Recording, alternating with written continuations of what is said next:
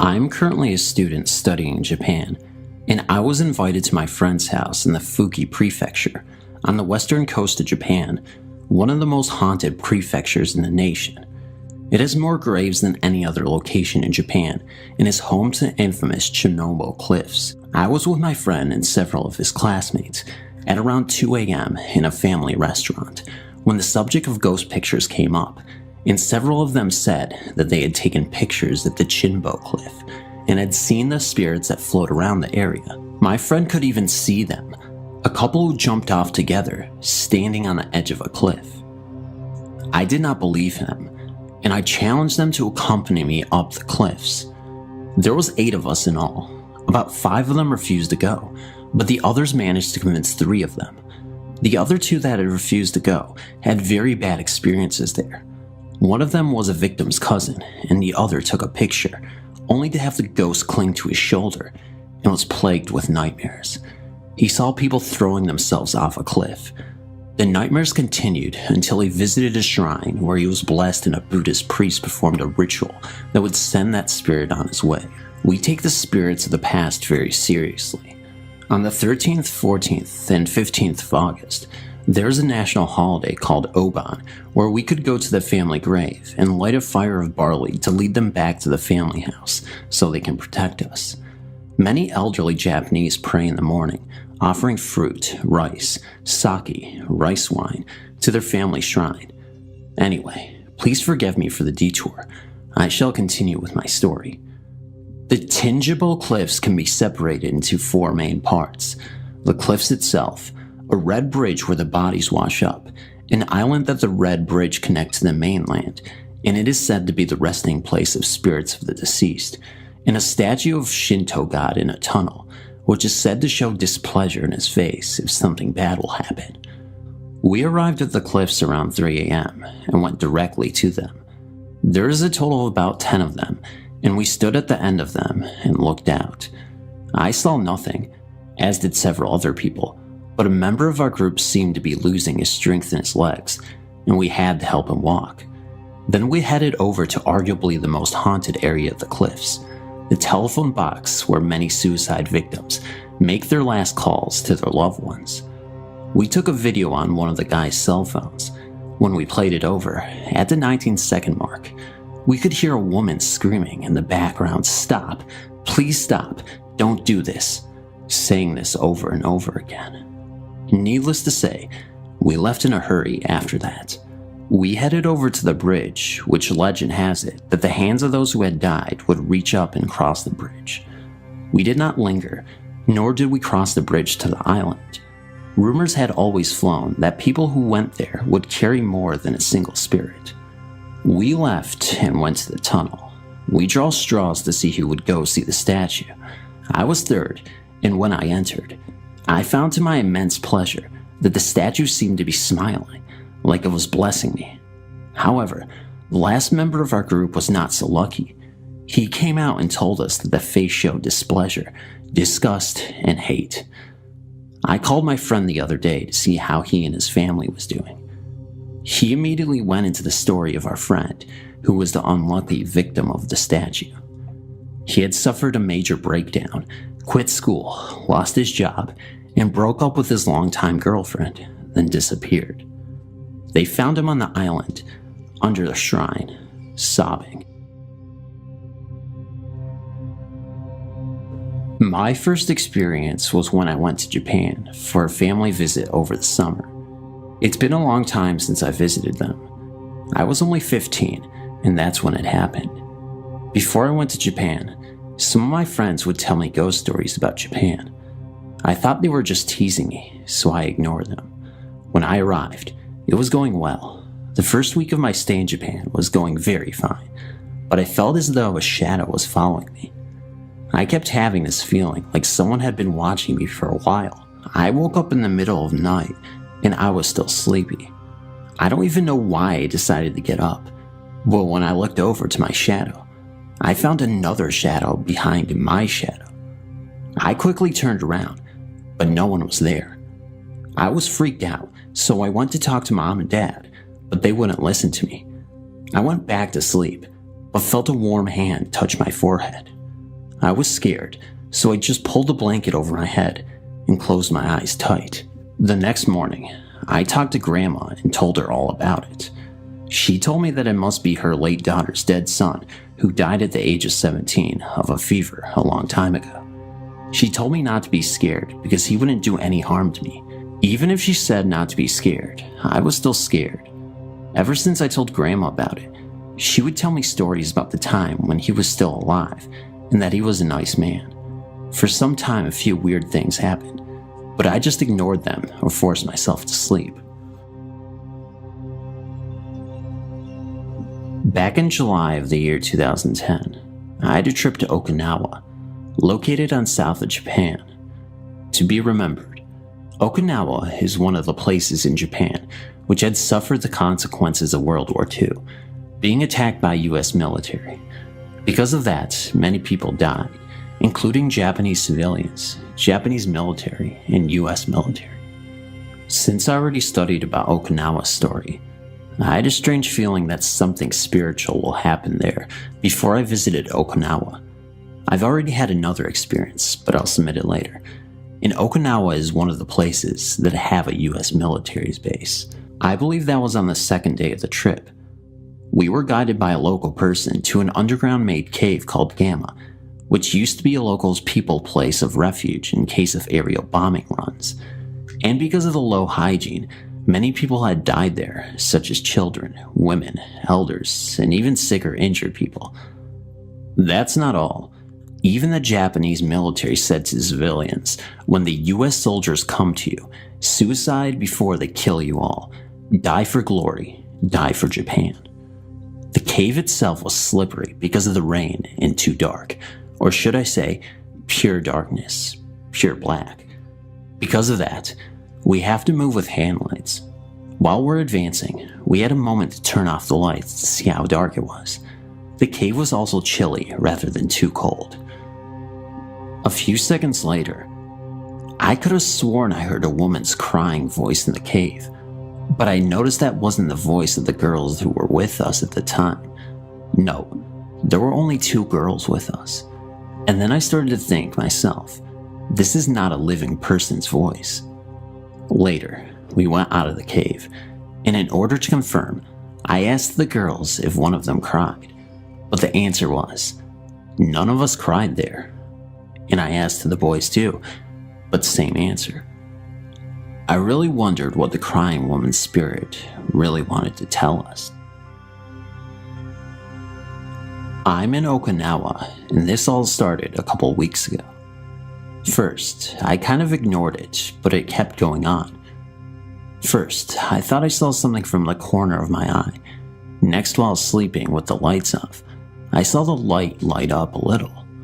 After that, in the middle of the night, I didn't feel part of the blanket down my foot, so I sat up and looked up, and the blanket was being lifted up a little. The other day I was hanging my clothes up, and I had a hanger on the bed. While hanging my clothes, I heard a noise. I turned around to see my hanger was now on the floor. I told my friend about it on the phone while in my room. After I hung up, I heard a whistle sound and I got cold. I had goosebumps on my arms. Recently, I was trying to fall asleep. I was laying on my side when I felt something on my back like it was pushing me a little. I ended up hearing the whistle sound yet again. The whistle sound is more frequent. It's a very faint whistle. I have no idea what it could be, but it hasn't hurt me. It's just like trying to get my attention and never leaves me alone when I try to sleep. And the last experience was when I was sitting in my room watching TV. I saw a goldish light orb in the corner of my wall, all the way up to the ceiling. I hope you guys can help me out. I'm out of ideas of what this could mean or be, and I'm so sorry if this sounds kinda jumbly or incoherent, but I wanted to get my thoughts down as fast as possible. Thank you so much.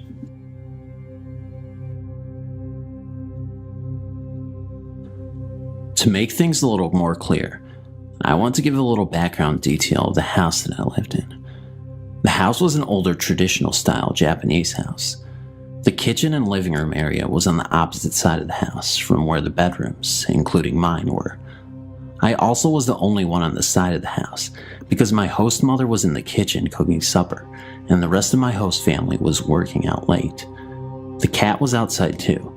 My bedroom door was a fancy sliding door that was made of frosted glass, so I would have seen someone walking by. Also, the ceiling in the hallway leading to the other side of the house from my bedroom is kind of low because I'm an unnecessarily tall Canadian.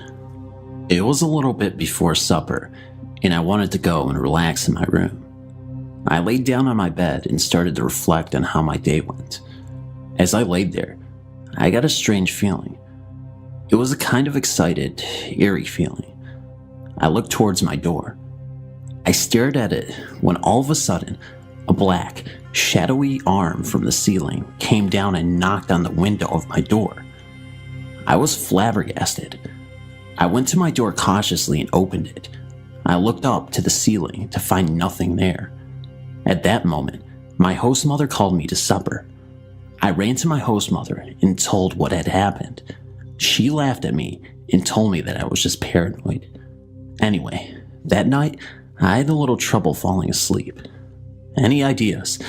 Or was I just hallucinating? In 1990, I was a corporal in the Marine Corps, counting down the last 6 months of my tour of duty at Camp Butler on the island of Okanawa. Being an NCO, I managed to get my own room. Although made for 2 people, the room was small. When you entered, there was a wall locker, then a bunk on the other side, and on the far wall was a desk, a small fridge, and an end table situated near a window. Hanging on the wall above the bunk on the left of the room was an old, large mirror held in a strange-looking, heavy wooden frame. I took the bunk to the right. Having recently been promoted, most of my friends were of lesser rank than me, and I let them hide in my room whenever they needed to shirk any unwanted duty that came up. They never stayed long, though. At first, they would try to nap, but complained of angry, violent dreams. Arguments would break out, and even a few fistfights occurred over even the most trivial things. People would enter the best of friends, believe, angry, sad, or even depressed. A few of us were sitting around talking once when one of them, who had entered in the best of moods, suddenly became upset about something and jumped at me, getting me into a chokehold that took the other 2 with him to release one from. Later he apologized and said he had no idea what had come over him. Feelings of dread, depression, and anger were only highlighted by the noises that came from the room. I can't even count the number of times the sergeant who lived in the room next to me would come banging on my door, telling me to turn down my music or the TV I had. The problem was, I was a very quiet person, only listening to music on my headphones and, on the rare occasion, I would watch TV, kept it down to a low volume. Numerous times he would complain about loud parties I was having, only to find that I was alone in my room, writing letters or reading when he came in to see what was going on. During this time, I had used an acoustic guitar and was writing my own songs. Since there was a lull in traffic out in the hall, and most people were away for the weekend, I decided to record a song I had just written to see what it sounded like.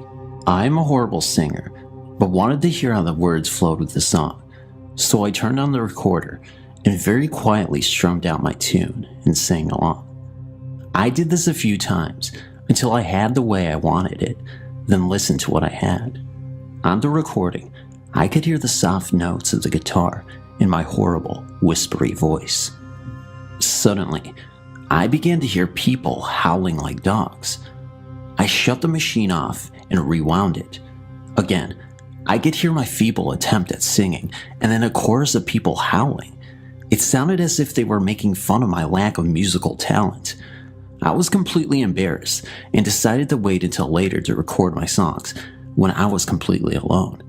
It did not hit me until later that the hallways and other rooms were empty at that time and that, upon listening again, the howling was coming from inside the room. The room had, to some degree, the same effect on me as it did everyone else, and it was easy to see that the mirror was causing it. When I had company, I noticed people would shy away from it. They would sit as far from it as possible and glance towards it now and then as if to make sure it hadn't moved. The mirror stood out, and although I used it, I didn't like to. I tried to avoid looking at it whenever I came or went, which was nearly impossible since it was so big. Once, after work was over for the day, with the sun still shining bright, I was getting ready to go out. It was the weekend, and I was to meet some friends nearby. I had showered and dressed and was about to leave when I remembered something I had left on the desk. Retrieving it, I went towards the door, quickly checking myself in the mirror. I stopped and looked again. I still have a hard time believing what I saw. There, in front of my own reflection, was the clear image of a human arm. It was tan and slightly dirty looking, stretched out as if to shake someone's hand. There was no body or blood or anything, just an arm from the shoulder to the fingers. I am unsure as to how long I stood there staring at it. A full 30 seconds at least, before it quickly faded away. It seemed as if I was in a trance the whole time, just looking at what should not be there. I couldn't move, or really even comprehend what I was seeing. Once it was gone though, I came to feeling cold, as if I were going to faint. I bolted for the door. Not quite sure what to make of all this, I met my friends feeling strange and confused, but said nothing. I needed more time to think about it. Soon after, the friend who had me in the chokehold was promoted and moved in with me. It took a week, but he finally said what everyone else had been thinking. He told me he couldn't stand the mirror and refused to stay another night in the room if it was not removed from the wall. He couldn't pinpoint one exact thing, but he said that the mirror was really strange to him, like it had a strong sense of, well, evil. Hearing this, I blurted out my own story about what I had seen, and we both agreed to do something. There really wasn't any place to store the thing, and when we tried to toss it out, we were told by an anal superior we couldn't dispose of government property without proper permission and to put it back in the room. Yes, he kept checking to see if we did. So we took it off the wall, wrapped it in a heavy blanket, and placed it behind the refrigerator with the glass facing the wall. This sounds silly, but it worked. After that, there were no bad dreams or fights to deal with, and things were noticeably better. It felt like someone had turned on a switch, and all the darkness fell away just like that. We had one more room inspection before leaving Okanawa and returning to the States, so we cleaned everything up, but forgot to place the mirror back on the wall. The officer giving the inspection was a friendly, easygoing lieutenant, and he gave us only one bad mark: the wrapped-up mirror behind our fridge. When he asked why it was like that, my roommate, much to my embarrassment, told him the whole story. The lieutenant listened, nodded, and then ordered us to unwrap the mirror. He looked at it, nodded again, crossed off the one bad mark he had written down, and said, "Wrap it back up, it looks better that way." We did just that, leaving it covered up for the next tenants to find.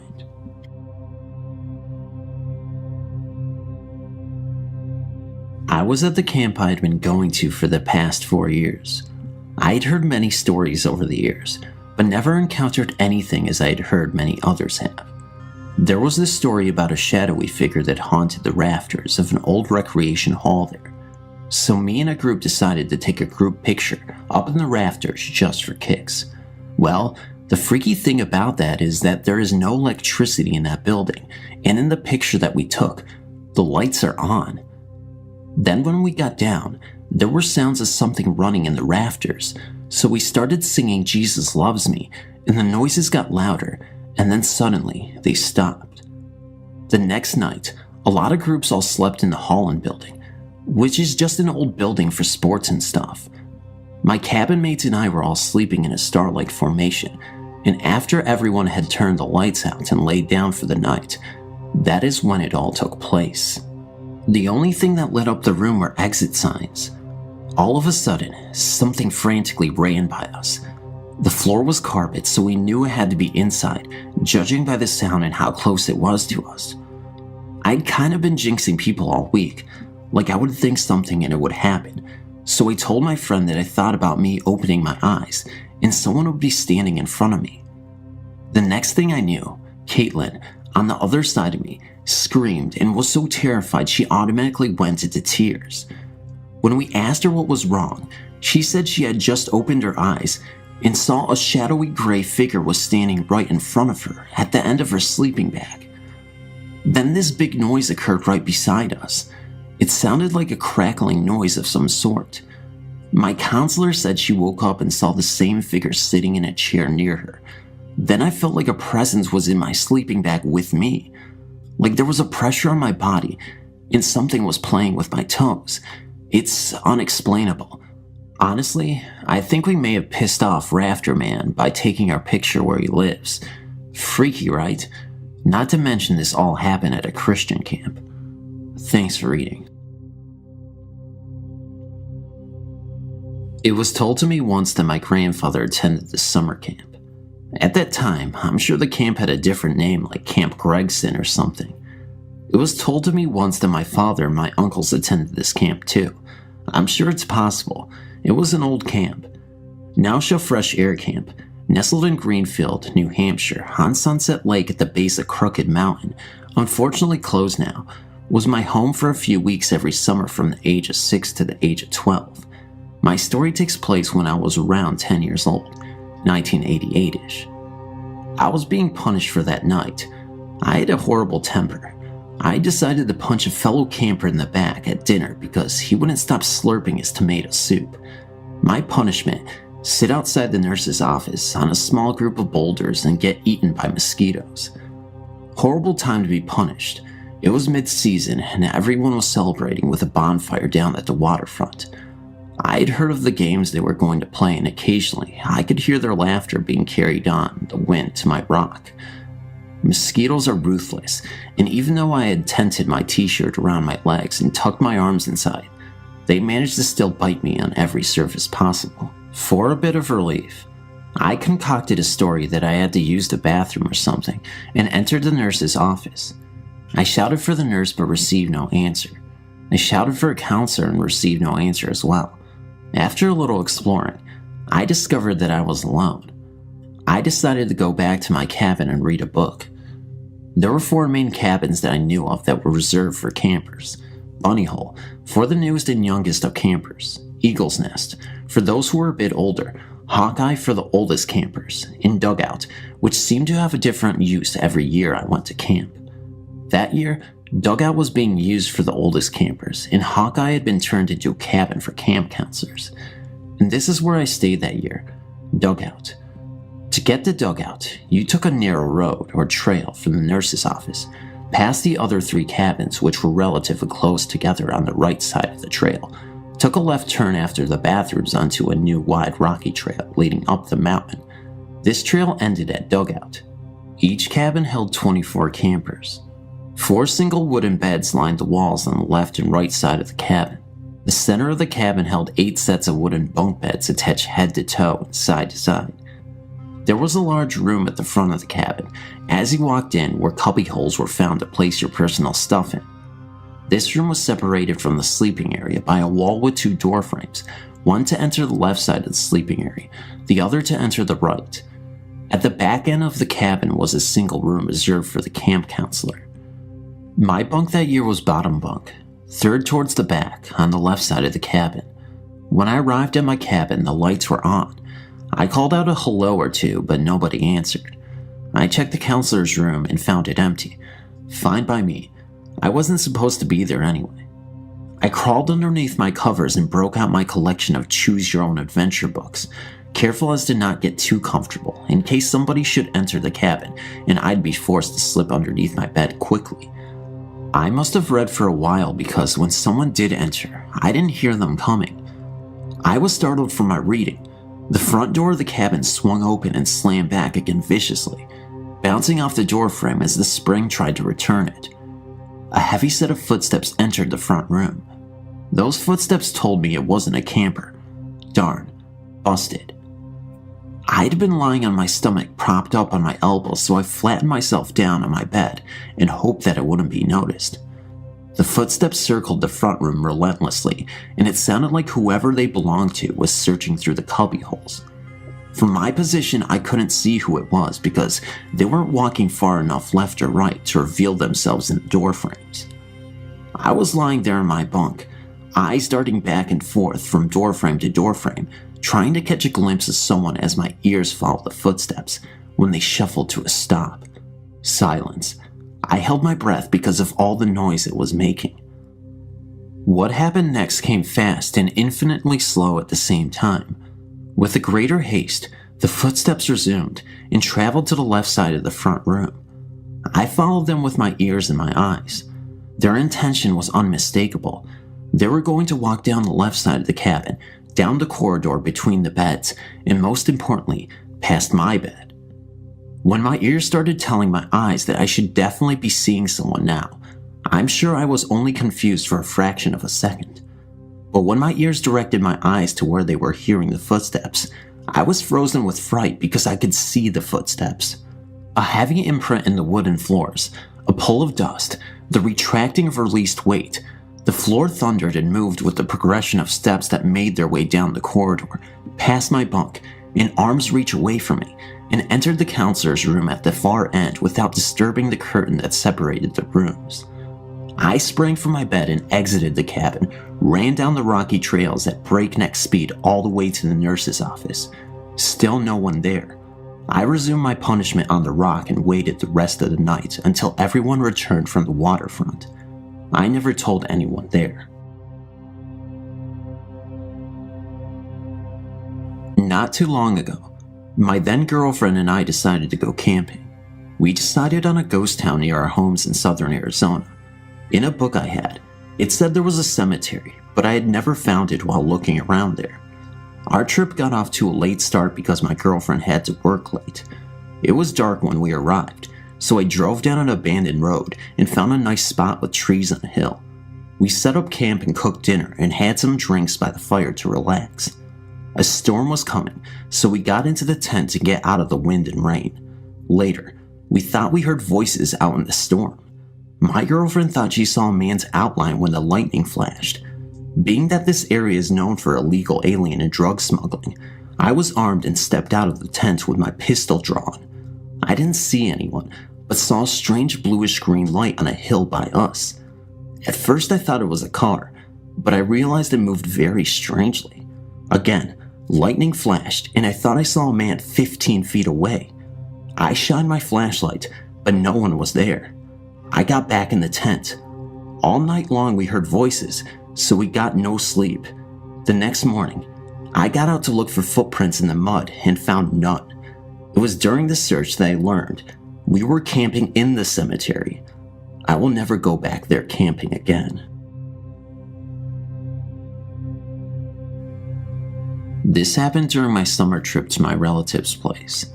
My grandaunt lives in this lovely town surrounded by a forest-covered mountain range. I've always loved trekking there and have even camped out overnight with my cousins. I've been there numerous times.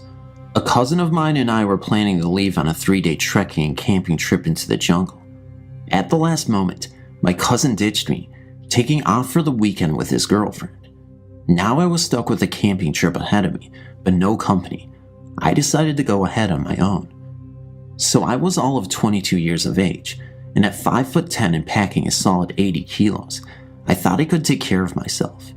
Nevertheless, I packed a Swiss Army knife, a machete, and a solid bamboo stick just to be on the safe side. The trip started off well, and by evening, I had made good ground. But then, with the failing light, my nerves started giving out, and I realized I was in the middle of a jungle all by myself.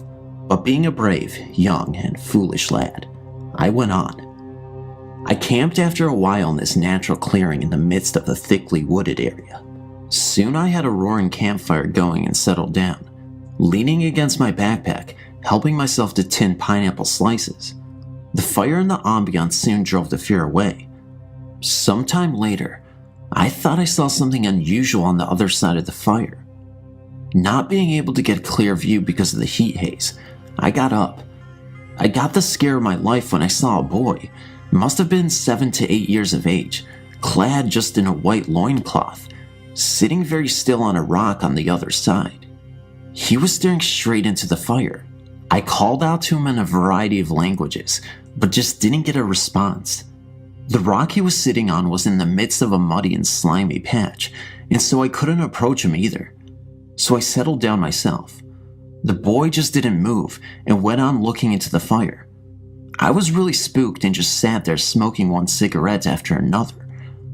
This went on for more than a couple of hours.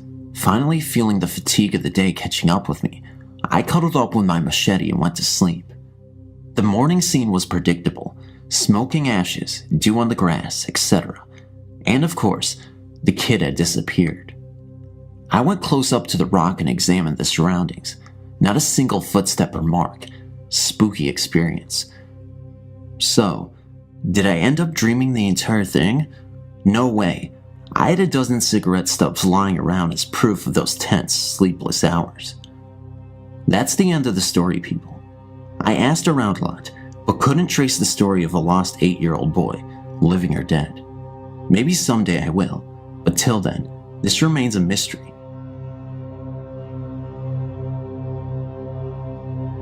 I am a complete skeptic on all matters spiritual. I try to keep an open mind and enjoy stories of anything that smacks of the Twilight Zone, but I don't believe a word of it. I don't believe in an afterlife or UFOs. That said, I've had one encounter that I can't explain. The way it happened was so spontaneous that I think I can rule out a practical joke, but any other explanation fails me. I know that everyone always says this, but this is really true. I was camping with a friend in the Coast Range in northern Oregon. We were riding dirt bikes and were out after dark for one last ride.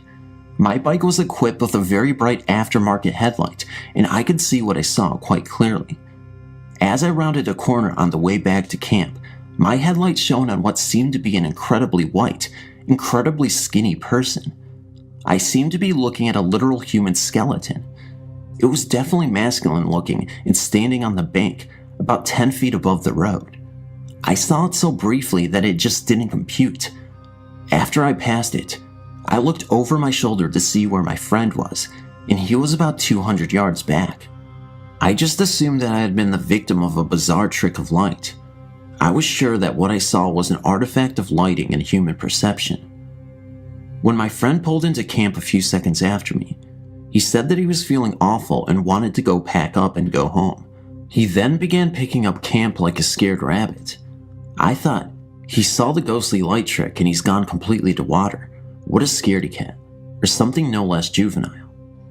I began to rib him. I said, "What's the matter? You look like you've seen a ghost." And I was making fun of him. He said, "You saw it too?" I told him that I had, and that it was a trick of light, and that he was acting about 30 years too young. We did pack up and leave camp afterwards. On the way home, I found out what he had seen couldn't have been the same trick of light. The being I had seen was about 10 feet up the bank on the left side of the gravel fire road. What my friend had seen was at road level, on the right side of the road, and it was holding a large, scary white dog on a leash. But we both thought we had seen what amounted to a walking skeleton. Something that in no way resembled a living human being, but looked like nothing so much as a skeleton puppet. It was so much striking, a real event, that I have no doubt that we both saw the same thing. It's been almost 10 years and no practical jokers have come forward. I've camped and ridden there dozens of times since that night, and have never seen anything else that was so strange. Thanks for reading. Forest Park Cemetery was the place. I will never forget it. There's been so much said about the spooky, forgotten graveyard. Many stories that don't make any real sense. On a dare by my classmates, I went there with my friends and sister, after religious class no less. I figured that no spirit would bother me after religion, right? When we got there, it was desolate, and the only thing we heard were the dry leaves rustling along the grass and weeds. It was a very windy day. Things are quite overgrown there. As we made around the iron gate, we started to walk towards the mausoleum. Through the overgrown brush, my friend Marissa fell and cut her knee on some broken glass. It must have been from a previous party, no doubt. As we approached, we noticed that the wind had stopped completely, and it was very quiet. That scared my sister, Tony. She was saying that we must have walked through a time gate and into another world or something. She was saying things like, "We can't get back now unless we find the time gate." I yelled at her to shut up and said to her she must stop staying up late watching those freak shows. I had to practically drag her along. With the exception of our constant bickering, we heard nothing until a faint wailing that Marissa picked up on. I said it was a cat or something, and the other two were telling me that it was the sound of a baby's cry that everyone told us about. As we came up to the building, we noticed torn clothing scattered about. I picked up a dirty red t-shirt, and it had 4 tears along its back. I said, "Holy cow, maybe someone was recently murdered here, and we would be the ones to find the body." By this time, the 2 others were shaking in their shoes. We walked around the building and noticed some new sneakers on the ground. As I picked one of them up and began to jokingly say that it must have been from the last person that was here, and that she must have been so scared she bolted out of here so fast that her sneakers fell off, I noticed some hair stuck to the corner of the building stone. We all went over to take a look, and it was someone's hair, and parts of the roots were there too. All of a sudden, the wind picked up real strong, and a white sheet floated into the air and spun around in a devil spiral. It almost looked like a ghost. That was the end of my joking, and we got out of there quick. There were just too many coincidences that day for me to not look back at and say it was nothing. When I worked at an inn in New Hope, Pennsylvania, as a live-in housekeeper, I always knew exactly how many guests we had at the house. I always took time out to talk to each guest, trying to remember who they were and their names for the next morning when I served breakfast. That night I knew we only had 1 room left unoccupied, and I always felt relieved to have even 1 less room to clean in the 8-room inn. I knew that all of the guests were in their rooms one night, and I looked down the hall to see a man in coattails look up the long stairway to the upstairs of the old house. I thought that he looked upset because he's bolted upstairs 2 steps at a time. I remember thinking at the time that the manager or the innkeeper may have checked this last guest in, and he was possibly part of a wedding. I told the manager the next day that I wasn't looking forward to cleaning all the rooms. He said, "What are you talking about? You don't have to clean all the rooms. Only 7 were rented." He said in a voice that I can only describe as annoyed, confused. I asked him who the man in the gray coat was that bolted upstairs last night. Was he one of their friends? He wasn't any of the guests that I had checked in. I knew that for sure. When I told the manager about the gray-coated man, he looked at me like he had seen a ghost. The manager said, "Don't tell me that. I don't want to hear any more about this." Still confused, I said, "What do you mean he wasn't a guest?" He said, "Oh no, it's Ann Miller, the movie star, all over again. She stayed here and started talking like this." Apparently others had seen this ghost before, and there was an old newspaper story on the wall about a ghostly soldier staying at the inn, or something like that. I'm just really, really glad that I didn't realize that the ghost was a ghost, or I wouldn't have been able to sleep that night in my room on the top floor. I had also nights in the inn where I was sure somebody was watching me, standing right over me. I used to hear very loud, almost insanely loud ringing sounds in my ears at the time. I remember thinking how cruel that was, that loud ringing sound, and I wondered if I was going to die. The energy was very, very strong. I was also uncomfortable after that, and couldn't stand to have the vacuum cleaner on, because I felt cut off from the real world when I was in the inn by myself. Evening Magazine did a story when I was still working there too, about the best inn in New Hope. As you may have guessed, yes, they did mention that ghost in the story.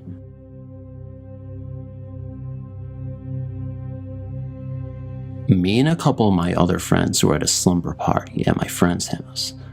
All of a sudden, my friend starts talking about these people that went into the cemetery and never came out.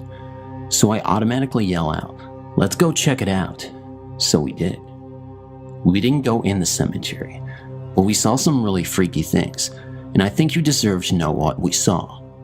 At first, I did not believe her, but then I saw this strange figure sitting on a pole on top of the fence.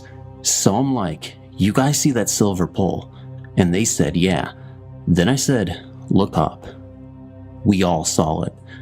It was a faint sight of a woman, her head facing downward at first. Then she looked up. I screamed. We all did. Then we ran inside the house. After we were calm enough to talk, we started dancing around to the music. When we had come in, we closed the shades. But then something strange started happening. The blinds started to sway back and forth, faster and faster each time. By then, we were so scared we jumped on the couch, but none of us had the guts to get up to turn the television off. But another strange thing started happening. The TV started turning on and off and changing channels slowly. It was about 3 o'clock in the morning. We were tired and freaked out, but me and one of my friends were still up, so we look out the window. We didn't get up, but sure enough, we looked out a crack in the window and saw a ghost looking straight at us. We screamed and woke the other girls up. They saw it too. We went up to wake my friend's parents up to show them, but when they got downstairs, the ghost was gone.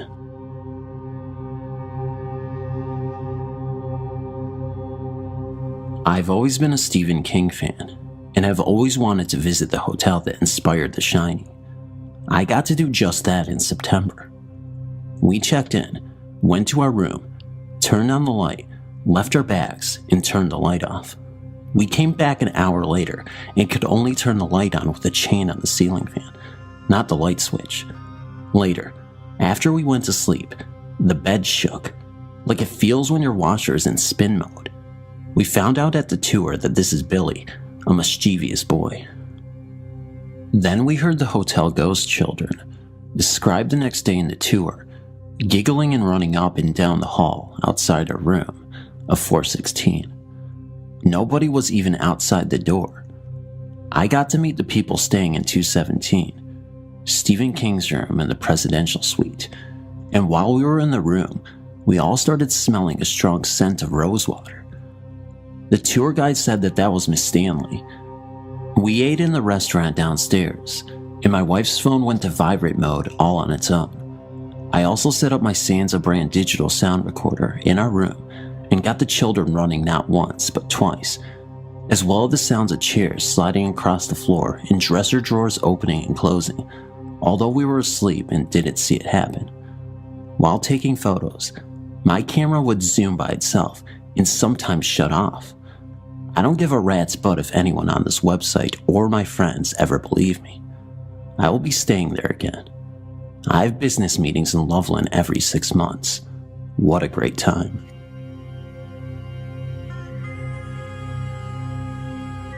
My daughter had just passed away.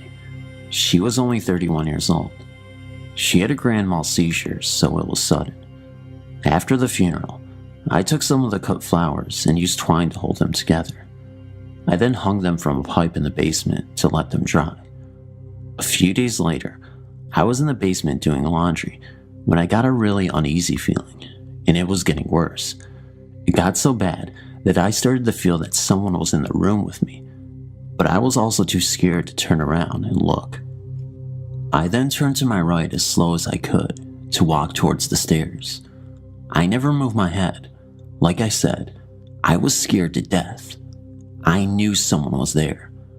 I started up the stairs very slowly. I was afraid if I moved too fast, it would hurt, grab, touch, or do something to me. When I got to the top and turned the corner, the feeling left. But after about 5 seconds later, there was a horrible crash that came from the basement. I had a wall of shelves holding canning jars, glassware, knickknacks, etc. It sounded as if this whole wall just fell down. The noise was horrible. That was it. I packed a few things and got the hell out of there and went to a friend's house. After 4 days, I went back with my friend. We waited a little while because we were both apprehensive, but then we went into the basement. I expected to see a disaster on the floor, but there wasn't. To my amazement, the only thing on the floor were my daughter's funeral flowers. Fluffy, dried up flowers that couldn't have been heard falling if you stood right next to it. I also know that it would have been impossible for them to just fall because of the way I tied them up there. I've been trying to contact people who know about this stuff, but hit a dead end because they all want money to answer my questions about this. When a close person dies, it's natural that you would feel and hope that if possible, they will send you a sign. In this case, I don't think this event was my daughter's doing. She would not have scared me like that. That presence was one of evil. It felt evil.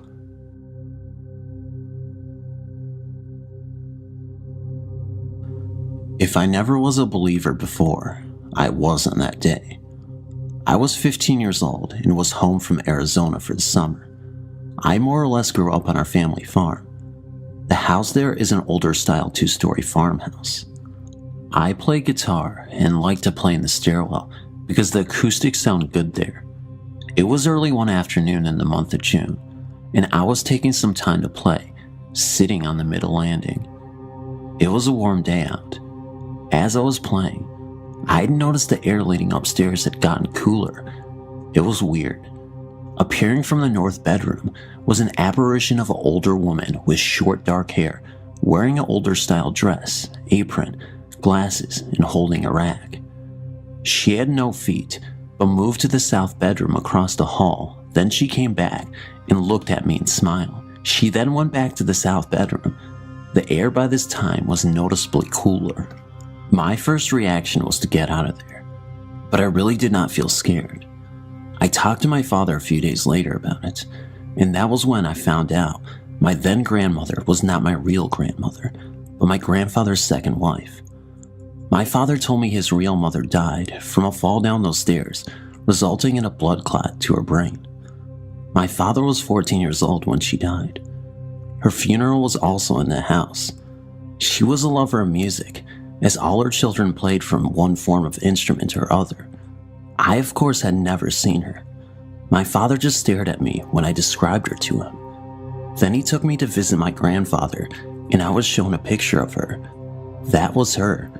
For some reason, when I go back to the house, I still feel a presence there. I can remember my first experience with a spirit, and it frightened me to the point where I was almost petrified to get out of bed. Okay, let me back up. I was quite a few years younger, probably 8 or 9, when the usual bedtime routines would begin. My younger brother, age 4 at the time, was making his commonly nightly advance for the light switch on the wall. He'd always switch it on right before bed, because he was afraid of the dark, to a point where he would scream like the uncanny themselves. The light switch was at the top of the stairs, in our room, and to scan down the stairs without the lights on, you were almost never able to see the bottom. I believe there was at least 18 stairs, and at the very bottom, another light switch. Above the switches were the light fixtures themselves, just 2 tiny fixtures lighting a long staircase, which would leak beams of light right into the bedroom and keep it well lit. The night continued like any other. Our parents tucked us into our beds, gave us each a kiss on the forehead, told us they loved us, and we'd sleep content knowing they were there. No more than an hour or 2 passed and the light bulbs went out, one after the other. I thought nothing of it until my brother began to toss and turn in his bed as if he were very ill. He sat up in his bed and buried his head into his hands, looked up, and cried for our parents to fix it. Some time ticked by. It turned out the light bulbs blew, which I also thought nothing of until I realized the next morning that we just put new bulbs in that afternoon. After the small, bothersome fiasco, I finally managed to get back to sleep. Many hours later, I regained consciousness, keeping my eyes closed, hoping to get back to sleep. No lights on, which meant nothing would burn my eyes, and I thought I'd be back out in seconds, until I was disturbed by a long, chilling wind that swept up from the flooring. Immediately, I realized I had the chills and opened my eyes, seeing nothing more than a long, flowing, white fabric float over my entire body. Almost too afraid to move, I slowly jerked my head to look at the staircase, seeing how it was almost perfectly adjacent to the foot of my bed. I saw a woman. She seemed so peaceful, content, without a care. Standing at the top of the stairs, she reached for the handrail and dropped her right foot down one step. At this time, I realized there was something amiss with her beautiful, fluttering, chestnut brown hair. I was curious as to how her hair was flowing, as if in the wind, when she caught me glancing at her. She seemed so startled and afraid to see me, as if she did something terribly wrong. She began to become transparent as her head hung lower in shame and came back up in a gasp, as if she meant to say something or became even more frightened, and then she was gone. The breeze that filled my room as this event transpired died down, and my alarm clock read 3 a.m.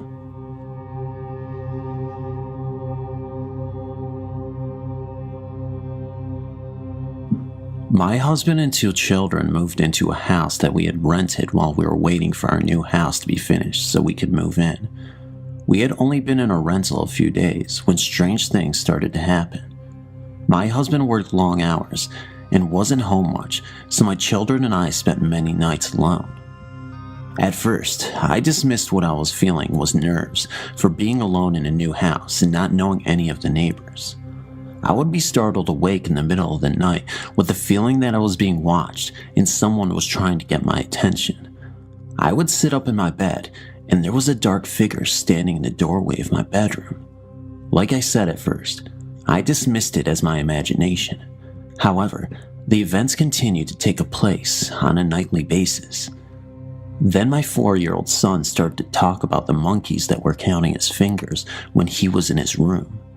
I asked him to tell me what the monkeys looked like, and he described a dark figure that I had been seeing. At this time, I was getting a little spooked. It really got to me, and I realized that I was dealing with a spirit when one of my kids' wound up stuffed animals kept laying in the middle of the kitchen floor, and I would pick it up and put it in the toy room, and within minutes the toy would be in the middle of my kitchen floor again. Finally, I gave up and put the toy on top of the fridge to keep the toy away from the kids. We left shortly after placing the toy up out of the reach of my children.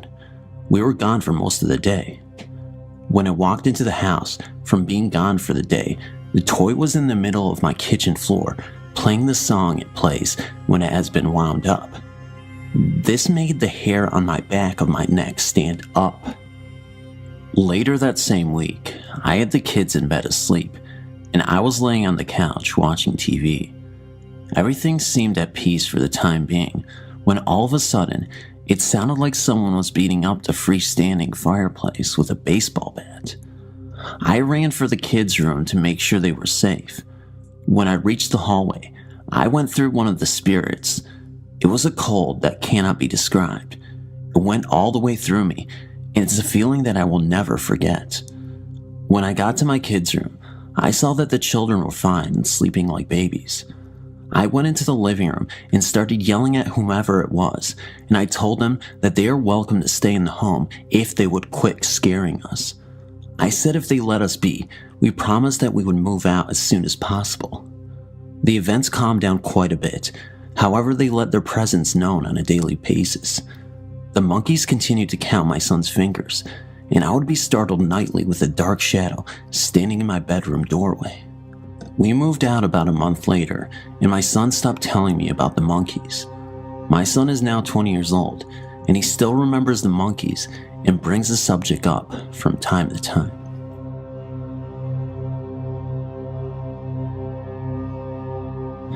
I would like to share with you one of my own true experiences, which happened right here in Dayton, Tennessee, approximately 20 years ago. This story is true. I don't have a witness and I can't prove it, but it happened. When I was about 25 years old, I was hired on at the city of Dayton as a laborer. Due to medical problems, I requested a transfer and wound up working at the water plant. This is where water is sucked in through huge pipes from the Tennessee River and treated with chemicals to make it safe for drinking. Since it had to be located near the river, the water plant was rather secluded and far away from any houses. It was a lonesome place on the graveyard shift, from 11 p.m. until 7 a.m. Nobody there but me and sometimes my little dog, Rustus. But it wasn't really scary either. It was spotlessly clean and well lit. There were no cobwebs or dark corners, and best of all, it was easy. The only place in the plant that made me nervous was the basement. That's where the huge pipes from the river entered into the building, and the atmosphere down there was just creepy. Anyway, I've always been sensitive to spirits, somewhat psychic, and I know my way around a deck of tarot cards, and that intuitive voice, that gut feeling, told me that I should stay on the upper floors, at least above ground level. So I did, and everything was cool for a long time, but then, things changed. I went into work that night at 11, same as usual. Nothing out of the ordinary was going on, and after saying goodnight to the guy that worked the evening shift, I started the filters, checked all the chemicals, and then settled into the chair behind the desk in the office with a book. It's kind of strange, the little things that we remember. The name of the book was One Flew Over the Cuckoo's Nest by Ken Kesey. Why do I remember that? Oh, well, that's not important. I was really getting into the story. You know how sometimes you can get so absorbed into something like that? You forget about everything except the book, and the next thing you know, a couple of hours have slipped away without a whisper. Well, that's what happened. I looked at the clock and it was 3 a.m., straight up. It's a true witching hour. That's exactly when I heard the noises began. Slam. Something in the hall had fallen onto the tiled floor. Bang. It happened again. But that wasn't possible. I was alone, and there was nothing in the hall that wasn't bolted to the floor. So I took a deep breath, slowly eased out of my chair, and peeked through the doorless opening into the hall. First to the left I looked. Nothing. Just the closet door, which was open slightly. Then to the right, and there, about a halfway to the door that led down to the basement, were two of the cabinet doors laying flat out on the floor. The same two cabinet doors that I had carefully closed and latched earlier. I decided that they weren't hurting anything by being there instead of on the cabinet, at least until the sun came up.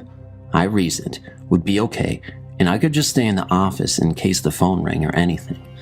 I turned back to my chair and book and wished that there was a door that I could close and lock, but there was no door. It had been removed years earlier by Charles, an enterprising ex-employee who would never tell where he hid that door after he got fired for trying to disassemble the whole building in 8 hours. When questioned by the supervisor, Charles pulled a knife and began to babble about the Bible, the Great Beast, and the Book of Revelations. But back to it, my chair and book. I sat back down and tried to read more, but it was impossible.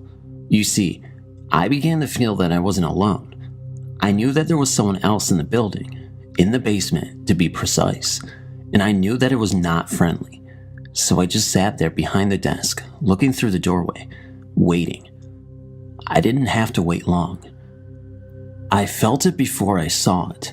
A terrible air of hatred and evil seemed to settle in like fog in a graveyard. I was scared, really scared. And then I saw it. As I sat in the chair, looking out into the hallway, the shape drifted into view. It came from the direction of the basement, floating slowly about 6 to 12 inches above the floor.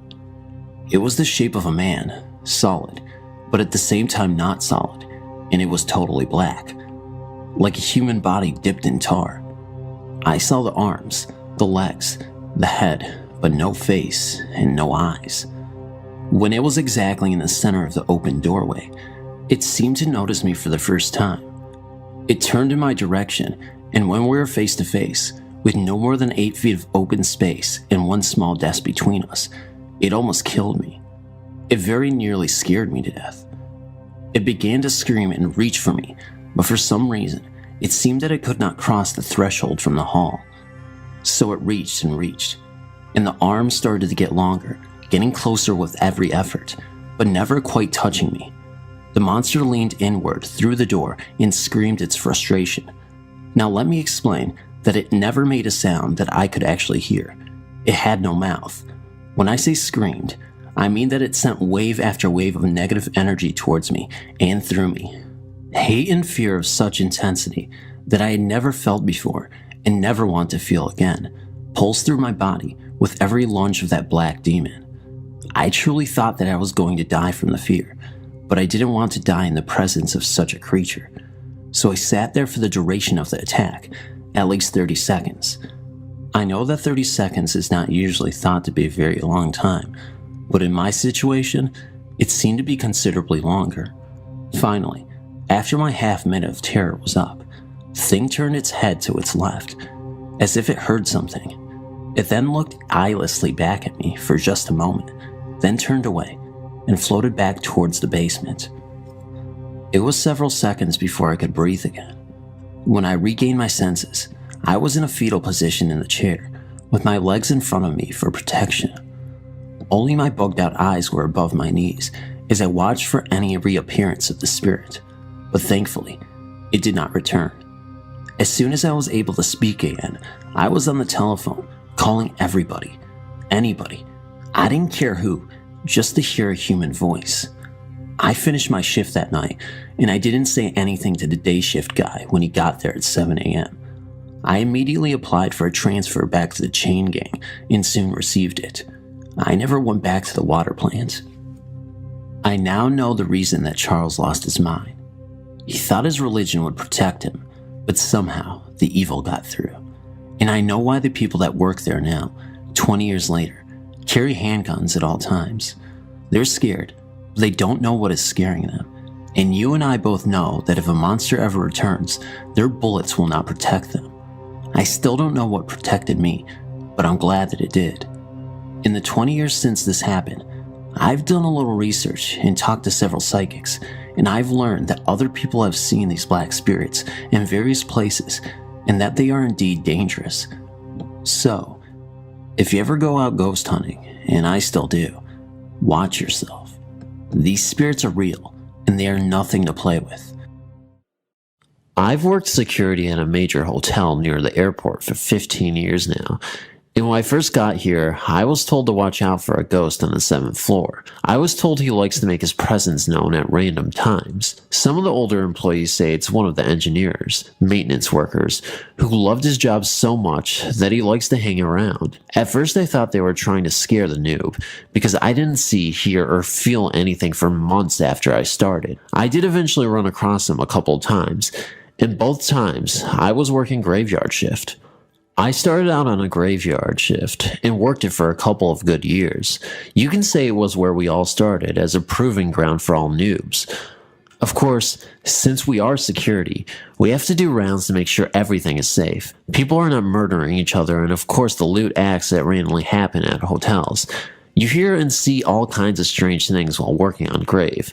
Almost all of it can be explained though. The sights, the sounds, the interactions, and sometimes the smells can be overwhelming sometimes. There's also the fact that sometimes, no matter how nice the hotel, someone dies. I've had it happen to my shift 2 times that I can count. It's happened a couple times to the other guys I work with too, but that is just part of the job. When walking the hallways, you notice things like doors that creak when you walk by, especially me since I'm 6'4" and 200 pounds. One night, a few months after I started though, I think the ghost made its presence known to me. I was doing a patrol on the 7th floor when I was walking by one of the vending machine rooms. They are small rooms that have a soda machine and an ice machine.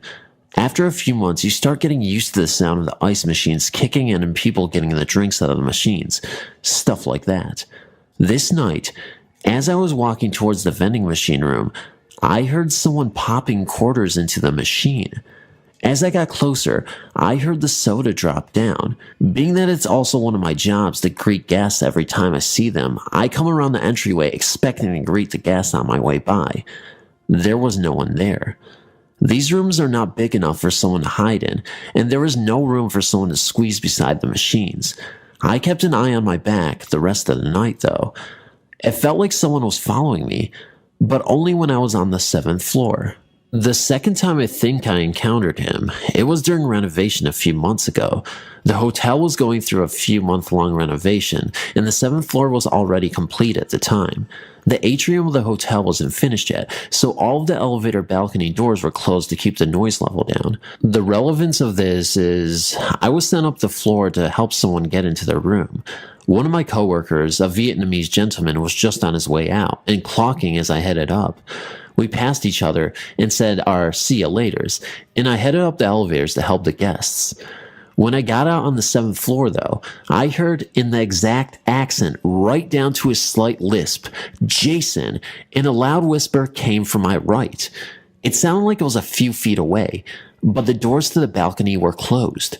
The weird thing is, I also heard guests down the hallway to my left, and none of them had an accent even close to Vietnamese, or a lisp. I checked the doors real quick. No one was on the balcony, and quickly went to help the guest. When I was 12, I moved to a church home called The Ranch with my mom. Before all this happened, I never believed in ghosts, spirits, or even demons. But now at the age of 20, I believe we're not alone. Okay, let's get to the story. When I first moved into the ranch, it wasn't just me living there. There were other kids and their moms. On the first night, everything seemed fine. Nothing happened. 2 days after we moved in, I started to become afraid of the 2nd floor. I never wanted to be up there by myself. I didn't know why my mom thought it was a kid thing. You know how some kids become afraid of basements or closets? For some reason, I was afraid of the 2nd floor. My mom always told me that it was all in my head, but I knew what I felt, and what I felt was pure evil. A week after moving in, I was upstairs by myself trying to rest my eyes when I heard a noise coming from behind me in the bathroom. It sounded like weeping, as if someone was cleaning the bathroom. When I turned around, it stopped like it never happened. I rolled back over to rest, and the noise started up again. I was so scared that I got up and left the room. I never told my mom what happened. I figured she'll think I'm making it up or something. Now, lucky for me, I wasn't the only one who was hearing things. There were 3 other kids who heard noises all over that place. I never thought these things were real. One night, I was asleep upstairs. It was about 11 p.m. when 3 of other kids, all sisters, started screaming out of nowhere.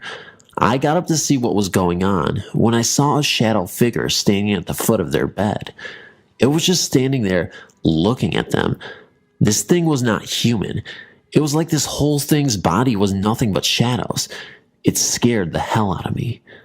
2 days after the night, my mom told me that one night while she was in the shower, she felt someone watching her, and yet she was alone upstairs. That freaked her out. 2 days later, we were gone. We left and never came back. Until this day, I always wonder what it was and if it's still there. Thanks to all of you who took the time to read this. Everything I wrote here is the truth. I swear to my life. When I was around 7 or 8, I saw a ghost in an underpass while in London with my mom. Since that day, I've come across something which makes me wonder the true nature of what I saw. I'm no longer sure he was a ghost. It's possible he was something else. I'll explain. Firstly, for those who don't know, people in different countries probably have a different name for these, hence clarification. An underpass is a small tunnel that usually runs under a busy road where there is no bridge or traffic lights allowing pedestrians to cross the road. They are all the same, covered in graffiti, rubbish usually, bit smelly, faulty lights or just dimly lit. In a lot of them, lights will be broken altogether here and there. I was used to these tunnels, as was everyone else. They are very common. Anyway, to what I saw that day, there were a good amount of people around, coming and going on their way. Nothing strange. Out of the blue, I got a panicky feeling that I couldn't ignore. Things just didn't feel right. We continued walking.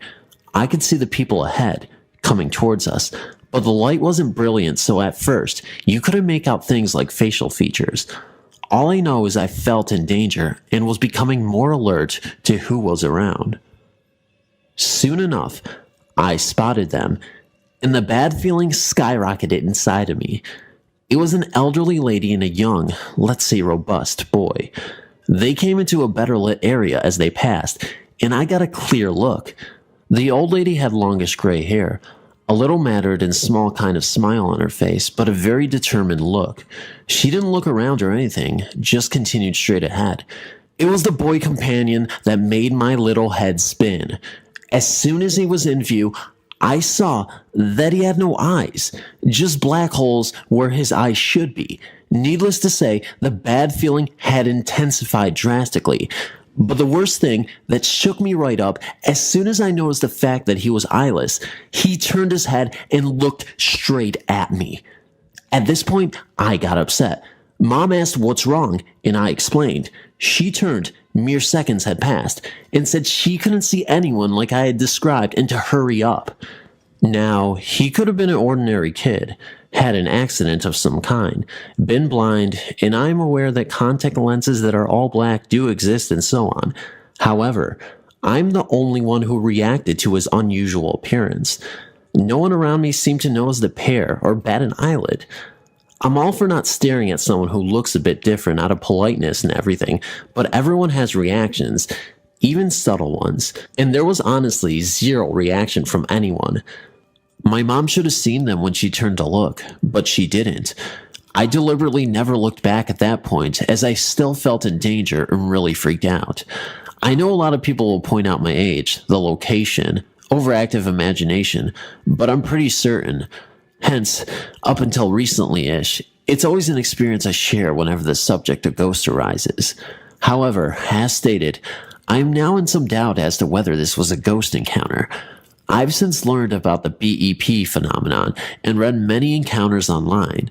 Some, I'm sure, have been faked. BEP stands for black-eyed people. They seem to be average men and women at first glance. Normal human body hair, clothes, you know, all that stuff. But no whites at all, and their behavior can set them apart. You'll have to go and read some accounts for yourself to know what I mean. And there are many sightings. Some think they are aliens, others think demons. They have even been compared to vampires, as in a lot of them stories, BEP or BEC, black-eyed children, will turn up at people's houses asking to be let in and don't seem able to enter without permission.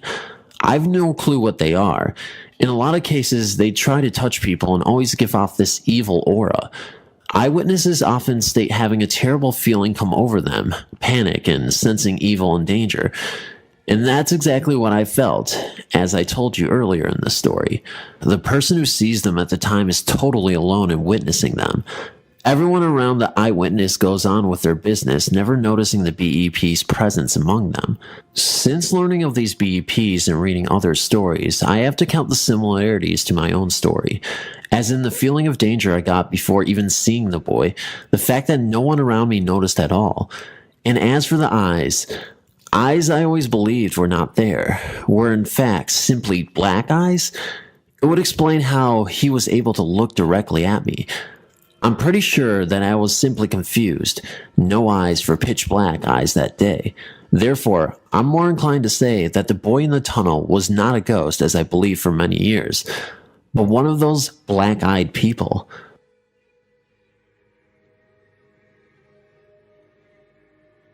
Most families have some kind of hero in the family tree. Some great or maybe even recent member they point at with pride and say he or she was the first to, or fought in the war and was decorated. You get the gist. In my family, it was my maternal grandmother. Her familiar claim to fame was having drowned a boogeyman. It was back in 1946 in rural Kentucky. The twins, my oldest sisters, were 5 years old at the time and living with my mother in a small cabin on my grandparents' property. By all accounts, they were quiet, well-mannered children until the arrival of the boogeyman. No one knew where the children had even heard of them, but almost nightly their shrieks of fright roused the households, bringing my grandfather on the run with his shotgun. They became afraid of the dark and would beg for my mother to sit with them until they'd fallen asleep. This went on for weeks, despite the fact my mother kept reassuring them that the boogeyman didn't even exist. He was just something made up to ensure children behaved, and since they were always good, they never have nothing to fear anyway. My mother wasn't actually sure that there was nothing to fear. For weeks now, there had been odd occurrences in and about the cabin that she was at loss to explain for. For one thing, several times when the girls cried out, their room smelled of rotten eggs, and sometimes the window that she was sure had been closed was slightly opened. There were times when she found weird drag marks in the dirt outside their window, as if someone with a horrible limp had come that way. Privately, she told her father that she was worried that the boogeyman might be some hobo lurking about. Grandpa said if that was the case, they'd be more likely to steal a few chickens, and surely they wouldn't dare to come back every night, or have any interest in scaring little girls. Still, that same day, he brought old Jack, his hunting dog, to stay with Mom and the girls. According to my mom, Jack made himself right at home, but steadfastly refused to have anything to do with the girls' room, refusing to enter it, and at night would growl at nothing she could see. Days dragged by, the boogeyman taking its toll on my mother and the girls, mostly due to lack of sleep. One simply does not go from terrified screaming and responding to such screams as sounds sleep easily. They grew pale, and dark circles formed under their eyes. One day, Grandma decided to consult with Aunt Sylvia about the situation. No one knows what transpired between them, but it had to be serious for Grandma to pay a call on a known witch. No one is really certain if Aunt was an honorary title, or if she was truly related in some way. What is known is when she came back, she volunteered to sit with the girls for the night and even gave my mom money to go see the movie playing in the next town over with her cousins. A rare treat indeed. When Grandma came, she ushered my mother off and set about getting the girls ready for bed. Of course they did not want to go, so instead she put them in my mother's room, telling them enough was enough and she'd take care of that old boogeyman, and he would never ever bother them again. Then she gave them instructions that no matter what they heard, they mustn't leave the room. It wasn't long before they heard her talking in their room. Grandma was not a soft-spoken individual. "See this broom, you devil? I'm going to beat you with it. Now you get out of here in the name of Jesus and never come back." After that, there was a horrible racket that went from one room to another. It sounded like furniture was being overturned. Old Jack was barking up a storm, and Grandma yelling. They heard the back door slam, and running to the window saw Grandma running down the path, swinging the broom and shouting Bible verses. After a short while, she returned, telling them they didn't need to worry about the boogeyman anymore, as she had chased him down to the river where she had drowned him. My mother came home to find the twins sleeping peacefully, her home in disarray, her broom broken, every window and doorway salted, and Grandma reading the Bible. Whether the result of a theatrical performance by Grandma or some cleansing ritual, the twins never again complained of the boogeyman bothering them. A couple of years ago, I ran across an old Ouija board dated 1919. I remember how fascinated I was with an experience when I was about 10 with one, so I thought that this board game would be fun to fool around with again. My son, when he was very young, told me about looking out his bedroom window and seeing 3 glowing figures coming from the field toward his window one night. He also stated that they even entered his room and stood at the foot of his bed. He covered his head with the blankets, thinking that they would go away, and when he uncovered his head, they would still be there. Then they vanished. I attributed this to a bad dream at the time. There is this old, beautiful house in my property, built in 1926. The builder also signed and dated his name in the rafters in the attic. Cool, I thought, that he took so much pride in his work, like an artist, to do such a thing. Anyway, we were in this old house, working the Ouija thing and so forth. My son asked me to see if what he saw was real or not. We got an answer and a lot more. The 2 people who were at the board knew nothing about this. In fact, they did not know the name of the road we live on or anything else much about the neck of the woods. I asked if there were any ghosts who wanted to speak, not at all taking any of this seriously. "Yes," replied the board. "Who are you?" I asked. "Anna Mills," was the reply. as our guests worked a Ouija board. "Why are you here?" I asked, and the Platchidid began to move quickly. "I died here on the Munger Shaw Road." Our guests didn't even know the name of this road. "How?" I inquired. "Truck," the board answered. "How?" I asked. "Run over," Anna replied. "When?" 1936. At this point, I was having fun with this game. I did not take this at all seriously. After all, this thing is just a game. "So if this is all true, where's your body so that I can bring you some flowers?" I jokingly asked. Her answer sent chills down my spine. "You are there," she answered. "What do you mean?" "Scattered." Misspelled by an 8-year-old, she said, "My ashes are scattered where your trailer house is," she added. She gave us a lot of information that night. She is with 2 uncles who are elusive, but protecting her. She was visiting them here when her death occurred. Things have happened after that as well than before. When I first bought the trailer house where it is now abandoned, for I am now living in the old house, my ex-wife and I heard the distinctive voice of a child crying. That I can say without a doubt. My ex also told me that she saw a small girl one night fleeing out the door one late night. Blew her off.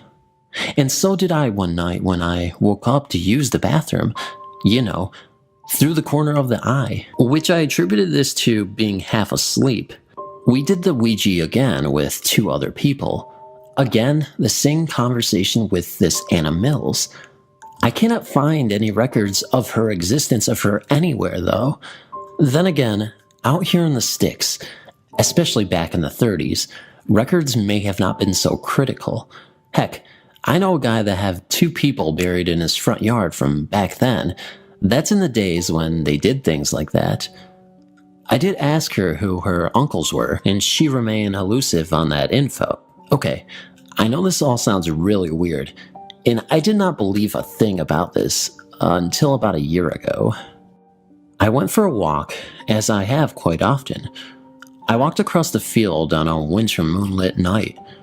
On my way back, I distinctly saw 2 people sneaking around the trailer. Thinking that someone was trying to break in, I approached one of them. I yelled out to them, "What did they want?" ready to confront the intruders.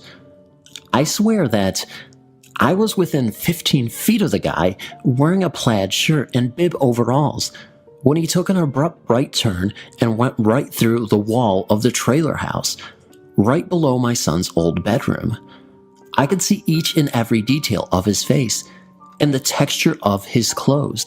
He looked just like a real person that would appear under a full-lit moon.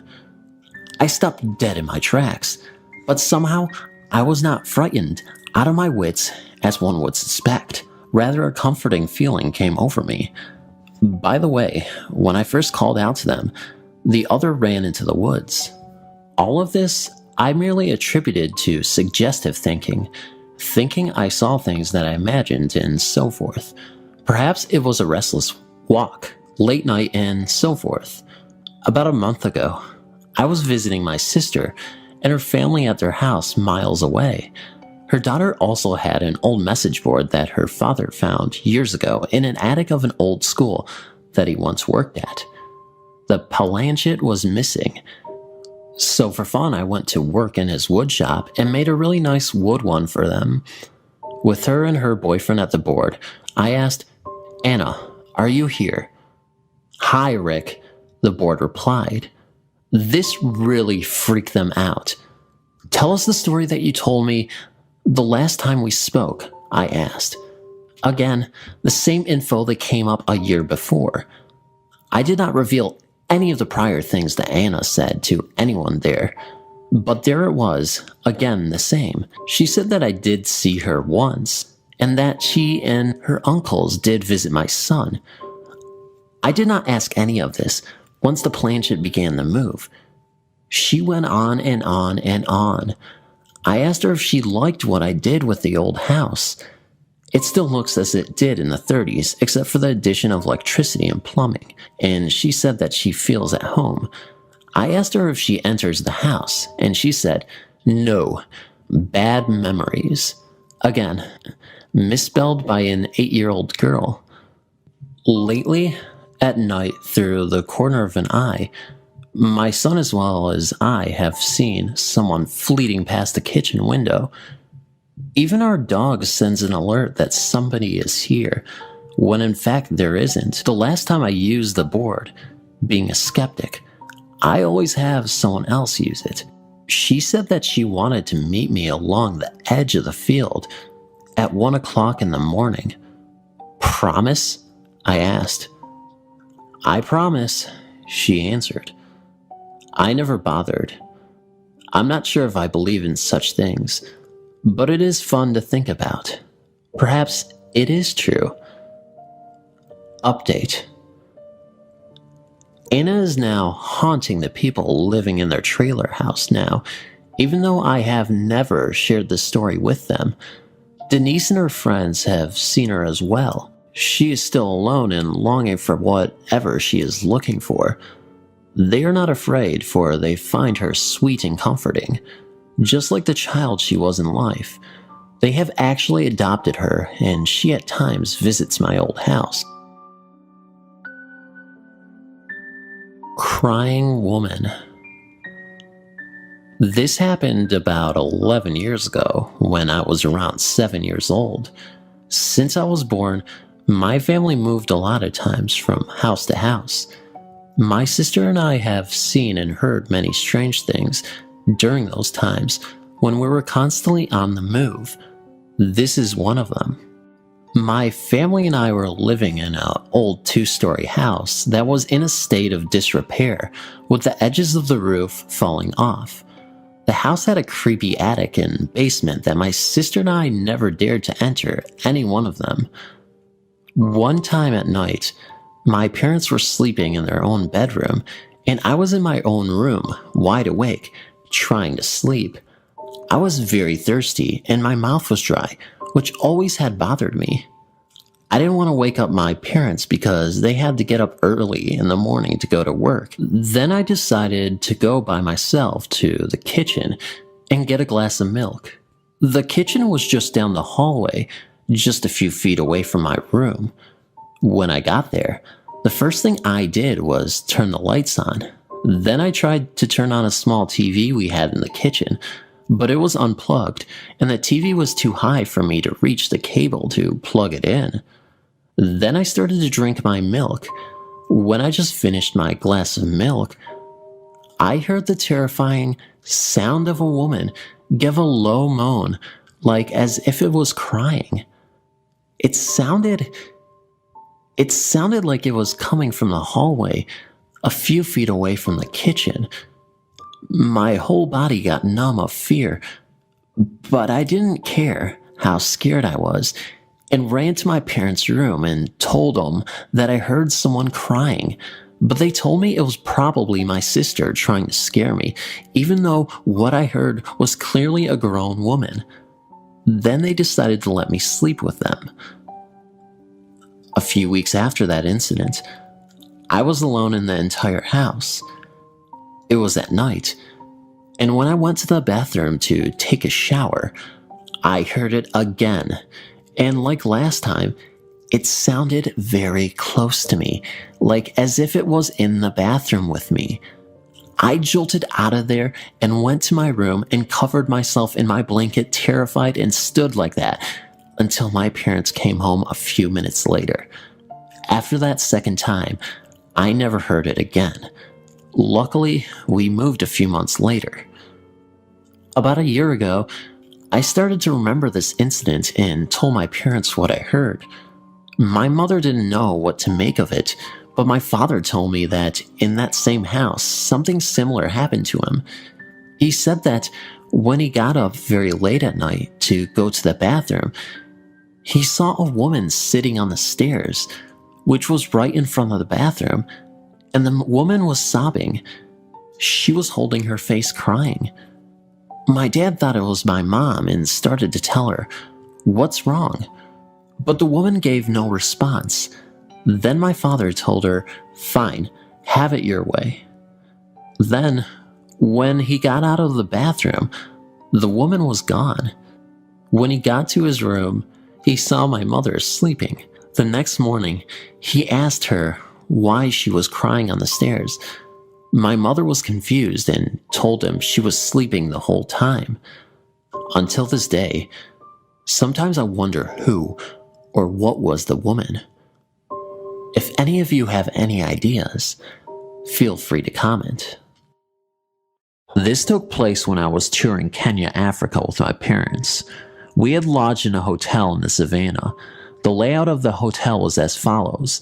The main building was at a distance of some 1 kilometer from the lodging cabins. The cabins were amazing. They had a feel as if they belonged to the jungle itself. There was a river flowing behind the cabin, but it was out of bounds as it had crocodiles in it. But we got a good view of the river from the balcony of our cabin. It was great seeing crocs in their own habitat. The night we reached the hotel, we were all pretty exhausted. The room was cozy except for one weird thing. It had a deer's head hanging from one of its walls. The hotel was pretty old, so it must have been placed there before hunting was banned in Africa. And there was a show of Mira people, tribals, that night, which wouldn't take place for another month. As we were there for only 3 days, my parents went to the show. I decided to stay back as I was pretty tired and the hotel was about 1 kilometer away. I was reading a book but must have fallen asleep.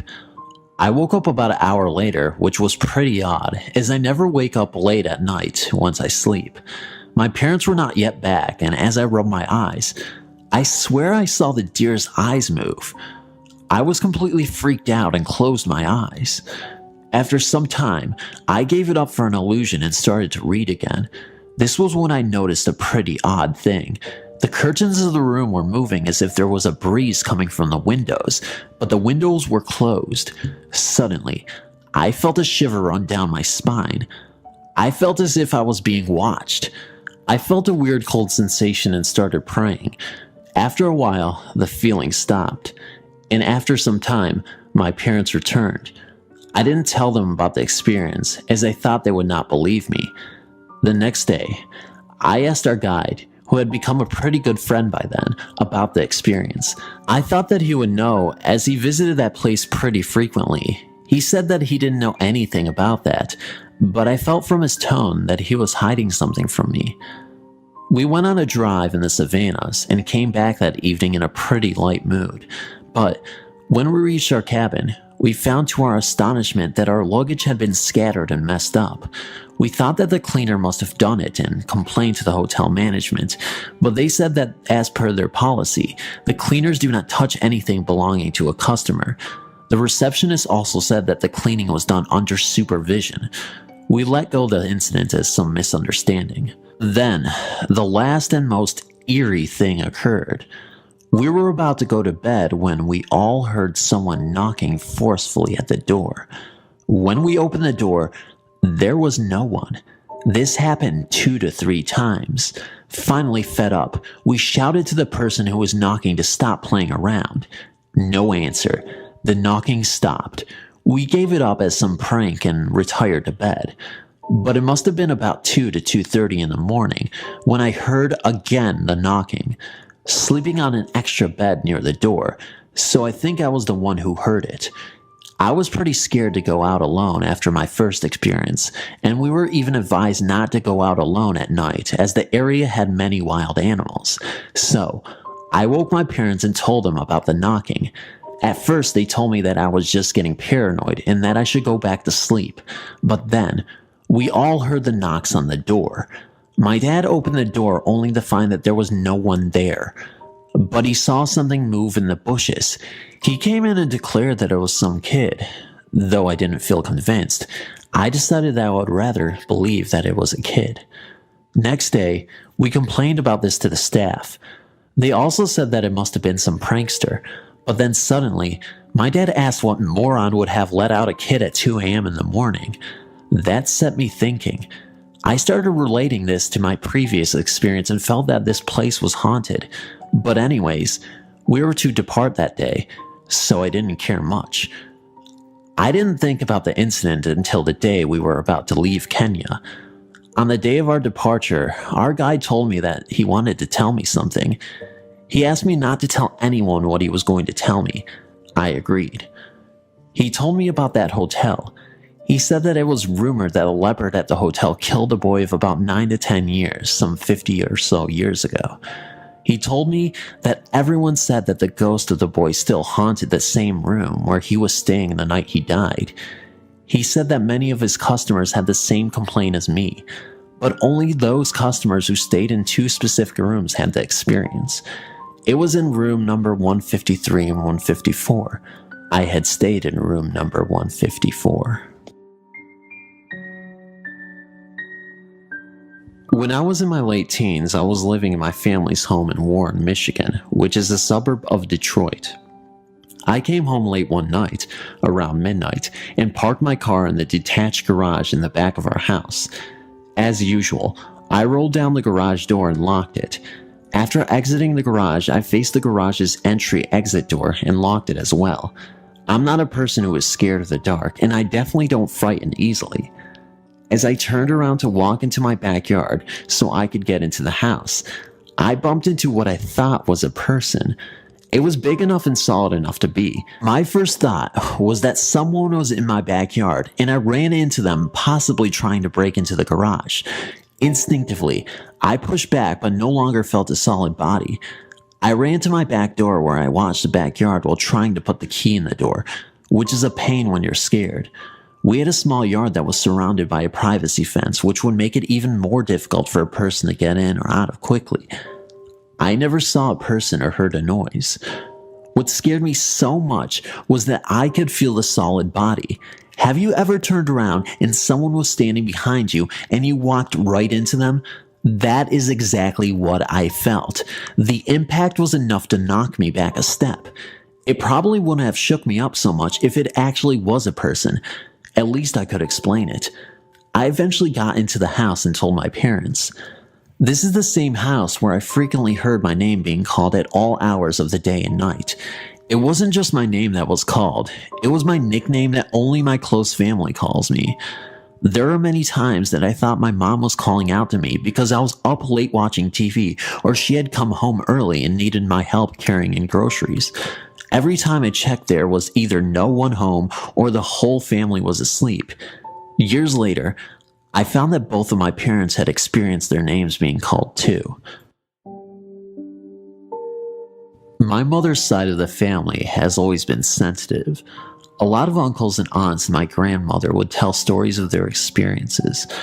I haven't experienced paranormal activity as much as other family members, but I do have a few stories.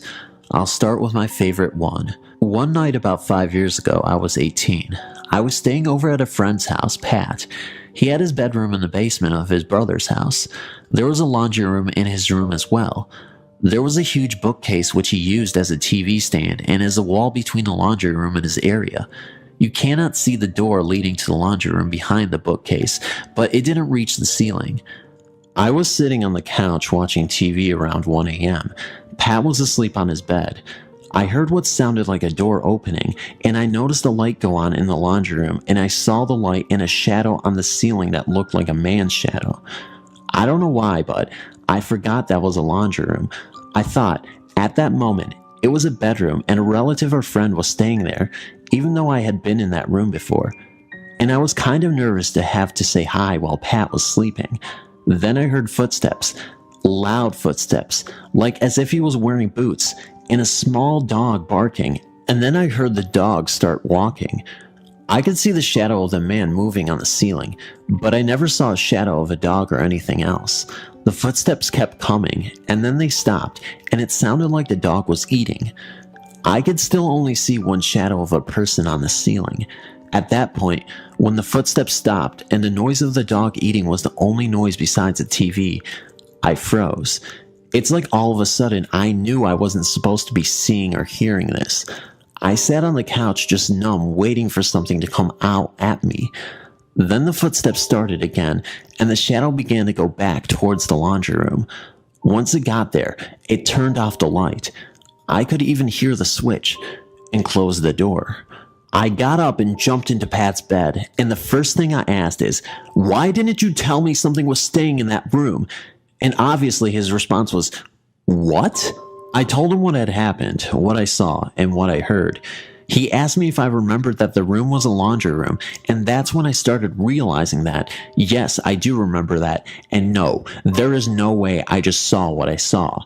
So the next morning, after making my friend stay awake until I fell asleep, he showed me that the door to the laundry room couldn't even close because of a few wires he had crossing into his room from the laundry room.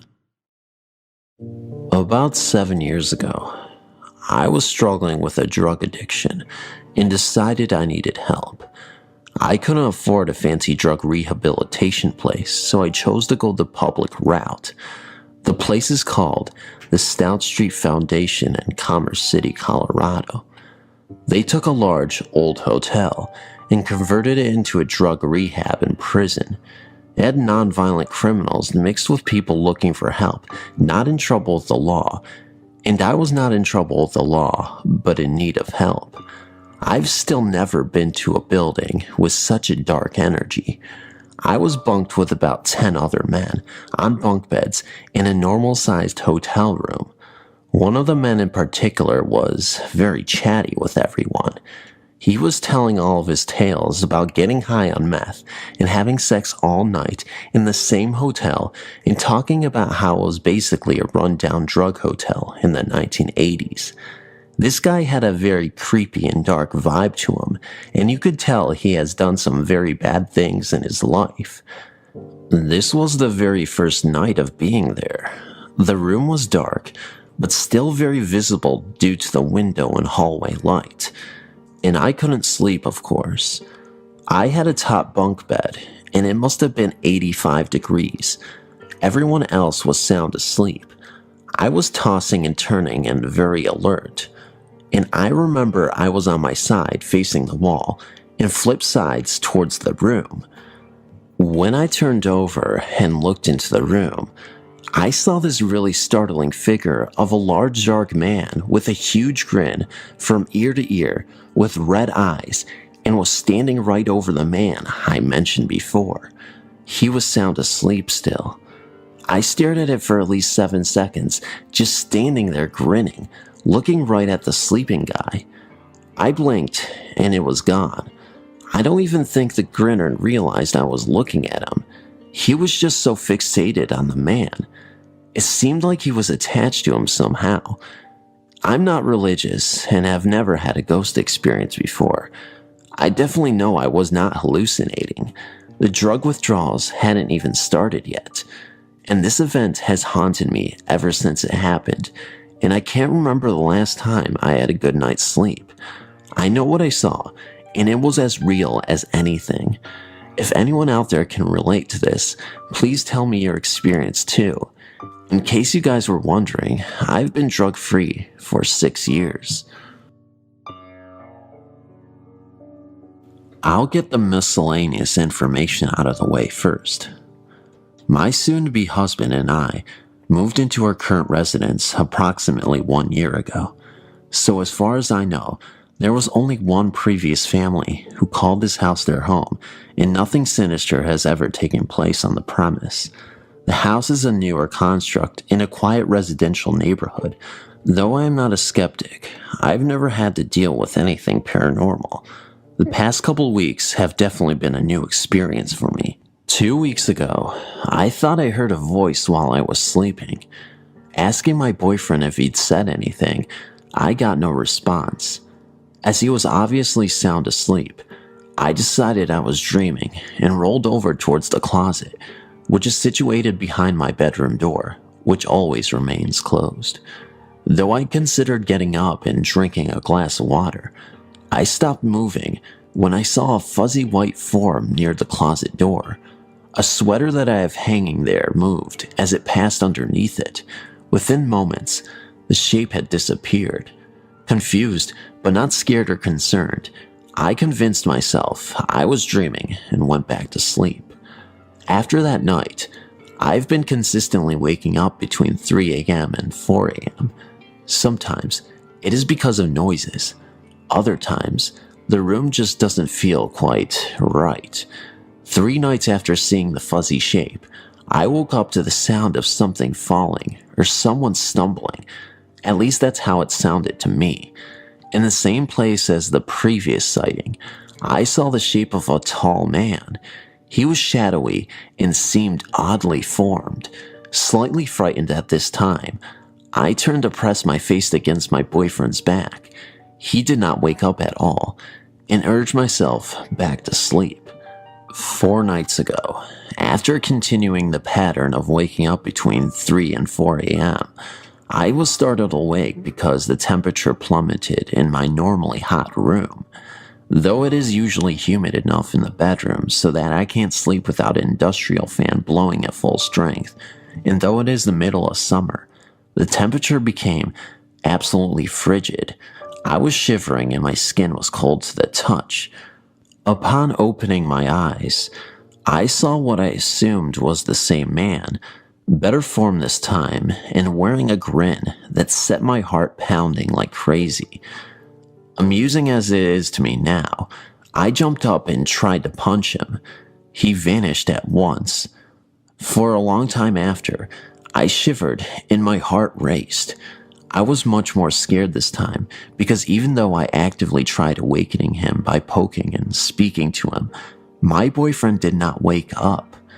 Because this is unusual for him, and because it was now the 3rd time he hadn't awakened to help relieve my fear, the emotion grew until I was ready to cry. I planned to stay awake until the sun rose, but exhaustion eventually wore out over fear, and I slept. After that night, I finally talked to a few close friends about the nocturnal happenings. The first person I spoke was with my husband-to-be, who engaged in a long conversation with me about theories, possibilities, and things we could try to do.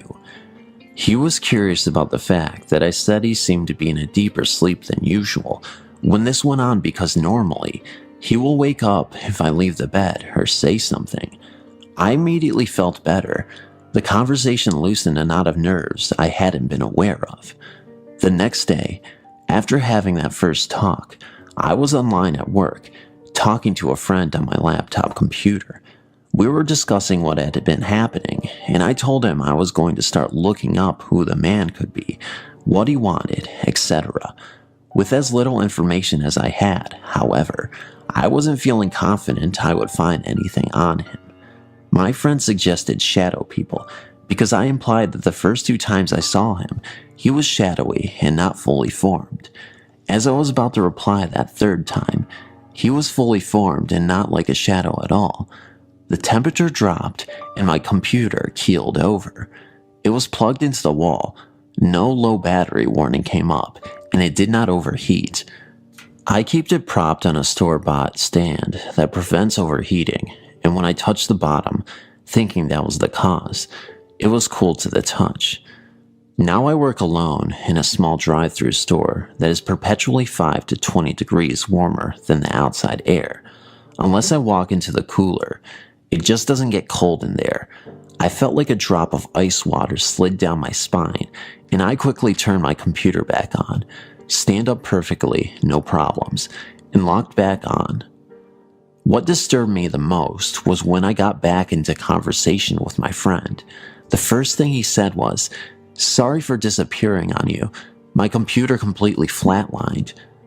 Thought it was a power outage at first, but nothing else was affected. It was kinda weird. Yes, and even more weird that the same thing happened to me, thousands of miles away, at the same time. With as unimpressive as these occurrences are, I've been willing to pass them off as dreams, imagination, coincidences. The only things I keep coming back to that convince me maybe I'm not just imagining things are the temperature drops in places that are consistently uncomfortably warm, the strangely malfunctioning computers, and the sheer burst of uninhibited terror I felt when he smiled at me. I know that doesn't seem like that should be the biggest thing here, but it is the point I keep coming back to, in my mind and when I speak with any of my friends about it. I almost don't care why he's hanging around. but the intimidating leer of the grinning man haunts my thoughts now, even while I'm awake. This story happened to my mom. It was during the 1960s, when she was still sleeping with her brothers and sisters in one house. They have inherited a big house from my grandfather. He was a doctor, so having a couple of her cousins sleeping over is not a problem. Their house was built near a river with a wooden bridge over it. Here's where her story begins. All of them came home late from a party. They were all tired and decided to call it a night and went to their own rooms. My mom was staying with two of her sisters in one room. Her bed was located right beside a big window that's made out of wood and would just open from the middle, then the shutters will just slide from side to side. That night, due to excessive drinking, my mom woke up because she needs to go to the bathroom, so she went back to bed. When she was about to doze off, she could feel something or someone was watching her. She opened her eyes and she saw a lady with long black hair outside their window. She was also wearing a black dress and her eyes were red. The lady was staring at her with a creepy grin on her face. My mom couldn't move. The scary part of it was, my mom's room was located at the second floor. In short, the lady was floating. She tried to call her sisters, but they could not hear her. She felt so scared and just covered herself with her quilt. After a few minutes, she tried to check if the lady was gone, but when she peeped out of her quilt, the lady was still there, staring and grinning at her. Far away from the place I called home, now we are in Texas. The year is 1999, and with my parents being divorced now, my mom was the only person bringing in the money. So, we ended up moving from a beautiful house in a suburban neighborhood and into an old house far in the country. This house was old looking, blue. When you walked inside the long, tall hallway, it went straight back to the kitchen. Going up the hallway were two rooms to the left, and the living room by the front door on the right, and further up was my mom's room. The first time I stepped foot in the house, I already had a bad feeling. I was 15 years old and was into the scary stuff. Still remembering all the things that happened from my previous homes, I had my guard up for any funny business. One night, after coming back from a high school football game, I found that I was home alone. My mom and the rest of the family were at my uncle's house that was literally up the dirt road. I was too afraid to walk over there because of how dark it was. My ride was already gone, and I was just there standing on my lightless porch. Yeah, my mom forgot to turn on the front porch light there before she left. So, standing there, I didn't really want to go inside. What to do? Well, at least she left the living room light on, I told myself. I unlocked the door and slowly walked in. The hallway was dark, not one single light on in the entire house. Only in the living room was the light and TV on. For a few seconds while shutting and locking the door, I stared into the dark hallway, hoping not to see anything. The kitchen was dark and had an eerie look to it, with the moonlight just barely shining into the window above the sink. I quickly ran into the living room. I sat on the couch and reached for the phone call to call my mom. But I then realized that the number list was hanging near the phone in the kitchen. There was no way in hell I was going into the kitchen. So I sat there, watching TV for a while. After a few minutes, I heard some music playing. I did not know where this was coming from, but I did know that it was coming from down the hallway near the bedrooms. My heart jumped and then stopped. At least it felt that way. Getting up from the couch, I walked towards the entrance and peeked around the corner. The music was playing louder. All I could see was darkness coming at me from all corners of the house. I decided to walk down the dark hall towards the sounds. I was trying to be the tough guy. The closer I went into the hallway, I could start getting a sense of where it was coming from. It was coming from the bathroom. When I got to the bathroom, I reached in and turned on the light before walking in. The radio was on, and it was on the sink. I thought to myself, maybe it was on the whole time and I just now heard it. I began to turn it off when I looked down and saw the cord unplugged from the wall. And at that instant, I ran out of the bathroom and up the hallway towards the front door. As I passed my mom's room, her door opened slowly, but I was running too fast to really notice. It seemed like an eternity unlocking the locks. I felt like I was going to go into shock. I got the last lock undone when I heard a moan coming from the kitchen. I opened the door, got out, then slammed it behind me. I ran to the road with nowhere to go. I was 15, but still wanted to cry. I was home alone in a haunted house, and my mom was a mile away. I stood there with my hands on my hips, trying to catch my breath. It took me a few minutes to get my thoughts together. I convinced myself that I was overreacting. The radio must have had batteries in it. I walked back up to the porch and sat on the steps.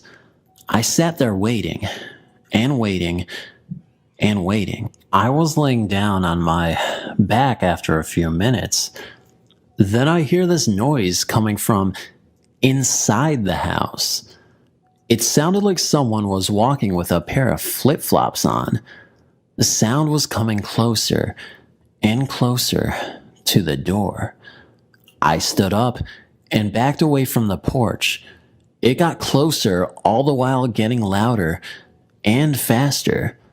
Then it stopped. I couldn't do this anymore, I thought to myself. I turned around and headed back towards the road now with a few tears in my eyes. But to my relief, my mom was coming up the driveway. I ran to the car, and everyone steps out. "What's the matter?" my mom asked me after seeing my face and how distraught I was. "I hate it here, Mom." That's all I could say before my older sister screams out and walks back to the car in shock, with her hand covering up one side of her face to not look in the direction of the house. Her eyes were wide open and her crying was held back. "What happened?" my mom then asked her. I will never forget what she told me. She told us she saw. She said that she saw 3 faces looking out of the bedroom window at us. She described them as melted together and had these angry frowns with the eyes missing. My mom believed her. I then told her what I had experienced, and after that, we ended up staying at my uncle's that night.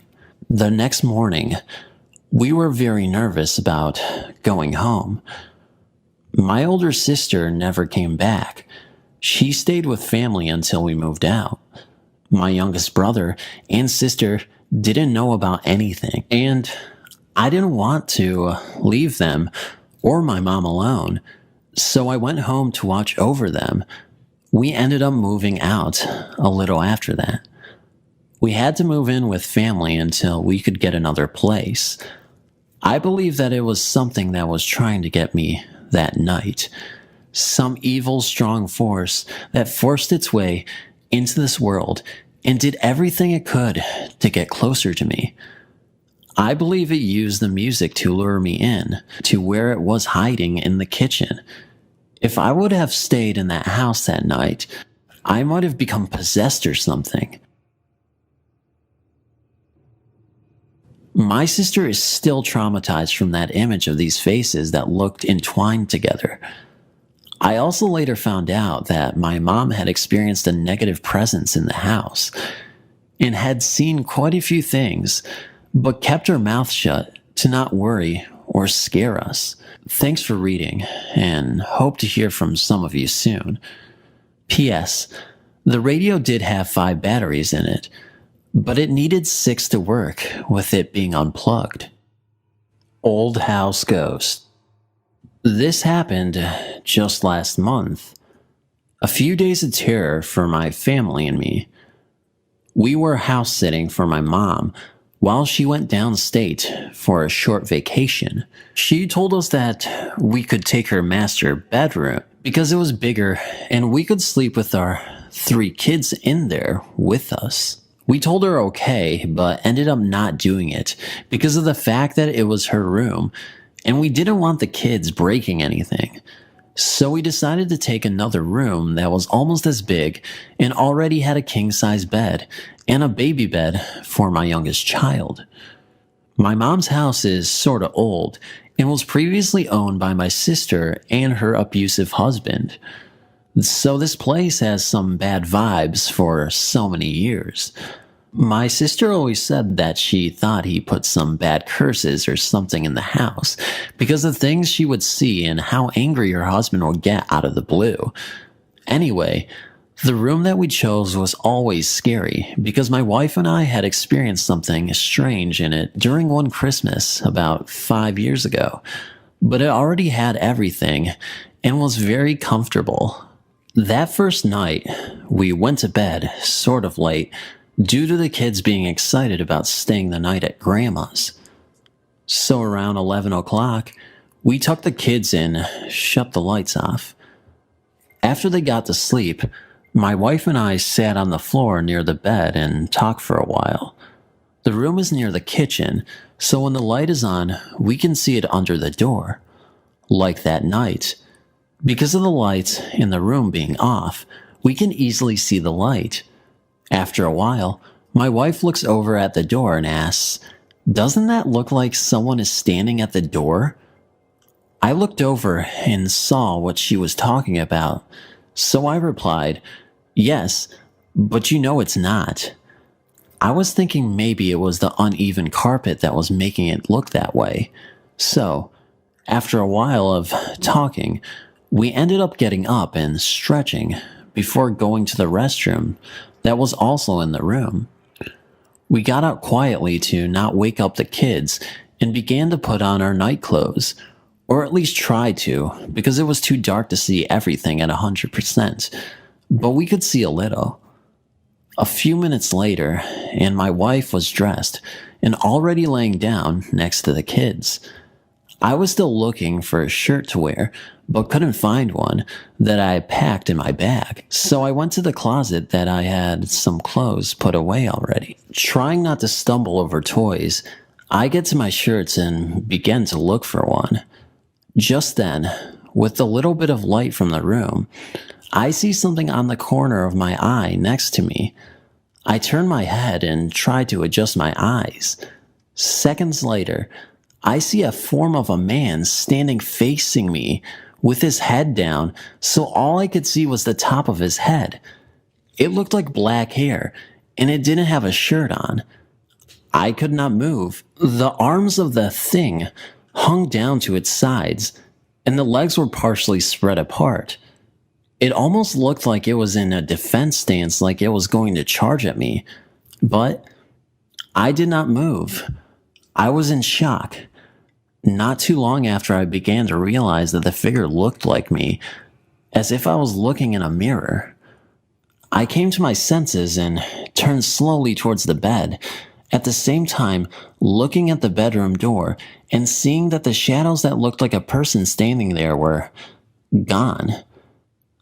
I went to my wife like a scared child and said, "There is someone in the room." She jumped up and turned on the light. There was nothing there. The bedroom door was locked from the inside, and the kids were still asleep. I was shaking up after I explained to her what I saw. I decided to stay up the rest of the night to watch over my family. The next morning, I was trying to understand what I saw and make a logical explanation of the events, but being me and believing in the supernatural, I was finding myself backed up into a corner about it. We could have packed our things and gone to another room, but for some stupid reason, we decided to stay. The next night, nothing happened. I was the last one to fall asleep, but only because I dozed off on the chair that was already in here. I slept like a baby. The third night, my wife and I were woken up by something that we heard in the kitchen. It almost sounded like whispering, but we could not make it out until we put our ears to the door. Like I said before, the room was next to the kitchen. We stood there, listening in the dark for a second, before we both agreed that it did sound like someone was talking in a low voice. My wife was freaking out at this point and turned to the bed to grab her phone. I asked what she was doing, and she told me she was going to call the police because we thought there was someone in the house. I went after her to calm her down before the whispering stopped.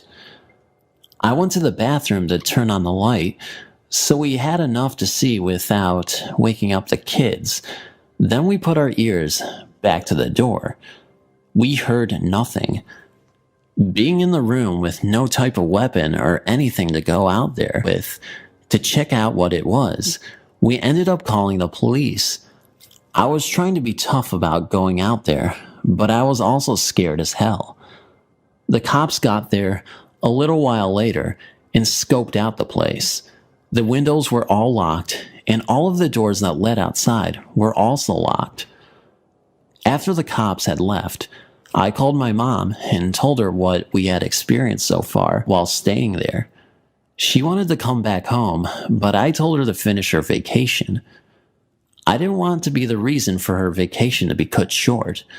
That was stupid of me. The fourth night, we did decide to stay in her room this night, to be away from the other one and the kitchen.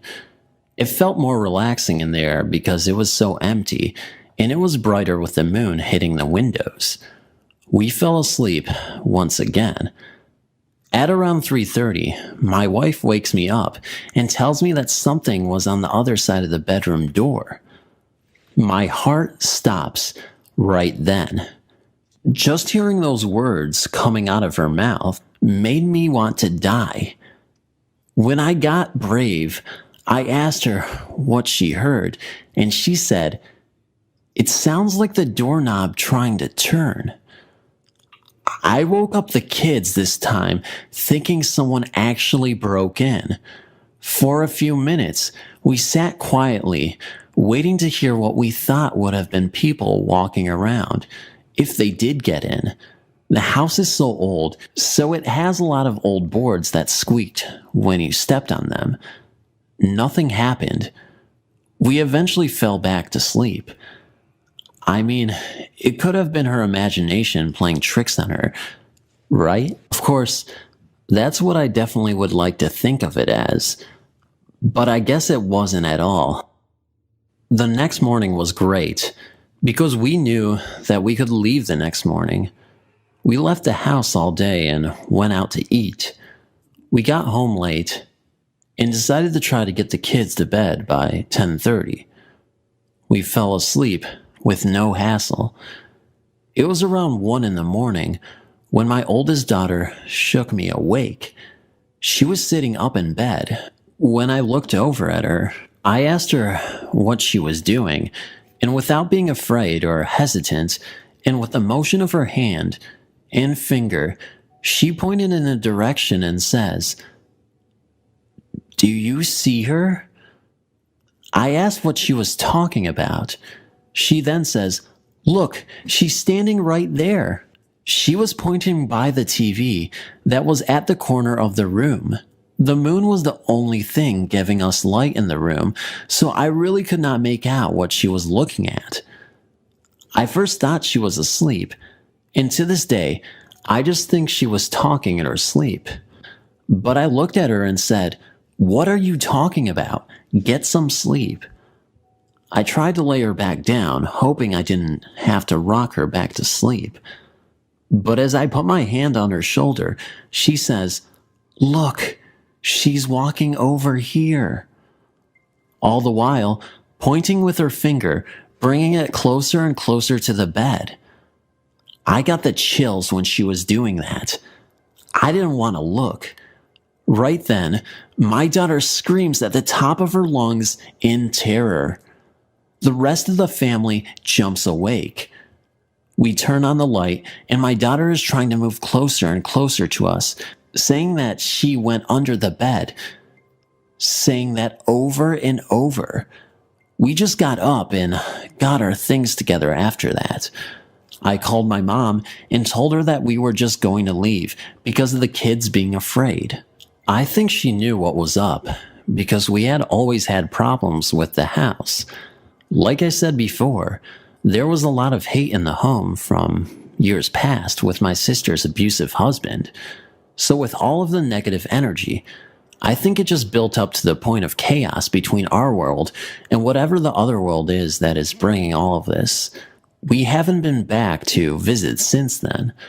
It's been a few weeks already, but I know we will try. Thanks for reading. Another creepy thing that just won't escape me. A ghost, perhaps? A few months ago, my wife and kids and I were staying the night at my mother's house, in a room that was added on later after building it. My mom was renting this house from this couple. This room was always kind of freaky. On one night, my wife said she saw this cylinder-shaped object floating in the room towards the door. I thought that was strange, but nothing compared to what she saw next. On the night that we last stayed there, my wife, my two little girls, and I were sleeping on a king-sized bed. I was also asleep, so was my oldest daughter. My wife is sitting up in bed, rocking my other little one in her arms. She swears she was still awake, but kind of dozing off, with nothing but the light of the computer modem, not the monitor. Only gave little light in the room, enough to make out the shapes of the objects in the room. Also, everyone else in the house was asleep, so no sound other than the buzzing. The bed was in the corner of the room. She was sleeping near the wall, and I was on the outside of the bed. She said she looked in my area and saw something kind of moving, like the very top of someone's head. More like a child in the crawling position. She told me later that it was moving really slow down the side of the bed.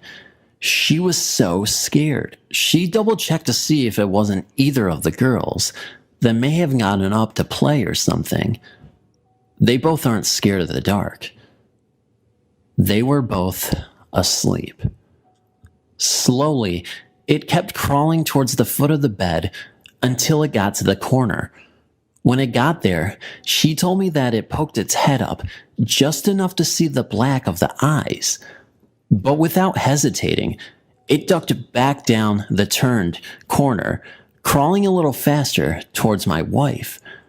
She told me that she lied down as fast as she could, thinking it saw her. But again, she swears that she was awake. She shook me and whispered my name over and over until I woke up. He sat up quick and asked what was wrong. She told me, but I didn't want to see anything either. And I admit, I was freaked out too. All of the strange experiences that I have had all my life from a kid to a grown man sort of gotten my nerves all crazy. That is the event that happened that night. My mom no longer lives in that house. The bathroom in that house always scared me. When I would take showers there, my face would get numb all the way down to my arms. Thanks again for reading. About 40 years back, I became interested in tracing my family's ancestors. This is how I discovered the Tilly Bend settlement. Situated in the Appalachian Mountains, it really is a beautiful place. The Toccoa River flows down from the high mountains, winding its way into the Blue Ridge Lake. Tillybed settlement is nestled back in these same mountains. One must cross the Tacole River and travel down a one-lane dirt road that takes you deep into the forest. As you drive along, one begins to notice, windows rolled down, how quiet the deep woods become. This was my first impression of this area 40 years ago. This place has been lost in time because it looks like the same now as then, with the exception of the renovation at Tillybed Church. I've been here many times over the last 40 years. I suppose you could say I'm drawn to the mystery of this place. I will only share a small portion of my research.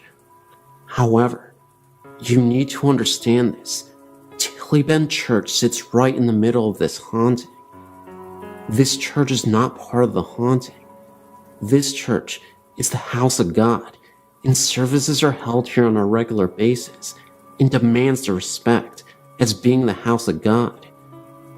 In 1756, the Creek Indians lived in this area and got along quite well with this white folk that came to this area from North Carolina. There are census records showing that the white man intermarried with the Creek women. The Cherokee did not get along with the Creeks and forced them out of the area. The intermarried Creeks did not leave, and neither did their customs. In 1820, the Stanleys had formed a settlement over the mountain in a place known then as Stanley Gap. This being told, I can now share with you what I know is fact. Searching for my great-great-grandmother's grave, I ended up in Tilly Road Cemetery. At this time, the church only had services on decoration once a year. The church building was very old, but still in fair condition for its age. There were no glass windows, only wooden shutters, and that was common in the days before air conditioning. The doors to this church is what I remember most about this old country church. There was in both of the old doors what appeared to be like someone had shot the doors with a rifle of some sort. My first impression was that someone had done this out of pure meanness. I then proceeded to walk around the side of the church and walked up and peered through one of the cracks between the shutters. Of course, with the shutters closed and there being no windows, the inside was dark. I could, however, make out the old homemade church pews and the pulpit. I also noticed a high ceiling with the rafters showing. Yes, I thought this church is old, and the welcome sign out in front of the church stated the church was established in 1858. After I looked the old church over, I then headed up the hill to the cemetery. I noticed there were a lot of field stones marking the graves, which is not unusual for very old graveyards. Right in the center is a very old and large oak tree, the only tree that is in the graveyard. I started looking around at the grave markers for my great-great-grandmother's grave. Well, to my surprise, her grave was also in the center of the graveyard, and her grave was the only one under the oak tree. The name on her marker is Elizabeth, so I'm looking around at this graveyard, thinking it looked as if no one wanted to be buried anywhere near her grave. I then wrote the information for her marker down, and that is when I noticed the head of her grave was facing west, which is very odd, because all the people here bury the dead facing to the east, because the Lord will return in the eastern sky. I finished getting the information, and I caught a glimpse of someone out of the corner of my eye. I did not hear a car come down the dirt road, and there were no houses close by. I turned very quick to see who it was, and there was no one. I laughed at myself thinking, yeah, I'm jumping at my own shadow. You see, I don't believe in ghosts, but I did believe in mean people. As I started back down the hill, I noticed another grave. It was called Mary. The birthday was the same as Elizabeth. They both died on October 26th. Elizabeth died 1905, Mary died 1906. I thought, boy, somebody messed up on the dates. I reached my car at the foot of the hill, and as I got in, I looked back up towards the cemetery, and at the tree, I saw what appeared to be a woman. Her dress was long and black. She had on a hat that I can only describe as a granny bonnet. I thought, you have got to be kidding. Then it looked as if she stepped back behind the tree. I was curious, so I went about halfway back up the hill and shouted hello. Of course, no answer, so I walked all the way back to the tree, and there was no one there. I hurried back to the car and left.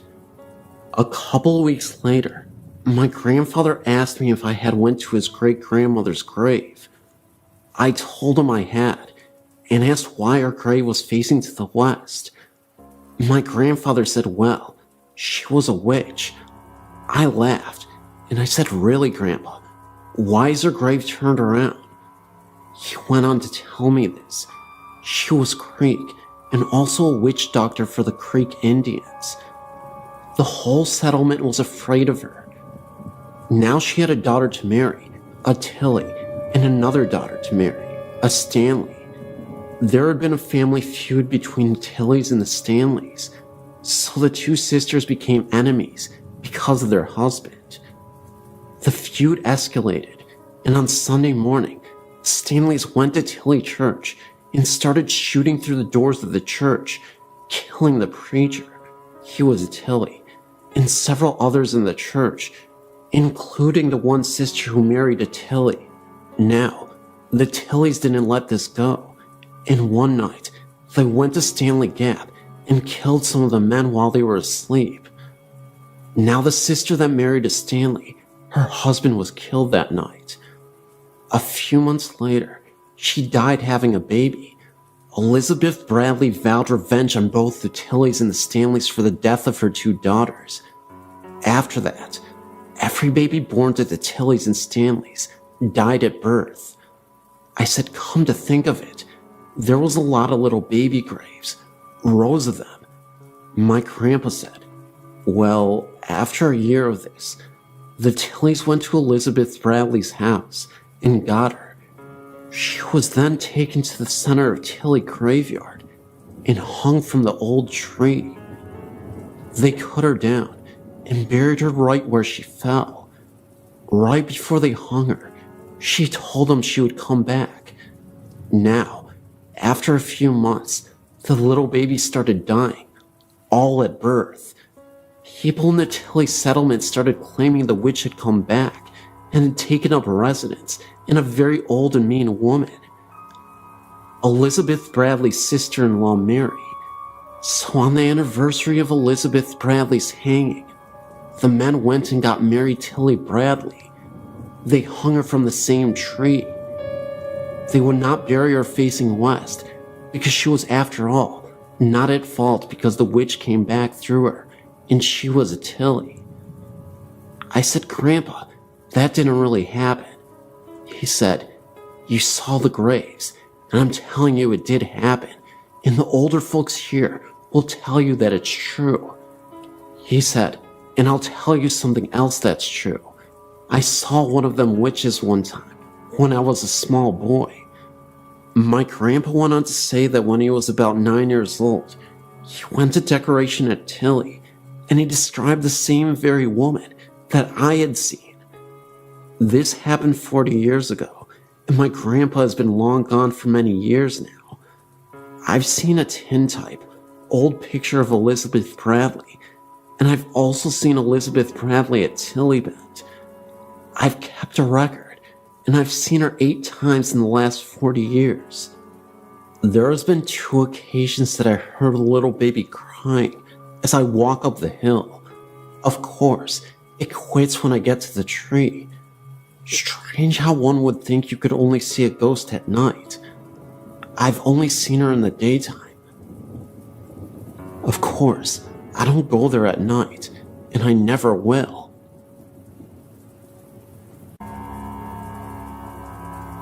I've always believed in paranormal things. I've had many encounters with ghosts, and it's never really bothered me. My daughter was born in 2006. Around the time she was 1.5, we moved into a nice older house. The first night in our new house, we were camping out downstairs because our beds hadn't been unloaded from the truck yet. Around 2 a.m., I was woke up because you could hear the sounds of someone walking around in a room above the kitchen. I just blew it off as an older building and such. I walked upstairs when I continued to find her closet doors open and things scattered around her room like someone had been in the boxes. Again, I just blew it off as my kid brother playing a trick before he left. The next morning we were setting up her room, and I noticed her sitting there, acting like she was playing with someone. It sort of gave me chills, because she was actually talking to someone. I just ignored it, but later, she started mentioning the man. 3 days into living there is when things started happening. Her room has never been warm. I can turn the heater up to 75 degrees. I've bought a space heater. The landlords have came and checked the windows and insulation. Everything's normal. Her closet doors open at random times by themselves. Now at almost 3, she still talks about the man in her room. She's informed me that the man tells her she can do things, be bad, and do things after she's told no. She still sits around and talks to no one. We lived 14 months, with just little things happening all around 2 a.m.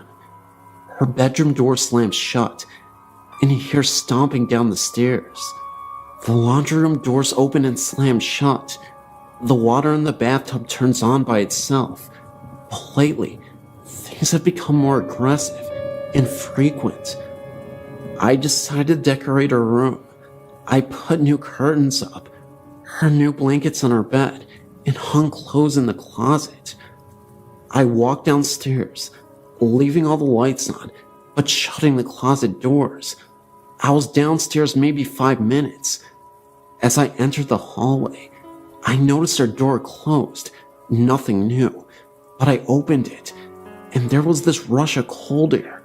Again, nothing new.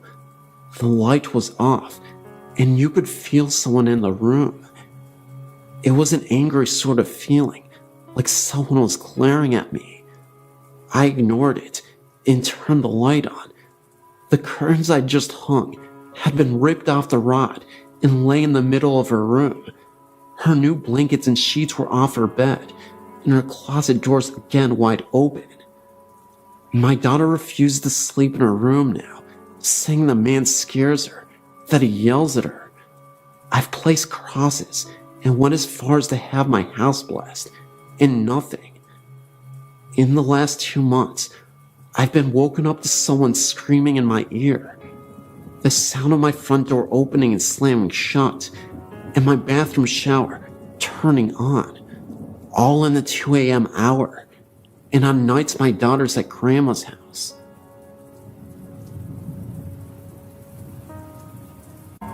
There are some stories that my family and friends have passed on, and I think you might find them quite interesting. I'm a great fan of your website. I've some stories that I've heard from family. Here's one that my grandpa encountered. His father had recently died in 1993, and the night of his funeral, he was awoke by something. He didn't know what it was. He was just awoken by whatever it was. He looked over, and his father was standing there, saying, "I'm okay. Please do not worry." My grandpa got a drink of water, and his father left. He went right through the door. Then, I have one from family friends. This was when friends Steve and Rita had moved into a new house.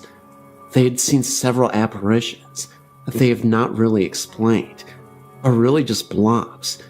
Then, here comes the scary part. Here are 2 stories that I've also inquired from the same person. Rita and her husband and 2 friends were in the family room in the middle of the day, talking, and all 4 of them saw a shadow jump from the balcony, slide across the family room, and go under the couch. Steps have also creaked, and toilets have flushed for no apparent reason. This was also a new house, with no history of violence on the property. Now for the second story. A couple of nights later, Rita was sleeping and woke up to feeling like someone was sitting on top of her, trying to choke her. Steve woke up to Rita's screams and flipped the lights on. She told him there was a man with a plaid shirt in the room, trying to choke her. No one was in the room. She got up out of bed and went to the dresser, looked in the mirror, and he was behind her. A lumberjack-looking man in a plaid shirt standing right behind her. This also might sound kind of weird, but my mother Bernadette lived in a new neighborhood when she was little. Outside of the development was a field with a very small house, almost a shed. Whenever my mom took a walk with her grandma, a little girl would come running out of the house and shed and talk with them. She was always dressed old-fashioned with a dress on. She resembled a little girl like Shirley Temple. She said her name was Judy. My mom saw her several times. Her grandma also did too. Years later, when she mentioned Judy to her mother said that nobody had ever lived in that house. It was used for storage, a shed, and said my mother was making it up, and that it was a story. We have never figured out if it was a ghost or not. My great-grandmother remembered her too. As a side note, I've passed this particular field many times, and have seen the shed, but have not had any strange things happen to me when passing the area. Like my grandmother has said, no one has ever lived in that shed, so I don't know.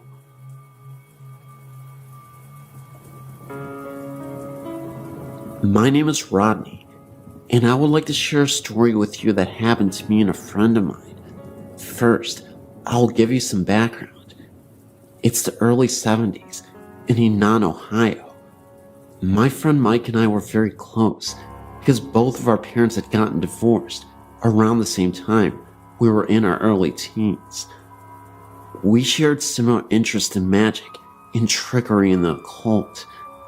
We used to save our money and either buy magic tricks from magazines or make magic tricks from plans that we would buy for our act.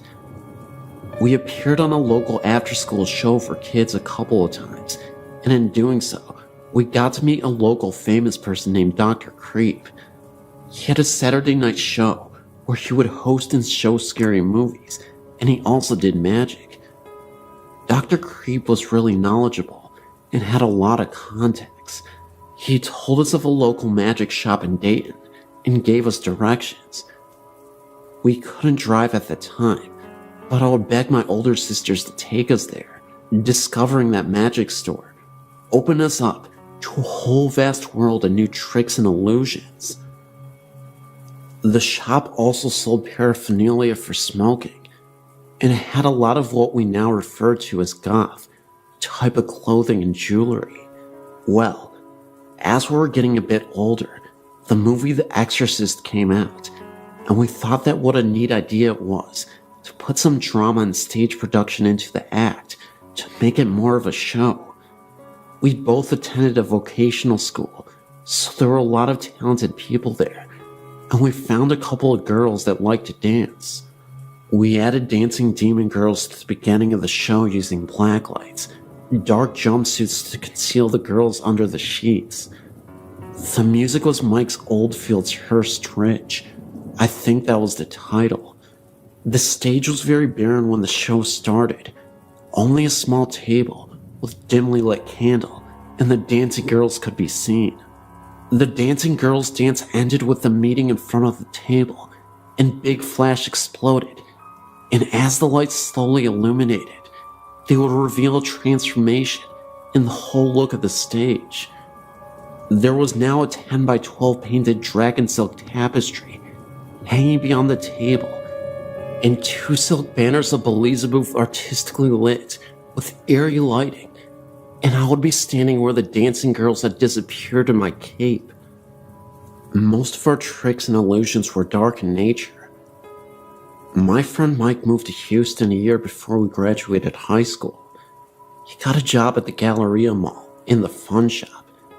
After I graduated, I moved to Houston and stayed with Mike at his mother's house. I also got a job at the fun shop. Eventually, we pretty much ran the place, and again, we found a lot of new outlets for magic and the occult. Eventually, we moved into an apartment together as roommates. Our interest in the occult grew, but only out of curiosity, and it gave us an air of mystery to other people. As we made more friends, and our reputations as being a little different spread, we decided to really mess with people. Mike's bedroom had a huge closet, and being young, he didn't have a lot to put in there. We decided to dress it up and make it look like a devil worship, after with the banners we had, and with the skull-shaped candles and the magic tricks. Our plans were when our friends would come over, we would show them that, and they would freak out. The very night we did this at about 12, I awoke to a pounding on a wall between Mike's room and my room. I sat up and yelled, "What are you doing over there?" The pounding continued unrelentingly.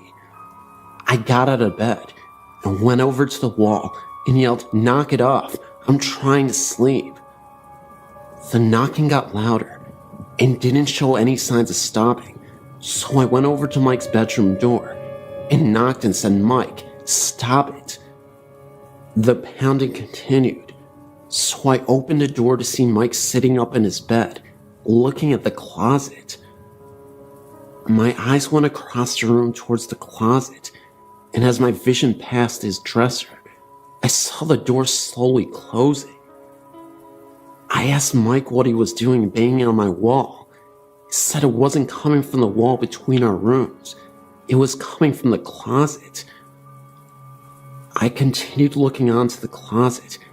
As I saw the door, it was breathing and jostling, as if someone was trying to get out. Then it stopped suddenly.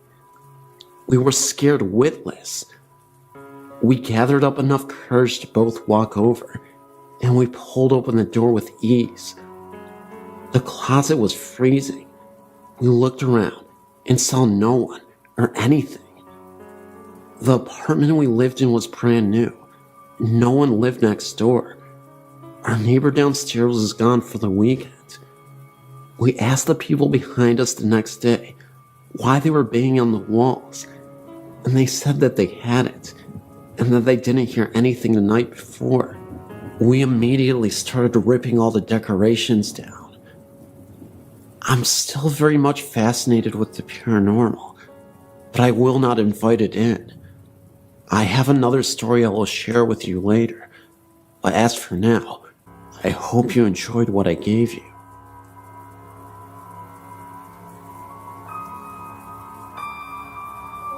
My parents own a lake house in northern Indiana, and we used to have a neighbor named Mr. Campbell. Sadly, Mr. Campbell was quite old and depressed, and one day he left a note and enough food and water to last his dogs at least a week. He said his body could be found in the lake. I couldn't remember if it was ever found though. This story has many parts, all leading to the same conclusion. Mr. Campbell's ghost haunts this property, but he seems to be quite calm and docile. The first instance, well, a rich man, Richard, bought his property, tore the home down, and built a $2.5 million house. Richard was extremely nice and was always coming over for dinner. One day, he told us that he thought his house was haunted. He had an entertainment system installed that requires him to climb a ladder to fully turn it on or off. For that reason, he always left it on and left the ladder in the garage.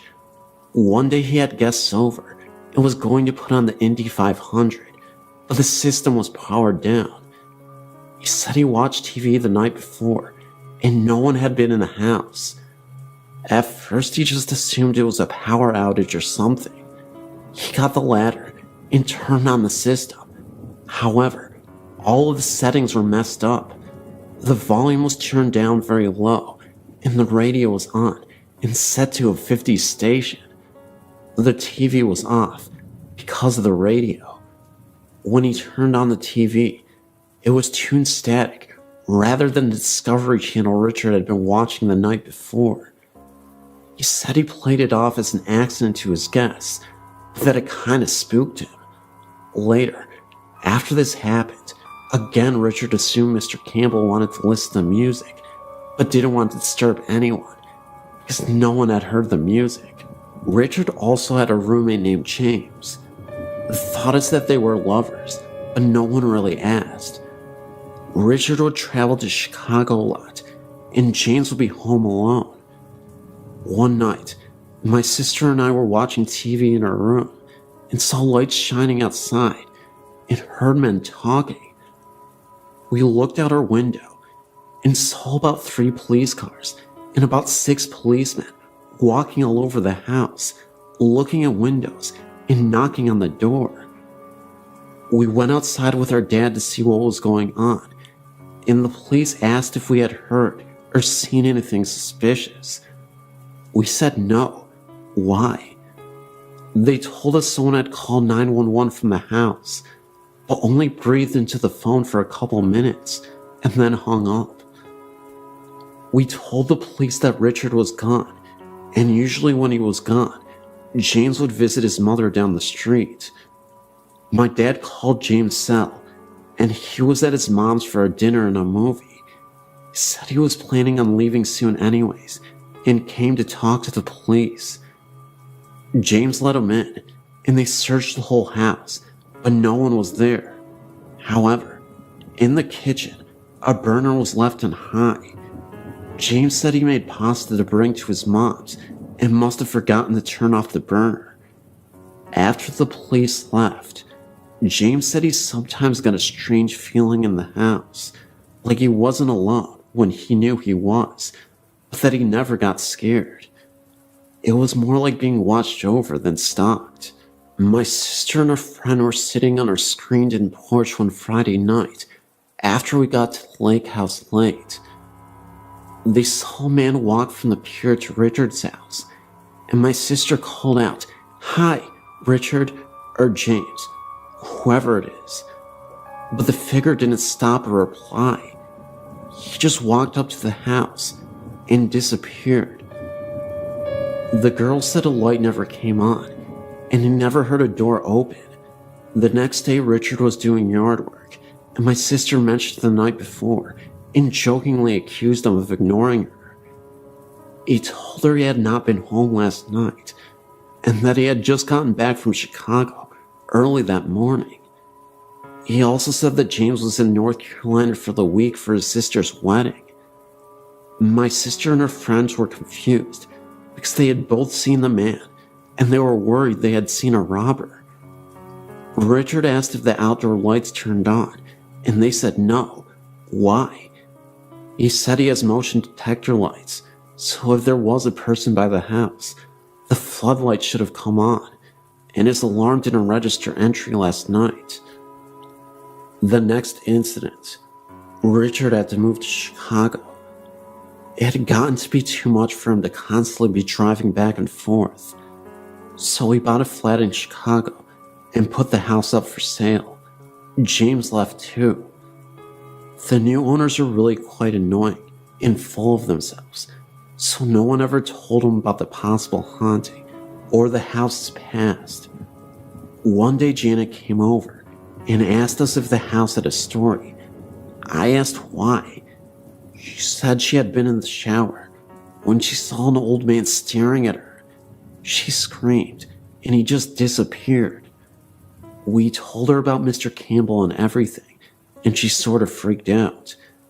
They tried to sell the house, but couldn't. She still says the old man watches her every now and then. The housekeeper says she has never seen the old man while she was showering, but that she thought she saw him one day while she was cleaning. He was in the entertainment room, listening to music. She also said that the 5 dogs will stare at all the same spot for several minutes on end, tails wagging, as if they were being talked to. We still talk to Richard, and he has told us many stories about the house, rearranged pantries, the entertainment system being changed multiple times, and other various things. We think Mr. Campbell haunts the home because he can't move on. My mom says my experience must have been Mr. Campbell trying to get away from Janet for a while. That incident was before the shower, but Janet was already in the home with her husband. We still hear the beeping every once in a while, and we all just say, "Hi, Mr. Campbell, you can visit as long as you like." The dog stops staring and following him after about the 10th time. They'll look up just after the beeping, and just before we hear him leave. I'm a bit of a baby, so I still get creeped out when I'm alone at night, even though I know he has never done any harm. My parents are the last people I think would believe it, but with so many incidents, we think he is there living out his days watching others. Maybe he regretted saying goodbye prematurely, and because of this is what keeps him from going to the other side. I was visiting my mother and some friends in Florida, and stayed with my mother while vacationing, to cut costs of course. She works nights at the local hospital, so I'm there alone from 7 p.m. until 7 a.m. when she works.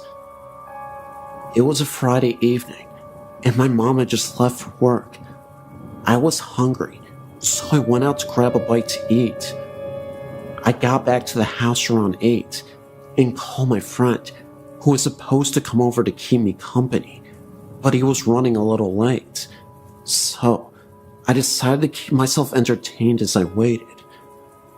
I was in my room listening to music and stuffing my face when I heard what sounded like church bells. Now, these bells would have had to be kind of loud, because I listened to my music on blast. I turned down my radio to hear the sound more clearly, all the while thinking to myself, there are no churches in the area that I know of, which made this all the more strange. As I listened, I heard the sound fade off into the distance, as if traveling away. I sat for a couple of minutes and turned my music back up and continued eating. About 15 minutes later, I heard something like someone trying to get in through the back door. My mom's house is a little older. I'd say about 40 to 50 years old. For someone to pry open the back door would not be a difficult task. So naturally, I ran to the back door to see what was going on. Once there, I saw that no one was there, but the glass in the door near the knob was fogged up like cold water would do in a glass cup. Thinking that was a little strange, I grabbed the handle to open the door, and I let the scream bloody murder. The handle on that door was sub-zero cold, and it really caught me by surprise, just from how incredibly cold it was. I stepped out into the porch, turned on the light, looked around a bit for anything suspicious, and when I saw nothing, I reluctantly went back inside. Concerned, I kept my music to a minimum, just in case anything else happened, as it surely it did. About an hour later, I got a call from my friend. Now this is strange. He lives about 5 minutes from my house driving, and about 20 minutes walking. Apparently, he came over to the house and rang the doorbell, heard my music playing, and figured that when I didn't answer, I was in the bathroom or something. He called my phone, but it kept getting cut off after the first ring, so he decided to go back home and come back, since it's not far at all. He claims that as he was backing out of my driveway, he saw the front door open, He rolled down the window to see if it was me. He said as soon as he got the window all the way down, the front door violently slammed shut, so hard that my friend thought for sure that the front window should have shattered. I heard none of this. Around the time that he came over was coincidentally the same time I heard the strange bells. So, I was a little spooked and told him to come over. So he said give him about 15 minutes and he would be over. Well, a lot can happen in 15 minutes. I got off the phone with him and went to the bathroom to freshen up a bit. I washed my hands and face and dried them. I was heading back to my room when I heard a faint sound in the living room. I was a little apprehensive to see what was making the sound and started thinking that perhaps I wasn't alone in my mother's house. From my bathroom to the living room, there is a long hallway. As I walked the hallway, I sensed a presence, and it felt like a large presence, however that feels. Upon entering the living room, I looked up and saw what looked like a clergyman. I could see him clear as anything. My reaction wasn't what one would expect. Looking back on the incident, it seems unusual to me as well. I began to cry, almost uncontrollably, and I still have no reason as to why. That's when I heard a knock at my door. My friend had arrived, and as I stood there, I saw the apparition seem to fade to nothing as he continued to knock and rang the doorbell. I opened the door to my friend, who seemed a little shaken himself. He asked me why I'd been crying, and unsure on what to tell him, I simply said that I saw something sad on TV. He asked if anyone else was in the house because he saw someone leave out the back door. I told him it was my neighbor. I've had many things happen to me. Dreams and visions have been a part of my life for as far back as I can remember, but none of them compare to this incident. Weird, huh?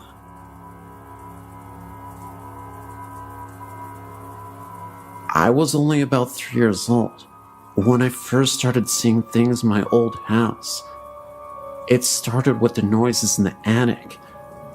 I would hear a rocking chair rocking in the attic directly above my bed. However, that portion of the attic had nothing in it at all. The floor wouldn't even have supported the weight. My old house was a 1950s home. The basement still had an old coal room. However, the coal chute was sealed shut to prevent breaking in. The coal room was directly below my bedroom and was the only part of the house no one ever went into. I can only ever recall even seeing the door open once. It was an empty, depressing kind of room. In addition to the noises above, I would sometimes hear footsteps in that old room below me, or footsteps on the basement stairs. The first time I ever saw anything was, as I said, when I was around 3 years old. I woke up from my sleep in the middle of the night to see a young girl standing by my bed. She had brown hair and green eyes and wore a 19th century style green nightgown. She looked to be about 8 years old. She frightened me at first, but I didn't get malicious feelings from her, and gradually I accepted her. She appeared to me often throughout my childhood, and even now I see her occasionally. The other ghost I saw was much scarier. I wasn't the first one to see him. My younger brother was. He was a tall man who held a knife in one hand and wore black. My brother began seeing him when he was about 5 years old.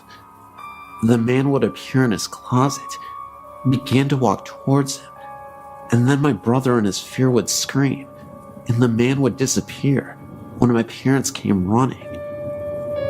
I've never told anyone about my experiences with ghosts, for I was afraid I would be called crazy. but my brother told us all about what he saw. He saw the man a total of 4 times, once in each of our bedrooms and twice in mine. I saw the man twice, but I didn't begin seeing him until I was much older, around 9 years old. I always got a fairly bad feeling from the man, and Victoria, the name I gave the little girl, would always disappear before he appeared. I got the sense that she was scared of him for some reason. In addition to this, when my great-grandma passed away, I inherited her jewelry box. The first night I had it, I'd left it sitting open on my bedroom floor. When I went to bed, I was around 6 years old. I was lying awake in bed when suddenly the movie in my VCR fell out of the VCR and onto the floor. A few minutes later, my TV turned on. There was no one else in the room at the time. As I got up to turn it off, it turned itself off. A few nights later, I'd once again been playing with the jewelry in the jewelry box. I awoke to find my basketball bouncing itself repeatedly against my dresser, sideways. There was no one else in my room at the time, and I kept it up for over a minute. After that, I became frightened and stowed the box away in the back of my closet. To this day, I will not open it, even though I'm now 16. The scariest thing of all happened when I was 11. I awoke in the middle of the night, unable to move the lower half of my legs. Terrified, I sat up to see a strange black shadow sitting on my feet. It was blurry. That may have been partly because my glasses were sitting on my bedside table. At first I thought it was my black cat, but quickly realized that it was much too big. It was transparent. It was about half the size of a small child. But the thing itself isn't what scared me. It's the feeling that I got from it. I felt terrified, like I've never felt before in my life, as if the strange shadow was pure evil. I struggled to move my legs, and then ran into my parents' room and woke them up. It's the only time I've ever told them of my paranormal happenings. My dad came into my room and turned my light on, but of course, the thing was gone. He insisted I was dreaming and tried to get me to go back to sleep, but I slept on their floor for a week straight after that. I've since moved into a new house. My grandma died here, and we moved in afterwards. Because she left it and everything else of hers to us, I don't have as many experiences here. But there is one that really stands out in my mind. I awoke in the middle of the night, and I could feel someone laying against my back. Their knees curled under mine, and their arm around me. I freaked out and literally jumped onto my floorboard and flicked my light on, but nothing was there. My mom was woke up from the commotion, and I told her about it. She told me it was my grandma, who was keeping me safe as I slept. And then a few days later we drove to the cemetery where my grandma is buried. We took my grandma's dog with us. Once we got to my grandma's grave, the dog went crazy. She began to bark and whine and paw the windows frantically. We thought it must have been a squirrel or something, but there were no animals in sight, not even a bird. My mom thinks that the dog saw something we couldn't, and I have to say I agree. I've had many experiences, and these are just the ones I was reminded of by reading other stories on your website. I wrote a lot. I tried to narrow it down a bit. I've tried seances and things with my very good friend who has similar experiences to mine, and we've been successful at this. It really shocks me sometimes, because we'll both get an image in our head or see something, and we can finish each other's sentences. That's how precisely we see things. I definitely believe in the paranormal, and I hope to show other people the truth.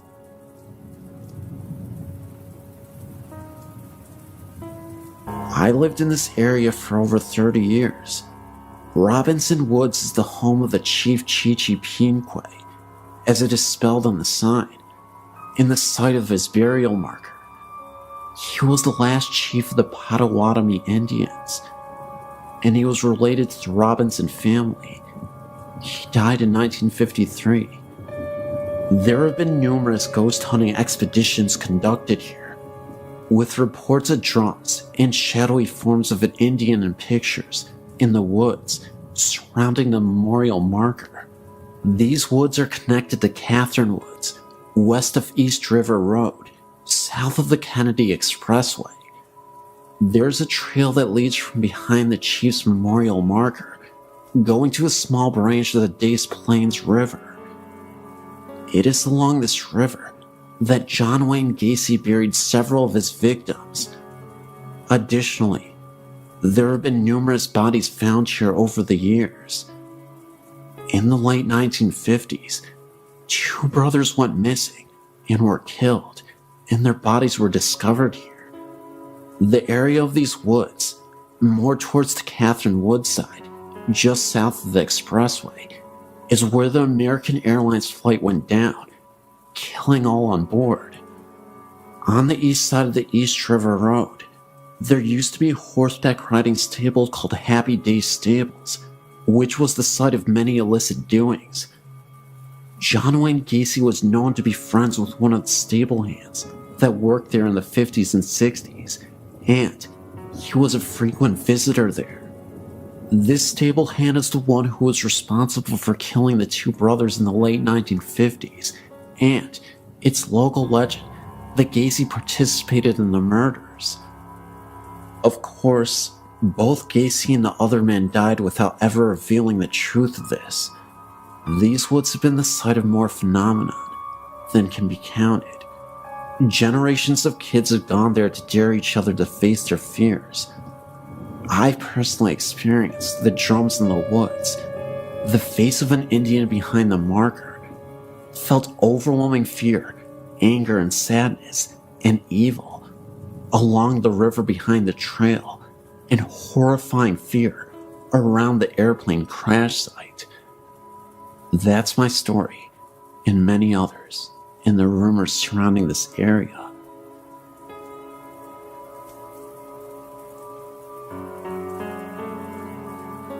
When I was around 7 or 8 years old, I lived in Norwalk, California, with my mom and my soon-to-be stepfather in a 2-bedroom apartment.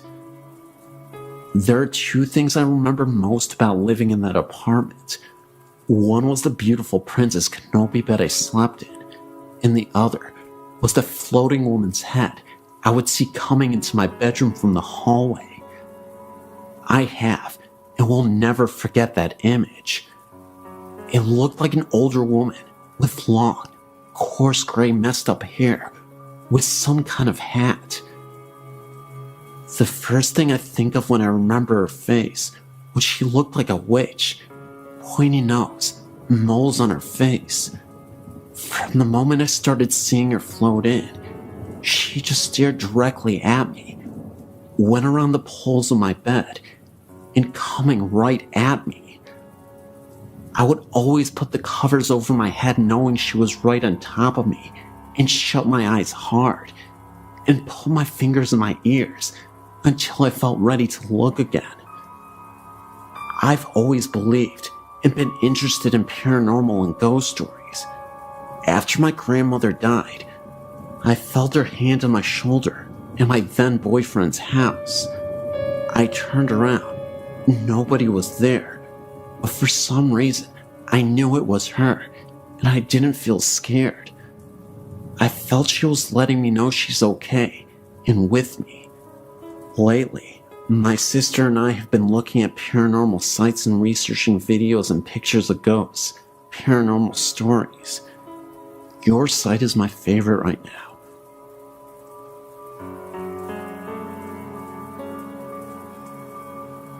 A few years back, I was at the White Horse Bar in Maloa and was doing a gig. When I was done, I left the back room and walked through the kitchen area, passed by a guy in a white outfit who was preparing food, or so I thought. I put my stuff out of my vehicle, came back in, and was going to get a bite to eat. I asked for a menu, and a barmaid gave me one. I ordered food, and the barmaid headed back to make me my food. After a while, she came back with my food. Her and I talked, and we started dating shortly after that. Well, a week or so later, I met the whole crew, 3 girls, and the owner. I asked where the chef was, and the owner told me they're right here. I laughed and said, "What about the guy?" They all gave me a funny look and said there is no guy. I had explained the guy I'd seen a week back that appeared to be a cook dressed in white clothing that's similar to a chef and was facing the kitchen stove that I walked by. They all gave me a weird look, and from there, the owner talked about seeing shadows going across the back room area late at night, and no one was there. He told me the owner prior said a ghostly head was said to appear down from above the bar one time in the past. There was a time that I had to change the light bulb, and it had to be replaced. The old one was loose and burned out.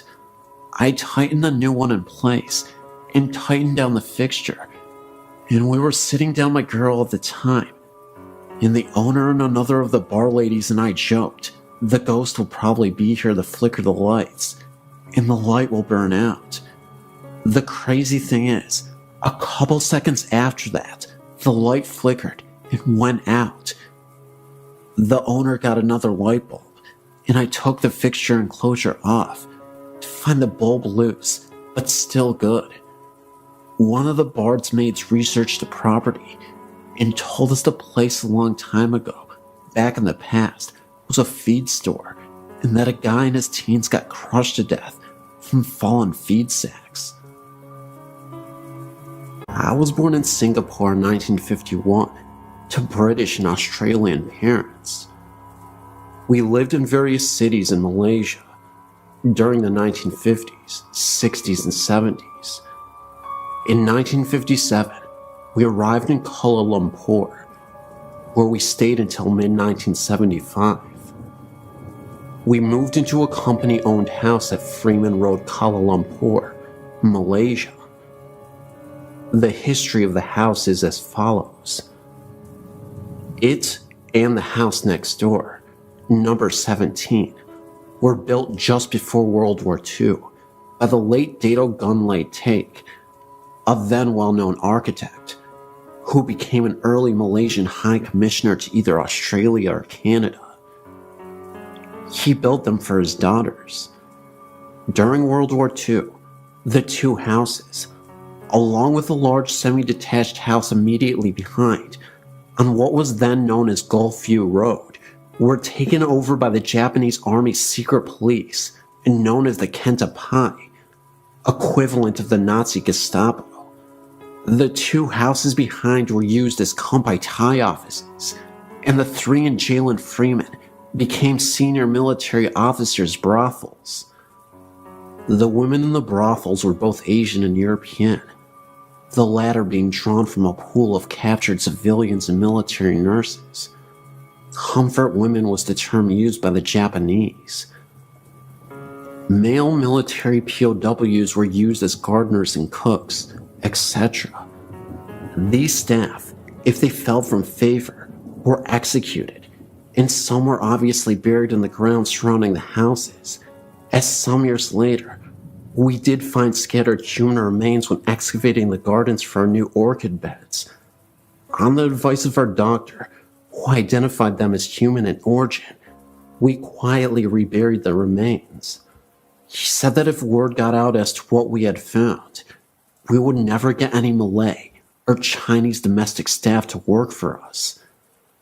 After the war, the houses were returned to their owners who, knowing what the Japanese had used them for, promptly put them up for sale. They were all bought by large companies at bargain prices, who used them to house senior expatriate staff. Gunlay Take was no different, and in 1947, sold his 2 houses to the company my father worked for. The 2 company houses were 3-bedroom houses of 2 stories, double brick construction. There was also a long narrow room, forming a roof over the carport at the front door. This room was to play a significant role in what we were to experience over the following 10 years. In our house, this room was turned into a large walk-in linen press and storage area. To enter it, one would take 1 step down. When we moved into the house in early 1957, the first thing my mother noticed was that this room was extremely cold, as if it was air-conditioned. In tropical Malaysia, a non-air-conditioned room this cold is not even practical. Our dogs would never go into this room, and when passing the entrance to that room, always hurried past with tails between their legs. Nobody would really stay in that room for very long. It had a very uncomfortable atmosphere. However, sometimes after running around and playing and getting very hot, I would go and sit on the step at the entrance to the room to cool off. I was 5 years old and knew nothing about ghosts at this time. The main bedroom on the extreme right-hand side of the upstairs part of the house, as one faced out towards the main road, had its own full bathroom, and the other 2, also upstairs, shared a bathroom via separate doors leading from the bedrooms to the bathroom. These latter 2 were adjoining each other. One was on the extreme left-hand side of the house, and the other at the back, with windows looking out over the back lawn. This eventually became my room. All the doors were heavy solid, with solid brass latches.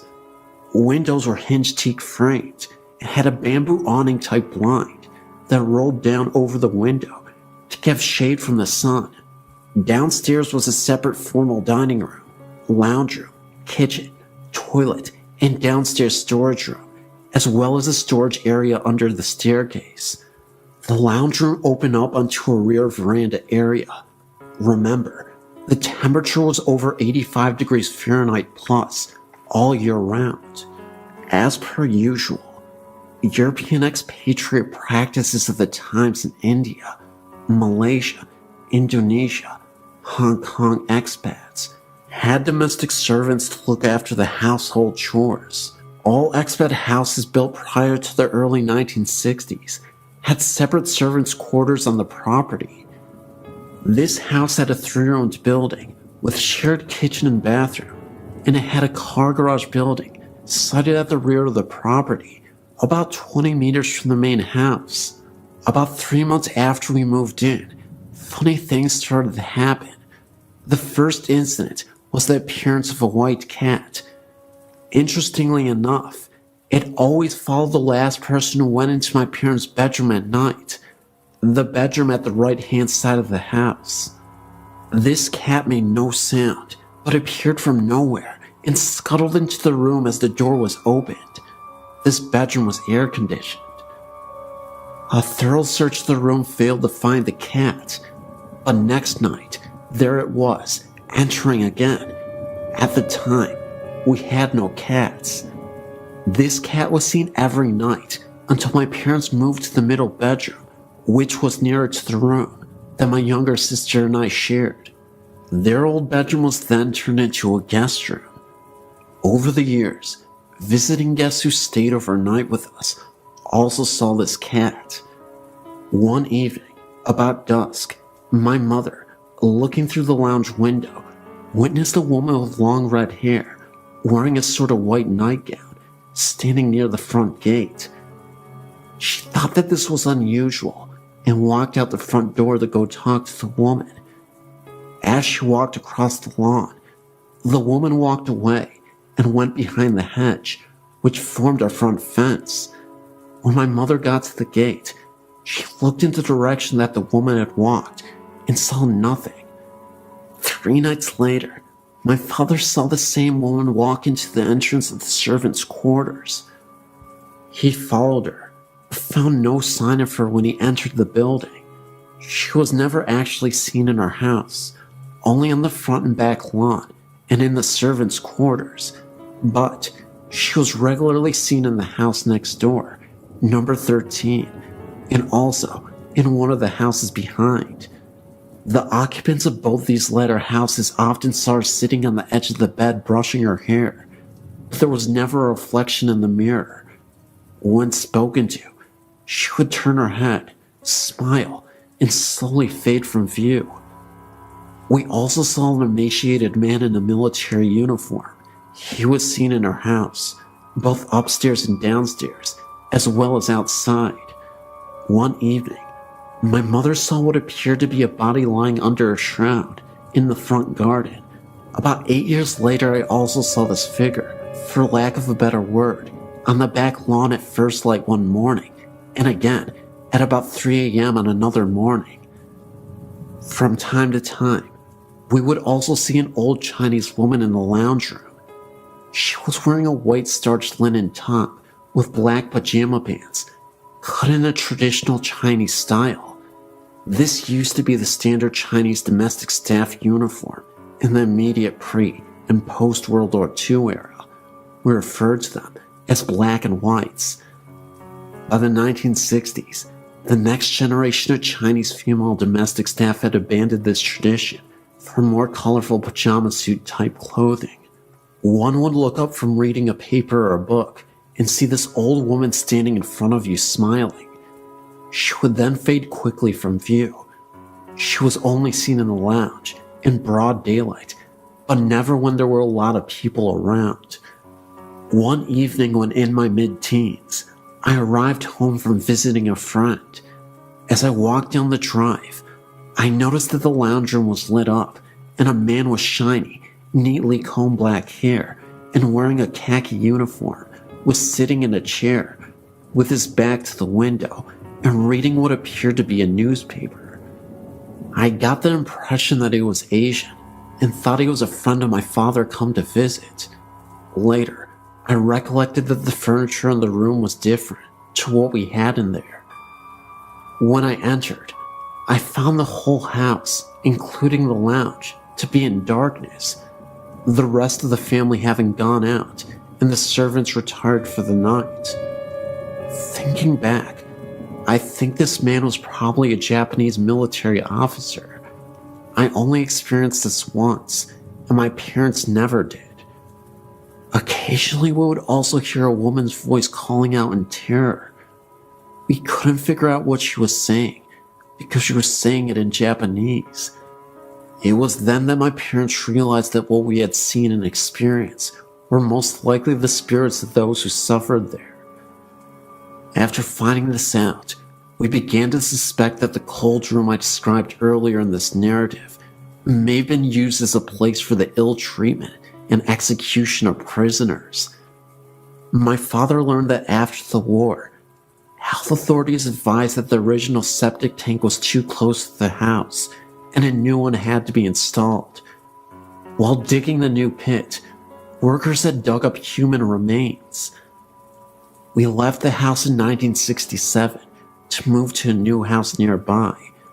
The next occupant, also working for the same company, also experienced funny things, but didn't actually see anything strange.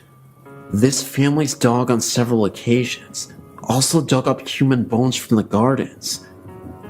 In the interest of preserving the local peace, they also quietly reburied the remains and said nothing.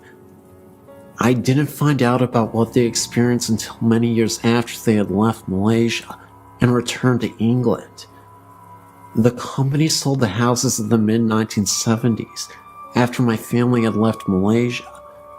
The houses at 15 and 17 were torn down, and a large mansion was built across the boundaries of both properties. However, this was demolished after a few years, and since then, the 2 blocks have remained vacant. In 2008, they are still vacant. This is a prime land in an inner suburban area, but the land is still vacant. The house at number 13 is still standing, but is abandoned, and half the roof is collapsed. We wonder just what was found when the site was excavated for the new building. Also, the reason why the new mansion was also demolished and the blocks left vacant. Maybe the souls of those poor victims still occupy the site and are not at rest and reappeared in the new building.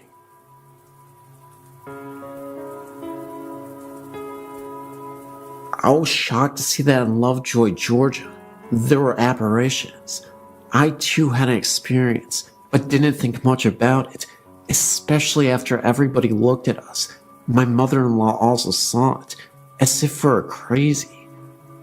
We used to live in a new apartment complex. One day, I was sitting on the counter eating lunch, and my mother-in-law was in the living room. As she came towards me to get to the kitchen, we both saw a man going towards the room at the end of the hall. Our first instinct was that one had broken into the apartment. We did get a chill, but at the same time, we didn't seem it was a big deal. We just figured it was the fact that we had gotten scared. I grabbed the phone, and we walked towards the hallway. When we looked, we saw nobody. We thought they had gone into the bathroom or the laundry room. When we saw nobody, we looked in the closet of the room, but again, didn't see anybody. After we came to our senses, we realized that nobody could have entered because we would have heard the door and the alarm would have went off anyway. Two guys that slept in that room told us afterwards that they would have trouble sleeping for a long time. On occasion, they would hear the water running, but they thought it was the other one. After sharing these experiences, we have come to the conclusion that this was in fact paranormal. We called the leasing office and asked them if anything had happened in that apartment, or if they knew of anything of this nature in that area. They obviously thought we were crazy, and replied that they didn't know anything. Now that I have found this, I feel relieved that now thanks to this, my family believes us. I'm of course referring to your site. Thank you for letting me share my story.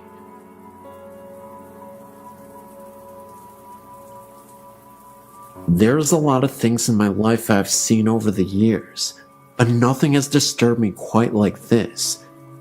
It was the weekend of break for myself and my mom, and we decided to go up to Oklahoma City to see my cousins.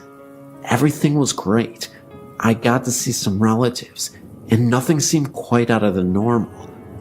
That is as far as normal went that night. While taking the 4-hour drive back, I noticed that the moon was very huge and blood red. Of course, I didn't know about the eclipse that day, so it was cool to watch as we drove to Ferris, which is a tiny town between Lane and Antlers. I remember that my mother pulled into the Veterans Bridge in Aloka when a couple miles down the road, I happened to look up, and an elderly couple was standing on the side of the road, staring across as if watching something.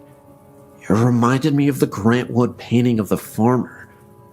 I remember looking at a clock a moment before and saw it was midnight. The moon was still out and still red. What makes it even worse for myself is that my mother also caught a glimpse of them.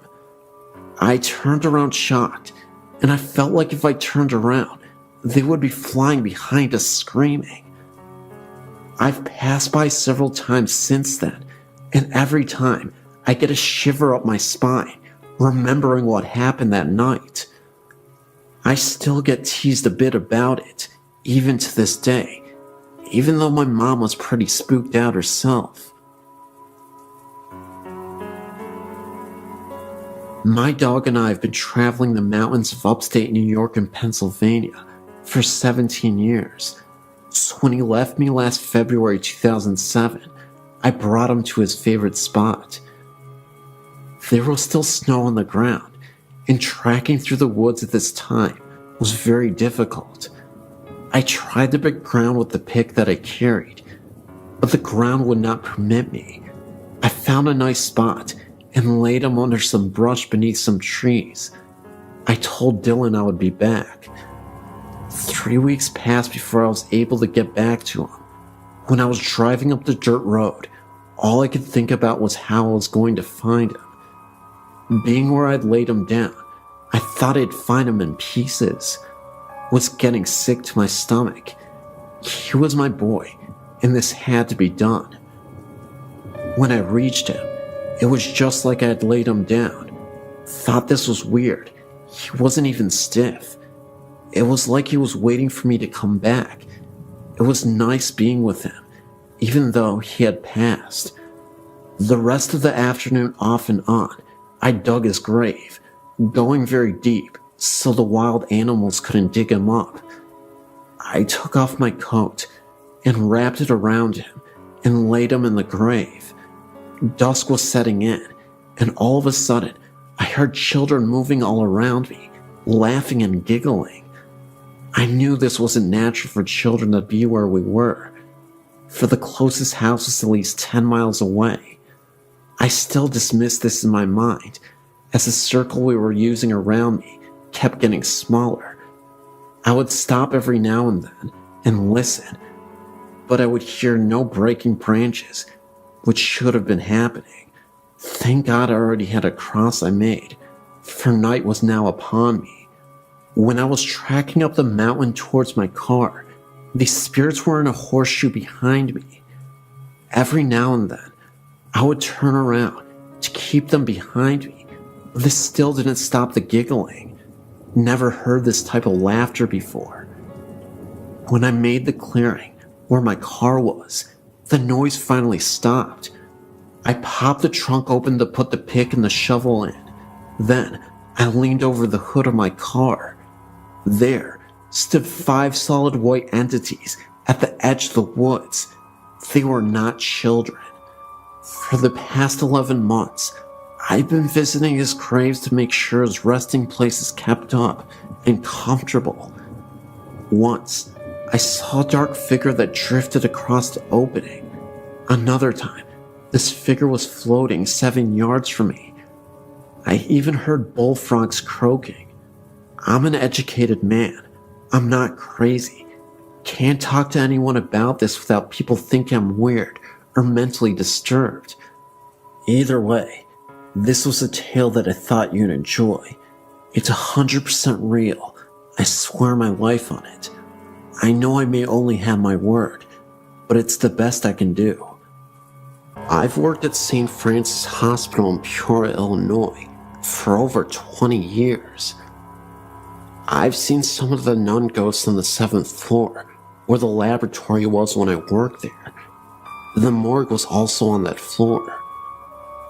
I was working 3rd shift one night. At times, we took the back elevator, the service elevator, to the floors to draw labs when needed. As I was walking down the hall to the elevator, I saw a nun getting onto the elevator. I yelled out to her, "Please hold the elevator, sister." The door started closing. Thinking she did not hear me, I hit the down button as it closed. The door opened, but there was no one on the elevator. There was nowhere else she could have gone, for it was a dead-end hallway. To take the stairs, she would have had to walk past me. This was a strange night, and it took place many years ago. Another moment, it was fairly late, and I was again on my way to the elevator. This time, I made it inside alone, and as the elevator was closing, I saw a man in a white lab coat standing all the way at the end of the hallway. At the time, the hallway was pretty dark, but there was just enough light that you could see down it. I knew for a fact that there was absolutely no one else on the floor at the time. The image of the man in the lab coat, and also the nun, will always be engraved in my mind. This hospital has always had a reputation for having had ghostly visitations from previous employees who used to work there. Some of my coworkers have experienced this as well. When I was describing what I had seen to a current coworker, she was a bit startled from the revelation. That's because one night, she had taken the elevator to the morgue, and when she got down to it, she could have sworn that she saw a figure or dark shadow in a praying position, kneeled over. She said the figure was an outline of a person. No distinct features, almost cloud-like, but could definitely tell it was made to be some sort of person. My theory is that the nun appeared once again to help with the newly deceased transition to the other side. I'd also like to think that the man in the lab coat was a former employee of this hospital. Either way, there's quite a bit of haunted history here, and I'm not sure how to deal with it at times. Since I'm fairly used to creepy happenings, it no longer frightens me like it used to, but there's always a bit of excitement in telling these tales to those who haven't heard them before. I believe there is a portal to the other side that humans have access to, and eventually we'll transport ourselves to this world. As for now, we're just getting a glimpse of the afterlife.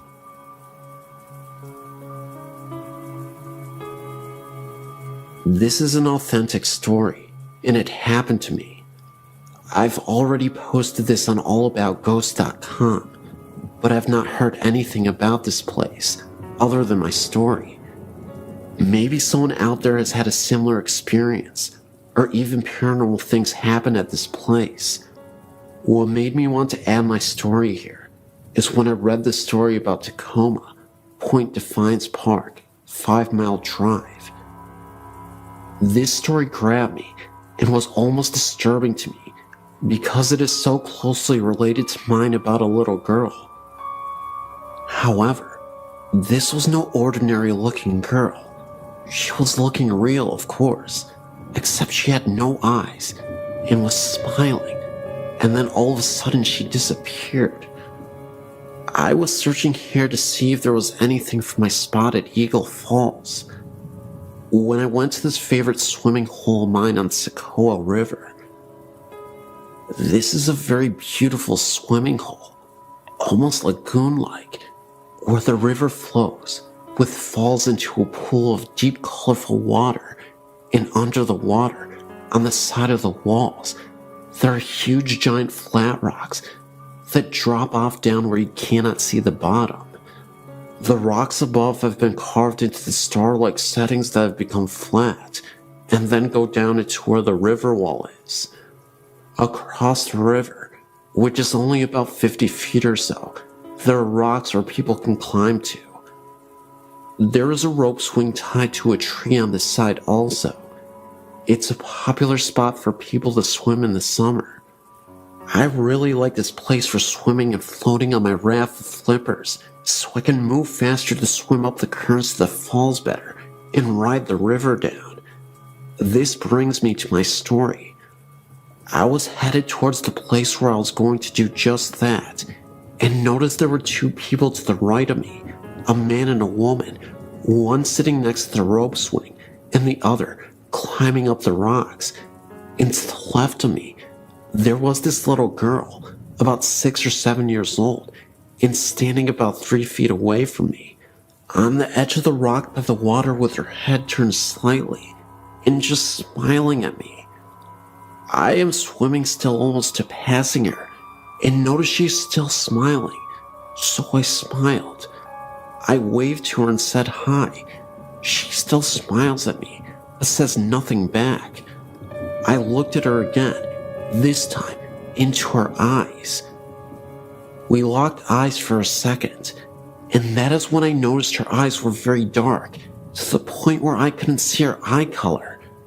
They only looked like black holes, almost hollow-like.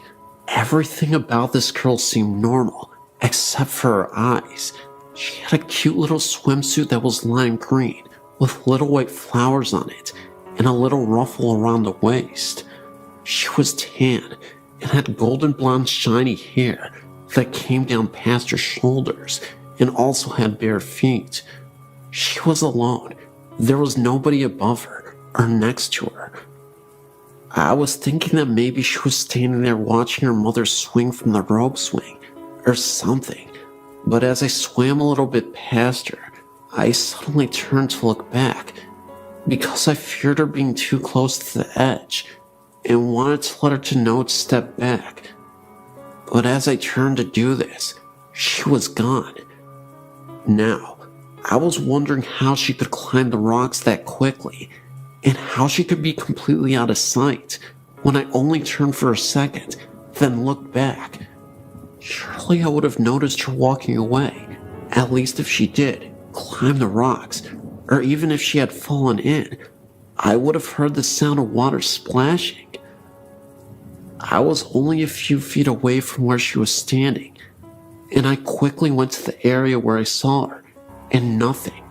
I looked above and further back where some people were sitting by some trees, and looked down along the banks where other people were sitting, and with kids, and no one looked like her, or had blonde golden hair, or the same bathing suit on. At this point of feeling very confused, I felt a cold chill come over me, and my hairs, my arms were standing up. I felt a sadness and chilling feeling, and had a vision of the same girl falling into the water and drowning. I even felt some pain and a little bit of anger type emotions right there where she stood while I was still trying to see if I could find her. I thought, where are her parents? Why is she all alone? So I swam back up to my spot by the river and told a friend I was with what happened, and I pointed to the rock she was on. He said it sounded and even looked like I saw a ghost from the way I was acting. I asked him if he would go back with me to look for her, and he said no way. That is way too creepy. I don't want to go over there with you. I'm thinking about how this situation is so crazy, and the fact that it's daylight even. I'm going back to see if I can see her, I said. Determined to find her, I swam back to the spot where it happened and looked all over the area where people were sitting, and still, no little girl in a green bathing suit. I started looking in the water to see if I could see anything from down there. Nothing. And the girl across the river that I thought was her mother was not. She was with the guy on the rock still. Then again, I get the chill, and I'm feeling sad, and start becoming afraid of the spot, and even swam away from it again, thinking this doesn't make any sense, then wondering if I'm the only one who saw her. Did the people across the river even see her? This is a wide visible area where you can see everyone around you. Am I losing it? Then I remember those eyes she had were actually hollow. The smile she made, and just kept smiling at me. How she didn't even move from the time I swam towards her, stopped, made eye contact, and said hi, then kept swimming, only a few feet further, then turned around to say she was close to the edge, or, where is your mother? Somebody should be with you. I truly believe what I saw was an entity of some sort, and perhaps this little girl might have fell into the river and drowned, right where she was standing. I've heard some stories from here of people dying at the spot by swinging from the rope swings and jumping from the high cliffs, which happened right across from where she was. I also believe I wouldn't be so disturbed by this if it all seemed normal, but it didn't, and for some reason, she didn't seem to fit in. I wrote to ease my mind, and maybe to just get it out somehow. If anything at all, I will probably never know why she picked me to see her, but I will never forget what she looked like, or how she stared at me and smiled for so long. Maybe she was looking out for some people swimming in the river. Who knows? Well, this is the end of my story.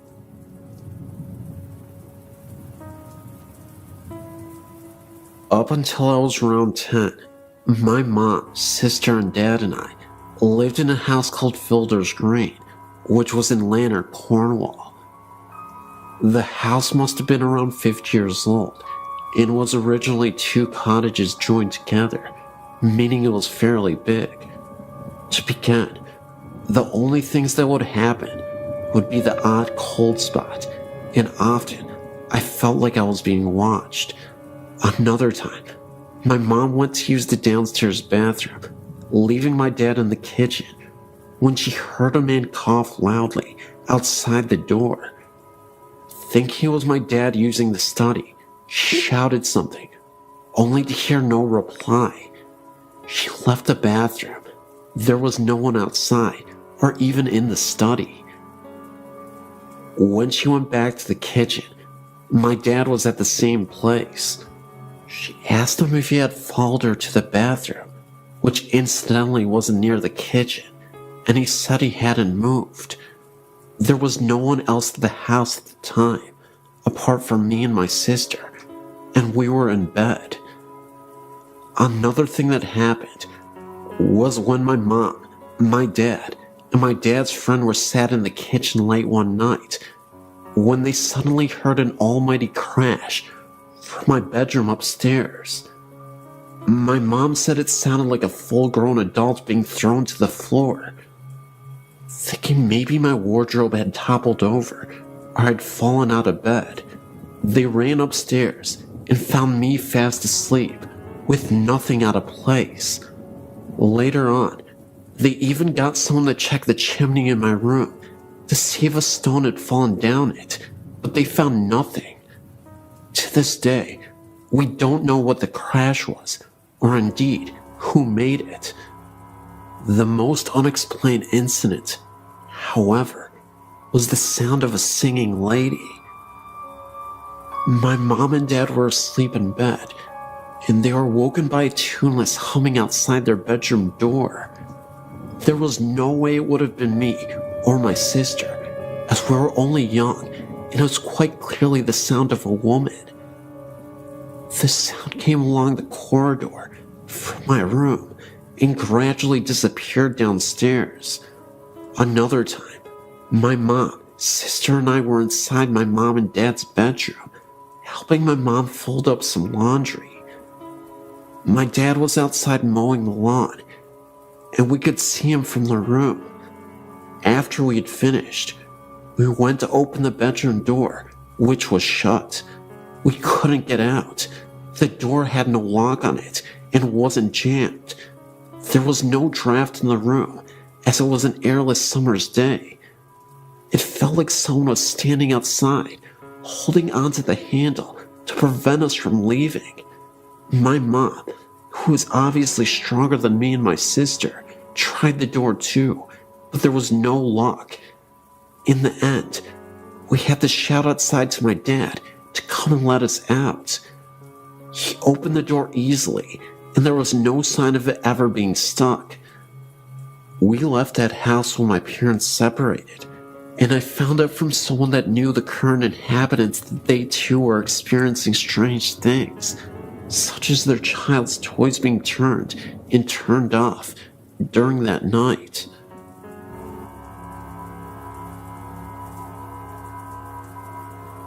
My friends and I went to Cypress Valley Cemetery in Villanova, Arkansas. We come to your site and have tried out some of the places and have gotten good responses. We parked our car out front and went into the gates around 3 in the morning. There were 4 of us.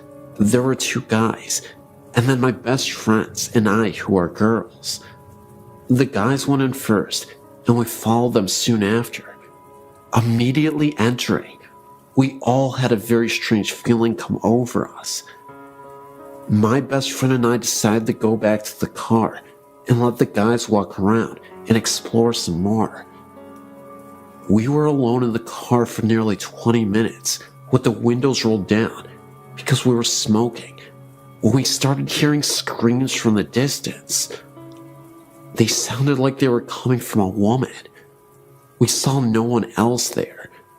Then a few minutes later, My best friend saw the outline of two men walking on one end of the cemetery.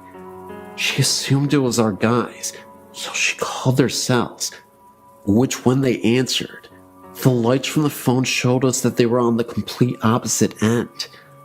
There is no way that they could have made it over there that quick. When we finally decided to leave, they got in the car and we sat for a minute. We had the windows rolled down, but it was about 68 degrees outside, so it wasn't cold at all. We all felt as if the air conditioning was blasting on us, but there was no source of air. It was very strange. Strange things kept happening to us later the next day. We go ghost hunting almost every weekend, and I've been to many places, and this one was by far the scariest place. It just felt very uneasy, very dark. Just thought I'd let you know.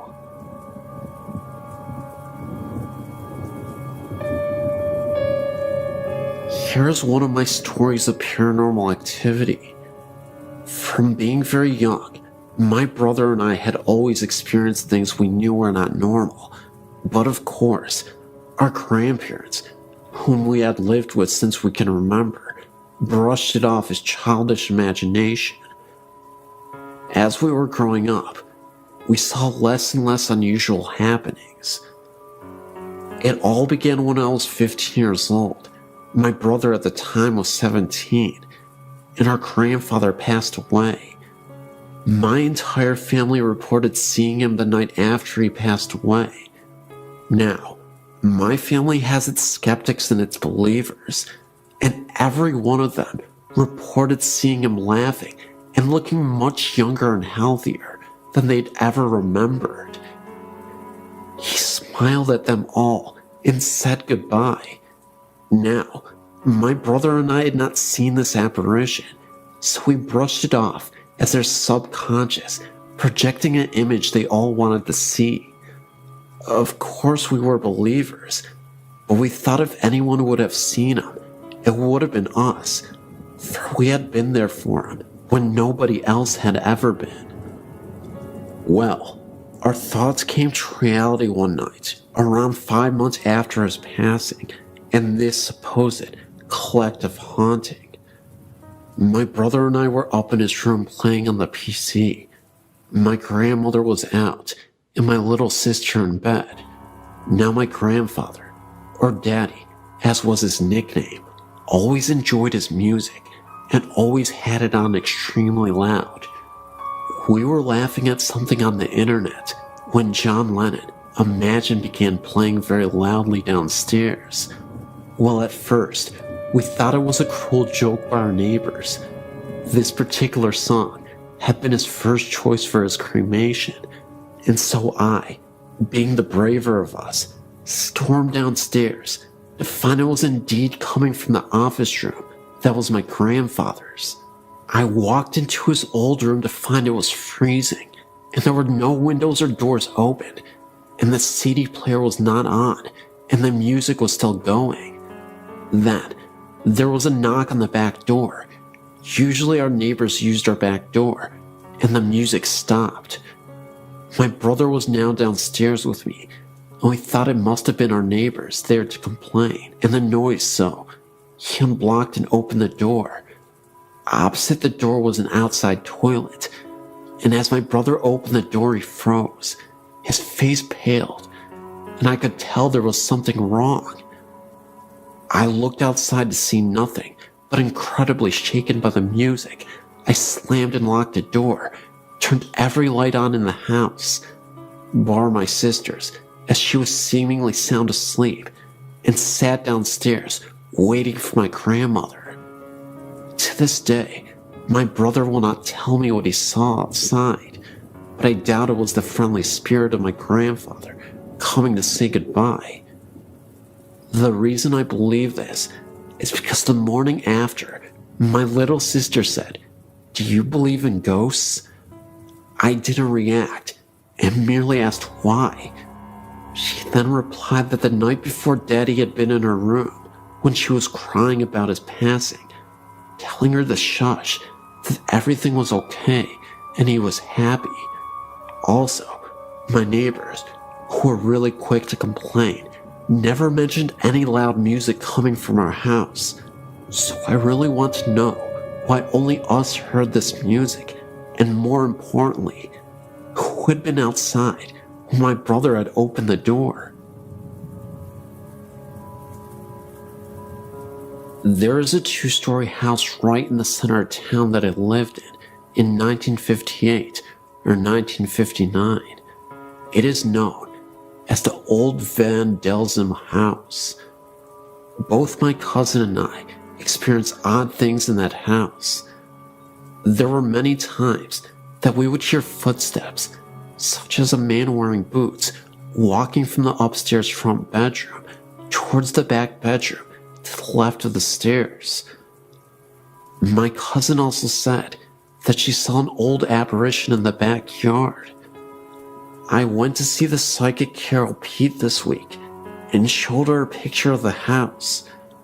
She said she felt it was a soldier from the Civil War era. Also, she said that many horrible things happened on the property.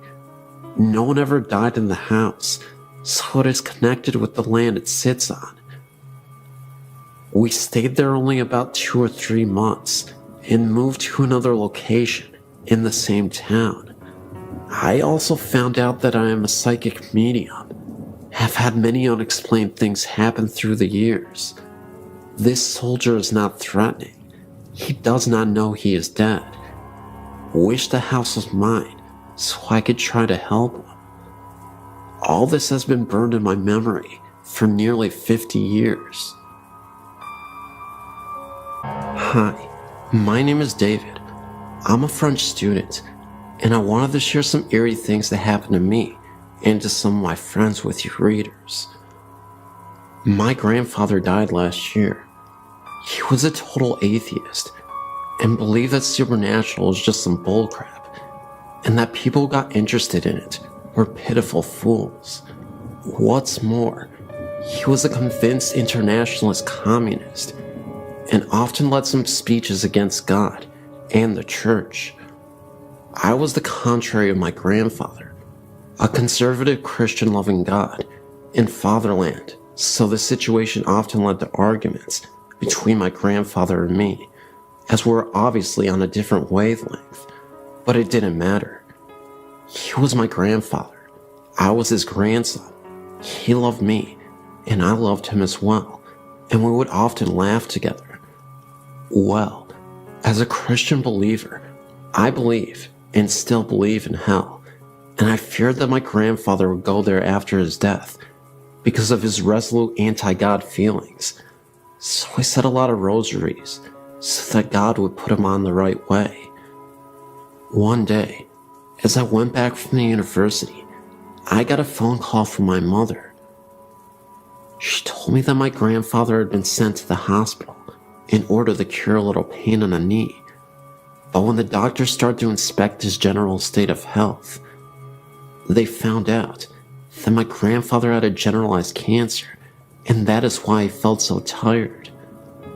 I got so upset hearing that I rushed to the church and put a candle to the Holy Virgin so that she would get the forgiveness to my godless, communist grandfather. I went to visit my grandfather in the hospital, where he was sadly ending his life, and I could notice no changes in his mind and moral, and his Calvary in the hospital bed lasted for months. Here's the moment when my story becomes interesting. In my prayers, I would always ask the Holy Virgin to save him and let me know by a sign that she had taken him to the right place, near the God and far from hell. It was an ordinary night. I was reading in my bed with my bedlight and listening to the outside noises as usual, and I closed my eyes to sleep afterwards. Oh God, I can never forget what I lived this night. It was about 5 a.m. because it happened just a moment before I woke up. I had a very powerful dream, and it looked so real that it is still sculpted in my memory. I dreamt about a giant curtain of red velvet, with a portrait of my grandfather hanging on it. I looked at this picture, and my eyes looked leftwards and saw that the curtains were open like on a theater. Behind these velvet curtains, I could see the sky filled with orange clouds, lit like on a wonderful sunset, or dawn, I don't know. And suddenly, I saw a boy kneeling in the darkness in front of the scene, and I recognized myself. I can't figure out why, but I know that the boy in this dream kneeling was me in person. A short moment after, a young woman went out from behind the curtain, from the lit side. She had a blue dress and a blue veil. Both were blue, one dark, the other clear. She looked like Raphael's Holy Virgin in the painting. I remember her peaceful face that made me feel peaceful and tranquil. The lady sat in front of the kneeling boy, me, and started talking to him. I would see the lady's lips moving, but no sounds coming from her mouth. But I distinctly remember her beautiful eyebrows. After talking, she showed me something behind her. It was a ladder, a beautiful multicolored ladder that went in the orange clouds. The ladder went through a hole in the clouds, and this hole had incredibly powerful light coming right from it, and it throwed rays of light. It was noisy like a storm, though not frightening at all, not at the contrary. My dream stopped with this vision of delight. I'd forgotten the dream on the following morning and went downstairs for the coffee. My mother was standing in the kitchen, and her eyes were painful. As I held my cup, she told me that my sister called from the hospital and that my grandfather passed away. I was waiting for this event with pain, but I got psychologically ready. Anyway, tears began to go out from my eyes, and I began to cry and go in the garden to think. And as I was walking through the trees in my garden, I suddenly remembered that strange dream of the night, and I was thinking that it was the sign I was waiting for, and that I beseeched the Blessed Virgin to send me. I was so grateful. I went to the church and told the Holy Virgin thank you. But I wasn't expecting such an intervention, but another prayer of mine had been made. However, if you're thinking that this story is going to be about light and positivity, you thought wrong. Because one day, a few days before the funeral, I was visited by a spirit with horns. That's right. I was lying in my bed asleep when the door slightly opened a little bit, and I was greeted by this creature, this horned figure. It was definitely a black mass, but it was just standing there as I was trying to regain consciousness in the middle of the night. It stared at me with its red glowing eyes. That's all I remember, the dark outline of this dark mass and the horns protruding out of its head. It was there for about 40 seconds, and I'll never forget the sight, and it just slowly disappeared. I have no idea what connection this is to my grandfather, or even if it means something, but it definitely rattled me to my core. I started to get a lot less sleep, and on days that I would get sleep, I would have these terrible nightmares of the same horned figure. In one of those dreams, the horned figure would be seen off into the distance, with again those glowing red eyes, and there would be candles scattered about, with the only source of light coming from the candles. They were all lined up row by row, and in a line that eventually led to this horned figure. I remember waking up instantly after that dream, and crying profusely. I yelled out to my grandfather. I said, "Please save me from these nightmares. I'm sick of these nightmares." Fast forward a few days after the funeral, and the most spectacular thing happened. though it was a little unsettling, not even going to lie. And I feel like this was truly confirmation that God was answering my prayers. We have this massive full-body mirror that rests in the living room. This is where I saw my grandfather in the mirror, standing right behind me. It happened so fast, and it disappeared so quickly, that I had to regain my composure and not freak myself out too much, because I knew deep down inside that my grandfather was here to tell me it was okay, and that I shouldn't fear evil. Was it a possibility that I was so distraught over losing my grandfather that I thought I was losing my mind in the process, and I was just imagining everything that I was seeing? I don't know. I can see why people would think that after this story, but what I do know is that I contacted my grandfather and maybe some unruly spirits, maybe deep below the surface, that we can't always reach. And it's truly terrifying, but also comforting to know that my grandfather has my back, even in the afterlife. One early morning, I'd been sitting in my family room, reading the newspaper. It was a very quiet morning, and I was all alone.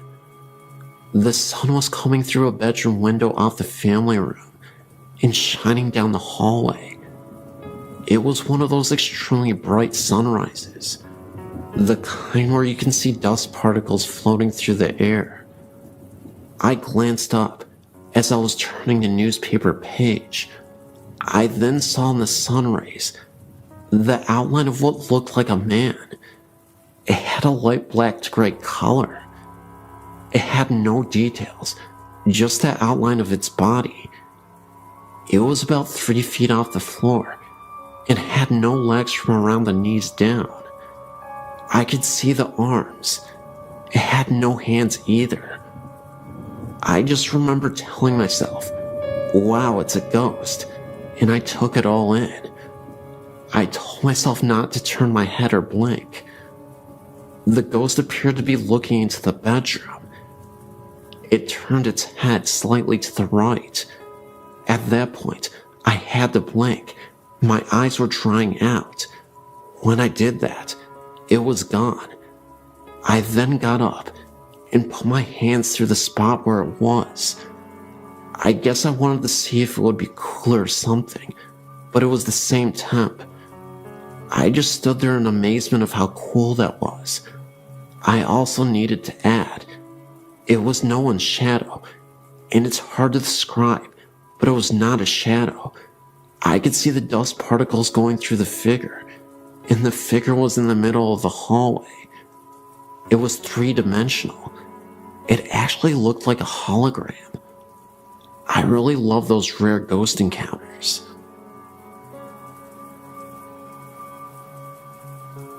My parents bought a house in Newborn, North Carolina in 1970.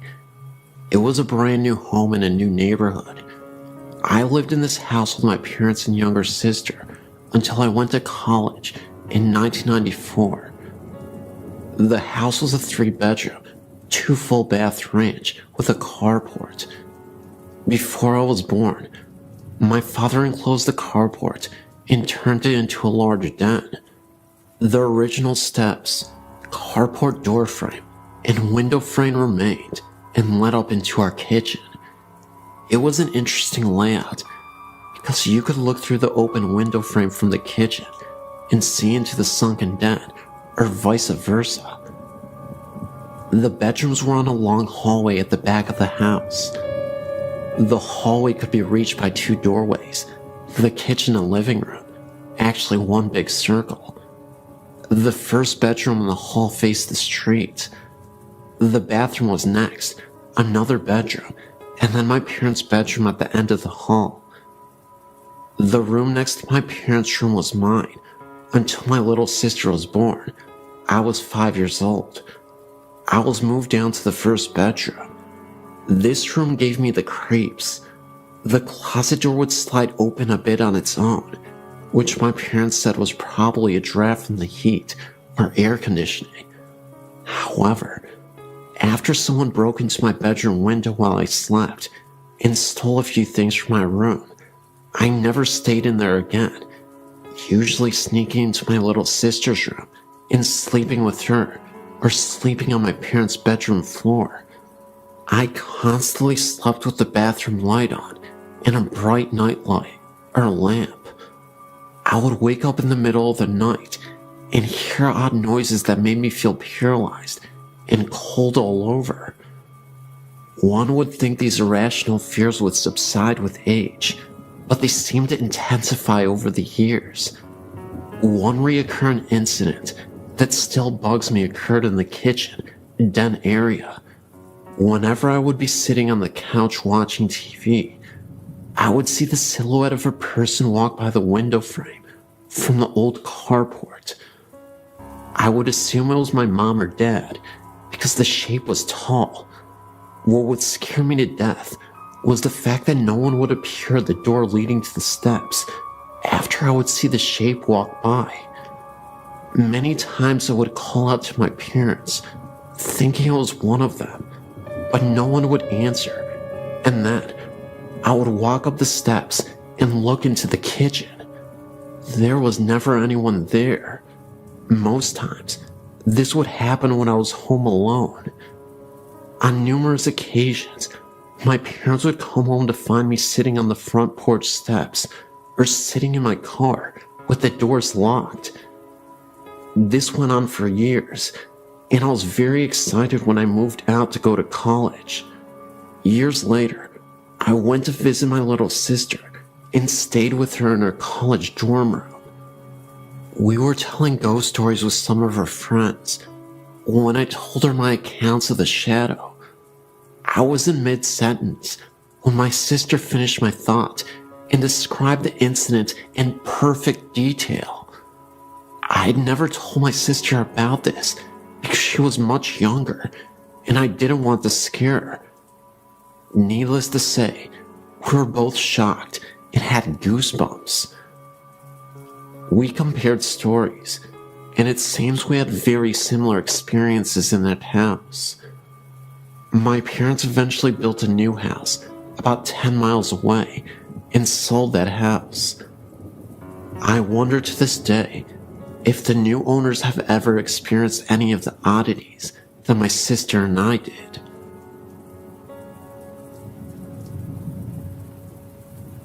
I'm 28 years old now.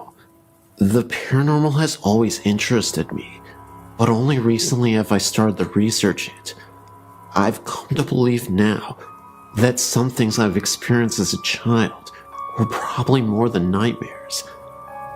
I believe my encounters were that of the paranormal, edited with a touch of child's imagination. Contrary to what you might believe, I think my touch of a child's imagination is what scared me the most. I decided to share with you those experiences that could be considered nightmares for your entertainment, but also those that I truly believe are paranormal. At the age of 5 to 7, I can't recall for sure. One night, I was lying in my bed, asleep. I felt something moving at the bottom of my bed, and the next thing you know, I felt like I was being dragged out of my bed. My covers had tightly wrapped themselves around my legs, so tight that I couldn't move them. I yelled, "My bed is eating me! Help! Mommy, Daddy, help!" By the time it stopped and parents got into the room, half my body was hanging off the side of my bed, while the other half was hanging on for dear life. You know what my parents' response was? That's what happens when you don't fix your bed every day. Your bed eats you. No, really, I still never fixed my bed after that. I disproved that theory fast. It never happened again. I look back now and realize that whatever it was in that house had a weird and somewhat morbid sense of humor. Check it out. Several other times, I would wake up from a rather deep sleep, turn over, and open my eyes as if something told me Wake up, Steph. Sure enough, I would open my eyes, and one of two things would be sleeping next to me. A. Bo Duke. He was like a hero to me at the time. Or B.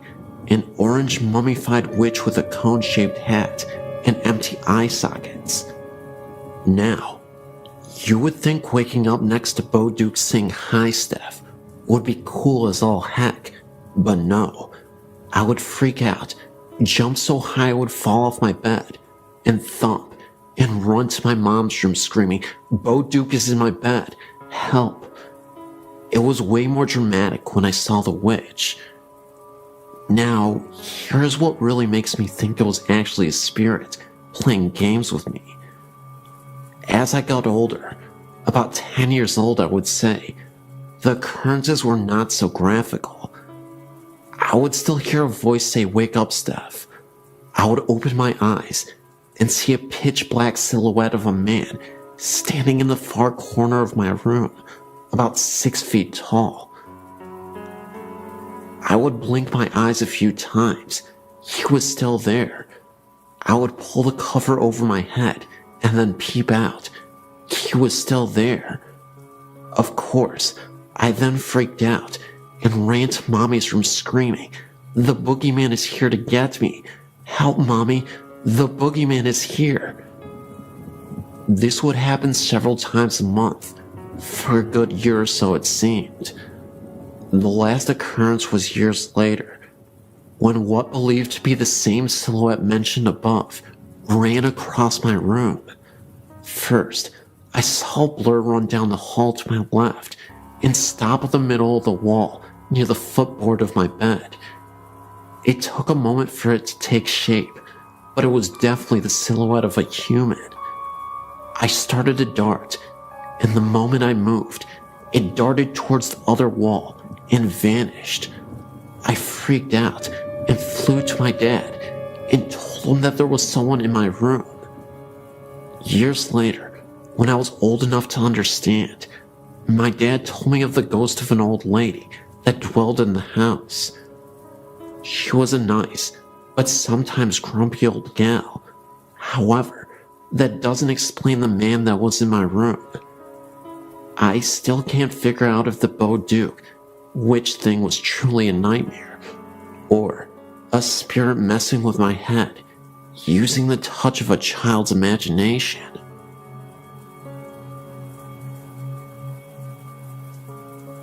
I've been to Gibbs Bridge twice, and we have seen something every time. The first time the signs kept changing. There would be a lot of writing on the signs, or none, every time we came around. I looked back and thought that someone was messing around with us, and I saw a figure standing alongside of the road, ran by the guardrail, and disappeared. Then, I kept seeing something black out of the corner of my eye. My cousin was with me, and she started to scream, and me and her both heard moaning over her screaming. Then, it was me and my sister and her friend. The signs again kept changing, but only a few, not at all like last time. We took pictures and got orbs. Then, we saw a figure again by the sign and disappeared. We went all the way down the street and turned around and saw a big bright light. I told my sister it was probably a car, so flash your lights to let them know that you're coming. She did that, and the light was gone. It kind of looked like a motorcycle light with handlebars. I know the whole story about it. Then, we turned around again and saw it again. It was not the street light at all, because we turned around going back to the bridge about 10 to 15 times.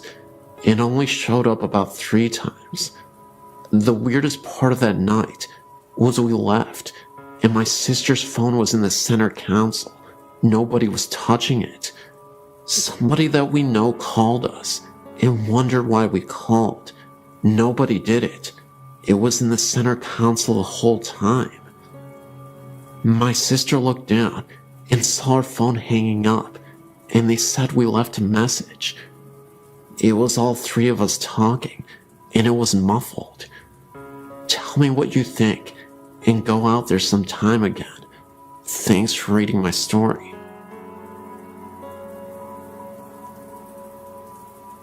Back in the early 90s, a wealthy family who lived in Corona owned 2 homes. One large home they owned was on the south side of Corona, overlooking the 15 freeway. The other home, used later as an office, was the old in-town district on Corona's famous Grand Avenue. As the story goes, before the husband and wife met and got married, the husband lived in the large house on Grand Avenue.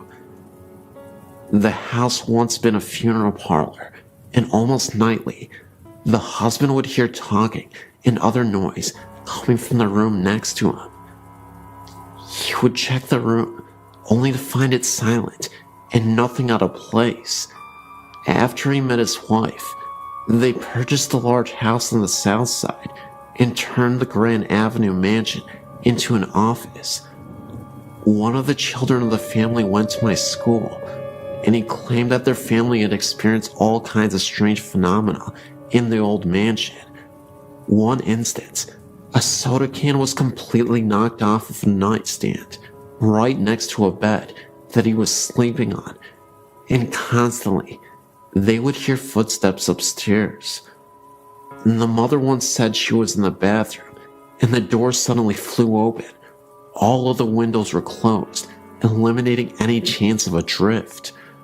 Another night, the family drove past the mansion, as they often would, to make sure it was secure. Remember, nobody lived there at this time. It was only used as an office.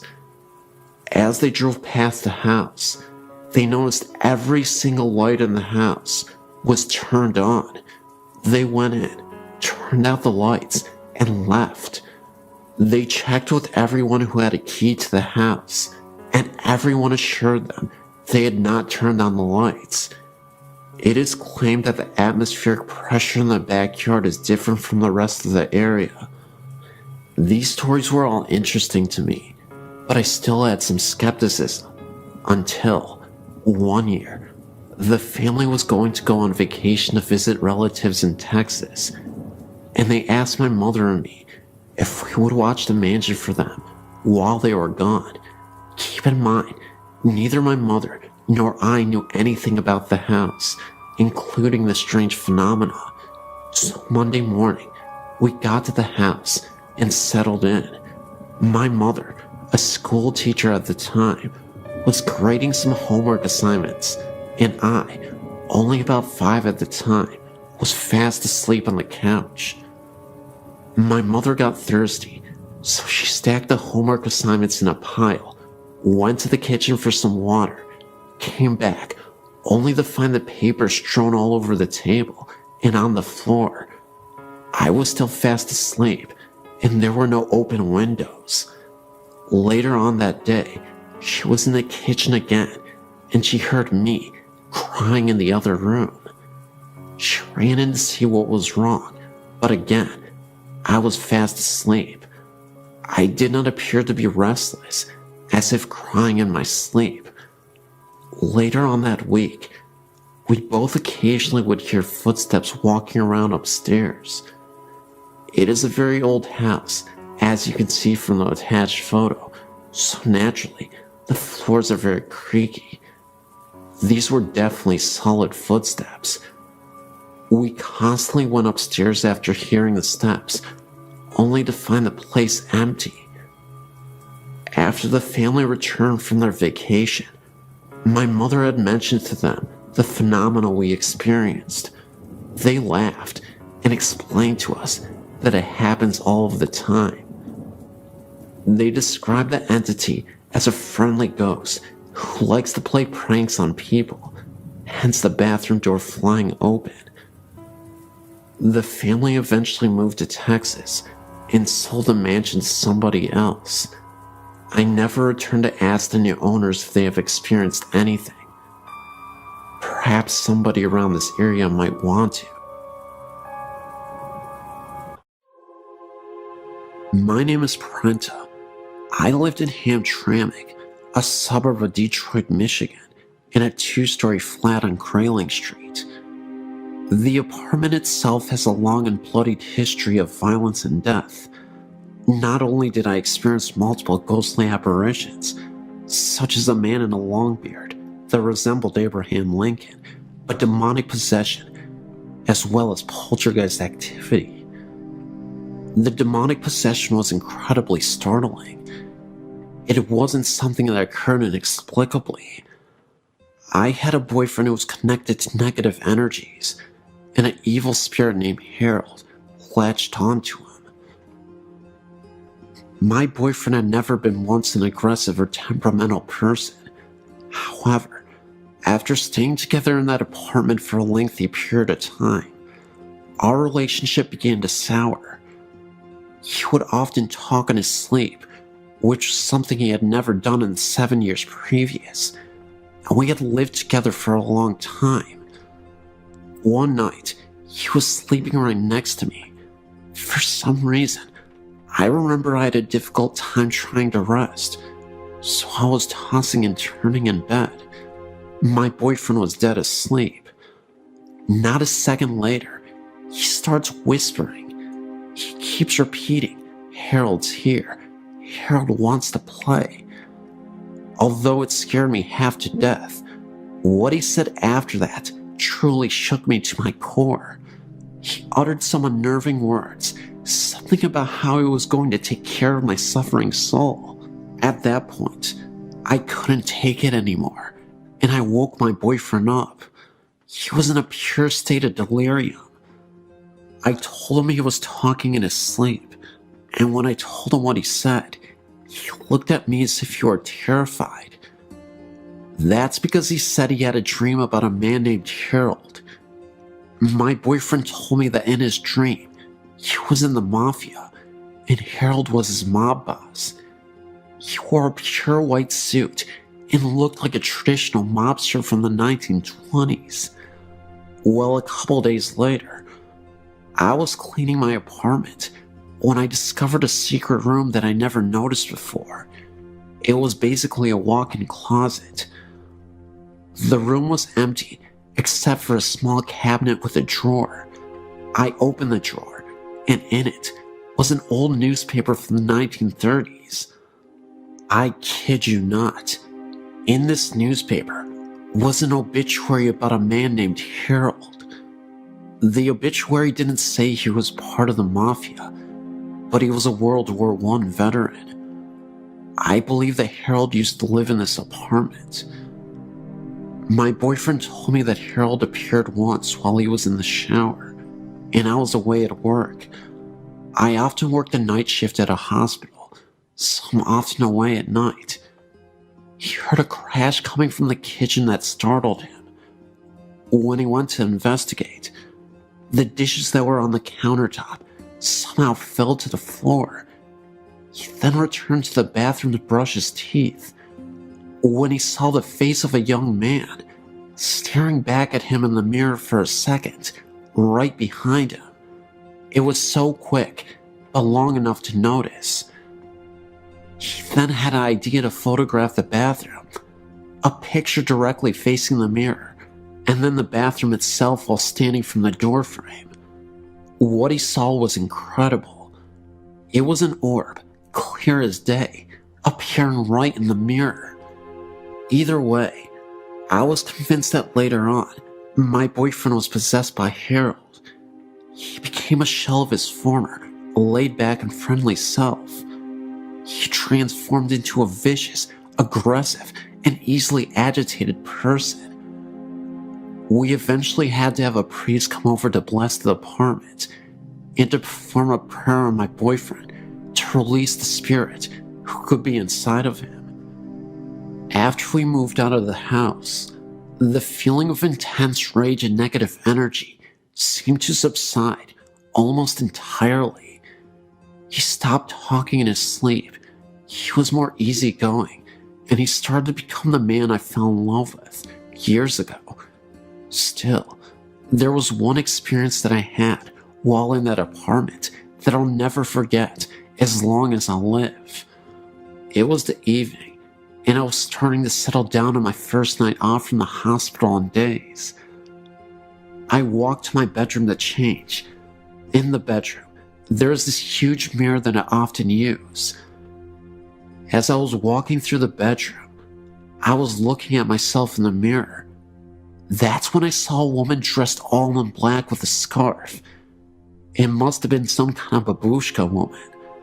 I instantly closed my eyes out of pure fright, and as I opened them back up again, I returned to look back at the mirror, only to see that this woman had disappeared. I only saw myself. All of these events are 100% true. I know sometimes when people tell these types of stories, they are often met with a high degree of skepticism. I should mention, though, that I have high integrity, and I think it is foolish to tell pointless lies just for attention or to have a good story. The possession, herald, the poltergeist activity, and the babushka woman were all signs that something awful wouldn't leave that apartment. At this point, I'm just thankful that I don't have to experience that ever again, and that my boyfriend isn't being used as a vehicle for paranormal entities. I would say this is a story of a haunted house, but it isn't. Until about 10 years ago, it was just a haunted house in my book. I met my husband over 30 years ago. He told me about a house that he used to live in that had some very strange things happening in it. It was local, but he never wanted to go anywhere near it. He said that it was very old and had been built by a young person who had some of the wood and granite that made the fireplace sent from Ireland. Anyway, the story is that when he married his wife, she came with her mother, a real shrew.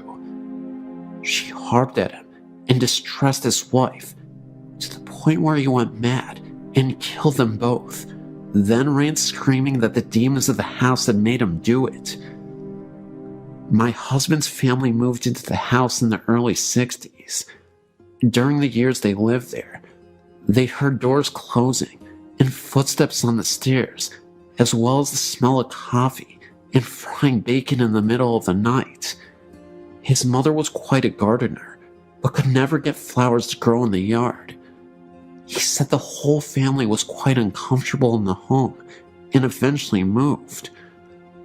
We had been together for a few years when we heard that the property had been sold for a mini storage lot.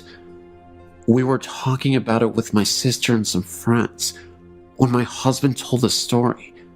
The friends asked to see the house. I'd never seen it to this point, and I'll admit, was more than a little bit curious.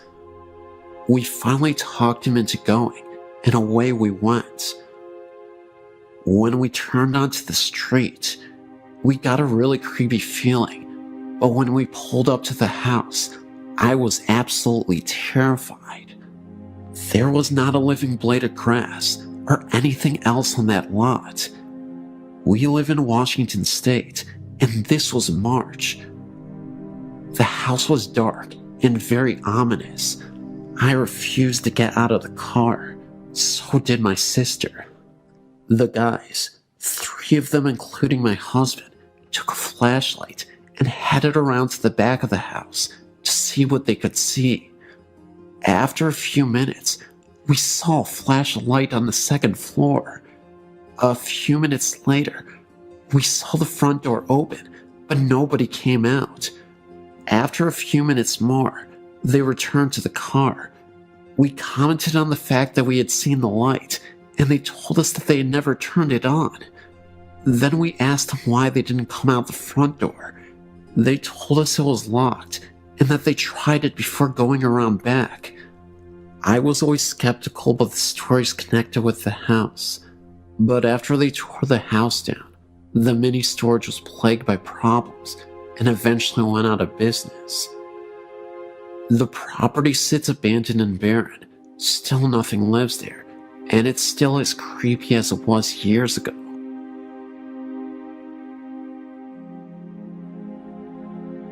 I I've got a story to add to your website. I've gone back and forth about someone having come check it out.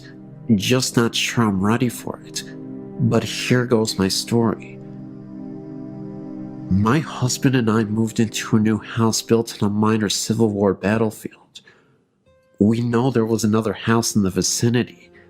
There was also a tree that was referred to as the hanging tree, not far from our backyard, on which about Union soldiers were hung.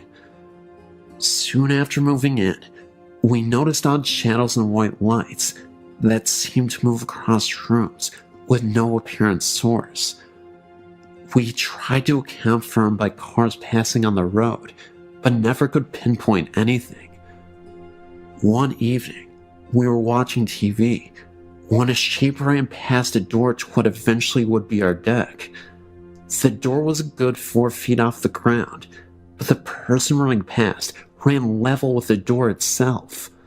My husband and I ran for the door, flung it open, and my husband jumped down and ran in the same direction.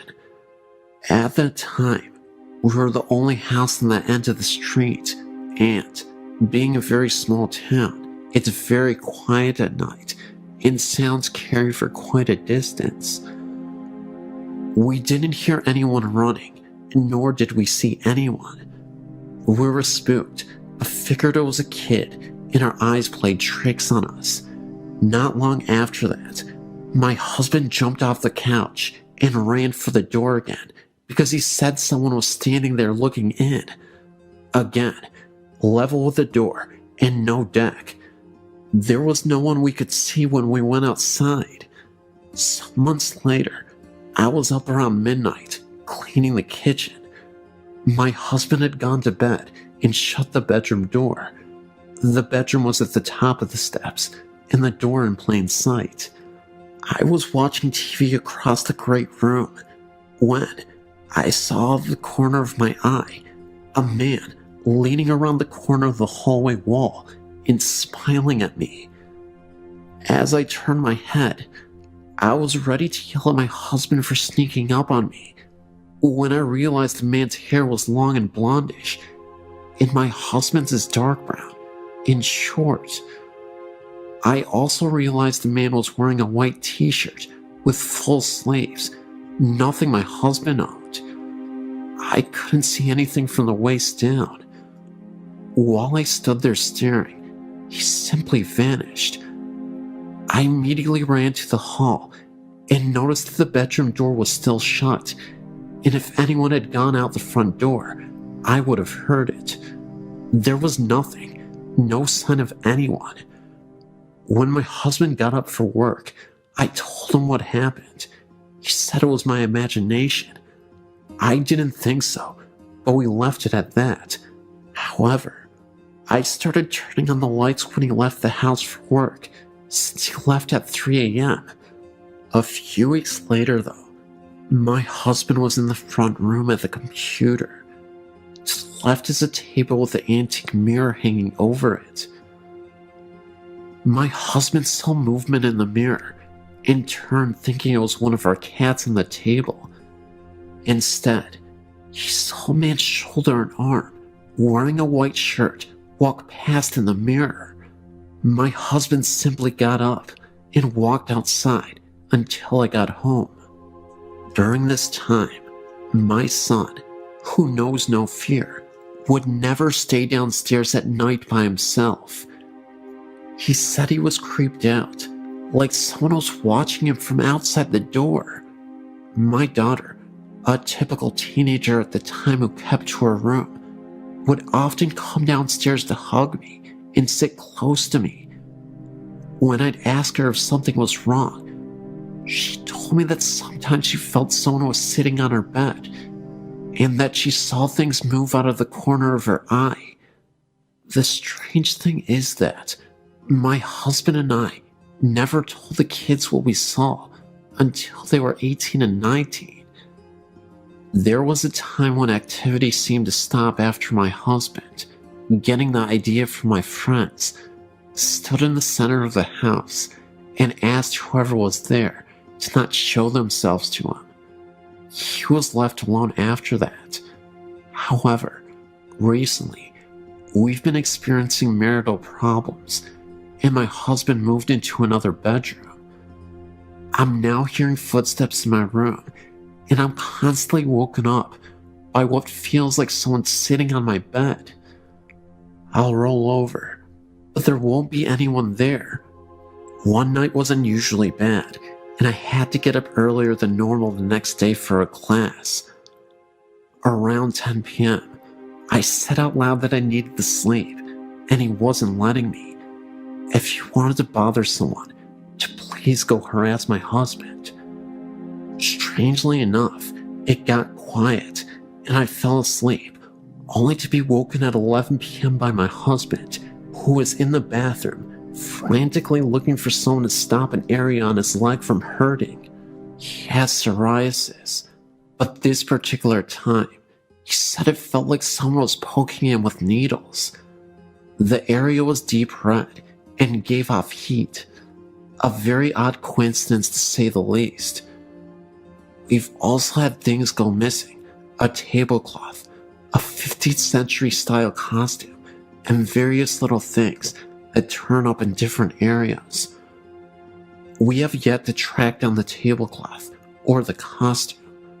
I did tell the ghost not to hurt my husband.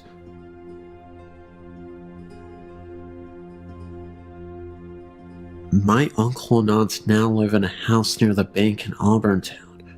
When I was a little girl, my best friend Stephen and his family lived there. They bought the house and were told that the previous owner, an elderly lady, still haunted the house. They put little faith in the story and never let it bother them. I remember playing in Stephen's room and smelling an old lady smell, like medicine and lilac perfume. We never felt threatened by a presence at all. The smell would usually fade away just as quickly as we smelled it. However, one night, after the family had gone to bed, Stephen's mother was awakened by the sound of toys making noise in Stephen's room. Stephen had one problem. He was highly susceptible to nosebleeds. The slightest bump would set off a massive flow of blood. Stephen's mother thought it was strange that he was awake and playing with so many noisy toys at once in the middle of the night. Also, the rocking chair in his room where she would often read him bedtime stories was rocking so hard that it was banging against the wall. She ran down the hall to his room, and when she opened the door, the toys went silent. The rocking chair slowed down. She looked at Stephen in his bed and saw that his nose was bleeding very badly, and it was going down his throat. He might have drowned in his own blood if the very sweet lady's ghost had not raised such a racket that night.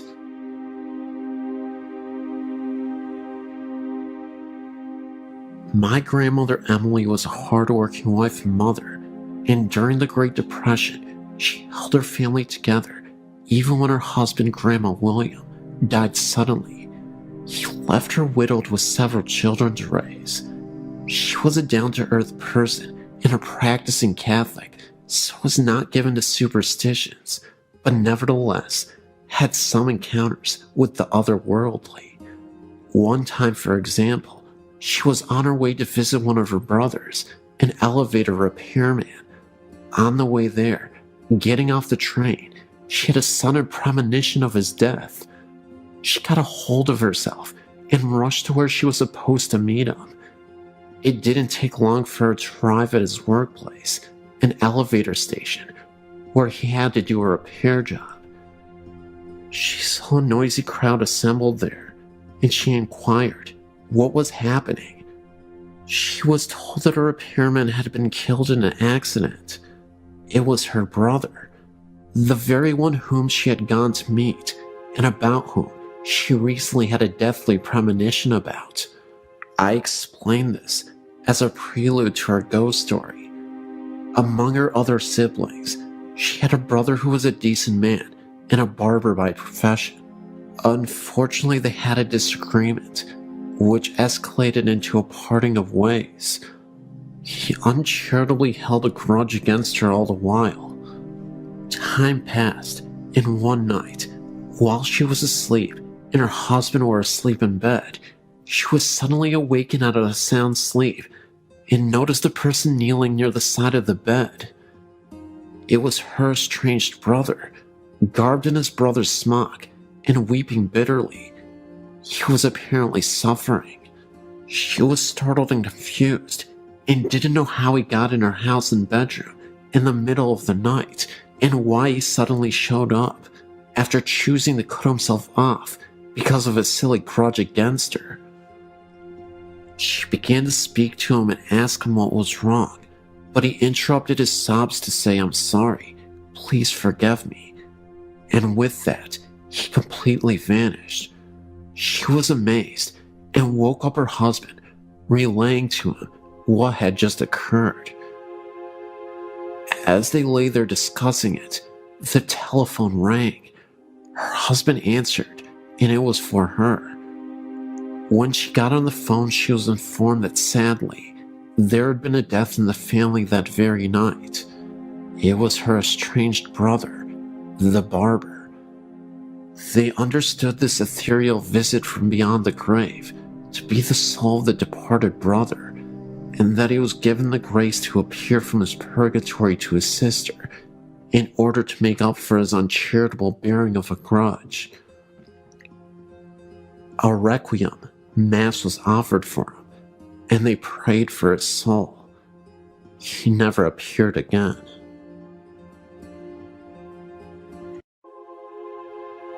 I come from a long line of psychics, and I must have been about 7 when during an afternoon nap, I woke up after a very frightening dream. At the time, we were living in Mount Butler in Hong Kong Island, and Mom's family lived in Capiz in the Philippines. I ran out of my bedroom into a room full of family and friends to tell my mom about it. I saw this Filipino man in a wooden box, dressed in a cream shirt and brown trousers, and lots of our family were around him crying. As a young child, I'd never seen a dead person before and was distraught at the experience. My family consoled me and told me not to worry, but it brought to their attention that I too had the gift. It was only a few years later that I was told that the person I saw was my uncle, who had been shot by the local militia in my mom's village in the Philippines, and it surmises that the clothes I saw him in were the clothes he was buried in. So it turns out that I had a psychic snapshot of the actual Filipino funeral rites, whereby the body is kept in the family house for a period of weeks so grieving people can pay their respects to him.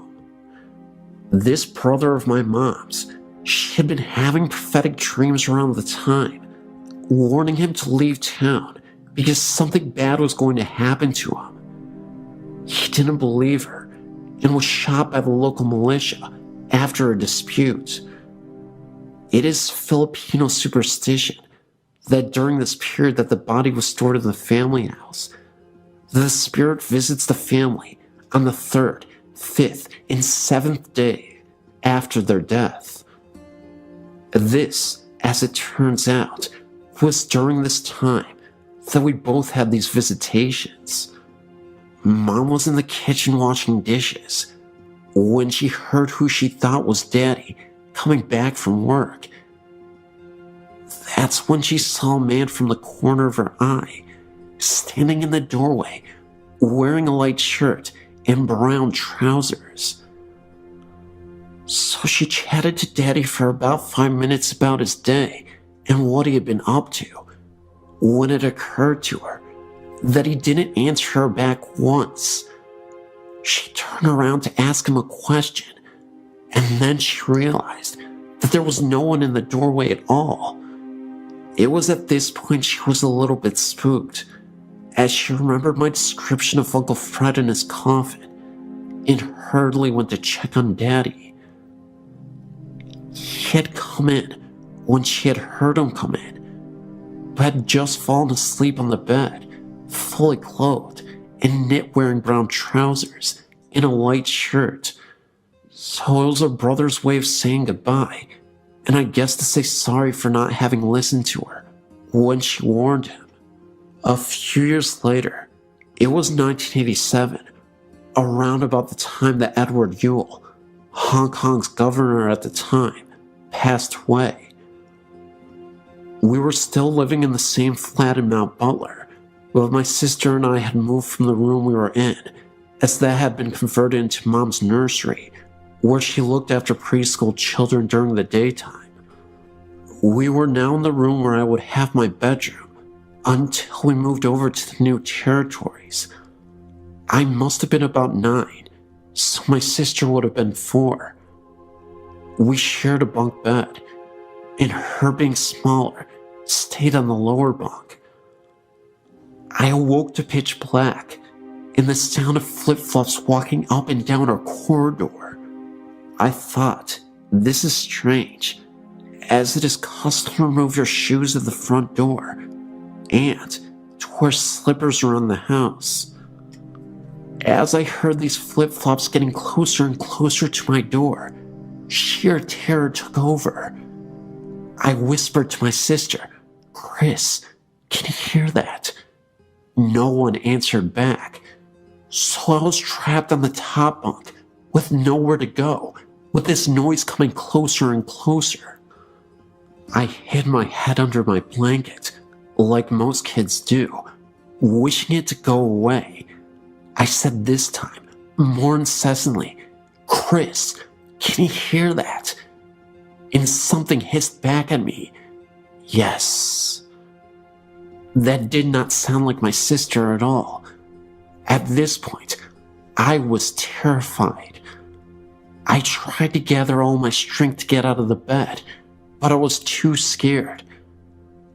After what felt like a millennia, I eventually gathered enough courage to jump off the top of my bed, ensuring by no means that I touched the lower bunk and charged into my parents' room across the corridor from our room.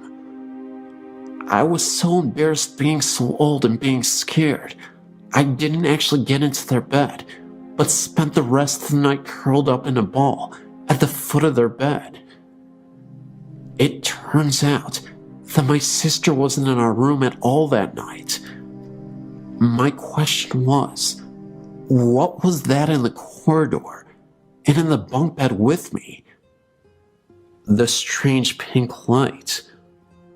Around this time of the strange occurrences with the flip-flops, we were still living in flats in Mount Butler.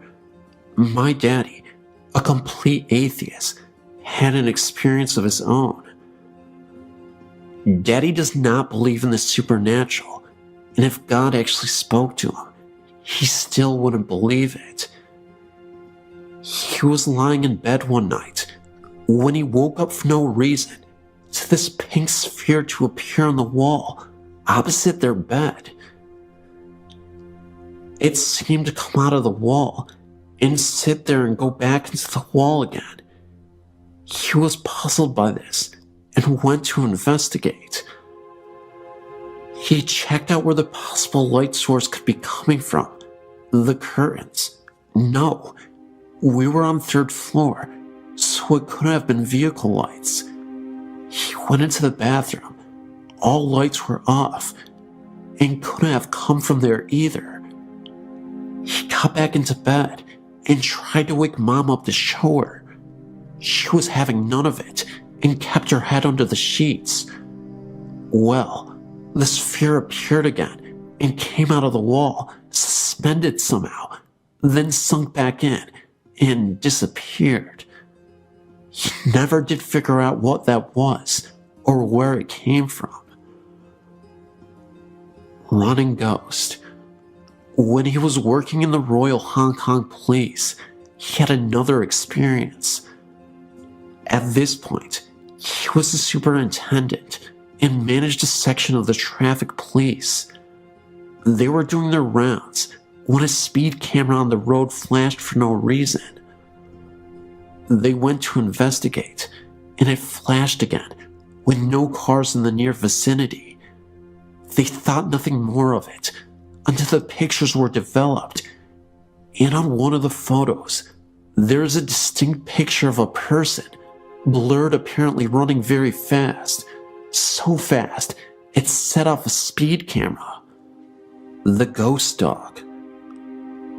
When we were living in Mount Butler, I had one other experience that reaffirmed my belief in the supernatural, and two other people I was with experienced it also. I must have been about 14 when my sister and my best friend at the time decided to go for a walk in the countryside. So where we lived was surrounded by Hong Kong countryside, which was perfect for me as I was a tomboy and spent as much of my time as possible out and about, exploring and climbing trees. Just before I started university in the UK, I was visiting some friends in Cardiff. I was feeling very odd that night, and as we were heading out into town, a premonition hit me. I turned around to my friend and said, "Something very big is going to happen tonight."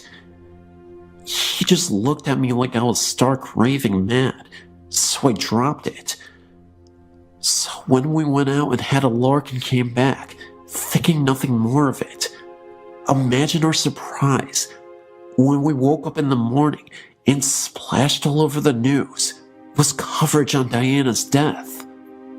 This, of course, being the famous Princess Diana of Wales, who died tragically in a car accident. But I predicted it the day before. At least I feel like I did. Could be a coincidence, but I don't think so. Ouija Cemetery experience. So, I started uni in Derby in the Midlands, and where I was living was student digs on Ouija New Road. I was heavily into my goth influence back then. Not so much now, but I still love old cemeteries and dramatic clothing. There was this beautiful one on our road that I used to visit regularly and read and draw, with many beautiful statues and old gravestones. One day, my ex-boyfriend and I went to visit it, as it was a lovely day turning to evening. So I wandered around looking at all the gravestones and the statues, trying to find the oldest tombstone we could find. It must have been coming up to winter time as the sun set quickly, and we realized in a panic that the gate had been closed, so we were locked in, and had to find another way out. So we walked along the perimeter, looking for a likely tree to help us over the wall, when the sun just disappeared, and we were pitched into almost complete darkness. Then, for no reason at all, the mist appeared over the headstones, so it was hard to avoid the graves themselves. So it suddenly looked just like a horror movie set, trying to avoid broken tombstones and holes in graves and that danged mist in the dark. By this point, I was pretty panicked, frantically trying to get out, with this feeling of overwhelming dread descending over me, and all cells in my body telling me to leave right now. We eventually scrambled over a wall into the student bar, and that feeling just lifted, just like that. It's only a few months ago that I was looking online about ghosts in Derby that I found out that very cemetery is haunted. Brilliant. My dreams. I thought that was the end of my experiences, but looking at the dreams section, I've remembered some more I want to share with you. I've always had very vivid dreams, some not necessarily all coming true, but all seem to have symbolic importance in the coming days, weeks, or even sometimes years. I more often than not have deja vu experiences, even if I haven't ever A, done this before, or B, seen places or people before, or C, really ever thought about these things when I am conscious. I haven't really wanted to tell people about them. As most people, I worry that most people think I'm quite mad. Haunted house. So this also happened just before I finished university in Derby, I think. It was just before my ex-boyfriend and I broke up. The importance of this dream is one that I've been able to break it down and understand it in its composite parts. So both of us were walking around this dark woods, and I was taking all that I had learned from watching horror movies into mind, and was very careful of not wandering off on my own. Made sure I had a weapon in hand in case anything happened.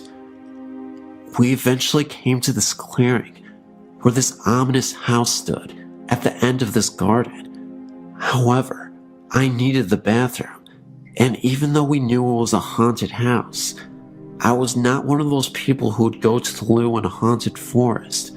So we walked in, and there were people there. Thankfully, none looking like psychopaths or zombies. Strangely enough, they were people we knew too. There was a feeling of dreaded sadness throughout the house though, and I refused to go anywhere by myself. We are directed to the bathroom, which was at the end of this corridor. He decided to sit and chat with people whilst I did my business.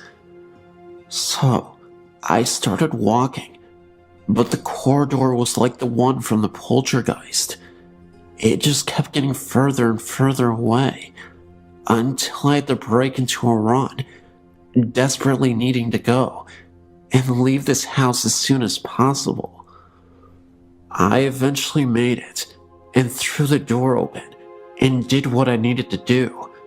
Then I woke up, and realized that I still needed to go, so I ran for the loo. Luckily, I had the foresight to write this dream down once I had gotten back to bed, and knew that we were doomed.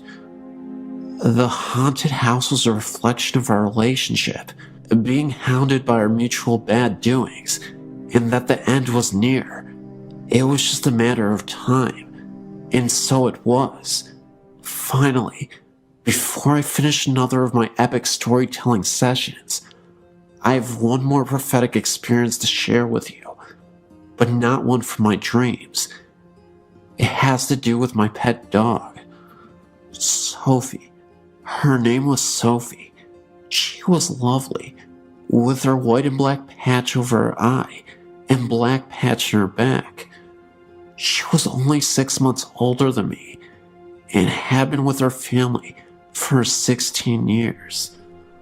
She was the loveliest, sweetest dog in the world, apart from having a penchant for biting socks, eating tissues and rubber bands, and attacking the Hoover.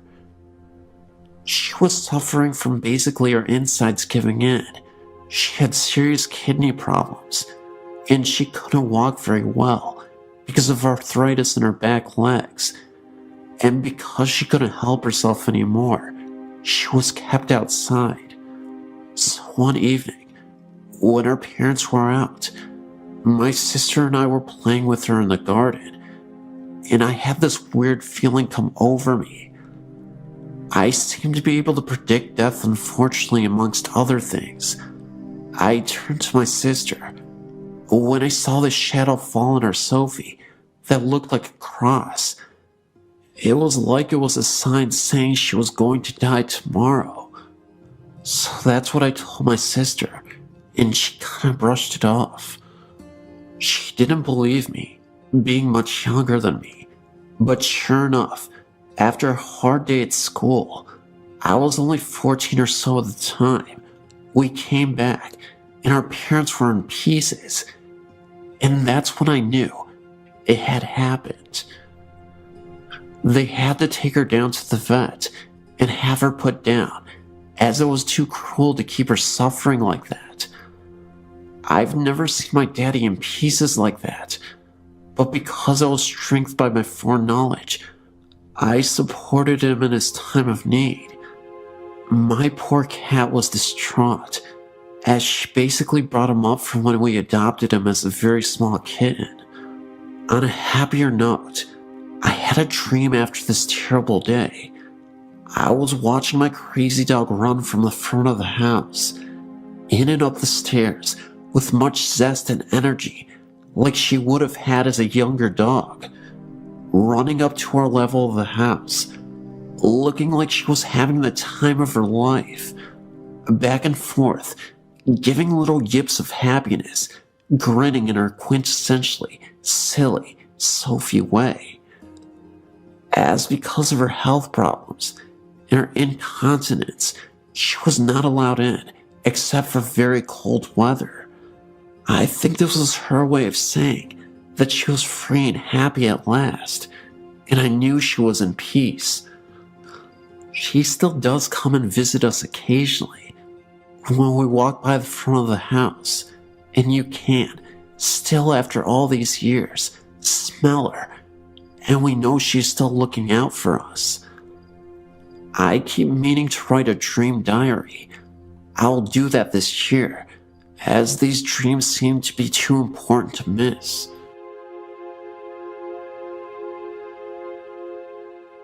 My husband and myself and my brother were all watching our mother's house while she was out of town on vacation. We had been there for a few days, and all happened to be on this particular evening and night. Well, we had finished dinner, and we were all just hanging out in the living room watching TV. My brother said he was just going to sleep on the couch, and my husband and I said goodnight and went to bed in my mother's bedroom, because that's where we had been sleeping. We kissed goodnight like usual, and turned off the bedside lamp. I myself just can't close my eyes and go right off to sleep, so I was just laying there, looking off into the darkness and trying to wind down. Suddenly, I noticed a very dark black mass right by the bedroom door. I blinked my eyes a few times, trying to make them adjust to the dark better, but realized they already had, because I could make out the mass that was so much darker than the dark. I began to feel afraid when I saw it moving. I laid there and watched it approach the bed over our bodies. It looked larger than it had by the door. I began to nudge my husband, but I decided to lay there a little bit longer to see if it continued to move or even get larger. I laid there and marveled at its darkness and its extremely dark color as opposed to the regular darkness. It was pitch black and just floated there above us. Unbelievably, I fell asleep. The next day at lunch, my brother said, "Hey, last night I saw the weirdest thing when I was trying to fall asleep. A large black mass was hovering above my head and scared me half to death." I stuck my hand in it, and it was freezing cold. Before I had a chance to speak, my husband said, "Me too. I thought I was seeing things." I spoke up, and I said I saw it as well, and was frightened by it. They both said, "Wow, I wonder what it was." I had read somewhere that these could possibly be evil. Needless to say, we didn't spend the night there again.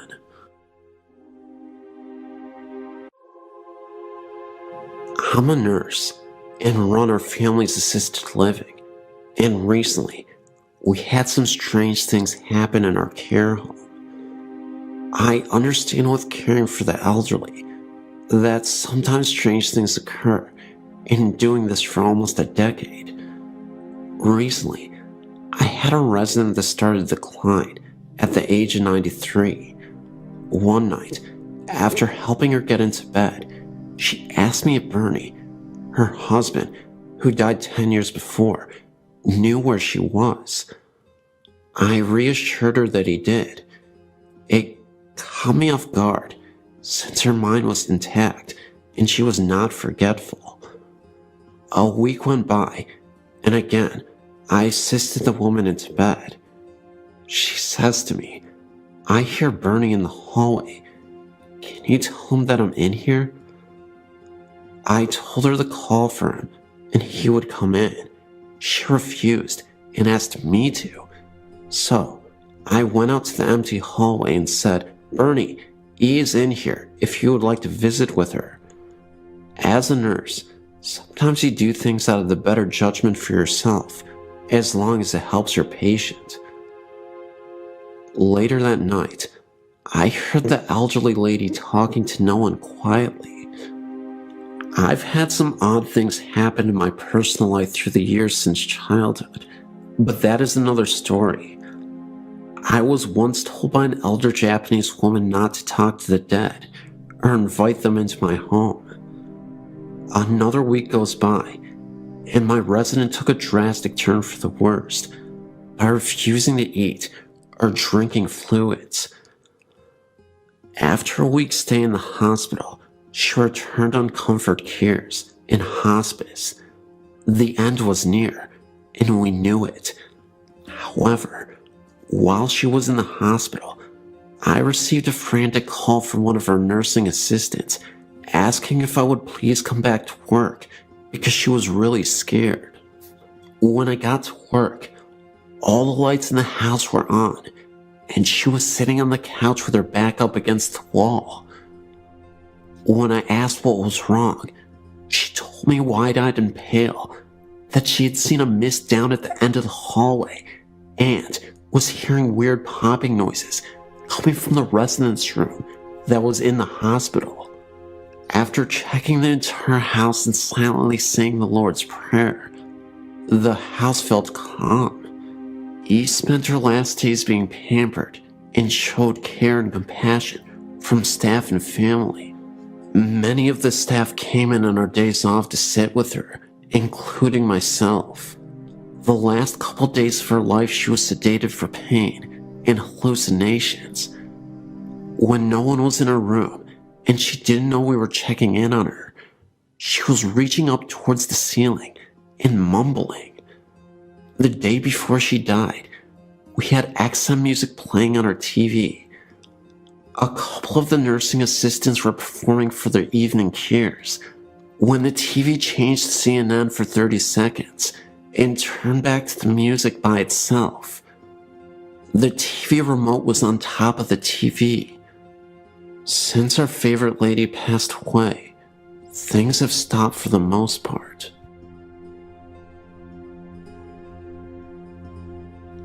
My mother passed away June 5th, 2007. Me and my husband were in New Jersey at the time, waiting to get unloaded. We drove an 18-wheeler for a living. My sister had called me the day before and told me that my mom was in a coma, and the home health care people said she only had about 24 hours to live and that I needed to come home. So I called our dispatcher and said we needed to be routed back to the Chattanooga terminal so that I could see my mom before she passed. He said no problem. After you and your husband have put tires on, go pick up that load and head for Chattanooga. Well, while they were putting tires on our trailer, we decided to get some sleep. The cell phone rang, and it was my sister. She told me that Mom had come out of it. It was sitting up and laughing and talking to everybody, and that she was okay. So I called my dispatcher and said we don't have to go home. We can do one more load out here. So it was late that night when they finally got the tires on the trailer, and we decided to just stay there in the parking lot till morning so we could get some much needed sleep. We get up that morning and pull out. As we're heading down the highway, my cell rings, and it's my sister. She's crying. She tells me that Mom passed away that morning early. So to make it a little shorter, our dispatcher gets us home 36 hours later. Now at this time, we are at my mother's house, and she has already been picked up by the funeral home before we got there. Later that day, my husband's cell phone rings while we are nowhere near it to answer it. So when we do pick it up to see if our dispatcher is called, it shows we have one voicemail and no number. So my husband listens to the voicemail, and it's my mother, the day after she died. The message said, "Connie, this is your mother. Call me."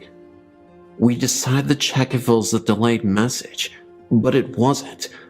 I even took it to the cell phone company, and they said it was June 6th at 1:25 in the afternoon. My mom died June 5th, 2007, at the times between 1 a.m. to 3 a.m. It has really bothered me that we missed the call, even though she was already dead. She might have been trying to say goodbye to us. A few nights ago, a friend and I took a drive up Angeles Crest Highway. It was a clear night and it wasn't too cold. As we entered the parking lot, we noticed there were no other cars there. As I made a U-turn in the lot to face the small building, there, we saw a man walking. What got my attention was the fact that my headlights shined bright on the building, yet we only saw the person from the waist down. The rest of his body was a shadow. The man was walking around as if he were looking for something. It appeared he had a flashlight in his hand, the way he was moving, but there was no light coming from it. The closer we got to him, the smaller the image got. When I shined my brights on him, it looked like he went down a small hallway. Even then, we could not see his upper body. We went back the next day to see if we could find anything. One thing we did notice was the hall we saw the figure walk through was now a wall. Not a wall that was just put up, but one that looked like it was part of the structure since it was built. 3 separate spirits are said to walk the halls of the soon-to-be-abandoned Middle Tennessee Medical Hospital in Murfreesboro, Tennessee, as a new, more modern hospital is being built right across the city. In the older section of the 3rd floor, one room is said to be haunted by the ghost of a mental patient who jumped out of a window in the 1960s in the psychiatric ward. 30 years later, in that section, administrative offices were constructed, and employees reported hearing running down the hall of someone with bare feet, and a light outside the room where the man was said to have jumped turns on and off periodically on some nights. The switch that turns that light on can be found only inside the room, which was not even in use at the time. When the lights were checked by maintenance, they seemed fine. Later, some orderlies enjoying lunch on that same floor reported seeing an IV stem being rolled up the same hallway. They left their food there and didn't return. In what was the pediatric area, the ghost of a red-haired girl in her early teens in a white hospital gown has been spotted at one point by a nurse who also had long dark red hair when the room was used for pharmaceutical storage. She claimed to see the spectral image of the girl staring at her through the glass observation window of the room. The nurse was also a redhead. Finally, the 3rd spirit has been chronicled by the hospital's own sad history and has been spotted in a newer section. A young nurse who had just started was leaving for the night to go out with friends.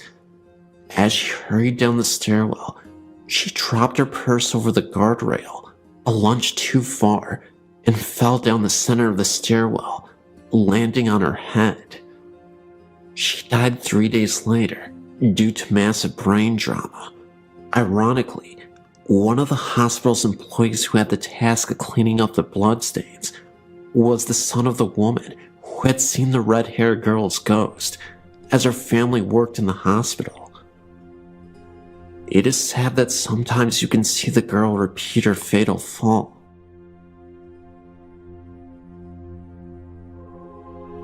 I have many stories to share with you, but I'm going to start at the beginning. I grew up in Lawrence Harbor, New Jersey. From the time I was a very young child, I knew that something was not right in our house. Our house was the last house in a dead-end street that faced the marsh. In the winter, you could see Highway 35. The surrounding woods were equally as disturbing. I was the only girl in our neighborhood. All my friends were guys. They were like brothers to me. I was a tough kid, and I did not scare easily. However, being alone in our house and going to sleep at night frightened me to death. My father died when I was a baby, and it was just my mother, brother, and myself. There was quite a difference in age between my brother and I.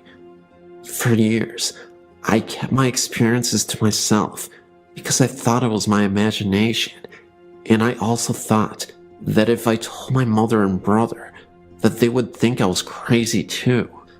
It took me a long time to realize that I wasn't crazy. It was not my imagination, and the hard part was that I was a gifted child whose family could not relate to me on that particular level. These are my experiences while I lived there. My mother and father bought the house in 1962, and I was born in 1963. We owned the house right up until 2005. To this day, the events are burned into my memory.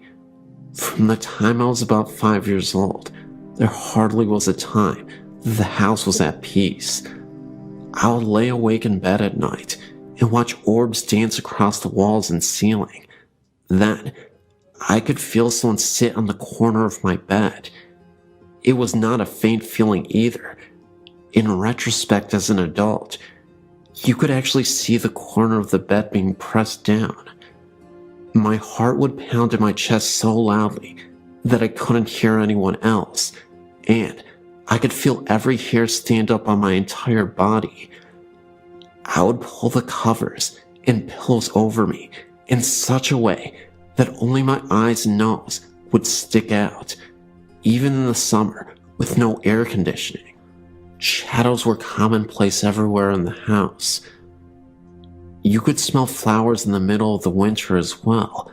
Then, just as I would start to fall asleep, I would be jolted awake because something pulled the covers of me so violently that they were on the floor at the foot of the bed. That would send me screaming out of my room to my mother. There wasn't a time that you didn't feel as though you were being watched, or that you didn't feel that something was following you from room to room. If you came home and put your car keys down, turn your back for 2 seconds, they were gone, and then after searching the entire house, they would suddenly reappear where you originally put them in the first place, and you were the only one home the entire time. When I was in high school, I would come home and shower because I played sports. I always locked the bathroom door. Every time I would pull the curtain back when I was finished, the door would be wide open. Once again, no one was home, and our interior doors had no keys. Until now, I've been very vague with you about my experiences, but now I will tell you in detail my most frightening experience. I was engaged to Mitch. We were just both out of high school. My mom was out, and so was my brother. Mitch and I decided to go to my house, watch TV, and eat some pizza. From the time we entered the house, I could feel that something was really wrong, really out of sync. The air seemed electrically charged. It was as though us being there had interrupted some unseen gathering. I ignored it, even though I was goose flesh from head to toe. Even with all the lights on, my mother's house always seemed dark. Mitch was sitting in the room watching television, and I went into the kitchen to heat some frozen pizza. We were having a conversation as I did so. My back was to the living room as we were talking, and I was placing the pizza on the baking sheet. I heard what I thought was Mitch leave the living room and walk into the kitchen. I became aware that he was standing directly behind me as I was still talking. I turned around to ask him something, but to my shock, it was not Mitch standing there. I felt all the blood drain from my face. My knees went to jello, and I gasped and screamed at the same time. Standing face to face with me was a huge black solid apparition. I could make out a head and shoulders, but the rest became more see-through as it went towards the knees and feet area. It felt like slow motion. I think that when I turned around and screamed, I scared it as much as it scared me.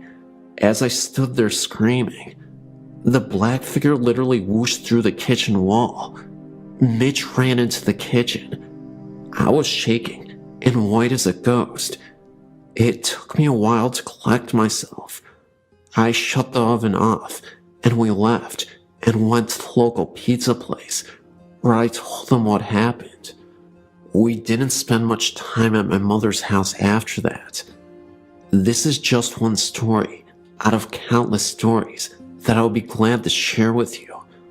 I'm now 46 years old. My entire life has been one foot in this world and the other in the spirit world. Years ago, I'd contacted Sylvia Brown, who told me that my mother's house had many spirits in it, but two stood out. There's the ghost of a baby and its mother. She also said that I was a medium and a psychic, and she was right.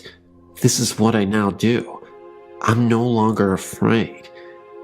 It gives me pleasure to be able to connect with grieving spirits, with their departed loved ones. I consider this wonderful gift that I will not trade for anything. Thank you for listening.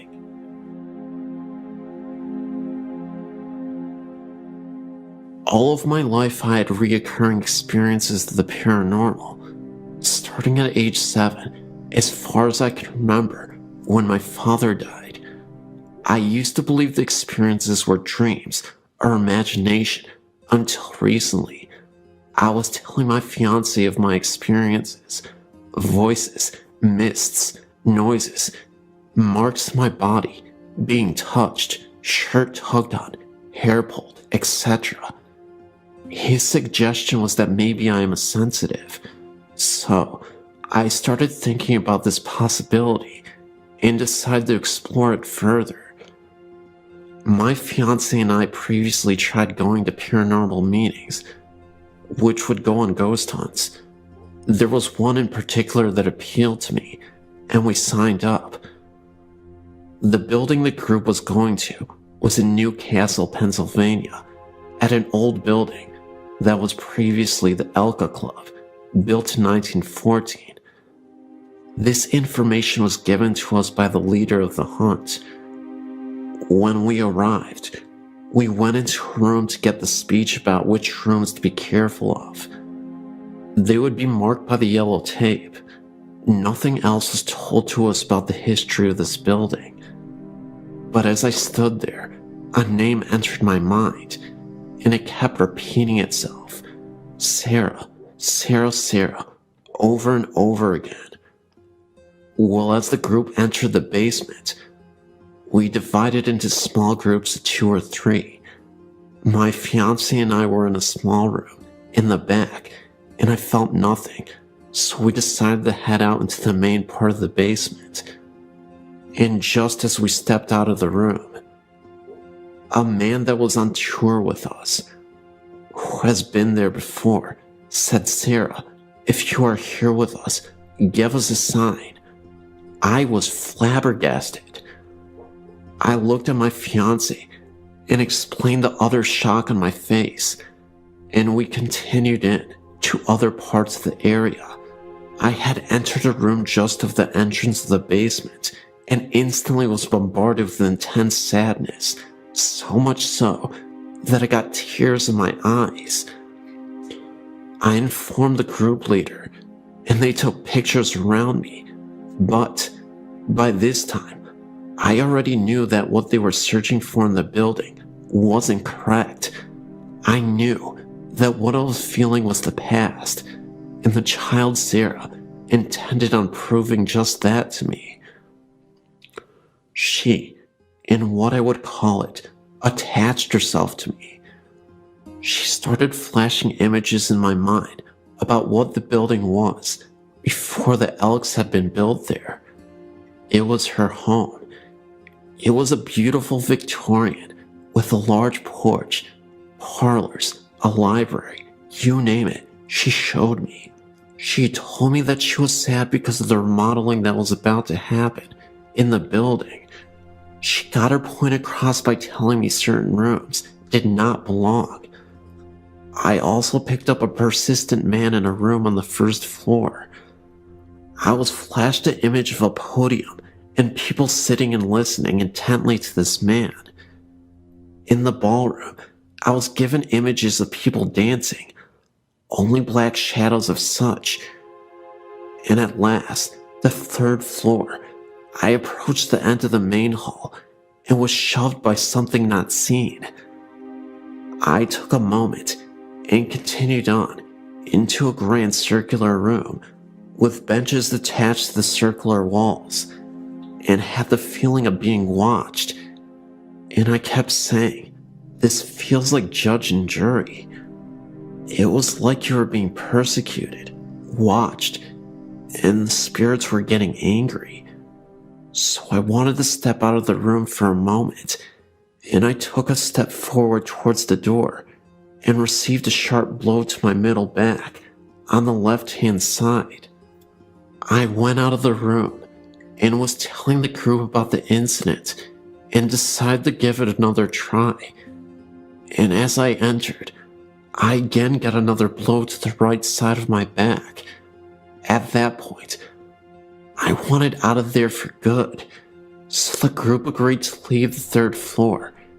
And as I entered the hallway again, I got pushed in the same spot as the first time, which happened to be in front of a very large window. The interesting part was, I said before, I knew nothing of the place, but when we were leaving, I told the owner all the stuff Sarah had told me. I told her of the man in the room that in my mind, I'd seen the podium. I told of getting pushed and hit in the back. Well, she surprised me, not only, but many in the group as well. Come to find out that this is where Sarah's home was. The rooms I was seeing were the rooms in her home. The man at the podium would have been the black preacher that occupied that room after the Elk Club closed down. That night, I came home exhausted. I fell asleep and dreamt of Sarah. In the dream, she told me her last name, so I searched for her on the internet. I then found something more shocking. Not only did I find her, the year she was born, but I also found the names of her parents. Well, I'd spoken with someone that has been to the club and knows things about it, but they never knew her parents' names, which happened to be the same names I came across. And as far as the room on the third floor, the owner informed me that this room was the judging room for the Elk members, and where they would hold their remembrances to the dead brothers. The interesting thing was, the women were not allowed in this room, and there was also an EVP that picked up stating, "You are being judged." So needless to say, I'm no longer doubting my ability, and am more open to my experiences, which have been many since that night. Growing up in rural Michigan, I had several what the heck was that experiences. Most were minor, a moving shadow or an uneasy feeling, but one stands out. I was 8 to 10 years old in the mid-80s, and my family had just returned from a vacation. When we got out of the car, my dad headed to the mailbox, my mom to her garden, and I lugged my suitcase inside the house. All of the windows were shut, and I pulled the garage door closed behind me. Walking through the house, I passed a bay window, from which I could see my dad still on the road, and my mom picking some vegetables. The house was silent, except for my footsteps on the carpet. I walked into my room and put my suitcase down in the corner. I heard a male voice laughing behind me, maybe in the doorway 8 feet away. It was a hearty laugh, loud and clear. I spun around, and there wasn't anyone in the doorway. I ran back to the garage, through the door, and outside. My father was just grabbing his suitcase from the car, and my mother was pulling weeds. I wasn't scared when I heard the voice, but not having a tangible body to put it with did unnerve me a bit. Following the event, I was able to forget and had no issues in the rest of the house. It was only after I got older and interested in the paranormal did I realize that I must have had a run-in with something. About 2 years ago, I bought a 126-year-old, 8,000 square foot mansion in Missouri, just outside of Kansas City where I grew up. My mother had owned and lived in the house for the previous 15 years, slowly maintaining it. She had done a great job maintaining its mid-1800s character, slowly bringing the woodwork back to life, adding insulation, and replacing all of the plumbing and wiring. I mention this because I've heard that a disturbance in the environment can cause spectral activity to begin. I'd seen the house only once, as I live over 2,000 miles away, but I fell in love with it immediately. The first night I stayed over, I woke in the middle of the night to huge blobs, about a dozen, from golf ball to basketball size, floating around the room I was sleeping in. This is the one and only time I've ever experienced anything like that. I closed my eyes, said a prayer, and fell back to sleep in time. I said nothing to my mother the next day until she asked me, "Well, did you see the blobs?" One of the workers stayed down there the other night and said he wouldn't stay in the house after dark because of the blobs floating around him. She had not seen them, and still hasn't. However, the previous owner told my mother a few years later that he loved what she had done to the front room, but he could never stay in there while the house was his because of the blobs. During the summer of 2007, I went back to see my family. I stayed downstairs again and had several things happen. It is important to note that I've never felt in danger, only uncomfortable. My mom and her boyfriend went upstairs to go to bed. I stayed downstairs in the first floor master suite. For the next 45 minutes, the heavy footsteps above my head were attributed to the two of them settling in for the night. Finally, I decided I would go up and find out what was going on. The entire upstairs was dark and still. They were both long in bed. I returned to my bedroom to hear the continued walking above me. So, I went out on the living room to sleep on the couch. The walking continued above me, although there is only one attic above that living room. I could also hear a distant, quiet talk between a man and a woman, but I couldn't make out what they were saying, and it seemed to always be somewhere else from where I was. The next morning, I decided maybe I would have a chat with myself out loud, and if anyone else heard it, then maybe it would be for the better. I sat on the end of the bed. It was now daylight, so I felt comfortable to be in the bedroom again, and said that I was the new owner and the son of the woman they probably knew very well by now. I really liked the house and hoped to continue my mother's good work, but for now, I lived elsewhere. I also mentioned something that I don't suggest, but in this situation, I felt comfortable in doing so. I told them that they seemed to have been there a long time, and so long as they agreed to stay out of the bathroom while I was in there, we could get along just fine together. The following night was as quiet as it could be. I think their interest in me was satisfied. This past summer, 2008, was my third visit back. Absolutely nothing happened. I was ready, and nothing.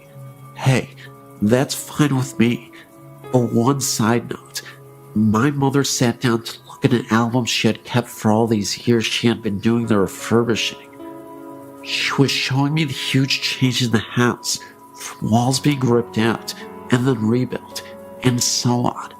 In well over half of the pictures, there were huge light anomalies.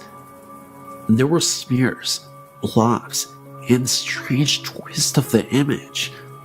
I mentioned this to my mother, who looked right at me and said, "You know, I haven't taken a decent picture since I've lived in this house. I've owned one crappy camera after another. All the pictures look like this. I have to throw most of them away because they are no good." I just smiled. Right, Mom. Every digital and disposable camera she has ever had in the past 15 years has had the same problem.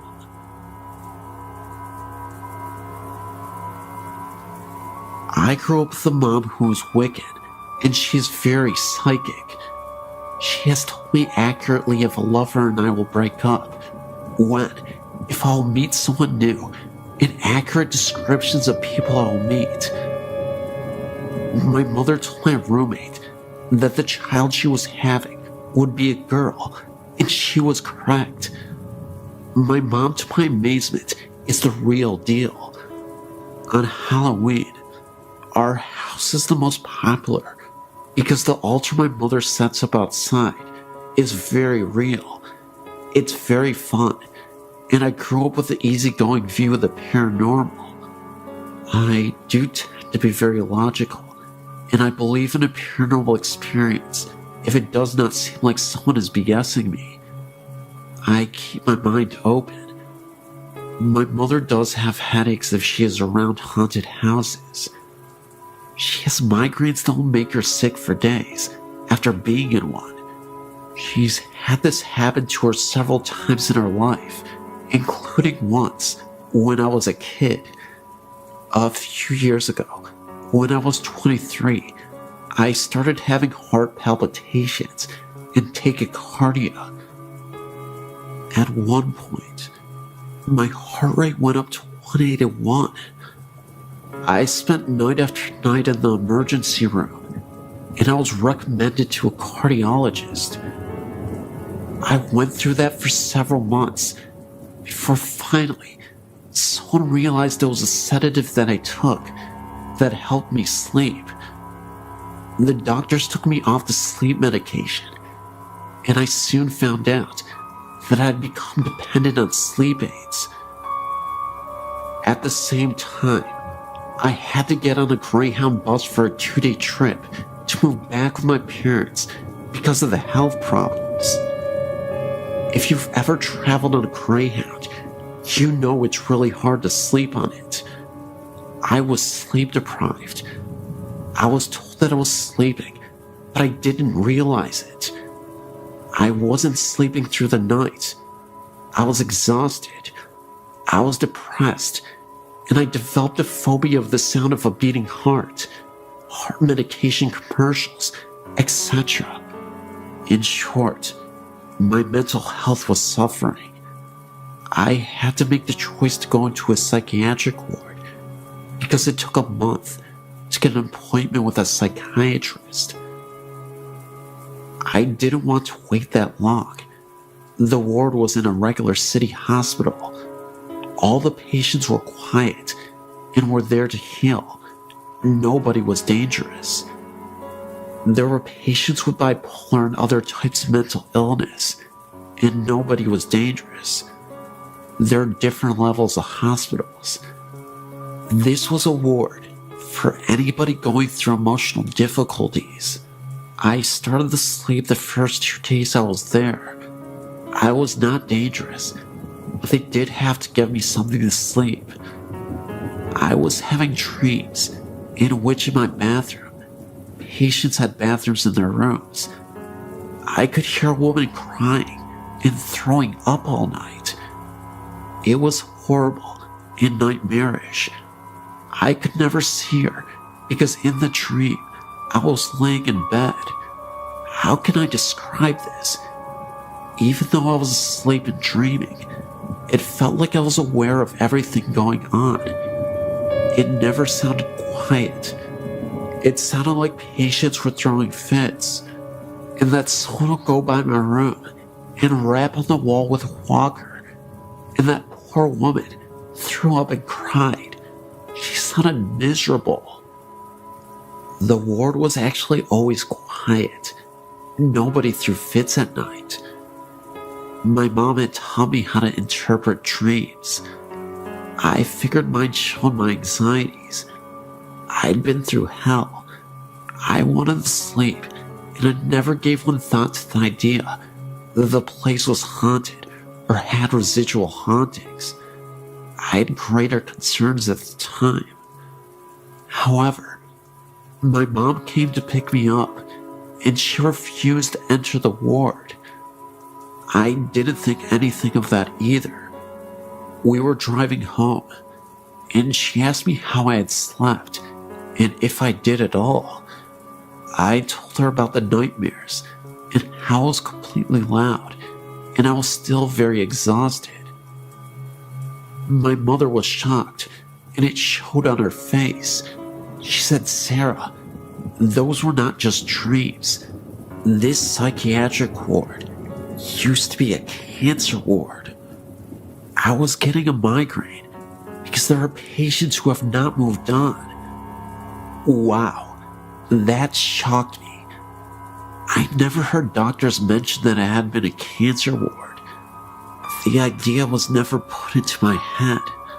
Like I said, I wanted to sleep again and to feel happy. I was concerned for my health.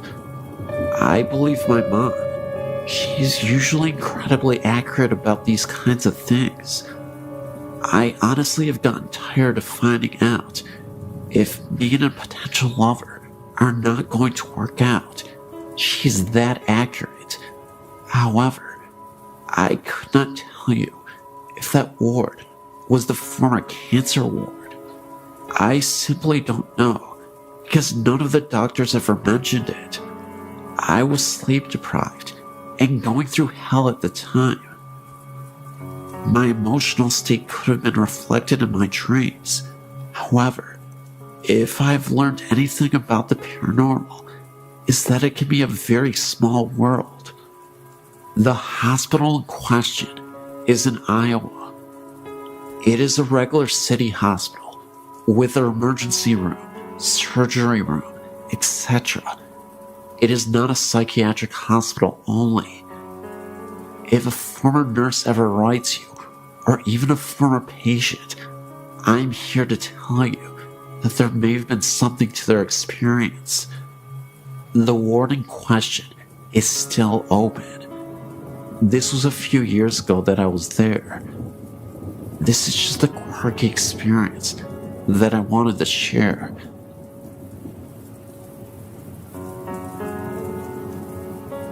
My story has been going on for a couple of years now. When I was 9, we moved into our house. It's a nice little place, backed by a large ditch. Behind the ditch is a large forest that I used to play in. The house itself is unremarkable. It's 3 bedrooms.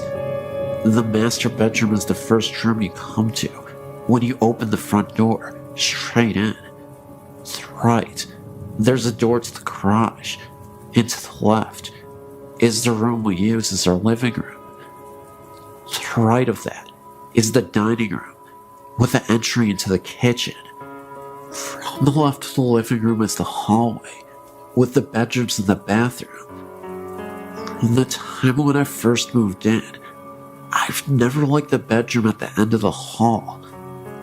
It has a window that looks out into the front yard. The room I shared with my sister has a window that looks out into the backyard. I'm not sure what it is about the room, but it's a creepy feeling. I was around 11 when my older sister moved out. By that time, it had been a while since I'd gotten any creepy feelings in the second bedroom. I was pleased with the idea of having my own room. I moved my bed in there, got everything set up, and prepared for the grown-up life that I wanted. The first couple days were okay. I had strange nightmares about something coming in from the ditch, something I couldn't explain.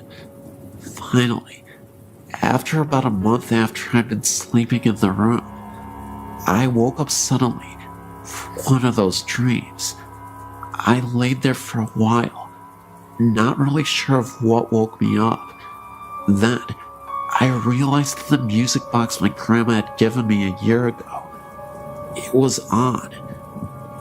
The music box was shaped like a carousel horse, and had a switch on the bottom of it that turned the music on. I sat up and took it down from the shelf above my head and turned the switch off. I figured that maybe my cat went up on the shelf and brushed against it. I laid back down to go to sleep. It was lying there that I first saw him. I don't know what made me look up into the doorway of my bedroom. At the time, I slept with the door open, but I did, and standing there was a man, clear as day. For a moment, I was sure that someone must have broken into the house. With the light coming off the nightlight near the door, I saw that his mouth was moving quickly, and no sound was coming out.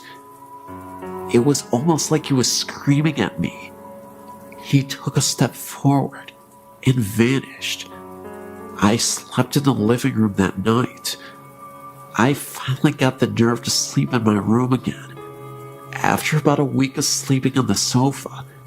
And that night, I had the same creepy nightmares and woke up to find a child's shape sitting on the end of my bed, staring at me. It vanished when I turned the light on. I ended up spending the next year sleeping on the floor in my sister's room because my mom wouldn't let me move my stuff in with her. I also couldn't change my room without getting the feeling of being watched. I would glance at the mirror. It's the type that sits on the dresser, and see a face staring at me, one that wasn't my own. My older sister finally moved back home, and I ended up back in the other bedroom with my sister. I thought that would make it go away, but I would sometimes see the man standing in the doorway late at night. He'd stand there staring at me, mouth moving, forming words I didn't understand. 3 years ago, some major changes happened. My oldest sister broke up with her husband, lost her house, and had to move in with my mom and dad, along with her 2 kids. My oldest sister had her boyfriend living in the house with her. The living arrangements were this: my 2 oldest sisters slept in one room, along with my youngest nephew, belonging to the first sister I talked about. My oldest sister's kid slept in the second bedroom with me, and my sister and her boyfriend had the living room. It was weird at first, but we all got used to it. The weird things had calmed down since I'd moved to the other bedroom, but it picked up again when my sister moved in. I was trying to get some sleep. It was around 1 in the morning, and I saw the child's shape again, but this time, it was sitting at the end of my niece's bed. I sat up, but before I could say anything, my niece woke up screaming. She said it was a nightmare, and I had a feeling it was probably the same one I had when I was younger. They moved out last year, and things calmed down for the most part, until my oldest sister moved away. I now had a bedroom all to myself. I was trying once again to get some sleep. I've always had trouble sleeping in this house, and I looked at my doorway, and the man was standing there, but this time I could hear him whispering. It was gibberish. I turned over and pulled the pillow over my head, but the room got so cold, I ended up turning my TV on and closing my bedroom door. Another time, I was messing around with a couple of the other teenagers in the area. We were crossing the ditch and going over to the woods behind the houses. The way we cross is there's an area with 2 large pipes that stick out in the water. Surrounding the pipes are these rocky things that you can slide down, but also grip with your hands. They're kind of smooth and hard to hold when wet. We were coming back. The others had crossed just fine. I was the last one over. The first thing that happened that was really odd was my hand slipped and I started sliding down. I felt as if someone had grabbed my arm and stopped me before I reached the water. I was about to step down into the water to get across when I heard someone yell my name and say very loudly in my ear to stop. I looked down and there was a snake in the water, right where I was about to put my foot. My friend came back across and got rid of the snake. I got home okay. When I went to take a shower later that night, I looked at my arm, and I had a hard handprint bruise on my arm. I don't know if it was one of the ghosts from the house, but something stopped me from falling and from getting bitten by the snake. So, I guess even if the ghosts scare me, they're looking out for me too. Bonito City, a rather grand name for the cluster of log buildings that housed a saloon, post office, schoolhouse, church, general store, a hotel called the Mayberry House, and a number of comfortable residences. Set amid lofty peaks 12 miles northwest of Rizzuto, apple orchards and livestock of the Bonito settlers flourished in the 7,000-foot meadows at the edge of the forests. Trout fishing was excellent in the Bonito River. God was in his heaven, and all was right with the world, or so it seemed, when 2 events took place that would cause the serene and pleasant community to literally disappear. The centerpiece of Bonito City was the 2-story log hotel called the Mayberry House, operated by Mr. and Mrs. John Mayberry. They had 3 children, John, Eddie, and Nellie. On the night of May 5th, 1885, the Mayberry House leaped into the record books with one of New Mexico's most bizarre crimes. Earlier that evening, a number of miners ate supper there and left. Only 2 guests had rooms: Dr. R. E. Flynn from Ohio and a youth named Martin Nelson seemed to be pleasant and inoffensive roomers. All were in bed by 10 o'clock. About 1 o'clock in the morning, Nelson arose and knocked on the bedroom door of the 2 Mayberry boys. John awakened and opened the door, at which point Nelson fired 2 rifle shots, killing him instantly. He then turned on the 7-year-old boy Eddie, who was screaming in bed.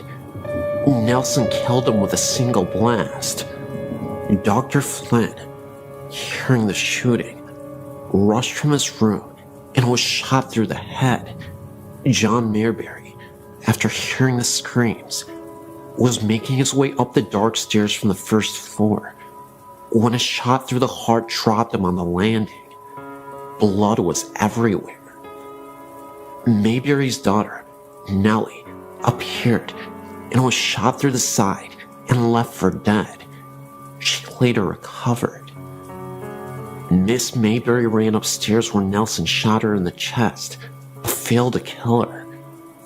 She stumbled downstairs with blood streaming all the way to her feet, leaving bloody footprints visible on the stairs, even years later. She fled to the nearest cabin for help, but Nelson followed, executed her, and threw her body into an irrigation ditch. Nelson, the saloon keeper, no relation to Martin Nelson, appeared on the scene, grappled with the youth, who was no match for the murderer. Mark Nelson shot him to death and left his body bleeding in the sandy street. The next victim was a storekeeper, Herman Beck, who came out to learn the cause of the gunshots. Nelson killed him with 1 bullet. Bonito's terrified citizens locked themselves in their homes until morning, while Nelson roamed at large, finally climbing up a nearby mountain. Next morning, as Charlie Berry, Rudolph Schultz, and Don Campbell were standing in the street discussing the murders, they sighted Nelson returning down the mountain. He saw the man, brought up his rifle to fire, but was an instant too late. Berry failed him with a bullet through the heart. Nelson's last shot went harmlessly into the air as he fell. Total fatalities were 8 killed, including the murderer, and 1 wounded. It was years before the people of Bonito City recovered from the shock, and for 15 years, nobody set foot in the log hotel. Folks said it was haunted, told stories of shrieks and groans in the dead of night, of seeing lights flicker from room to room, or hearing muffled shots. Those who peeped through the dusty windows could see the bloody footprints left by Miss Mayberry's feet. The murderer was buried at Bonito, with his head pointed down. Folklore say that this custom was to prevent the buried persons from walking as a ghost.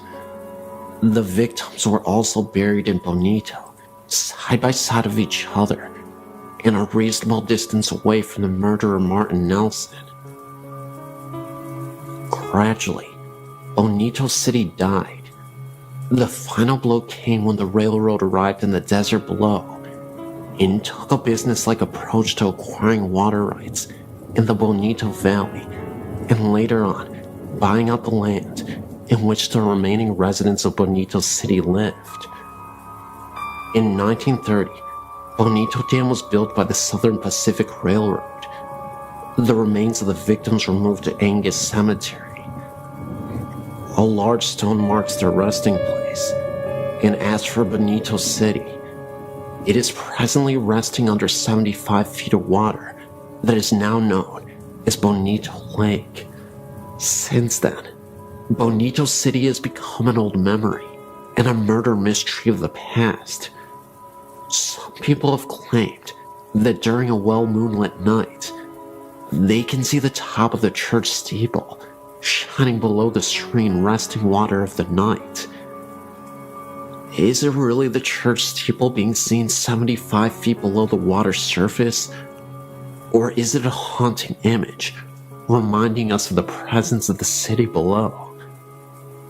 You decide.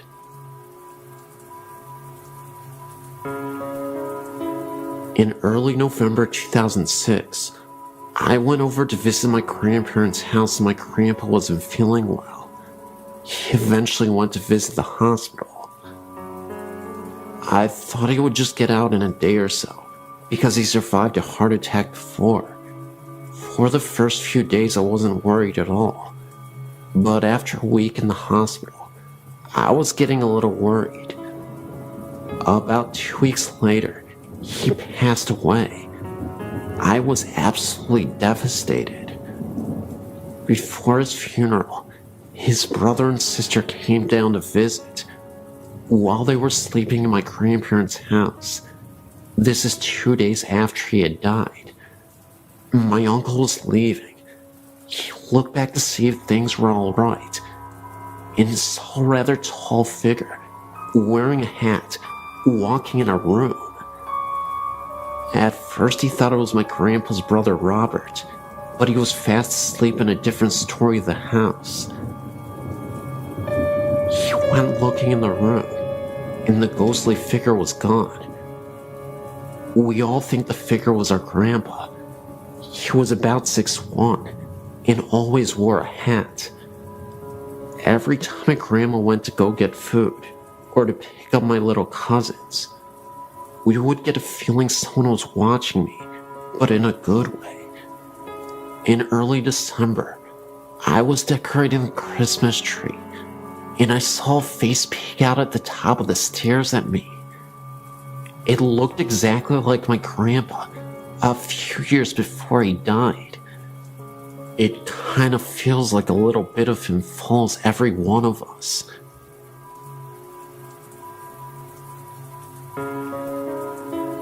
All of these accounts have happened in Lake Havasu, Arizona, each in a different house. My mother and I were driving around town, looking for a house to rent, when we found a large house on Bayou Drive.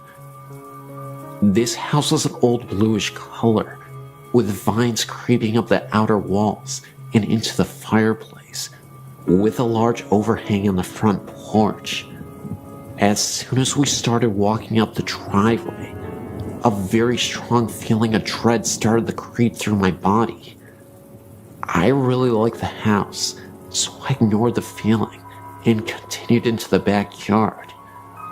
As I entered the backyard, I remembered a dream many months before. The exact backyard was in my dream, and the images of death and demons filled my mind.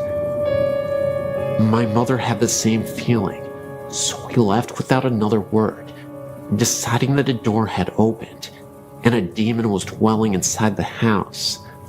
We moved into a different house, where everything felt normal at first. We lived there for 7 years.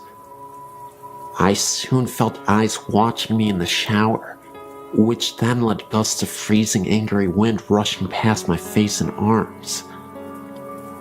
Later I learned my mother was going through the same events, only she experienced only one of the gusts of wind. When we started talking about moving out of the house, things got worse. My mom once felt a figure sit down on the bed beside her, and saw the indentation of the person on the bed.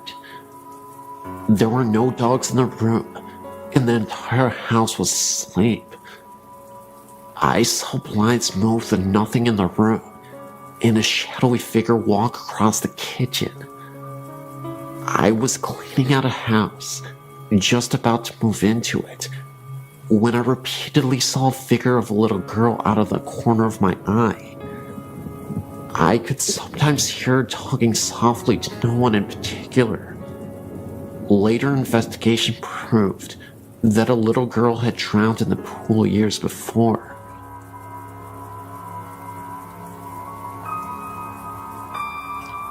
I've had a lot of things happen to me in my life, From seeing eyes in the corner of my room to being slapped by something I couldn't see.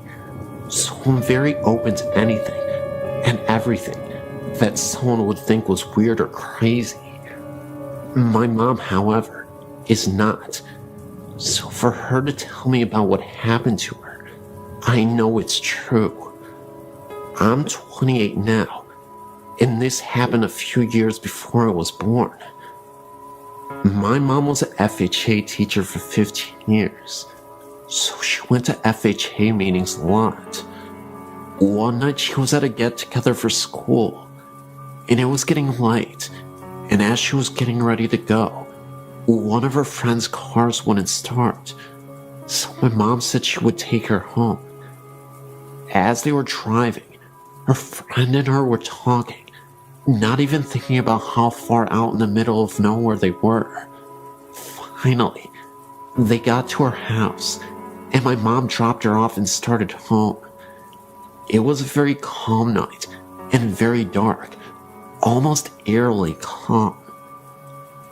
As she was driving down the road, she started to feel uneasy, so she tried to blow it off, until she turned down back road to the highway.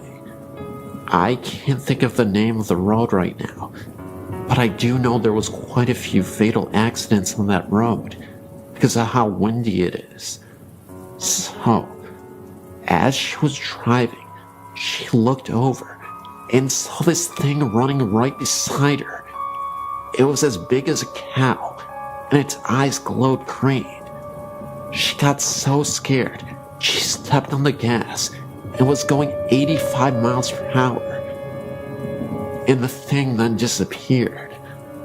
It was almost as if it was there like a flash, and it was gone.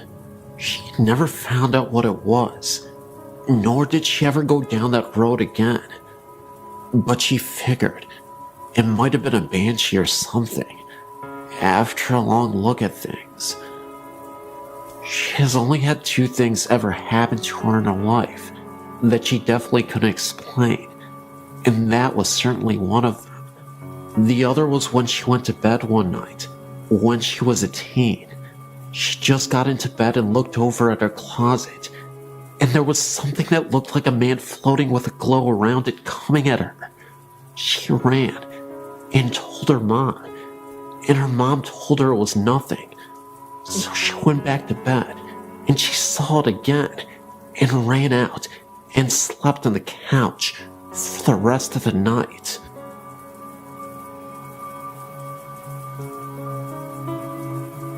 I'm a clairvoyant, and I'm used to not being alone. The last house I lived in had a number of distinctive entities, and will only share a couple of my experiences with you now. There was a young girl, probably around 4 or 5, who was very prevalent around the time my son was 3. One night, I had a contact dream. Usually my dreams are surreal and nonsense, but when I contact someone, they're usually set in whatever house I'm in, and are more out-of-body experiences. I walked to the end of my hall, and looked through the dining room into the kitchen, and there was a small girl with waist-length dark brown, not black, wavy hair. She had a flowered white nightgown on, and she was pushing buttons on the microwave. When I asked her why she was here, she quickly, and I mean quickly, like Japanese horror crossed the room in a blink quickly, came up to me. I crouched down, but I couldn't see her face, and somehow I knew she had been badly injured. Think gunshot wounds to the eyes and cheek, so I didn't want to see her face. I explained to her that she needed to move on and go into the light where her family was waiting, and then I walked back to my room with her following behind me. I woke up, then went back to sleep, and a while later my son woke me up, halfways anyway, enough to answer him and kinda remember. And he asked me to tell the girl that she was not his sister and to leave him alone. I told him to lay down in my bed and explained to her she was about 3 feet away, that I'm not her mother, and that she needed to move on, that it wasn't her house anymore. I thought that part was a dream when I woke up, until I realized my son was asleep beside me. The other very noticeable energy in my house was that of a woman who was very straight-laced and controlling. She would often sit on a window seat in my bedroom at night. My husband, who is a very skeptical man, would sit up in his sleep staring with closed eyes towards her and ask over and over, "Who is that? Who the heck is that?" Until I would tell him it's okay. Then he would lay back down. Well, this house was in Oklahoma, and every time there was a tornado weather outside, she would panic and really become agitated and very distracting to those who could sense her. So I'd have to calm her down and watch the storm. When my alarm clock didn't go off, she would bang loudly on the window in time for you to get to work. The only nice thing she would do. But when we were moving out, she really flipped, stirring up whatever else was there.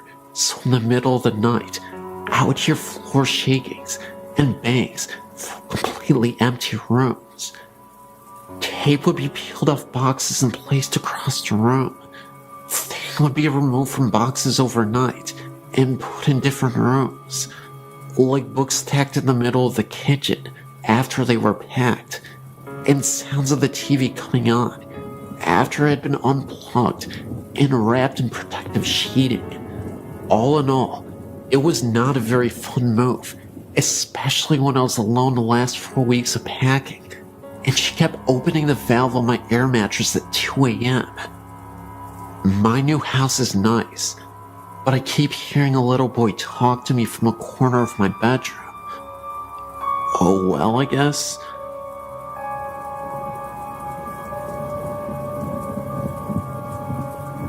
I'm 25 now, and have had strange experiences which, though I'm very analytical and skeptical, can't seem to find out how, or why, or what these things were. I will tell each encounter as simply and as accurately as I can. I used to live in Stockton, and my house was built around 1910 to 1912. I was an only child, and my parents were very busy doing their own things.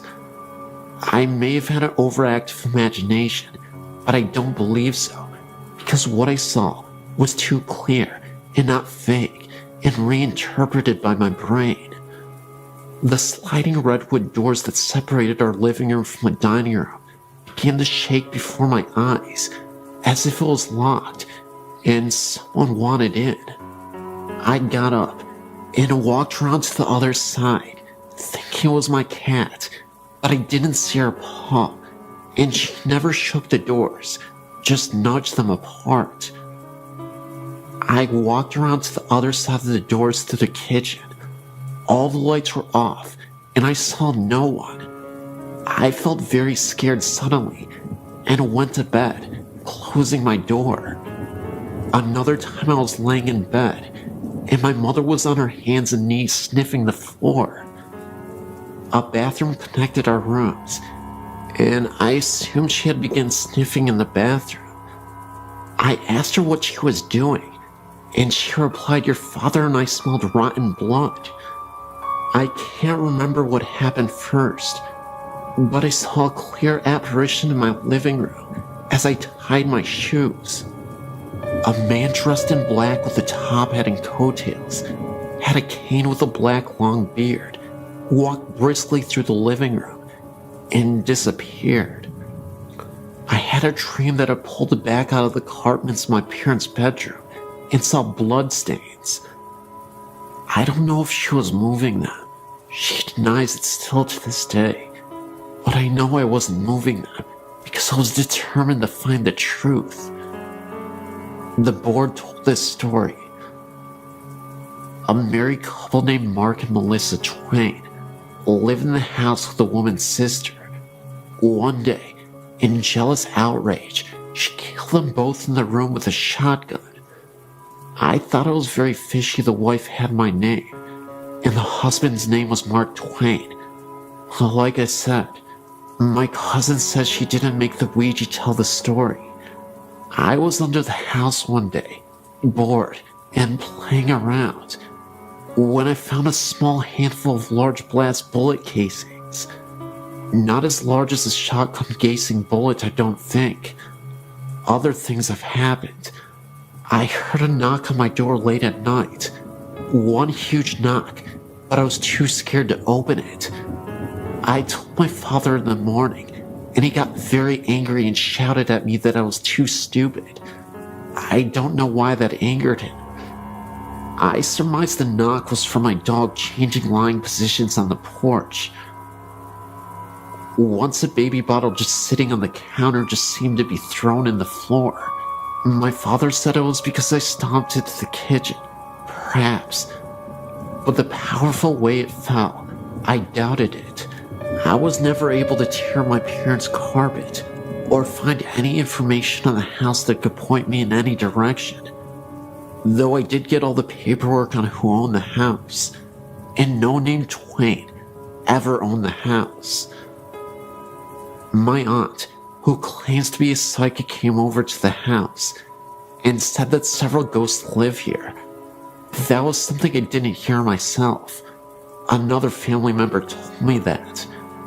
The house, which was always a bit odd, had a stained glass window on the front, not very large. It was of a cross. Later in life, I was in high school, living with a friend. I was trying to go to sleep and heard someone say my name very clearly right next to my ear. I got up and asked my friend what he wanted. He was in my grandmother's room, which they shared. I didn't call you, he said. The voice didn't sound like his voice. It had a lisp, as was very girlish sounding. We went to the house in the Delta, abandoned and run down, as well as vandalized. I walked ahead of everyone, always ready to take on whatever. As I walked past a bush, these birds just exploded from it. Before, I heard no bird song, and they surprised. The house was elevated with a basement that had openings for water to flow through. Everything was pretty much ruined. A door opened nowhere, as the staircase had been brought down. It felt like a cemetery, not in a morbid sense, just so quiet and hollow. We went to the basement, where trash was everywhere. On the door, which had been removed then, placed back up, was a crude black painting of a devil or satyr. Being mischievous, I took a wooden bed frame topper. It was painted brown with a carved flower on each side, and it was painted red as well. After I took it home, that's when I heard the voice. My room was cold, and I saw something in the garage, and I had a really weird nightmare. The kitchen was being renovated, so we had to wash and get dishes in the garage. I went out to get a cup and felt very nervous in there. As I was walking to leave, I heard a loud boom in the wall to my right. I looked, not too long, but long enough, and this will be a very hard to explain situation and sound crazy, but this energy waved and glistened in the shape of something human, turned its head and looked at me. I ran out, scared for my life. I'd never been so scared. I took the bed knob back, and nothing happened like that again. The site has long since been destroyed. I'm not sure what any of this means, but I do know one thing for sure. I experienced it.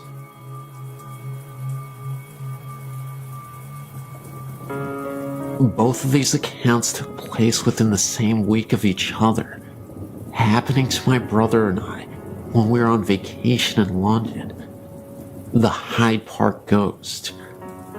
I was on vacation with my family in London for Thanksgiving, 2001. About 10 in the morning on Thanksgiving Day, we decided to go for a walk around London, starting with Hyde Park, which was about 3 blocks from the hotel.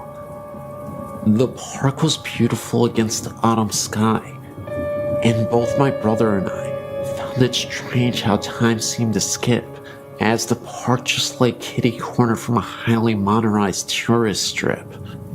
As we waited on the corner for our parents to catch up, I turned to see a great black carriage standing behind us, pulled by a glamorous-looking brown and white Clydesdale.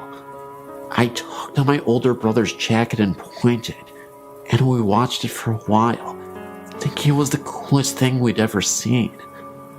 Others in the park didn't take much notice of them at all, walking by in a hurry to get wherever they were going, or that's what we figured. My brother, having his camera with him, took a picture of the carriage and the driver, a slightly portly man with a contented smile and a formal air. He looked at us as my brother snapped a picture, and I felt an unexplainable tingling. Shrugging it off as the autumn weather, I continued to watch the driver. Our parents called our names, and we turned back to look at them, agreeing that we should all go for a ride in the carriage. My mom asked what we were looking at, and I turned back and pointed. What happened next is the strangest thing I've ever experienced. There was no carriage standing on the corner with us. My brother just looked as puzzled, and we continued to search about the corner, thinking it must have driven off after we turned to look at my parents. The carriage, driver, and horse were nowhere in sight. I found it odd also that we had not heard them drive off, as one would think a horse walking on stone could not be terribly quiet. A week or so later, we got the film developed. My brother and I searched through the pictures at least 3 times, trying desperately to find the one he had taken off the carriage. But though all the exposures from his camera were present, we could not find the one of the gleaming black carriage, Mary driver, and the magic Clydesdale. We did, however, find a startling shot of the corner it had been on, with a little glowing orb just right center. My brother and I prickled. The real start, however, did not come until about 2 days after that, when I was reading a book about the ghost of London I'd picked up at the Tower of London for some light reading. I felt the same familiar prickle as I read about a popular ghost in Hyde Park, that of a man driving a gleaming black carriage pulled by a huge brown and white Clydesdale. The shadow in the chapel. A few days after walking in Hyde Park, my brother and I were wandering quietly through Westminster Abbey, enjoying the sights. We walked into the chapel that was open and sat for a moment, waiting for our parents to catch up.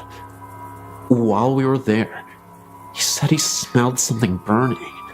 I sniffed the air, recognizing the strong smell of incense. We looked around, not seeing anyone else in the chapel.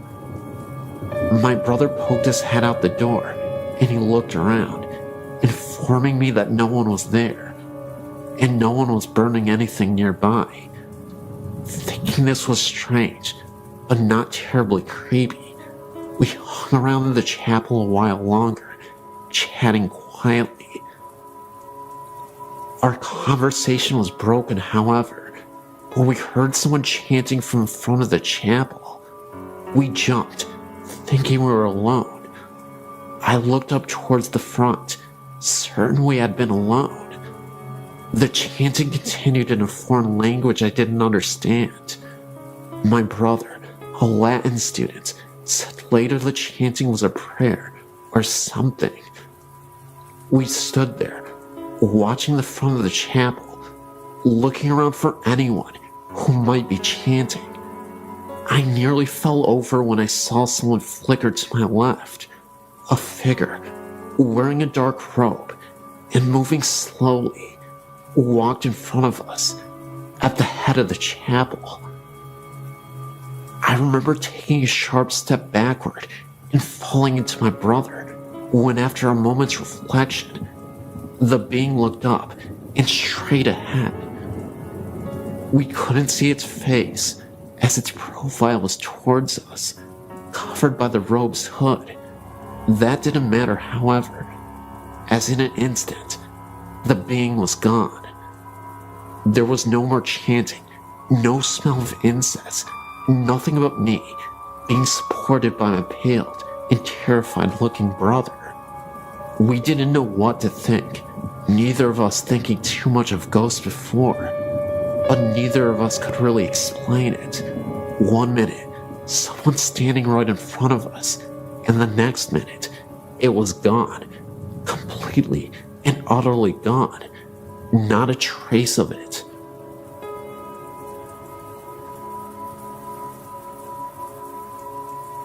First story. I was 11 when this happened. I was spending the night at my best friend's house. It was a pretty Victorian house. It still had the original barn. It was in the back.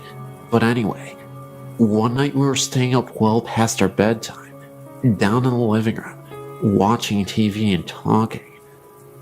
Well, our room, which we were supposed to be in, was directly over the living room. Well, we were sitting there, and all of a sudden, we heard what sounded like something being dragged the length of our bedroom. It was something heavy. We were so scared, so we stopped talking and muted the TV to listen. It sounded almost like a dead body.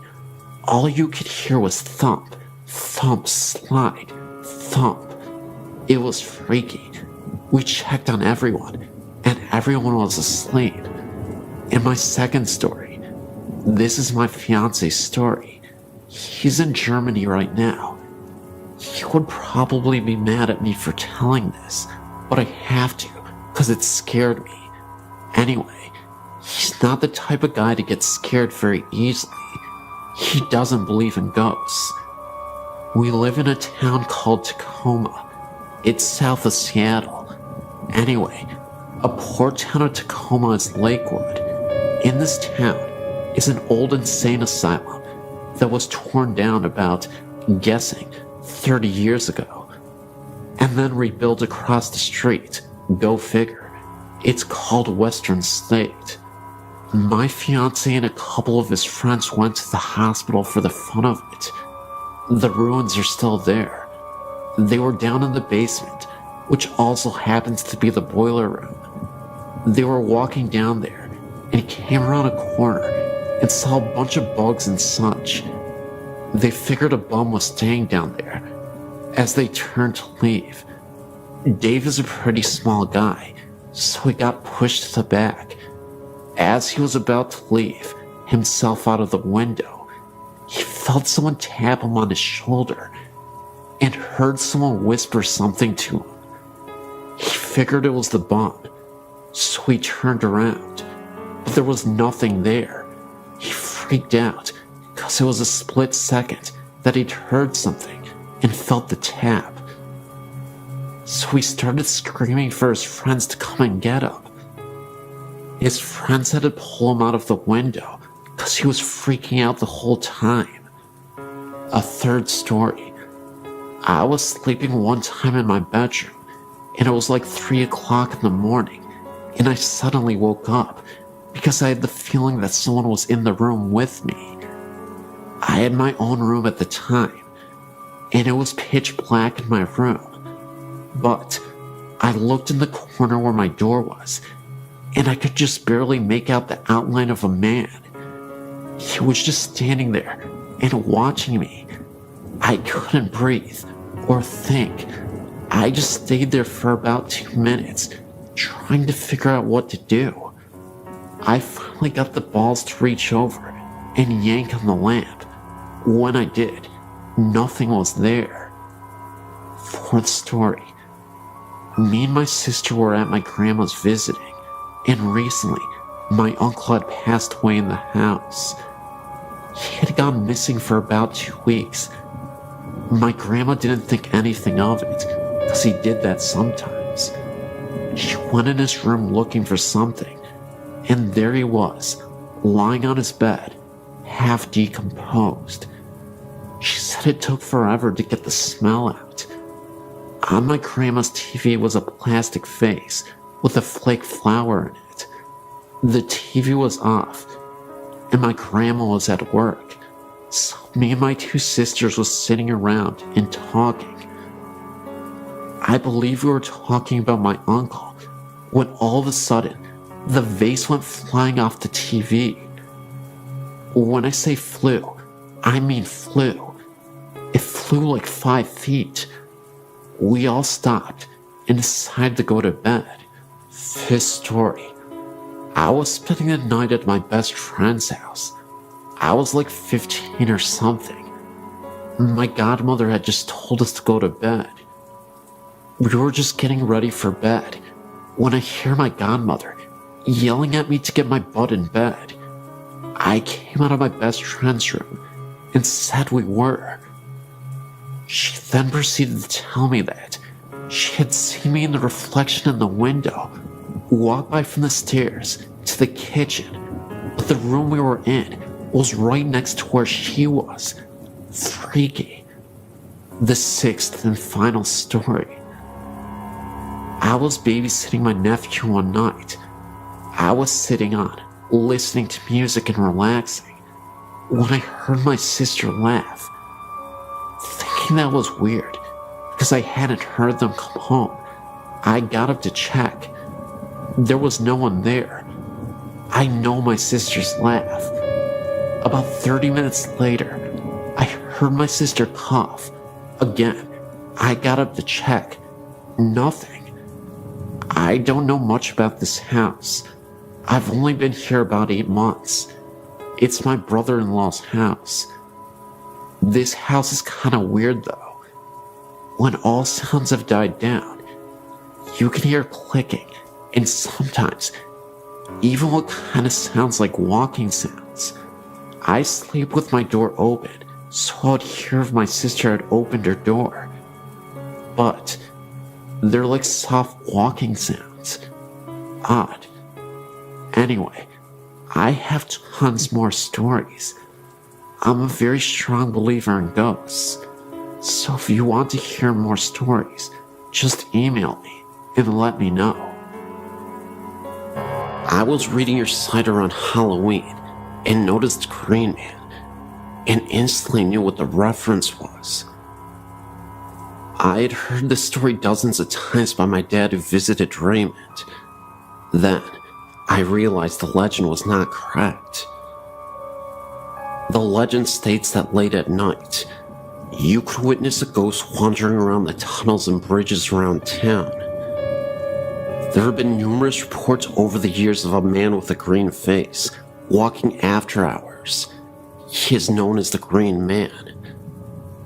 This is because when people have seen this figure, the apparition has a terrifying green face as he floats by the local tunnels and bridges of the area. The real version is extremely depressing, but the real version in the least. The horrible accident occurred in Evans City. Raymond, unsure of the last name, and his older brother were flying a kite near some electrical wires next to a tree. The kite got stuck, and Raymond followed his brother up the tree to retrieve it. When Raymond's brother grabbed the kite, both brothers got electrocuted. Raymond's brother was killed, and Raymond was severely burned. He was extremely disfigured, and it was extremely hard for him to walk because of the accident. The residents of Evans City collected nearly $30,000 for the boy for his care. His older sister and her boyfriend ran off with the money, leaving Raymond without the money he needed to get well. From then on, the townspeople took him under their wing and took care of him the best they could, but without the funds to do it. My dad's grandmother, who lived in Suiki, told my dad and his brothers and sisters the story of the Green Man when they went to visit her. Raymond, now an adult, walks down the road to and from the tunnel every night.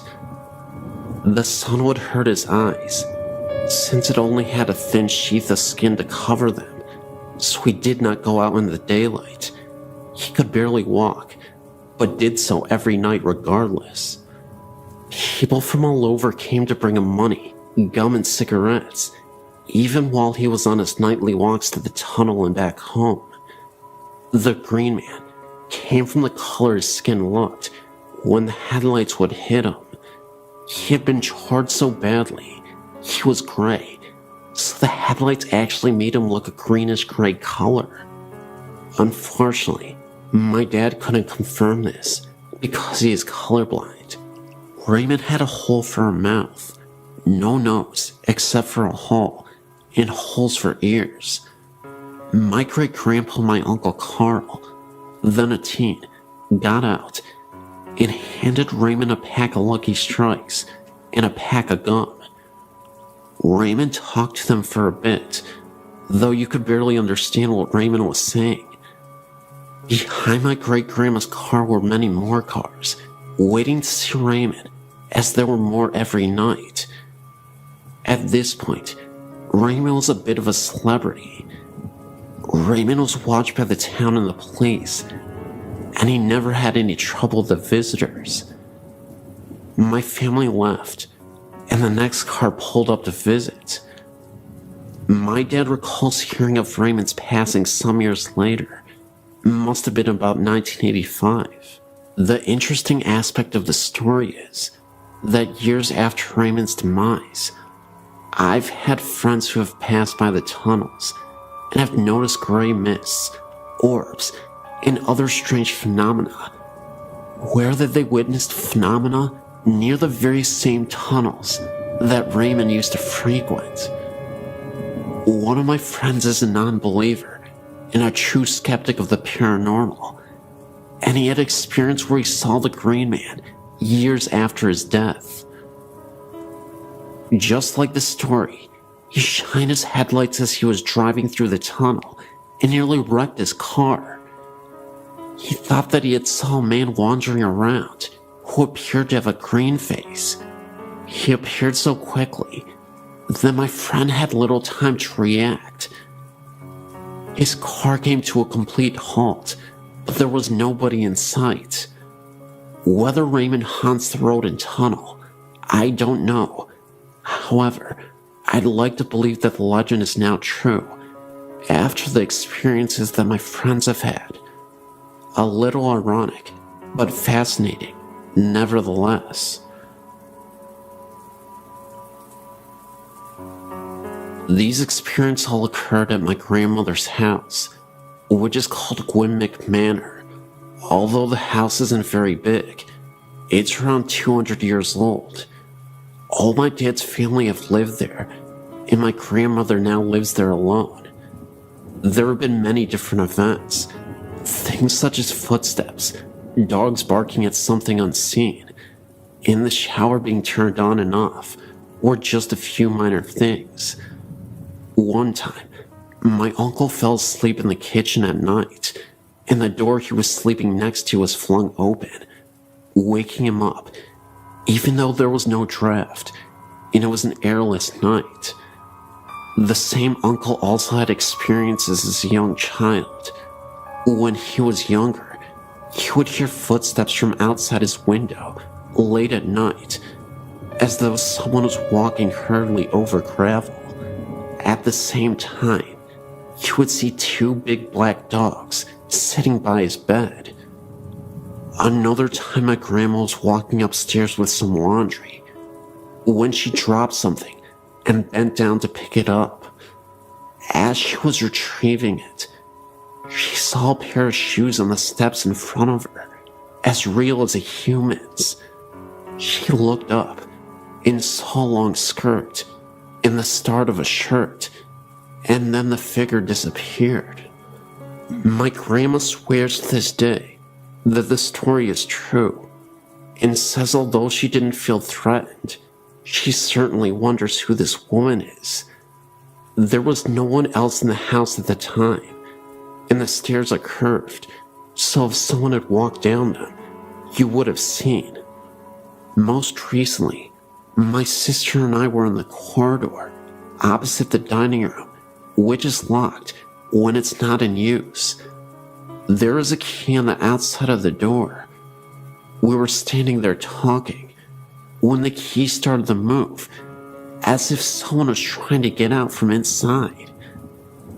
We thought maybe someone was in there at first, but then we remembered that the key had been moving from our side of the door. Most recently, we were sitting on the lawn whilst my dad and uncle played badminton on the court behind us.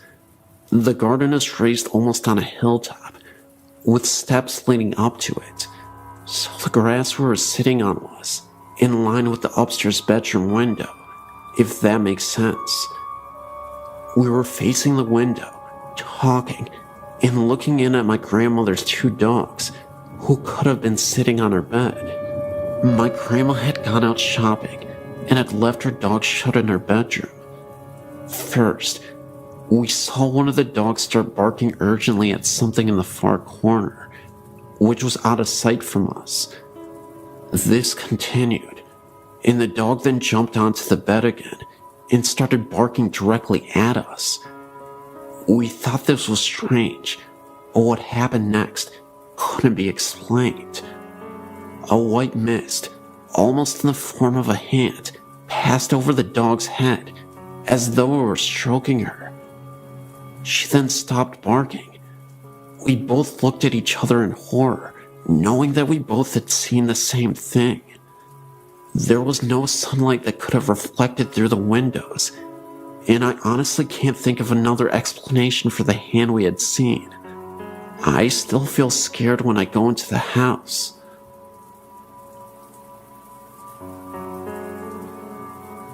January 1999. I'd been working for an American company in Evesham in the UK. The company was based in a small industrial estate called Briar Close End East. On the edge of this estate is a small pub called the Oddfellow Arms. We all used to go to this pub now and then for a quick pint of a lunchtime. I personally used to have a pint, perhaps once or twice a week there. Anyway, as you go in on a fairly regular basis, you tend to get to know some of the locals. There was one couple in particular that the story is about. They were an old couple. He was an ex-counselor and had to use a frame to walk with. He was always with his wife. She used to drive him everywhere. Obviously, he couldn't get anywhere without her assistance. It was just after the Christmas break, first week back at work in January. I decided to go for a sandwich and a drink at the pub. Funny thing was, I noticed that this chap was on his own, sat in the corner. He tipped his glass to me as usual, to acknowledge me. I thought no more about it. Later that day, I spoke to my warehouse manager. He frequented the pub on a more frequent basis and knew all the regulars by name. So, I mentioned to him how odd it was that the old guy was on his own.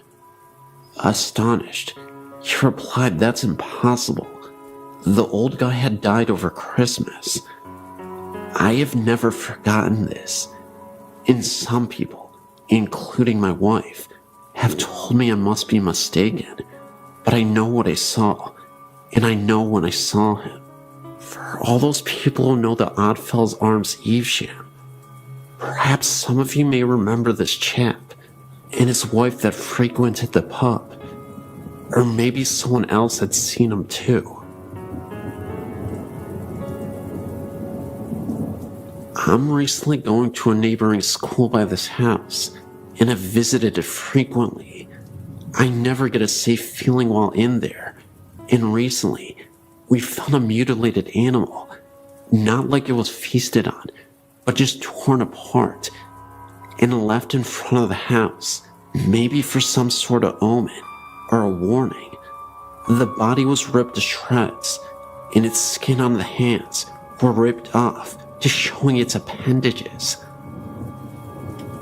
Later, we found the skull of the animal adjacent to it, and we noticed the jaw was removed, but the skull itself was in a very clean fashion. No blood, or guts, or any kind of fluids, not even dirt marks. The skull almost looked like it had been washed. That not being the strangest thing, I have a friend of mine who is a female, who is as well as extremely interested in the paranormal, and she has recently gone to the house, and the first encounter dealt with her and her best friend going into the house and just walking around. The problem was that they did not even get to enter into the house. Right before stepping on the yard, the house is surrounded by large bushes. They heard a sound coming from one. Other times that I've been with her, we swore we heard footsteps beside us in the bushes, as if being watched. Her best friend saw a shadow and became very frightened and began to flee. My friend was not as scared and refused, and her being the determined person that she is, continued to go forth. The sound was continuing this whole time. Her friend left sprinting, and so just to be a good friend, she decided to go catch up. She was not running so fast, and in her light jog, she turned around and noticed a woman with bright blonde hair, this being the only thing sticking out, chasing after them, and even got off the yard and continued in the pursuit. When seeing this, my friend began to run even faster and eventually ran to the church where they parked their car. She called me while this was happening, I guess to help us believe, and also she knew I was very interested, and I could hear the fear in her voice.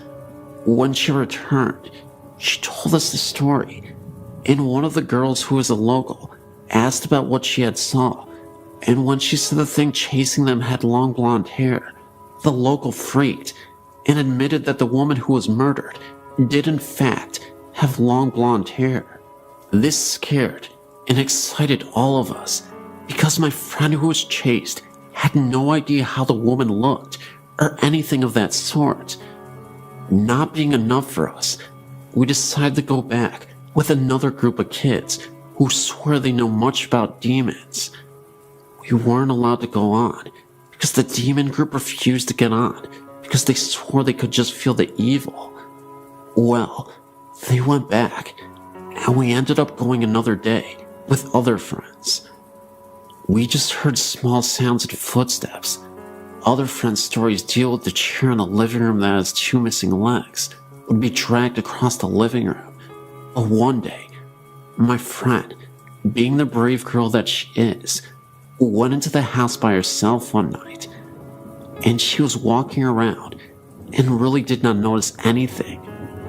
She made a comment expressing how upset she was that nothing was happening, and a few minutes later, she heard a high-pitched shriek, and right then she was pushed, what she guessed to be about 4 feet, and pinned to the wall. She stumbled out of the house, and when she got home, her best friend noticed the scratches on her forehead.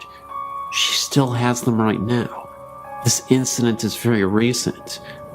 That same night, her friend later called me saying that she had fallen asleep and was not responding, and that she was breathing normally, but her body was extremely cold.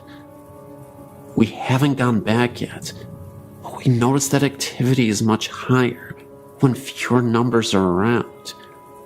I look forward to giving you updates. Also, I'm from McAllen, Texas, and there's a building in that area that is rumored to be haunted. There's this building, and it is extremely haunted on the 3rd floor. I'll go ahead and check that out as well, and I'll give you an update as soon as possible.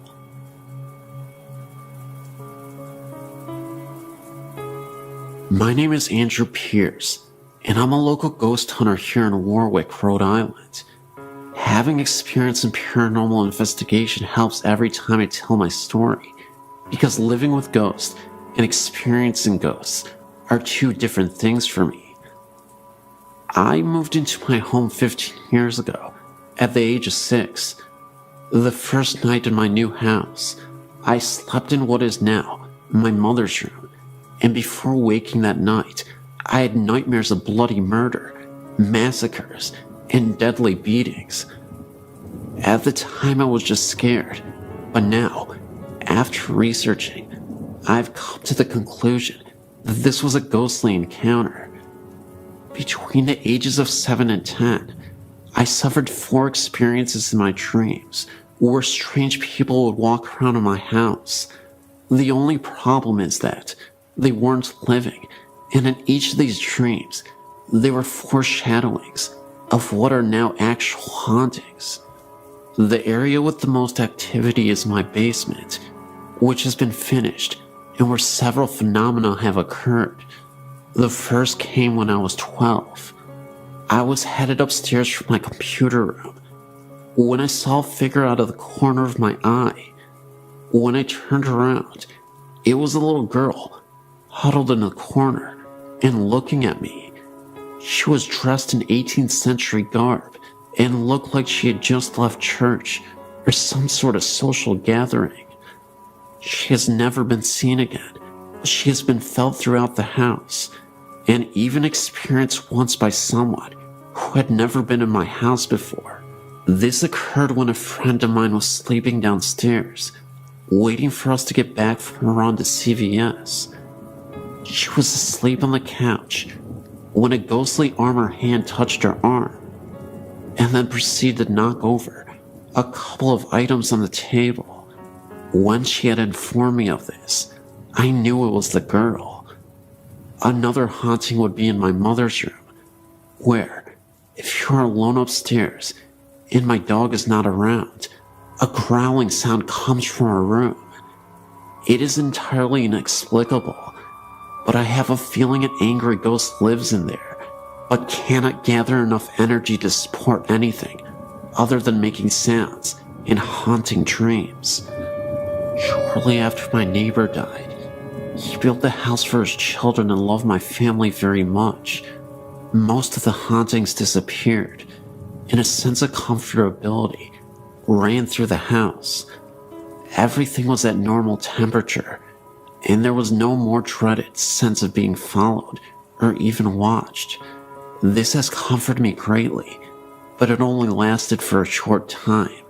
Since that time, several newer and less aggressive ghosts have entered the house, and they are seemingly very friendly with my dog.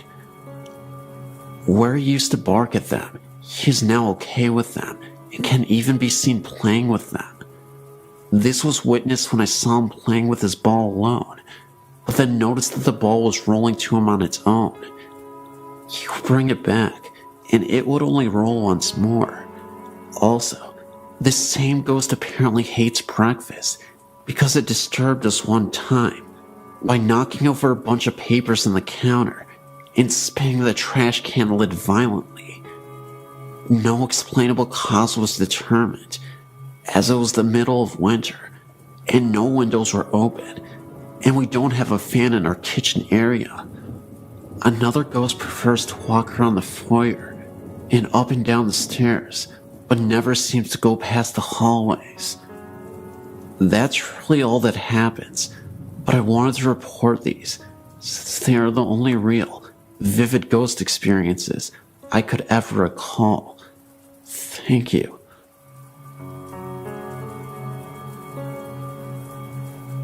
We bought a house in Yucca Valley in 1988, built during World War II, from what we were told. 2 bomb shelters. House added on to the years to come. Interesting old place, but nothing special. other than the fact we thought we could turn it into our dream house. 2-story, white picket fence, etc. A couple weeks after moving in, my husband and I were in the kitchen, talking, when I thought I saw something. A fog, an image of a lady going through the dining room, not saying a word, thinking my husband would think I was nuts. He said to me, "Did you see that?" My husband and I choose to sleep in the downstairs bedroom, and the girls upstairs at that point. We were in a king-size waterbed, framed firmly on the floor, so it's not logically possible for something to be placed underneath it. After we began renovating the upstairs, we moved our bed up there, and the girls had the downstairs to sleep. Full-size beds, sitting on regular bed frames. There was nothing on the floor when we moved our bed out. A few weeks later, one of my daughters informed us that something was under our bed. My husband investigated and found a black and white photo, as well as some silk scarves. We called the former owner to ask if he knew who or what it might be. He came to look, said the photo was of his dead wife, and the scarves had belonged to her. A few months later, my husband found a painted portrait of a young man in his workshop. Again, called the former owner. He said it was of his dead son. A year or so later, one of my daughters saw the same image, the fog, image of a lady. He or she never caused us any harm, except for the fact that money we hid in one place or another had disappeared. After living there a while, we met the neighbors. They informed us former owner's wife had died from cancer in the bedroom photo, and scarves were found. His son, portrait found, had offed himself at the Yucca Valley Inn. Ashes had been spread on the property, according to them, the neighbors, but these facts were not disclosed to us at the time that we bought the house. After living there some 19 to 20 years, we decided to move, not because of spirits, just now that the kids have grown up and moved out on their own and wanted to downsize.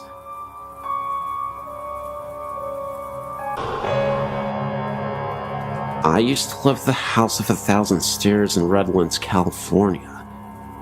I lived there for about 10 years off and on with my godparents. They lived there full time. I came on the weekends and during the summer. This place is very active at night. My godsister and I would see the spirits of ghostly nuns walking down the stairs. They would stop to ring the bells in the bell towers and then evaporate into a mist. After a while, we removed the bell that connected to the stairs. There were other spirits as well. Some were pleasant, while other spirits we believed were demons. I think the scariest experience we had was one night when I was sleeping in one of the rooms. I woke up to seeing multiple green lights floating aimlessly around me before disappearing. They had to have been orbs. I remember there was a closet which was slightly open. When I looked at the closet, I noticed the head of a figure peeking out with red eyes. If you've seen the famous Amityville horror picture, that's how it looked to me, except with red eyes, of course. There are tunnels that run under the property, and rooms as well, all made out of dirt. Some of the rooms' doors have been covered over with dirt and rocks, so that you cannot get in. If you stay down there at night, you will see nuns going in and out of these rooms that have been covered over. I'm not sure what the nuns did in this house, but there are many restless spirits here. I also believe this place draws mentally unstable people to it. While we lived there, on multiple occasions, we had to call the police because people would break into the property, knocking at our door, telling us the spirits told them to come here.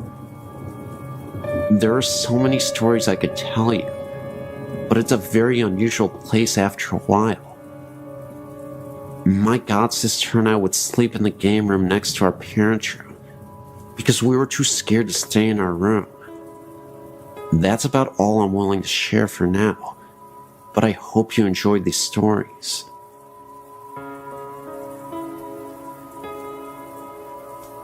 I know that most high schools claim to be haunted, but my old alma mater has everything from restless Indian spirits, students that died on campus, as well as the spirits of some priest that passed away at the campus.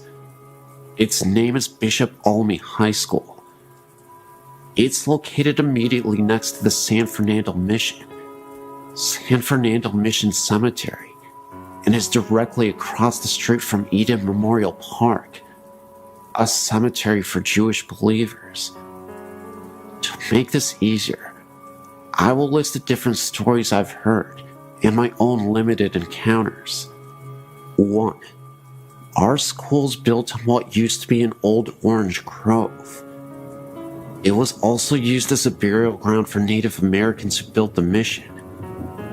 Several different faculty members have heard the sounds of an old woman crying right inside our alumni hall, and one claiming to have seen her pacing back and forth. I myself went there late with 3 friends one night in an attempt to see if we could prove anything for ourselves. We heard the same crying noises and saw a brief glimpse of a black silhouette through the all-glass walls of the building. Other faculty members have claimed to see an Indian chief in full ceremonial garb near the school's chapel and the hallways behind it. 3. Members of the water polo, swimming team, and marching band have heard a young boy crying from the old archives located underneath the buildings on the west side of campus. The water polo and swimming teams used to use the old showers that were built for the priests when the school was a seminary, and the band used to store its equipment in spare rooms down there. One story of an eyewitness who saw the spirit is one of the creepiest our school has. A few of the girls on the swim team went down to the showers after practice and found all the shower heads on and a little boy standing in the middle of the room. The boy didn't respond to any attempts at conversation. The girls left to get a coach to try and get the boy to talk. When they got back, all of the shower heads were off, and the boy was nowhere to be found. This part of the school is directly next to the graveyard. Only a chain-link fence separates the two properties. Our pool is technically rented space from the graveyard. In the new school archives, located on the second floor of the building over the old archives, there have been reported sightings of a priest in his uniform, reading or filing books. This same hallway, nicknamed the Forbidden Hallway by students, because it has all the permanent records in school's computer's mainframes and is off limits to any student without permission, was once the dorm rooms for the young priests in training when the site still served at the cemetery. A lot of men of God passed on at this location. 5. The hallway behind the school's chapel has had several sightings. The Indian chief, the little boy, and shadowy silhouette have all been seen here. The boys' bathroom is a hotspot for strange happenings late at night.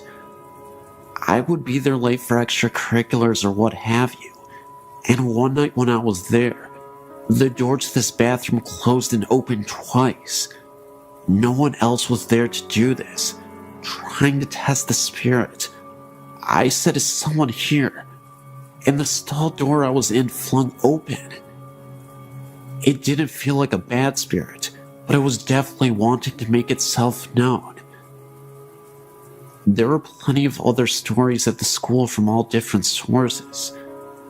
Those are just the ones I've heard the most, in my own little 2 encounters. I really hope this haunting hotspot gets a slot on this website, because I don't think spirits are going anywhere. Yes, great website.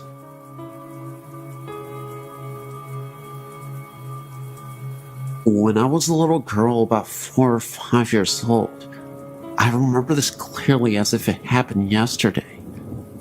I did something bad to be sent to my room as a punishment. I was laying in bed, not sleeping, mind you, just laying there, looking up at the ceiling. As you may have guessed, I was bored out of my skull. Anyway, a few moments later, I looked at the head of my bed and saw 2 white heads, round-shaped, with red eyes. No teeth, or any body for that matter. They just kept staring at me. I screamed as loud as I could, and my mother came running into the room. As soon as she did, the image or ghostly figure, or whatever it was, had vanished. This house that this happened in was known to be haunted. I'm not sure by what. I asked my mother years afterwards if she had any odd experience in that house. After I told her what happened, she said yeah. When she was down in the basement doing laundry, she heard someone call her name. No one was in the house at the time. I'm not sure where I was, or my brother were at the time, but I know we didn't call her. We call her Mommy, not by her first name, as this thing did. She answered it. Now, as I recall, if something unknown calls out your name and you answer it, isn't that an invite? This house is located in Vermont on West Road in Burlington. I forget the number of the house. My mother said I was a gifted child.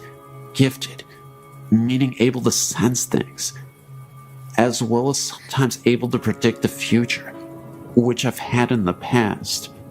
It's not something that happens to me all of the time. Just once in a blue moon, I'd get visions in my dreams that come as warning signs. For example, my brother was going on spring break during the days of his high school years, driving his Jeep over to coastal beaches in Florida. I recall having a dream of him doing this, and his Jeep caught fire while he was driving down the road. Odd how this dream came about. I told my brother not to go. He thought I was crazy, of course, and he didn't believe in that sort of thing, nor does my husband. Anyway, my brother called me up one day and said that his Jeep caught fire. He had a flat tire and parked on the side of the road. He wasn't going to spring break. He was just heading over to a friend's house when this happened. Come to find out, some punk started the fire to his Jeep.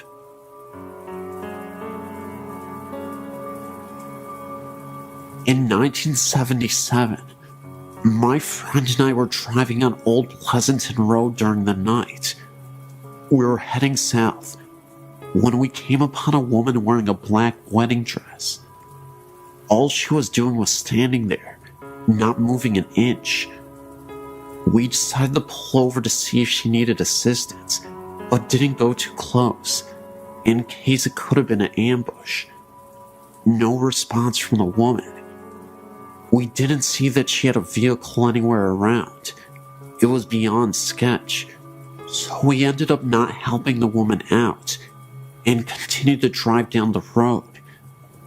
As we were driving down the road, we could have sworn we saw the lady through my rearview mirror. She was following us. The only difference was, she was not walking. She was floating towards us.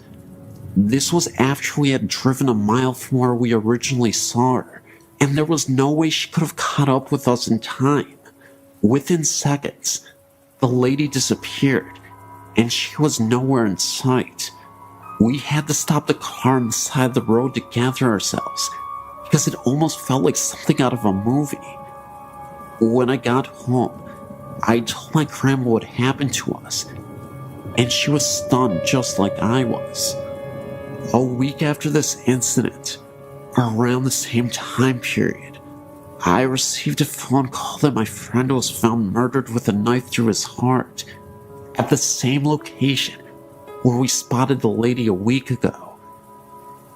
My grandma told me that it could have been death coming for him. I still tremble at the thought of reliving all that happened that dark night in 1977.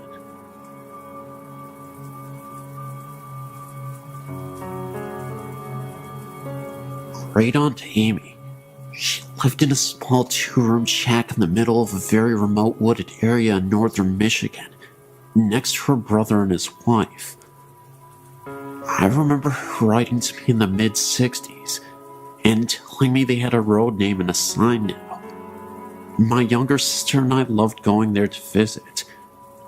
We would walk in the woods and explore an old cabin and trailer in the woods north of them.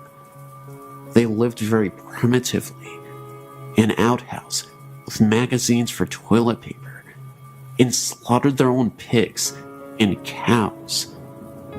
There was a great green apple tree down the road, and we always stopped to get our pickings before heading home. One time, we heard a weird noise, and my mother told us to hurry up and get in the car. We had to get going. It was a bear calling for her cub, and we were downwind. Mom feared we may have been between the mother bear and her cub.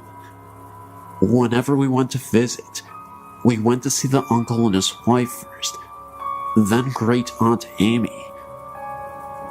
Although we would see her peering over the tiered kitchen curtain when we arrived, Great Aunt Amy was very short and stout, and you could just see the top of her head from the eyes up, over the lower curtain, and I'm sure she was on her tiptoes at that. But she was always so surprised to see us, and just happened to have cookies or rolls just out of the oven. The day of her funeral, the late 1970s, my sister Kathy and I got out of the back seat of the car on opposite sides. I looked at Great Aunt Amy's cabin and then looked over the top of the car at my sister. I knew she saw her too. Great Aunt Amy's little head, eyes peering up over the curtain, as she always did when we came to visit. I could almost smell those rolls baking that she just happened to be making. Recently, my sister and I took a random trip to the area and went by to see the little old cabin again. But this time, it was gone. A new home stood just to the east of its location. I was very disappointed. My sister turned to me and said, "That's alright. She's still there. Can you feel her?" I could.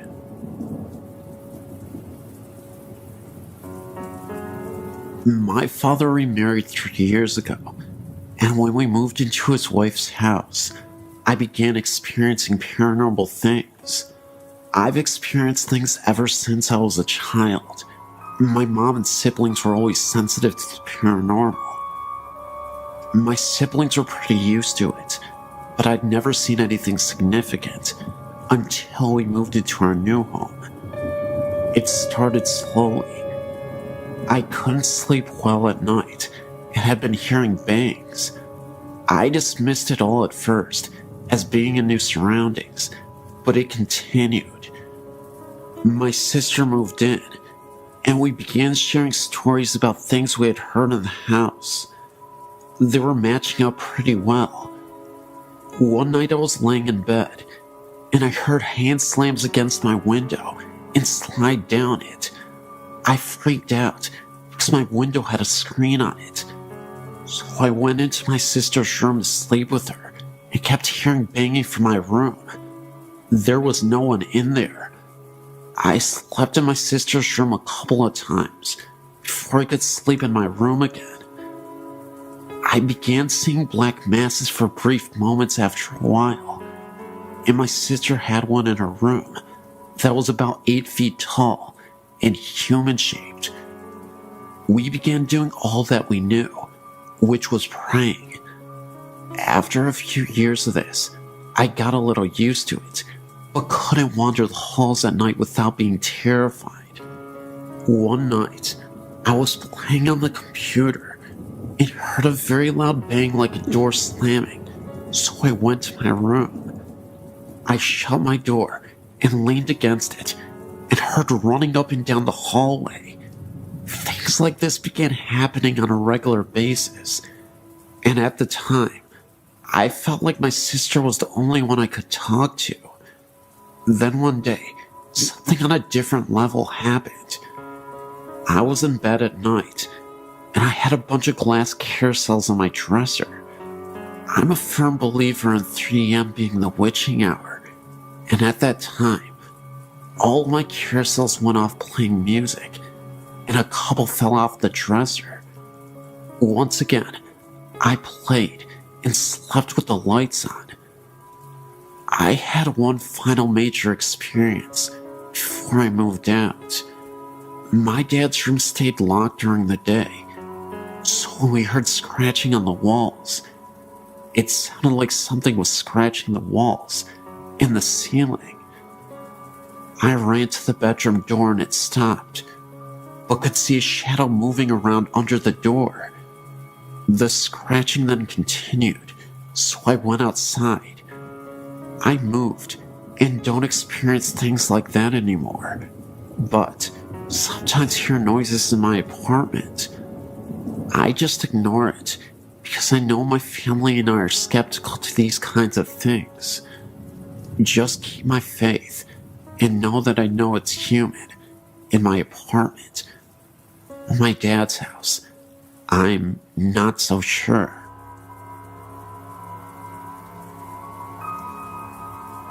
This happened to my mother's uncle in the 50s. Her aunt and uncle were coming back to San Antonio, Texas, on Highway 87 when their car broke down during the night. Uncle Steve went walking during the midnight hour to get help before he told my aunt to lock all the doors. She did just that. About 3 a.m., 3 men in a car stopped to help her.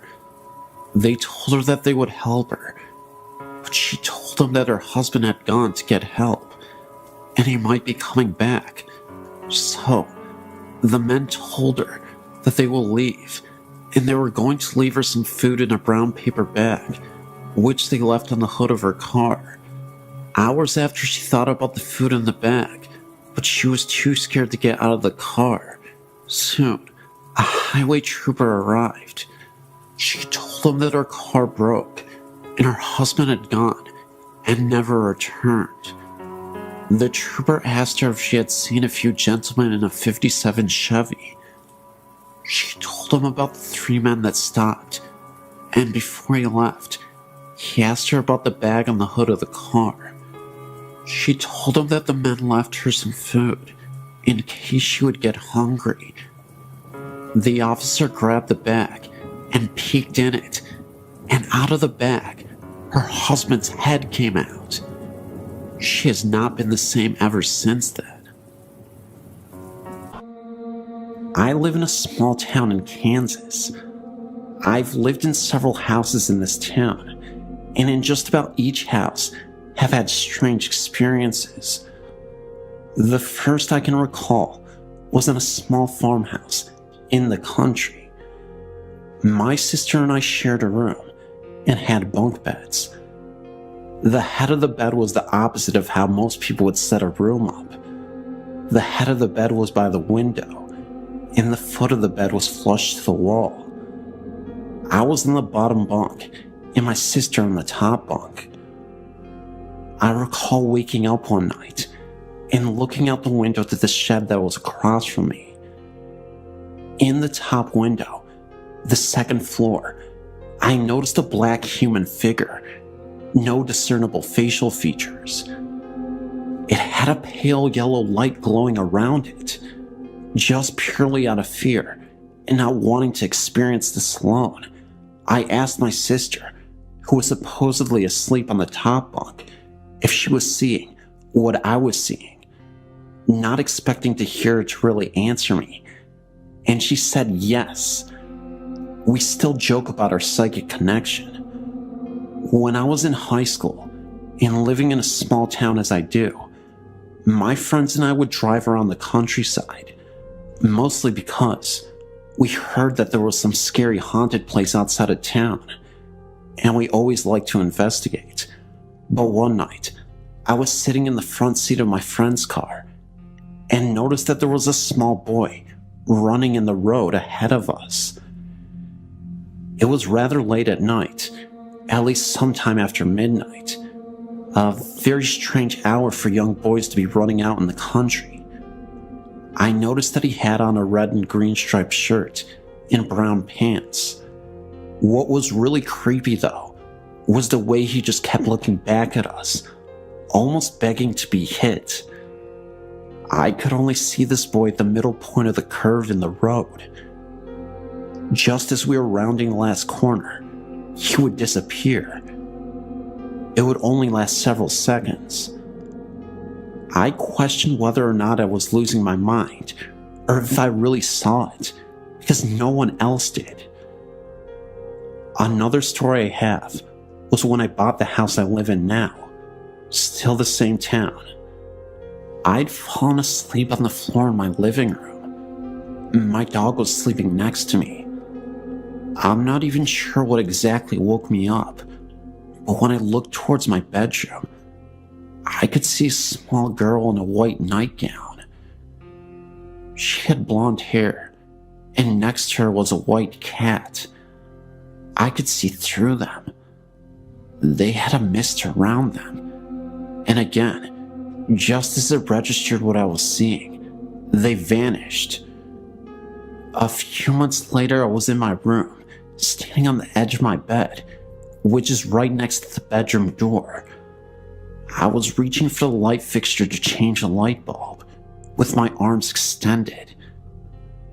I noticed a man, dark short hair, and in his 30s. He had dark-rimmed glasses, and he walked past me through the living room, into my room. As soon as he got past my arm, so he would be standing right in front of me, he disappeared. I've also noticed small dark figures, a possible dog, like roaming around me when I was walking in my house at night. I always try to jump over them, thinking that it was my dog, but she was in another room when this happened. In 1978, my parents purchased a relatively new house in Niceville, Florida. The land the house had been built on had previously been a swamp that was drained to make way for the housing subdivision. Nothing bad had ever happened in the house, yet, after living in the house for a short time, we all began to notice odd things.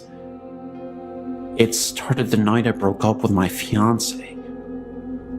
My parents had got out for the evening, and I was in my bedroom crying. Suddenly, I realized I was not alone. I looked up, and I saw a woman dressed in the turn-of-the-century clothing. She had a look of extreme empathy on her face. I did a double take. Never take your eyes off of them, I've learned. And my visitor was gone. My brother brought her engagement ring into my room so that I could take it to work the next day and have it sized. When I woke up from my nap, I got the ring off the dresser and noticed that it wasn't quite right. I got on my loupe and discovered that the ring had been squashed. I took the ring to my parents and showed it to them. Dad examined the ring. As a scientist, he was a little more observant than I was. He pointed out that the ring appeared to have been squashed from the right, beside the head that held the diamond, as if it had been sitting on the rear shank of the ring, and an incredible force put on it that literally broke the head from the shank without leaving a single scratch or gouge mark. That kind of spooked me, since I had been sleeping with the ring on the nightstand next to my head, and it had been fine prior to being placed by my bed. However, events would soon unfold that made us all realize that the house was indeed haunted by the lady, but she was a friendly ghost, provided you were nice to her family. After having moved to the house, my mom was in a terrible car accident, which almost killed her. She was in the hospital for over 6 weeks, and even after she got out, she was in and out of the hospital repeatedly. By this time, I was married and out of the house, but my middle sister's kids would stay over while my sister worked nights. My niece slept in my old room, which seemed to soon become the epicenter for activity, perhaps because of the pre-adolescent age. It started with her being awakened by the feeling that someone was sitting on the bed. She turned on the light and saw depression in the bed, as if someone were sitting there. As she watched, the depression slowly lifted out, as if the person sitting there had stood up. She was too frightened to sleep in the room after that, so her brother slept there for her. He was awakened every night by the sound of a dresser drawer being pulled out and rattled. At first he thought it was Granny, but then he turned the light on and there was no one there.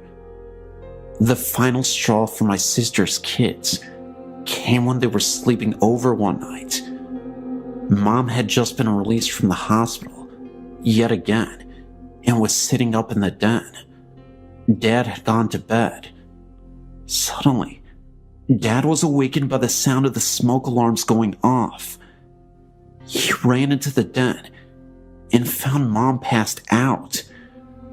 She had been in incredible pain since her accident and had begun stashing pills for a grand escape. That night, she had gotten so depressed that she ended up taking all the pills that she had been hoarding. There was no evidence of smoke in the house, not even Mom's usual cigarette smoke.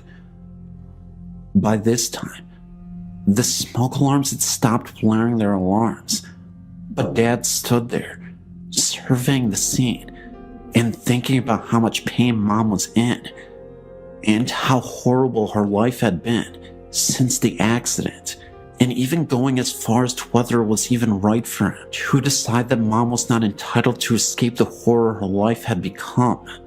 Then the smoke alarms went off again. Dad figured somebody was trying to tell him something, and he called 911. The next day after we had all been to the hospital to make sure that Mom was going to be okay, we all gathered at my parents' house. I asked Dad why he had called the paramedics. I felt like the doctors who had saved my mom's life after the accident had not taken into consideration the lack of quality of life she would have, and I felt like Mom was entitled to a reprieve from the constant torment she was in. Dad looked at me kind of funny and explained about the smoke detectors. Then he said that when he had gotten home later that night, he had torn each of the smoke detectors apart, and there was nothing wrong with any of them, nor was there any reason they should have gone off in the first place. Once Dad told us this, we all sat there with odd looks on our faces and started talking about the lady. By this time, I'd seen her twice. My older sister had seen her once, and my skeptical scientist dad even admitted to having seen her. We began comparing notes and found us finishing each other's stories and descriptions. We had all seen the same lady dressed in the same clothing, and none of us had mentioned it to the others for fear of being ridiculed. As time went by, the lady continued to watch over her family. After my dad's death in 1998, my then husband and I were in the den of the house after we had cleaned out the possessions and cleaned the house up. I'd left a book on the counter and X went back to get it. Our marriage was on the rocks and he was becoming increasingly abusive to me. Something that the lady didn't seem to care for. He had always laughed at our family ghost stories, up till the day. But when he went back in the house to get my book, he came out of the house shaking and white. He had felt a cold hand brush across his face. Then, when he didn't leave fast enough, he felt the same cold hand pushing him in the back, propelling him to the door. The lady was trying to tell him that she did not appreciate the way she was treating one of her kids, nor was he welcome in her home. After that, the lady began dropping by my house. I always knew she was around because the stove timer would go off for no reason and the dresser drawers would rattle. After I left the abusive hubby and moved to the Midwest, the lady would come by and visit me there from time to time, always setting off the timer on the stove, rattling drawers, playing tricks with the blinds, anything she could do to let me know she was keeping an eye out for me. I realized that this is unusual for ghosts to leave their primary residence and to actually follow people from home to home, but I talked to some friends who all felt like the lady was probably a female ancestor who had died in childbirth, so she felt responsible for looking out for her family. After going through the family archives, we found a photo of my great-grandmother. She had died of appendicitis when she was pregnant. The baby also died. The woman in the photo looked like the lady.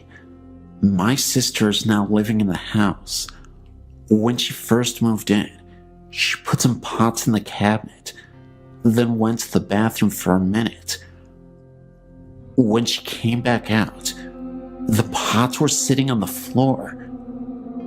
Earrings and rings that had been lost for years, some in different houses that we lived in, suddenly appeared on the cabinets or in my sister's jewelry box. Unseen hands frequently pull back the curtains to look outside, and my sister's dog loves to romp and play with the unseen visitor. I could go on and on about all the poltergeist activity, some that seemed to be coming from the lady, others that seemed to be coming from my deceased dad.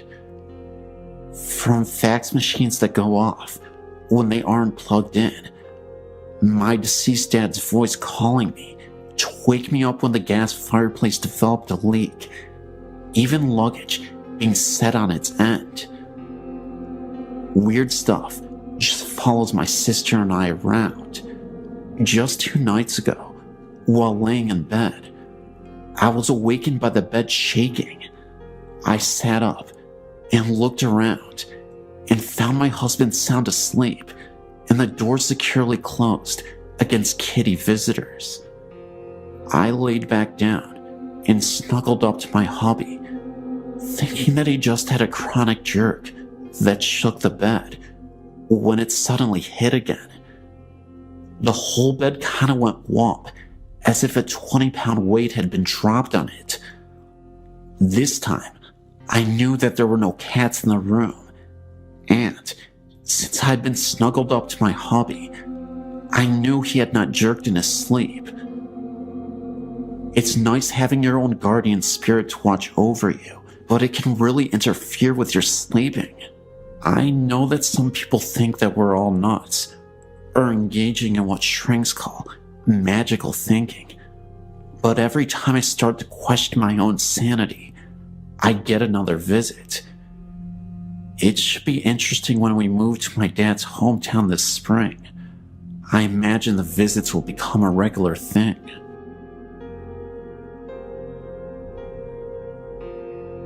Growing up in rural northern Wisconsin, there were few opportunities for earning cash, aside from service positions and agricultural work. Coming from a farm family myself, as a youth, I would hire myself out to farmers to help with the work on their respective farms, mostly crops and dairy cattle. If you never have this experience, it may come as a surprise that these farms are usually isolated and could be quite unfriendly, creepy, and sometimes dangerous. Physical injuries like losing an eye or a limb or even a life are not uncommon. This is the setting for my story. One January, I was a hired boy at a dairy farm owned by an elderly couple with whom I was acquainted with through our parish church. The farmer's house was heated by a wood furnace in the basement where I was lodged, and among my other jobs, I had to bring in the wood and tend the fire. One day, while carrying wood down the steps, I felt pushed, which caused me to slip and fall down the stairs, landing on the concrete floor, which knocked me out temporarily.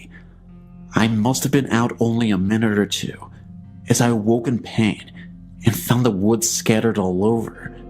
The farmer was very stern, and I feared how he would react to a mess and me not being busy with the work to which I had been assigned.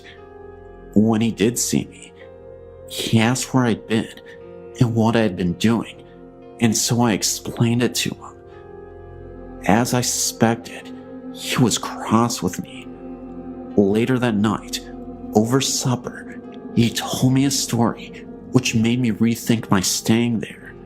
He related that some time ago, his wife, although a Catholic like me, had been dabbling in the occult, things like divination, astrology, cards, etc. Odd things began happening around the farm, and it was no longer prospering. He told me that the last straw had been when he awoke to find her levitating above their bed in the middle of the night. They decided to call the parish priest. The priest, whom I will call Father X in the story, was a mature, spiritual, and virtuous man whom I knew and respected. His brother was likewise a priest and an exorcist. The couple explained what was happening on their farm and house.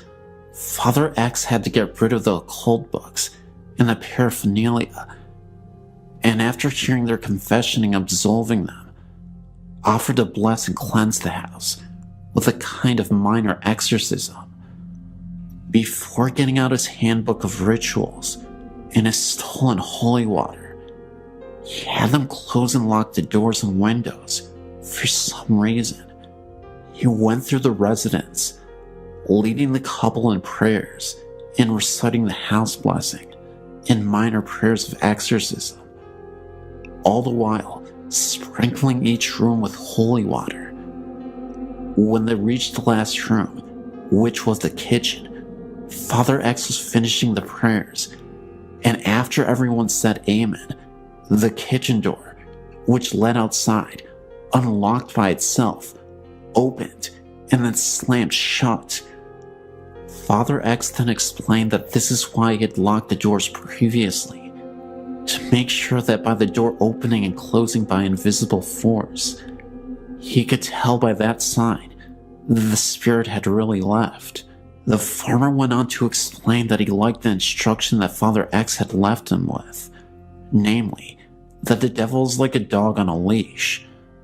The demons are all restrained by the power of God, he said, chained, as it were, and they cannot really hurt you directly unless you come within their reach. Occult practices, blasphemies, and even grave sins can put people in places within the perimeter of the influence of evil spirits, and so if you want to avoid being harmed by them, don't come near them any more than you would approach a vicious dog that has been chained. I asked the farmer if the basement where I was lodging was also blessed. The farmer thought for a moment and said he did not recall that it was. The door to the basement was right outside of the kitchen door.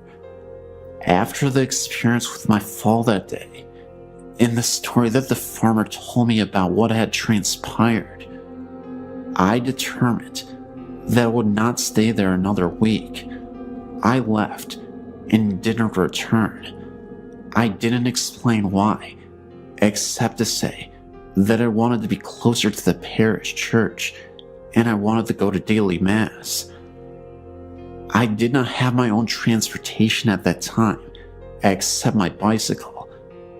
The farmer was unhappy that I left, as I was hardworking and well-behaved, but for me, there were plenty of other farms where I could work that did not have such problems.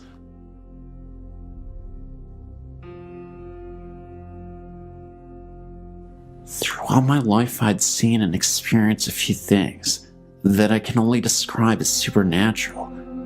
Everything I'm about to tell you about actually happened, and I'll describe each experience as I remember them. The first thing I can remember happened whenever I was only a young boy, growing up outside a village in Northern Ireland called Besbrook. It was during the winter because we had a heavy snowfall the previous night, and I was outside playing with my two brothers. After a while, I went inside to warm up because my hands were frozen. My mother told me to take off my boots so that I wouldn't tramp snow all over the house. I sat down at the table with a bowl of soup in front of me, and it was then that I noticed something out of the corner of my eye in the hall leading from the kitchen to the living room. I turned to see what it was, and what I saw absolutely terrified me. I saw the figure of a woman walking down the hall towards the kitchen. I just got up and ran out the door without putting on my boots and jacket into the snow, and refused to come back inside, even though my mother insisted that there was no woman in the house. Over the next number of years, nothing happened except what sounded like somebody walking around the house, even when the rest of the household was in bed or away. Everyone heard the noises, but chose to ignore them. Then one Saturday morning while I was still in bed, I was shook and awake and told to get up and come down to breakfast. Whenever I opened my eyes, there was no one in the room, so I assumed that they had already gone downstairs. While I was getting dressed, a voice was calling from downstairs for me to hurry up. When I did get down to the kitchen, there was no one around. Everyone else was still in bed. A few days after, my youngest brother claims to have saw a young boy standing in my parents' bedroom who just stood there looking at him. Shortly after this, someone unknown attacked my brother in his bed, leaving him with a black eye. The next few years were quiet, except for the noises. Nothing else that I know of has happened in that house, except for the noises. But I did tell you that I lived outside a village. The best way to get to the village is through a wooded area, and this place is a very strange place. I could distinctly remembering a moment when I had to walk through these woods to get to the village, and all of a sudden, in the middle of the night, I saw a circle of people in white robes just standing in a circle and holding hands. I was so scared about what was happening that I ran the other direction and no longer wanted to run through those woods ever again. I actually had a friend of mine who was walking through the woods, and he swears to this day that he saw a woman just flying from the distance from one side to the other. Looked like a witch, but she was floating, had really dark black hair, and it just looked like she faded out. These are the only things I've seen in my life, and with that last story, my friend has seen, but I've heard other stories by people I know. The shop at the bottom of the road is said to be haunted by the ghosts of the 7 British people killed there in the 80s, whenever the original patrol station was blown up. I mentioned earlier, I'm from Northern Ireland. There is a high viaduct in the area, which is used as a railway line. 18 people died constructing it, 1 for each arch, and numerous others have offed themselves off of it. The stories are that at times, you can see these people, and they all look sad. There's also the blood on one wall in a friend's house, and no matter how many times it is painted over, the blood still comes through. All this is true, and has happened within a square mile of where I live.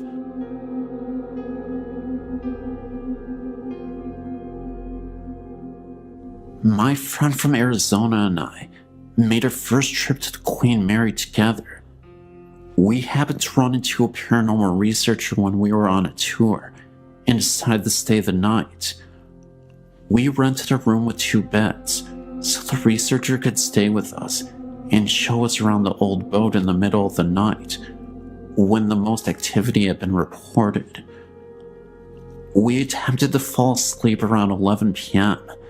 I managed to sleep quite easily and wasn't scared about sleeping in one of the reported haunted rooms. About 5 minutes after I fell asleep, my friend wakes me up. The first thing I remember was hearing a staticky voice and thought it was a radio. It wasn't until she asked me if I heard the voice. That was when I realized there was no radio anywhere in my room. My instant reaction was to turn on the light and look around the room.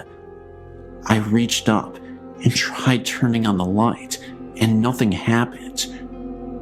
We were really freaking out now. The light had just been on. My friend finally turned her light on, and we laid there in bed for a few more minutes, and I decided to try the light again, and this time it turned on no problem. We tried to fall asleep again because we wanted to wander around the ship at 3 a.m. to avoid security guards. As soon as we turned off the lights and laid down, I saw my blanket pushed down and felt something on my arm. My friend also reported feeling things brush against her arm. As tired as we were, we just decided to ignore it all and go to sleep. 3 o'clock rolled around and we went to the pool room, reported to be the most paranormally active area on board. We took several pictures, and the researcher and my friend called out to the known ghosts. I didn't want to because I really felt like I was intruding. I felt sad and angry feelings throughout the whole area. I was looking around when we all heard a man moaning. My friend and I booked it back up the stairs and stood against the wall. After a few minutes, we joined the researcher again, and he continued to call out to a little girl named Jackie. I wasn't paying attention at the time, but I heard my friend gasp, and I looked over, and she asked me if I heard that. I missed it. The researcher heard it too. It was the voice of the little girl. She was singing for them. I will never forget my experiences at the Queen Mary, and actually plan on going back soon. I came aboard not believing, and left a member of a paranormal research group. My girlfriend Liz and I haven't been together for very long, but we share a passion for ghosts and hauntings. On our second date, we went to a couple sites in our county that are supposed to be haunted. The scariest one has to be the Jericho Covered Bridge, located in either Fallston or Jarrettsville, depending on who you ask. As Liz and I drove up to the bridge, a heavy fog rolled in, almost like the ones you see in the old movies, set in places like London. This was weird, because Liz and I have been driving around the county for the last 2 hours, and we had only encountered fog in this one place. Maryland was a neutral state during the Civil War, but racism ran deep here. The Jericho-covered bridge is a grim reminder of that. It is a well-known local legend that runaway slaves were hung from the rafters of the bridge and sometimes left there for days.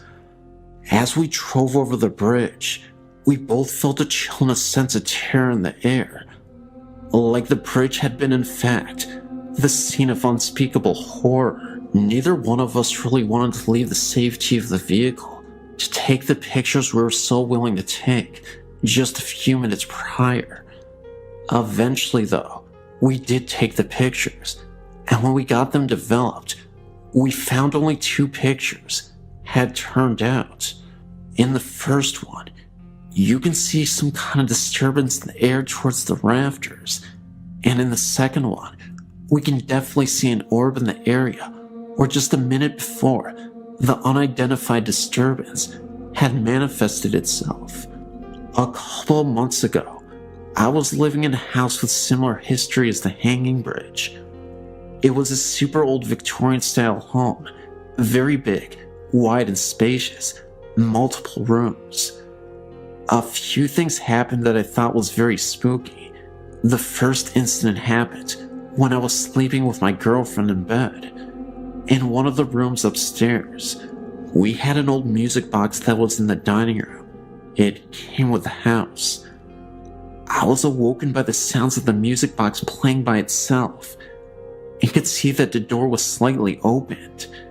Needing answers, I hopped out of bed to investigate, not understanding how the music box could play by itself. Needless to say, I made a gigantic mistake. As I opened the door and faced the stairs, I saw a dark shadow move directly up the stairs and then disappear. I froze for a second, almost chickened out, but decided to go downstairs anyway. To my surprise, there was nothing there, and all was silent. The music box had stopped playing. Another time, I was standing in the kitchen with one of my friends, and we were the only 2 people in the house at this time. We decided to use a spirit box and play with the Ouija board to conduct a session. I was fairly convinced that there was a spirit that needed guidance and was lost. We asked the spirit box multiple questions, but at first, no response was given to us. After nearly an hour, being frustrated, we nearly gave up. That was until we asked the spirit to give us a sign that they were still there. My back started to hurt, like some kind of pressure was being applied to it. I said to the ghost, "Is that you on my back?" Now get this. The spirit box sounded like it said death on the bridge. This immediately startled us, knowing that down the road was the Hanging Bridge. We tried asking it follow-up questions after that. The spirit didn't say anything, and just like that, the pressure on my back disappeared. I was starting to think that the ghost was trying to tell us that they were one of the ghosts that tragically passed on the bridge. The last incident happened in the kitchen. The kitchen door was slightly opened, and all of a sudden, I heard what sounded like a girl's whisper in my ear. As I looked towards the door, I saw a lady, I think, walk past the door. At first I thought it was my friend Laura, who always used to wear jeans. So I popped my head around the corner to try and scare her, but there was no one there. I wasn't scared because it was in the middle of the day. I actually found the experience quite exciting, but also unexplainable. To this day, I've always thought these incidents were all related to the hanging bridge. The Job Corps in Albuquerque, New Mexico. I was a student there in 1973. Since then, there has been a lot of renovation on the buildings, but when I was attending the Job Corps, it was pretty much the same as it was when it was an orphanage. One night, actually at 2 a.m. in the morning, when I came back to the dorms after babysitting, I had to walk across the campus to get to my room at the far end of the campus. While walking down to my room, all was very quiet in the dorms. Out of nowhere, I hear what sounded like children laughter in the distance. It was very faint, but I could definitely hear something. Yet, through the faintness of the sound, you could still hear shouts of glee and anger, as little children would do on a playground, if that makes sense. This happened behind the little chapel that was there, but the sounds came right there from behind the old chapel, and while I looked and squinted, I didn't see anybody there. I thought to myself at the time, why would parents allow their children to play so late outside? It was cold, and it was dark. Meanwhile, my hair was standing on end, and I tested the wind to see if the noise was carried from another place. Noises can carry long distances. There was no wind at all. At the time, I didn't know that the Job Corps used to be an orphanage until the next morning, when I was talking to my friend about hearing those children. This service worker told me that she used to work there as a service worker for the orphanage. She told me the voices I heard were probably the little children that died of broken hearts while she had worked there. Her face went pale as she told me that the children she thought were treated cruelly.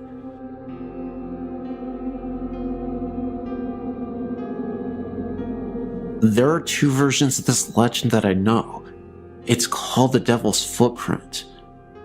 The first is about a construction worker that was aggravated with a boulder that would not budge.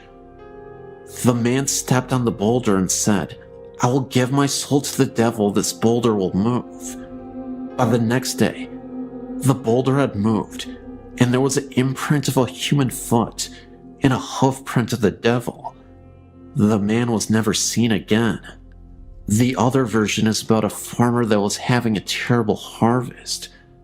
He then said, "I will give my soul to the devil if I had a bountiful harvest." Indeed, the farmer's harvest was bountiful, and he made plenty of money. The farmer was quite pleased with himself, until the day the devil came to collect. The farmer refused to give the devil what he wanted, and a chase ensued. They ran all around the farmer's land, and the chase ended when they reached a cliff. I believe the footprints happened when they had their final fight at that cliff edge. I've heard many stories about the devil's footprint being haunted. My fiance told me about an occurrence that happened when he was there with his brothers when he was about 13. He said that his brother was contacted by a ghost, according to him, and his brother swears to this very day he was standing in front of the church doors, and being a rebellious young man that he was, he attempted to kick the doors open. At the moment his foot hit the door, it swung open and knocked him off the steps. Now, you may be thinking that there was probably someone on the other side of the door playing a prank, but keep this in mind, the doors open inward, not outward. I also know someone that was there very late at night, and she swears that she saw hooded men walking the edge of the woods. I myself had an experience of sorts.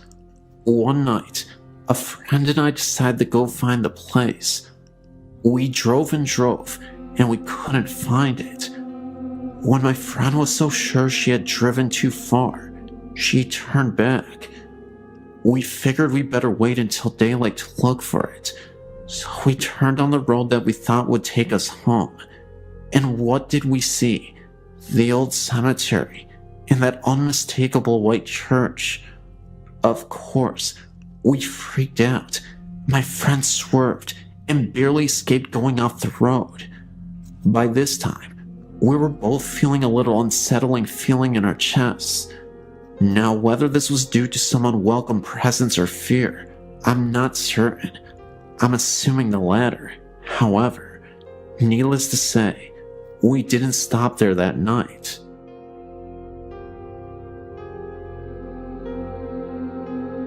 My name is Bobby, and I was checking out your website, and I decided I should send in my own story. We live in Grosse Pointe Shores, Michigan.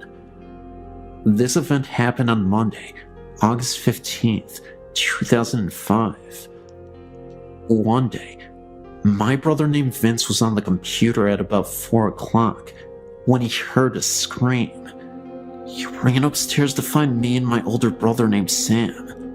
Vince asked what was wrong, and we asked him what he was talking about, and he said he heard a woman scream, and we said nobody screamed. We were also the only ones in the house. We got scared, but eventually thought that Vince was probably hearing things and forgot about it. But a week later, me and Sam saw this website and decided to check if something was haunting our house. We checked everywhere, but found nothing. But just as we were about to give up, Sam said to me that we never checked the attic. This was the first time that anyone was up there in the attic in a very long time. We got to the attic door and opened up the hatch, and a ladder came unfolded from the top of the door. We started climbing up the ladder and got to the attic, and it was all dark. I felt the wall right behind me and found a light switch. I flipped the switch, and a dim light turned on. There was this old rocking chair rocking back and forth, the one that my grandmother used to have before she died. We totally forgot that we had gotten it and threw it up in the attic. Either way, we were freaked out. After about 2 seconds, we heard a scream so loud that it knocked me backward against Sam.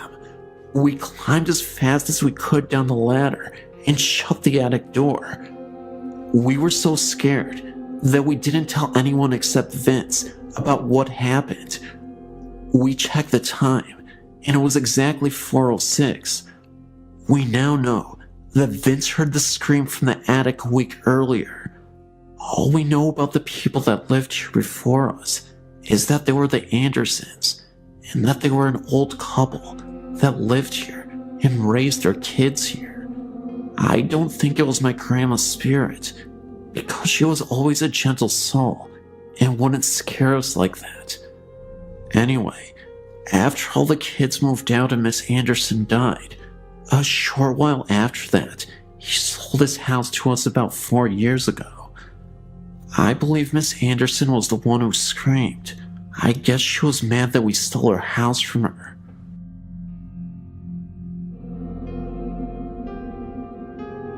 When I was a freshman in high school, my parents moved us from the city in central New York to a big, empty house in the country. Little did we know that the house is haunted. So many things happened there that even my skeptical dad began to believe that we were sharing the house with someone or something else. My best ghost encounter occurred in the middle of the day. I walked into the bathroom and saw, from the corner of my eye, someone that I thought was my youngest sister. I said, "Hey, Lori," but she didn't answer me. Annoyed, I turned to find out what her problem was, only to realize that it wasn't her at the sink. An old woman with gray hair up in a bun, a pink flower dress, and a white apron was drying her hands. She turned to look at me, and then she disappeared. We weren't often frightened of the ghosts, and miss them when things seemed to be quiet for too long. We would lament that they didn't like us anymore. One day, I was in the house and I went into the shower. All of a sudden, there was a huge noise. I thought a plane hit the house, or at least there was a terrible car accident outside. I jumped out, grabbed my rope, and went to investigate. I found nothing out of order at all, so I got back into the shower. Not 2 minutes later, I heard that huge noise again. I jumped out, shaking this time, and checked everywhere, but again, there was nothing to find. I decided to skip my shower. I had a ghostly nightmare about this house before even moving in. My family moved into the house, and from day one, things were creepy. People before had moved out in a hurry, and their family broke apart almost instantly in 4 months. They all spread to 4 different places. When we moved in, we all got terribly sick within the first month. My mom had a life-threatening experience. My sister ran away. All the pets in the house died mysteriously, with no known cause of death. My parents divorced. All of this happened in only 4 months. I walked into the house after school one day, and I heard my name being called. I knew no one was home because none of the cars were in the driveway. The voice calling my name sounded exactly like my mother, and I looked all around for her, even though I knew that she was presently in the hospital. Within the next few days, and a few more creepy paranormal events, all 4 of us left in just as much of a hurry as the one before us, leaving most of our personal belongings. We all split, each of us in a different car, to different places away from each other and away from the house. I will never go back to see it, nor would I wish the haunting of the house on anyone else.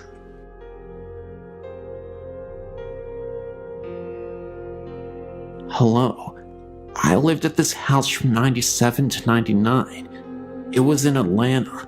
My family and many of my friends were witnesses to the occurrences. Voices, electronics malfunctioning, dark figures. It happened day and night, but mostly at night. It is an older white home near the river, and for a while, we had a rat problem. The plumbers had left a hole under the bathroom sink. The rats, who were fond of shiny objects, left 2 human molars, complete with silver fillings, on the bathroom floor on 2 separate occasions. The back of the home had a foul odor, off and on, and the crawl space had been cemented over. I'm an investigator for the state, not a hysteric. But the place made a believer out of me, my family, and half a dozen friends. My then 4-year-old son complained of the man in the mirror with a string around his neck. Voices were male and female, also a small child. I've often felt the crawl space needed to be examined, just never could figure out a way to ask the officials to do such.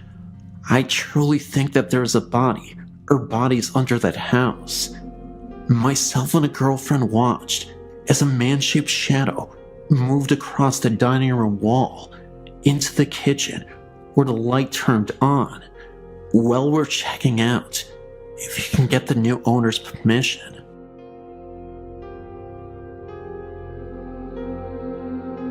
So when I was about 17, my family had just moved back to Canada from living in the USA. It was a bit sudden, and being a family of 6, it was a little bit of a scramble to find a place to house all of us before the snow hit. So, my mom and dad decided to live in an old house that my grandpa had on his property, just for the duration of the approaching winter ahead. The house was my great uncle's, and my grandpa skidded from my brother's property to his place. Now my grandpa has 2 quarter sections, and this house is tucked way back away from the main house, so the powers ran from the main house, and with it being so far away, there is no running water. This house is old, so to add to the running water, there also isn't heat, only a wood stove. Just to give you an idea of where we were living in. Me, being a 17-year-old, I often stayed in town and didn't stay there very often. I specifically remember the first time it happened. I was in my bed. I was the only one who would stay downstairs. With the wood stove, everyone wanted to sleep upstairs since it was warmer. So I was just starting to fall asleep, and I started to feel the room get really heavy. I remember the feeling of not being alone. The doorway didn't have a door on it. It only had a beaded curtain, and I could feel it standing there. I then remember having the feeling of total fear rush over me and froze into my core with it. Then, it moved closer, and I felt the bed move and someone crawl right beside me. Not in a way that was super noticeable, but in a sneaky, slow, sloth-moving type of way. I specifically remember wanting to vomit with fear. Then, I felt it, the feeling of an unshaven face rub against mine. I scrambled out of bed, holding my blanket, and ran up the stairs to my parents' room. I was so out of my mind with fear that I couldn't even scream. I slept on the floor with my dad's side of the bed. The next morning, Mom was wondering why her 17-year-old daughter was curled up at the foot of her bed, and I told her what happened. Later that morning, we walked over to my grandpa's house to have breakfast and go chat. My mom brought up my wild story. My grandpa and grandma silently listened, as my mom was laughing at the last bit of the story. My grandparents got really serious and turned to each other. Apparently, this has been an issue in the old house, and they didn't want to tell us, hoping we didn't acknowledge it, then it wouldn't bother us. I can honestly say it didn't feel angry or upset. It just wanted to cuddle. I didn't stay there much after that. I moved in with a cousin in town. Ghost stories are the most popular types of stories to talk about in the curious world that we live in. Some of us are skeptics, while others truly believe that the supernatural world is real. I truly believe that entities are real, and this is a true story involving my cousin.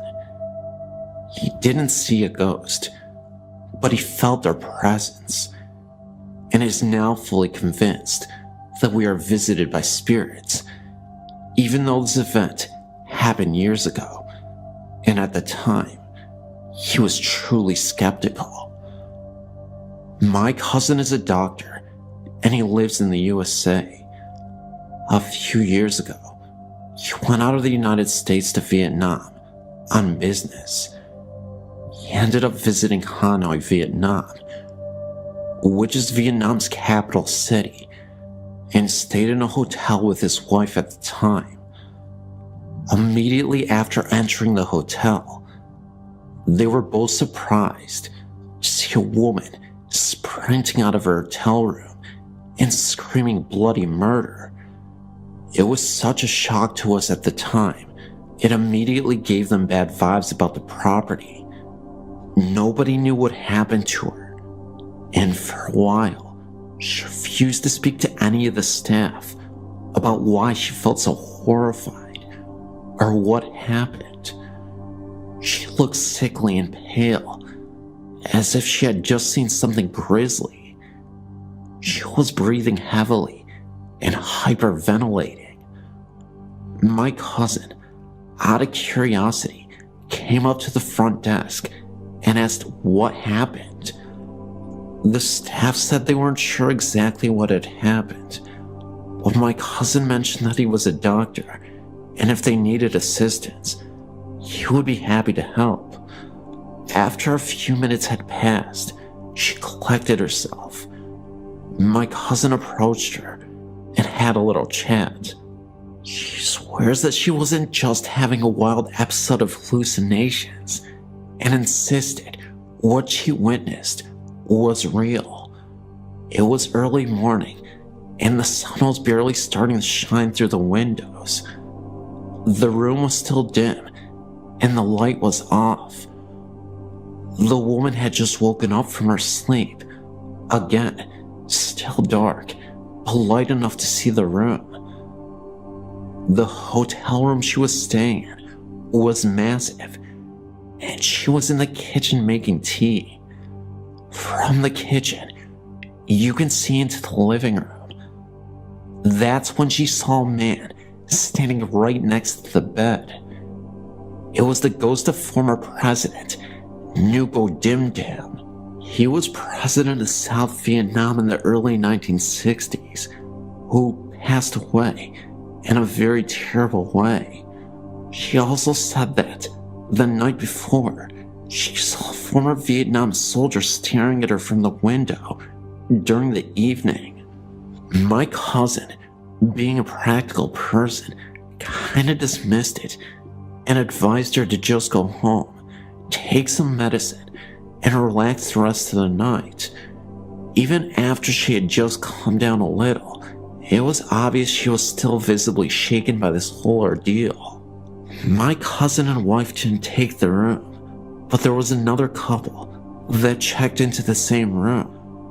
When my cousin woke, he went down to the hotel lobby and noticed just outside the main entrance was an ambulance and a stretcher pulling two bodies into it. He asked the front desk attendant what happened. They said that the couple that checked in mysteriously passed away in their sleep, and nobody knew the cause. They suspected it was a heart attack.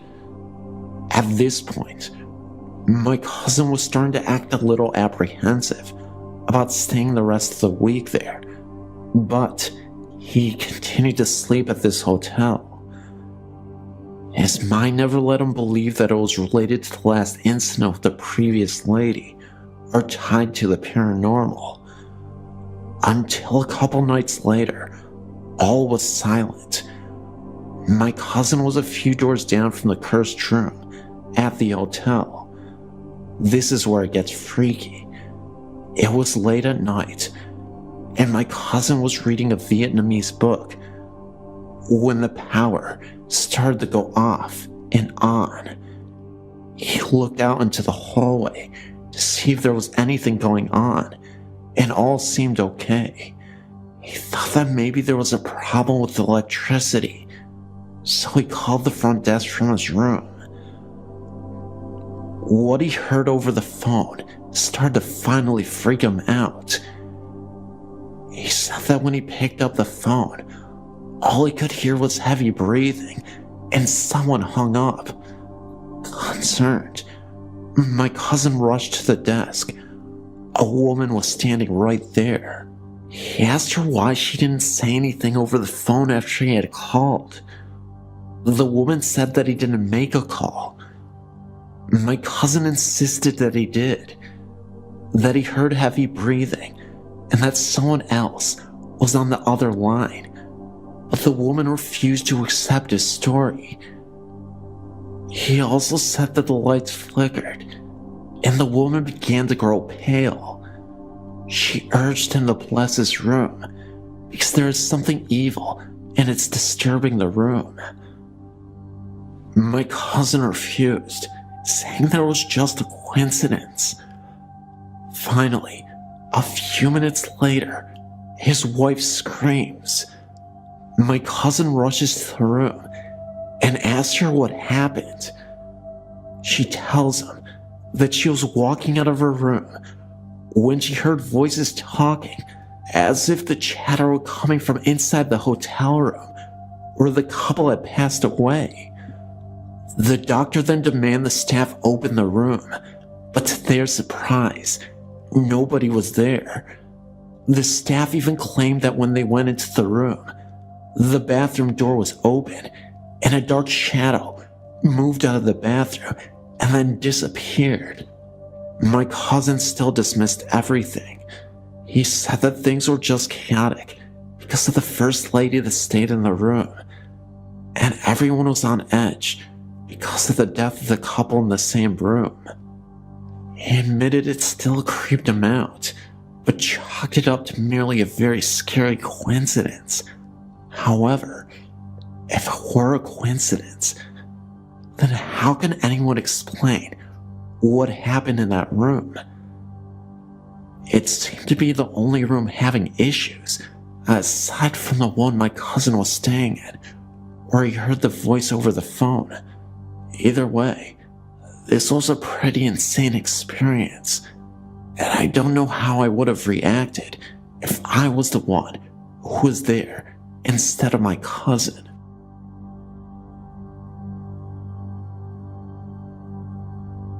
I don't remember the year that this happened, nor the age that I was.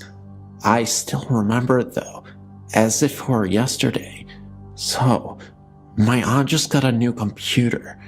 She was never a technology ace or anything, so she had no idea how to get it started. When all else fails, call my mother. My mom was a whiz at computers, so my aunt asked her to come over and hook up the darn thing. My mother, being the lovely lady that she is, agreed to do it within the week. It was actually that weekend that she decided to do it. So, Mom decides she wants to go over my aunt's house, kinda late for some reason. I was very young and couldn't stay by myself, so she took me along, since calling a babysitter at the last minute would be very rude. We finally got there. I look up at the house, admiring its large size. I did think it looked pretty scary though. We struggled getting inside because my mom couldn't see the keys. As soon as we did get inside, I was frightened. All of the lights were off and nobody was there. Or so I thought. My mom wanted to get started with her work since it was maybe 9 o'clock already. She told me to stay upstairs and watch TV while she was in the basement, hooking up the computer. After a while of whining and staying upstairs all alone in the large house, I totally agreed. My mother stayed with me for about 5 minutes, showing me how to work the TV. I begged and pleaded for her not to go, but it was her duty as a sister to fix the computer. She finally went downstairs, and I was left alone in the huge living room. I decided to turn on the cartoons, thinking it would cheer me up a little. I finally started to calm down, and even laughed at the silliness of the cartoons. Then, all of a sudden, I heard the loud noises in the kitchen. Apparently, my mom didn't hear it, and to me, she was God, so anything she said went. After she said nothing, I proceeded to ignore the noise, but then it happened again. I ignored it. It happened again. I ignored it again. It happened once more. By that time, I was so annoyed at the noise because it was disturbing my cartoons. I was so mad, I forgot my rule about my mom, and I jumped up from the couch, turned around, and almost yelled, "Shut up!" when I saw this mist in the kitchen. It seemed like it was in the shape of an elderly woman with a long white dress and long white hair. I was so shocked, I couldn't scream. So I ran as fast as my little legs could carry me, downstairs into the basement, and into my precious mother's arms. I didn't tell her what happened, as I was still in shock, awe, and amazement at the creature that had stood before me. I only explained about the noises. She said she was hearing little noises, not loud noises, around where she was. I stayed down there with her because she said I could, especially when she saw my little white face. As I was sitting on the couch, playing with numerous toys that were scattered about, I heard a soft bark. Then I heard a whimper, and then another soft bark. I knew it was coming from the room that held the water tank and such. I thought about the dog, Oreo. It must have been him. But then I remembered he died about a couple months before. My aunt and uncle at the time owned no animals, not even a bird, and it was way too late for someone to let their dog out. Besides, I don't think I would have hurt a dog, as I don't believe anyone in the community even owned one. What frightened me the most was that poor little Oreo, a dog that had been banished to live outside for no reason and was never fed, died on the ground right above where I had heard the noise. I told my mom about this. She said that she heard nothing. I told her to hurry up with the computer, which she did because she was hearing things too. We both ran up the steps and out the door. After we looked, we ran to the car and got in. I was scared because the car was not starting up. Then all of a sudden, it did. I was so happy to be out of there. My cousin had heard noises such as the one I had heard in the kitchen, except they were outside of the room. Also, my other cousin claims that he heard a noise in the oven, like something was in it. He opened the oven, and nothing was there, but he swears to this day he did hear something. Now, I mentioned in the title of this story that this was a traveling ghost. I say this because most, if not all, of that family's houses have had some sort of scariness to them. My cousin's current residence is just as haunted. Doors will open and close by themselves. One time, we were watching a movie. It was over, and I wanted to turn the lights on. When I turned them on, I heard a strange buzzing sound in the laundry room. It sounded like when the dryer is done drying clothes, only it was a steady, non-pausing sound. I walked over to the doors and started to put my ear up to make sure the sound was coming from that room. As I did so, all of the lights went off and the DVD player suddenly turned on, much louder than we had it on. But the thing was, the DVD player had been turned off the whole time. When everything came on, I jumped 5 feet into the air onto my poor cousin, where I proceeded to scratch her neck, holding on for dear life. I don't remember ever watching a movie down there ever again. Later, we asked his mom if she was doing laundry. She asked why, and we told her about the sound. She said she didn't even think about doing a load of laundry.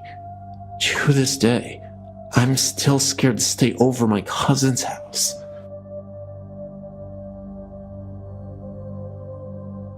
When my sister and I were young, we lived in a newer duplex in California. It was a small place with only 2 bedrooms, so my sister and I had to share a room. We had our beds on opposite walls, but they both faced the hall. On one side to the hall was my parents' bedroom, on the other was the bathroom, and in the middle of the ceiling was a big square fluorescent light. I think that's where it lived. I can't exactly remember when it started. All I remember is waking up in the middle of the night and seeing what I remember as the electricity man. It seemed to come out of the light, which my parents left on to help us sleep. It looked like a person, but seemed to be made from the light. This happened several times over the next few years we lived in the duplex. I never told anyone about what happened until about 15 years later. My sister and I had come to visit my parents. We're all sitting in the living room talking about our childhood when my sister had asked if I'd remembered anything strange about the duplex. I asked what she meant by strange. She asked if I had ever seen anyone in the wall. I then told her about my experience with the electric man. Turns out, she saw the same thing.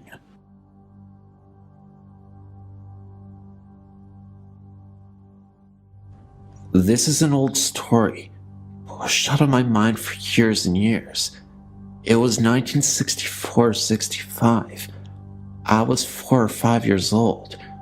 Our family, because of my mother's recurrent mental illness, bounced around from apartment to apartment, from shelter to shelter, with or without one or both of our parents in tow. There were 4 of us, and I do not recall if any of my siblings were with me when this happened. It might have been at a foster parent's house. I just don't know. I remember sitting on the side of a small cot in the waning light of a Chicago winter. There was an odd, really dark shadow on the wall to the left of me. It was the size of a small man, and I stared in disbelief, because it had a hat on and was in profile. The outline of the lips, the nose, the forehead was perfect. I was a pro at discerning what was real and what was not real even at that age, because of my mother's problem. And I tell you, I knew that what I was seeing was real, that I was not asleep, and that no shadow could have occurred that so accidentally duplicated the perfection of the human figure that I saw before my eyes. We stared at each other for a very long time, the figure never moving. I never told a soul, as I didn't want to be thrown in a loony bin too. This is the first of many encounters over the years. My mother had the gift. My sister really has it, much more than I.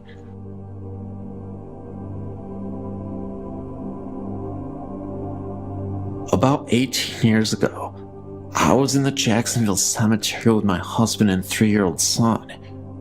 We were reading headstones. I believe it was in June or July. The sun was out, and there was not a cloud in the sky. As we were walking through the headstones, we saw a woman walk through the trees. Both my husband and I saw her. We thought there was something odd about her, but couldn't figure out what exactly though. We were walking towards her, and she was probably about 80 yards away. She was walking away from us and stepped behind a tree. Then, we didn't see her again. I said to my husband, "Where did that woman go?" He said, "She stepped behind the tree." We continued to walk towards the spot where we saw her. All of a sudden, rain poured down on our heads. We both looked up into the blue sky, and water continued to drench us. We ran back towards the car, and it was like the rain just disappeared. We got back to our car, and we were all soaking wet. The sky was still blue. We left right away.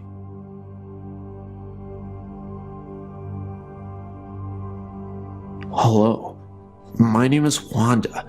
I've experienced a few things in my lifetime.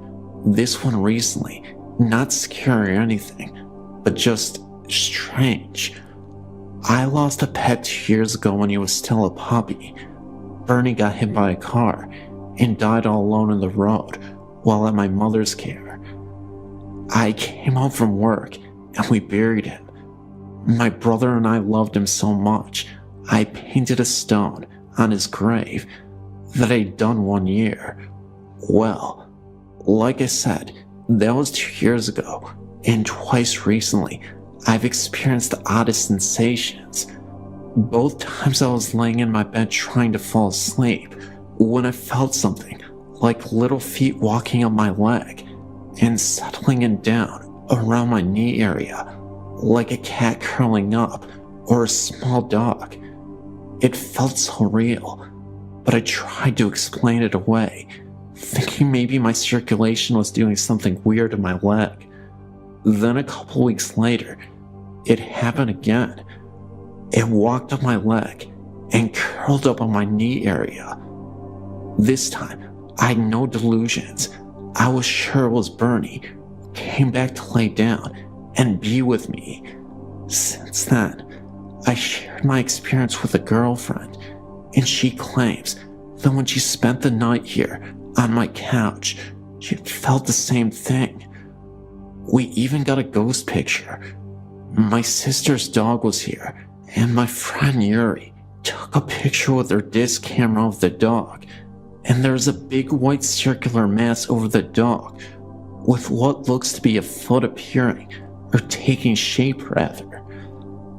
I've no doubt it's Bernie, and he's been playing with that dog even as spirit.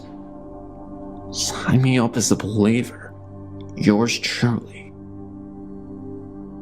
My name is Tracy. I'm not sure that I have a problem with the haunting, but would just like to share my story. It starts back to when I was a child. My mother and I always had this psychic connection. For instance, I never had to tell my mom what I wanted for lunch. She would just think of a few choices, and I would then walk in seconds later and give her the answer to the question that she never asked. Now, this happened just a few times. I would have washed it off to coincidence, but this happened all the time. Now, as an adult, I get to do this with my children. It's pretty neat. I always had this psychic capability, not asking for it or concentrating on it. It just happens. Well, now with a little background on me, I'll get to the good stuff. When I was about 5 years old, my parents purchased their first house from an older woman whose husband had passed away, and she was moving to Florida. Hence the reason she asked us to keep her cats. From the moment I stepped into the house, I felt watched. This feeling only increased with time, so bad that I used to get dressed under the covers. I remember it happening in my bedroom more than any other room. I didn't feel that way in the bathroom after I took a bath or something. It just seemed to be in my bedroom. Then, the nightmares started. I would wake up extremely distraught, usually having the same few nightmares over and over again. I was terrified of under my bed, so I used to jump from my bed out of my doorway and run to my parents' room on the other end of the house. I would then go to sleep on the floor by their bed. I was never afraid of under their bed, though. I didn't realize how strange that was until I got older. As I would run to their room on many occasions, I would look behind me, and I would swear I would see something chasing me. Now, I guess I left this to an overactive childhood imagination, but I found out more. When I got older, my mother told me that she used to hear voices in the attic, but upon going up there, with a knife in hand, there would never be anyone up there. There was never anyone outside either. She said that she would always feel the presence of an older man. When I was 14, my parents divorced, and I rebelled, and in short, my father got custody of us, and we got the house. My dad is very carpenter handy, so he decided to rebuild the house and increase its size. Not too long after the remodeling of the house, me and my brother were sitting on my dad's bed, with the door shut, and all of a sudden, the door handle started to jiggle, so my brother jumped up and grabbed the handle as it was jiggling, and threw the door open, and nothing. There was no one else in the house, but my brother immediately ran down the hallway to the front door, and looked outside to make sure. It's impossible that someone was there. The only original things left in the house are the original foundation and the chimney. I figured after the remodeling was done, whatever was here left. Until recently, about 2 years ago, me, my fiance, my 2 children and my brother all took the house over. One night, me and my fiance were in bed, sleeping for about 30 minutes or so, and I woke up and saw a dark shadow leaning over his chest. I yelled stop, and then went right back to sleep. The next morning, I didn't even think of it, so my fiance called me from work. He asked me why I yelled stop, and I told him that I didn't know why, that I even forgot about it. Then I told him that I did see a shadow that resembled a short, bald, heavy-set man leaning over his chest. He then told me that he woke up gasping for air, and that the dark shadow was pushing on his chest and pulling him off the bed. Then when I yelled stop, it vanished. My fiancé is not a weak man at all. He's very strong, so I knew something was going on. I felt a presence in the room for a few weeks after that, but I went into each of the rooms before bedtime and told him that he was not allowed in there. Then one night, me and my brother were on the couch talking, and I told him the story, and he was in disbelief, of course. We then both dozed off, and I got woken up to a pale-faced brother who said that he got punched in the chest and he was having a hard time breathing. I then did the same thing as before and had nothing happen since. That's the end of my story.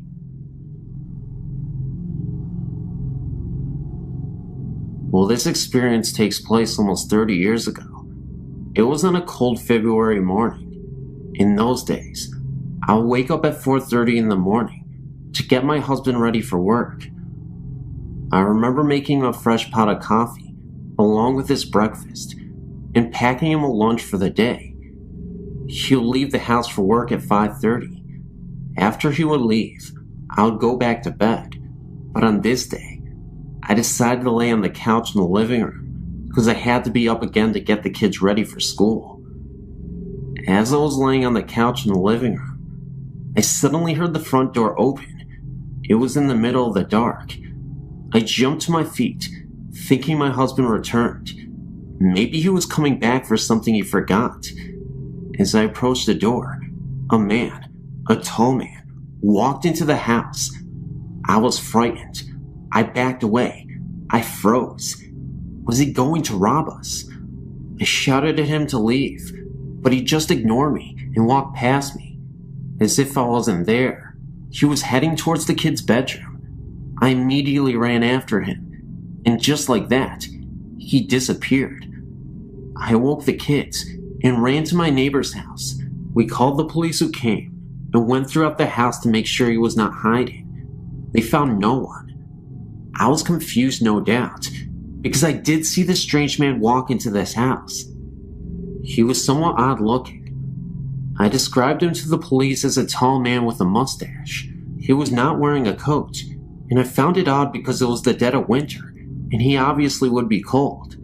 The police were polite and courteous, and told me to reinforce the doors with security locks, and left feeling a little like I was losing my mind. I did not just dismiss it. That night, when my husband came home from work, I told him what happened, and he too was worried, and the next day had Deadpolts put in. A few months later, I was preparing a potato salad for a picnic when my elderly neighbor called me to come over her house and change a light bulb for her in her bedroom. I noticed that she had pictures. Some looked real old and spread out on her kitchen table. I sat down and started to look through a few of the pictures. Then I came across the picture of 2 men, one short and stocky, wearing a bowler hat, the other, a tall light-haired gentleman with a handlebar mustache. I recognized the mustachioed man immediately as the man I saw walk into my house. I asked my neighbor Phyllis who the men in the picture were, and she told me that it was her father and a friend of his. I told her that the man next to her father looked exactly like the man who walked into my house. She gave me a strange look and said, "Honey, he's been dead for over 40 years, but he used to live in your house. He was a barber, and he used one of the back bedrooms as his shop. The same room my kids shared. Could this have been the spirit of the man in the picture? I do not know."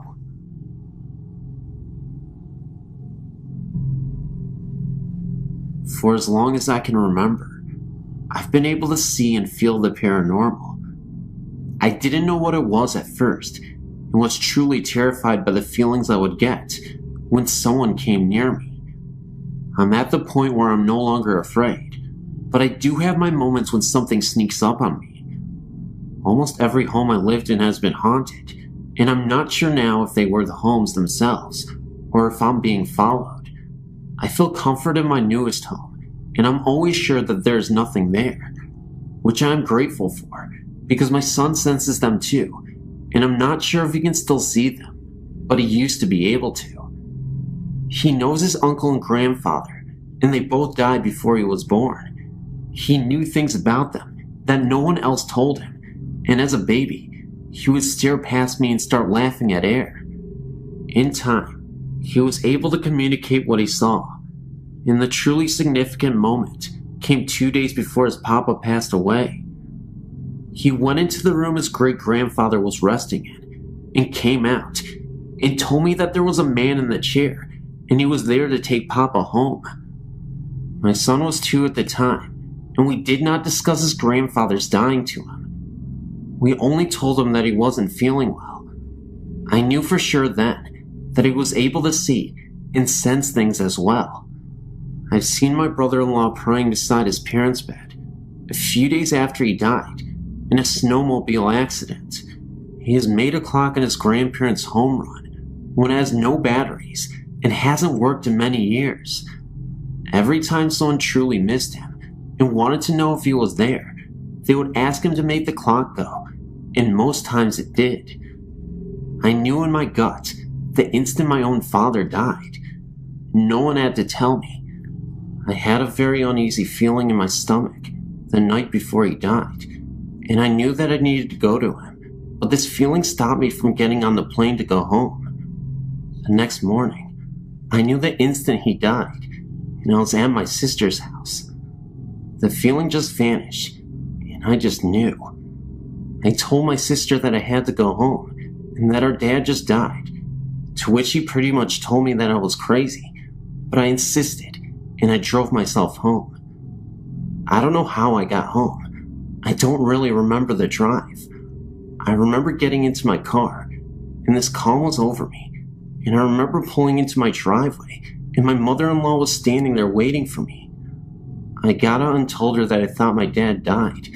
She confirmed it, and that is when I lost it. I was 5 months pregnant with my son at the time, and I believe that somehow I was being pushed to stay home, because I'm sure that I would have lost my son if I was with my dad when he died. The stress alone nearly killed me. My dad used to come to visit me. He would turn the lights on and off to let me know that he was there. I could feel him around me. It has been a while since I felt him, but I know he's still around. A duplex I lived in had 2 spirits, a man that was not good, and a woman. The woman would unlock doors in the night and turn lights on. The man did not want us there, and I sensed that especially in the basement. A few people saw and felt both, but the woman kept him in check. The only time they really made themselves known, while anyone was awake, was the night that my cousin and I were looking on the internet at pictures of ghosts and demons. All of a sudden, there was a loud crash from upstairs. We raced upstairs, but nothing was out of place.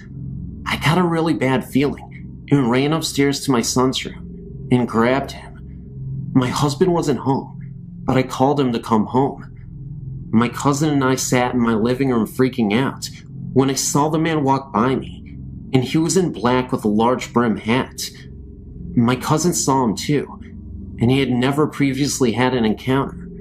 It was as if he was telling us to stay off those websites, because they were not good or something. All I could even remember was the absolute terror in my heart. The orchard I grew up on was haunted by more than 3 spirits. Not all of them are good, and they made it known that we were not wanted either. One spirit had befriended our family and would try to protect us from the little girl who wanted us out of there very badly. I believe that she and the little boy were my second cousins killed in a car accident with my great-grandfather, though no one has been able to confirm that. Walking down the stairs to the basement, the same step always seemed to break, and you would trip. It never actually broke, but 7 out of 10 times, you would trip on that damn stair. I mean, anyone would trip too. Faces would appear in windows. Gunshots would ring out behind our house, and no one was there. My dad even checked for footprints a few times, because the shots were that close. The taps in the kitchen exploded once, and there were the booming noises from within the house, for no reason. I saw the spirit of the cat my dad ran over a few times, and then there were the horses and cows that periodically freaked out over something no one else could see. There was also the drifting odor of the orchard of a dead animal, though it was never in one spot, and there were no dead animals. I used to feel like there was something under the stairs to the basement. It was an old house with old wooden stairs, the kind that had no back, and under the stairs was dirt. I always had a bad feeling about that, and would fly down the stairs as fast as I could, and run them up 2 or 3 at a time. My dad had renovated the house, and my brother and I were fortunate to have bedrooms in the basement. I got locked into my room one night, and we ended up having to take the hinges off to get me out. No lock on the door. When we were moving, I was sitting on the floor in my room packing, when all of a sudden, the mirror on my dresser came crashing down, shards of glass missing me by centimeters.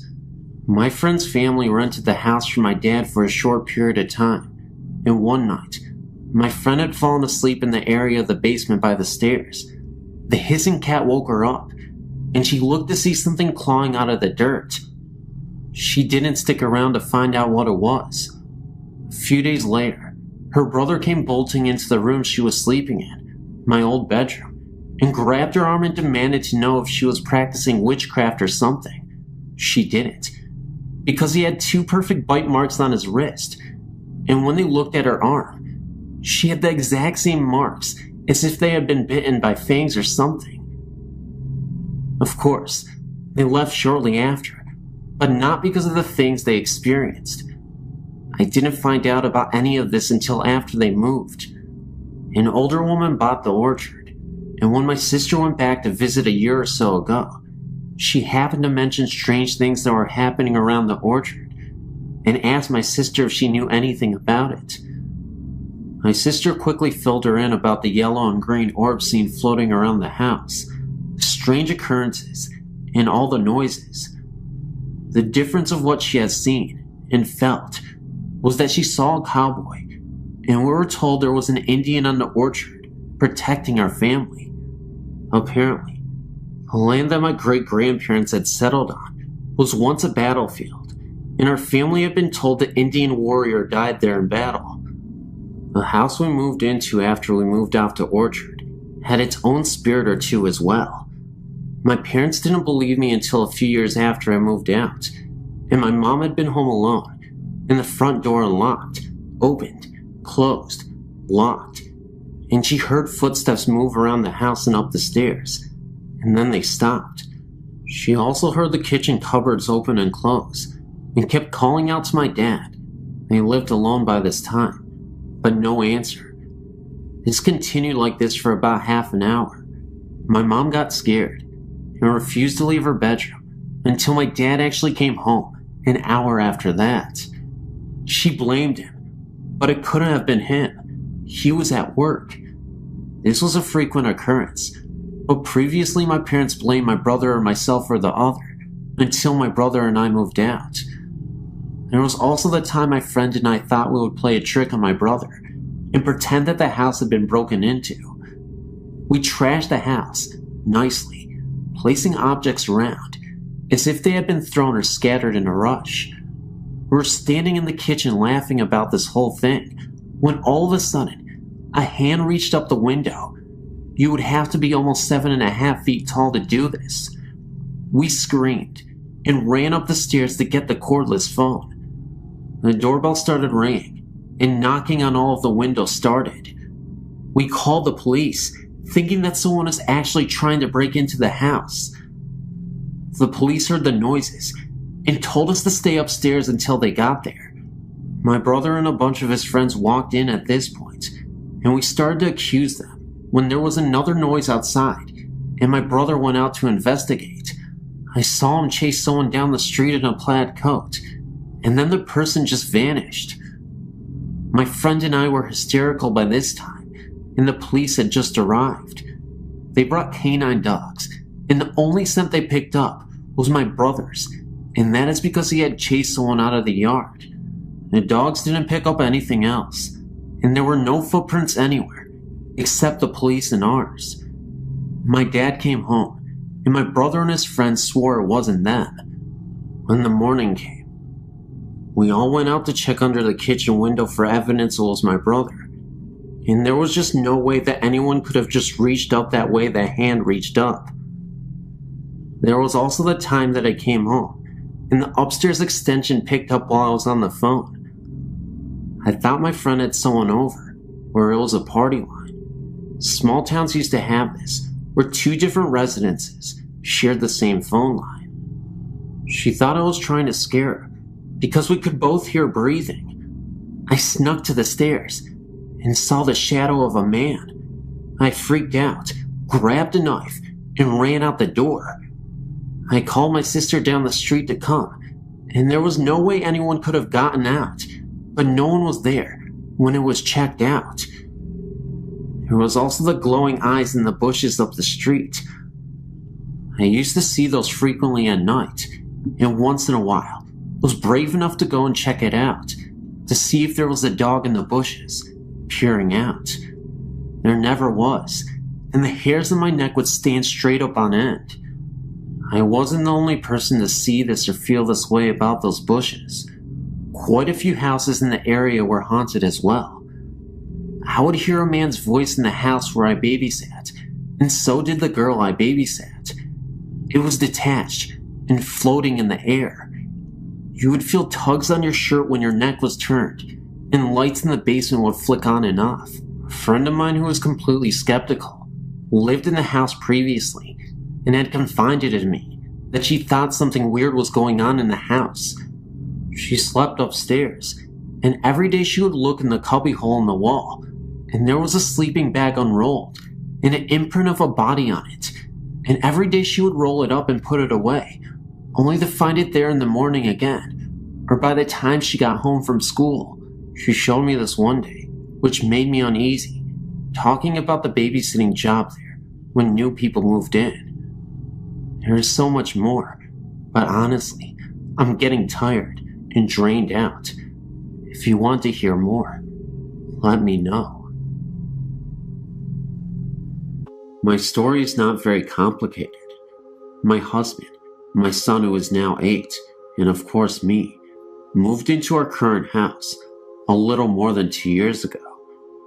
Once when my husband and son were spending a weekend at my brother-in-law's, I told my husband I was afraid of being alone in the house, even though I am reclusive by nature. He said to ask my guardian spirits for help. So, not really expecting anything, I said aloud before I went to bed that I would appreciate my guardian spirits for a sign they were present. Later that night, I was awakened by the sound of the doorknob on the bedroom door being turned. I looked over and actually saw it turning. I was terrified. Nothing came in, and there was no way I was going looking for the doorknob turner. At best, it was an intruder.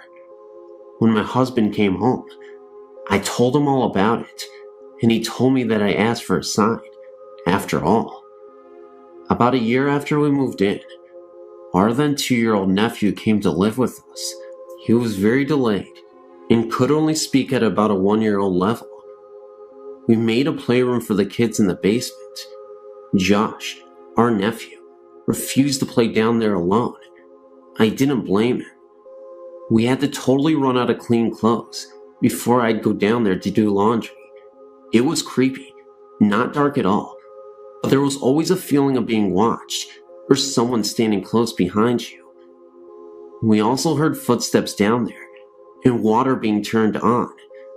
That fall, Josh threw one of his little boots down the stairs, and my husband ordered him into the basement to pick it up.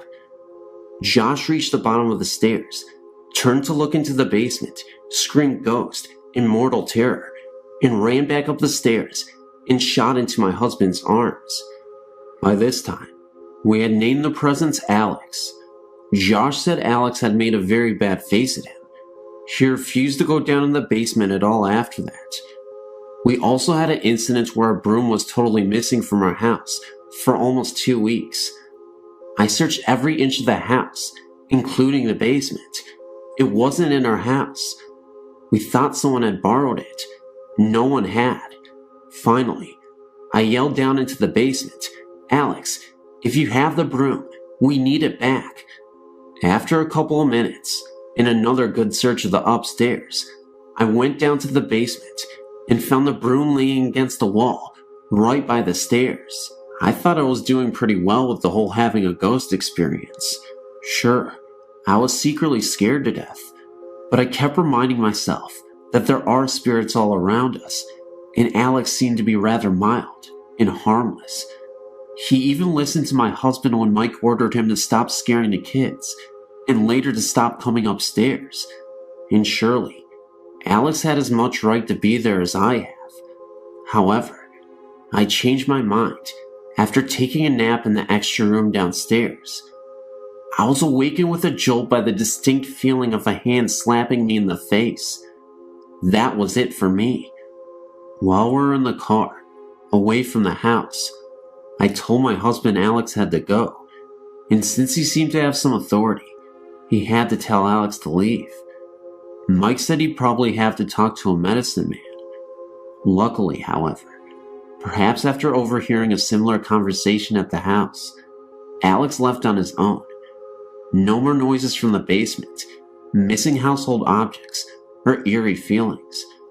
In fact, after a while, my husband and I even moved our bedroom downstairs, and we never had a weird experience down there. Josh was more than willing to come downstairs, although he still does talk about Alex occasionally. We did have to move back upstairs, but that only involved a mundane little mouse running around down there.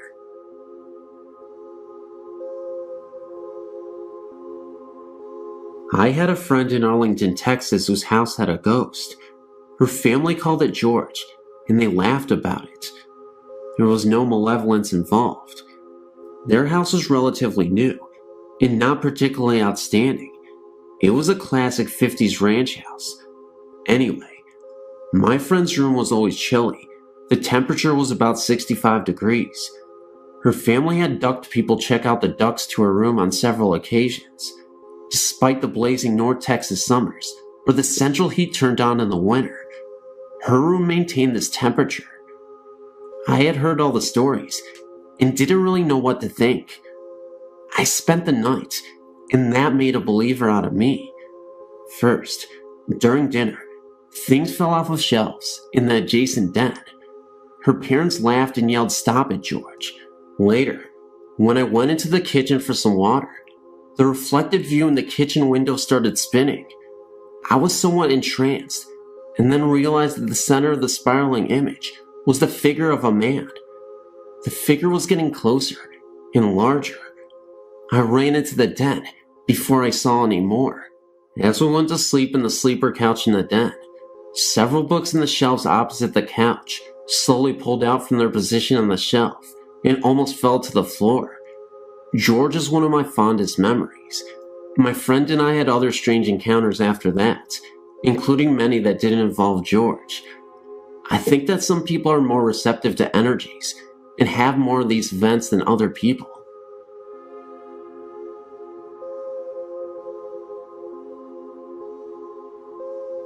I've decided to post my other stories now, before I forget to post them later. The first one I would like to share happened when I was 18. My friend was living with me and my family in our house in northeast Calgary. We were sitting in our room playing cards. There had been a couple strange things happening the last few weeks, like my TV turning on and off by itself, the volume going up and down on my stereo. Since both of us had always been believers, she's always had experiences of her own. We knew it was the work of a ghost. We were never really frightened, at least not until the night I'm about to tell you about. Anyway, like I said, we were playing a game with a deck of cards. You asked the question and flipped a card. If it was a black card, the answer was no. A red card was a yes. It was called something like Ouija cards. At first it was just a game. We were laughing and joking around at the answers it gave us, until we noticed a pattern. Every time we got to the bottom of the deck and shuffled them for the next round, the first 3 cards flipped were 666. The first couple of times we just brushed it off as being coincidental, but by the 3rd, 4th, and 5th times, we were scared. We decided it was time to call it a night and picked up the cards. We made sure to check underneath ourselves and under the pillows on our bed to make sure we didn't miss any cards. We hadn't. But after gabbing for a half an hour, I was going to go downstairs to my room. Sure enough, there was a card sitting right in plain view of both of us. We looked at each other a little funny, and then she picked up the card. It was the 6 of spades. I got curious as we went to put the 6th card back with the others and flipped the 2 cards of the deck. Both of them were 6s. We put the cards in the kitchen, and on my way downstairs, I heard the TV go on. I turned to go back upstairs to tell my friend when it turned off again. I went to my room and laid down. A couple minutes later, I noticed the room had gotten brighter. I opened my eyes and saw that 6 of my candles were glowing brightly, even though no one had been in the room to light them. I blew them out and tried to go to sleep. It happened again, but this time they lit, one by one. I ran from my room, noticing it grow dark once again, and slept the rest of the night with my friend. I've never had an occurrence like that again. My most recent experience happened in January 1999. One of our dogs, CB, short for cat bait, had recently been put down. He had been a big part of the family for 15 years. One night, our other dog, Tia, came downstairs to my room. This was extremely odd, since the only time she ever came down was if I had food, or if she was with my mom. But she never came down in the dead of night. I was fast asleep when I was awoken by the sound of her barking at the end of my bed. I told her to go away and to shut up, but she persisted. I sat up and found her jumping at the end of the bed. I asked her if she wanted outside, but that's not what she wanted. She wanted me to get out of bed. Irritated, I did just that. We walked out of my room, and she started barking at the corner of the basement. I thought maybe she had found a mouse or something. But upon turning on all the lights and investigating, I found nothing. She started walking around the basement. If I did not follow her, she would bark. I was getting tired of this game and just wanted to go back to bed, but she just kept barking until I followed her. Finally, she led me into the laundry room and went over to the pile of blankets laying on the floor and started barking and switched between looking at me and staring at the sheets. It then occurred to me that the pile of blankets were one of CB's favorite spots to sleep. I remembered hearing somewhere that animals, especially cats and dogs, had a sensitivity to spirits and ghosts. I smiled and asked Tia, "Is that CB?" Immediately, her tail started wagging, and she went over to the blankets, lay down, gave them one lick, and then went back upstairs.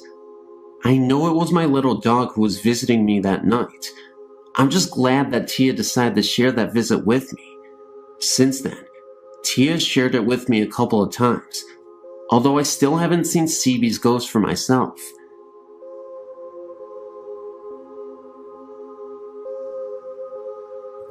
This story has several parts. It has taken me months to put this together in a way that makes sense and takes all the known facts into account. I awakened suddenly from deep dreaming sleep one night in December or January with the terror that someone was in my room. I've heard that in most people, there is a reflex that literally prevents them from moving when they are in a deep state of sleep, and the frozen, unable to move state described by many upon first being awakened is simply that reflex still working, not fully in sync with sudden consciousness. I'm in a different category. However, I'm a sleepwalker and capable of vigorous movement, even when not awake. To get on with the story, I felt an intrusion in my dream that had nothing to do with what I was dreaming about. It shocked me awake, and I sat up straight in my bed. I was treated to the sight of an apparition standing near the foot of my bed. It was quite tall, over 6 feet I would guess. I couldn't tell if it was male or female, but my sense was that it was female. It had short dark hair, parted in the middle and brushed back on either side, and wore flowing white garments. It emitted no light. What I could see of it was illuminated by the yard's light shining in the bedroom window. I apparently surprised it because for a fraction of a second, its right hand was raised to its temple in a gesture that seemed to indicate I was not supposed to have awakened or have seen it. Immediately, it was gone, leaving me to wonder if I had really just been dreaming. It all happened so quickly. In January, I visited a psychic who told me that in addition to the spirit of my grandmother, which I knew about, I had the spirit of a young girl strongly attached to me. She was not able to give me any details as to who the girl might be, and I thought about this for a great deal. For months I pondered whom this might be and got no enlightenment. Finally one day, the face of a child I used to babysit for many years ago sort of popped into my head, and I knew who my little girl attachment was. She was a tragic little figure who was a foster child in a home that cared for her, but most certainly did not love her.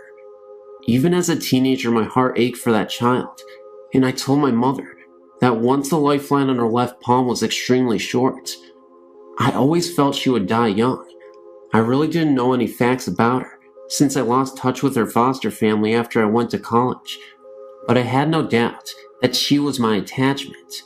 A few days after this, I went to another psychic who told me that the girl had not been ready to die when it happened. It had surprised her. For that reason, she was unable to find the lights that souls are supposed to go to when they pass.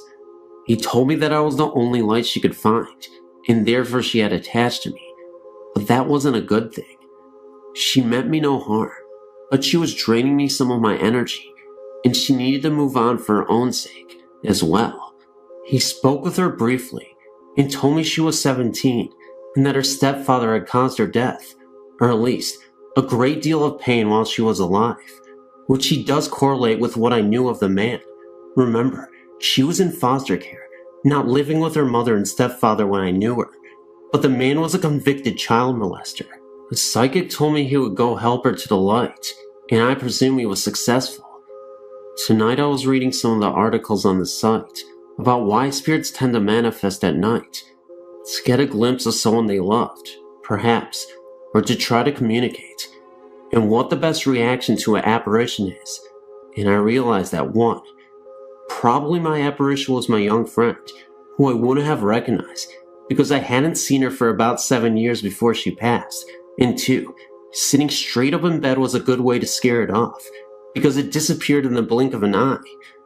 If I had realized who it was, I would have tried to make things easier for her, but for both of our sakes, I hope there is no next time.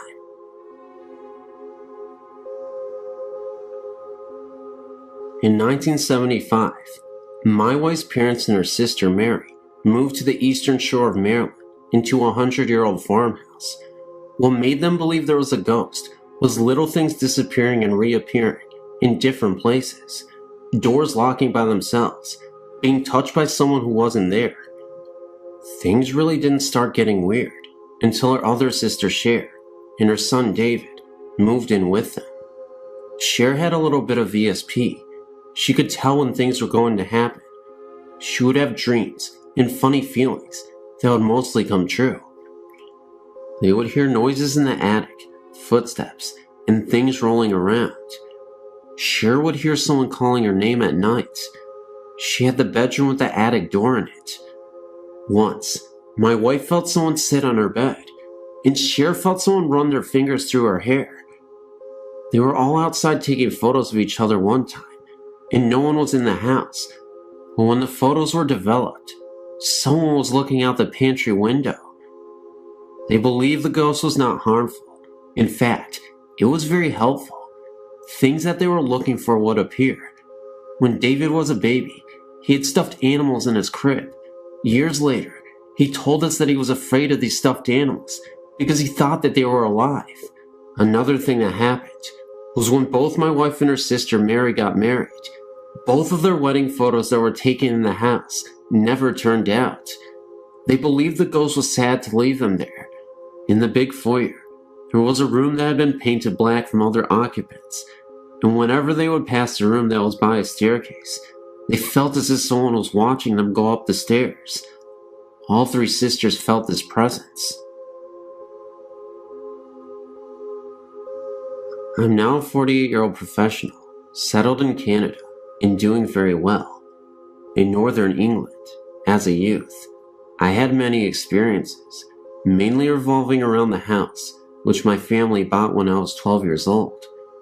We were told by the neighbors that 3 families had moved out in the 18 months before we moved in, but the only explanation was that they had marriage problems. Within a year, we heard noises, such as a person banging on the door, or definite and very clear footsteps, which would walk up the stairs if you were upstairs, or down the stairs if you were down. When it first happened, I thought it was my brother, 1 year younger than myself, banging on the door, disturbing my math homework. But when he went down to complain, my parents insisted that I had not been out of the front room for an hour.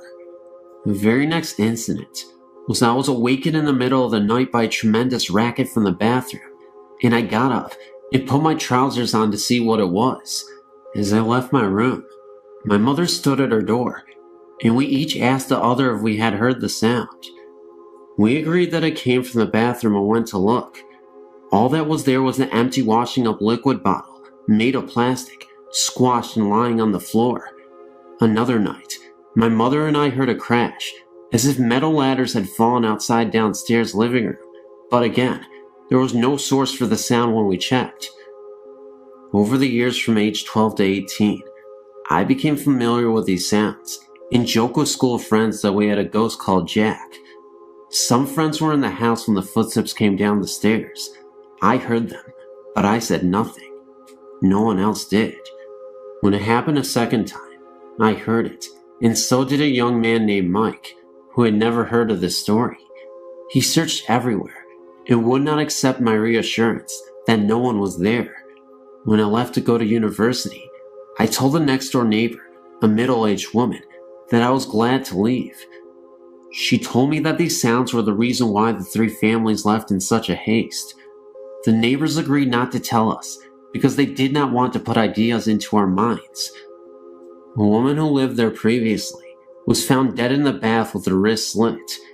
It was thought to be suicide. But I had a vague and reoccurring mental image of a man coming down the curved stairway. A friend later suggested that, perhaps, this man was the old woman's son. Perhaps he killed her and made it look like suicide. Who knows? One piece of advice: never try a Ouija board to communicate with the dead. Leave well enough alone. If experiences happen to you naturally, they are completely harmless, and in some cases, can be helpful. They might happen for a total of a few seconds in your whole life, but do not try to make them happen, because you might frighten yourself. This is my best advice. There are other stories, all true, but they have to wait. This happened while I was holidaying in Florida, and a motel we had stayed at several times. The first time we stayed here, we were in room 12. While in room 12, we would always hear arguments from next door, and the occupants would always check out, usually within 1 or 2 days, never staying longer. My husband loves America, especially Florida. As it happens, I was to have an operation in Florida, and this was a good time to visit. We checked in at the same hotel. My husband wanted the room in which we had stayed in before, room 12. Unfortunately, it was taken, so we had to take the room next door. This motel does not have a room 13, so the room is numbered 14. I did feel uneasy about staying in that room. Let's just say a nagging feeling, an intuition which I always trust. By the way, I come from a long line of witches. The reason why I was so uneasy about this was not because of the number, but from remembering the countless couples that came and went from that room. My husband insisted we stay there, since it was next to room 12, and the happy memories of the last holiday we had there. I gave in, and we checked in. We unpacked our things, and from day one, we had an argument the whole entire time we were there. I thought to myself, maybe it was me subconsciously dreading the operation and taking it out on him. But we would be at each other like cats and dogs, to the point in which I walked out of that room a couple of times. The atmosphere would be charged and depressing, and as soon as I walked out, the sun would lift my spirits. My husband is not superstitious, nor does he believe in ghostly encounters. After having my operation, I would have to be bedridden for a week or so, and heavily under the influence of painkillers. While I lay in bed, I would chase my husband away with my bad mood, post-op blues, so I could be left alone and in peace. The time I had alone in that room would stay with me for a long time. Remember, I'd taken some painkillers for my operation. My husband had drawn the curtains so I could sleep. One afternoon, I dozed off and was awakened by the tug of the bed sheets. I thought maybe I kicked it off, so I tried to pull them up. Once I did, I fell asleep again. Again I was awakened by the feeling of sheets being tugged. I thought it was my husband and woke up shouting at him, but there was no one in the room. I felt the temperature in the room was cold. I shivered and had to force myself in great pain to get out of bed and pull the sheets up. Once in bed, I looked around the room. The strange thing was, it seemed like shadows in the corner, yet it was bright as day outside, and the curtains were drawn, and there were no trees or anything near the window to give off shadows. I stayed awake for hours, waiting for my husband to return.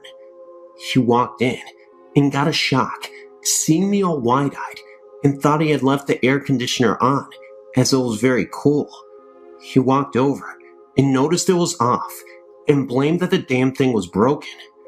For the whole week while I recuperated in that room by myself during the day, my bed sheets would come off. I would wake up in cold sweats, looking around the room. There was no one there. I felt something brushing my skin, and always felt the shadows in the corner. I put it down to painkillers. They were very mild, and my usually happy self became withdrawn and depressed. I noticed that my husband would come back smiling and was trying to cheer me up, but as we stayed longer in that room, it seemed to have an effect on us. He became mean, and sometimes he would jeer at me. I had enough by this time and wanted to leave. The last night we had stayed there, I had not taken any painkillers, as I wanted to believe I was not hallucinating or seeing things. And believe me, I've seen many things and experienced stranger. I was not sleeping well and looked over to my husband, who slept soundly. The funny thing was, he seemed to be illuminated by something. I tried to touch him, but my hand could not move. I stretched out to him. We slept in separate beds while I was recuperating. He was only an arm's length away, and yet I couldn't move. I was sweating now, with a feeling of dread. My whole body felt like lead, and I could only move my head. I tried so hard to move, yet I couldn't.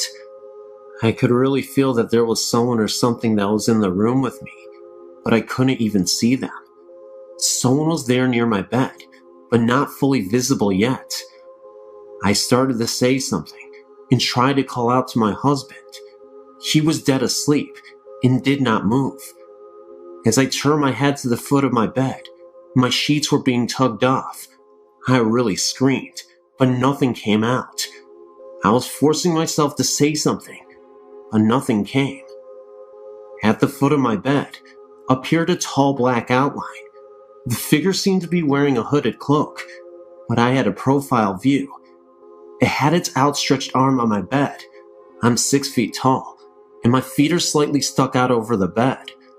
I tried to move my feet to kick out, but my limbs were like dead weights. A black-garbed figure turned to me and began to walk towards me. At this moment, I was desperately repeating the Lord's Prayer. I'm not religious, but it came to mind. Over and over, and as it began to walk to me, I remember the eyes started to glow red.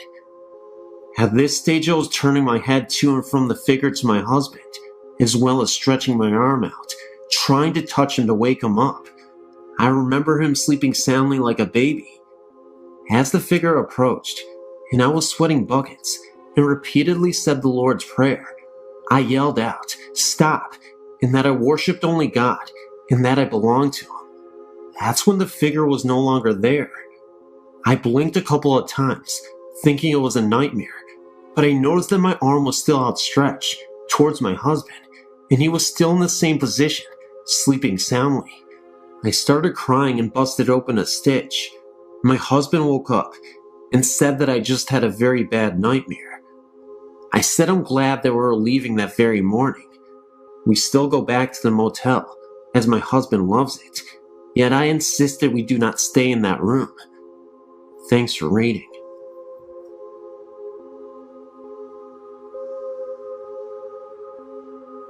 I grew up on a farm in Missouri. The house we lived in was built around the turn of the century. It was a big 2-story house with a wraparound porch. I shared a bedroom with my brother on the bottom floor. In the summer of 1975, something happened that had a long-term effect on me. It was a clear moonlit night, and you could easily hear crickets and bullfrogs singing in the night. I was sleeping very soundly when something woke me. I had the impression that someone was pushing down several times on the foot of the bed. I looked up and was startled to see the shadow of a short, plump figure watching me. Horrified, I immediately went for the light, but there was nothing there. The figure I'd seen had no face, but seemed to have a soft glow. It was definitely trying to get my attention. I never went to sleep the rest of the night, leaving the light on and reading. The next night, about the same time, I was awake and witnessed a small ball of light zipping around the room. This time I left the light off and watched a tiny orb for about 15 seconds when it finally zipped out of the room. I talked to certain family members later and found out that apparition that I had seen was probably my great-grandmother. She had died in the same corner that my bed was sitting. In her later years, she began to lose her mind, and instead of putting her in a nursing home, the family decided to take care of her at her home. They hired a male nurse to help her, and at night, the night I saw her, my uncle said she was probably looking for him. The incident disturbed me deeply, and it was years before I could finally sleep well at night. I'm now married and live in another old house, but this one seems to have no past to disturb me. Thank God.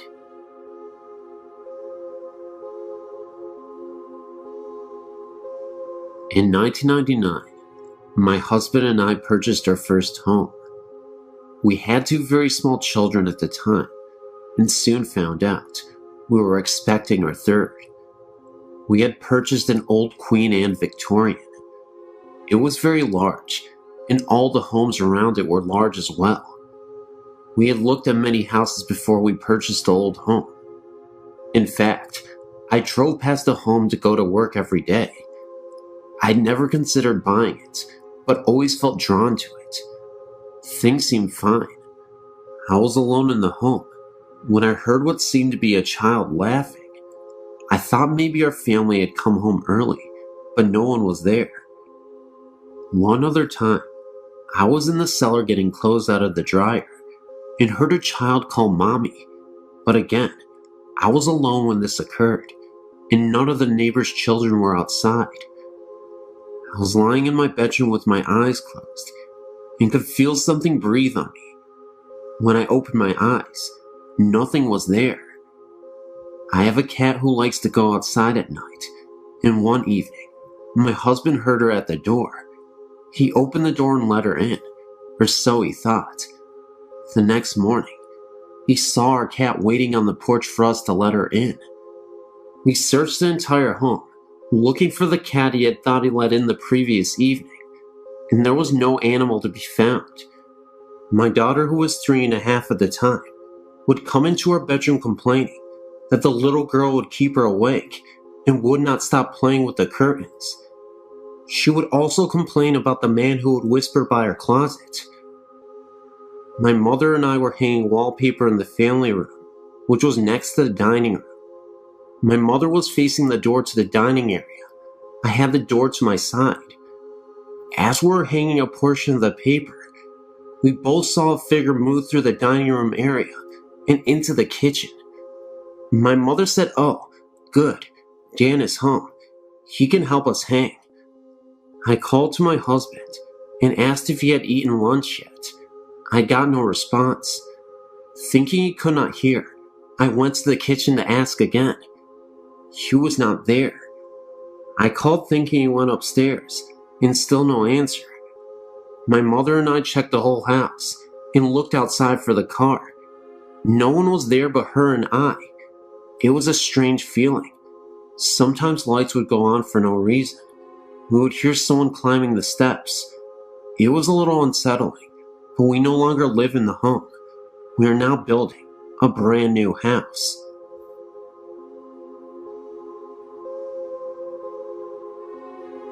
The story that follows is a true account of an 11-year experience that I'll never forget. When I was 6 years old, my family moved into an old Victorian home in Pontiac, Michigan. The house still stands today. It has changed owners several times, but is in a state of disrepair. The house had been built in 1892 by a Mr. Newsbringer for himself, his wife, and children. My parents had purchased the home from Clara, the last living daughter, in hire. I remember moving in that day because even as a young child, I felt a sense of uneasiness. That feeling was soon to be validated. At first, it was more of just an uneasy feeling throughout the whole house. Soon I discovered, though, that the feeling intensified while in my room. It was a large, 4-bedroom home, and us 3 girls all had the luxury of having a bedroom all to ourselves. Mine was in the back of the house, next to my parents' room, and across the upstairs foyer from my other 2 sisters. When alone in my room, I began to feel as though I was being watched. It is a universal, primitive feeling. I'll be sitting at my desk doing my homework, or just laying across my bed listening to my stereo, and I would feel it. I felt that a presence was emanating from one corner of my room, up at the ceiling. I had not seen or heard anything up until this point, but that was soon to change. As I was alone in my room again, one day after school, I heard a voice call my name. It was a male voice, and I thought it was my father. I went into the foyer to answer his call, but since he was not home from work yet, it could not have been him. I went back into my room and soon heard the voice again. I say that I heard it, but it occurred to me several years after the fact that I only heard it in my mind. A sort of telepathic communication, I think. It wasn't long before this voice became an everyday intrusion into my life. It would call my name repeatedly. It would assure me that it was okay, and for me not to be afraid. It also told me to come closer to the corner from where it was coming. I remember now that I would be so drawn to it, and would just stand there transfixed, staring at the corner. I never went close to it. Call it instinct, fear, whatever. But I somehow knew better. As I was staring at the corner one day, a huge void opened up in the corner. It was the blackest black I'd ever seen. I saw nothing in the gaping hole, but it seemed to go on forever, and I would grow lightheaded and lost blocks of time staring into it. Now, I told my younger sister all about this, but she never saw or felt anything until we actually moved out of the house. But I'll get to that later. I was afraid to tell my parents, and had been warned by the voice that this was our secret, no need for me to tell. The voice began to torment me. Even at night, as I lay in my bed sleeping, I could feel it there in the dark, beckoning.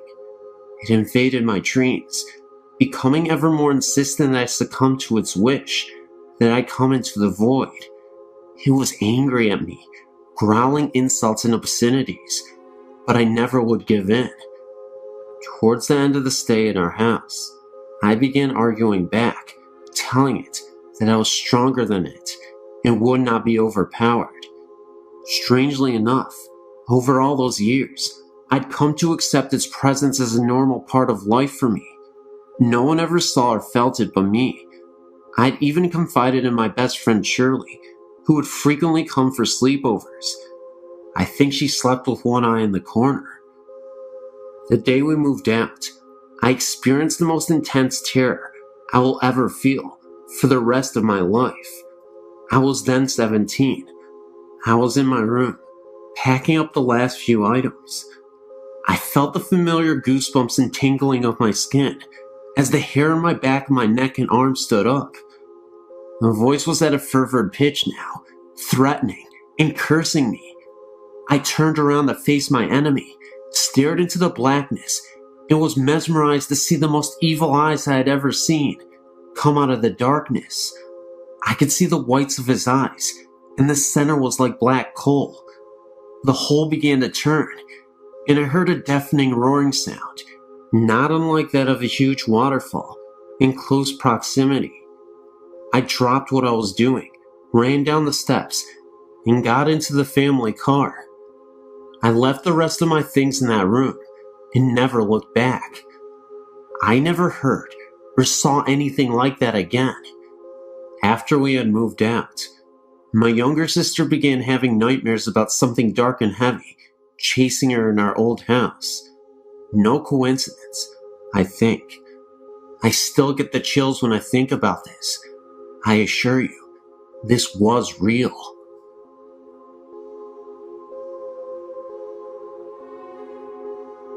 My family and I lived on a farm in Manistee County for 11 years. It is a log home, built sometime in the 1860s. We had numerous experiences, such as the older man talking to my toddler in her bedroom, loud knocks on the front door in the middle of a snowy night with no one there, and no footprints in the snow. Heavy footsteps could be heard downstairs when we were lying in our bed on the upstairs landing. A back door was totally jammed shut, and the only thing my husband thought he could do was cut it open. But on a windless night, it just flew open, and there was a strange odor. We had a neighbor across the street tell us that he heard the piano playing when we were gone. I heard my name called often. We had people house sit because we only heated with wood.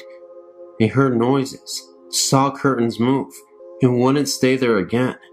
We saw a figure in my daughter's bedroom window when we pulled away from the driveway. I had a sunburn on my back in the shape of the barn.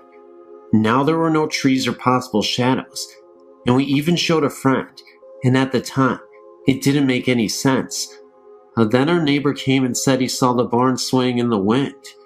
At closer inspection, the main supports in the barn were almost completely rotted away. Was this someone's way of telling us something was wrong?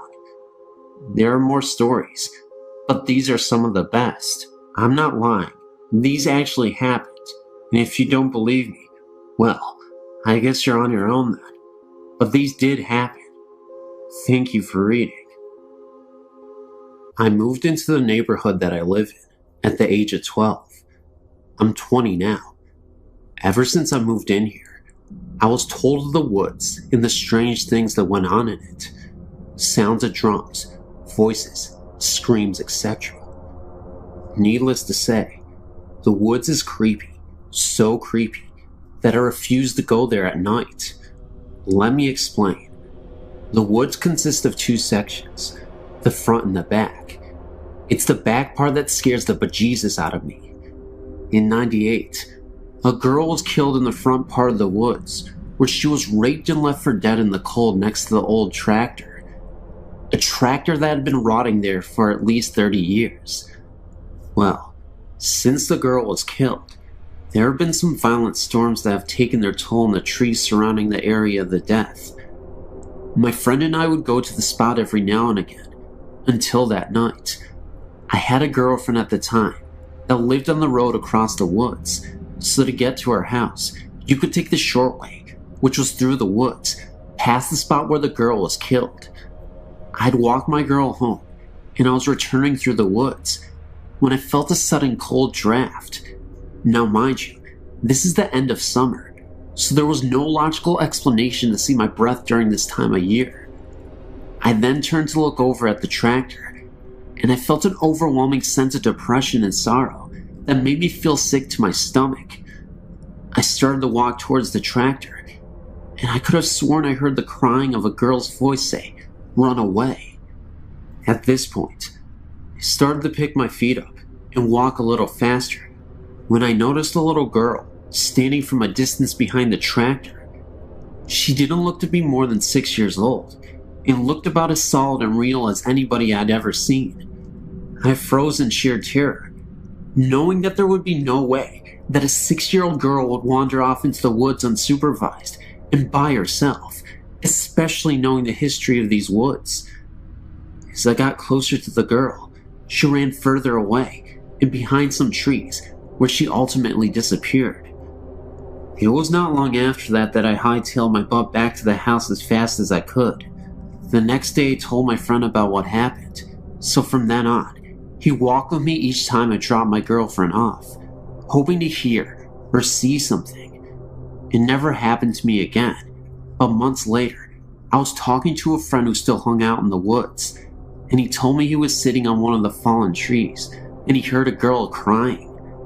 He said it startled him, so he went to go and leave. Just as he got up, he heard a louder voice say why.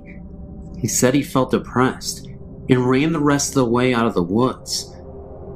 The woods has had a lot of strange things happen to it, like fires that start and go out by themselves, houses adjacent to the woods that had their backyards vandalized, and the sounds of someone knocking on the back doors. Interestingly enough, I found out that there was a forgotten cemetery somewhere back in the woods that had been neglected for years. I don't know what kind of paranormal energies take place in these woods, but I don't want to discover more of it.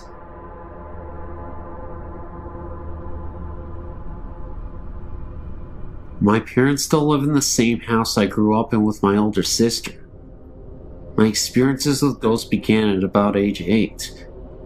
One night, I'd just gotten into bed and was waiting for my dad to come tuck me in. The lights were still on, and the whole family were upstairs.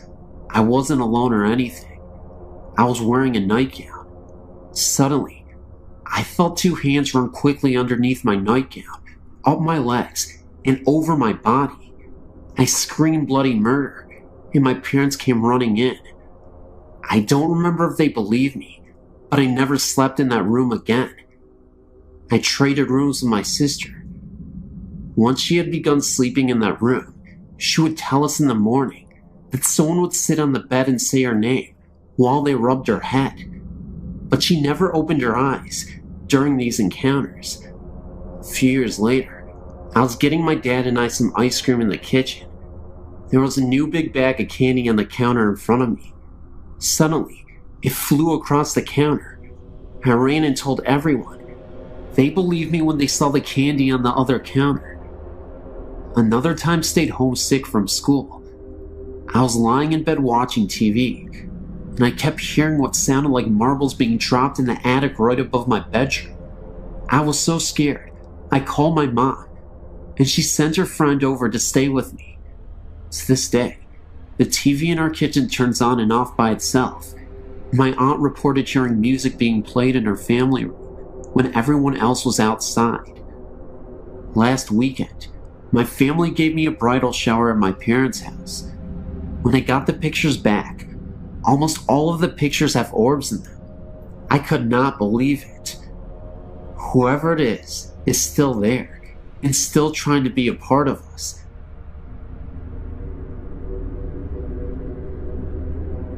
It was my first time going to the Gettysburg War site. First, we visited their museum and looked at old clothing and war supplies. Then it was time for the tour of the battle site. It started off regularly, the guide showing us all the memorials and explaining this and that. Then it was time to get out of the car and look out over a field where a charge was made. It was a nice view stretching out before us, and behind us was a slope with a grove of trees to the right.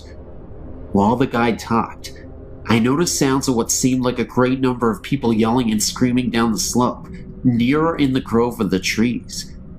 It was quiet at first, but it got louder, then quiet again.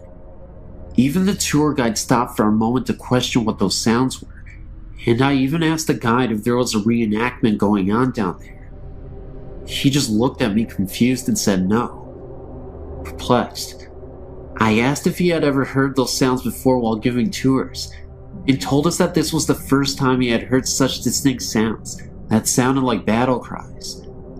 There was even a moment where I was standing there, and I could have sworn I saw an extremely faded apparition run across the field for a second, then completely dissolve.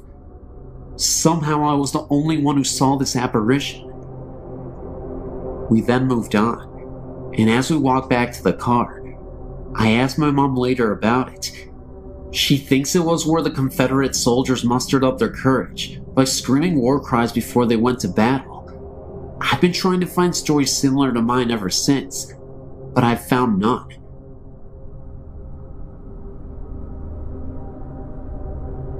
My name is John, and I've been a Civil War reenactor for about 4 years now, attending living history events and reenactments throughout the mid-Atlantic states. I'd like to tell you about an experience that my reenacting group had at Antietam National Battlefield, Maryland. My company, Company G, 96 Pennsylvania Volunteers, annually has a living history event at this famed Civil War battlefield. It was here that in September of 1862, one day's casualties amounted to 23,000, more killed, wounded, or missing in one day than the casualties in America's previous wars combined. At one point during the battle, one American was injured with every second ticked by. I'd like to note that this was the ground upon which we were camping on.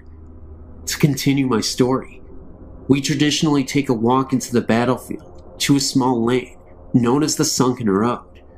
Here, Confederates hunkered down on a road that had been worn down by years of wagon travel, holding off wave after wave of heroic Union soldiers advancing upon them. Eventually, the Union forces swarmed over the Confederates' right flank and fired into the rebels from down the road, driving them off. This is where we annually took a midnight tour, hoping to catch a glimpse of energy left from 1862. Please note that even though the park closes around 10 p.m., the rangers often allow us reenactors to walk around. This is because if we found anyone defacing a monument or even shifting a pebble, that person will be praying for a ranger to come by and save him. So this night, about a dozen of us strolled down the sunken road and eventually came upon a monument located in about the center of the lane's length. We sat down along the banks of the road to relax and take in the atmosphere. About 20 minutes passed with silence and a few pictures taken here and there of us around the monument. Soon, 4 of us, myself included, chose to walk the remaining distance of the road to an observation tower, climb it, take a few snapshots, then head back. So we decided to walk down to the tower, ascend a few flights of stairs, and took a look around. Meanwhile, back at the monument, our captain decided that everyone had better get back to camp, so he sent 2 men to go retrieve us from the tower. No sooner had those 2 begun to walk down the road, when the remaining few men heard shoes and heel plates, horseshoe-like plates we wear on our leather shoes, on the gravel and earth down the road. First 2 pair, then 4 pair, then 6, and so on. Equipment could be heard rustling around on the body: knapsacks, canteens, cartridge boxes. If anyone knows what it sounds like to have men marching on a dirty road with full gear on, it's us. The sounds continually crescendoed until one man sat up, looked down the road, and stirred the other men to listen. Just as they began to sit up and peer into the darkness down the road, the sounds faded away just as quickly as they came in. Another man jumped up, went down the road and looked over the fences and banks, only to find weeds and small shrubs. He figured that if this was some sort of ghost regiment, it may have followed those 2 men who had begun to walk down the road to the tower to fetch us. I also had another story I experienced firsthand during a sleepless night in an old gun mill. We also used to have an annual event at Jacobsburg State Park, Pennsylvania. On the land is the Henry homestead, including a mansion and a house whose basement was the gun mill. The house now is a museum to the Henrys, and the mill below it is open to see the machinery and processes of old-time gun making. The history of the homestead dates back to the flintlocks. Our event took place very near the homestead, and since it was going to be extremely chilly that night, the caretakers were kind enough to allow us to sleep in the house that night. Little did I know about the death that occurred in the house long ago. A young girl had contracted a contagious disease, one of those terrible, yet common diseases of the old days. She had died, and since it was thought that her illness could be contracted even though she was dead, the viewing of her body was not a traditional one. Her body was placed on a large windowsill inside the house, of a window outlet that protruded onto the front porch. This way, the viewers could stay out on the front porch and peer in through the windows to see her on the windowsill. Of course, nowadays, ghost stories fill the house. So now it was time to go to bed. You could say, more like hit the hardwood floor. Of course, the lucky guy I am, I got a spot directly to the large window and the windowsill. I laid there half the night, listening to each hour tick away on the clock in the next room. Eventually, I had enough, so I moved to a spot further away from the sill. I laid there for some time, and then heard something. The noise was coming from. It sounded like the downstairs.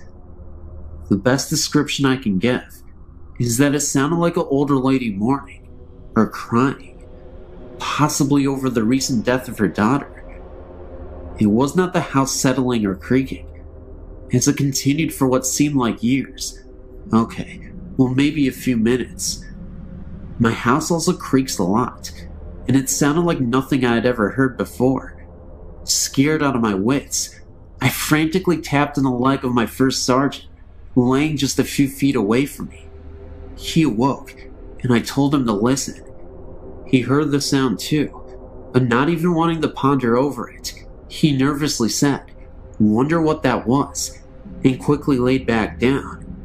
The sound soon died off, no pun intended. Sleep was pretty much out of the question now, so I laid there another hour or so, until I heard something else. This one is easy to describe. Imagine being outside, and 2 other people are far away from you having a conversation. You can make out murmurs, in tones and voice, but not individual words. Almost like being underwater, and someone is talking above surface. That's what I heard.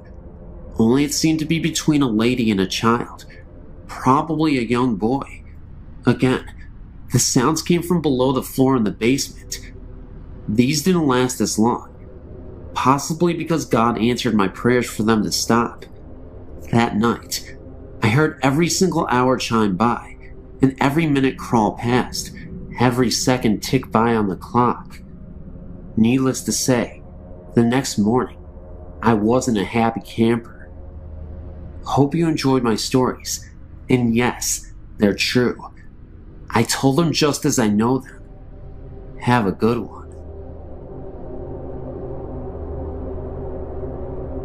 I was in an infantry company in Germany back in 1989 to 1991. We used what is called a Bradley fighting vehicle. It weighs about 51,000 pounds and looks like a tank. We were doing live fire exercises at night, and we finished about 2 a.m. I was driving a Bradley in a convoy of about 10 other Bradleys, returning to the motor pool. The drivers used a large night vision scopes to see by. It's like watching green TV, and the Bradley commanders use that one that attaches to their helmets. While driving, a commander is to stand on his seat so that half of his body is outside of the vehicle, so that he'll have a better view of the surroundings. At about 3 a.m., I saw a man standing by the dirt road we were traveling on. I figured he was one of the German range patrolmen, and that he was just waiting for us to pass. Right after the Bradley in front of me passed, this man walked right out into the dust of that Bradley. I hit the brakes to avoid hitting him. At the exact moment, my commander said watch out, but it was already too late. I knew I must have hit him. I didn't even see him come out on either side. My commander then asked me if I'd seen a man walk out in front of us too. I said yes, and then he said that he had too. But when he turned around to check for a body, there wasn't one anywhere on the road. This dirt road was about 50 feet across, and when we returned to the motor pool, we took a flashlight and checked the whole front end and found nothing. No blood, no piece of clothing. There was nothing.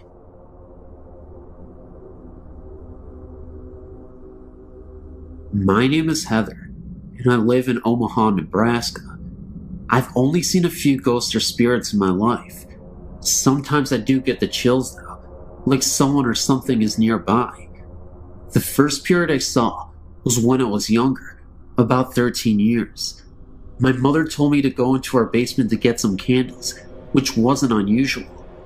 We spent a lot of time in the basement, playing slot cars and electric trains, and my dad has a workshop down there for models. As I fetched the candles, I felt watched. I scampered back upstairs, startled and panicked, and told myself not to be so silly. I give Mom the candles. I don't remember why she needed them, and felt the nagging, watching feeling again. I opened the basement door, and a round, green-white light was bobbing slowly up the steps, I think about 3 to 4 feet off of the ground. I grabbed my jacket and ran outside to my grandma's house down the hill. I never saw it again, whatever it was, and everyone laughed at me for it, but I remember it clearly. It was green and glowing with a soft white light. Mom laughed and said it must have been a glow-in-the-dark Halloween candy bucket from the size and color, but she couldn't explain how it was floating. My house is quite old, about 80 years, and nothing like this has ever happened again. We're the third family living there, and nothing violent ever goes on. I still get the odd feeling, but it's never been strong enough to make me panic again. The second spirit I saw really floored me. I was 14 and was riding my bike around town since it was a nice summer day, and I ended up on 2nd and 22 in Q, about 3 miles from my house. There's nothing there but cheap houses, and it's not a bad neighborhood, but it's not the richest in the world. But it's not a cheap, run-down area. Just relaxed, second-hand. Nothing violent ever happened there before. It's become a run-down area now, and there was no graveyard, or ancient Indian burial ground, or anything that I, or anyone else knows of. I wanted to go to Dairy Queen on 24th and Q, and I was behind it. As I came to 22nd, I saw a flat field, where I knew there should be houses. It was filled with what I can now describe as short, rectangular tombstones. I saw a woman standing there, dressed all in browns and earth tones. I couldn't even see her face or hands. She had a headscarf on, and her hands were held in front of her, covered by her sleeves. I think she had on brown shoes, but I don't really remember her having feet or not. I'm inclined to think not. I asked her what this was, but she didn't answer. I turned back to the grays, which had vanished and replaced with the things that should have been there. Streets, houses, sidewalks, trees. I turned back to the lady, and she was gone. I had a very chilly, uneasy feeling, and a few dead leaves fluttered by. I rode away as fast as I could. I once saw a strange figure in the mirror, a girl my age, 13, but with dark brown hair, with thin bangs and braids past the bottom of the mirror frame. She just startled me, but caused me no harm. The last one I saw left me breathless and thrilled. I was staring out the window to our front window when I thought I saw something in the clouds. It couldn't have been lightning because it wasn't fast enough. It resembled very slow lightning. It was white and long and crooked. I got up and tried to stare out by the light. It was at a bad angle, so I stood up and walked to the front door. As I peered out the glass, I saw a flash of lightning and a giant pair of silvery white eyes, rimmed with blue, which then vanished in a flush. The outside of the window was covered with condensation, like breath, which smelled really sweet, like milk. I wiped it away. I've come to the conclusion that the first three were just random encounters, but the last one was a kind spirit, one that was looking in on me. I haven't seen anything so clearly after age 15, but sometimes I see holes in my vision, weird things. After rubbing my eyes and refocusing, they're gone. And sometimes I can hear odd noises and voices no one else can. I don't think I'm psychic or anything, but I do think I'm a little more sensitive than the people around me. I know, you may not believe this, but it happened. It's true. Thank you. When I was around 5 or 6 years old, I remember seeing a figure of a woman standing outside of my room. The living room was the next room from mine. I always thought it was just light coming from outside the windows in the living room. But when I went up to the light fixture and tried blocking the light with my hand, nothing would happen. The light would still be there. I wasn't scared, because I wasn't aware of ghosts when I was around that age. But as I got older, maybe around 9 or 10 years old, I sometimes would sleep in the living room, on the couch, because my room would get really hot in the summer. Well, as I would lie on the couch, getting ready to fall asleep, I would hear things in the kitchen, like the sound of someone placing a glass on the table. I would sometimes go to see if anyone was there, but nothing would be there. I still hear the sounds in the kitchen sometimes, and when I would be home alone, I would sometimes go into the basement and watch TV or exercise. As I would work out or watch TV, I would sometimes hear footsteps above me, seeing how the TV was right below my room. But what happened to me 2 months ago terrified me. I'm 17 years old now, and it was raining harshly in the middle of April, and I was working on an art project in the dining room, which was the room after the living room. I was home alone at that time. My mother was picking up my sister from work, and my father was working. As I was working on my art project on the table, the lights went out, and as soon as they went out, in front of me, I saw a woman sitting across from me. I couldn't see her clearly, but she seemed to be smiling. About a second later, the lights turned back on. I was so scared, I ran into the kitchen and stayed there until my mother and sister came back. When they finally returned, I told them about what I saw, and my sister kind of freaked out because she hates hearing about things like ghosts and other things related to that. My mother told me it was probably just my nerves, and I've been working too hard on my project. I believe what I saw was real. I don't know what this ghost lady is doing in my house, but she seems to bring attention to me only.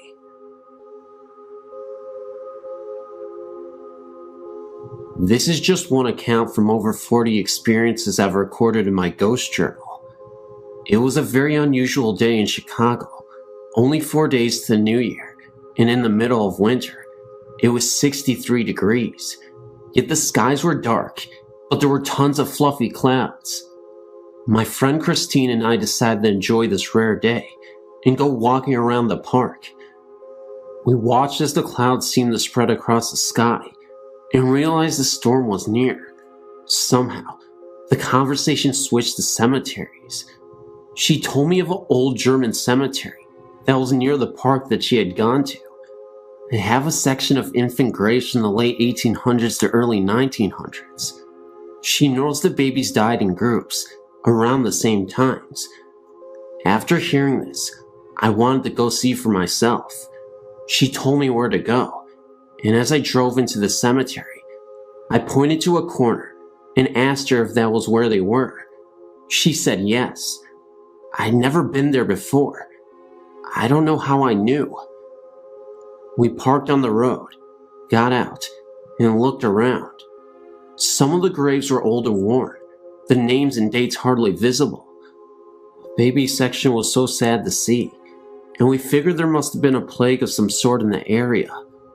It was beginning to get dark, even though it was about 4 p.m. in the afternoon.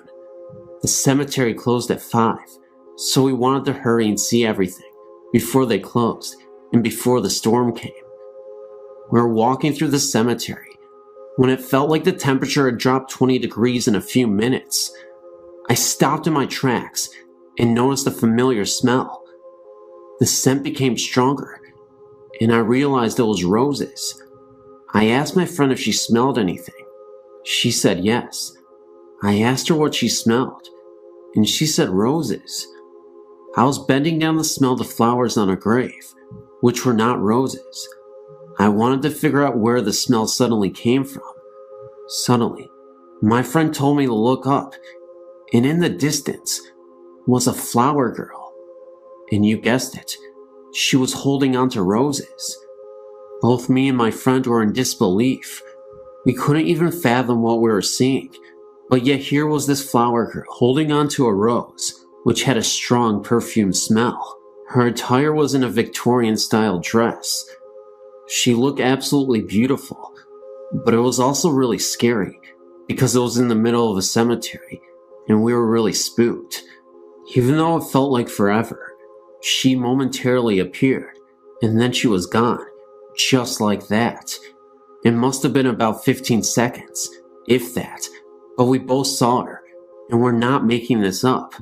We're totally sane individuals who actually go out and try to see these things on purpose. I know that sounds crazy to some of you, but we get such thrills about ghost hunting. Anyway, we're not even done with the story yet, because right after, we heard the most blood-curdling scream I've ever heard in my entire life. It was a scream right after she disappeared, and I'll never forget it for the rest of my life. It sounded like a human trying to imitate a wolf, as in, a human howling, but in a wolf style. I know that sounds ridiculous, and maybe it could have been a real human being trying to play with us. However, we did not stick around long enough to find out, and we bolted all the way home. I guess the moral of the story is, yeah, you can be interested in ghosts and whatnot, but even if you are interested, be very wary, and just remember, ghosts can't hurt you. If that was real, I have no idea what to say, but if it was a human being, I guess you gotta stay clear of the cemeteries. I'll tell you what though, the roses, the girl, and the scream, they were all very real to us. We did not hesitate to leave, because we did not know what to expect if we stayed longer there. Just remember to be very careful. Ghosts are crazy, but humans can be just as crazy.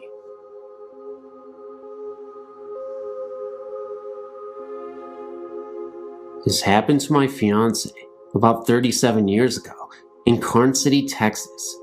He was about 5 years old and was attending a church function with his grandparents at the St. Paul Lutheran Church there. He was running around with two of his slightly younger cousins, having a good time. This function was taking place outdoors. Now, there were actually 2 church buildings there.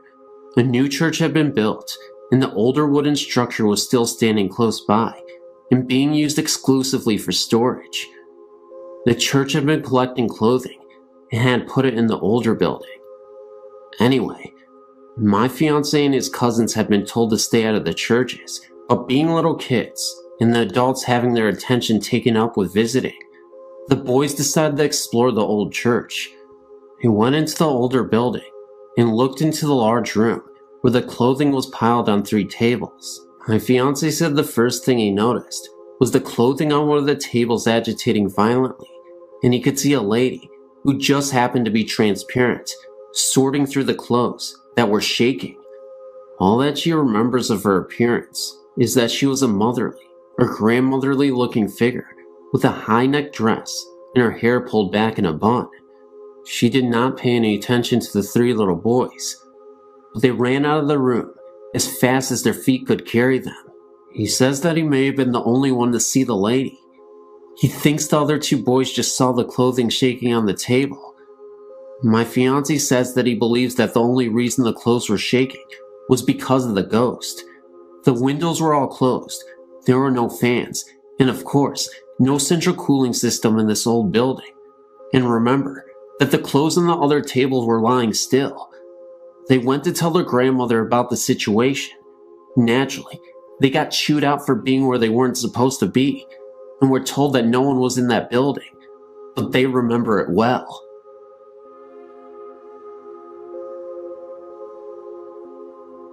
This story is one that may or may not scare you. It's more of a mystery to me and my friends. When I was young, me and my cousin were always together and trying to scare each other. It just so happens that there was an old house which my grandfather had built in the early 1900s, which we thought may be haunted. It should be mentioned that I am from a small town in Virginia, and in the early 1900s, it was a pretty isolated town from the rest of the state. My grandfather was a pastor of the local church. Being that the church was very big, and my grandfather's house was, he would have wakes and funerals in his den. The house was very big, and there was plenty of room for people to attend these funerals. Anyway, my cousin and I used to see things through the windows which we could not explain. The house had not been lived in many years, when we would see these unexplainable lights. They were blue in color, and they seemed to go from window to window when we were looking at them. We finally got the nerve to sneak into the house, which probably wasn't too smart.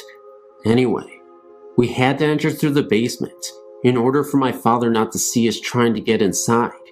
This was very scary because there was no electricity, and we had to try and make it through the dark and up the stairs to the entry of the den. We did this several times, and on some occasions, we heard and seen strange things, and sometimes we didn't. On one occasion we lived in the house, and we heard a tapping on the ceiling upstairs, as if someone was hitting it with a cane. This was very odd, because my father lived in the house as a child, and said his uncle lived with them, and he had a cane. When he needed something, he would tap on the floor for someone to come and help him. This scared the living daylights out of us, but my cousin was a little more courageous than I, and he persuaded me to go up the stairs. When we got there, he asked whatever it was that we were seeing and hearing to leave us alone in the name of the Lord Jesus Christ. The sound stopped, and we left the house. My father was a little skeptical about the whole thing, but he felt that there may be some truth in it. He himself now saw a ghostly apparition which he can't explain. This is coming from a man who himself is now a preacher, and I don't think he doubts seeing this at all. I really feel that there is some connection to the noises and sightings with the funerals that were held in the house. There are other occurrences which have happened, but would take a while to tell them all.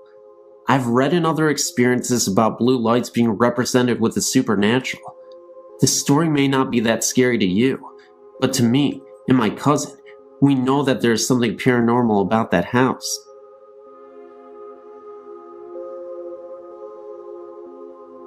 Myself and a friend recently moved into a house in Belmont, Massachusetts, right outside of Boston.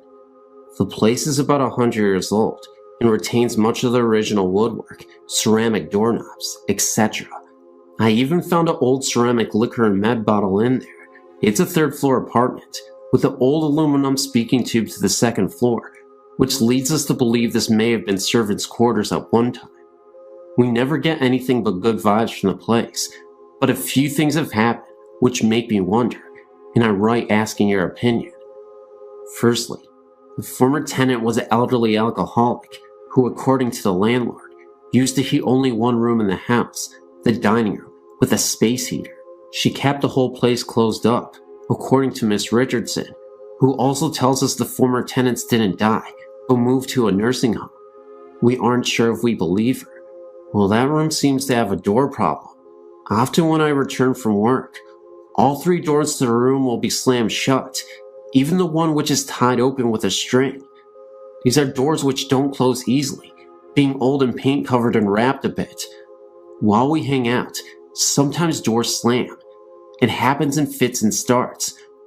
One week it happened every day, but it hasn't happened for a while. Granted, there is a breeze in that room, but the manner in which it happens strikes one as odd sometimes. Also, we have both seen a white figure in a long dress, and perhaps a veil, always in the hallway into our place, or in the doorway of the dining room. It is a peripheral vision thing, which leaves one looked at directly. I've seen it standing in the door several times, and I saw it seemingly walk down the hall once. It kind of bounced up and down like a person would were they walking. Mike tells me he usually sees it moving past the door, either coming into or exiting the apartment, and he has used the words wedding dress to describe its clothing. I didn't get that detailed a look, but I've definitely seen the shape. Visitors have seen a similar shape, but hesitate to call it a ghost. Lastly, and this is not so much an experience as a creepy coincidence, when first repainting the place, we decided to do the kitchen in blue and white. I proposed that we paint only the panels on the kitchen doors blue. We haven't done this yet, which both of us thought was a good idea. Later, when exploring the basement for the first time, I found an ancient door of the same style as our other doors, removed from the hinges, and brought downstairs years before. It seems to be the one door from our apartment, which has been taken off the hinges, the kitchen door, and the panels painted years ago in cracked blue paint.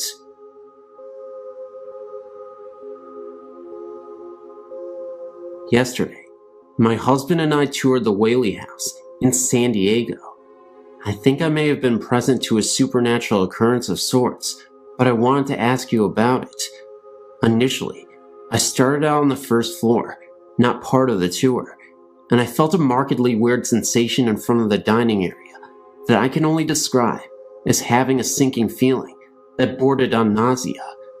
I felt fine walking around Old Town and coming into the house. I hung out in the dining room area for like 10 minutes, thinking what I was feeling was so unusual, and it dissipated. I felt fine again, so I looked around the rest of the house and felt okay, until I came to the first upstairs bedroom, directly right of the stairs. I again felt that same feeling, and I stood there, just looking about the room, and that is when I think I saw something in one of the mirrors, the mirror closest to the hall. It looked as though thin white smoke was being reflected into the mirror, as though someone was standing next to the mirror with a lit cigarette. I can only describe what I saw as smoke, because it curled. I also smelled a very faint smell of cologne that reminded me of violet water. I made sure it was not me, since I was the only person in that area, and it wasn't. It seemed to blow in through the saddled wooden partition.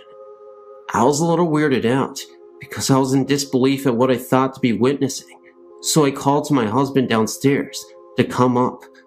I didn't want to cause a stir, because I was unsure what this was.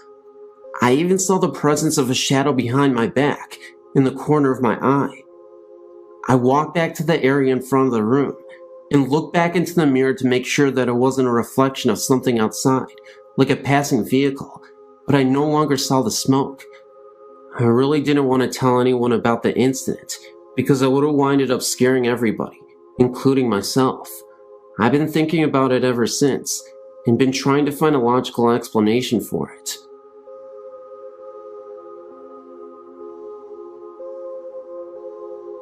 I've always been very interested in the subjects of ghosts and the paranormal, but never thought I would have a direct experience with them. Although I'm currently part of a theater group that is renovating an old theater, and we definitely have some spectral energy in the place, but that's another story. This story is about the first time I had something strange happen to me. I'm originally from a small island off the coast of Italy. The community dates back to 700 BC, so you can imagine they have their fair share of ghost stories. I was 15 and staying at my aunt's house with my sister. Our grandmother had died 3 years before, and as part of our week-long stay, we went to visit her grave. The experience was unsettling to say the least, and I think I was most affected emotionally by the visit. Trying to remember a woman who I love very much now, reduced to nothing but a picture in writing on marble mausoleum. Although it was a very hot and humid summer day, the cemetery seemed to have an unsettling chill about it, and I couldn't wait to get out of there. However, anyone who is Italian or knows of Italian cemetery visits is that they are family events that take a long time. Feeling very sentimental and depressed and somewhat bored, I couldn't help but look around and read more grave sites. With each name and picture that I saw, I thought more about the people behind them, their lives, and who they have been. The atmosphere seemed more oppressive, and I started seeing flashes out of the corner of my eyes. Nothing definite, but it was almost as if something had passed in front of me very quickly, and the experience left me somewhat disturbed. We left not long after, much to my relief, but still with this heavy, depressed feeling. Later on that night, I had fallen into a deep sleep, but was awakened at 3 in the morning by a male and female voice arguing. I was very groggy, but I immediately thought the voices were strange because they didn't sound like they were coming from anywhere, in particular at least. They sounded as if they were right in my ears. The room I shared with my sister was directly over a busy main street, and being a summer resort, there is always some activity going on. However, the street this night was totally quiet, with no one in sight. The voices continued to argue in Italian, and though I spoke it, I couldn't make out what they were saying. Also, the intensity of the voices didn't change as I moved around the room. They always seemed to be in my ears, and were continuing to grow in intensity. At this point, I thought it was my cousin and her husband who were arguing from their bedroom. They shared the room with their 2 small children, and I thought what could be so important to be arguing at this hour of night, and why weren't their children reacting? I decided to investigate. As I slowly opened the door, the voices suddenly stopped. Not a cutoff in conversation or a conclusion, but as if someone had switched off a radio. I walked to the room and found the whole family sound asleep. I returned to the room dumbfounded, but found the room was very cold. The day had been extremely hot, and the night had not let up, and I was just in the room a minute before. But I knew the temperature had gone down at least 10 degrees. It was then I felt the same heaviness that I had experienced at the cemetery, and a large chill moved right through me. Almost immediately, the room returned to its original temperature. During this whole experience, my sister was asleep next to me, and when I asked her about hearing anything during the night, she thought I was crazy. To this day, I'm not sure what I heard and felt that night. However, I spent many nights in that room over the years, and never had a similar experience. Did I touch something or someone? And did they follow me back from the cemetery? I don't know. I never shared this story before, but this seems like the right place to do it. When I was born, my parents rented a portion of a 3-family house. The house was huge and previously owned by an old German woman. Apparently, the house belonged to the same family since the early 1700s when it was built. After the old German lady died there was no one left in the family to take on ownership of the house. Someone new took the house over and rented it out to 3 other families. As soon as we moved in, my parents had odd things happening on a daily basis. The TV and all of the lights in the house would constantly turn on in the middle of the night. One night, my dad had some friends over to watch a football game, and all of the power in the house kept going on and off. His friends were so freaked out that they left. What bothered my mom the most was that all the rooms in the house stayed warm, except for mine. My room was always like ice, and being a newborn, my mother was concerned. She would turn the heat way up, and still my room stayed cold. One night, she heard a woman's voice coming from my room. As she neared, she could hear an old lady singing a lullaby. When she opened the door, the rocking chair was swaying back and forth, and my room was warm. After this occurrence, my room remained warm. This became an ongoing thing in the house. The rocking chair would constantly rock, no matter where in the house my mom moved it to, and oftentimes she would hear a soft voice coming from my room. The lights continued to go on frequently in the middle of the night.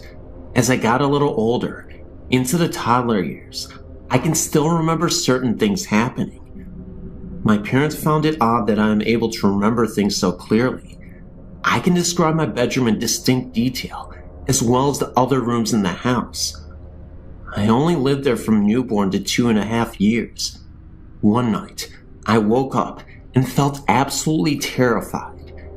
I remember climbing out of my crib onto the little table and chair set, and stepped onto the floor and dodged for my parents' room. As soon as I climbed into bed with my mom and dad, I heard my aunt, who was asleep on the couch, screaming. My mom woke up and ran into the living room to see what all the fuss was about.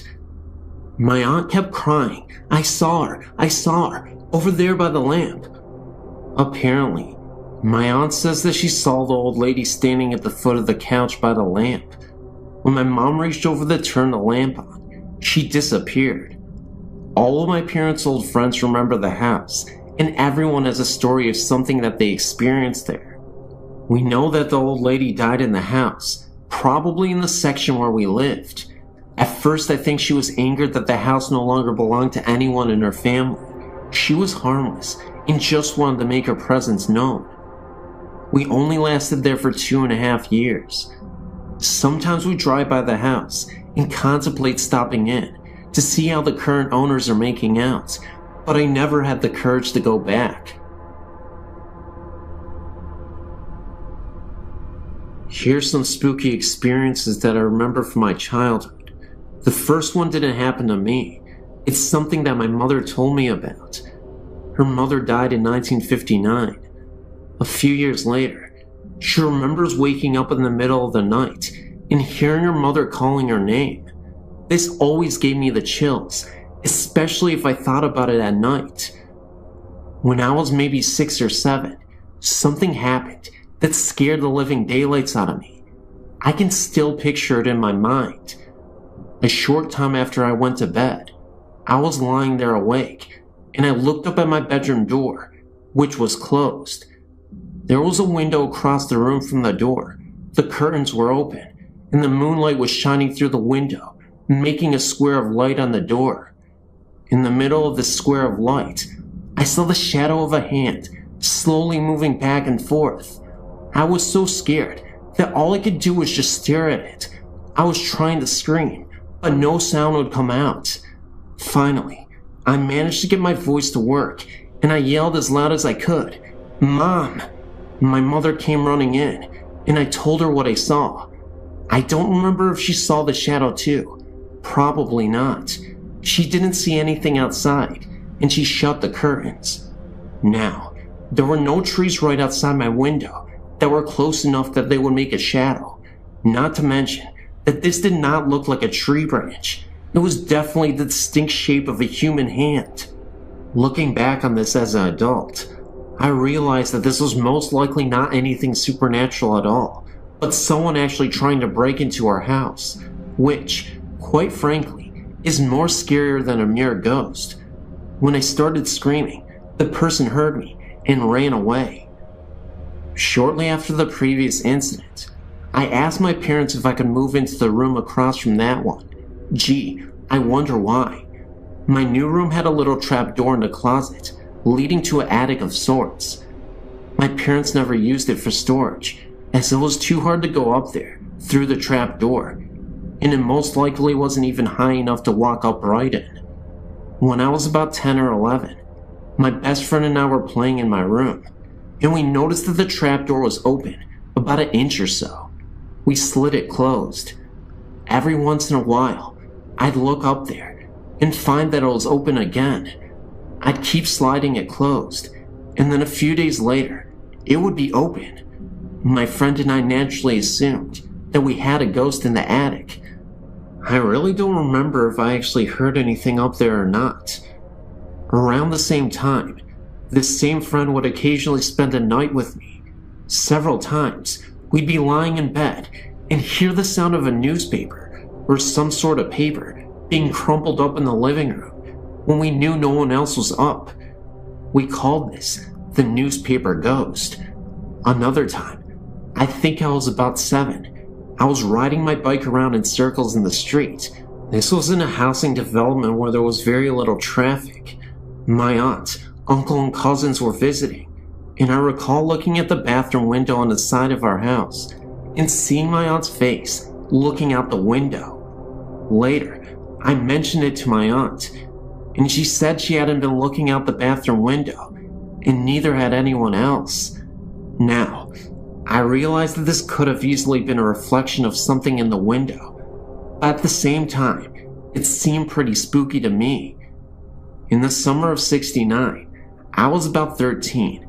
We had some relatives staying at our house for about a week. One evening, after everyone had gone to bed, I was still awake. As a child, it always took me a long time to get to sleep.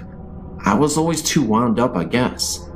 Anyway, all of a sudden, there was this loud crash that came from my closet, like something metal or aluminum falling on the untiled floor.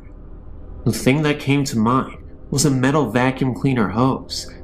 There was no vacuum cleaner or any other large metal object in my closet that could have fallen and made such a noise, and even if there was, what would have made it fall off the shelf? I was too scared to get up and look in my closet or go and ask anyone if they'd heard it. Now, this was a small 3-bedroom house in Levittown, Pennsylvania. If anyone is familiar with the houses, if a loud noise occurs in any part of the house, it would be impossible not to hear it all over the house. The next morning, I asked my parents, aunt and uncle and cousins if they heard a loud crash in the night, and no one else had heard it. And by the way, I looked in my closet in the morning, and nothing was out of place. This has always puzzled me. Here are a few things that have happened in the last few years, in the house I live in now. Nothing blatantly scary, just weird. I thought I'd share them just for the fun of it. One night, I was asleep, and all of a sudden, I screamed and woke myself up. My husband came running in, and I couldn't for the life of me remember what I had dreamed that had scared me. But I had a vague memory of looking beside the bed and seeing something in the form of a human being, made up of little points of light. There have been a few occasions where I've woken up in the middle of the night and heard a kind of electrical humming that sounds like it's coming from our bedroom closet. My husband said he could hear it too. I could never figure out what's causing it. It sounds like it could be the refrigerator running, except that the kitchen is not right next to the bedroom. And if it was the fridge, wouldn't I hear the noise every night, since obviously the fridge runs all the time? I haven't heard it in over a year. Just as well, it gives me the willies.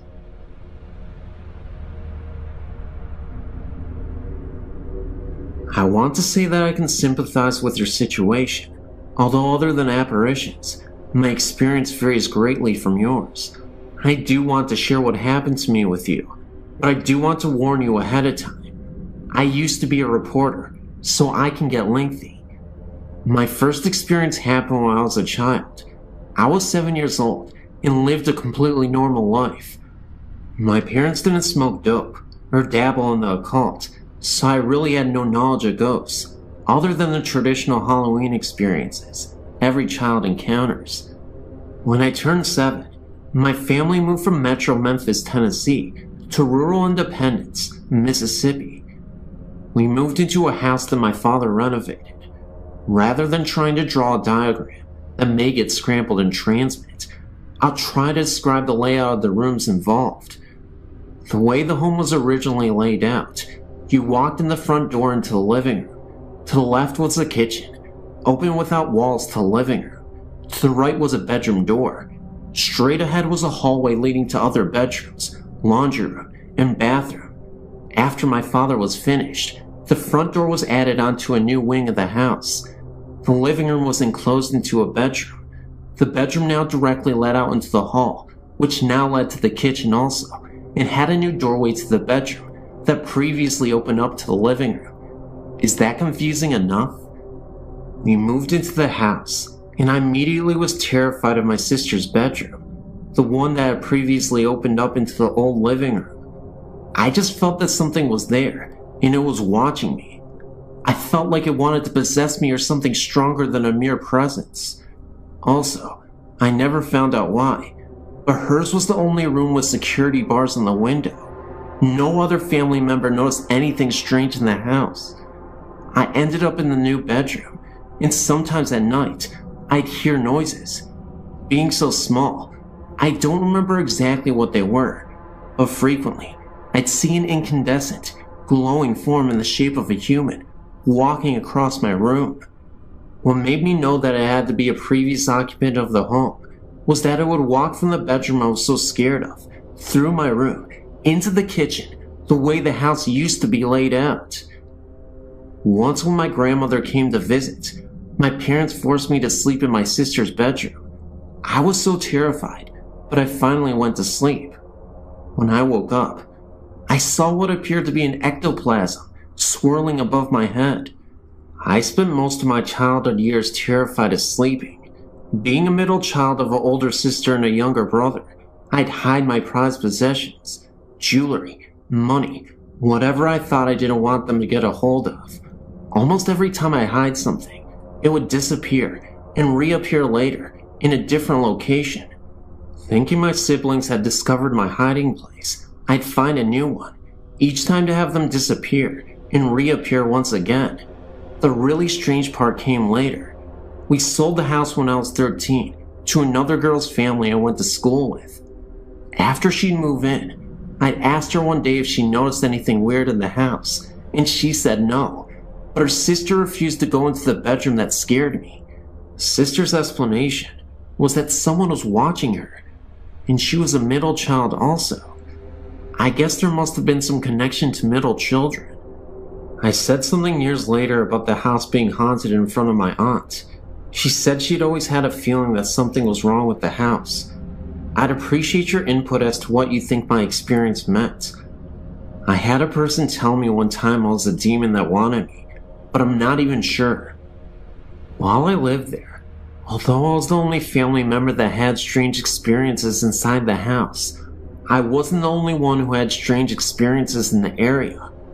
In the fall, between the hours of 10 p.m. and 12 a.m., my mother would see balls of light floating in the field and wooded areas, across the road from my house. She would always ask me to come look, but I had enough terror inside the house, and as far as I was concerned, the woods were my only safe haven while at home. So I never looked and never witnessed the lights myself, but both my sister and my mom did. When I was 19, I started dating this guy who was friends with a neighbor from that house I'd lived in. Basically, he lived catty corner from me, with their house backing up to the woods mine faced. My new boyfriend asked me if I ever saw anything strange in the woods. I said no. He told me that his neighbor's kid, who was a friend of his, told him that he'd seen balls of lights in the woods. I then told my boyfriend about my mother and sister's experiences. So apparently, it wasn't just restricted to my family. Another experience I had was when I was in my early 20s, when my grandfather passed away.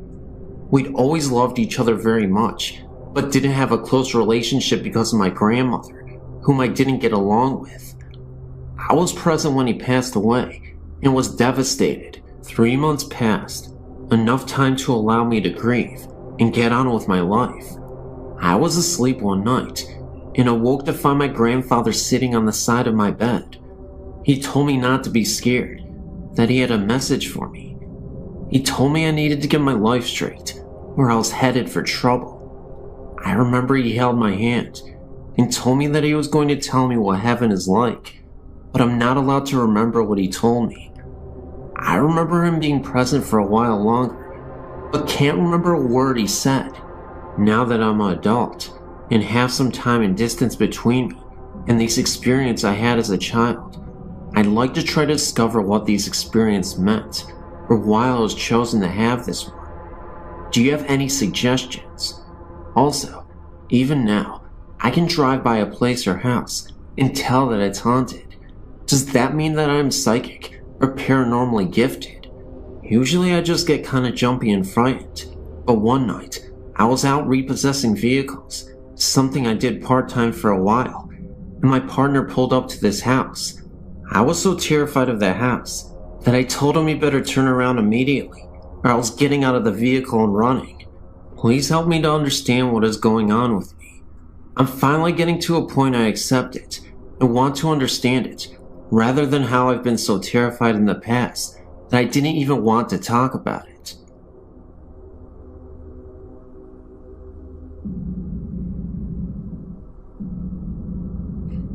In 1983, when I was 18 years old, I was severely ill. I woke up one morning and my face was badly swollen. My mother took me to the emergency room.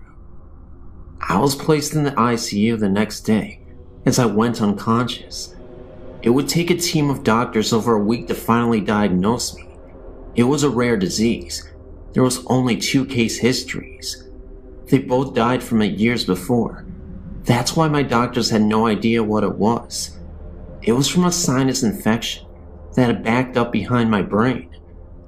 From this, I developed a brain abscess.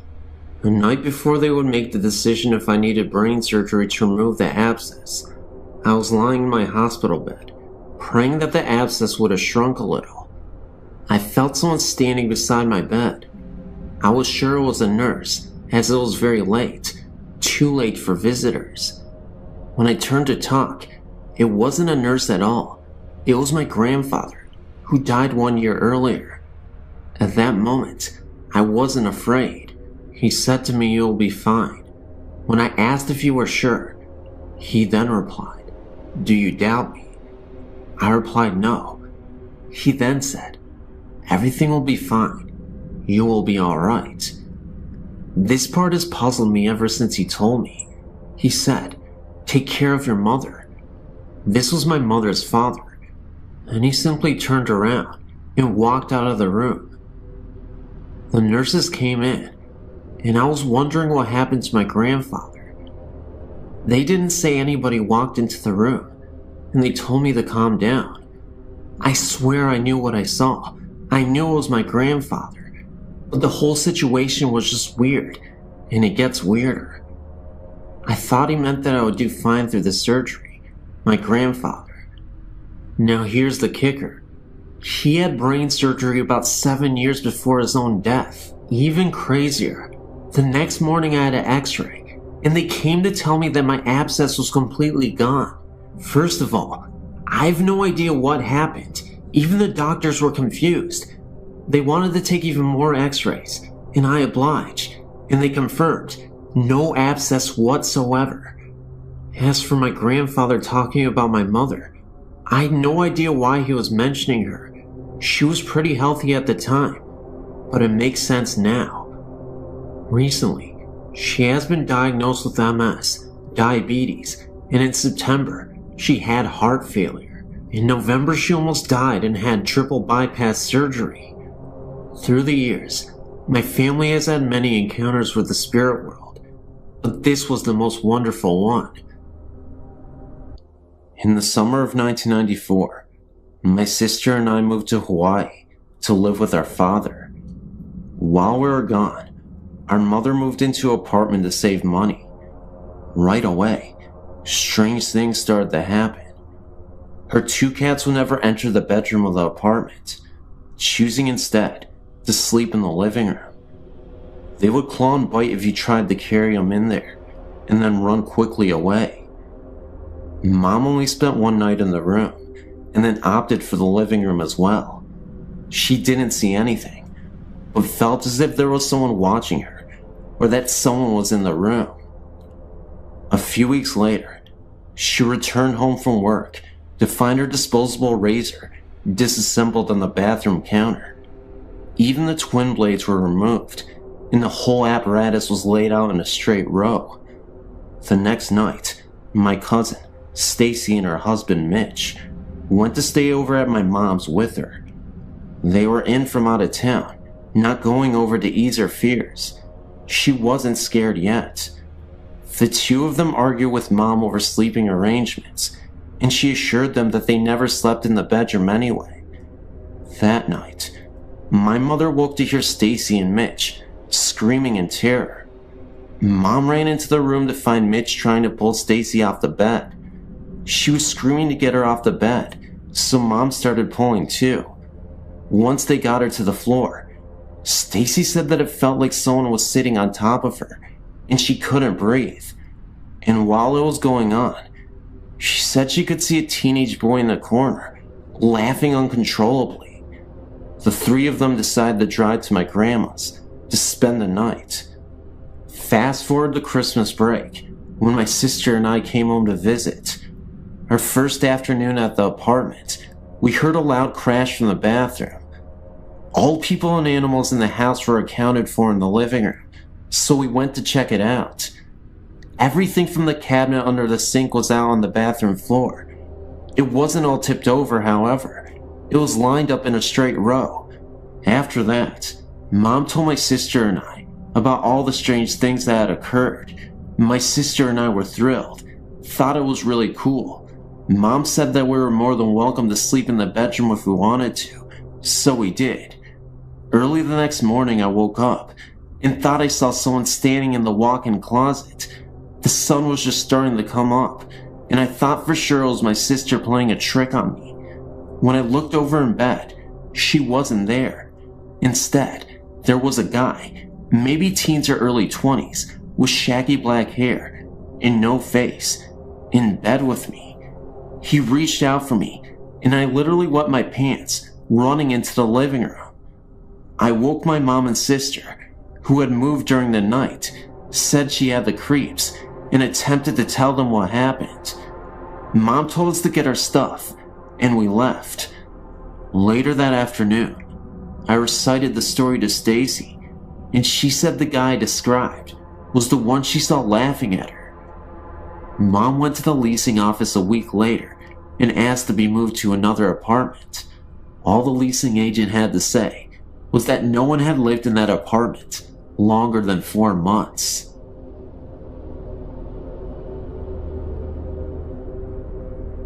It started some years ago, and I'm happy to say that it's been over for some time now.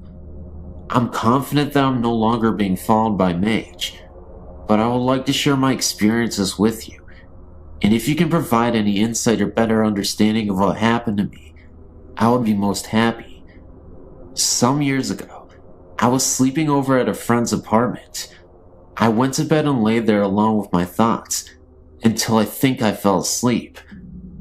I was awoken by 3 sharp knocks, similar to someone knocking on a solid wooden door, and turned my head to the bedroom door, which was 3 yards away to my right. The door was closed, yet within the doorframe was a figure. To my eyes, the figure was shimmering and vivid with colors, without any real human form, yet to my senses, I was certain that it was a woman, that she was extremely tall, and that she was wearing jewelry. I perceived her with the absolute clarity that my eyes were unable to support. I opened my mouth to yell, but could not. It lasted only a few seconds when the door opened and my friend entered the room. The vision was gone. I said to my friend with a detached calmness that I'd just seen a ghost, but this of course was met with indifference. I did not press the matter, as I was already beginning with self-doubt.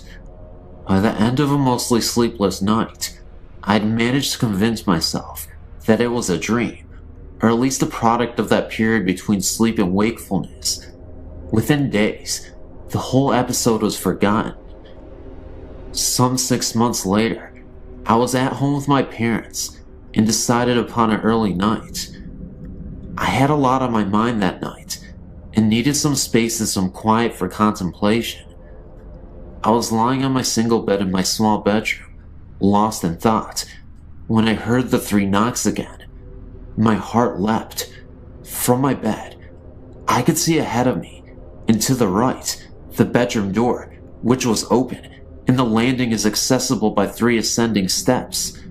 Through the door, I can see about 3 yards of the landing until the angle of the door frame cuts off the view.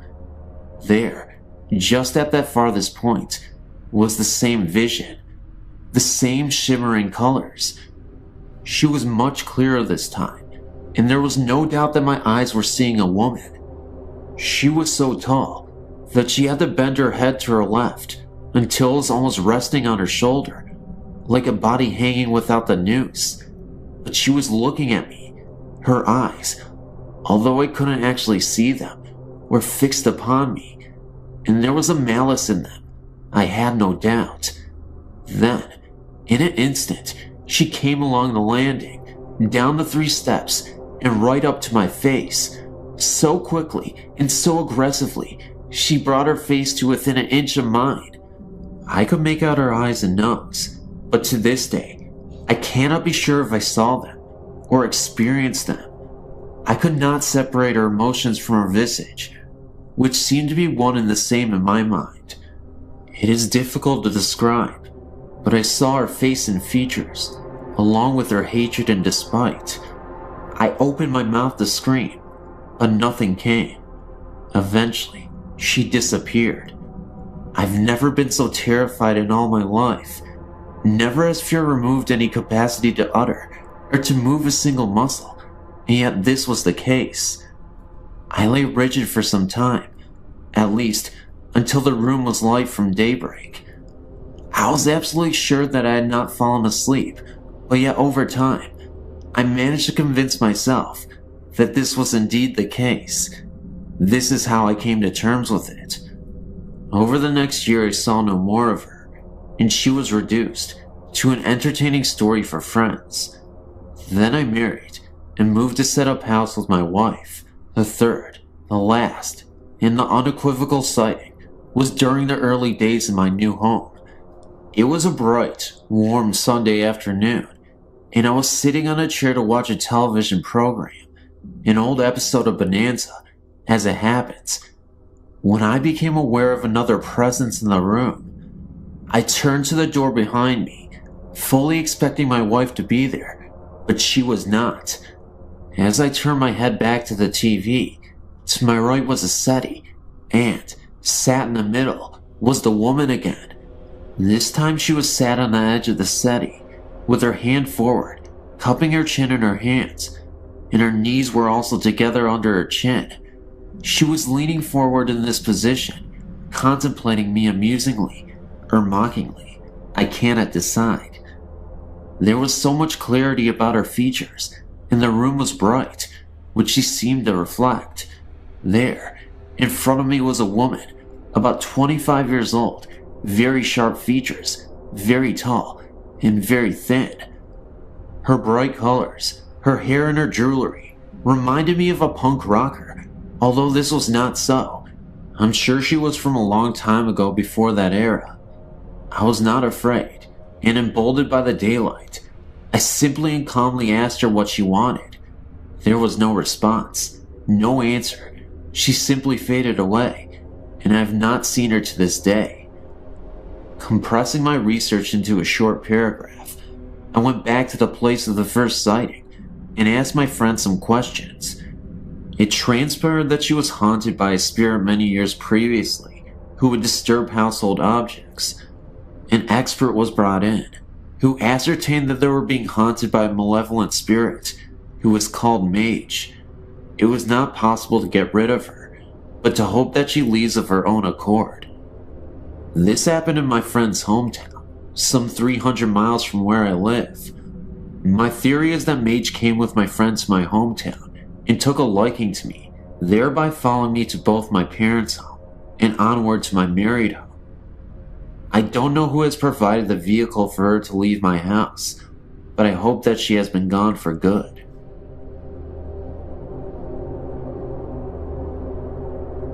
When I was in my early 20s, a friend and I decided to rent a house together. We found a lovely old house near the Mississippi River, and I was immediately drawn to it. After we moved in, we both began to notice banging on the walls and lights blowing out constantly. The lights we attributed to bad wiring, and the banging, I truly believed, was my friend, and she truly believed it was me. The layout of the house was one we had never seen before. There was a hallway that led from the front living area to the back bedroom areas that was at an odd, slanted angle. I always felt uncomfortable going down this hallway and found myself going around by way of the kitchen. After months, my friend and I decided to take in a third roommate to help with expenses. During the next month or so, after this third roommate moved in, we noticed an increase in frequency to the noises, banging, and lights going out. We also began to notice that every month, and this is really weird, right around the time that all three of us began our menstrual cycles, a very large stain began to appear in the middle of our living room floor. We tried constant shampooing, but it would always reappear immediately. Then after our cycles were finished, the stain would disappear on its own, only to reappear the next month. Our third roommate then became very withdrawn after only a short time of being in the house. She began to go directly to her bedroom and never came out except to go to work. Her personality has also changed drastically. She went from being very funny and outgoing to a complete loner. She would also say very inappropriate, weird things to us. We had known this girl for some time, and her behavior was quite unsettling. She finally told us that she was not comfortable in this house and was moving out, and she did so that very day. Shortly after she moved out, the banging noise began in earnest, and we started noticing our things being rearranged. We began to laughingly and nervously admit to each other that something was not right in this house. However, neither one of us felt threatened by any kind of the weird happenings, and in fact, I personally actually felt almost protected by it. We started to call our ghost George, and would talk to him whenever the banging would begin. We were trying to watch something on TV, and George would start banging or knocking. We would say, "Please, George, not right now. We're trying to see this." And he would actually stop, at least until the show was over. Unfortunately, no matter how much we begged him to stop putting the stain on the floor every month, that never ended. In fact, it got bigger and darker the longer we lived there. One kind of amusing episode happened to us one memorable evening. I decided to let my boyfriend at the time stay overnight with me, although I usually didn't do this. Just as we were dozing off, a very loud bang sounded, coming from the hallway. My boyfriend sat up and asked, "What the heck was that?" Immediately, a knocking began at the far end of the hall and rushed towards my room very fast, knocking louder and louder the closer it came. My boyfriend said, "That has to be your roommate being funny." I just laughed and tried to explain about our ghost, and that I thought he might be angry that I had a male friend overnight. He said that was bull and got up to investigate. Just as he came to the hallway, the knocking began again, all around him. Needless to say, my brave 6'4" boyfriend ran straight out the front door and never came back in the house. Anyway, after a few years, my roommate and I decided we were going to move to a cheaper apartment, closer to where we worked. As soon as we started packing, the noises, and especially the lights going out, began to get really bad. I was even starting to get a little frightened. One day, as we were finishing up packing, we decided to go check in the basement and see if we had anything left down there. While we were down there, we decided to go in the old fruit cellar, since neither one of us had actually looked in it. We found some old fishing equipment. We also found an old shirt box that was sealed with tape and felt kinda heavy, so we brought it upstairs and opened it up. Inside was a bunch of old pictures. Most of the pictures were of a young man of about 25 or 30. In many of the pictures, he was in our house and standing on the porch of the house. There were also some antique glass slides with pictures of him in the military uniforms. We dated the stuff around World War II. We decided to call our landlady, an elderly woman, around 80 years old, to tell her we had found the box. When we called her and told her what we had found, she hung up on us. We called back, and her daughter answered and said that they didn't want that stuff anymore, and we could have it or throw it away. We thought it was very strange, since normally our landlady was a sweet old lady, so we decided that some of the stuff in the box might be worth more money, and we would sell some of it. Some wore medals, and even an old stock certificate. That night, I put the box on the kitchen table, and we went to bed.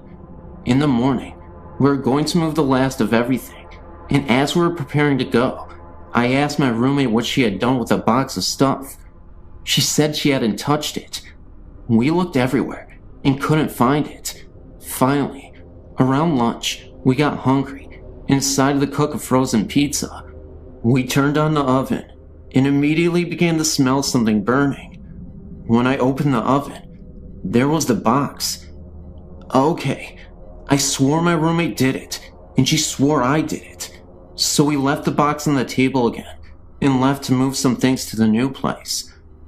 When we got back, the box was gone again. This time, we found it immediately in the kitchen pantry, so we kinda laughed it off and put it back on the kitchen table. About 10 minutes later, I walked into the kitchen and it was gone again. I decided the heck with it and decided to just go finish the bedroom closet I had just minutes before been working on. When I stepped up on the chair to wipe off the upper shelves, there was the box. That did it. I said out loud, "Okay, George, we promise not to take your stuff," and put the box back in the fruit cellar where we had found it. We left that day and have never been back, but I've always wondered if the next tenants ever heard from George.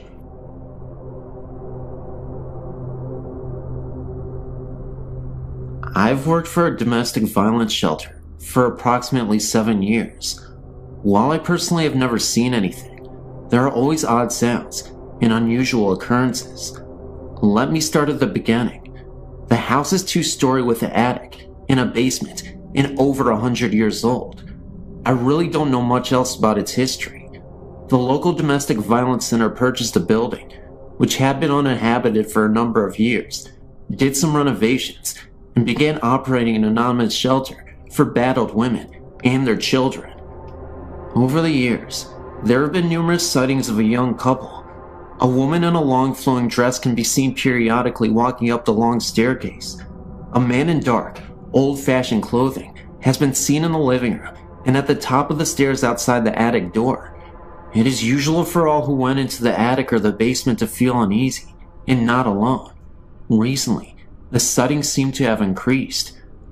A church group came over to the holidays to sing Christmas carols to the residents, and a young boy pointed to the ceiling and said, "Look, there's an angel."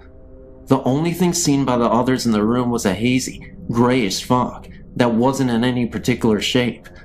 A few months later, one of the employees' daughter was in the living room, alone, working on a school project, and looked up to see a gray, transparent figure looming in the doorway. She screamed, and her mother raced in to see the figure moving slowly upstairs. It was as if the ghost was checking in, and didn't mean to frighten the young girl.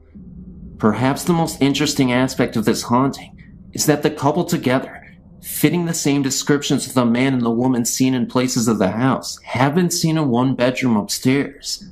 To my knowledge, at least 3 residents in the last year have been awakened at night to see the woman sitting on the edge of the bed with a man standing behind her. The couple has been described as comforting and reassuring to those who have seen them in this manner. And these apparitions have seemed to know when these residents were about to face a particular trying experience.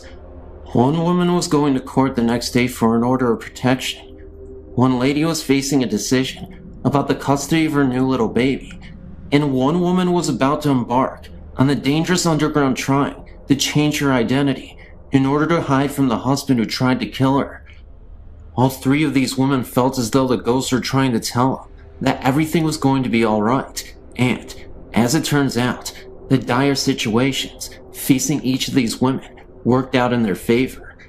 I personally find their presence reassuring as well.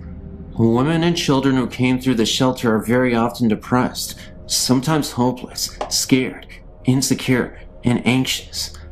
I think that the fact that they are comforted by these spirits is a sign that these are good spirits who seem to approve of the work being done in their house.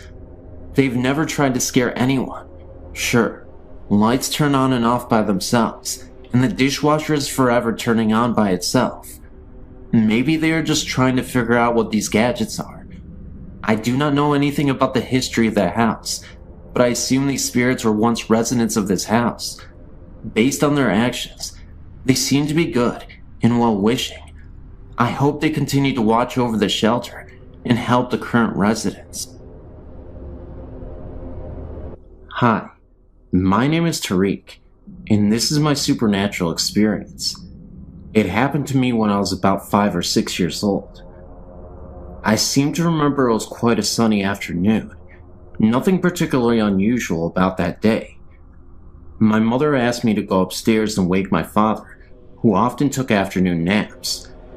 I remember feeling quite lazy, and I could not really be bothered going all the way upstairs to attempt to wake my dad sleeping. However, my mom insisted, so I did.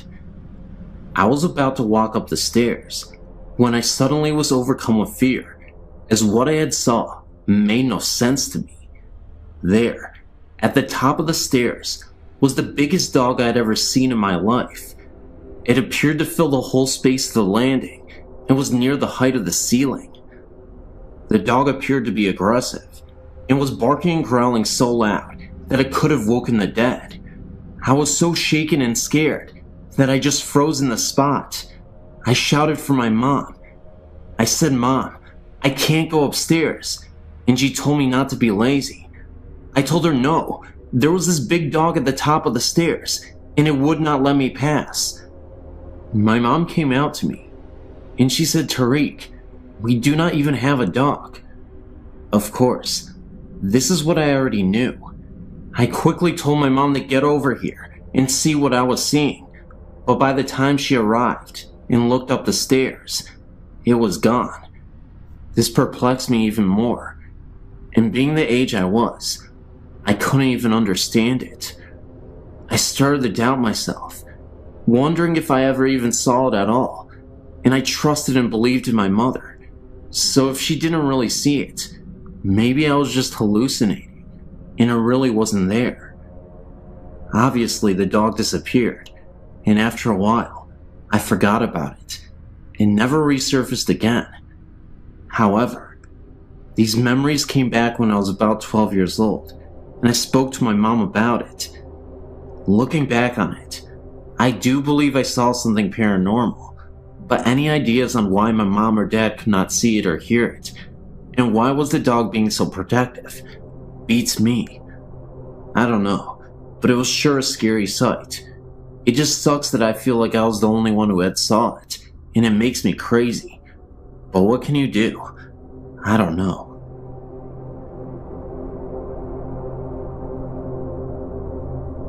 I recently had an experience that I can't explain, and decided to tell my story here. In June, my boyfriend Ian, our then 15-month-old twins, of course me as well, we all went to his family reunion. While we were there, we had a wonderful time meeting his family and getting to know everyone really well.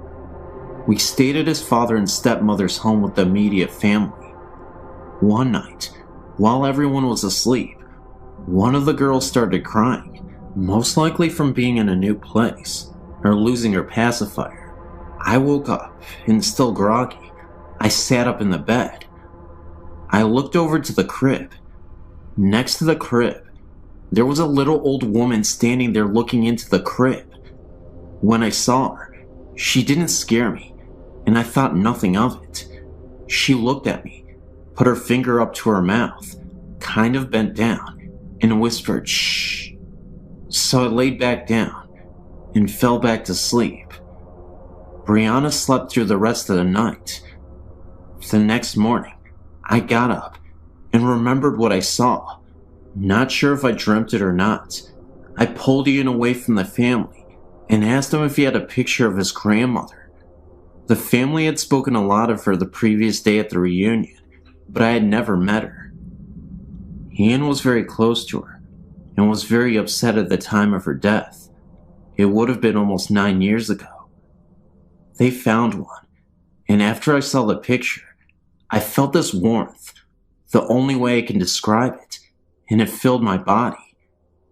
It was the lady I saw the night before. I wasn't sure if I should tell anyone, for fear of them thinking I was insane, but I decided to tell Ian. When I told him, he kinda gasped. Like I said, he was very close to his grandmother. I'm glad I told him. Well, later, as we were talking to the family, someone said, "Oh, it would have been so wonderful for her to be here and see all the family together." Speaking of the grandmother, Ian looked at me and asked me to tell everyone what I saw. I'm still new to this family and wouldn't want to be dubbed as the crazy one just yet, so I kept it to myself. Thanks for giving me a place to share this.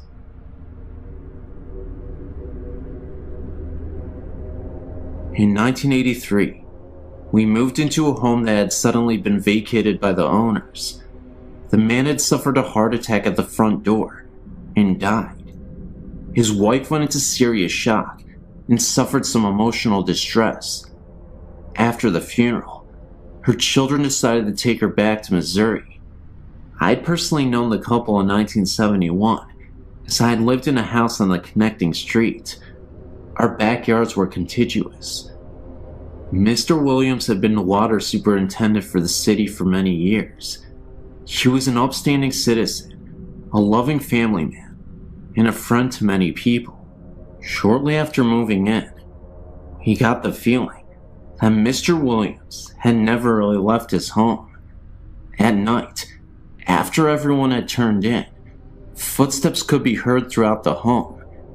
It sounded like heavy footsteps stomping up and down the hall, outside the bedrooms.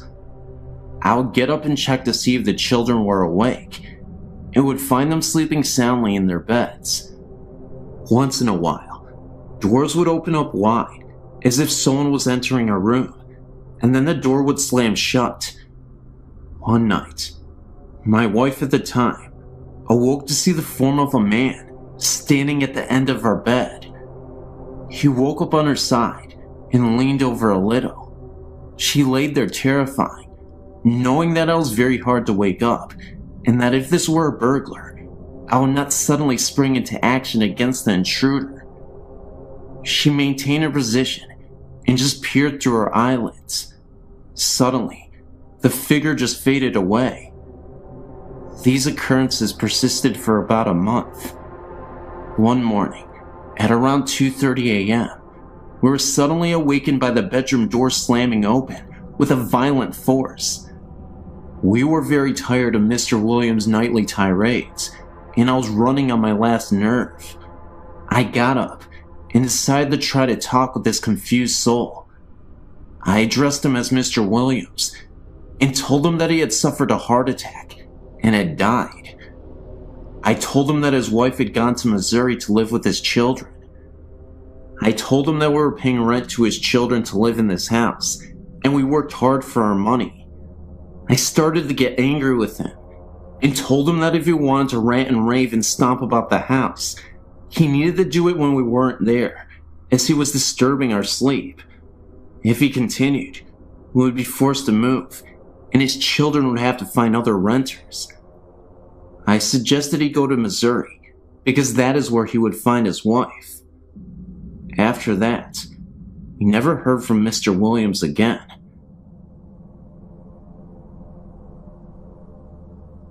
In August of 1997, I was helping a friend deliver some things for a post-funeral reception that was to be held in the officers' quarters number 1 at Fort Concho in San Angelo, Texas. Fort Concho is the best preserved and reconstructed cavalry fort in America. This is where the Buffalo Soldiers were stationed. It was very early in the morning, and we had to get the key to the building from the curator. We drove to the other side of the parade ground and parked the van. We went inside, and I took some things up to the staircase to the second floor, while my buddy worked on the first floor. I walked into the west bedroom upstairs, and immediately felt like I had just walked between two people that were standing shoulder to shoulder. I was walking into a tremendous field of static electricity. I had a cold sensation, and the hairs on my neck and arms stood straight out. I put the vase down that I was carrying, and found myself compelled to say, "Excuse me." Then I proceeded to the east bedroom. When I entered the room, I saw a little girl out of the corner of my eye, playing on the floor to my left. I placed the vase, and when I turned around, she faded away. A couple of days later, I was again with my friend. We stopped by the house of the lady who was responsible for financing the restoration of officers' quarter number 1. My friend mentioned that I had felt a presence and saw a little girl. I told her that I had seen her in the east bedroom, and she told me that a little girl had died in that very room. Maybe it was her parents that I felt in the west bedroom, or just someone else watching over her. A few months later, I had the opportunity to stop by the officers' quarters number 1 when it was open to the public. I was walking around, and a staff member volunteer came up and asked me what I thought of the building. I told her I thought it was haunted, and repeated the story of the little girl. The lady took me into the dining room and pointed to a portrait on the wall. It was the same little girl I had seen upstairs.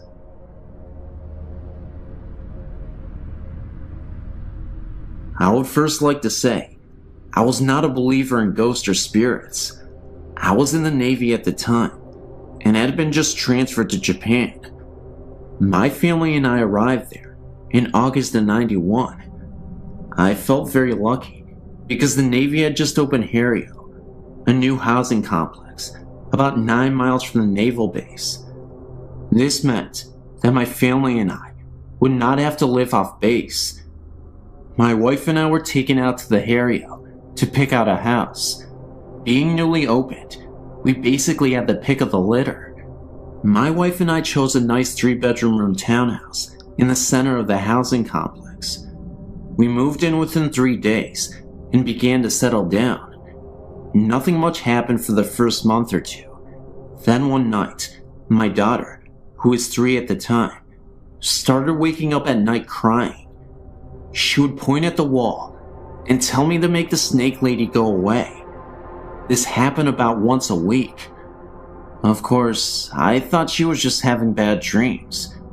We would let her sleep in her bed when this happened.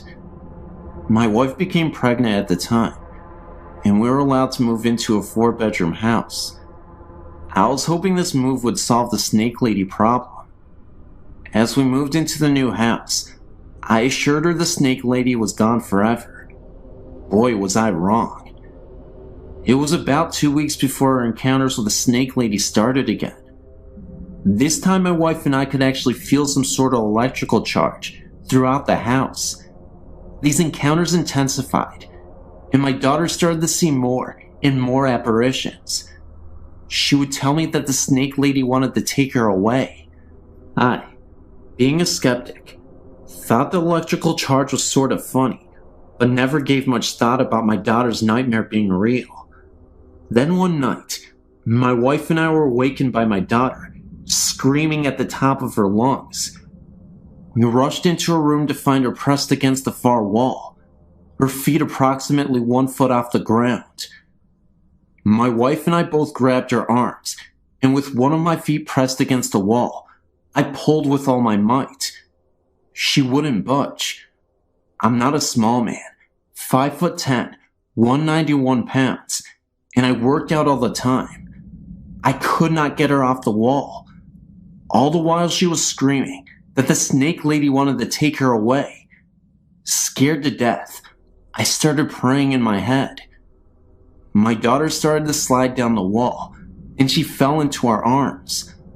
I don't know what it was, but I believe there is something out there that we don't know about. The next day, I blessed every room in the house with olive oil. This seemed to do the trick, because my daughter never had another experience. My wife is Japanese, and she did some investigating of the area's history. Harrio was once an internment camp for the sick and dying Japanese soldiers of World War II. There is a shrine just outside the back gate for the soldiers that died there. And that's what we found out. Thanks for reading. It's funny, really, because I've been reading your site for quite some time and have marveled over the experiences people have had, but never, ever thought I would be emailing you my story. This experience is mainly my two friends, but I experienced it firsthand last night. They live in RAF, Royal Air Force Quarters, in Middlesex in England, and have never really mentioned anything before. A couple of weeks ago, Susie and I were chatting about various things when the subjects of ghosts came up. Funny enough, the handprints have come back since Elena was born, said Susie. Handprints? What handprints? I replied. It seems that since they moved in over 3 years ago, they've had various things happen. So she took me upstairs, and there, clear as day, was a set of huge handprints on the wall, just above their bed. Apparently, she has tried everything to get rid of them, and they disappeared when she was pregnant. As soon as the baby was born, they came back, and when I saw Susie and Jay last night, they casually informed me that the handprints had moved. By now, I was getting quite spooked out. We went outside for a cigarette, with one of the music channels on the TV playing. When we came back in, the channel had changed to some gruesome true murder documentary. The hairs on the back of my neck were standing on edge at this stage, and it took Susie a good 5 minutes to change the channel back. Also, they've both watched a candle that stood on top of the telly very casually move from the middle and drop off at the end. Things have been moved around, never hidden, and the TV also turns on and off. Susie and Jay were very relaxed about this, and the ghost obviously means them no harm. Last night, it was Susie, Jay, and me, and they told me what happened last Sunday. Apparently, Susie had gone up to change Elena and had set out her pajamas and nappy out in the changing mat in the bedroom. She was bathing Elena and thought that perhaps she could use one of the smaller nappies instead of the big one that she had pulled out. When she went back into the bedroom, the pajamas and the big nappy had been thrown onto the chair, and in a perfect arc were 3 of the smaller nappies on the changing mat. Poor Jay got it right in the neck for that, until he explained that he hadn't been upstairs at all. Again, the hairs on my neck were standing on end, and when I had to go upstairs to use their toilet, Susie had to come with me. We then went out for a cigarette, and as we were sitting there, I saw the shadow of someone walking to the kitchen. Didn't think anything of it, until I realized that we were all sitting outside. I told them, and Susie said that she sees shadows out of the corner of her eye all the time. We then went back in, and I was sitting on the sofa next to Susie, talking to Jay, when I noticed that she was staring at something right behind her. I asked what she was looking at, but she said nothing at first, knowing how freaked out I was getting. She then began to tell me that she noticed a transparent man with an axe lodged into his forehead casually move from the room we were in and into the kitchen, then disappear. She had told me that when she was alone in the living room, another time, that she also saw a man sitting down at the kitchen table, as if he was writing on a piece of paper, then disappeared shortly after. Apparently, they're not the only ones to experience things. It seems that quite a few people in the row of houses had strange things happen, and the couple on end have seen a shadowy figure. She asked me to babysit Elena next week. Must admit, not too keen on having the extra company though. When I was about 10 years old, my family lived with my great-grandmother and me, and my brother had to sleep in the basement. Half was for storage, half was an extra room. So one night, at like 3, I had to walk to the top floor to take a pee. On my way down, I hear the voice of a little girl say goodbye. Then I noticed that same voice, and it said die. I immediately freaked out and ran back into my room, absolutely terrified. There was another incident with my brother. He was in the basement, and he heard the same voice coming up the stairs from it. It said die as well. And he turned back, looked down the stairs, and the apparition of a girl was standing right there, and then materialized and disappeared in an instant. When I was 15, we moved out to New Jersey. When I was 16, I heard horribly violent screaming. It sounded like a woman, and it sounded like it was coming from behind me. 3 days later, my brother, he was 19. He heard the same screaming coming from our bedroom closet. Nowadays we don't hear any mysterious voices, but we both know they had to be ghosts. And not only that, they had to be evil. And I don't want to experience that ever again. I'm sure my brother doesn't want to either. Thanks for listening.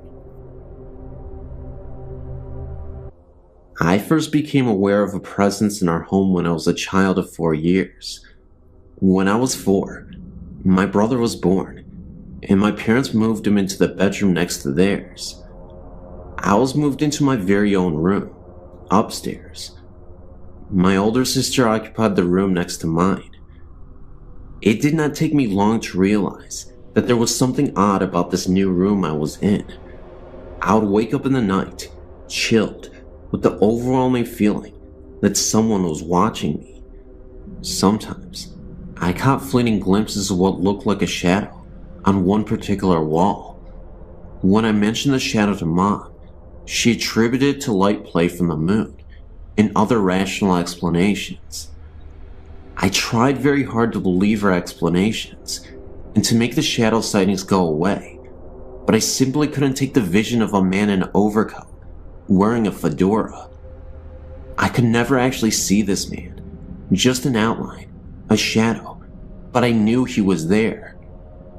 I can't even say I felt threatened by this figure. I just felt watched and not alone.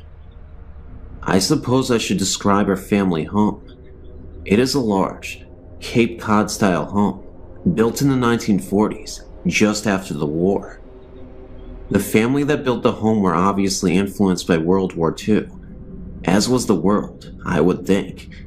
And they built a secret room, which I would imagine was designed to hide the family if war ever broke out on home soil. This room was only accessible via a trapdoor in the kitchen floor, and it led to the secret room in the basement. My dad sealed this room off before I was born, although I know exactly where the trapdoor is. There is also a secret passageway that leads between the closets of the 2 upstairs rooms. This passageway has been sealed before my parents bought the home. This house was the second built on the foundation. The first was a farmhouse, dating back to the late 1800s, which burnt when my mother was a child in the 1930s. The family that originally built the Cape Cod didn't live there long, and it became a rest home for the affluent elderly in the community for many years. My parents bought the home in 1954, and I was born 11 years later. There were other strange occurrences in the house in my younger years, such as doors opening and closing by themselves, and doors locking when there were no locks and the piano playing by itself. But I'll fast forward to 1974, when my older sister got married. I took the opportunity to move into her larger room, and that is when the strangeness went into overdrive. I hadn't actually even moved completely into the room when the weirdness began. I'd moved my record player into the room, along with a student desk. I was showing the room to a friend one afternoon when the door slammed shut behind us.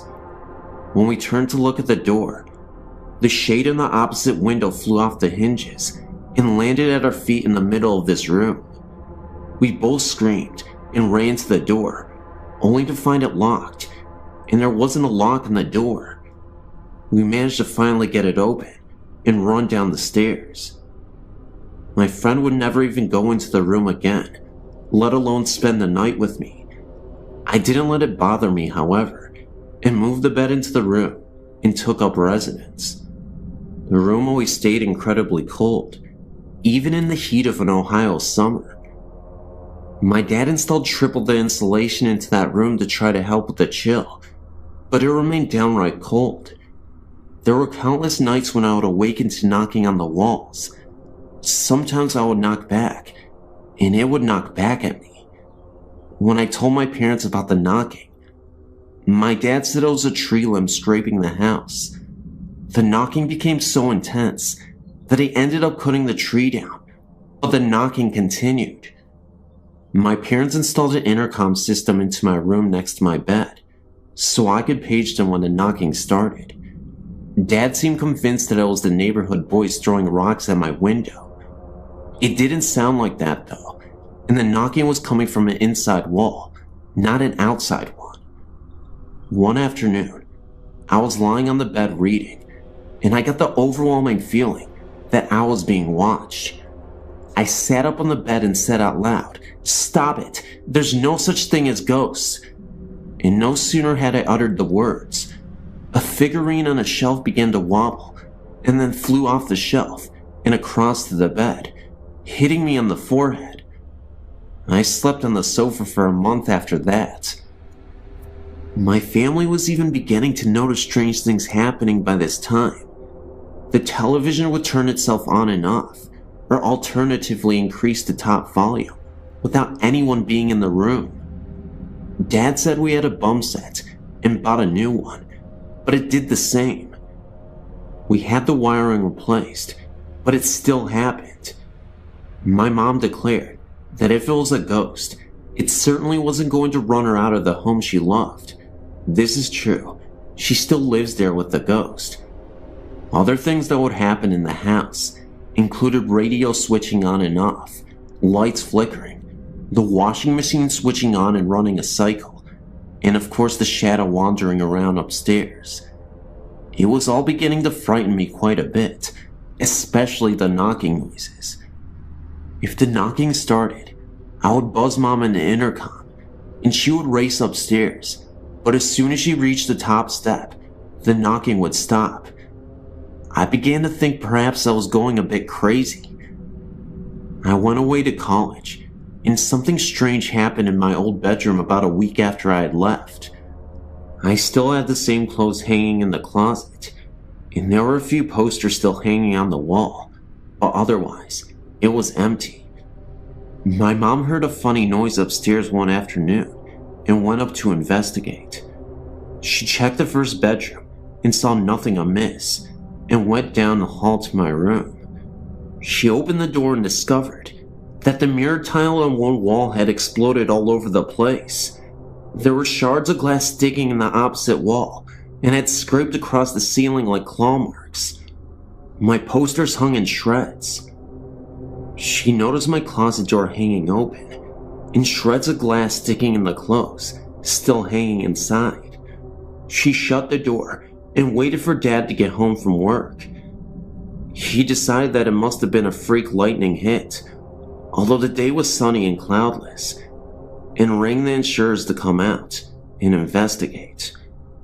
The investigator noted that the point of impact seemed to be the upper corner of the wall, where the mirrored tile met the adjoining wall. Oddly, He also noticed that the broken wood in the corner was pointing outward, as if the lightning had been inside the room and went out, instead of the lightning hitting outside and coming in. The insurance company still paid for the damages, although they could never find the point on the outside of the house where the lightning had come in. When I heard about it, I came home to view it, and noticed that the wall in question was the one where I had always heard the knocking. As I said, my mom still lives in the house, and strange things still persist. She keeps the washing machine unplugged, but unless the water is cut off, it still fills up. This is the third faulty washer we've had. The TV still plays tricks too.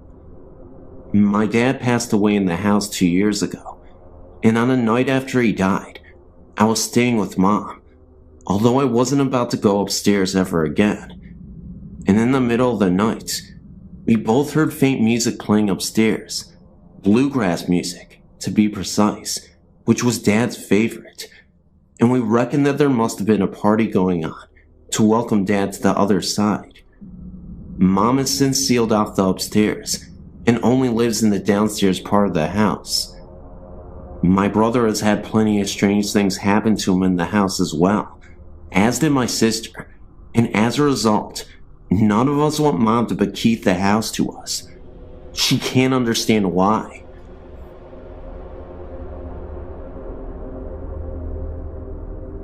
Every single night in my home, when I was 4 years old, my parents would come in and put me in bed. Mostly my mother, because my father wasn't home much. I never liked to sleep in the dark, and there were no outlets in my room for a lamp, or none that wanted to work at the time. As I laid in bed, almost every night, I'd look out into the hall, and I would be able to see the hall light on. Almost every single night as I lay in bed, a boy would walk past my door several times and then stop. It was a white glowing type thing that I remember perfectly well. It scared me a bit, but I never got an evil aura off of him. A thing about the boy is that he had died a long time ago, before we had moved in.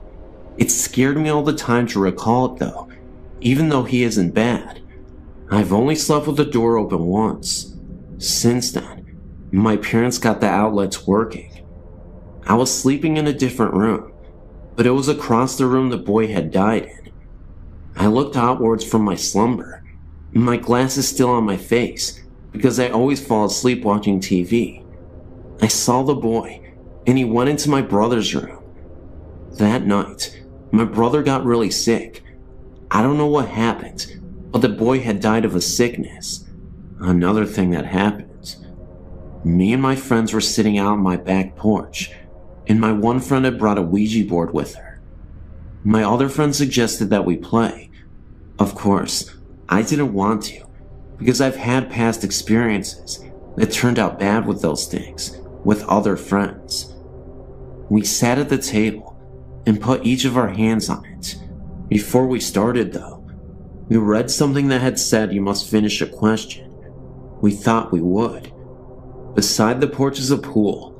This will fit into what happened as I go. We didn't believe that the board would actually work though, and so we tried.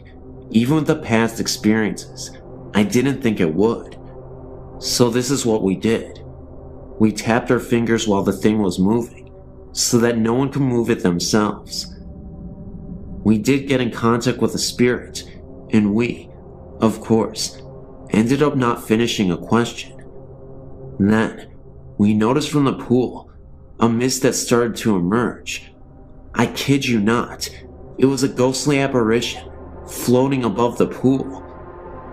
It lasted for about 10 seconds, and then it faded away. I then decided to finish the question. My friend immediately stopped me and asked me what I was doing. "You're conjuring up evil," she said to me. It was clear that she didn't want to do this anymore, so we stopped, and we never returned to that Ouija board again. In fact, we went out to the fireplace and we burned the Ouija board so that we would never have any bad omens attached to us. Yet another incident occurred. About a year ago, I met up with some different kind of people. Wiccans to mostly say, and I still am Wiccan now. I took it in, because God actually hadn't helped me one slight bit with my life, so I started to believe in gods. I learned some good spells, and some bad. The ones I used most were the exorcism spells for haunted houses around here.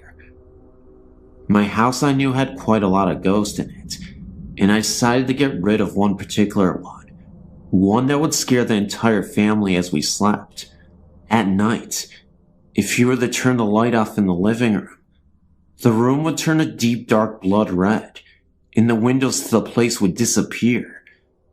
When you looked to one corner of the place, you could see a black figure walking out of it. This is the ghost I decided to rid the house of. It never spoke during anything. It would only appear, and nothing more.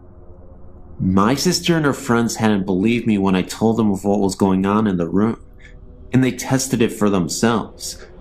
As we did it, they saw exactly what I was saying, and screamed for me to turn the light on. I actually sleep in that room still. The ghost is still there, but it doesn't bother us anymore. When I had tried the exorcism, the ghost had gotten angry and thrown the lamp at me. If not for me dodging it and then grabbing it before it hit the wall, I would have been in trouble.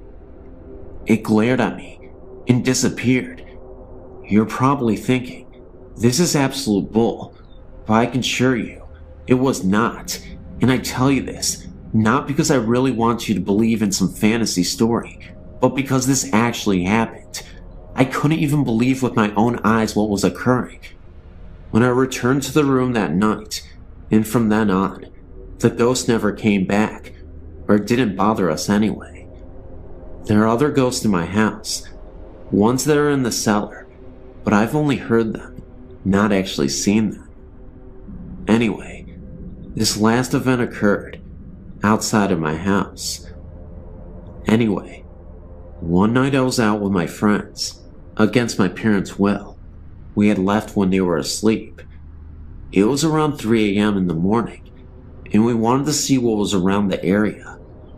We went up to the graveyard near, and sat down by some of the older graves, deeper into the graveyard. As we were sitting there, I looked up to see a dark and black figure standing by one of the trees. He wasn't looking at me or my friends, but something else. I had been leaning up against a grave.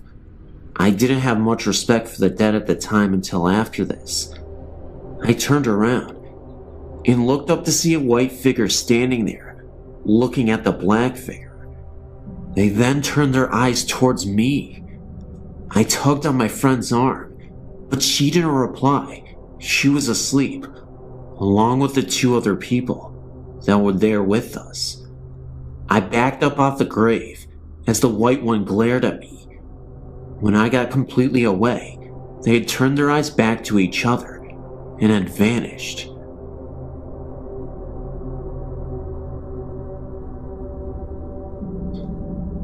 Before our marriage, my husband purchased a home built sometime previous to 1870 in the center of a small town in Michigan.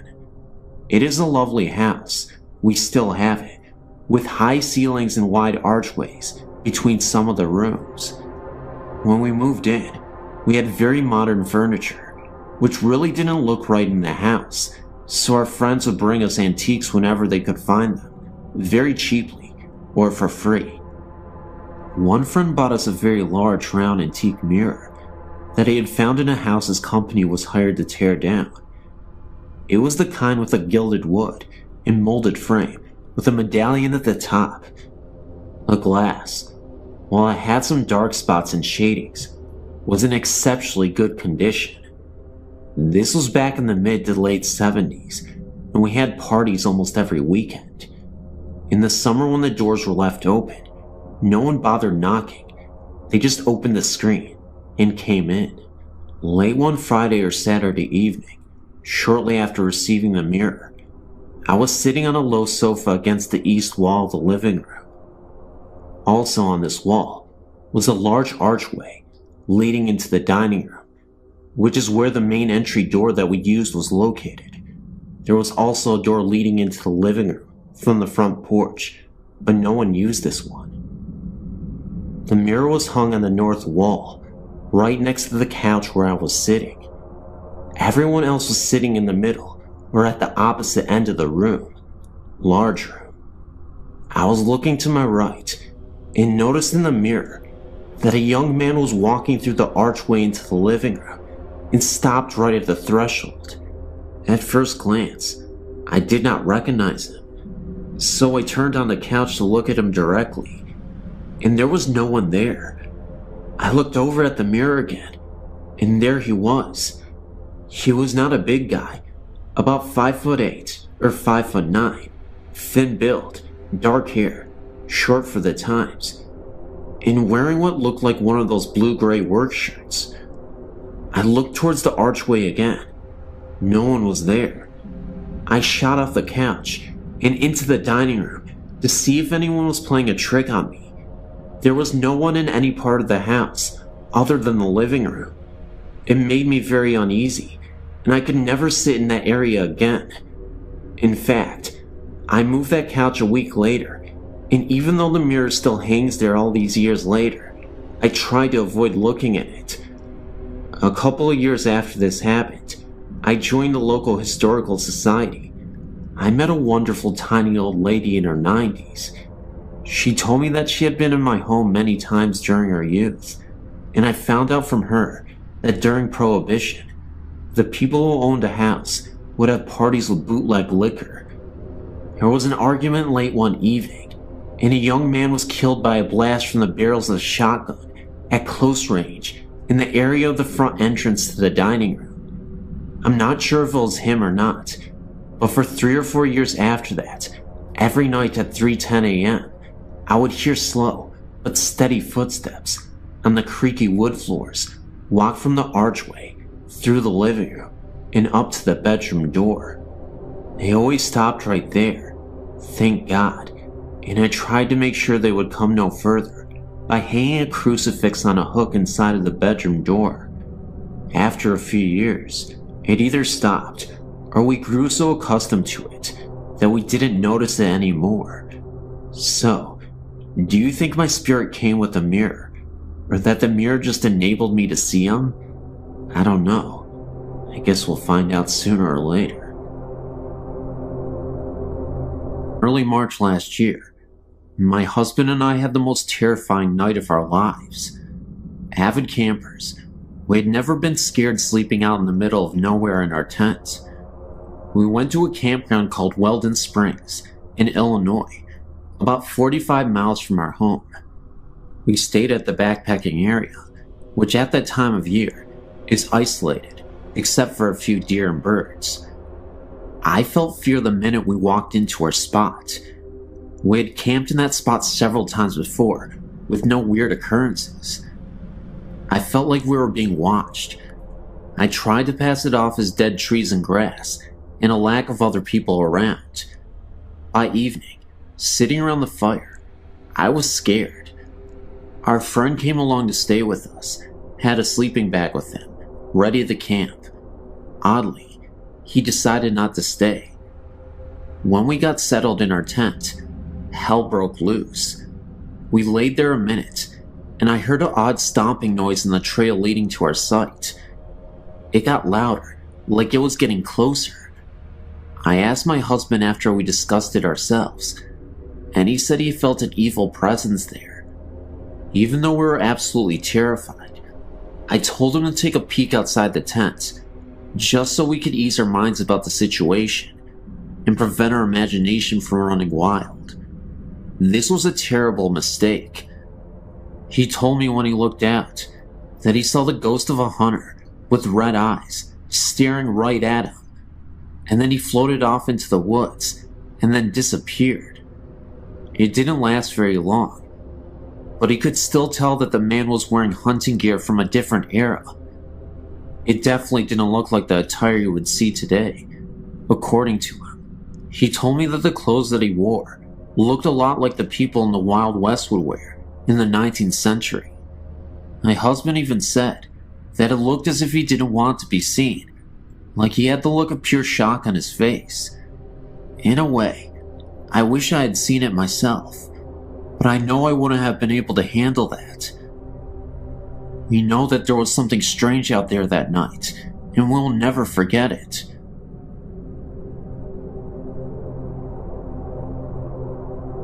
There is this camp that I know of.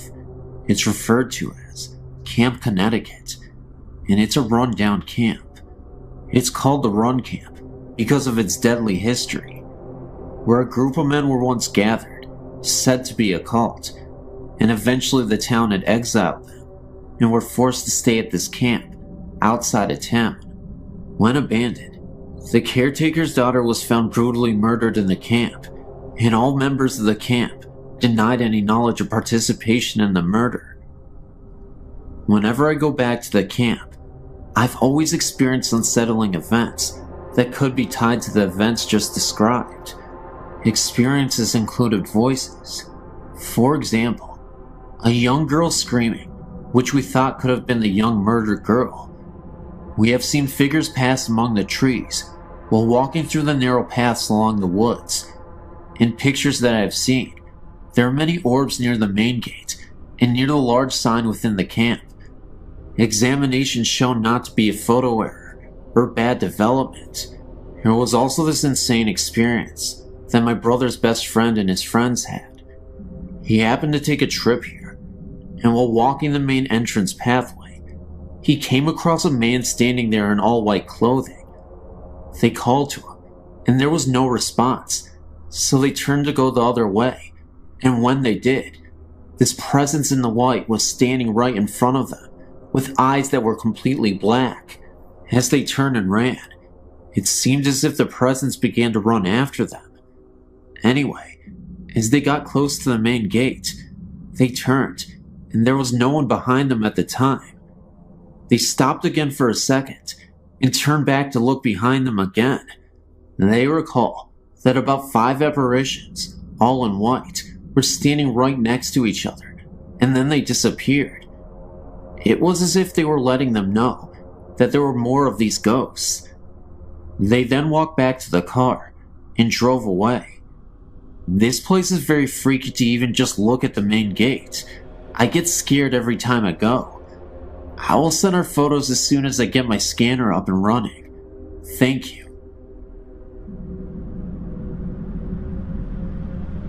I've been tempted to write about what happened to my family many times, but it seems far too unreal. We were not allowed to talk about this outside the house when I was a child, and my mother only told guests about her visitors when they experienced something in our house. Our childhood home was built in 1898. My parents bought the home in 1974, when I was only 6 months old.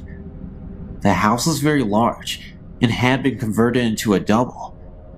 My grandmother moved into the upper level. Strange things began to happen shortly after my family moved in. My mother had her first experience one night after she had sent my older sisters to bed. From her bedroom door, she could look out and see into the kitchen hallway and into the bathroom. My family had only lived in the house less than a month when my mom saw a little blonde-haired girl walk into the bathroom. All of my sisters have very dark brown hair, and this was clearly a blonde-haired child. My mother panicked and yelled to the little girl, but the door shut. My mom jumped out of bed. In her mind, she was thinking that this little girl was a neighbor's child, that my sister must have snuck in the house. When she opened the door, there was nobody inside the room. My mother nicknamed the little girl Jessie, and I have no idea why. My mother had many experiences in the house, and with the younger children, myself, my younger sister and younger brother, when we were very small, it was as if we were playing with someone else. I don't remember this, but my mom did. But I do remember that in my oldest sister's bedroom in her closet, there was a paneled off section that led under our hallway steps to the second floor. I remember talking to someone that we called the lady under the stairs. I always thought that it was my mom or grandmother, but I later learned that this was not the case. When we told my mom about this, she would not let us play this game anymore. I do not remember being scared at all. My younger sister and I would also go into our hallway and play with the lady on the stairs. I have very little recollection of this at the time. I would have been about 4 years old, and my sister would have been about 3. When we described the woman to my mother, she forbade us from being in the hallway alone. I never took the ghost stories to heart and was very carefree as a child. I always felt safe. However, I did finally have a bizarre experience that I could not explain or rationalize away. My grandmother had a stroke when I was 15, and my mother gave my older sister's bedroom to my grandmother since it was on the first level and was safer for her. She had no control over what she was saying and was rapidly deteriorating. My parents didn't lay any ground rules down for us kids that summer, as things were in havoc, and my brother and I had stayed up all night, watching Nick at Night in the living room. I could see into my grandmother's room, and we also kept an eye out for her, should she use the bathroom or want something to drink. I was just starting to doze off when I thought I saw someone in my grandmother's room. It was a blonde-haired girl who might have been 10 to 12. I have no idea the age. I thought I was seeing things, or that I was just really wiped out, and my mom's stories were starting to get to me. I walked out into our kitchen, and my oldest sister was eating a sandwich, and I told her what I saw. She laughed at me and told me I must have been dreaming. I thought maybe she was right, because I just never believed what my mom had been saying about the girl she had claimed to have seen on several occasions. Now here's where I realized I wasn't a complete nutcase. I said before that the house was very big. Well, my grandmother started screaming, and my sister and I ran into the room. My grandmother was up and headed for the front door. She was screaming about fire and the little girl. We could barely make out what she was talking about, but she kept repeating, "The little girl said I was going to hurt the baby, and I have to go before I cause a fire." That was the most intelligible sentence that my grandma had said in over a month.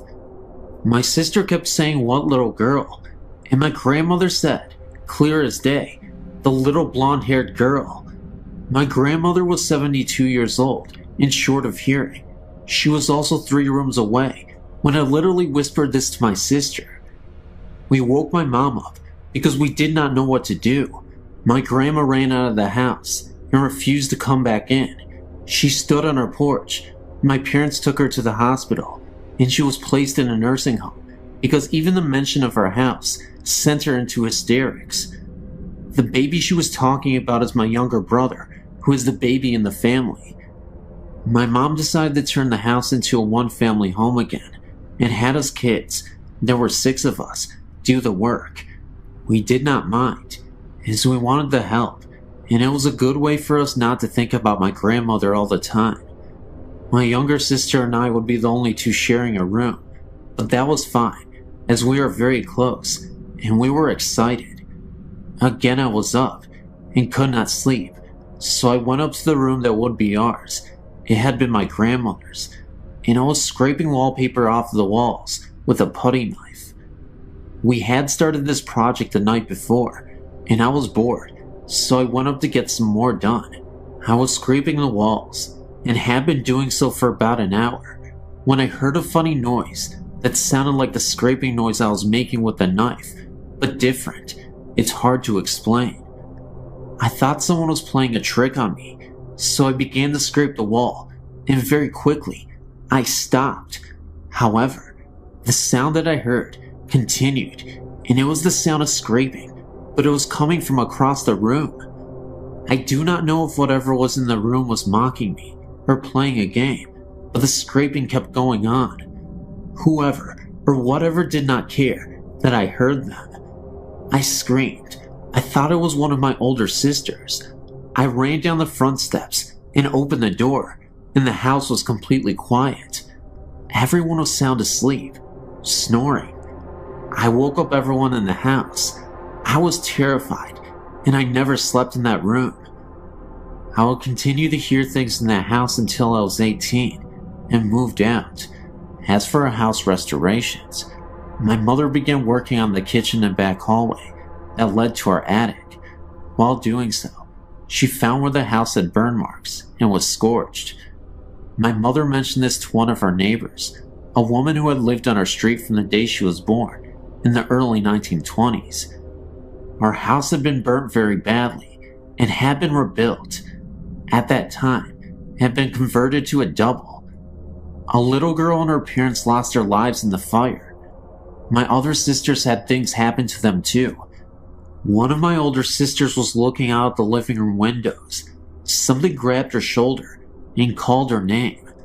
One more thing, please don't think I'm nuts, but I've not had this happen in any house or apartment I've lived in since. And one thing I did notice is that whatever was in the house is not frightening to me in my youth, but only became frightening when each of us hit a certain age. I have no idea why. This was also something I thought that was so weird. The little girl was never visible upstairs, and the woman was only spotted downstairs once. A neighbor who was alive when the house caught on fire remembered that the little girl's name was Jessica. My mom had been calling her that for years, and had never known what the little girl's real name was, but I just called her that because it seemed right.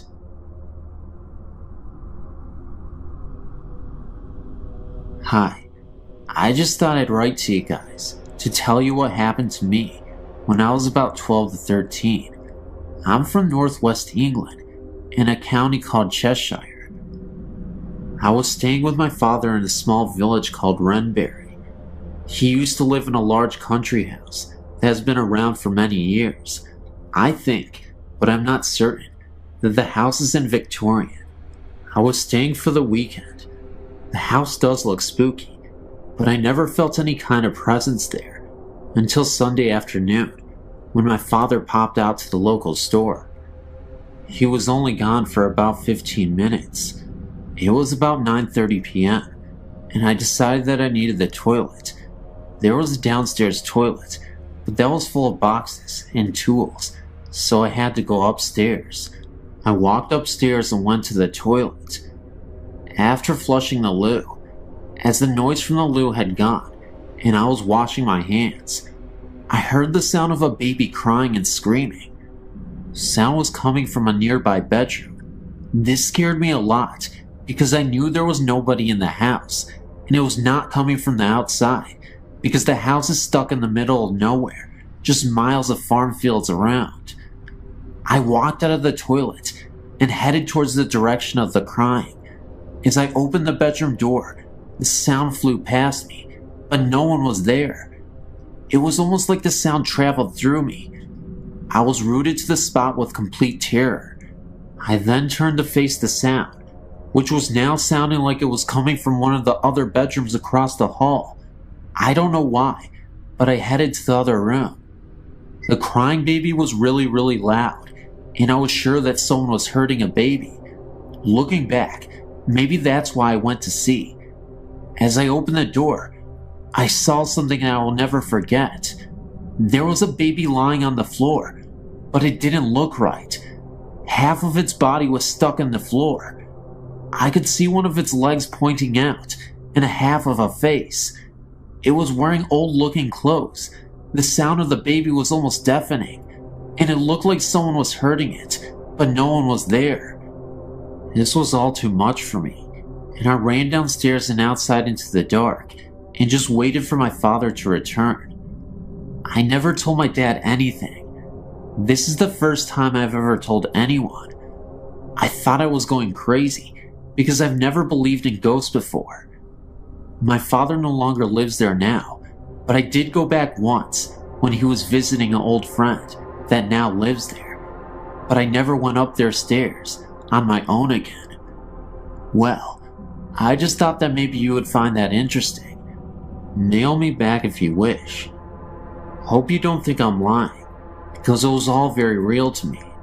I'm 20 years old now, and I have access to the internet. I spend my time looking for other people who've had similar things happen to them. Thank you for reading.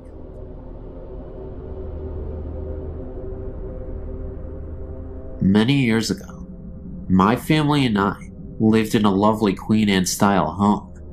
We lived in it for 13 years, 11 of which we experienced paranormal phenomena. 2 years after we moved in, we had a first of many odd occurrences.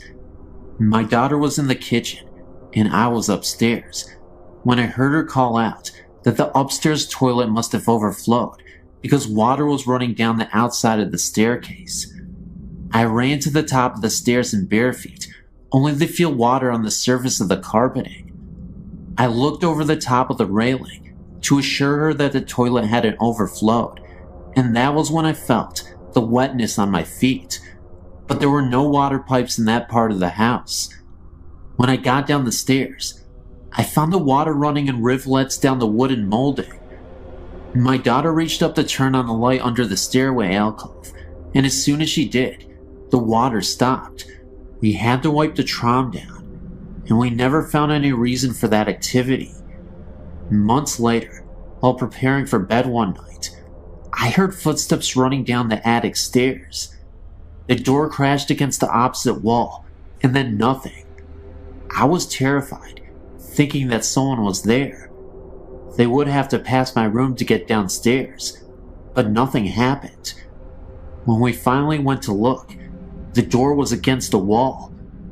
We even thought that maybe a ball had bounced down the stairs, sounding like footsteps, but there was nothing. Strangely, when we started to think our house had unseen guests, we were no longer frightened. As time passed, we had many more experiences. I heard a woman crying softly, but pitifully. 2 of my daughters saw images of old-fashioned children, dressed in long white nightgowns and mob caps. A visitor to my house saw the same thing and asked me who the little girl was. On another occasion, my nephew was spending the night and thought he saw someone standing at the top of the stairs in a long white old-fashioned nightgown. My nephew was 16 at the time, and we hadn't told him about the house. My husband thought we were all crazy because he didn't believe in this sort of thing.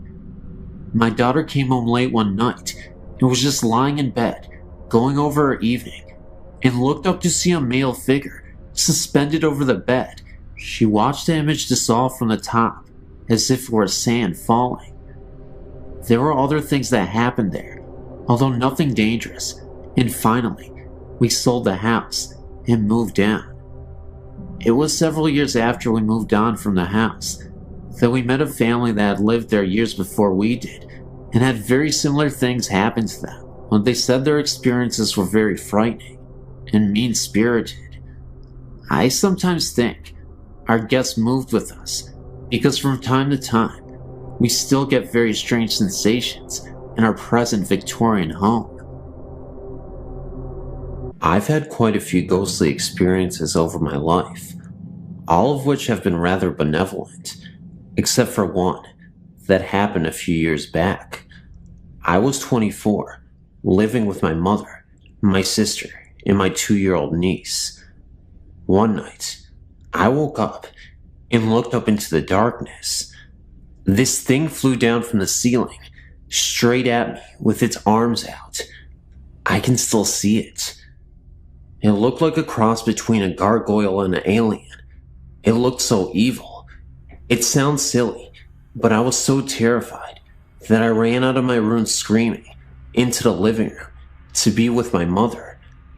I was shaking uncontrollably, and I sat with her for quite a while before I could convince myself that it was just a dream, and I went back to bed with no further problems. Well, a few months down the road, my sister was at home with her friend, Kelly, who seems to have some sort of connection with the paranormal, like her mother, and she sent her down the hall to get a towel for my niece. The linen closet is down the hall in my mother's room. Kelly came back a couple minutes later, white as a sheet. Now, my sister and Kelly are always talking about stuff like this, but this is what really freaked me out. She said that there was something in my mother's room, and it was a threatening presence. She then went on to describe it. About 3 foot tall, gray, kind of a cross between a gargoyle and something. I'd never mentioned anything to my sister, and the only thing I had told my mother is that something scared me. I'd never described what I saw to anyone. In another related incident, prior to my sighting, my mother was trying to sleep one night in her room, and as she is about to fall asleep, something breathed near her, kind of like a sharp exhale, right into her ear. She woke up the next morning with scratches in the middle of her back, and the freaky thing is, she slept alone, and there were only 3, long, about 6 inches thin, scratches on her back. Needless to say, I'm very happy to be out of the house.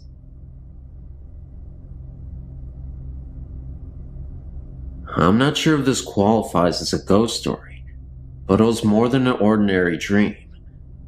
My cat Johnny, my sweet silver bad boy for 10 years, died at home of aggressive cancer in March. During the month between his diagnosis and his death, I showered him with even more attention than usual, so by the time he passed away, we were closer than ever. On several occasions, including at his grave just before burying him, I invited him to come back and let me know he was okay.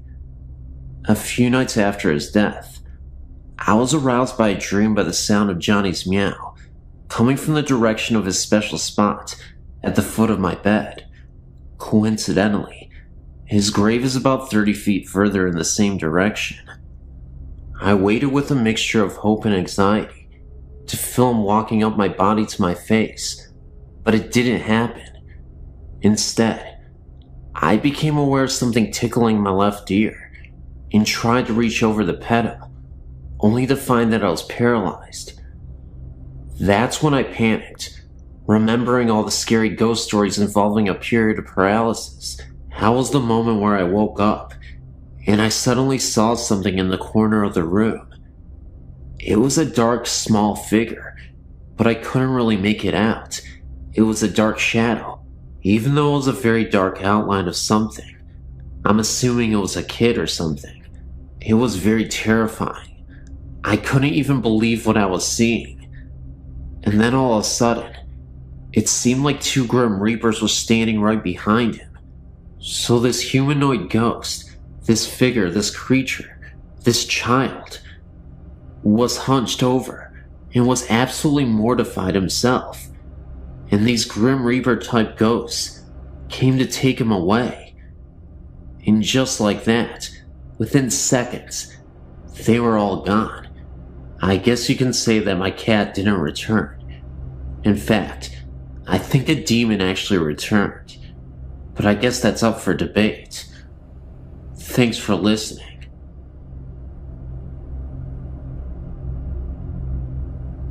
After you read this experience, you might think I'm crazy or something, but believe me, it was the most terrifying night in my life, and it has taken me a lot of time to get over it. Before I moved out, about a year ago, I lived in a 100-year-old house. It had 2 floors, and my family only lived on the top floor. We barely ever went into the basement, because the floors were all rock, and there were no lights down there. One day, when I was about 15, I had a friend sleep over, and we thought it would be cool if we slept in the basement and told ghost stories. We gathered up our sleeping bags and our candles and went down to the basement.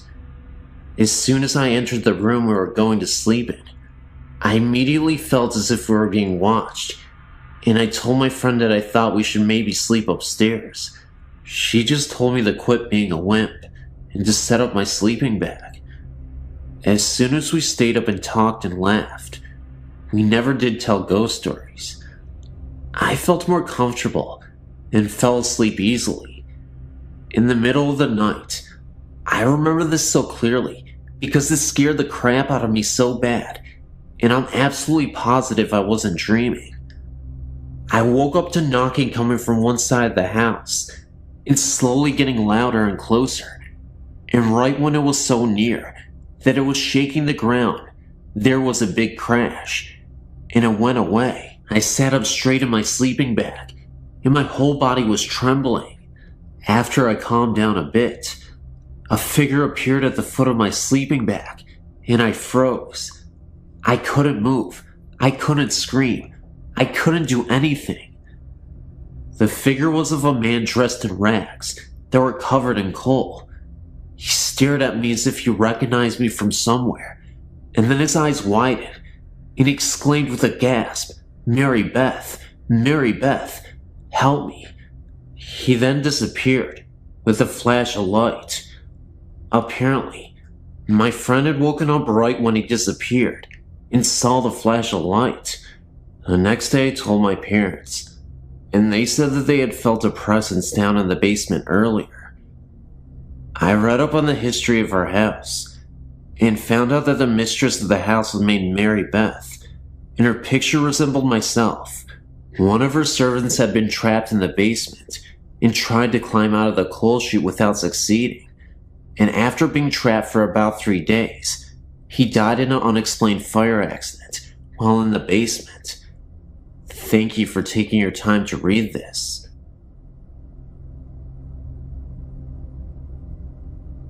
Hello, I have another ghost experience for you. In March of 1994, my husband, my oldest daughter, and I, we visited Venice. We booked a room at the ancient Palazzo.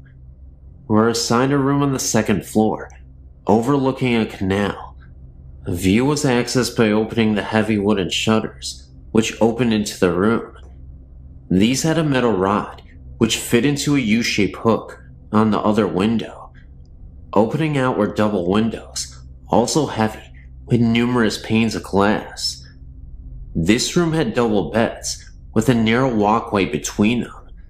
About 3 times during our 2 days there, we would hear footsteps start from approximately the middle of the room, march smartly over to the windows, at which point the wooden shutters would fly open. We would track this phenomenon with our eyes, but saw nothing and felt no fear. The first time we rushed over to the windows to check them, these shutters were so heavy that it felt doubtful that a gust of wind was blowing them open. What's more interesting is that the glass pane windows remained shut and seemed pretty airtight. The catch was not all that easy to work, either. My daughter, then 14, remembers having to struggle with it to open it. Even my logical and mechanical husband looked over the shutters and could come up with no good explanation. The last night we were there, we retired for the night with my husband and I in one bed, and my daughter in the other. She and I could hold hands in the space between the beds. They were so close together. Right after lights out, we heard the footsteps, this time walking up between the beds to where our heads were. We could hear breathing. We were both too scared to do anything, but we certainly compared notes the next morning. I wanted to ask as we were checking out if the place was haunted, but the only folks on duty that morning didn't speak English, and we don't speak Italian, but we'll never forget the place.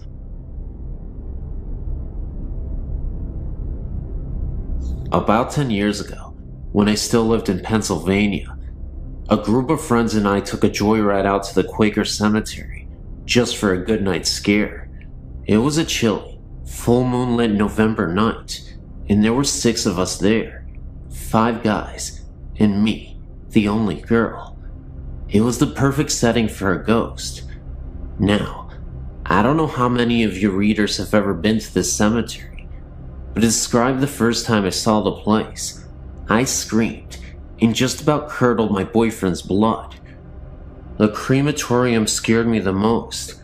I don't know, something about the way it looks and what it was used for. Anyway, back to that night. 2 of the guys were acting like morons and jumping all over the place and around the markers inside the cemetery. I was angry at their pure disrespect for this old place, and so I tried telling them to stop. But of course, as excited as they were getting, they wouldn't listen. Me and this other guy were too chicken to go along with them, especially because of the way they were acting. They were bound to disturb peace in the cemetery, so we stayed by the car. We kept hearing a fake bird call coming from the trees along the opposite side of the road, and then I started smelling the lilacs. The lilac scent somehow wasn't disturbing, even though it was November and none were blooming, and also, there weren't any fresh flowers placed on any of the very old graves. The fake bird call almost scared the life out of us, because it just sounded so unnatural, and with each chirp, sounded closer and closer. We decided that we really needed to get out of there, so we both sat inside the car, waiting for the others. I got myself in such a worked up state that when I found a quarter on the ground, I swore, "In blood we trust," was written on it, rather than the usual "In God we trust." My friend just laughed at me.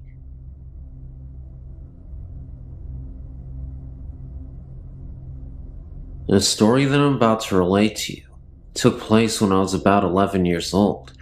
I'm 17 now, and most people whom I've conversed with about this matter shrug it off as the hallucinations of a child. It was the fall of about 92 or 93, maybe before, maybe after. I do not honestly remember. I was living with my father here in Texas at the time, because my mother had hauled off to Arizona to take care of her father, who had succumbed to a stroke. My father and I had gone to my grandmother's house for dinner. My grandfather was out of town visiting relatives in another part of the state. My father, my grandmother, and myself were in the kitchen conversing about things that I can no longer recall, because my memories of this occasion are starting to fade and jostle in my mind. My father told me to go wash my hand in the restroom, as my grandmother had just finished making dinner, and we were about to sit and eat. I walked out of the kitchen and into the dining room. As I looked in the general direction of the restroom, which was about 15 feet from where I was standing, I noticed two things immediately. The toilet was making strange noises, which isn't uncommon in houses, and there was what appeared to be a man in a shroud, standing in the restroom, with his hands under the faucet, staring at me. I don't remember exactly what my feeling was at the time, except for a bit of fear and a bit of awe at the supernatural. I'm a big reader, and around that time in my life, I was getting into ghost stories and other paranormal phenomena. I then walked back into the kitchen, and my father asked me if I'd washed my hands. Of course, being as frightened as I suppose I was, I told him that I had, and then I proceeded to eat my dinner. But the events of that night have never entirely left me. I had seen the man in the cloak on at least 2 other occasions since, but those stories are for a later time. Thanks for reading, and good night. This story was told to me by an ex-boyfriend, Mike, when we first started dating. We were still getting to know each other, so when he told me he was very afraid of spirits, I believed him, because it's not the type of thing you'd say if you were trying to impress a girl. I asked him why, and this is what he told me. Mike's first encounter with ghosts was about 10 to 12 years ago, when he and his family, mom, dad, little brother George, and Mike, were living in a house in the northwest side of Chicago. This particular house had an attic, which was used to store the items that came with the house when before Mike's family bought it. Nothing too unusual, mostly furniture and such. At this time, Mike was probably 15 years old, and his brother George was probably 9 years old. They were up in the attic one afternoon, goofing around, pretending to be acrobats and wrestlers. Eventually, they got tired, and George collapsed on the floor, while Mike sat in the old recliner that came with the house. The brothers continued talking until their mother called from downstairs, announcing that dinner was ready. The boys had worked up an appetite, so they bolted out of the attic. Mike was the last one out, and as soon as he shut the door behind him, he remembered that he left the light on. Knowing his mother would be mad if he didn't turn it off, Mike opened the door to the attic, took one step in, and froze. The recliner that Mike had been sitting in was slowly turning towards him. Mike tried to command his body to run, but he was so scared he seemed rooted to the floor. The recliner turned enough so that Mike could see the form of a knee, and it was at that point that Mike got the strength to bolt out of the room and down to the kitchen. He told his parents what he saw, and of course they didn't believe him, but Mike refused to stay in the house any longer. He was so upset that his parents made arrangements for him to sleep at his aunt and uncle's house that night. Furthermore, this was the last time Mike ever stepped foot into the house. He stayed with his aunt and uncle until his family sold the house a few months later. Of course, his parents objected to his imposing on his relatives' hospitality, but they were too afraid to force him to come back, fearing he would have some sort of breakdown. The next house Mike's family moved into was still in Chicago, and not too far from the old house. Everything was going fine until one night, when Mike's family had friends over for dinner. After dinner, the adults and Mike sat around the island in the kitchen, having coffee and talking, while year-old George played outside in the backyard with the guest's little boy, Sam. At one point, George opened the kitchen door and ran through the kitchen, past all the adults, and straight into an adjoining bathroom. Nobody thought anything of this until about 10 minutes later, when Mike's dad questioned why George was taking so long in the bathroom. Mike's dad knocked on the bathroom door, asking George if everything was all right. No answer. Mike's dad tried to open the door, but it was locked from the inside. Everyone started getting concerned until the kitchen door opened again, and in came George and Sam. Mike's father asked George how he snuck back out of the bathroom without anyone seeing him. You see, there is no other way out of the bathroom. If George came out, or even opened the door, he would have been seen. In order to get back outside, he would have had to go through the kitchen again. George swore up and down that he had not been to the bathroom at all. He was outside playing with Sam the whole entire time. Mike's father asked him again to explain about the locked bathroom door, but when they checked it again, it was not locked. There were other strange incidents that happened in the house, mostly to Mike, more than anyone else in the family. The last incident Mike told me about was something that happened to him a few months before we met, when he was about 22 years old. One night, as Mike was laying in bed, he woke up with an uneasy feeling. He was lying on his side facing the wall, and he felt as if someone was staring at him. It was the middle of the night, and pitch black in the room. Mike turned over and opened his eyes and saw a black figure standing next to his bed, staring down at him. Mike shut his eyes and screamed for his mother repeatedly.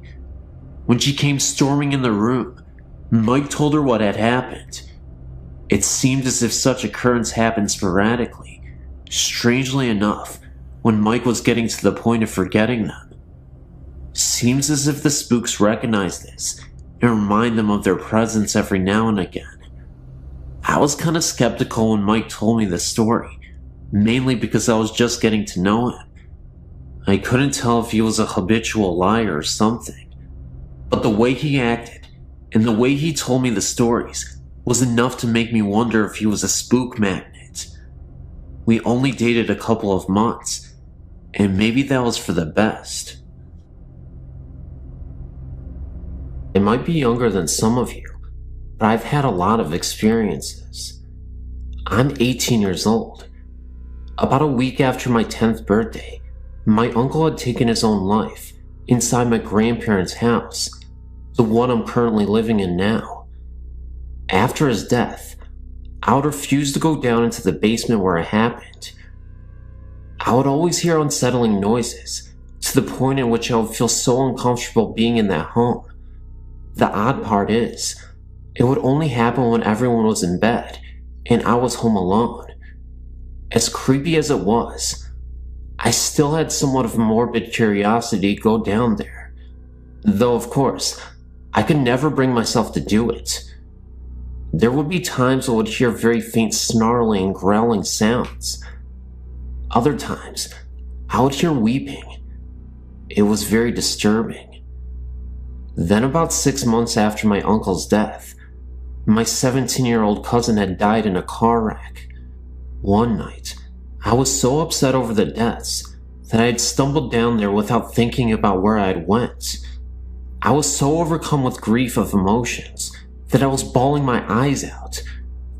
It got to the point where it was too much for me. I was sitting on the couch thinking about ending it all so I could be with them. Just when I was about to, I felt a hand on my shoulder, and I knew instantly that it was my uncle. That moment made me realize that it was okay to continue on.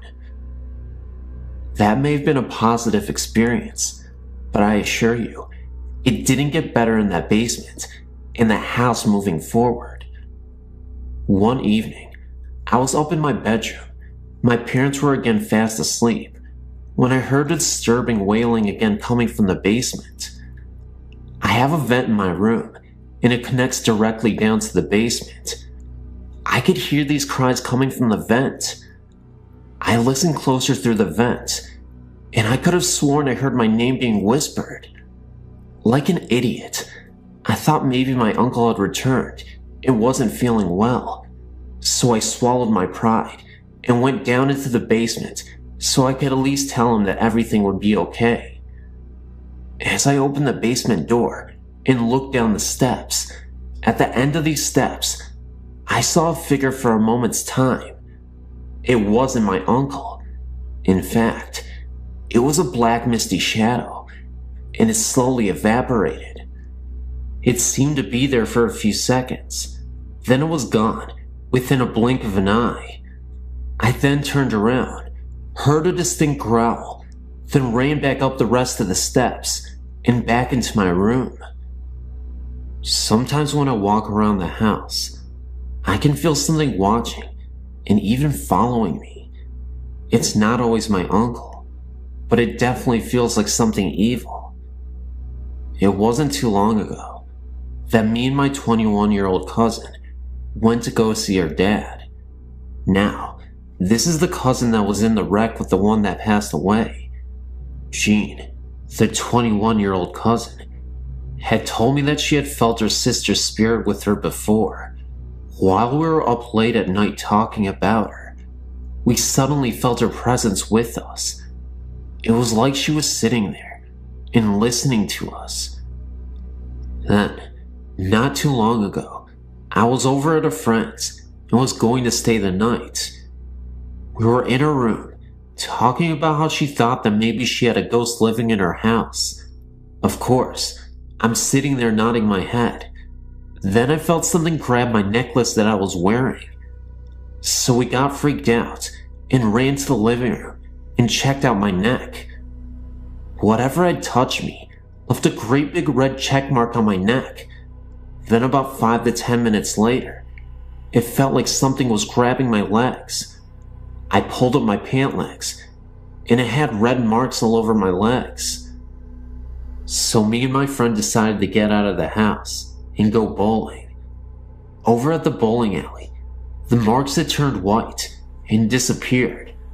Well, anyway, when we got back to our house, the marks returned, and I kept feeling things grabbing me and following us occasionally.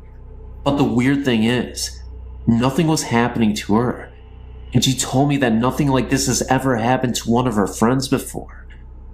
I was beginning to think that this bad presence in my home was starting to attach itself to me. So we decided to go to bed.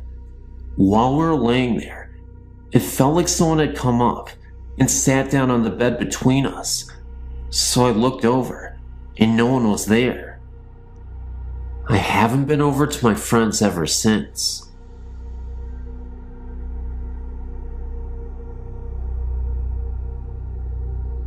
A friend sent me this and suggested that I tell my stories, so here's one of them that I hope you enjoy. I have more if you'd like to hear. I live in Clinton, Illinois, which is a small town. We have a lake, and that's pretty much about it. One night, I was out joyriding in the cemetery with a friend, as I like to do from time to time, and I had to go to the restroom. So, I went to this accessed area that is out in the country. I went to the restroom and then walked through the pavilion to look at the lake. I then came back to my car and then crawled into the driver's seat. I looked up and there was this little boy ducking behind a garbage can. He had red eyes that glowed like a demon's and teeth that were jagged and white. A black figure that looked like a medium-sized dog was beside him, and it was black. All that you could see was its red eyes. They both stared at us in the car, and I felt fear overwhelm me. I quickly started the car and left. The next day I told my mom about it. She grew up in the area, and she said that they often had Satan worshippers out there, and that rumors were that a little boy was drowned and used as a sacrifice many years ago. My aunt, she says that the little boy was evil and therefore was put to death in that spot. I've tried to research this, but there are no records of any murder of a child taking place in this area. But I will never go there again, night or day. This is just one of the countless stories that I have. I have some photos too. I don't know if you can use this, but if you can, feel free to. You may also edit if needed.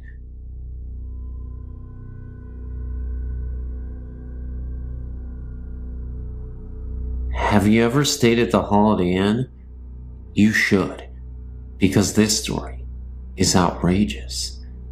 In early of July 1999, I spent a work week there for a regional curriculum camp. I had originally been slated to share a room with other teachers on the first floor. However, the room was a smoking room, and the odor was causing my asthma to flare up, so I was transferred to a room on the fourth floor. Buggered if I can remember the room number. When I retired on Monday night, I had not heard yet of the ghost or any legends. I was awoken 3 times during the night by the phone ringing. I was really ticked because no one was ever there.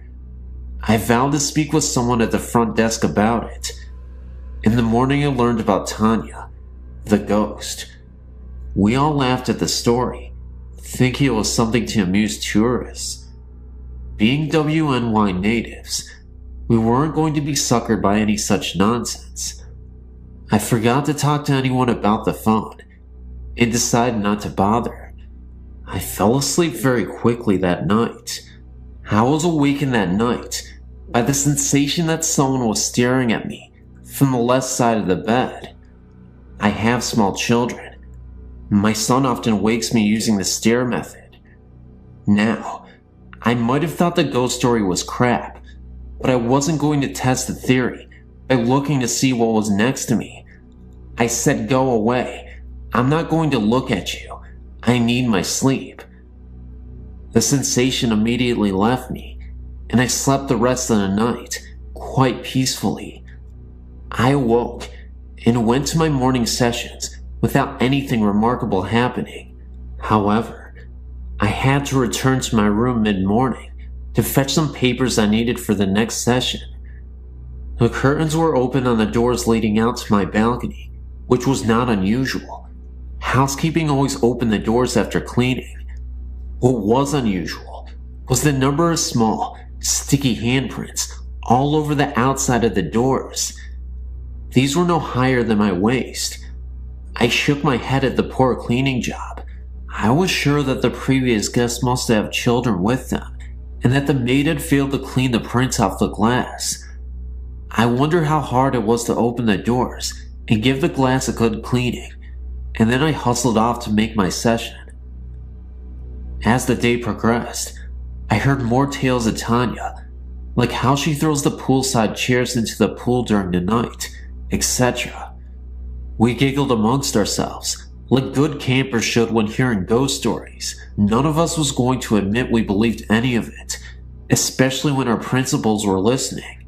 So, I was half joking while I was in my room, getting ready for bed, and said out loud, "Listen, Tanya, I don't know how old you are, but I think you'll enjoy the books in the Falls room. If you can read, you'll really like them. Even if you can't, lots of them are full of beautiful pictures that I bet you'll like to look at. Go there instead of bugging me." I slept like a log, without any interruptions that night. When I went to breakfast the next morning, I told a colleague about my chat with Tanya. I mentioned that it must have worked because I had slept so well. I stopped talking when I saw my colleague's jaw drop and her face go white. I asked her what the matter was, and she took me over to the professor who was leading the sessions in the Falls room. My colleague said to the professor, "Tell us what you found in the room this morning." I listened in stunned silence as the professor described what a mess the room was. Books were thrown all over the place. The display table was in shambles, and her boxes of supplies had been unpacked and poorly repacked. In her own words, she said it looks like a kid went through everything and tried to put things back together, but couldn't manage. The professor had questioned the hotel staff about who had access to the room, and all swore that no one had been in the room after we had left, and that the door had been locked until the staff let the professor in the morning. I apologized when she finished and explained that it had probably caused the mess by inviting Tanya to go there. We all laughed uneasily at that. Some other teachers on the fourth floor admitted the strange things, like the ringing phone, no caller, and the sensation of being watched. Suddenly, we weren't so sure if the story was something just to amuse the tourists. Were the phone calls, stirring sensations, sticky fingerprints, and trash conference room related? There could be logical explanations, like incorrectly routed calls, poor cleaning, and staff mischief. Maybe Tanya was drawn to all of us warm, female, motherly-like type teachers. No male teachers that I know of on that floor, and yes, all of us are moms too. One thing is for sure, I'm far less skeptical of the paranormal than I was before, and I will admit, even to my principal, that something odd happened in that hotel. If you really want to check out the paranormal, then you have to go to the Grand Island Holiday Inn. You can pretend you came here to see Niagara Falls.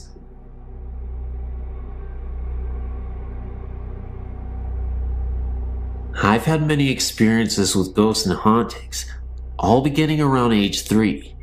I'm now 28, and my connection to ghosts and spirits has only grown stronger with time.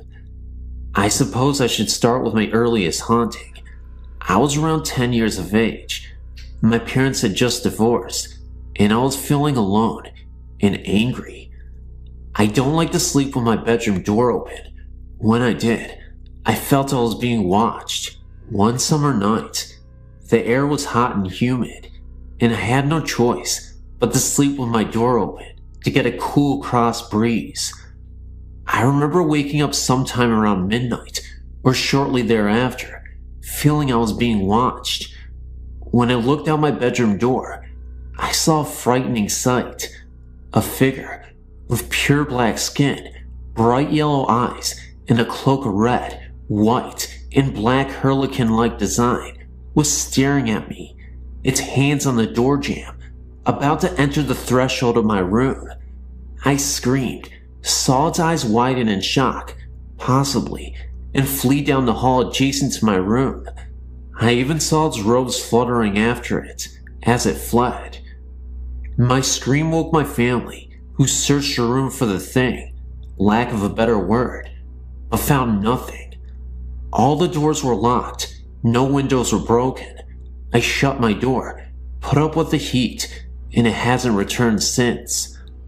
I've been told that the creature was a demon, I also found out that I was depressed at the time, and that may have been drawing it to me. I can still feel its presence when I think about it. I feel very frightened just remembering the experience. Thank you for letting me share my experience here.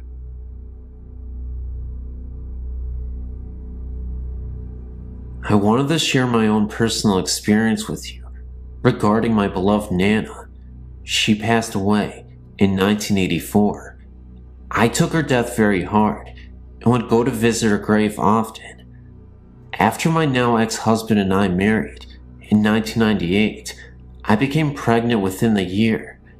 Since I knew that my ex and I would not stay together for the long term, and since our marriage was so troubled, I found myself up at Nana's grave many times, sometimes just to talk to her and ask her to guide me and to watch over myself and the baby.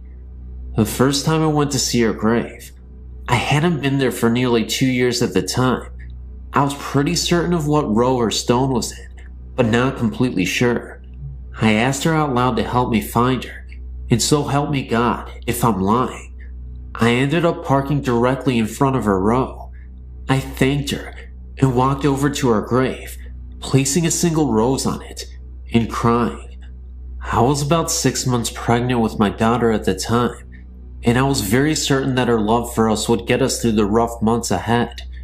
Shortly after our daughter was born, my ex-husband and I were having major problems, major fights. It was obvious to the both of us that we would eventually split up permanently. We separated when my daughter was 3 months old, and I moved into an apartment with my infant. Shortly after, I could feel my Nana's presence. I never saw anything. I always asked her not to appear to me, as she knew I would be afraid. But her presence was unmistakable, especially in my daughter's nursery. It never frightened me conversely. I felt very comforted and protected. As a new mother, I took many photos of my infant those first few months. I never noticed until a friend pointed out to me that in one of them, which was a picture of the nursery, there is a vortex on the right, like a solid bar of white light, and to the left of that, an arched mist that almost looks like the shape of a rainbow, but you can see the wall right through it. Also, the picture of the room came out as if I had taken it from on the floor, or close to the floor, and pointed the camera up. I would have never taken a picture from that angle, and I know I didn't. I cried when I realized that the vortex and the light are my Nana watching over her great-great-granddaughter and me. I don't think it's a coincidence, either, that the photo is focused on the rocking chair and the mist is right across it. I should also mention that shortly after my Nana passed away in the 80s, and my brother and I still lived at the home with my parents, that one night, I was up reading in bed and walked out into the kitchen. My brother was sitting at the kitchen table, shaken and white as a sheet, almost crying. A second later, my mother walked out of her bedroom, and she was crying. They both professed, at exactly the same moment, that they had seen Nana appear to them and tell them not to worry, and that she was all right. I might add that their bedrooms were on opposite sides of the house. My mother also had a separate incident where she saw my Nana at the end of her bed. She wasn't at all afraid, just comforted. I still visit my Nana, just to say hello, and it comforts me to know that someday I'll meet her again. Until then, I guess I'll just be comforted by her presence, and know that her ghost is still looming around. And no matter what, I'm always a fan of Nana. How can you not like Nana? She's amazing. I miss you, Nana, but I'll see you again. This incident occurred about 20 years ago in Okanawa, Indiana, when I was only 9. Our house was built in 1904, so it had the huge solid oak doors and trim. The living room was very long, with ceilings which are 12 feet high. I hope you got the idea of the architecture of this house. The basement was a full one, divided into 2 rooms, And this is where most of the presents seem to be. I'll get to that later. Back to the house though. The master bedroom was downstairs, with its entrance being oak sliding doors. All of the fixtures were of the early 1900s also, so the living lights were hanging chandeliers, one at each end of the living room. The upstairs had 3 bedrooms, with a landing at the top with a banister guarding the stairs. The stairs were enclosed and curved, and this will be important in a minute. The house upstairs wasn't insulated well, so in the winter, it was cold, and in the summer, hot. As a consequence, my 2 brothers and I slept on the pull-out couch downstairs. One night, my younger brother and I went upstairs to get ready for bed, and as we were going down the stairs, I looked back up due to the feeling something was there, and I saw an apparition coming towards us. I screamed and told my brother to look up. He did, and saw the same, so we flew down the rest of the stairs and yelled at our parents to go look for the man. They did, and of course, nothing was there. Now, let me describe the ghost. He was not opaque, he was complete in his form, and he was dressed in Catholic priest clothes. I noticed this because we're not Catholic, but my friend next door was, and I visited her church just down the road. I thought this was very peculiar, but what I thought was even more peculiar was the fact he was holding a gun, and he pointed it directly at us, or so what I thought was a gun. Of course, my parents told us we were young, and had very vivid imaginations, and it was nothing. Years later, however, my mother confessed that she knew the house was haunted, and also because when she was the only one home, she would hear something walking up the stairs and on the stairs. We always had German shepherds, and our dog would growl at the ceiling. It would never go in the basement. Now, onto the basement. I knew there was a presence here in the back room where the water heater was, because it was much colder, and felt wrong. It felt evil and bad, and didn't want anyone there, because it felt you, and you just had to leave immediately. I want to say that the upstairs didn't have this feeling to it, even though this is where we saw the man. I'm not sure of the history of this house, and soon after this incident, we moved to Florida on my dad's company transfer. I just want to give my opinion on this. After researching different types of hauntings, I feel that this was a replay of some kind, and I was a witness to it. I do feel that there might have been more than one presence, because the evil in the basement was different than the other, and the one in the basement didn't want anyone there. He did other things to give us this feeling.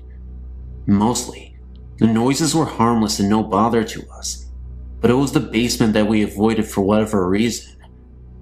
I would love to hear what you all think of this, and the type of haunting you feel it is.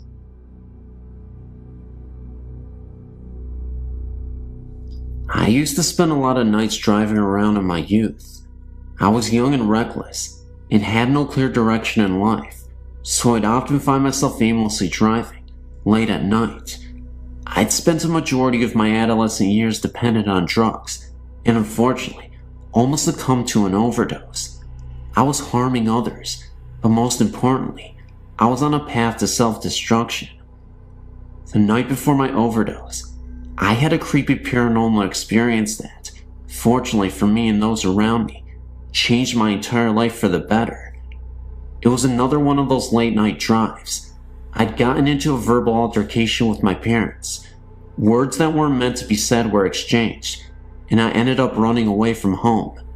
I took the keys and headed out driving for hours until I ended up in an unfamiliar town. I was starting to get a little exhausted, was 6 hours away from home, and was running low on gas. What happened next will always be embedded into my subconscious for the rest of my life. I pulled up to a gas station in the middle of nowhere. Now, like I said, this area was completely isolated from the rest of the world.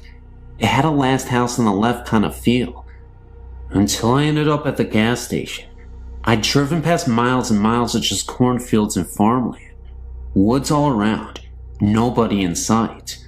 I ended up walking to the gas station and bought myself a pack of cigarettes from the station attendant. He noticed I looked a little confused and asked if I was lost. I said yeah, I was. This was before GPS and cell phones, and I didn't have a map with me. He told me there was a bridge in the distance that was visible from the gas station less than a mile or so away, but said if I crossed it, I could pass another town nearby and find a highway that could take me back home. I thanked him, pumped my gas, and went driving towards the bridge. As I started to make my way through this road, and on my way through the bridge, rain started to pour down, and I could barely see through my windshield. It had rained so much that it almost obscured my vision, and there was no source of light anywhere along the dirt road I was traveling on, except for my headlights. A guy at the gas station told me the bridge was very close by, and even though I could see it in the distance before it started raining hard, it felt like it had been forever before I could see it.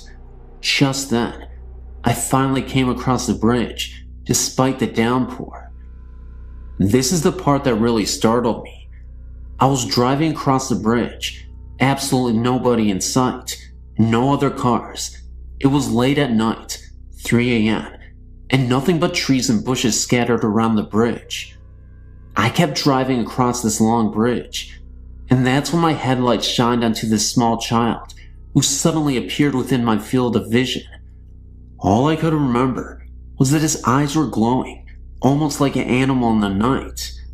I was unable to stop in time, and I thought I had hit him.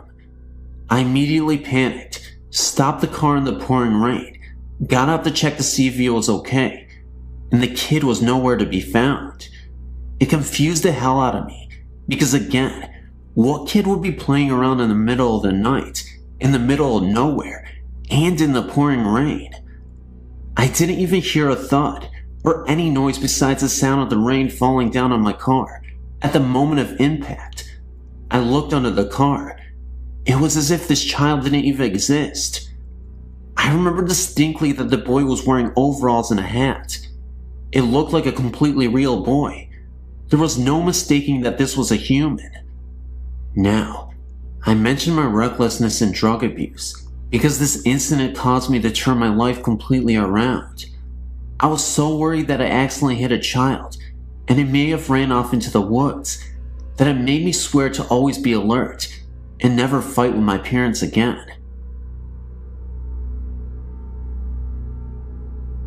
This happened when my brother was around 5 years old. It was around 2 a.m., and he went into my parents' room to get in bed with my mom. My mom's bed was right by one of the bathroom doors. The door on the other end of the bathroom led to where the back door was, and the stairs to the basement. He got in bed and was facing the bathroom. He got scared and woke up my mom and asked who the little girl in the bathroom was. He said he had never seen her before. He told my mom that she was just standing there, staring at him. My mom said the way he was talking, like there was really someone there, it really scared her. She said she just rolled over and shut her eyes. She was too scared to even look. I don't think a 5-year-old imagines things like that. While we were in the same house, my mom's cousin was hunting in the mountains and accidentally fell on his gun and killed himself. The family thinks he came back to say bye because it was such a sudden death. A few days after he died, when we were all in bed, a light in the hallway bathroom would click on and off. It was an older house, so the switch made a really loud click when he turned it on and off. My mom would be sitting on the couch late at night, with her back facing the hallway.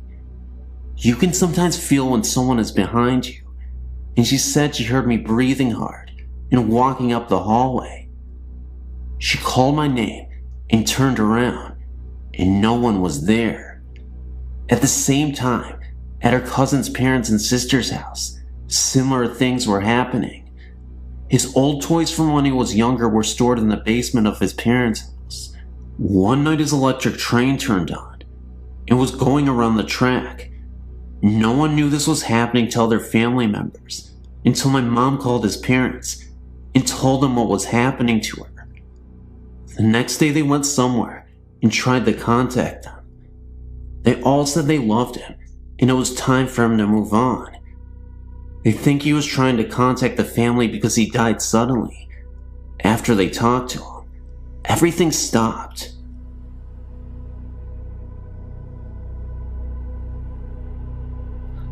The following happened back in July 1995.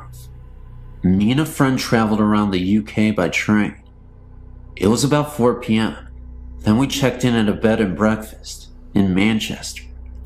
All double room was occupied, so we got the 2 single rooms, which was located next to each other.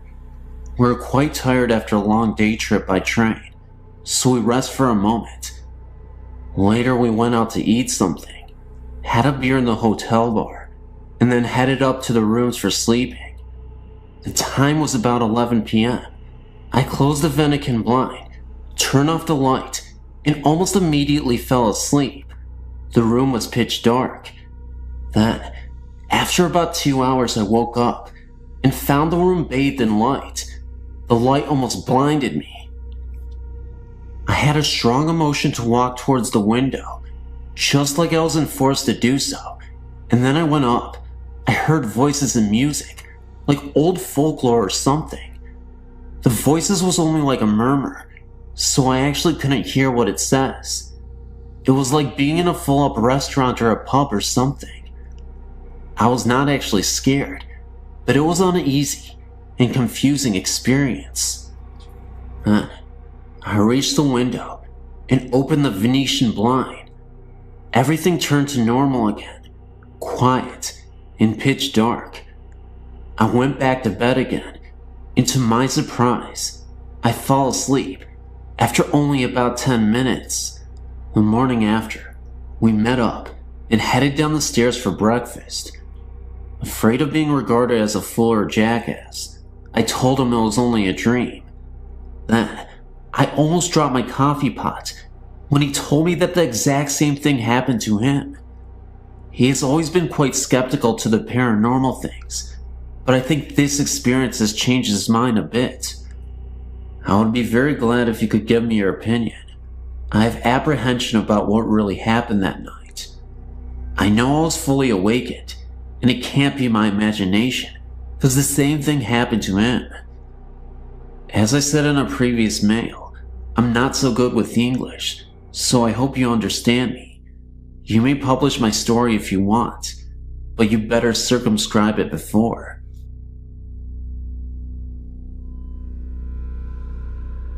Hi there, my name's Joe. My friend Colin probably wrote you recently about some recent activity. For the past I don't know how many years, I've been able to feel, and to an extent see ghosts. I can sense what they are feeling and what their intentions are. However, for about 3 years, my friend Colin started having sleeping problems. I already knew his house was haunted, but what was haunting it was the spirit of what I think is a 5-year-old child. For Christmas the year before, a friend of ours that lived in Thailand sent us all gifts. However, Colin was the one that received a house that you would leave tokens and gifts in to help ward off evil spirits. Over time, it stopped doing that. Trapped in the house was some kind of creature, like a demon. It was huge, dark, and very menacing. I still don't know how to use all of my abilities very well, but at the time, I sure as hell didn't, but I attempted this anyway. We attempted to destroy the house, and everything in it. It took 45 minutes just to get it to catch fire. During this 45 minutes, I was attempting to immobilize the creature inside the house. After 45 minutes, I was able to trap it, by pure luck. After I trapped it, I was able to see what was being stored in the house. It was a large field, fire everywhere, dead bodies on fire, blood everywhere. It reminded me of what hell would look like when described to you as a child. After that, I was drained. I couldn't do much of anything. I thought I lost all my abilities, but after 2 months they started coming back, very slowly. I knew this only because I was able to see the ghost in Colin's house again. While I was living in Korea, I encountered a few spirits, but they were by chance and left over from the war. That was when I knew my abilities were back to full, but I wanted to learn how to better use them, and I'm not having any luck. Well, to end the story on a bad note, last week my friend Jess asked about any ghost encounter any of us have had, so Colin and I talked about this one. So Jess got curious and wanted to see where it happened. Reluctantly, we took him there. Surprisingly enough, development has been going on in the area for the last 5 years, but at the spot where we destroyed the house, nothing is built. We went to the spot, and I was able to feel it out from residue from when we first destroyed it, but after a few minutes, it wasn't just that. The feeling I was getting became stronger until it made me sick. I almost passed out, and I doubled over dry heaving. It turns out it was still trapped there until that night. Somehow, it got loose. I don't know how or why, but now I have to get rid of it for good, and I don't know how.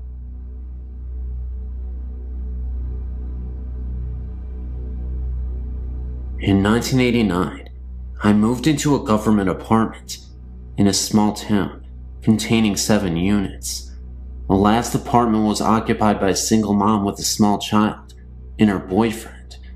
The previous year, they, man and woman, were murdered and shot to death in their bed, in their first bedroom by the woman's estranged ex. No one wanted to move into the apartment because of the history surrounding the apartment. I was a young mother and had 2 children and needed a place to live, and thought nothing of this. In time, I was told of the strange happenings of the place and chalked it up to superstition or small-minded people with too much time on their hands. Things were pretty quiet for me and my little ones for the first few months. Then small things started to occur. Light over the sink area in my kitchen will mysteriously come on in the middle of the night. Being the only adult in the house, and the only person who would actually reach the switch, this had me worried that I had electrical short or something, and promptly had it checked out. Nothing. Perfectly normal. Kitchen cabinet doors would be halfway open in the mornings when I awoke.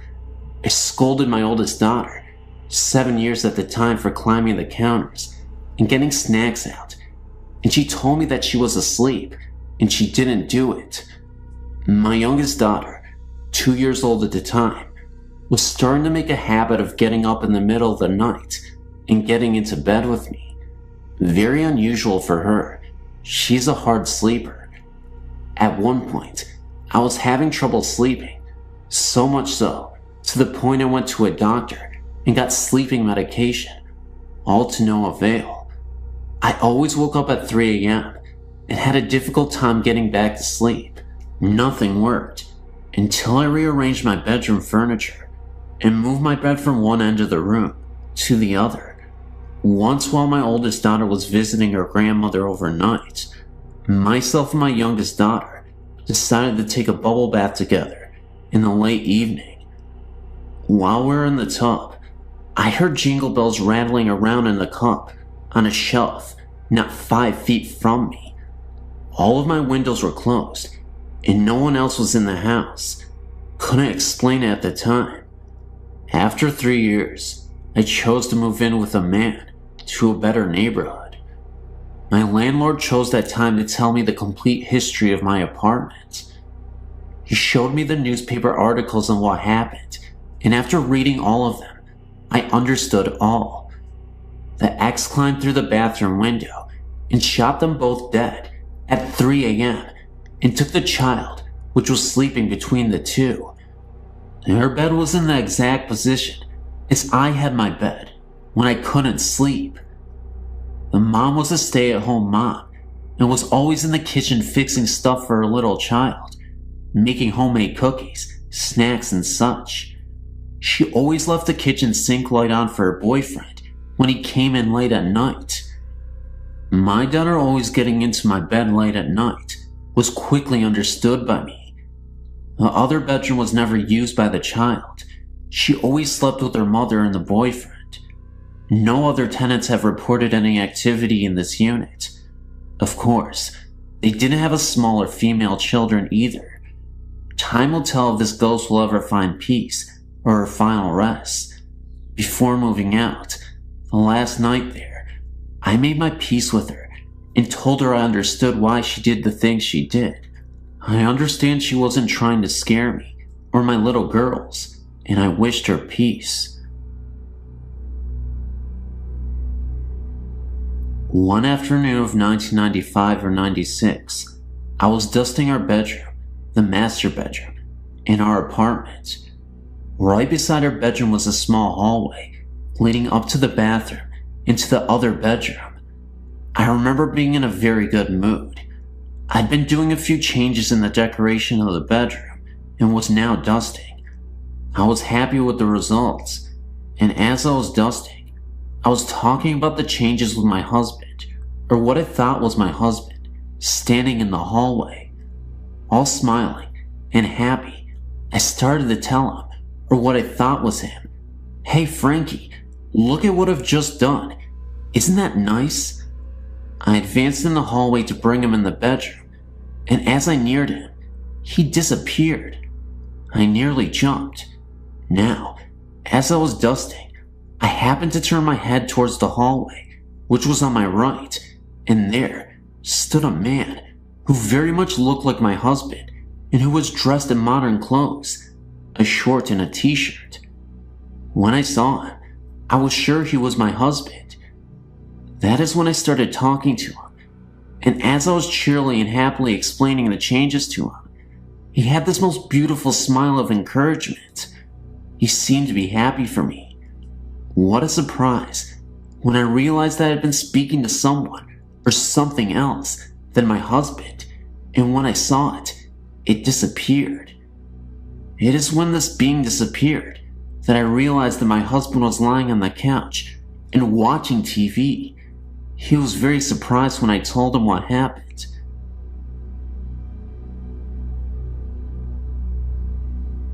I live in Australia, and I've been seeing spirits ever since I was about 2 years old. My first experience was just after my grandmother's death. I was visiting her grave for the first time, and then all of a sudden, I started hearing voices. They were telling me to leave, that it was too dangerous for them and me if I stayed, that I had to run and never turn around. It is weird that I remember it, although my memory is not as clear as my mother's, but I remember most of the details. I know that this is pretty hard to believe, but I give you my word it is true. Although I think about it now and realize that I wasn't scared, at the time I knew that I had to leave, so I told my mom and dad, and we left. My dad didn't believe me, but my mom did. Since then, I've had many experiences with spirits, all of which have been good, except for one. This happened when I was 15. I'd been roped into a swimming carnival, and I can't swim too good, so I was practicing in my pool. The pool is down the very back, and you can't see the house from the pool, as it is behind a shed. I've often seen spirits down the back, but it has never worried me. It was getting late, and I've been swimming for a while, so stopped for a break. Whilst I was standing in the middle of the pool, I seen a baby sitting on the fence that surrounds the pool. I tried to look away, but I was in a trance. I finally stopped looking at it, but it was good, as I was suddenly dragged under the water. I struggled for about 2 minutes before it would let go. When it finally did, I ran inside. I told my mom, and she never believed me, but I've never been down there on my own ever since.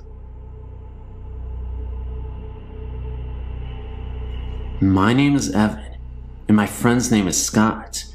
We're making a trip to North Carolina for a concert in August of 1996. After the concert, we drove for a long while, finally making it to South Carolina, and were in need of a place to camp, as it was getting pretty late. We found the Kings Mountain State Park entrance, but being almost 2 a.m., the gates was locked. We both got out of the VW camper to see if we could get the gate open. The road was completely deserted, and being at the entrance, we were not even close to any campsites. With the headlights of the camper as our only source of light, a woman appeared out of nowhere. She had dark hair, thin white dress, and was barefoot. She asked us if we were with the wedding party, and we replied that we were not. As quickly as she appeared, she was gone. Scott and I thought it was kinda weird. No evidence of another car on the road, and the fact that she was barefoot in the middle of nowhere at 2 a.m. in the morning. Entertaining the thought that we may have had an encounter with a ghost, we forgot about it. Recently, I was reminded of the incident and thought I'd surf the web to see if there was documentation of some similar experience when I found your site. I was blown away when I found an entry for Kings Mountain State Park and the woman in the white dress. The entry said that she was murdered by the clan for marrying a black man. I wonder if they were married right before the murder, and that's why she asked us if we were the wedding party. When I was 9 years old, we moved to a house in Brooklyn Park, Minnesota. My mom had just gotten remarried, so I now had a stepfather, whom I absolutely despised. About a year or so later, my dad started renovations on the house. We added almost half a house on. There was a 3-season porch, a mudroom, a bathroom, and 2 basement bedrooms. My sister moved out of her bedroom to the new one in the basement. A few days later, I was in my bed. My bed faced the wall by the door, but I couldn't look out down the hall. I had only been in bed for a few minutes. I looked up because it felt as someone was in the room with me. That's when I thought there was my stepfather standing at the foot of my bed. He was wearing what appeared to be a hooded trench coat and appeared as a dark silhouette. Looking back, it didn't really initially terrify me because I just thought it was my stepfather playing tricks on me as I said. Boy, was I terrified. I yelled, "Ken, get out of here." Suddenly, my mom, who was in her bed at the end of the hall, yelled back at me that he was asleep in the bed next to her. Suddenly, the figure disappeared. I ran as fast as possible into our bedroom. There was my stepdad, sound asleep and snoring right next to her. I told her what I saw, and she just told me to go back to bed. The next morning, at the breakfast table, I started telling everyone. My oldest brother described the man in the hood. He also said he's seen the man in his bedroom at the foot of his bed. His bedroom was in the basement, located right under my parents' room. He also thought it was our stepdad, until it vanished. He just thought he was hallucinating or something, and didn't tell anyone. Honestly, now, I really wish it was my dad. Hi, I'm a 21-year-old student in Chicago, Illinois. I'd like to tell you my story, and if possible, ask for your professional opinion about a few things. I've experienced spiritual and ghostly activity for about 11 years now. I used to be frightened by these experiences, but now I'm quite intrigued. However, one incident stands out in my mind and still bothers me to this day. This is the story that I would like to tell you about. About 5 years ago, I lived in an apartment on the 2nd floor. It was an unusually warm summer's night, so I decided to sleep on the couch, with the sliding door open to let in the breeze. I woke at about 2:30 a.m. to a horrid stench and a strange coolness. Confused, I looked around the living room. I looked then, and directly in front of myself, and I was lying on my right side, with my right arm tucked under my head as a pillow, and I saw a figure. I was frozen with fright as my eyes began to adjust to the darkness, and I saw the figure's face. At this point, I was thinking that someone broke into the apartment. However, this was no person. This ghost had a human-shaped face, but it was a grayish-white color. Its eyes were darkened, and what I remember the most was the huge prominent cheekbones. Furthermore, this thing only had a torso and a head, nothing else.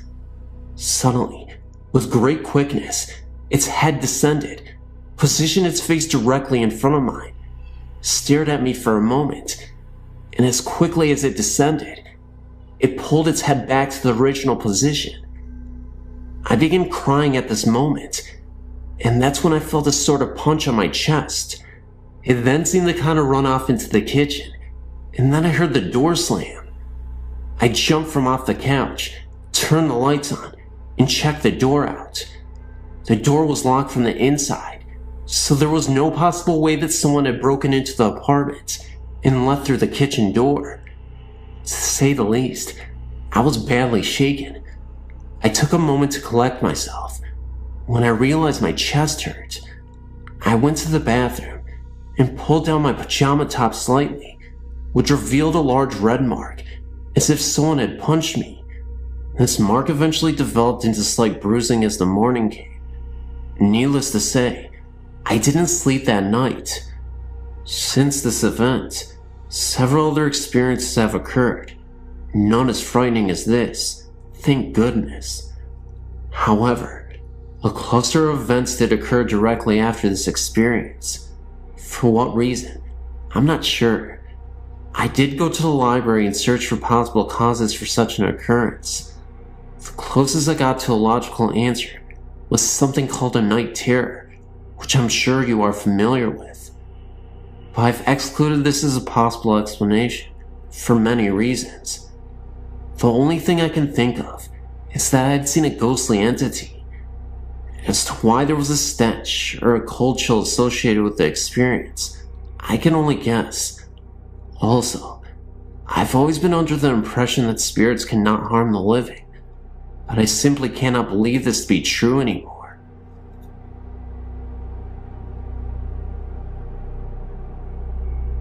And this is an experience that I had when I was younger. It's a little short, but it remains my creepiest ghost story I've ever had. I had to have been 8 or 9 years old when it happened, and yes, it sounds a little corny, but it was truly an unforgettable and authentic experience. It happened to be dark and dreary on this night. It had been raining really hard, and I had no choice but to walk through the rain. The rain just kept pouring down, and all I could think about was how miserable I was from the rain, and just wanted to get to my friend's house faster. I think it was around 10 p.m., and I was walking through the neighborhood park to my friend's house on the other side, when all of a sudden, I saw my dead grandmother appear from out of nowhere. Oddly enough, it was a year to the day of her death from cancer. She just looked as she did before she got sick though. She looked wonderful. Of course, I wasn't sure if it was really her, so I walked up to her and called out her name. The wind became harsher and the rain fell harder, and as she reached out to me, I could see she was in pain. It was at that very moment that her face changed, and she became scared, and looked as though she needed my help, and it was then that she disappeared. I had to have been 3 to 5 feet away. Needless to say, I ran as fast as I could to my friend's house, and didn't say another word that very night.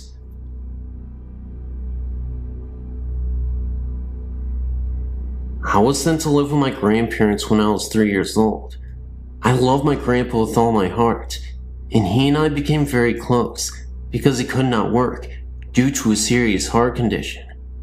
We took wonderful care of each other. Even at the age of 5, I've always been very responsible due to my grandfather's ill health. One day, when I was 9, my grandma kept me home from school to look after Grandpa because he was not feeling well. About 9:30 that morning, he went to lay down because he said he did not feel well. I went in about 10:30 to take his temperature and discover his fever to be 103.4. I rushed and called my grandma and mother immediately. In turn, my mother said she was going to call an ambulance, so I was to get Grandpa ready and wait for them. As I did this, my grandpa called me into his room and told me, "Pumpkin, I love you very much and you know this.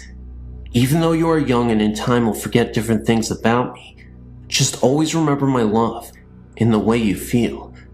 I promise you this. I'll always be there with you, and you'll always be in my heart." I will always remember him saying this, because that was the last conversation he ever had. I never got to say goodbye, because he fell into a deep coma, and they wouldn't allow me into ICU to say goodbye. He then died on May 26, 1983, at 5:36 a.m. I know this for a fact, because he had given me his watch to hold on to while he was in the hospital, and it stopped at that very second that they pronounced his death. Now, while that is odd enough, the best part is yet to come. 3 weeks after my grandpa had passed away, my grandmother became very ill and was put into the hospital, so my sister, brother-in-law, and myself stayed out at my grandma's house. My sister had a cat that whenever someone came down the stairs, it would run to the basement door and cling to the screen to be let out. Well, one night, at about 11:30 p.m., the cat was sleeping with me on the couch in the basement when it jumped down and ran to the door to cling onto the screen, when all of a sudden, we heard footsteps. Now, the house is locked, my grandmother is in the hospital, and we are all in bed, downstairs. My brother-in-law grabs his baseball bat and tells us to call 911. At first I was very scared and was crying. And then they went upstairs. The footsteps stopped, and all of a sudden, my grandpa was standing in front of me, holding the note I had put in his pocket the day of the funeral. He had a tear in his eye and told me not audibly, but I could see his lips move, that he loved me and would always be there with me. Ever since then, any major life event, graduation, marriage, the birth of my 2 children, anything, I felt this love at one time or another, and have felt a huge sense of calmness.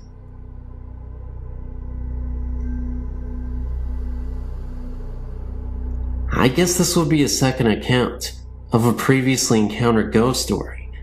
I had the same thing happen to me as in the story below on Denton Road, Ypsilanti, Denton Road Bridge. The story goes that a group of kids were playing chicken near Denton Road Bridge, and one of them proved to be Chicken. His car swerved off the road when they reached the bridge, and they crashed into the river below. Many people claim to see a light come out of the river and chase their vehicle to the end of the road if they stop at the center of the bridge at night. I'm a racer and have a very fast, very built up 1969 Dodge. Once stopped on this bridge simply because we were lost, and a pair of headlights came up the embankment and behind me and started coming up on me very fast. I thought some drunken redneck was out four-wheeling and was going to rear-end me. The car was in gear and running, so I simply stepped on the gas, and the headlights behind me pulled up within a few feet of my rear bumper. I floored it, and the light stayed right on my bumper.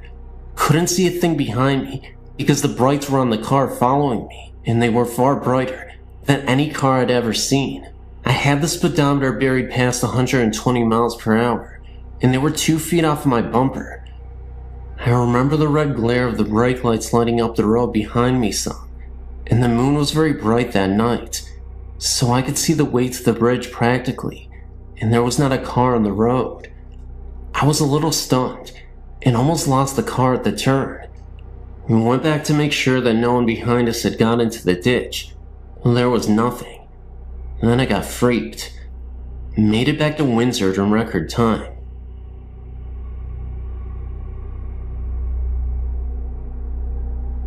I don't know how to start this, other than saying several years ago, when my children were small, we moved out into the country on the Washington side and lived in a home that I feel has some strange paranormal or ghostly things going on in it. I would have to say that during that time, there was something in there causing all havoc in our home. To make it short, I used to on a regular basis have something come to me, and I'm not sure what, but let me explain what it looked like.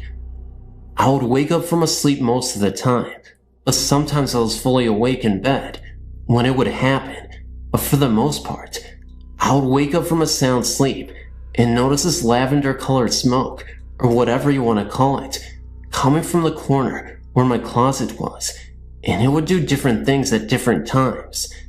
It would wrap around my perimeter of my room, and then go to the end of my bed, and separate into 5 different lines, and then dart at me, and then would go away. Sometimes it would wrap around the room, and then come down from above, into 5 different lines. The first few times that this happened to me, I was very frightened, and would wake my husband up, and of course by the time I could wake him up, there was nothing there. He slept very hard. This went on for a whole 7 years that we lived in this home. During that time, my husband also became very mean and violent. Also, in the room adjoining where my closet and my son's closet connect, my son was having these horrific nightmares that we could not wake him up from. We would sit there for sometimes 20 to 30 minutes, trying to wake him up, and he would be begging for his mother or his father, and crying out, asking them to go away and leave him alone. He would describe them as ugly and short, very ugly and mean looking in the face, and they would torment him and scare him and try to hurt him. This was heart-wrenching for me to see him go through this and not be able to wake him up. I would cry right alongside of him when I was holding him, rocking him, trying to wake him up from these nightmares. All of my children used to tell me that in that house, they would see a ball of light sometimes that would move quickly through the home. I saw that occasionally as well. Our television was something quite interesting as well. It would turn off by itself while we're watching it, and then it would turn back on with the remote, and then it would turn back off again. We could play this game for a few minutes, and then it would stop. This only happened a couple of times through the TV. I do feel that there was something evil in that home, because many things went on in that home. What the lavender-colored smoke was, or the ball of light, or even my son's terrifying dreams were, I have no clue. I don't have a great deal about that kind of stuff. I do feel that I have many experiences though, and had some in other homes as well. Who knows, maybe they follow me, but the home in Washington was not a good ghost, if that is what it was. Our family went through some of our hardest times in that home. Can you tell me what the lavender smoke was, or what the ball of light was? I would be very interested in knowing. You could respond to me. Thanks so much.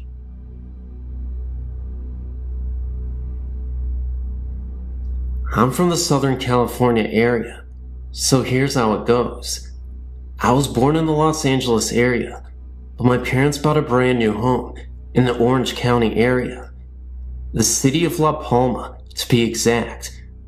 The house was located on some ranch of some sort, because our backyard faced a very large open but fenced field, with some cattle roaming around in it. Mind you, these are tract homes, as we know it today, and at the time, it seemed like we were living in the boondocks. I mean, looking back at it now, it was a rather very lonely area, but it all had these new tract homes. You know, one supermarket, one library, one hospital, fire station, and police station. You get the idea. Well, the funny thing was, we were only 4 blocks west of Knott's Berry Farm. That is, if you stand at the main entrance as you get closer to the park. Anyway, the house was well built, new carpet, plumbing, the whole works with upgrades, but on some occasions, I was very scared downstairs in the family room. I was even scared in my own bedroom. I mean, my room looked like a toy room display, so there was no reason for me to get scared just out of the blue. I mean, I was playing in my room, and it seemed as if evil walked in the room. I got this incredible feeling of hate towards me, as if I shouldn't have been there.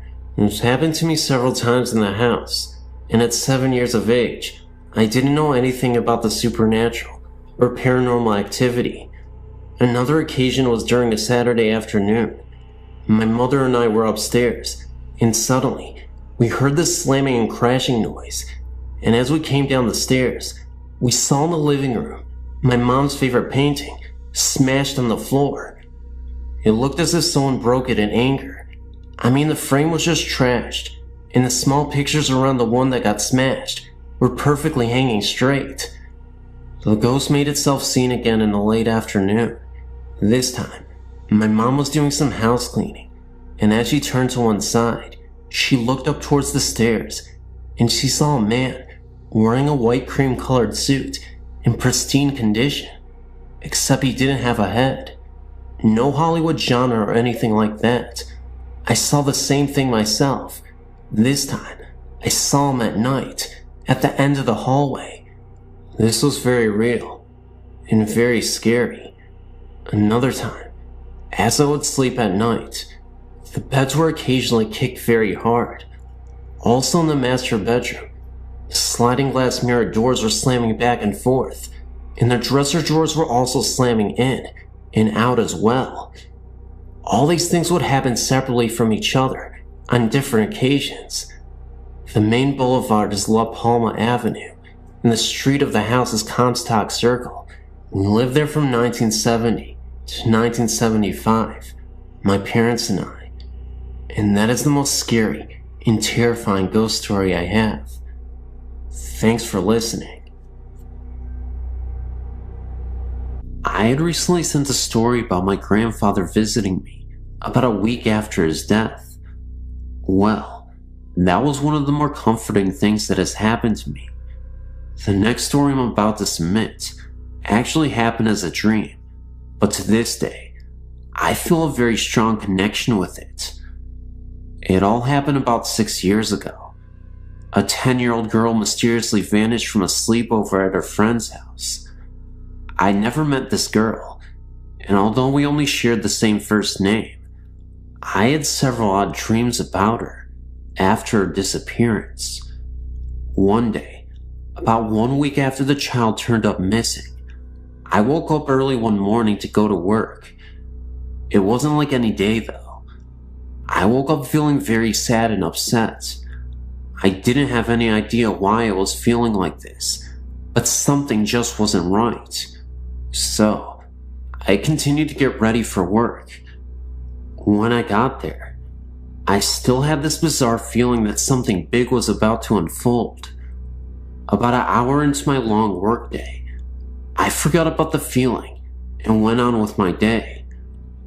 A woman I work with came into work about an hour later and then asked me, "Did you hear they found the missing girl?" All of a sudden this feeling came back.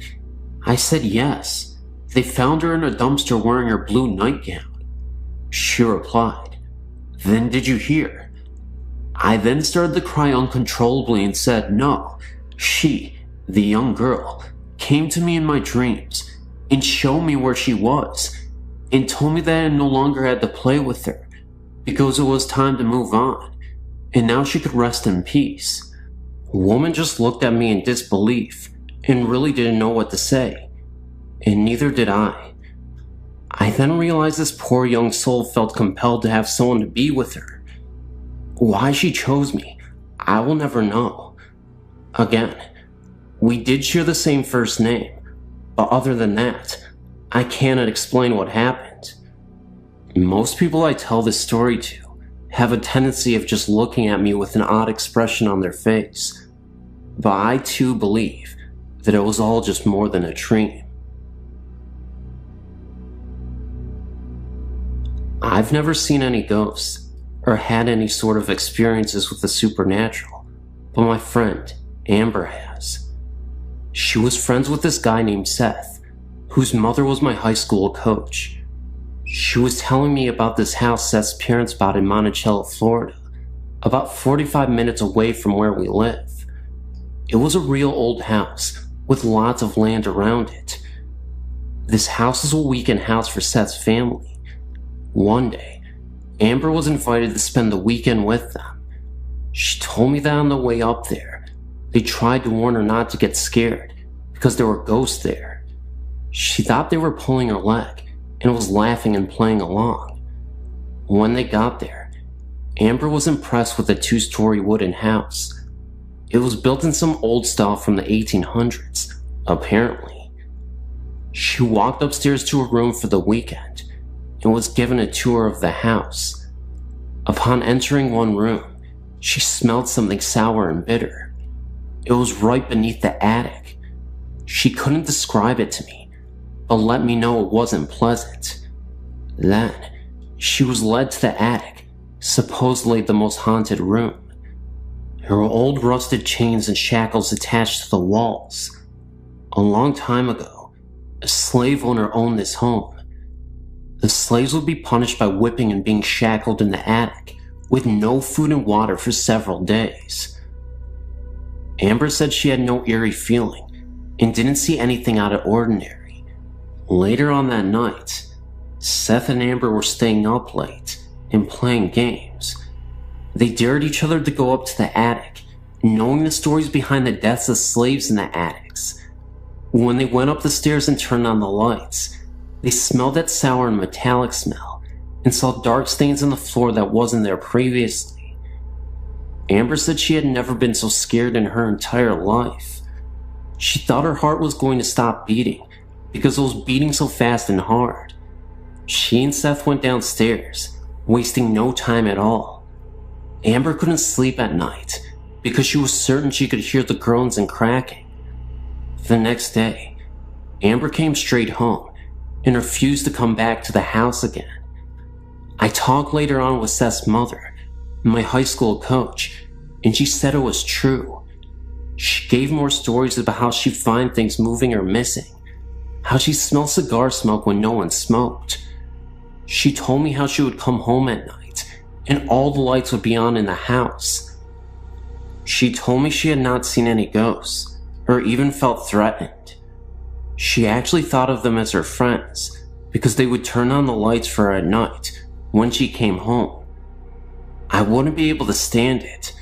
Weird, huh? It makes me leery of my own house, even though my parents originally built it.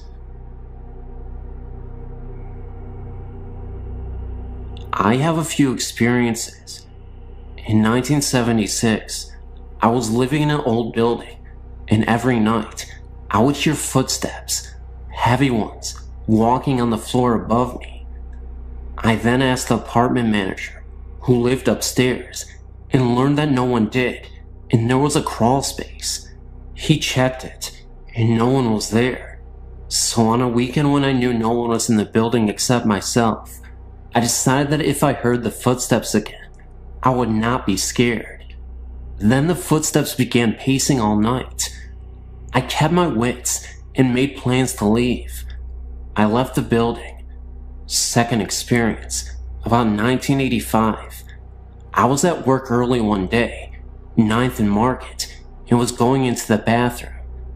A woman went in before me, not less than 1 foot in front of me, and so when I walked into the bathroom, no one was there, and I looked under all the stalls, and still, no one. Yet there was one way into the bathroom and the same way out. The woman just looked like a solid body.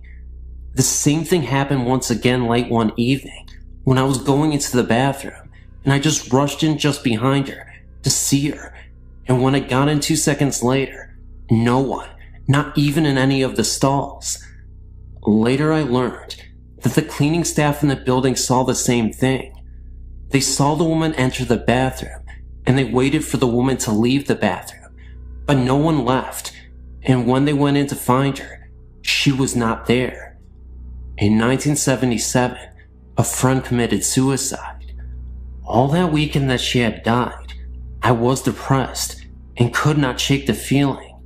Then on Monday, I went to my university library, and as I sat there trying to read late in the morning, I hear that someone yelled in my ear, except it penetrated my body, that Holly committed suicide. I jumped and looked around, but people were quiet and no one was saying anything, and I thought, where did I hear that? And I must be thinking negatively. I became uncomfortable and left the library to shop. When I returned at about 6 p.m. to read, a woman came up to me and said, "We're looking for you this morning. We're talking about you and wanted to tell you that Holly committed suicide." I said, "So this is true what I heard?" I was told to call Holly's husband, and he verified it and said he searched for me the whole entire weekend. The next day, a strange thing happened. In my grief, I meandered my way to work in a different direction, passing a funeral home where I noticed a coffin in a hearse, and my heart and love went out to it. Then, after I got to work, I checked the obituaries for the funeral home where Holly was.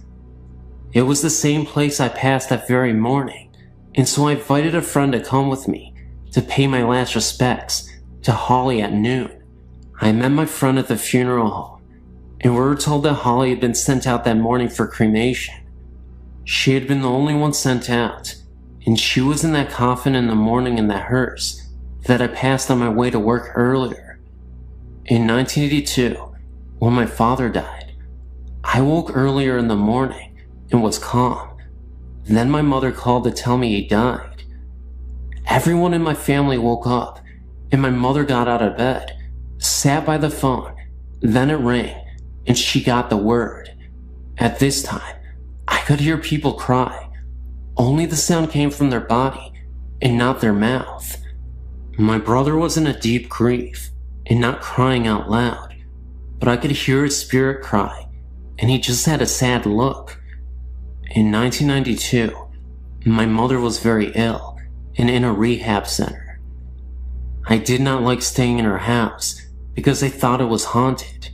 On this particular morning, it was 5 a.m., and I was typing and printing a letter on the computer. I typed most of the letter, got up and stuck a mug of water in the microwave, and set it for 1 minute. Also, I prepared a plastic cone with filter and coffee in it. Then I rushed back to the computer to print the letter. I added a few lines to the letter, and then began to hear the microwave beep and beep. I ignored it, then the beeping stopped. I got this creepy feeling, but I ignored it, and then I thought the microwave had a timer, and so the beeping stopped because of the timing, not because anyone opened the microwave door. I printed the letter, ran to the kitchen to get the mug of water out of the microwave, and poured in the cone. I found instead that the mug had been taken out of the microwave, and the coffee was made, waiting for me on the ledge of the kitchen counter. Yet I know I did not get up from the computer to make it, because I made a conscious decision to ignore the microwave and finish my letter. My mind worked overtime to figure it out. I grabbed the letter and left the house that morning and told whatever it did that it was taking the coffee. I didn't really appreciate it. Other things happened, like the rustling of papers when I was trying to sleep, etc., and I had to leave the house. Sometimes, I've heard other people think that they were not directing their thoughts to me, as what happens with schizophrenics. Enough for now.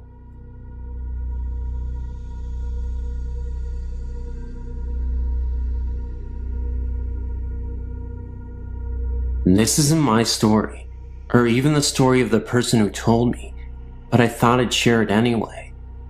This was told to me by the music teacher at my high school. The college he attended, which I won't mention the name, is up north. I'm not sure when it was built, but the main building of the college was a Catholic monastery. There have always been stories around the college that a monk went crazy and killed himself in the monastery. People in the college have reported strange happenings and sightings of what appeared to be a monk. The story that I know comes from a janitor who works at the college. On the weekends, one of the custodian's jobs is to break down the classrooms. This means that they have to stack up all the desks and chairs up against one wall. The janitor had just finished doing this and walked out the door and locked it from the outside. There is only one door into the classroom, and it is the one he had just locked. The windows in the room can only be opened from the inside, and the janitor was the only one in the room. As he turned to walk away from the door, he hears loud crashing and banging coming from inside the room. He immediately unlocks the door and steps inside. What he finds is that all the desks and chairs have been thrown all around the room. Drawers from the teacher's desk were ripped out and papers strewn across the room.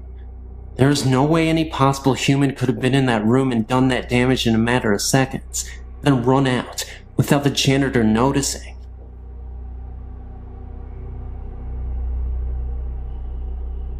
As I was reading your website, I was recalling my own happenings. None were ever harmful to me, but I do sleep with the light on most of the time. I believe I have a following, whether it be the same ghost or if I have some attraction for them. It started when I was about 4 years old. I had this imaginary friend. I named him Jingles. From what I am told, I do not recall any part of Jingles other than what I was told by my family. I made my friend Jingles so believable that everyone in my family actually started to believe there really was someone named Jingles. I would talk to him, play with him, and of course, if anything was broken or stolen, Jingles did it. If I was good and got a treat, Jingles had to get one too. Jingles remained my friend until I reached first grade and moved to a new home. While in the kitchen with my sisters and mother, a man's voice from the woods called my name. I was about 8 years old then. We all froze with our mouths dropped to the floor and our hearts racing. All 4 of us could not have imagined that someone called our name. I was young, so my mother made a joke about it, and it was forgotten. Throughout my childhood, strange things happened in this house. Images were seen out of the corner of my eye and my family's eyes, but we would just chalk it up to our imaginations. Certain toys would flip in the air, stuff like that. I was scared for the moment, but never afraid to be in the house. Over the years, we have found what I believe to be cow skulls in the backyard. 2 were found, but no one in the street has any cows. We don't know where they came from. This house that I lived in as a child eventually became my home. My sister lived in the in-law apartment below me. She would always ask me what I was doing up there, because she would always, even when I wasn't home, hear jumping and walking around. What makes this so strange is that once I moved out of the house, the noises stopped. After moving out of my parents' house and into my own home about 9 months ago, there seems to be extra guests. I hear voices, but can't make out what they are saying. I often hear a muffled radio sound. I hear running water. The house is always making house noises, but around 4 to 5 a.m., the noises stop and the house is dead silent. Often a cool breeze would find me, even when there is no wind. I can't explain the feeling that I'm not alone. My children, 9 years old and 8 years old, keep saying that they want to move because they think the house is haunted. I don't think moving is going to solve that problem. A little background on the house I own. It is 30 years old and a waterfront property. I found out that the owner of the home died of cancer, not in the house, but has died. There have been 11 deaths around the lake, and they've all died of the same cancer.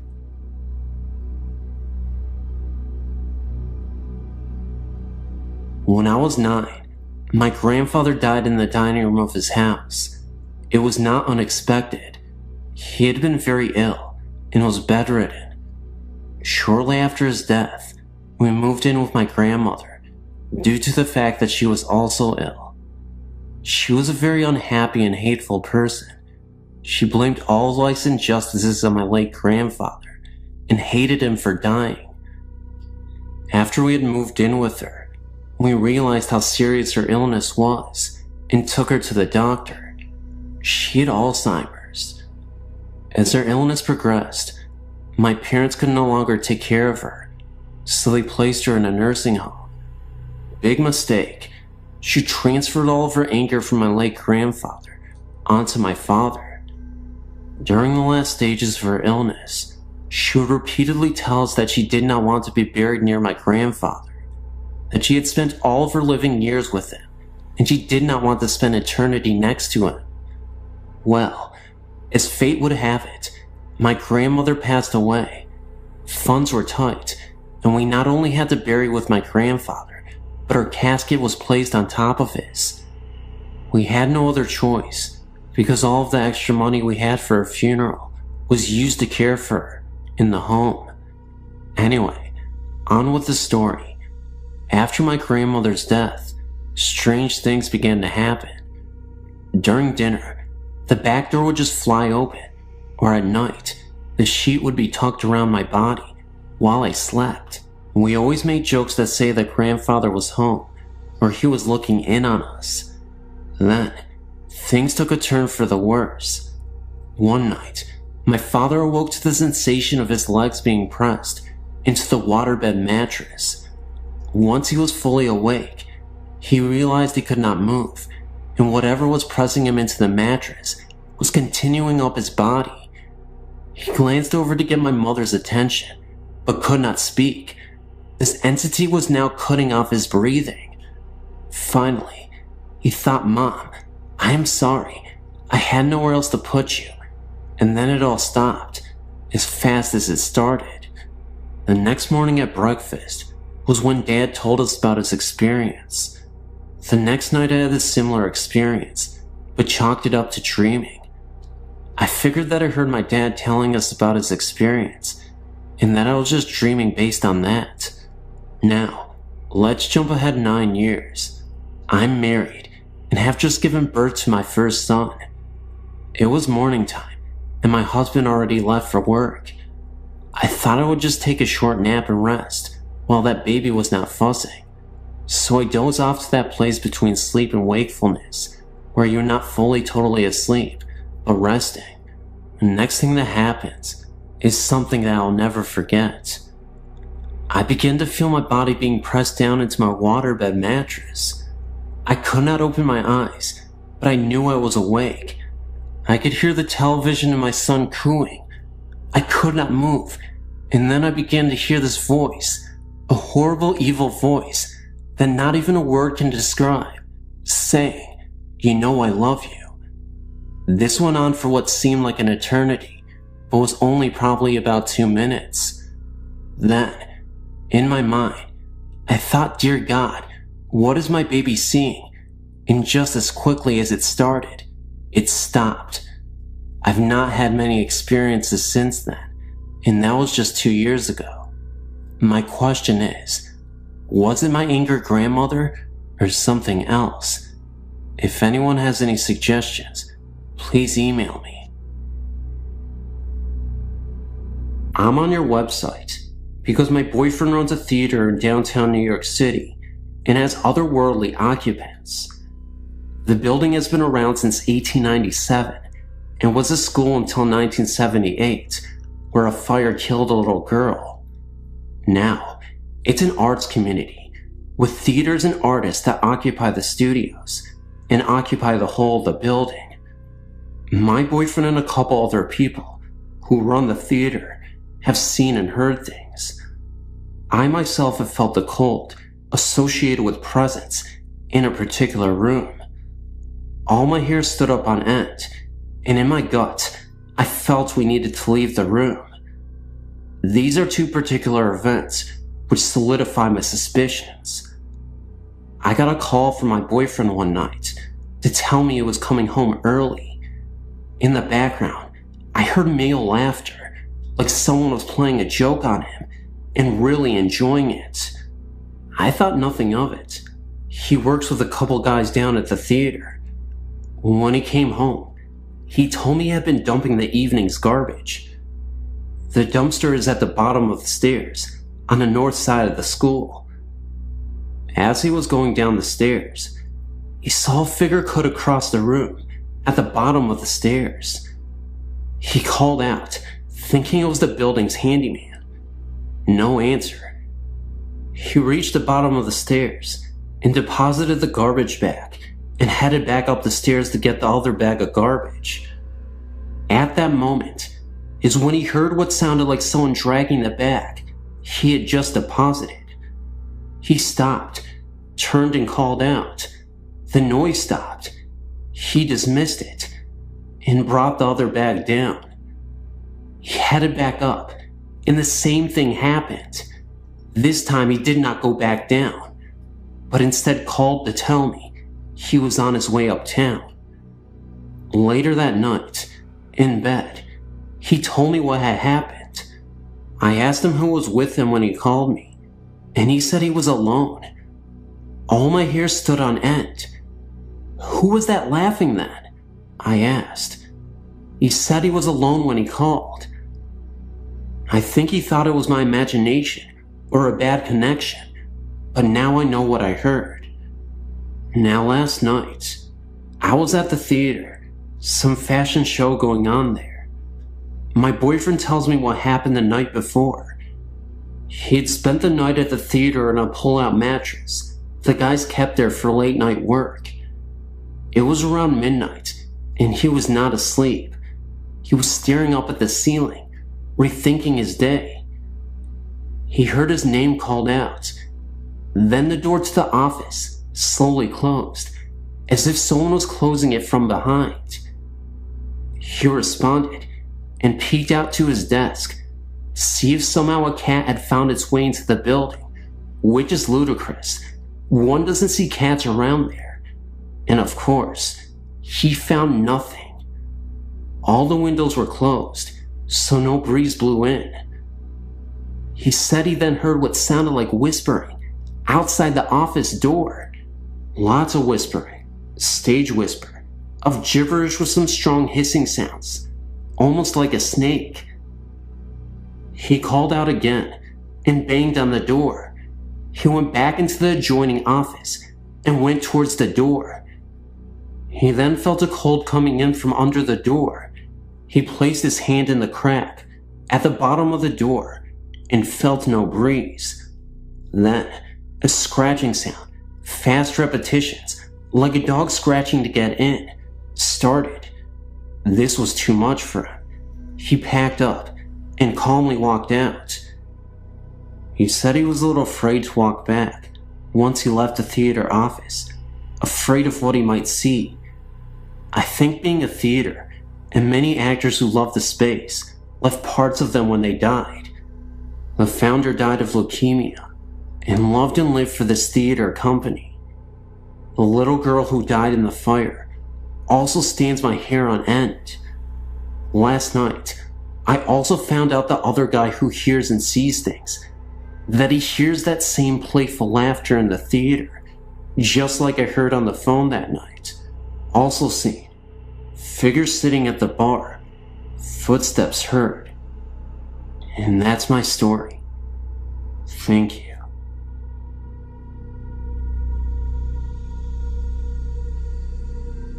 Hello. I'm writing about a few experiences I had at my home. The home is called Edgefield Manor. First, I want you to know that this may sound like the classic haunting in a big old mansion. Well, believe me, what lives in this house is no Casper. I moved in the fall of '86. The estate is huge, gardens and rooms upon rooms. It was originally going to be condemned. Well, anyway, here's a couple of my experiences. One day, I was in one of the parlors. I got up to turn the light on, and as soon as I did that and turned around, I saw a whitish figure glide across the other hallway. Another thing there is poltergeist activity. Explain this to me. The home has a ballroom. I went inside like usual. The grand piano was in the same place as it has been when I moved in. I walked out for 5 minutes and then came back inside. The grand piano was moved across the floor, pushed to the other side of the room. No indication of any noise. It was just moved. There are many others, and I have pictures. If you want more stories or pictures, just email me. I know this is kind of short, but it's always terrifying.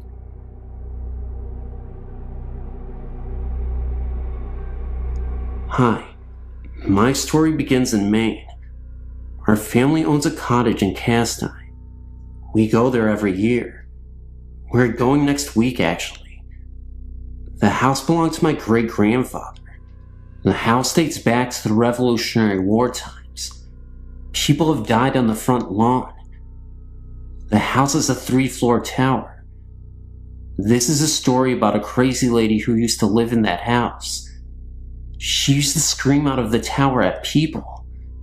Well, I think I saw her in the tower one night. When my great-grandfather lived in the house, he claimed that he saw it a few times when he would read on his rocking chair in the living room. He said it would walk in front of him. 3 other people in my family saw the same thing. I never heard the story about the crazy lady until I brought up my experience to my parents after we got back from vacation. The funny thing was, this ghost, it was wearing a maiden's outfit. When my dad told my grandfather, he said that I experienced it exactly as he saw it. I've never heard the story until I saw it. I am no liar.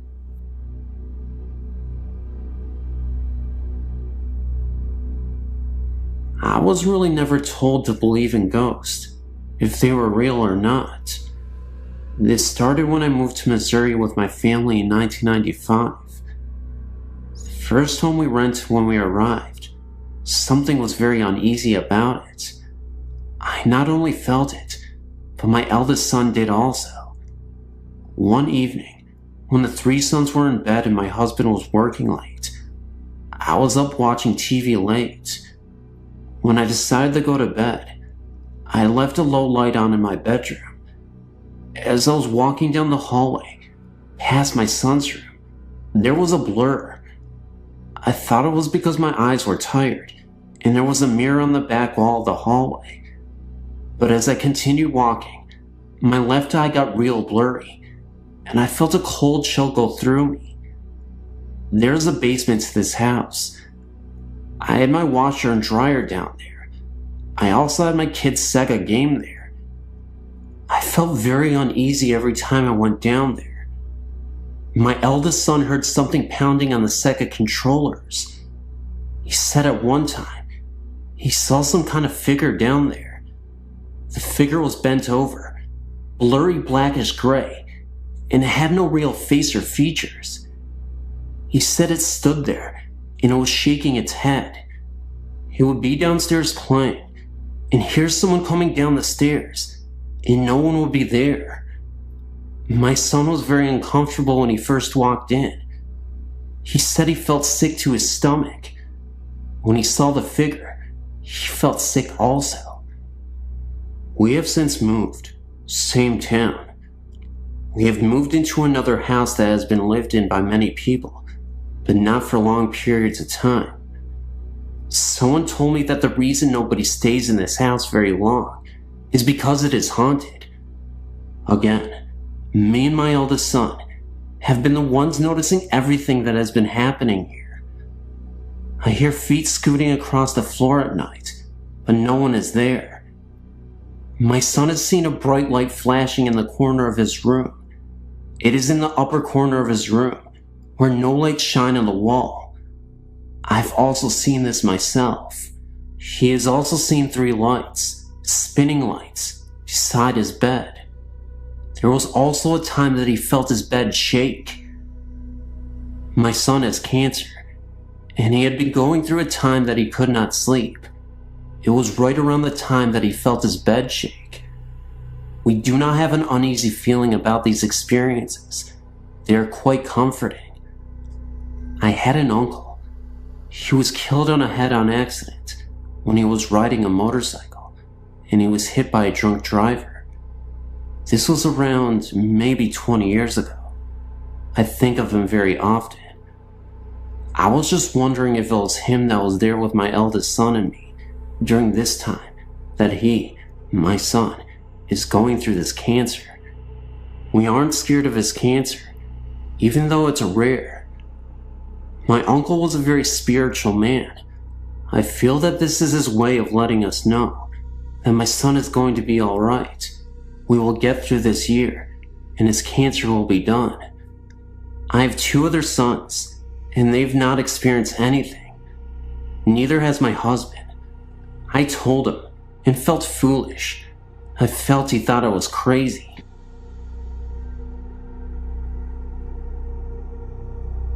To start my story, I've had these experiences for a good part of my life.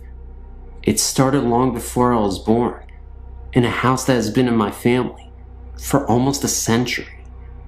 My oldest brother Mike, he was around 3 when he saw the presence of my great-grandmother in a corner in the attic during a visit to see our grandmother. This house is an old 2-family home with a basement and an old apartment attic that had been dismantled in the 50s. My family moved into the house in the late 80s. Since the house has been in my family for almost 100 years, the house has seen many losses, and a lot has occurred inside the home. The attic had a very high spooky factor to it, I guess you would say. The house had a very spooky feeling to it all over. A lot of 2-family houses, built in the 1900s, in the New England area, I've been told had a door that led into the living room. The door was for coffins to be wheeled into the living room, so the wakes could be done in the home. Knowing this always freaked me out. The doorway had been covered decades before my family moved in, but the eerie outline was still there on the living room wall. Now that I give you a feel of my old home, I'll explain my happenings. I lived in the house for 10 years. I have 3 older brothers. My oldest brother, Mike, heard and saw a lot happen in the house. He didn't always tell the rest of us, for I guess reasons of his own. I started having things happen 7 years after we moved in. When I was younger, I thought they were just nightmares. June of '96 for my birthday, I received a dog. August of that summer, my parents were staying in our summer home, and my brothers and I were home. My oldest brother Mike and I were lying on my mother's bed when all of a sudden, my dog went wild. She went from a dog that never barked or growled into an attack dog. She started barking and growling at the wall, and when we pushed her towards the wall, she cried and whimpered and shifted herself back towards us. I, being brave, stood in front of the wall and tried to beckon her towards me. She just barked and kept at her growling. My brother Mike and I were convinced we weren't the only 2 watching TV and left the room. My brother and I kept what happened to ourselves, and later that night, my brother Joe came home and slept in my mother's room. I slept in the living room, and my brother Tom was watching TV in the room with me. At 4 a.m., Joe and I heard my mother's sliding bedroom door open and shut 3 or 4 times. The dog started going nuts again, and Tom jumped up and ran to see what was going on. Joe sat straight up in bed, terrified by what he had seen. That night, 3 of us slept in the living room. Mike and Joe and I have heard voices of 2 men talking to one another. I've heard the doors open and shut, and when I went to see who it was, no one was there. Mike, he once saw what he thought was Joe. Joe looks just like my uncle, who had died in the house. Mike said hello to the figure and went to his room. When he came out of the room to talk to what he thought was Joe, the figure was gone. And when he finally saw Joe again, Joe told him that he was just getting home from work and hadn't been home since that morning. Mike had slept on a bottom bunk of a bunk bed he had in his room. Joe used to sleep on top, while long since then, slept on the couch in the living room. Mike swears he could hear someone shifting on the top bunk, even when none of us were sleeping on top. Mike would hear two men conversating on the top bunk, but he could never understand what they were saying. These are just a few of the experiences we've had. My mother, father, Tom, and I, we all moved out of the house in '97. Joe and Mike still live there. They still experience things happening at the house. I lived with them from November '98 till July '99, and I had no experiences. I visited them 2 weeks ago and stayed overnight. I slept by my grandmother's on her pullout, and something almost jumped at me. I can't even explain what happened. It was pitch black in the room, and my mother was next to me. I turned my body and opened my eyes, and it almost a flash of light, but with a dark figure behind it, leaped at my face and disappeared. I got so startled, I started crying. I think that whatever was in that house has followed me, or something is new in my home. When I leave my room sometimes, or even when I'm sitting in my room, my stereo would turn on, and my Jewel CD will come on. Last time I came in the room, the song Adrian was on. If you know Jewel, it's a song about a young girl who is a child who becomes disabled. I have no pictures or sound bits to share, just what me and my brothers have experienced.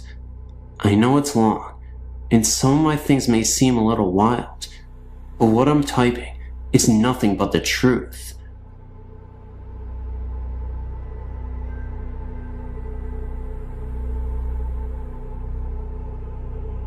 I don't really know where to begin with my story. I told very few people about it, for the fear they might think I'm crazy. I'm glad to have found a place where I can talk about it freely. I'm 26 now, and have not experienced anything like this since I was a small child, but it changed my life forever. When I was around the age of 3, I was still sleeping with my mom and dad. There were several things that happened around this time. I'll start with the worst first. One morning, I'd just woken up, and I turned over like I always did. But this morning, I saw the most horrifying sight that no 3-year-old should have seen. Laying next to me was this terrifying demon. I know it was a demon because of its eyes. It had a human form of a woman and was nude. It was about 10 feet tall, had thin bony fingers, and the darkest eyes. It was like you could almost see through them. You could just feel the pure evil. It had the most wicked smile on its face, like it was taunting me. I stared at it for a few seconds, and then turned back, hoping I was dreaming.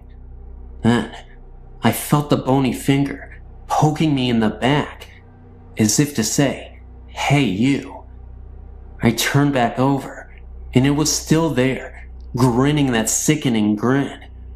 I watched it get up to go to the window, which was closed and about 20 feet off the ground.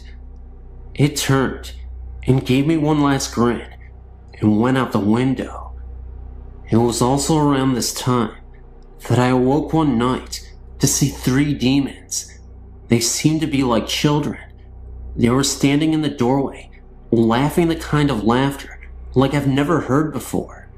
This was the same room where I'd seen the other one.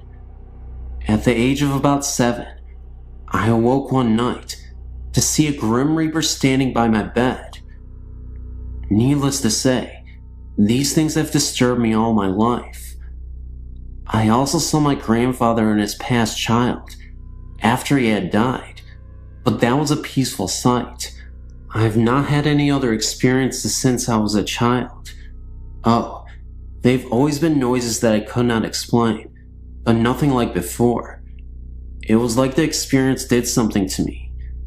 I've never had normal dreams, not as a child or as an adult. Always strange dreams and nightmares, like I have some way of knowing when a spirit is near or a house is haunted. Some people call it a gift, but I just wish I could understand it and what happened to me as a child. Thank you for letting me share my story. And this is a true story. This happened to me when I was 8 years old. I'm now 28, with 3 kids of my own.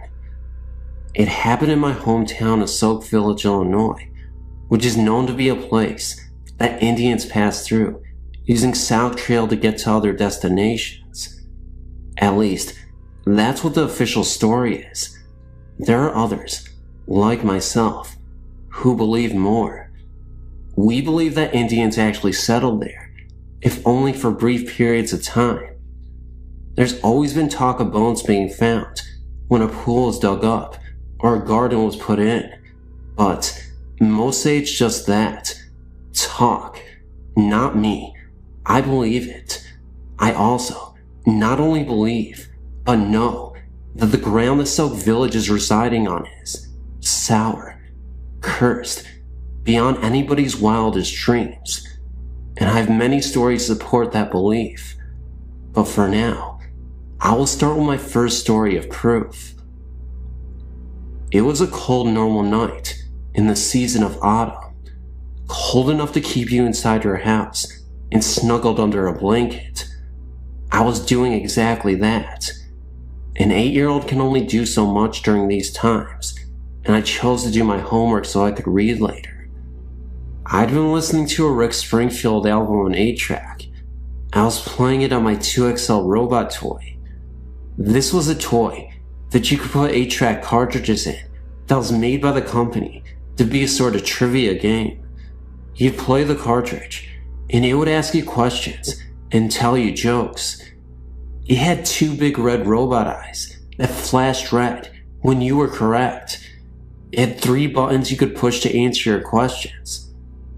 2XL could also play normal 8-track music, and of course, its red robot eyes flashed in time with the music. So it was doing exactly just that on that cold autumn night, flashing its eyes to Rick Springfield, and I was quite contented. My bedroom was on the 2nd floor of my house and faced north, along with my bed. I had a window north of me and east of me. Of course, it was dark outside, but it was so warm inside and so very comforting. Every now and again, I'd look up from my homework and just look out into the darkness. No reason. It was just something I did. Well, this was the last time I ever did that again in that house. As I was sitting there, all of a sudden, I felt instantly cold, and every single hair in my body was raised. My blood felt like it had ran cold, and decided to just stop pumping through my body. My heart was racing. I was perfectly terrified, and I didn't even know why. Yet, my 2XL was suddenly stuck, and it kept playing the same verse from Rick over and over. Hole in my heart. And its eyes weren't flashing anymore. No, they were just burning bright red, blood red. Then I felt this magnetic pull, like something was pulling me to my right. I turned my right head and looked out the east window and saw something that haunted me for the rest of my life. Sitting just barely outside my window, levitating, was the most horrifying image I'll ever see in my life. A creature about 2 feet tall, but sitting Indian style. His skin was snowy white, and you could see the outlines of his bones because he was that skinny. He wore some sort of white cloth draped sideways on his body. This is why I later named him Gandhi Monster. My young mind thought his skinny body and his white cloth looked like the real Gandhi's did. This creature's head was too big for his body. His two horrible, big dark eyes were piercing my soul as he stared at me. He opened his mouth and grinned a grin at me that haunted my dreams for years. His mouth was full of long, snarly, razor-sharp looking teeth, dripping with blood. I don't know how a mouth could fit so many nasty teeth into it, but it did. I watched as the blood dripped from his teeth and slid down his chin and onto his white cloth diaper shorts. He raised his hands and reached for me. The fingernails were at least 4 inches long, gnarled looking, and sharpened to points, also dripping with blood. I wanted to scream. I wanted to run, but I was locked into place by his piercing eyes. I couldn't breathe. I felt as if my brain was being scrambled and my soul was being raped. His grin became larger, and he opened his mouth wider. He kept looking at me, as if he knew me, as if he had been waiting for me. He started to lift his arms, and it looked as if in seconds he would actually be inside my room, and not just outside my window. All traces of reason disappeared, and my mind snapped. I still don't know how I did it, but I managed to tear my gaze away and leap off the bed and out my bedroom door, screaming with every inch of my soul, all in like 2 seconds. I could feel him pulling me. I could feel that horrible stare penetrating my back as I screamed down the hallway to my mother. Of course, when her and my father and younger brother came back, it was gone. But they knew I saw something, and they did not try to tell me it was my imagination. They comforted me and taped up all the windows in my room. They actually had to pull down all the shades and seal all sides with duct tape. I couldn't even sleep in that room for almost a year. My brother even remembers coming into the room with my parents afterwards. The Gandhi monster was a story we didn't often tell, but it always brought fear to speak of it, to us and to others. My parents never spoke of it again either. As I grew up, I tried to face my fear and sleep in that room, but never did I sleep with my back to a window. Never. 18 years later, I moved to Florida with my own little family, and I found peace within myself. But I'll never manage to forget that creature, and I'll never sleep or sit with my back to a window, and I will never forget the one thing I heard it say to me in my mind as I was running out of my bedroom door. Someday, I'm coming back.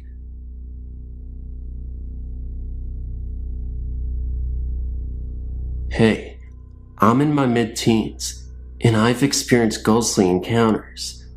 The one that really freaked me out was when me and my family moved to Scotland. For a few months, we lived in chalets. Me and my older sister shared one on our own. A few weeks after we moved in, we began to feel uncomfortable and felt as if we were being watched there, and there was also a threatening atmosphere. We told our parents, and they said it was just because we were next to the graveyard. A few weeks later, I was lying in my bed with the door open when a tall, dark figure stood, leaning over me.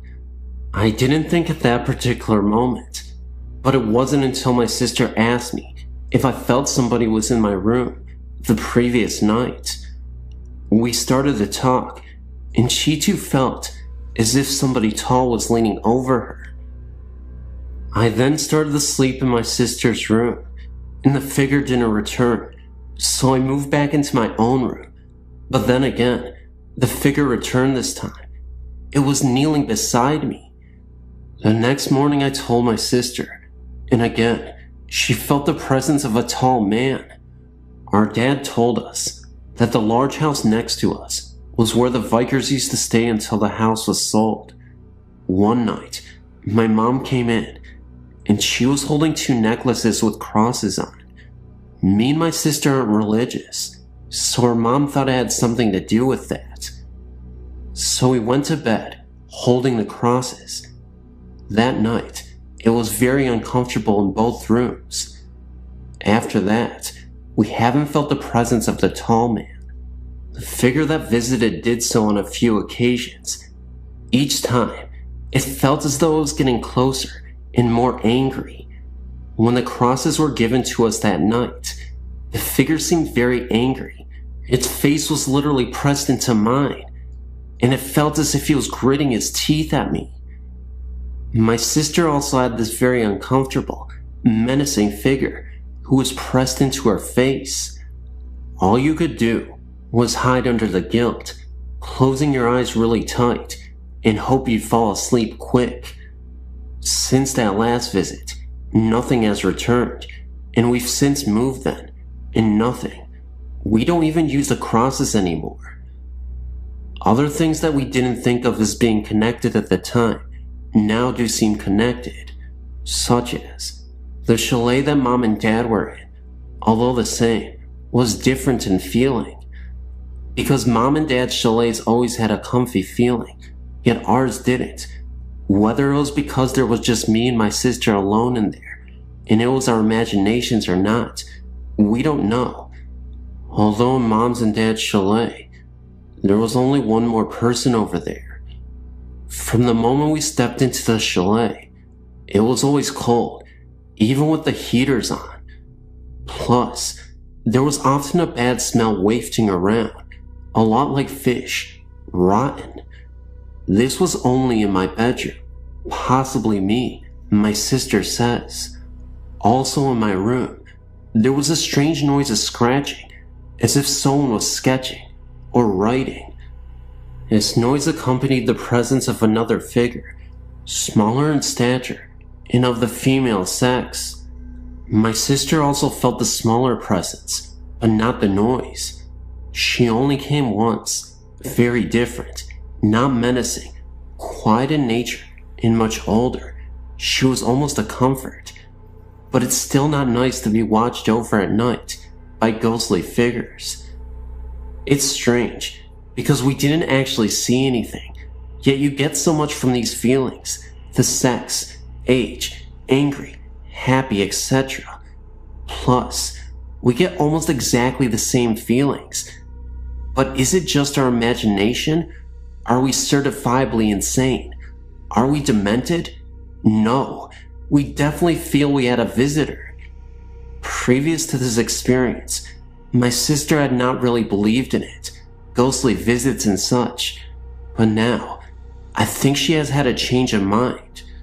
Me, myself, I've always believed. My mom's granddad often visits, a kind presence, bringing good luck, such as when she was having problems. He visits to let us know everything will be okay. He often visited when we were babies, watching over our cots. Our dad also saw what appeared to be him. Whenever he visits, we know him by the distinct smell of putty. He used to repair windows. So really, we are used to the visits, although my sister had never experienced any until now. Unfortunately, it wasn't a happy experience, one not to forget.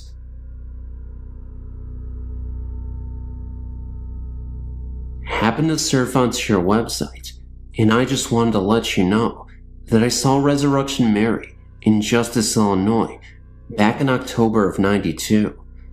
After getting off of work at 3 a.m. from a chemical plant, Whitco Corporation, near 51st and Central in Chicago, I was driving by that particular cemetery at about 3:30 a.m. on my way home from work. Driving by, but initially not thinking much of this sight, as there was a nightclub with women of ill repute nearby. I saw a woman in a light blue or white palm dress standing by the trunk of what looked like a black park limousine at the front SW Cemetery driveway off Archer Avenue to the cemetery. I slowed down quite a bit to get a better look at the odd sight, but then drove off. I thought it was probably a prostitute with her John. However, looking back at my mirror, maybe a second later, the woman and the limo were gone. Let me reassure you that there was no way that I would have missed the limo driving off in that second that it took me to look back in the mirror. They weren't on the road or in the cemetery because I looked for taillights. The cemetery gates are pretty large, and it would have taken a great effort and time to open both of the cemetery gates for the car to get through. I did not think much of the incident until a few days later. I was talking with some of my employees that lived in the area near the cemetery. Two of my employees mentioned that I'd probably seen a ghost called Resurrection Mary. I didn't much believe in ghosts until that incident, and I'm still somewhat skeptical, but I cannot fully explain what I saw that night. That incident is still vivid in my memory, and kinda creepy to think about it, to this day.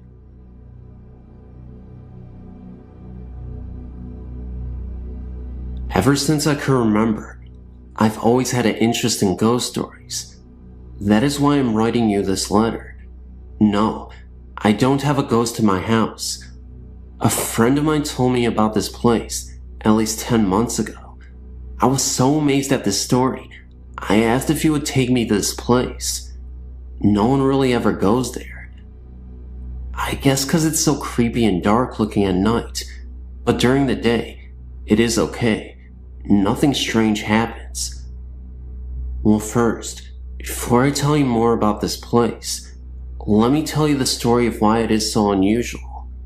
The city is called Lake Forest, California, and they call it Canyon Creek, I guess, because it is nothing but canyon and wide open spaces of nothing but rocks and wildlife. The story goes back 30 years ago of a lady who was in her 40s. Nobody knew what her name was. She lived alone with her two Great Dane dogs. She was very rich and owned all of the canyon, which is like miles and miles of land. This lady never married and had no children. It was just her dogs and herself. She lived in this trailer park home, and it was not a pretty house by any stretch of the imagination. Well, about 6 years later, the story goes that a police officer got a call about the lady and her dogs. The officer went to the lady's home and knocked at the door, and no one answered. The officer ended up breaking down the door, and what he found next was horrifying. It is said that the officer found the lady dead. Nothing was left but her decaying body, and her bones were visible. Worst of all, laying right next to her were her dogs. They had both died as well. Now, on to the paranormal part. People who have never been to this place don't know what to expect if they come into this place. It's unpredictable. Sometimes, when you go back to the area where she passed, you'll notice paranormal phenomena. Other times, you won't. A man was driving alone on the canyon by himself one night, and the story goes that he saw the presence of the lady standing at the side of the road with her two dogs. The man did not stop at all to give the lady a ride. He just kept going. This other story was told by my friend. My friend told me that his ex-girlfriend and her boyfriend went up there one night to check it out. They stopped where the lady's house was. They were only there about 15 minutes away when they were just talking and listening to music. Then, all of a sudden, they heard a knock on the side door of the driver's seat. They both turned to look, and they saw the lady standing there, knocking on the window. She was dressed in all white and covered in blood. They also saw the dogs nearby as well, far off into the distance, appearing as silhouettes. They sat there in shock for 3 minutes, horrified by what they just saw. For some reason, the lady was still knocking at the driver's side of the window, but in reality, it was really not that long. They both said that she must have been there about 40 seconds. After that, my friend said they never returned back there. That was not the only story that happened to anyone. There are far more. What I would like to know is, who is this lady and why is she doing this?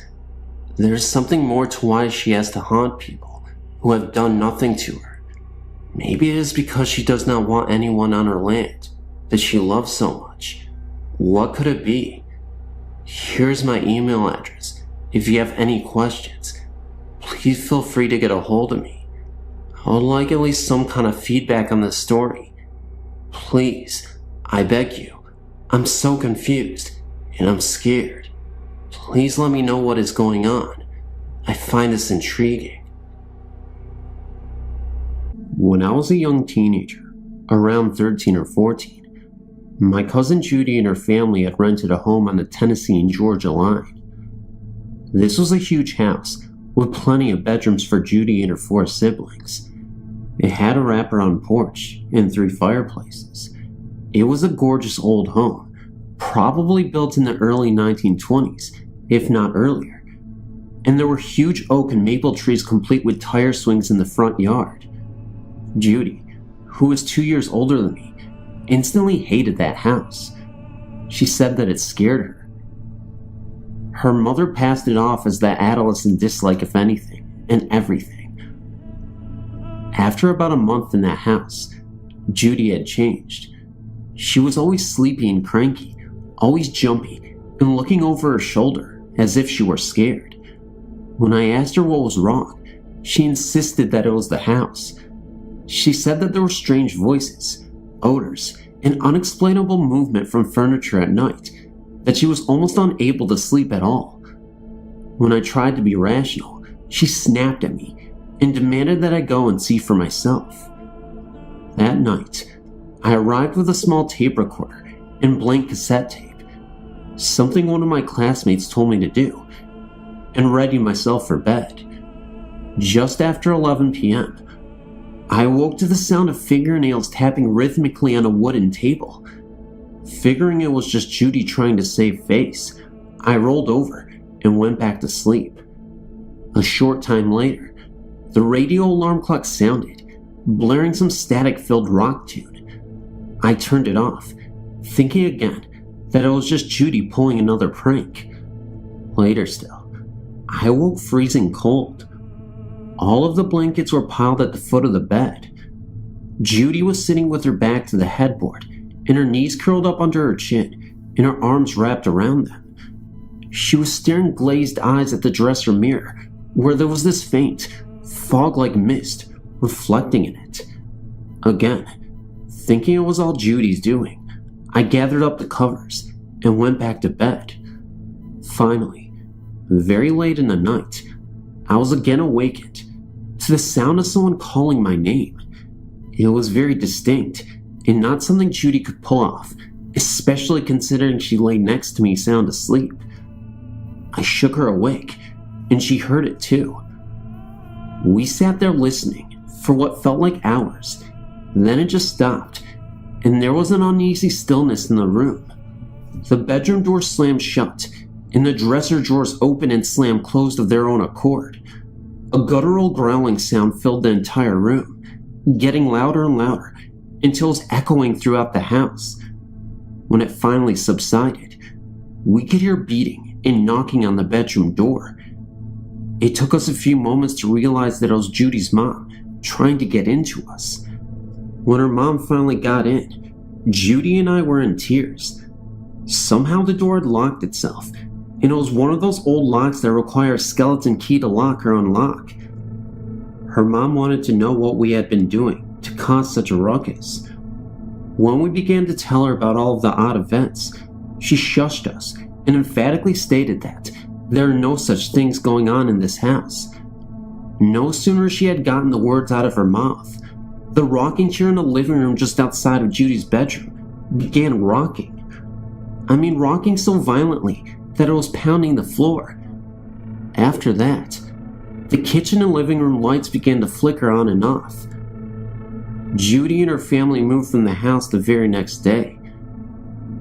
The day after Judy and her family moved, one of her brothers found the tape recorder and began listening to the tape. There were at least 3 different voices heard, and no one could decipher what languages the voices were speaking in. Judy threw that tape in a brush fire after listening to it, and said that those sounds were the sounds she had been hearing since day 1. On a side note, that tape recorder never worked again. When my dad took it to a repair shop, they could not find a thing wrong with it. It simply would not work. I'd forgotten about that night in that house until this past weekend. My spouse and I were driving around looking for a place to hunt when we stopped at a 4-way stop. A chill came over me and my feet began to burn as if I was suddenly standing on hot coals. I felt lightheaded, nauseous, and weak when he said, "Man, look at that house. It's like staring at us." Gives me the heebie-jeebies. When I looked to my left, there it was, like a nightmarish blast from a long-forgotten past. I called Judy when we got home and told her about seeing that old house. Judy, now almost 35, was extremely upset about the mention of that house. She made it very clear that she did not want to discuss that house or anything that went on beyond its doors, and she made me swear to never bring it up to her ever again.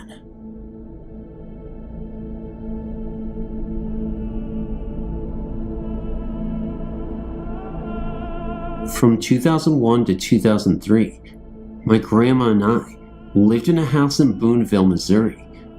The house was my uncle's, but it used to be a duplex, so my grandma had one side, he had the other, and I had the upstairs that went from his side up.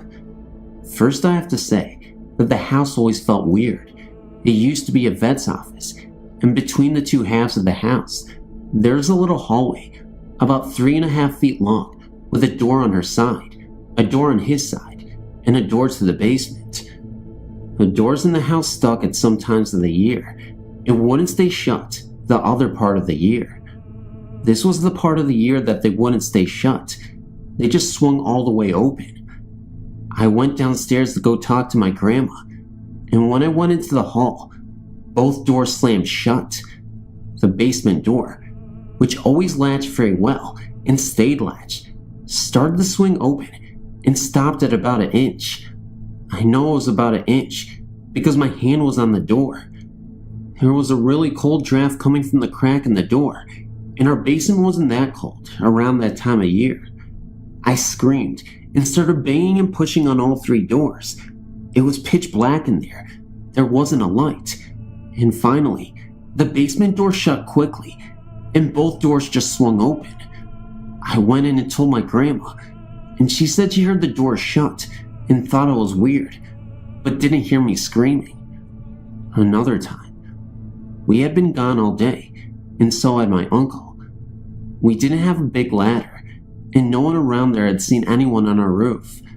I went upstairs and walked into the bathroom, which was right across from a window. I paused for a couple seconds, then turned around. The window, frame and all, were lying on the floor. There were a couple marks on the wall where the corners hit as if it was falling down, and there were linters of wood all over the floor. We checked, and there weren't any pry marks, and no marks outside, and no handprints on the window like someone had pushed it. My uncle still thinks I somehow pried it off the wall. That is the window he kept telling me to keep shut. I tried, but it was one of those windows that opens from the top and leans in. Every time I shut it and locked it, it would come open. He slammed it shut, and the next time it was open was when the window fell off the wall, as we put it. There are other things that happen in that home. Almost all of it happened upstairs. The locked doors would pop unlocked, open, shut, then relock themselves. If I put too many things on top of the filing cabinet in the corner of my bedroom, it would shake violently until some stuff fell off. When anyone went up or down the stairs, something grabbed your ankles about halfway and even tripped you. I had a particularly nasty fall down the stairs one time, The closet doors in the hallway would open and close slowly sometimes. The stairs came up in the middle of the hallway, and there was a walkway all the way around. The side that no one ever walked on had really cold spots. A couple of things that happened that were not upstairs one time. I had my door open and was just laying there thinking, and I saw something come from my upstairs living room and walk down the stairs, ever so slowly. I followed it down the stairs on my rear end so I didn't get tripped, and through to my grandma's side of the house. My grandma started talking when it was still in the shadows. She thought she was still talking to me, and I was still in her kitchen. When I ran in there, she stopped and asked if I was standing there. Who was in the shadows? I told her. That was her first experience with a ghost. Also, all of the time, it seemed that the house was listening and watching everything, even from the outside. All in all, that was a very active house, and I'm glad I don't live there anymore.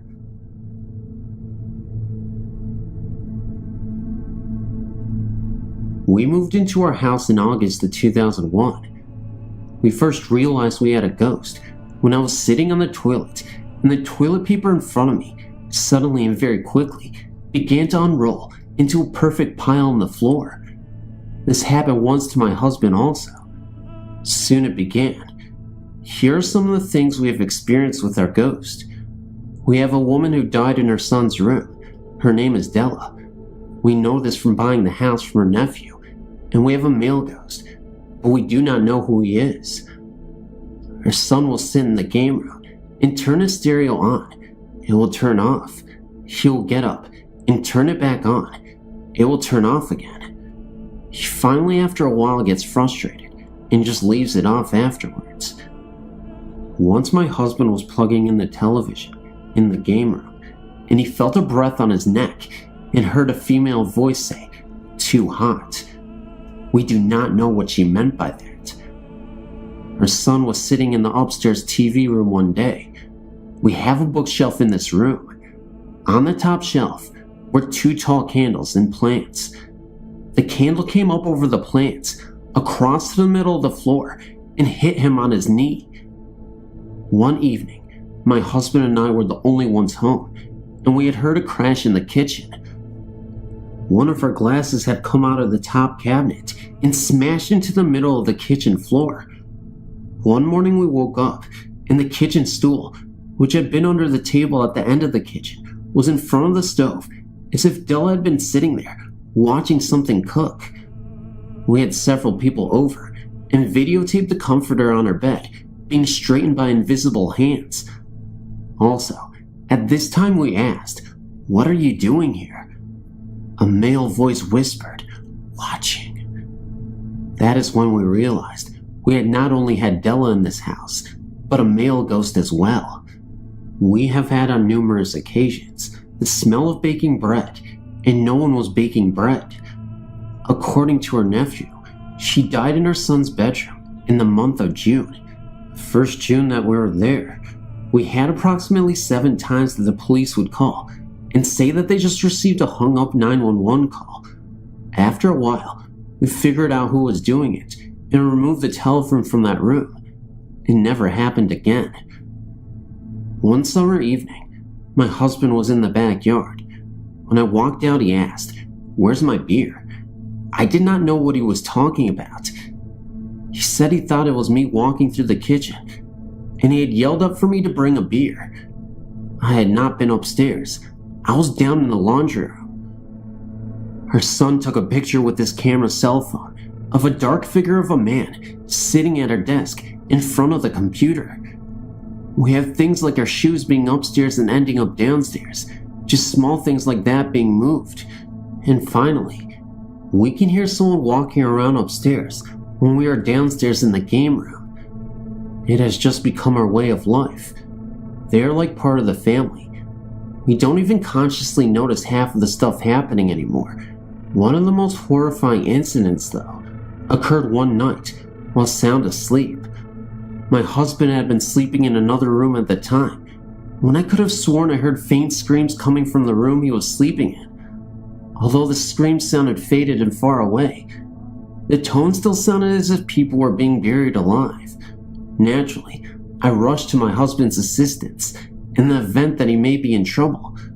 Fortunately, he was completely fine, but before I could turn back completely and head back into the hallway and into my room, I saw a shadow figure zip past me from the corner of my eye.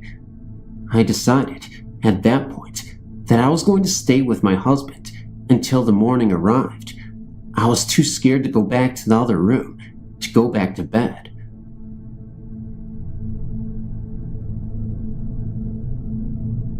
Hey, my name is Kelly, and I know that this experience is a bit short, but it's also a life-changing story that I'll always remember for the rest of my life. I used to frequently visit this young girl who I became a babysitter for. Her parents' house was a typical American dream type home, nestled inside a friendly subdivision of similar looking homes with white picket fences, perfectly manicured lawns, etc. One specific occasion, I was watching that girl play around in the front yard. It was late night, and I know it wasn't the smartest thing to do to let a child play around outside in the yard, but I was watching her, and the neighborhood was always very safe. I think it was about 11:30 p.m. at night when this whole event occurred. The streets had been empty. Absolutely nobody was out there but me and this little girl. That was when I noticed a man aimlessly wandering down the street just in front of the house. Since I was so focused on paying attention to the little girl, I didn't really notice him pop into my field of vision until he passed us by. This was an older middle-aged man with tattered clothing, looking completely out of place in a neighborhood that wouldn't even have these types of people wandering on the streets. He looked delirious and was walking slowly. He didn't seem to turn to us or even recognize that we were on the lawn. He just kept walking. Immediately, I grabbed the girl and ran back into the house and locked the door. I decided to look through the drapes when I noticed the man had disappeared on the street. It didn't make much sense to me because the man was walking so slowly and I'd just seen him the second before. I asked the little girl if she'd seen the man I'd seen, and before I could even finish my sentence, I heard a soft knock at my door, my heart pounding. I was too scared to even look through the hole to see if it was that man, but I did anyway. Oddly enough, there was nobody there. I ended up telling the family of the girl, and of course called the cops. They came over and told me to be careful, and that they would do their best to patrol the area in case they see a suspicious man outside. Later on, I thought that it could be possibly a ghost, though I'm not sure, but it does certainly seem like it. Another night I was out playing with this little girl when it started to storm shortly after. Her parents were home this time, but I liked to bond with the kid. My mom called me and told me she wanted me to come home so I wouldn't be out in the middle of the storm. The drive is probably about 10 minutes at the most, back to my house. As a side note, a friend of mine's house that was killed in a car accident is on my way home. As I was driving past, I got this urge to look at the house, and in the yard of this house, there was this fog presence. It wasn't just a light mist either. It was a completely darkened cloud. What completely shocked me, though, was that I swear it had some sort of definition or defined shape. It had the build of a person, but as I said, was still a dark cloud. I saw it for about 5 seconds, then it disappeared. It scared the crap out of me, because nowhere else around had any kind of fog. It definitely seems that this area has a lot of supernatural energy, and I'm not sure why. Thanks for reading, though.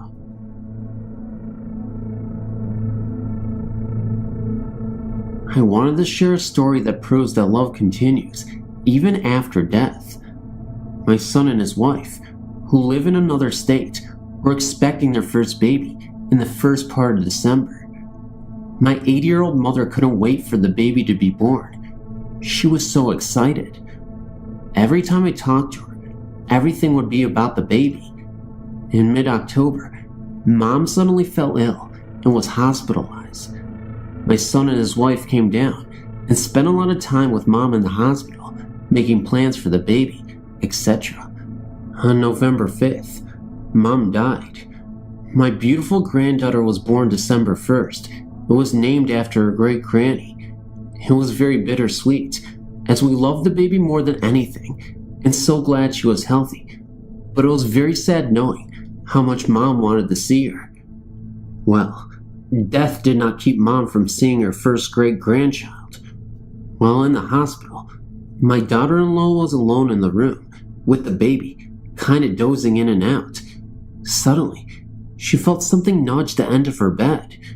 She looked up and saw Mom at the foot of her bed, smiling at her. About this time, the baby started to fuss. My daughter-in-law watched in awe as Mom glided across the room to the baby and started rubbing her back. The baby immediately quieted down, and Mom slowly faded away. The baby is now a month old, and my daughter-in-law says that now that they are home, the house will start to feel different, and the baby acts like someone is playing with her. I think we know who her guardian angel is. As a side note, yes, the story is 1000% authentic. I know maybe people might not believe it, but obviously it happened, and I have the proof to back it up, at least in my heart. It's not the scientific proof that everybody wants, but it did happen. I believe in ghosts. I'm certain of it. I had an experience at this location, similar to the gentleman who shared his story, so I'd like to share mine as well. One evening, out of the blue, my friend told me about this haunted track just outside that small Saskatchewan town, located in Canada. We decided to take the several-hour trip just for fun, just to see it. My friend, who knew about it, had already been there several times, and told us exciting but scary stories about it. 2 carloads of us made that trip that wintry night. We drove our vehicles down the track, past some no trespassing barricades, and parked. We got out to look. So to speak, we saw the light. This bright light, similar to a single headlight, slowly moving towards us. We then noticed it would split in 2, move fast, slow down, merge back into one, and repeat at fast rates. Freaked out, we ran back into the cars to leave, to notice the one larger car got stuck in the snow. We tried to get out. The longer and harder we tried, the brighter the light got. We couldn't move the vehicle away from the light because of the snow, but the guys figured we could move it forward, towards the light, unfortunately. Myself and another girl slowly walked towards the light to see if there was a clearing so we could turn around. When we did this, the light seemed to fade away.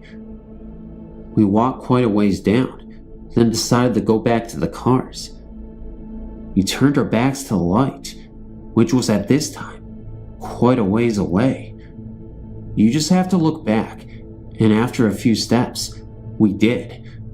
The light instantly grew in intensity and jumped what was like 50 to 70 feet towards us and was right behind us. We ran to the cars. It followed just as fast. Something, it wasn't the snow, kept making me trip over and over again, hurting my foot even more each time. I was on the verge of tears. Eventually, somehow, we got back into the cars, managed to get turned around, and started heading back. Then the car in front of us got stuck. The light moved up the road with us, but this time, maintained a bit of a distance.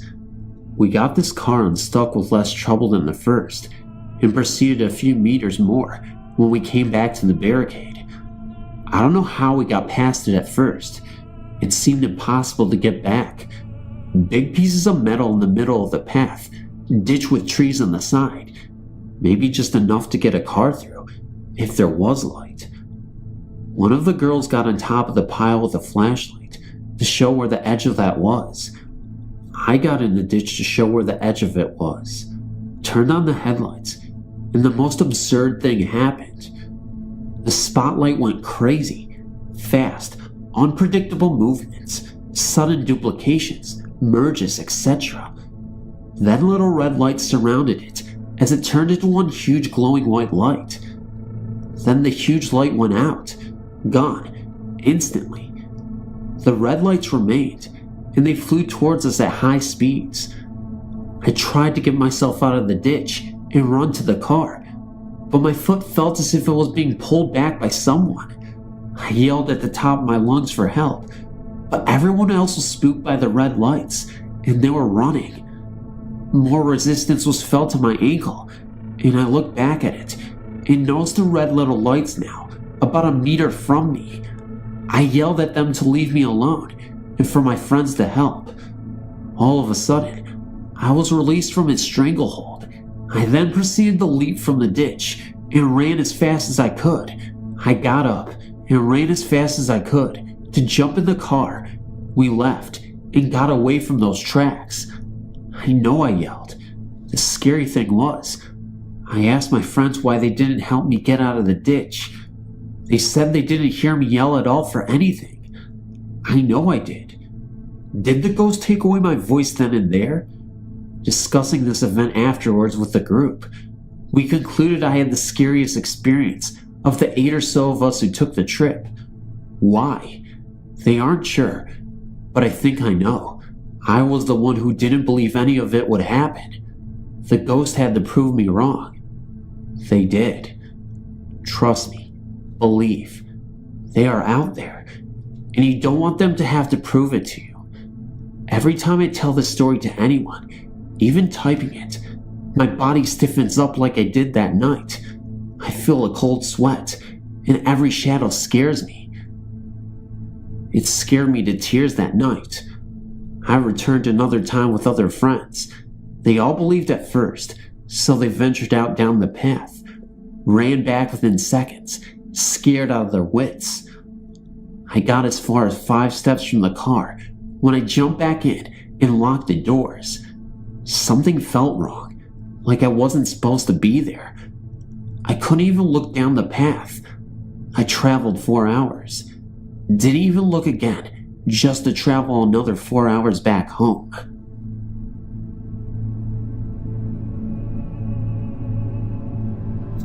Over 35 years ago, in our farm neighborhood, there was a farm where an old woman lived alone. It was said around the neighborhood that the old lady was a witch. I don't know if she actually was a witch, but she was pretty scary looking. She wore long dresses and always had a scarf tied over her head. She walked with a cane and was kinda stooped over looking. She didn't own a car, and we would see her walking up and down the roads, picking up cans and bottles, which I guess she sold. We would pass her in the mornings on the school bus, and whenever the bus went by her, all the kids would quiet down and sit silently in their seats. We wouldn't admit it, but we were scared of her. As I said, she lived on a farm. She did not farm the land, but rather cash rented her ground to another farmer. The land was a mix of ridgeland and rich bottom ground, prime farmland. There was a nice large woods which held an abundance of wildlife. The farmstead itself consisted of a large 2-story farmhouse, 2 barns, and a spring house. Large old pines surrounded the house. It actually was kind of a pretty farm. In 1963, the old lady died alone, and her land was bought by a neighbor in a share of sale. The neighbor was never successful in finding a tenant for the house. It seemed that nobody would live there very long. Then, in 1966, the house and all the outbuildings burned to the ground. The ensuing investigation didn't ever turn up much, but to this day, the rubble of the fires is still there, and the site is slowly going back to nature. Just the large pines still mark where the farm stood. Along came 1967, and for me, life changed. Graduation, the Marines, and Vietnam. Thoughts of witchy-looking old ladies were the furthest from my mind. Presently, after 2 tours, I returned to the good old USA, and for a while, traveled around, seeing the country. Soon, I became homesick and moved back home to Indiana. Having lived in the bush for a couple of years, I guess I had a hard time adjusting to life among people, so I would spend a lot of time in the woods hunting or just sitting alone in the quiet. Upon my return home, I asked the owner of the old witch farm if I could hunt on the ground he owned. He responded affirmative, as the ground was no longer good for farming. It seemed that after a couple of years after the old woman died, springs burst forth out of the hillsides in the farm and saturated the bottom ground, ultimately turning the farm into a marsh. Today, you can slog through the marsh and find the tops of fence posts sticking out of the ground for about 10 to 12 inches. Fence wire is still attached to the post, disappearing into the ground. Now, I started hunting on this ground, but I was always uncomfortable while I was there. I constantly felt as if I were being watched. It was kinda creepy. You could just feel something unnatural was there with you. However, having survived the NVA, I was not afraid of any creepy Indiana woodland. One rainy night, in the late 1970s, I decided to go fox hunting. I left my uncle's home and ventured out in the woods with a light, a fox call, and a shotgun. I knew the best hunting would come in the field behind the old witch's woman's farm stand, so I crossed the creek and went up the ridge to the old farm. I set up and began to use my fox call. I was not afraid. I'd learned long ago not to let my mind get the better of me.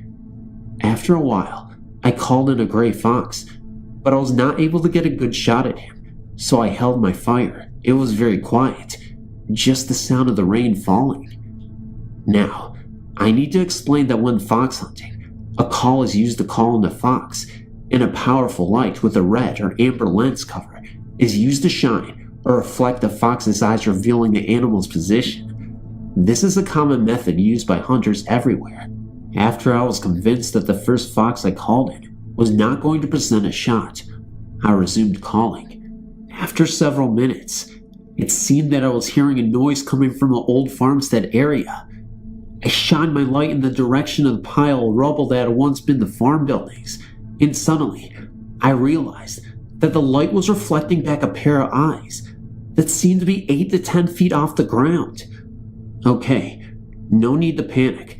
Probably a raccoon up in a small tree, trying to get a better view of an animal that was in distress, a noise my call makes. Regardless of what it was, this incident spooked me, and I decided to leave. I blew my cover and removed the red lens cover from the hunting light and turned it into the direction of the elevated eyes. Now, an animal's eyes will reflect red in light, but normally reflect with a greenish tint in white light. However, the eyes of a possum will still reflect with a reddish tint. The eyes that were being reflected in my light stayed red. No big deal, just a possum. I gathered my gear and started across the field for the wooded slope to go home. Turning my light in the direction of the red reflecting eyes, they were still there, unmoving, but closer. Now, any animal whose eyes are being reflected in light will eventually move their head, causing a momentary break in the reflection. These eyes were unblinking, unmoving, except they appeared to be following me towards the woods. Scariest thing was the fact that the eyes were still about 10 feet off the ground. It was then I realized that there were no trees in the field for an animal to be in, and no Indiana owls can hover like a harrier jet. Suddenly, this battle-tested Marine panicked and started double timing towards the woods. I found the footpath that went down to the creek crossing and started down it. After going about 40 meters into the woods, I stopped dead in my tracks. I was suddenly paralyzed with fear. I knew if I turned around that the pursuing eyeshine would be behind me. Mustering my courage, I slowly turned, shotgun at the ready, and as sure as hell, the reflection was there at the tree line, still about 10 feet off the ground. In the powerful beam of my hunting light, I should be able to see the body of whatever was following me. But all I could see were the eyes, staring, almost seeming to glow red. I was toying with the idea of shooting at what I was now sure was an apparition, but a low guttural sound, which came from the same location of the eyes, convinced me that this was not a good idea. I was overwhelmed with the feeling to get the hell out of here, so finding the feeling in my legs, I broke and ran like I never had before. I did not even use the stepping stones at the creek crossing. I just splashed through the water. I continued my pace through the scrub timber until I finally found safety in my uncle's farmyard. At this time, I heard a cry coming from the timber that I cannot duplicate or describe accurately, but it had a mocking quality to it. What did I see in those woods that night? I don't know. It wasn't anything indigenous to the Indiana woods. It was something that scared the hell out of me more than an NVA B-40 rocket ever did. I know that I will never go into the woods again at night. This incident happened over 20 years ago, but I can't shake the image from my mind.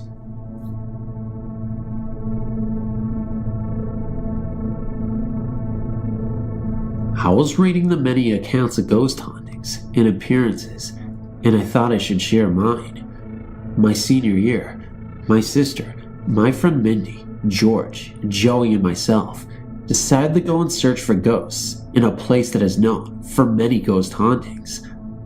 I'm from San Antonio, and some of you may be familiar with the tracks school bus crash that killed several children and bus driver in the surrounding Espada Park. On the way to the tracks, there is a cemetery about a couple of blocks off the main street that leads you to the tracks. It was about 11:30 at night, and we heard about the statue of the Virgin Mary, that if you stare at her long enough, she starts to rock back and forth. This whole area is known for many ghost sightings because it is also a battlefield. The statue is located in the cemetery, near the small road that leads into the cemetery. The cemetery has a gate surrounding it and a chained entrance. Well, anyway, we parked outside the fence and sat in silence to see if this was true. Sure enough, slowly at first, the statue started rocking. She sits with her head bowed and is holding her arms as if she is carrying a baby. To our surprise, the statue started throwing her head back. We started freaking out, but weren't too scared because we had seen a ghost about 15 minutes ago, but that's another story. We sat there, and my friend noticed that the gate was completely open.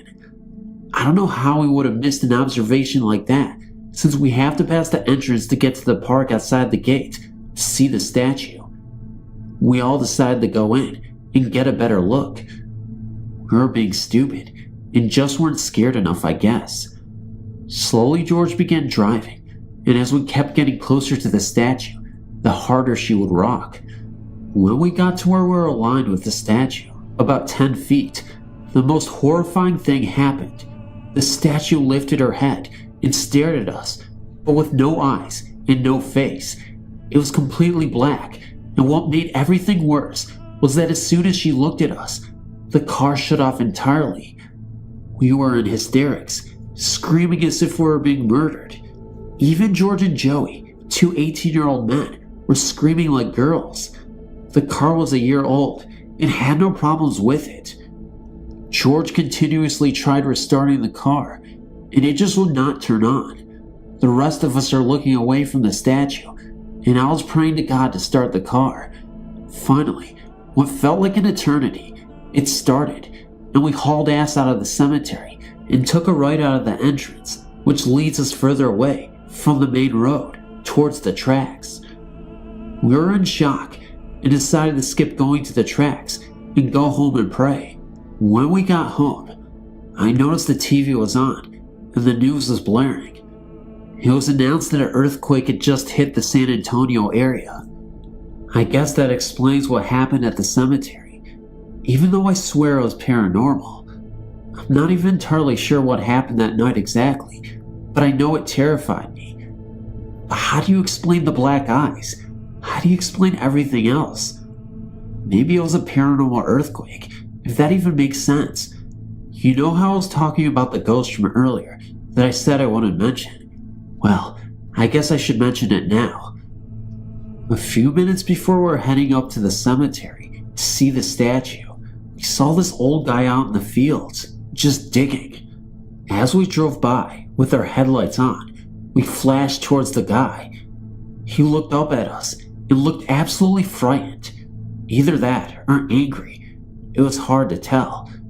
But as he was looking up, his eyes were black. Not only that, but his eyes were so black that they were reflecting off of the car. I'm not even sure if that makes sense, but that's what we saw. We ended up driving past that area, and that's when we went into the cemetery.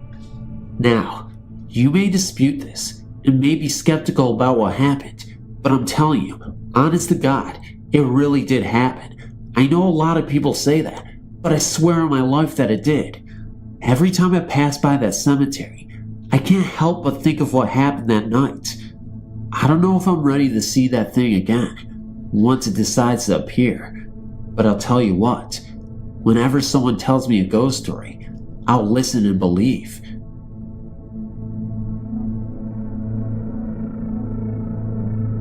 We moved into a house that was about 100 years old and had not been lived in for about 20. The rumor around town was that it was haunted. I did not believe this, even though I had grown up with people that had spent nights in the house and said that they experienced it firsthand. So we moved into the house when my children were ages 5 and 8 years old. The first night in the house, I was very nervous. I could not go to sleep. When I did almost fall asleep, I heard a man's voice in my head. I know this sounds very strange, but it was like someone else's thought was in my head, and it said a man's name. I can't remember the name, only that it started with a B. We finally settled in. The girls complained of doors locking them in rooms. We had gone out of town for the weekend. My youngest daughter got a virus. When we got home, she went to bed. About 5:30 a.m., I heard what I thought was one of my children calling out for me. When I checked in on them, they were sound asleep, not even stirring. I went from my youngest daughter's room into the hall to go to my room, and I saw what I thought were car lights reflecting in my window on the stair landing. But as I watched, the lights were bobbing up and down, independent of each other. They went down the steps, turned at the landing, and continued down the steps until they disappeared through a door. Another time, at about 5:30 a.m. again, I was awakened by someone touching my leg. I thought it was one of my children, but nobody was there. I also experienced the man's voice in my head one more time. Near Halloween of the same year, I was in the car with my children when my 5-year-old complained that she always felt that someone was watching her when she was in bed. This scared me. It was time to get out. We bought a brand new house and moved out. When we had moved into the old house, I had 2 cats. They were so scared in the old house that they didn't come out from under the couch for a week. I thought this was a reaction from moving. When we moved into the new house, they were at home right away. I feel that they sensed something. After we moved out, my mother-in-law confided that she had an experience in the house while getting my children off to school. It was a foggy morning and not yet light out. She heard someone come in the house. She walked into the dining room and could see someone in what was called the parlor. She thought it was my mother, who liked to get up early and walk every morning for exercise. When she spoke my mother's name, the presence went up the steps. She thought my mother had gone up to check on the children. When she never came down, my mother-in-law went up looking for her, and no one was there. She became concerned and called my mother to make sure she was all right. My mother confirmed her calling. She said she wondered why she called so early for no apparent reason. My husband also experienced hearing what he thought was the children calling out for him, and they were asleep. For about 6 months after this, I had nightmares about the house. I hope I never experience this again. Some people think that we are crazy, but I believe that you believe that it is real. In 1972, my parents purchased a house and we moved in. I was 5 at that time. During the 5 years that we lived there, so many strange and terrible things happened. Right after moving in, we had a sense that we were not alone. Late at night, my sister and I would see a man standing over us while in our beds. I got accustomed to sleeping under the bed for years. We would lock our door, and he would unlock it. We would put things away, and he would take them back out. He was always taking things and placing them in the exact same spot a week later. We asked neighbors about the house shortly after moving in, when we arrived home from shopping, and it sounded like there was a party going on inside. When the door was opened, there was nothing, just silence. That was when we started asking questions about the property. One neighbor, who lived next door for over 50 years, told us a heart-wrenching story. It seems that a family of 4 had lived in the house in the late 1960s to the early 1970s. Man, wife, and 2 sons. In 1969, one of the boys was crossing the street and was hit and killed by a speeding car. The other child was also killed in the same spot, same time, same way, 1 year to the date. The mother was so upset that a few days later, she hung herself in the living room. The father came home to find his wife, and he shot himself in the kitchen. This was 2 years before we purchased the house, and had been on the market since the tragedies. I cannot say as to whether the spirit was content with us or not. For instance, at the age of 8 and my sister 11, she got sick and was admitted into the hospital as dead on arrival. Thank God the doctors did not give up. They saved her life and gave her back to us. She was diagnosed with encephalitis, a deadly disease during that time, and still is. She was in the bathroom when I found her that night, and in the mirror appeared a shadow of a man's head. We have since destroyed that mirror, but the shadow was never there before her sickness. Second instance, we moved and rented the house out to my aunt. One evening my uncle had went to retrieve some items he had in the garage. 2 of the items were antique shotguns. We have never been able to find shells for these 2 guns, and they're in shadow boxes now. As my uncle picked up one of the guns, the other slipped and went off. He was shot in the neck and shoulder and almost died from the injuries. Thing is, there was no proof either gun had been fired. Police could not find any powder residue anywhere, but they concluded that the shot came from that caliber of gun. Third instance, I moved back into the house in 1986, shortly after the birth of my son. After being there a week, it was extremely hot that summer. I had a feeling something was wrong with the baby. I went into the room and noticed that it was blue and ice cold. As I rushed him to the hospital, he was coming around. At the hospital, they said nothing was wrong with him, and he sent me home. I moved that night. I only go into the house if a renter moves out. Nobody ever lives there long. I still get locked into the rooms. I feel his presence all around me, and the hair stands up on my arms. We have never been able to get a minister to go in the house. We always get told that evil lurks there. There are many other instances, but these are the ones that really bother me the most.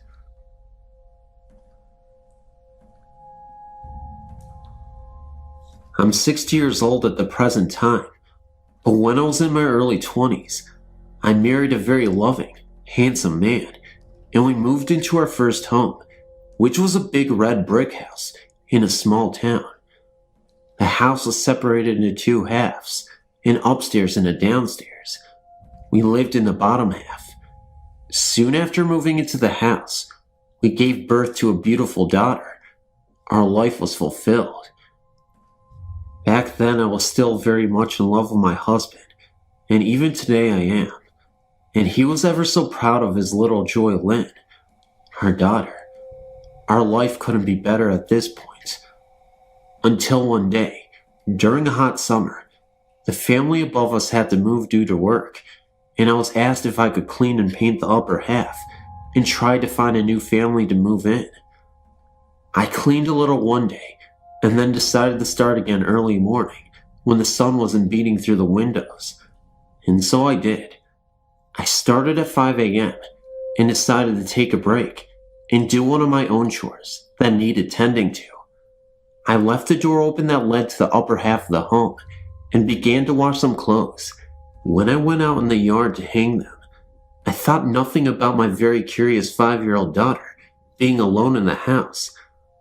I was only right outside the door. I went back in the house to make lunch for her before I began to clean again and called for her and got no answer. I began searching for her and she was nowhere to be found. After searching the streets, I called my husband home and then contacted the authorities. They found her daughter. She had explored through the door that was to the upper half of the house and climbed up into the attic, and when they had found her, she was dead. I was in shock. I was only outside for a short time, and she had no marks on her body to show cause, and the medical people couldn't even explain what the cause of death was. This was the hardest thing I even had to endure. One night, while lying in bed, trying to reenact the day out in my head and figure out what could have happened, my husband made a strange noise and yelled, "Did you see her?" I sat up and asked what he was seeing, and he swore my daughter had entered the room. I assured him no one was there and that his mind was playing tricks on him because he missed her so much. That was one of my many long tearful nights, and it happened several times a week, until exactly 8 months to the day that our daughter died. When I was leaving to go to the mill, I found my husband's lifeless body lying on the basement stairs that led to the outside, and in his hands, tightly clutched, was the doll my daughter lost the day before she died. The doctors say it was a heart attack, but at the young age of 30, I think he had too much strain on his heart over the loss of his daughter. I began to blame the house. It took my only happiness from me. I moved out shortly after, but rumors have it that the families that lived there soon after swore to see a man and a little girl walking the house in search of each other. This is my true but sad story, and someday we will be together again. As for the house, it still stands, and every so often I drive to see if I can get a glimpse of my family it took from me.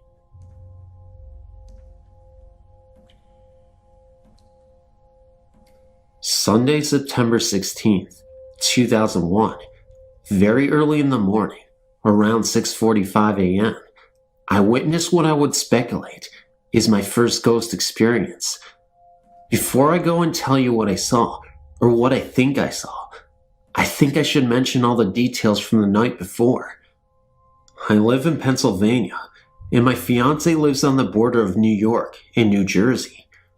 We were driving home from his house that night at about 12 midnight, which was about a 2-hour drive from a funeral we had attended earlier that day for his grandmother. As we were driving home, we got to telling each other about different ghost stories and urban legends.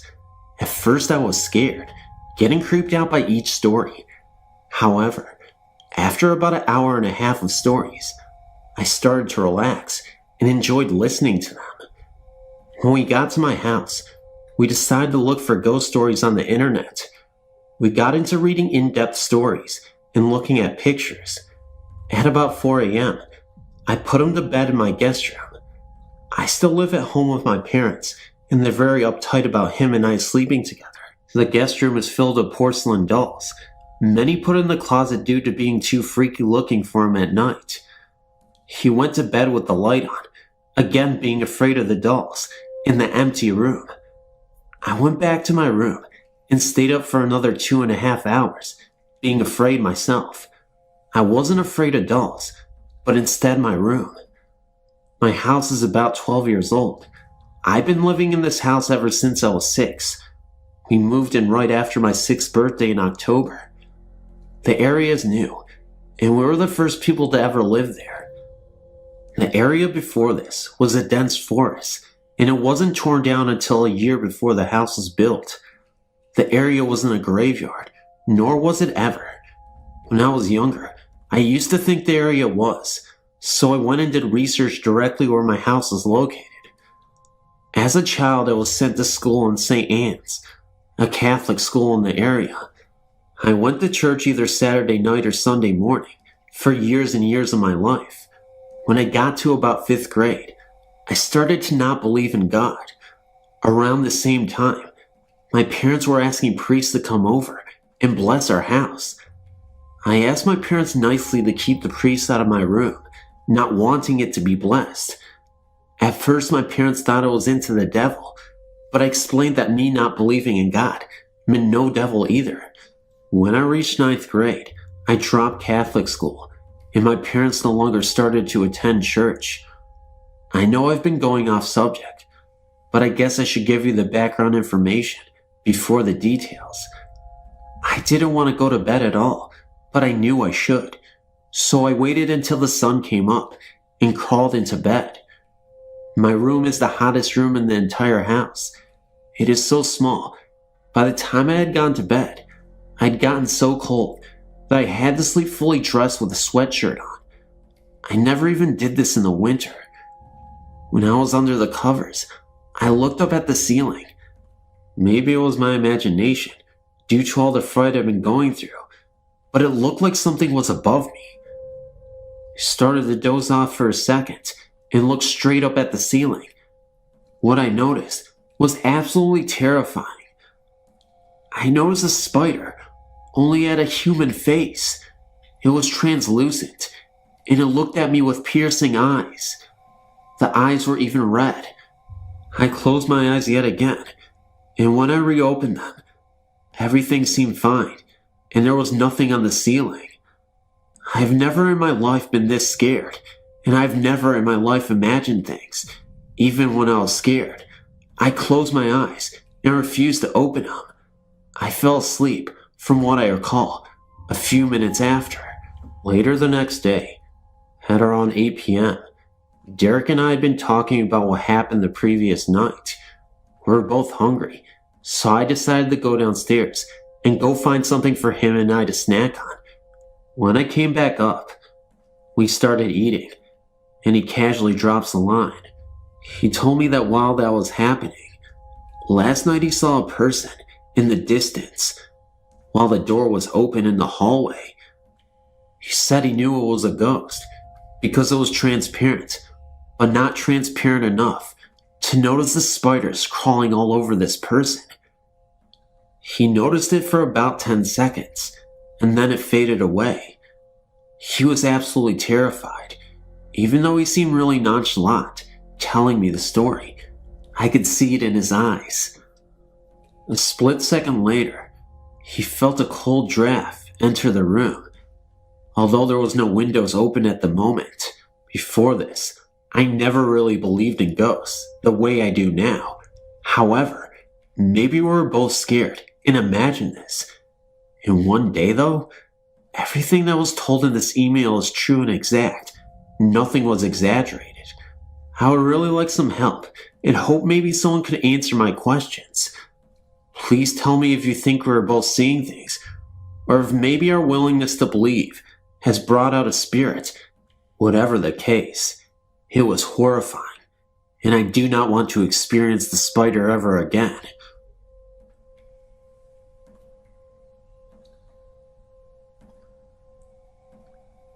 I'm an agnostic, or truth seeker. My wife is not, but both of us are open-minded people. We also believe that spirits exist, as well as ghosts, and my wife considers it creepy, while I simply remain fascinated with them. We moved into an apartment just after we were married, in 1999. I believe that there are ghosts and residual energies in various places in our apartment. The place is the standard apartment layout, and every once in a while, night or day, doesn't matter what time, she and I, or both, would hear the sounds of footsteps on carpet going down a short hallway. These were not boots in the hardwood footsteps, but more like bare feet on plush carpet. We felt that the ghost was female and very sweet. She would just walk down the hallway towards the bedrooms. If I were in one of the bedrooms, I would always have a small feeling of happiness go through me after I heard her coming.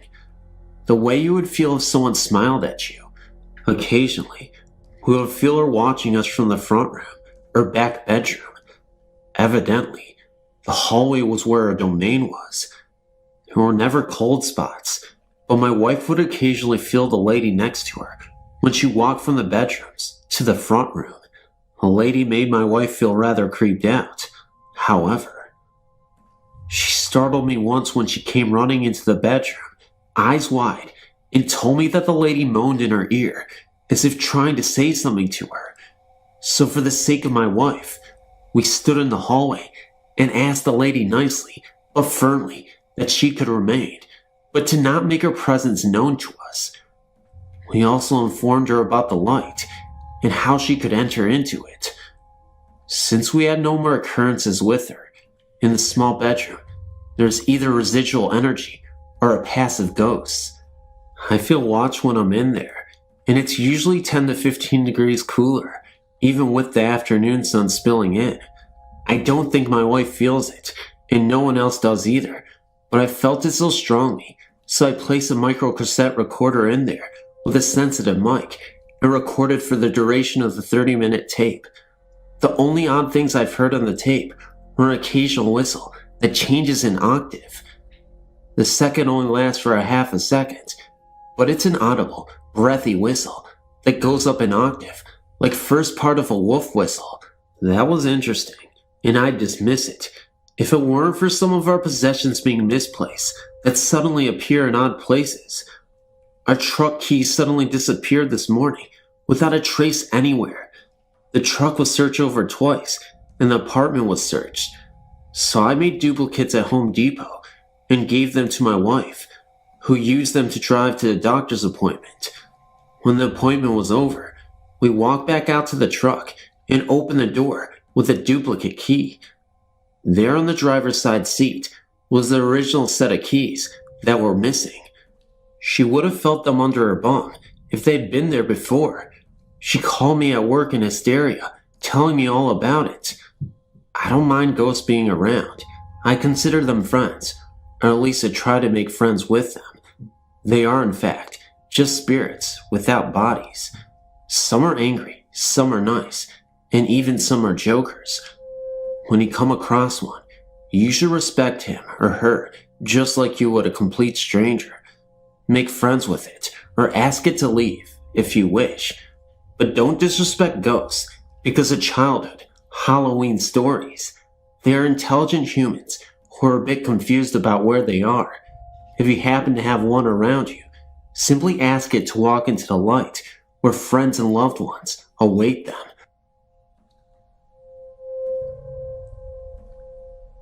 This experience is not that exciting to hear about. I do not wish to embellish it with creepy anecdotes or a mysterious plot, but nevertheless, this is how it went. I attended Hagengrove Military Academy in Chanton, Virginia, a town that in itself is stuck in time.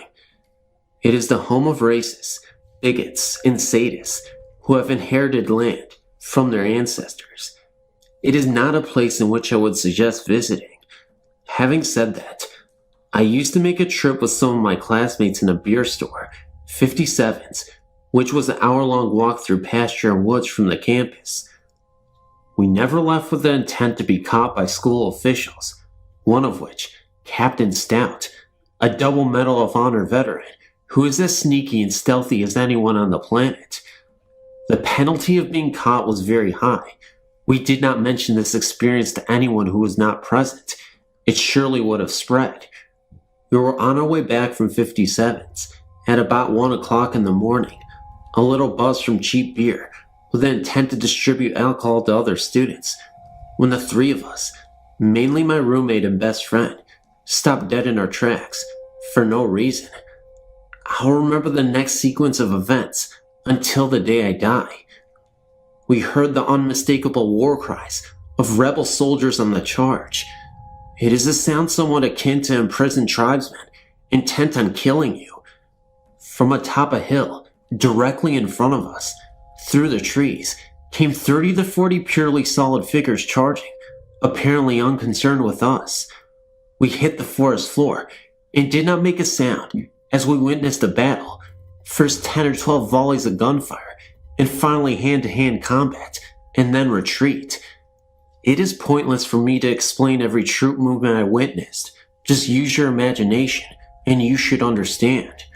The whole incident lasted no longer than 2 to 3 minutes, but the cries of those men will haunt me forever. I live in the town of Okanawa, Montana, and I used to work at the Copper Bowl. We all used to joke around about Wilbur, the previous owner, who haunted the place. At first it was just little things that would happen. Casino machines would all of a sudden have credits on them when no one was there, which could be a mechanical malfunction. Things would move from one place to another, but nothing was as horrifying as what happened one Saturday morning. It was earlier in the morning, and it was just the cook and I. He was telling me about the reflection of a woman he had seen a few nights before in one of the windows, but when the spot where she was supposed to be was investigated, no one was there. These kind of scarier stories were becoming more and more commonplace, and we knew that Wilbur wasn't alone. That morning, we had gone over to the bowling alley, which is next door. It was always dark in there until the owners came, and always cold. In the dark, you could hear someone walking across the boards, which makes a very distinct sound. Now, what I mean by walking across the boards is that someone is walking in the gutters or on the lanes themselves. You could hear the footsteps coming towards us, but there was no one there. You could also hear the jingling of keys. A little while later, we were alone in the restaurant, and you could hear things next door getting louder. Not just footsteps this time, but other noises that we just couldn't explain. The cook had to go over to the bowling alley to get ice and was gone for what seemed like a very long time, so I went over to find him.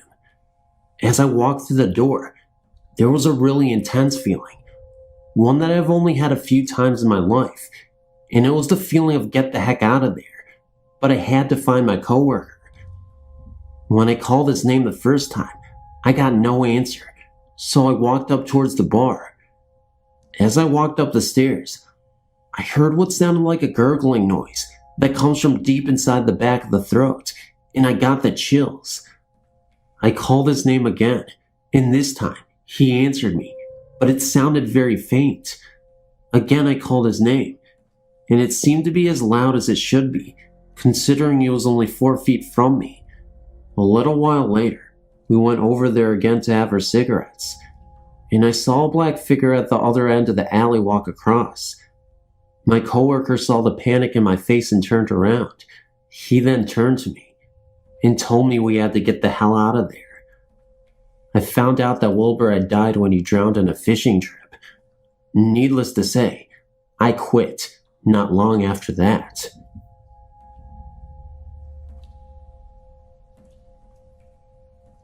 My better half and I were looking for a larger apartment to rent.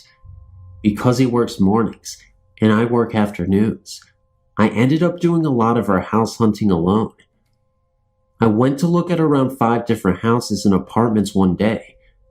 They were all far too generic, little boxes in apartment complexes, until the last one. This last house was an old mill house, made into a duplex. It was huge. The ceilings were 15 feet. The rooms were massive. It was a great house, about 9 years old, and oh so cool.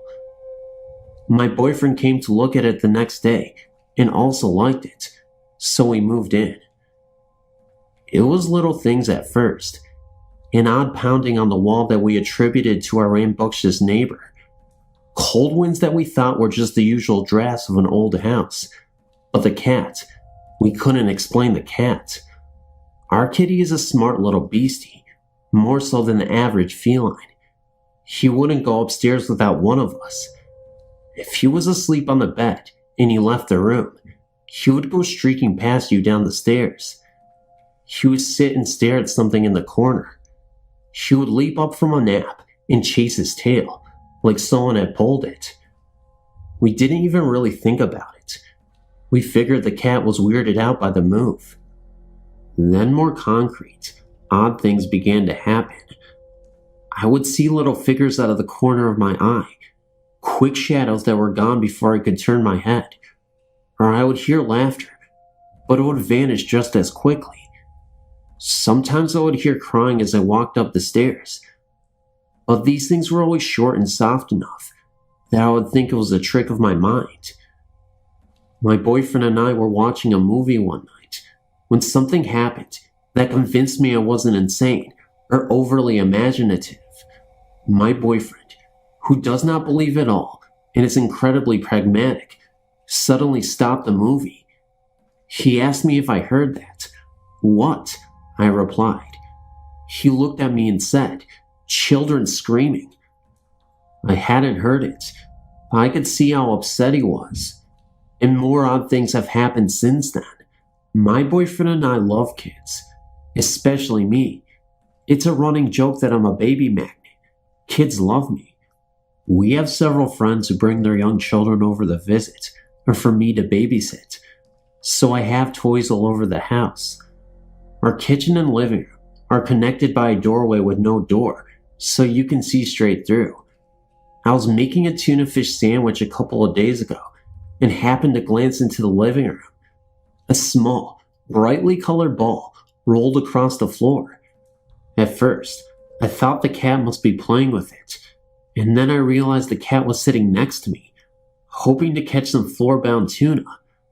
I was the only one home. My boyfriend swears that he saw a blonde-haired kid in our kitchen, hiding under the table. I was babysitting our friend's toddler that day, and he figured it was Mickey. So he snuck over, planning to lift up the tablecloth and play peekaboo. But when he lifted the tablecloth, no one was there. Mikey and I were 2 blocks away at the park. I know I've gone through all this setup, and nothing really freaky's happened, so here's the clincher. It happened this morning. That's why I'm writing this now. I woke up late. My boyfriend had gone to work, and I was planning to laze around the house and maybe do some yard work. I laid down on our couch and decided to watch a movie, and I apparently dozed off. I woke up because someone was crawling onto the couch. Seriously.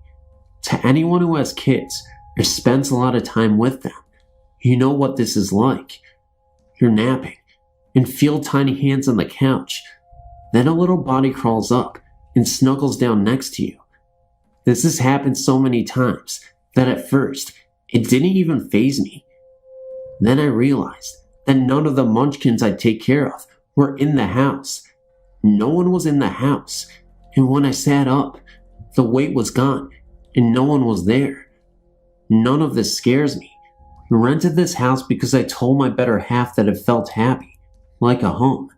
The only thing I can come up with is that the children of whatever mill worker lived in this house are still around, and that's okay. I hope they like us in our home. I'd rather have happy little ghosts than not so nice other ones. I'm so glad this site is here, and I can tell someone about these events. Our friends just laugh. Great work.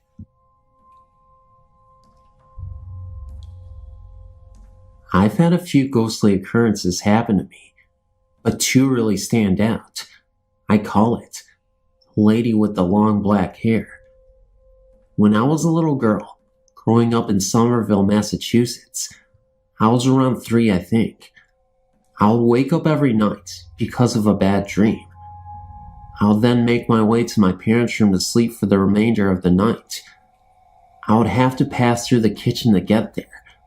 The lights were out, but there was some light coming in the windows from the street lights. I would see her sitting on the kitchen counter, up against the wall by one of the windows, a lady with the long black hair, which is how I always referred to her. She was dressed in a long black dress, pale-faced but shadowy, with illuminated green eyes. She would just be sitting there and looking right at me. It always took my breath away. I was so afraid of her. I would inch my way towards my mother's room with my back against the wall, never taking my eyes off her. Her eyes followed my progress across the room. I always thought, she's going to jump off the counter and get me, but that never happened. Years later, my mom told me she had strange things happen to her in that house too, but that's another story. In another story, my Nana came to visit me. Years later, living as an adult in Hampton, Virginia. One night, I was awakened by something. When I opened my eyes and looked around, I was startled to see my Nana sitting in bed with me. Nana had died 6 months earlier. It was kind of scary because she was gray and just slightly transparent. Also, she had a shocked look on her face, almost like she was the scared one. Then in my head, I heard her voice saying, "Shh, go back to sleep," which I did. The next day, I remembered it all quite clearly, and thinking on it, I feel like she had been surprised that I had woken up and was looking right at her. I don't think she bargained on that when she come to visit me.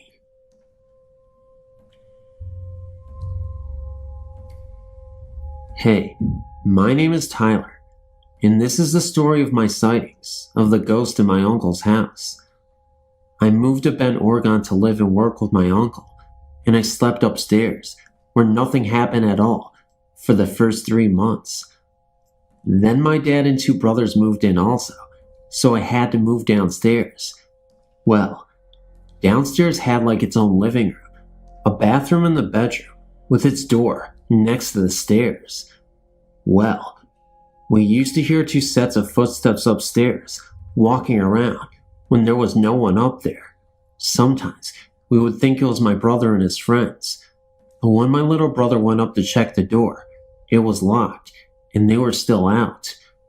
One night, my brother fell asleep on the couch, and when he woke up, he heard a very loud scream, like a woman being killed downstairs. When the scream happened, our cat ran up the stairs, hit the hardwood floors, and ran right into the room, under the bed. Also, right up the stairs, our fridge faced the window with the oven right in front of the fridge door. There was a magnet calendar on the freezer door, and one night, while watching television, me and my brother and my dad were scared when we heard a loud bang in the kitchen, and then the calendar was thrown hard down the stairs and hit the door downstairs. Thing about it is that there is no way that the calendar could have went downstairs at the angle it was. The thing that made me really believe in ghosts, though, was this one night. After my dad went to bed, I watched some TV, and it was summertime out, so it was hot, and I decided to sleep on the floor.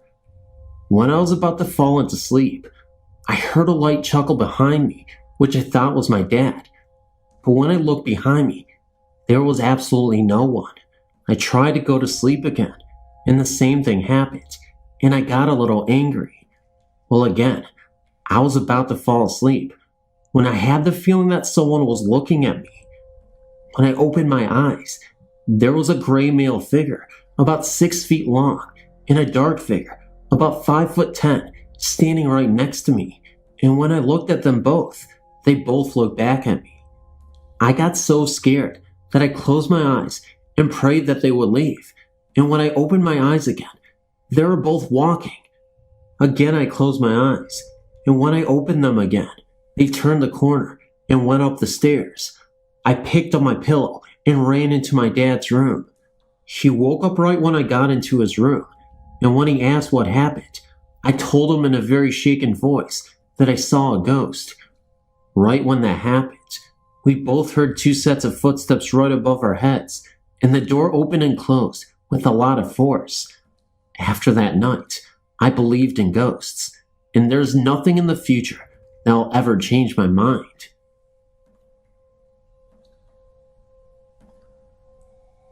Hi, my story happened a long time ago. I was 17, and it was the evening of the 1989 earthquake here in Northern California. I was staying at a family friend's house for the night. I had known them for several years, and they'd always told ghost stories while we would camp. The husband's brother had just died when he was 5 years old. He got hit by a car. He said he thinks that his brother was still around. They still lived on the same property that he grew up on. Anyway, to get to the story, that evening, we all went to bed. They had a small house and had me sleep in the kids' room, and the kids slept in the living room. Everyone was turned in for the night. All of a sudden, the lights started flickering. The dad yelled for the kids to stop messing around. It wasn't them. We all ended up getting out of bed. The lights continued to flicker and then turn off completely. We turned the light switches on, and nothing. We looked outside, and other people's homes were still lit up, so it wasn't a power outage. I just figured with the earthquake and all who knows, I wasn't scared at the time. We all went back to bed and giggled a little and made a few jokes about the ghost. I laid back down, and before long, the lights started up again, and then the drawers in the bathroom started opening and closing, slamming hard. At this point, I was scared. I ran into the master bedroom and told them I wasn't sleeping by myself. I thought I would sleep on the floor at the foot of the bed. We were all a little scared. All of a sudden, the most horrible, inhuman sound came. Like I said, it was a small house. It sounded like the home had surround sound. It came from every corner of the house. This loud, guttural scream or moan. It was a long moment, and then it all stopped. I sat there and cried. I didn't sleep a wink that night. I couldn't wait to get out of there. I told them in the morning that I would never be back to their home. I felt that whatever it was, didn't like an outsider in the house. I look back at that night and wonder about it. I lost contact with the family. It has been close to 20 years now. At the time, it made me a firm believer in the paranormal. Now as I get older and am more skeptical, I can't help but wonder if it's some kind of joke. I don't see how. At the time, I don't even think there was such thing as a surround sound. And that is the only way that sound could have come from the house. It was as if the house itself was screaming. That is the only paranormal experience that I have ever had. Just thought I would share it. Thanks.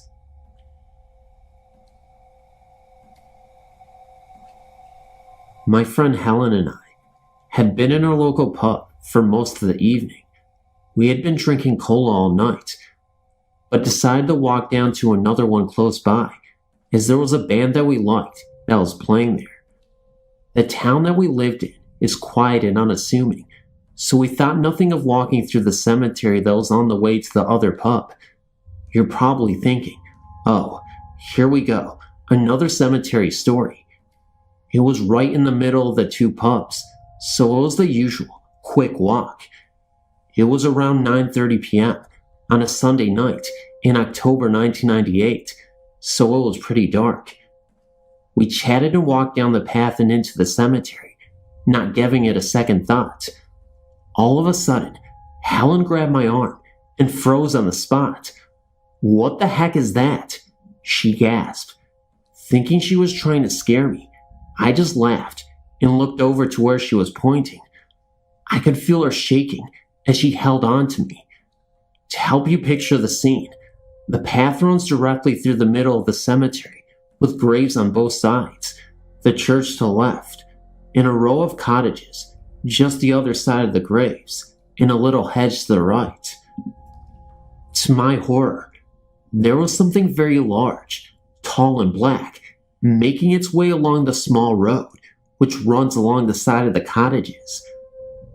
We're only about 15 yards away, but there was absolute silence. No footsteps, breathing, or noise of any kind.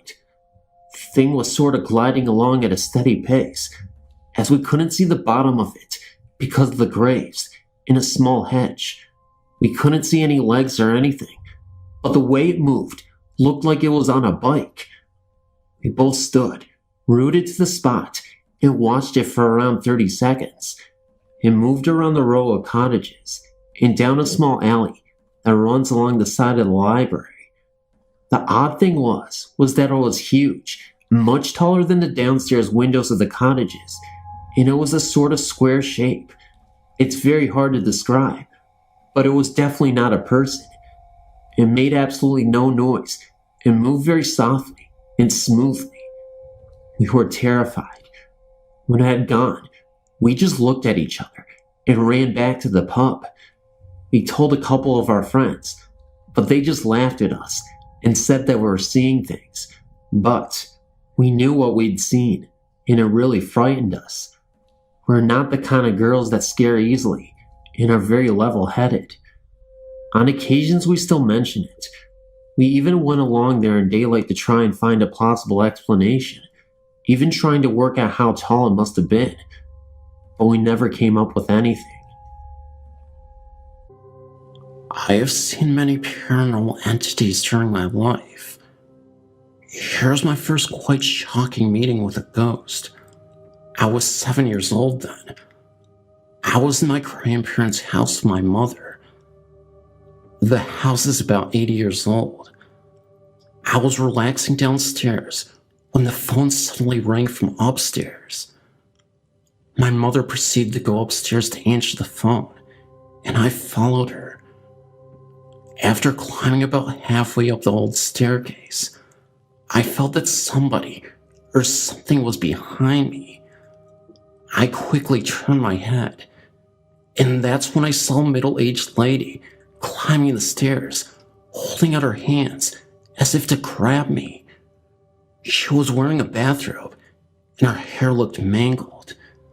I freaked out and ran upstairs as quickly as I was able to. She surely was a ghost, because she wasn't a family member or a friend.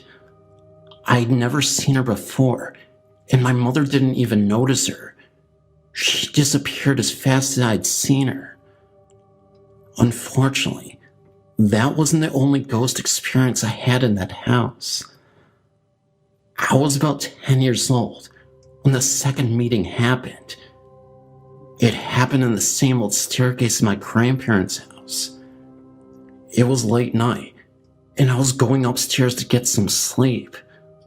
That's when I quickly discovered that my route was blocked. At the end of the corridor where you turn right to get to the staircase was a man, a very unusual man standing there. He was wearing a gas mask, so I wasn't able to see his face. He didn't speak, nor did he move at all. He just stood still, and I was too afraid to go past him. So I then got my grandmother and went back to the corridor with her. The gas man was nowhere to be found. Understandably, I was too afraid to sleep, so my grandmother stayed the night with me. I'm pretty sure that my grandparents' house is haunted, and my friend has witnessed that too, as the next experience tells. I was 11 years old, and my friend was 12 when this happened. We were playing in the basement of my grandparents' house. It's no surprise that the basement is also quite unsettling, just as much as the rest of the house is. We were in the big room just under the staircase that leads to the middle floor. We were having fun, until both of us felt a strange feeling that made it obvious that we were not alone in the basement. We felt that there were other beings present, entities that couldn't be seen with the naked eye. We're also sure it wasn't our grandparents, because both of my grandparents were upstairs. That feeling also told us to leave the basement. It felt like we were surrounded by invisible people, and that we really needed to leave the basement immediately. After a few minutes, in a panic, we fled back up fast. Even at this stage of my life, it is still frightening for me to walk that staircase or be in the basement.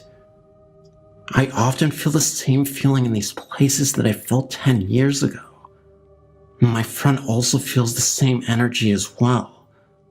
Luckily, I haven't seen any ghosts since then. Regardless, one thing is certain. There's a lot of paranormal activity going on in that house, and I'm the person the spirits need to target, for whatever reason or another.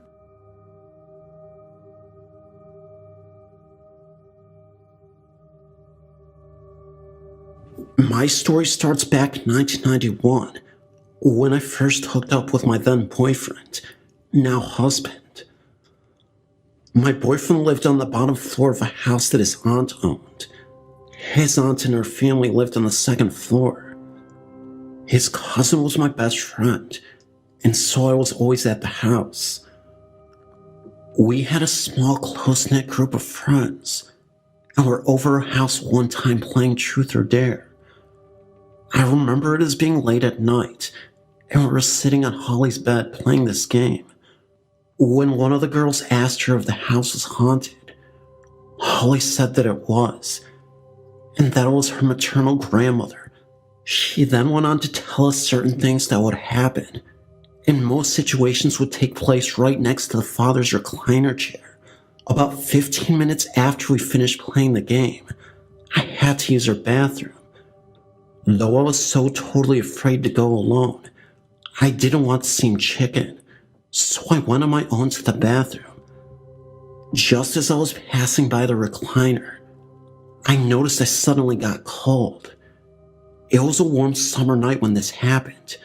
Okay, I chalked it up to being my imagination, seeing as we had just been talking about it. Then, years later, I had this woman I was working for, and we got along really well.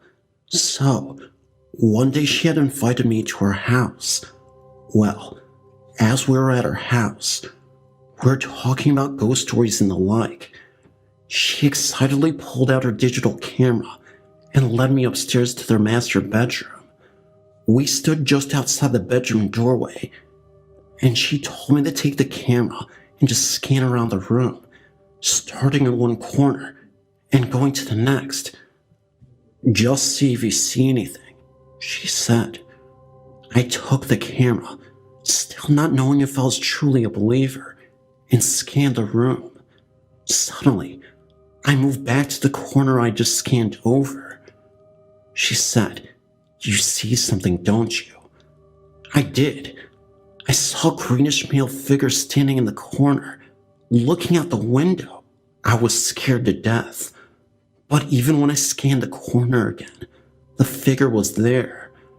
We returned to the first floor of the house when she started to tell me all about it. They had bought the house just about a year prior. The first week they lived in the house, their children, very young children, would awake in the middle of the night, screaming and crying. Finally, one night, my boss's husband got so furious, he yelled, "I don't care that you're here. I don't care if you just stay. Just leave my children alone." The children never woke up crying again. Then about a week later was when my boss had noticed the image through her camera. She'd been going through various parts of the home, taking photos to send to relatives that lived out of state. When she was scanning the master bedroom, looking for a good view of the room, and found the exact image I found. She yelled for her husband, who saw the same thing, but it could only be seen through the screen on her digital camera. After I saw it, I was a believer. There was no way I would have seen it if it weren't there. A couple of days after she saw the first image herself, she was cleaning in the basement when she found a hidden room. She went into the hidden room and found a box of papers. They started investigating the roots of the home. She found out that the old police chief of Renister, the town she had lived in, had built the house a very long time ago. The only thing she could figure is that the greenish male figure is the police chief, looking out the window and watching over his town. They still live in that same home, and they still live with their chief, all of them living peacefully together.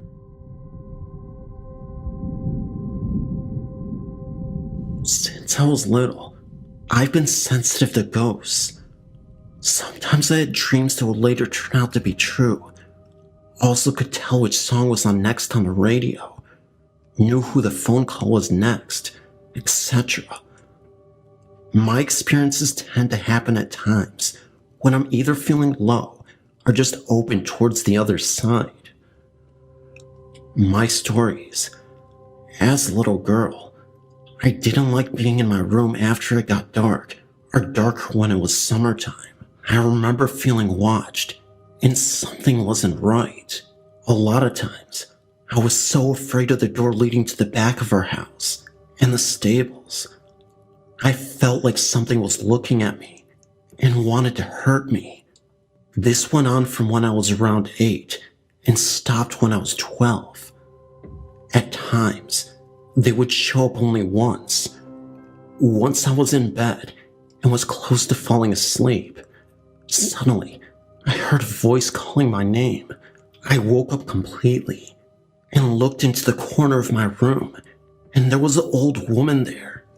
I couldn't see her clearly because she was kind of blurry, but she had a friendly feeling about her. She then disappeared, and I never saw her again. When I was 17, my dog died, and I was devastated. A few weeks later, I heard him coming up to my room from the kitchen and saw him enter my room. He then jumped up on my bed, walked around 3 times before sighing, and got down. I could feel him on my bed and against my leg. When I tried to touch him, he disappeared. My parents' farm, where most of the events happened, is old. It burnt down once there, and there seems to be quite a lot of ghostly activity. In the barn, my parents got their car. Since I was little, I was afraid being alone there. I felt something was wrong, and that something was hanging in the dark. I always felt uneasy there until a few years ago, when my mom told me that someone had offed themselves there. My worst experience I've had was when I was around 15 to 17 years old. My room was connected to the kitchen by a little hallway. From the kitchen, you can go directly to the 2 living rooms. The last one I've never felt easy in was always feeling unnaturally cold and just weird. One night, I woke up and my room was ice cold. I heard someone open the door from the hall to the kitchen. It was a man, and he was going directly to the last of the living room. Somehow I was there when he went there. I saw him take his rifle and then off himself. It was feelings more than actually seeing him do it. I then was back in my body, but heard him fall down to the floor, moved a bit, and moaned before he died. The second that happened, the coldness disappeared, and I could breathe again. I told my friend at the time about it, but I was too afraid to ask my parents. One day, I sort of jokingly asked if anyone had offed themselves in that room. My dad turned around and looked at me with a strange look. Yes, your godmother's father offed himself there. They hadn't told me, because my godmother didn't like me to know. I found his grave, and it happened the exact day he had offed himself. I've had nice experiences though. A friend of my parents and their friend had offed herself. My friend was really devastated about it and couldn't get over it.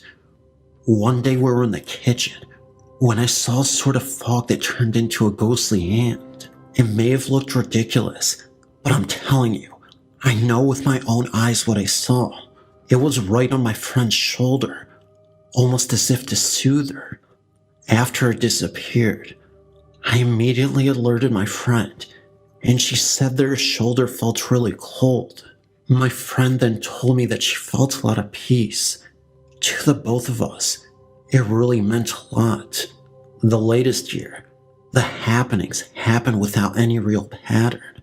Last year, when I was at my parents' and sleeping in my old rooms, I didn't get any sleep for the last 4 days I was there. There was a presence in the room, and it was not a pleasant one. It just radiated hatred, and it was pointed at me for some reason. The next time I got home, it wasn't in there, but then I had to sleep in my mom's bedroom. I was woken up by someone slamming their hands into the bed very hard. I looked at the end of the bed, and I saw a shadow standing there, then disappeared. Since then, I haven't felt it.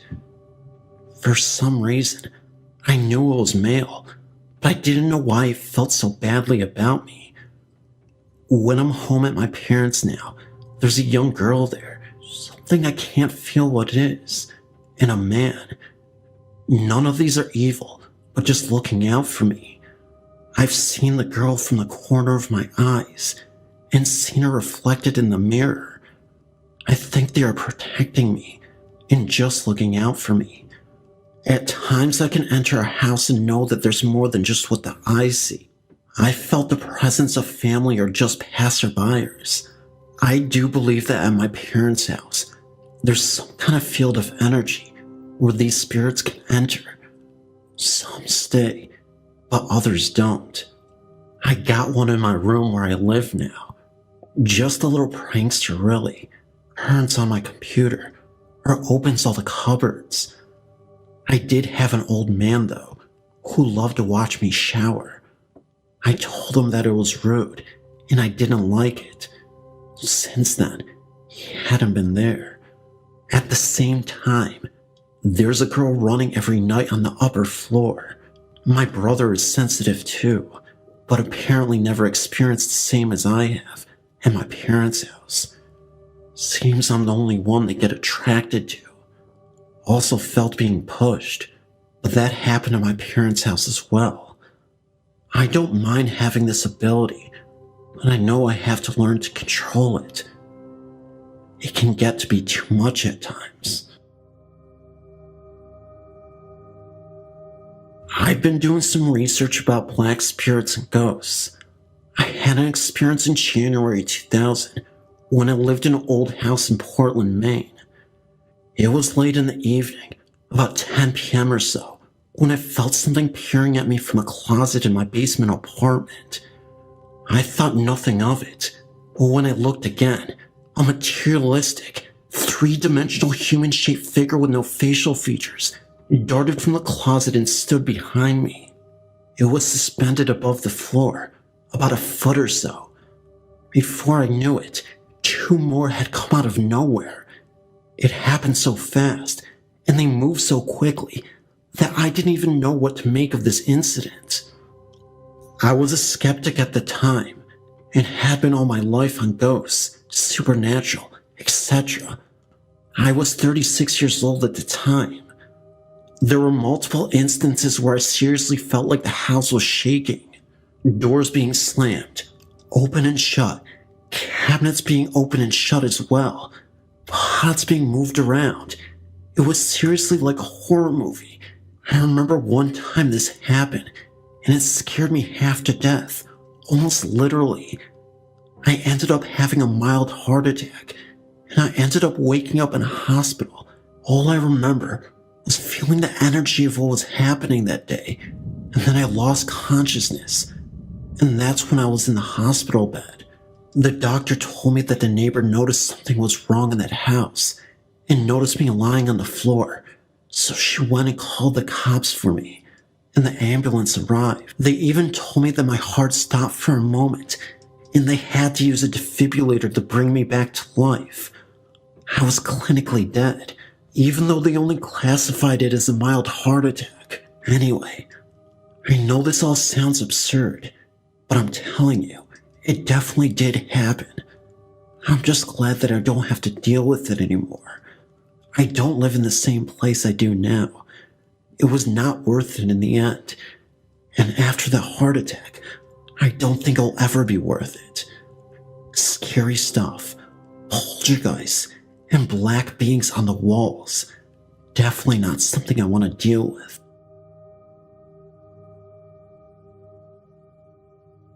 One night, Me and two guy friends were driving into Howard City, Michigan. We were driving down the road, and on each side, there's cornfields, and we saw two girls, one standing at the opposite side of the road, and another walking directly into our path. The girl walking into our path was wearing a gray sweatshirt, blue jeans, had blonde hair, and white eyes. The girl that was standing on the other side of the road was wearing a red sweatshirt, had brown hair, and wore blue jeans. As we're driving towards them, I tried as hard as I could to tell my friend's boyfriend to look out for her, but I couldn't. I couldn't say a word. I tried, and nothing came out, because I was so terrified of what I thought I saw. The girls had completely vanished. After we got to the stop sign, I said to my friend's boyfriend, "Did you see that?" He said yes, and the other guy that was in the truck with us asked me what, so I told him, and he said, "We have to go back and check it out." So we turned back around and went back down the road and found no signs of them. This is a remarkable story of ghosts from my experience. This happened when I was studying at my university. At that time, I was far away from home and stayed in a hostel near my university with my friends. Before I moved into the hostel, my friend who lived in the hostel told me that it was haunted. Actually, it was a house whose owner intentionally left this world. That's why many people have said that the hostel was haunted. They said that the spirit of the owner appears near the kitchen at night. Another said that sometimes you could hear the crying voices from the woman who owned the now hostel. At that time, there was only one last room available for me to sleep in, on the second floor, so I had to stay in that room. My room was in the last row. Many people have said that my room was terrifying because the surroundings around my room were quite dark and sunshine couldn't enter my room. There were multiple nights in which I kept waking up around 2:30 a.m. One night, I was terribly tired and went to bed earlier than usual. When I woke up, it felt as if somebody was pulling on my blanket from my feet, and so I pulled it back up again. However, when I went to pull the blanket back up, I still felt a resistance on my blanket. It definitely felt as if somebody was pulling it down again. I then felt annoyed and wanted to sleep, so I just said, "Stop it, don't disturb me, I really want to sleep." Surprisingly, it actually stopped, and I was able to sleep the rest of the night. In fact, nobody ever pulled my blanket again. In the morning when I woke up, I remember what happened last night and I started shaking. After that experience, it was pretty obvious why I always felt on edge whenever I slept in that room. Ghosts are pretty freaky. I was sleeping over my best friend Jasmine's house, and the night before, her mother promised us BLTs for breakfast. So that night, after setting me up in an air mattress for the room, we had gone to bed. That night was peaceful, but I'll forever remember that horrific morning. I woke up and looked up to where a person was just standing in front of the closed door from afar and simply staring at me. She was young, around my age at the time, with features almost identical to my friend. I was still half asleep and just figured it was my friend anyway. I began to ask her when we were going downstairs for the BLTs, and she just stared at me without saying a word. I closed my eyes for a little bit, then reopened them, and that girl was gone. I never heard the door open in her room, and somehow the girl was gone.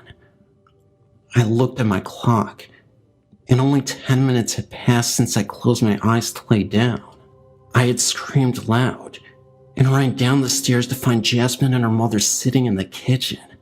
They looked very concerned and asked me why I screamed. I told them that just 10 minutes ago I saw Jasmine, but she didn't say a word. Her mother looked at me and told me that Jasmine was downstairs for over an hour and had never once went back upstairs in the time in which I saw this girl. It was then when I realized that it was a spirit. Ever since, I've only seen the girl twice. On my friend's birthday, I was downstairs getting cake for some of the other girls, and I saw her standing in the pantry watching me. And the other time, I was in the basement with Jasmine. We were getting some laundry done when we all saw the girl run across the basement living room to a storage room. I haven't been back since, but the last experience helped my friends not think I was crazy.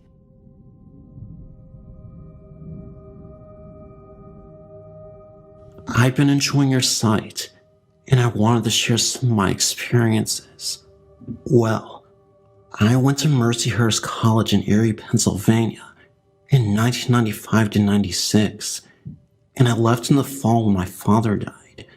Anyway, I lived in Egan Hall, which is connected to Old Main and the chapel, and I saw the nun and her antics almost daily. In the fall of 96, I saw a reflection in the bathroom windows at night. She often opened and closed the windows and doors, turned faucets and radios on, and flushed the toilets for hours on end. I was absolutely frightened at first. My roommate, a very down-to-earth, logical girl, told me a friend of hers who lived on the boys' floor saw the sister every morning, around 4 a.m. when he got up for crew practice. He would end up seeing her, but she was only there supposedly to look out for us.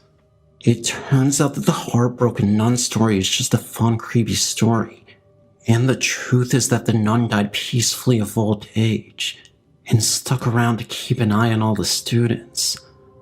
I also used to see a blue orb floating from the chapel through Old Main when I was coming back from the computer lab late at night. Other students had seen the orb originate from a small statue in the chapel, and a figure had been seen in the organ loft as well. I have heard that the path between campuses and New Covenant is haunted, but I can't verify that. In Springboro, Pennsylvania, there is a large Victorian house which had been used as a stop in the Underground Railroad. There had been a tunnel between the basement and the barn, but the tunnel was filled in the late 70s to early 80s for safety reasons, and the barn was moved to Conneville at some point. There are cold spots throughout the house, and a feeling of being watched. Sometimes, you can see strange reflections in the windows and lights or figures, just at the edge of your field of vision. The basement is very frightening. There is a feeling of pressure, and a very dark and menacing feeling. I mean, I feel very threatened if I go down there, no matter the time of day. When I'm alone in the living room without the TV on, I can hear muffled voices from the basement. I have always felt very negatively in this house.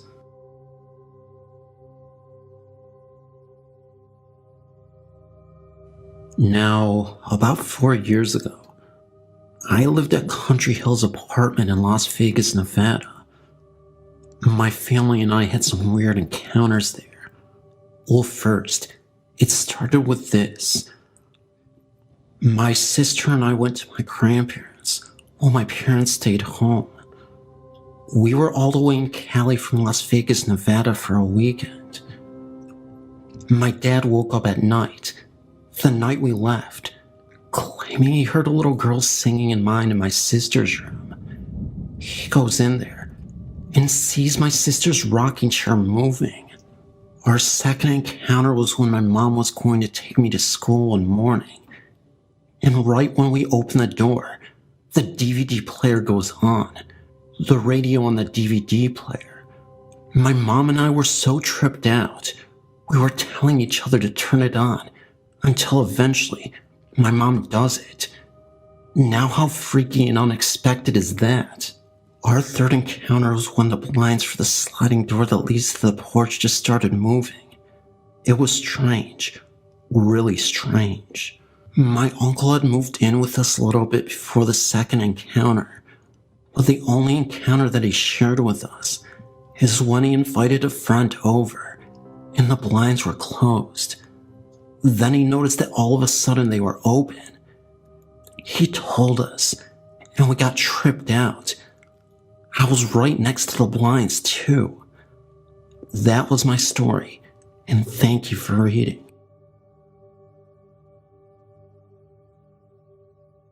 I work at a cemetery in California. I used to work the graveyard shift. As I was in the office doing paperwork, I suddenly heard a noise that startled me a bit. It almost sounded like faint singing from a distance. I got up, turned to face where I heard the mysterious singing. By the way, there are only 4 of us in the office. Everybody else was in the other room. And in that direction, I noticed a lady looking at me. She freaked me out so badly because she didn't even look real, translucent. All I could remember was that she had a smirk on her face and disappeared within seconds. It happened so fast, but I knew there was a lady there. She was just nowhere to be found. I walked around looking for this lady. I asked the other employees about it, and they all looked at me like I was crazy. So I forgot about it, went back, and finished my paperwork. Well, the next night, we got 4 bodies in. I started to do paperwork on this one lady. As I started typing in the information, I went to check the tab on her toe and took the sheet off to see her face. And it was the lady from the night before. It freaked me out. And after that experience, I never doubted ghosts again. I was at the job for only 1 week at the time. It's now been 10 years. I believe we walk and live with ghosts and spirits every day. They don't know they have passed on. I say that because I've experienced a few ghost sightings and I heard things. It is so fascinating. In September of 2002, I was in Geneva, Switzerland on a business trip, and I was due to return home the day of my girlfriend's birthday. For her birthday, I purchased a violin, and I planned on giving it to her after she picked me up from the airport. The violin was at my house. The night before I was scheduled to return home, I called my girlfriend, but she was not home. So I left a message. After I hung up the phone rang back in my room in Switzerland. I picked the phone up, but I didn't hear anything. After saying hello a couple of times, I hung the phone up. Later that night, I again tried to call my girlfriend, and this time, she was home. As we spoke, she told me that she received both my messages. Having only called once before, I was very perplexed. I asked her what was said on the messages, and she described the first message that left to a T, but she thought that I was teasing her with the second message, since she thought that I might be giving her a violin for her birthday. After some prompting, she told me that she heard scratchy violin music, like a beginner tuning their instrument, followed by me saying hello, hello. I thought she was joking, but when I could tell that she was serious, I asked her if it sounded like the music, static, or some other background noise. She had the voice messages still on her answering machine, and she played both messages back to me. On the first message, I could clearly hear my voice saying that I just called to say hi, and that I would see her tomorrow. The second message starts with about 4 seconds of clear but scratchy violin music. And then I could very clearly hear my voice saying hello, hello. My girlfriend said that both the messages had my phone number and the caller ID. By this time, I had convinced her that I did not leave the violin music on her machine, nor were there any TVs or radios turned on in my room during the call.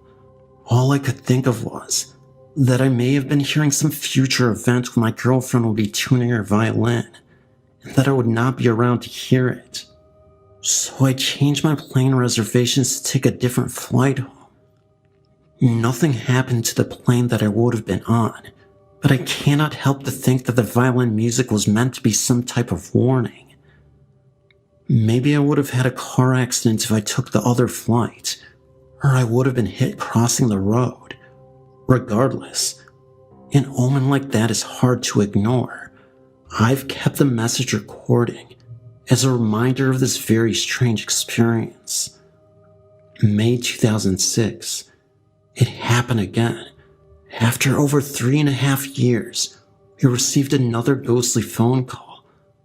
Last night, we were sitting at home when my girlfriend in 2002, cell phone rang.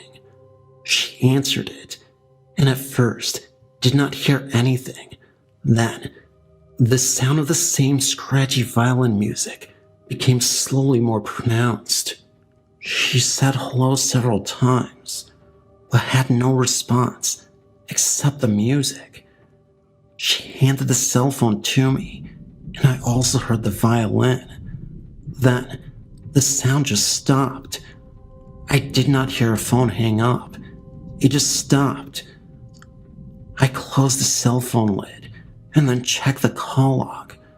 There was no record of a call, incoming or outgoing, to the cell phone at that time. I'm scheduled for another flight to Atlanta on Thursday. I sure wish I could get out of it.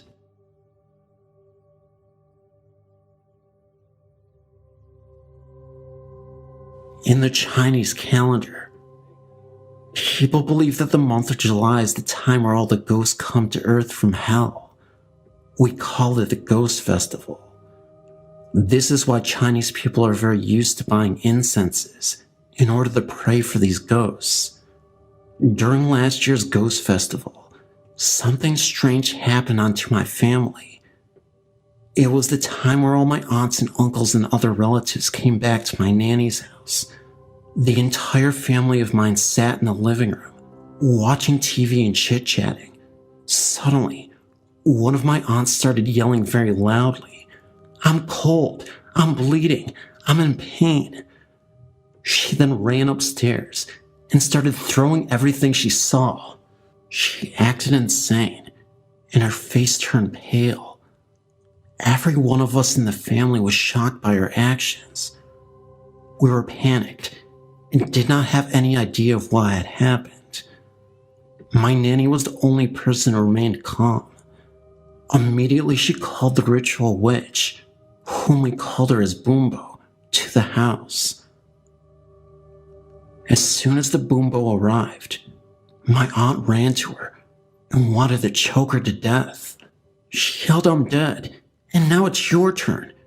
Two of my cousins immediately captured her and pulled her away from the Boombo. The witch then murmured as if to cast spells on my aunt. About half an hour later, my aunt was awake. She said she felt exhausted and asked everyone what had just happened now. At the moment we told her the truth, my aunt was frightened and couldn't believe that. The witch told us that she was possessed by a ghost who was killed in an accident years ago.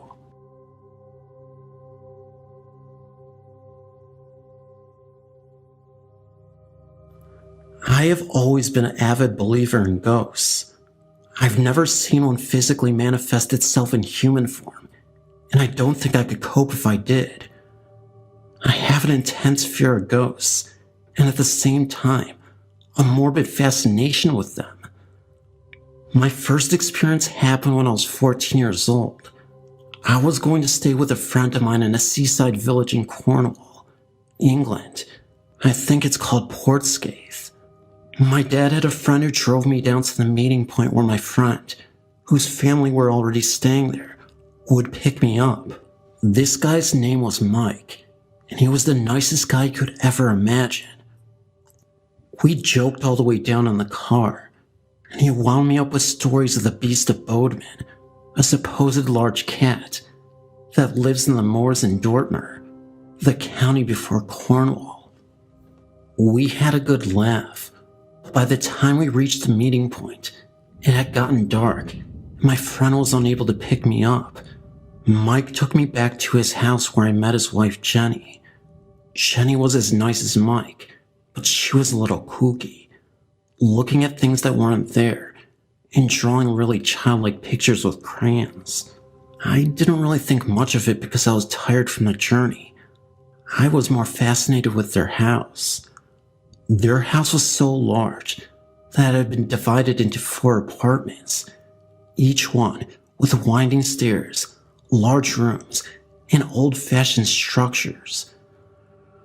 The house itself dates back to the 1700s. After a while, I went upstairs to sleep in their son's room.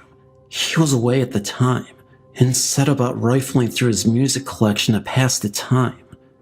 His CDs were in one corner of the room, and every time I was looking through them, I felt like I was being watched from another corner of the room.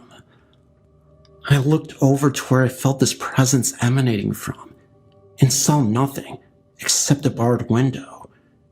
It was only a small window with a few bars across it, and very high up. There was nothing there that should have made me feel so watched. I felt sleepy, so I turned the lights out and got into bed. As I was drifting off, I felt that same feeling of being watched. I snapped my eyes open and felt as if something retreated. Ignoring this irrational feeling, I turned over to sleep on my side with my back to the wall. At that moment, the door, which was one of the old barn-like doors with a latch, made a noise. I heard the latch lift up, and the door slowly creak open. Next, the light snapped on, and I was blinking in shock, trying to see what happened. Next thing I heard was a scaffolding, as something retreated down the slope accompanied by a horrific crackling, under-the-breath laughter that scared the heck out of me. I tried to see what happened, but the door opened towards me, and the light switch was beyond that, so I had no way of seeing who had turned the light on. From my bed, I tried to call out Mike, Jenny, but the words were really hard to say. I was so scared that any noise might bring the something back. I couldn't sleep with the light on, so I scuffled out of bed, switched it off, and practically jumped back into bed, and under the covers where I felt safe. I finally fell asleep and thought nothing of it. I didn't really think about it again until a few months later when, out of the blue, my dad mentioned he was thinking of taking me to Cornwall to stay at that house. I told him my story, and he told me that the house was haunted and that Jenny was one of those people who could see ghosts and communicate with them. He told me that the ghost that did that was probably Harry, a mischievous ghost. He also said that the house was full of them. A lot of children could be heard playing on the steps, and a Chinese washerwoman was always communicating with Jenny while she cleaned the kitchen. This at least explains some of Jenny's unusual behavior. She could sense ley-lines and everything. Being terrified of ghosts, I totally freaked upon hearing this, especially as Dad told me we were going to stay there. A few months later, after my exams, he took me there as a treat. Knowing what I know now, it felt a little unsavory. I was absolutely terrified of walking into that house, especially as Mike and Jenny were away. I felt watched everywhere I went, and on the first night, I didn't sleep a wink or turn off the lights. The rest of the holiday, I actually spent sleeping in the same bed as my dad.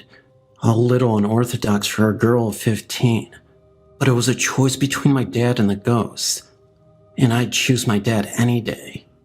The last thing that happened which really scared me was that Jenny popped back for a short while and was cleaning the kitchen.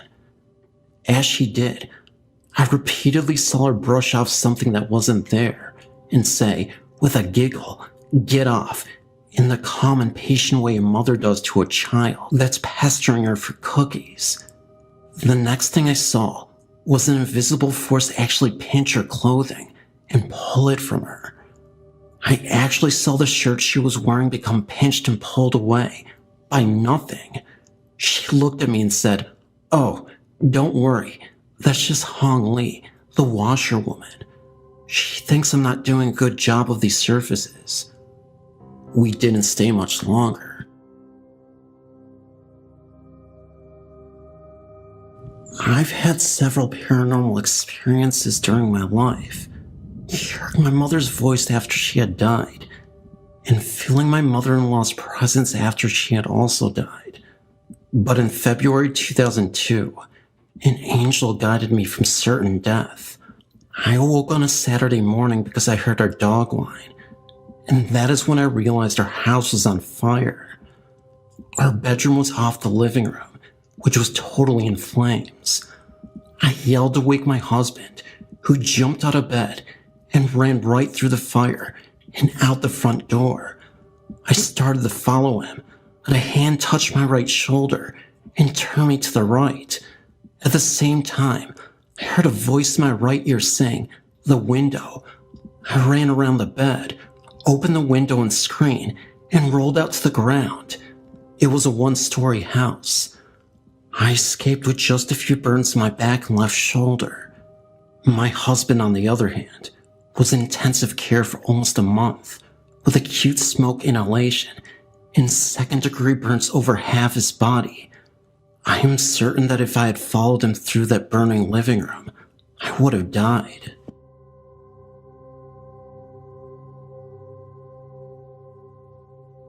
When I was in grade 3 of primary school, about 10 years old, I lived with my grandparents. Before, my great-grandmother also lived with us, but she had also passed away for approximately 5 years. I remember that night, it was Chinese New Year Eve. My family members all came back to my grandparents' house. After dinner, nearly 8 o'clock, my parents and other uncles and aunts went to play Mahjong game. When I was watching TV with my cousins, I felt thirsty, so I went to the kitchen to find some water. But something happened that I couldn't believe what I saw. It was a lady in the kitchen, a transparent figure. She was standing in front of the stove. However, the lady did not have any legs. She was just hovering above the kitchen. I was so scared to death that I ran out of the kitchen as fast as I could and ran into my uncle's and aunt's arms.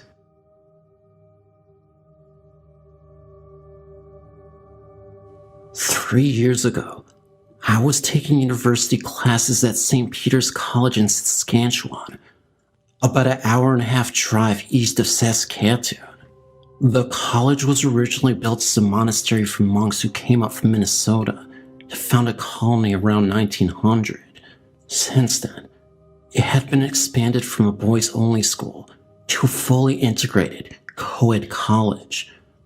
There are several ghosts on the property. One is supposedly the ghost of the first bishop of the area, who apparently died before the building's construction was completed. He can be seen occasionally walking the grounds. The other is a ghost of a small boy who had left this earth intentionally, or died from an accident by falling out an upper story window. The year before I came to the college, the 4th floor was used for the drama and art classes, and also had a small room where the staff could go for coffee breaks. One day, one of the women went upstairs to make some coffee. She was standing with her back to the door, loading the coffee maker, when she felt a presence behind her. Turning around, she saw a small boy standing there, then vanished right in front of her. The first year that I attended school, I took part in amateur night one Friday. I was invited back to the girls' residence by some friends for tea. The place had originally been a housing for a small group of nuns that had lived at the colony and was only a few feet from the main buildings. It was after midnight when I finally said goodnight and headed out. I had taken no more than 3 steps when I had the most unshakable feeling that something didn't want me on the grounds. There was this sensation that I was being chased that I just couldn't stand, and I ran to my car. The feeling didn't stop until I crossed the railroad tracks, which I found out later was the marker of the boundaries of the college grounds. I told some friends about this, and we all agreed that we should stay some time after midnight and try to see some ghosts. Well, we tried, but that is as far as it went. None of us had the nerve to stay past midnight. Strange feelings and weird noises always promoted us to leave just before the midnight hour. I've been privileged enough to have the luxury of traveling on many cruises over the years. Being born at 12, it's something that you get accustomed to. With that being said, all these experiences are not without their ghost stories. There were times in which I had terrifying encounters with spirits while alone in my cabin.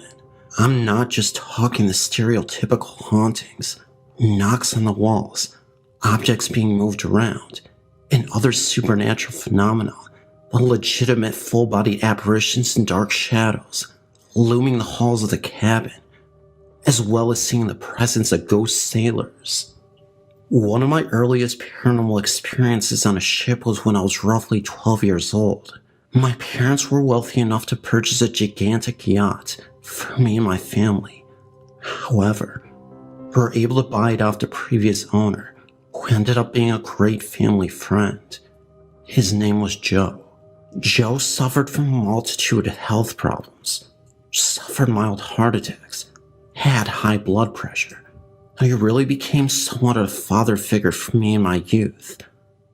Every time he'd see me, he'd run up to me and give me a giant bear hug and yell, "My little Sadie." He was such a great guy.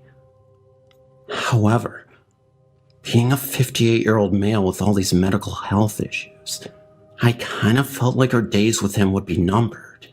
He suffered one last heart attack, and it would be the last of his life. That's because, unfortunately, this heart attack was the one which would take his life. So let me backtrack a little.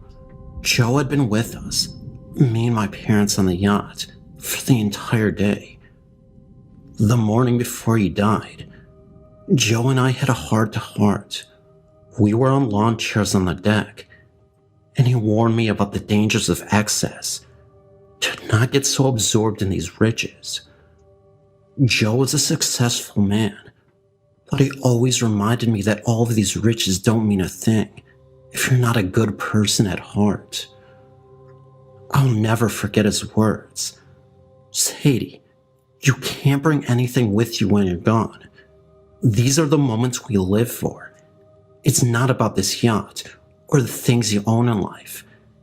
It's about the bonds we share with the people we love." I remember he urged me and said, "Do not waste this life. You can't get back this life, kiddo." I remember I just sort of smiled at him and nodded my head. Being 12, of course, I didn't really fully understand the magnitude of his words.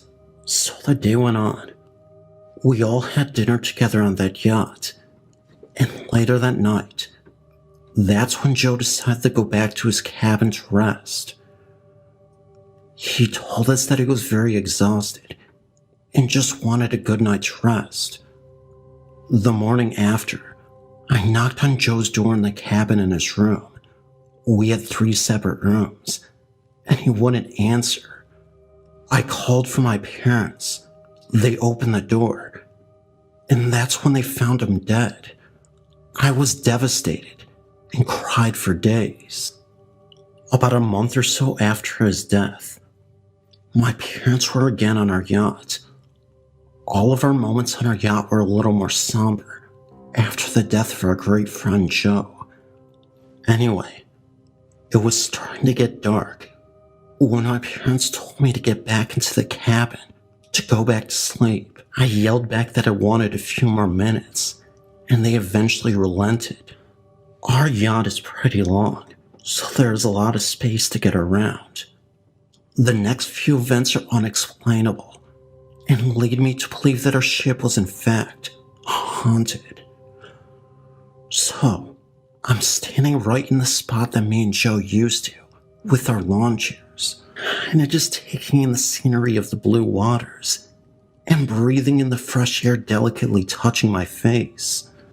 As I began to think of Joe, my eyes began to water. For some reason, I had an urge to look right behind me. Right behind me was where I could see the control room for where you could drive the yacht. As I stared into the window of the control room, I recognized the face for a few seconds. I knew it wasn't my imagination, but I wasn't able to figure out whose face it was. I got kinda spooked and ran into the cabin. My parents were both still there, so I had to rule them out. I didn't even mention what I saw to my parents, because I'm sure they would have dismissed me. Anyway, it's getting super late at night, and my parents are sleeping soundly. I had trouble sleeping because of what I saw, as well as the fact that I was profoundly missing Joe. I remember I went to the bathroom to splash water on my face and try to calm myself down a bit. However, once again, something insane happened. As I looked into the mirror, I saw the face of a man right behind my shoulder. Again, the face wasn't obvious, so I couldn't make it out, but it was enough to recognize that there was someone in the mirror. It's hard to explain, but it almost looked like a poorly rendered image from a video or something. Either way, I hopped back into bed terrified. It wasn't until days later, when I really thought about it, that I realized it could have been Joe's face in the control room and mirror. Knowing this possibility, it allowed me to become less frightened and more comforted. If it were Joe, I don't think his intentions were to scare me. I think he just wanted to let me know that he was okay, that he was watching over me. Years later, when I was 19, I was on the road and I got into a terrible car wreck. I crashed into a tree. Luckily for me, I was able to escape unscathed, and my parents drove me home. My parents were furious because I told them I had been texting and driving. Later that night, I had a dream. In the dream, Joe appeared in it. He looked very disappointed in me and literally said to me, "You have learned nothing. A phone is an object. Whatever you think is important can wait." All I could say to Joe was that I'm sorry I upset him, and he said, "Worry about yourself." The dream ended. I remember waking up in a cold sweat and crying. That's all I have for now. I'm 35 now, and to reiterate, the events in this story are 100% real and factual. I noticed that many stories on the site are lacking a bit of variety, and just wanted to share something different than the typical stories I read. I don't have that same yacht anymore, and I've since become a mother with a family of my own.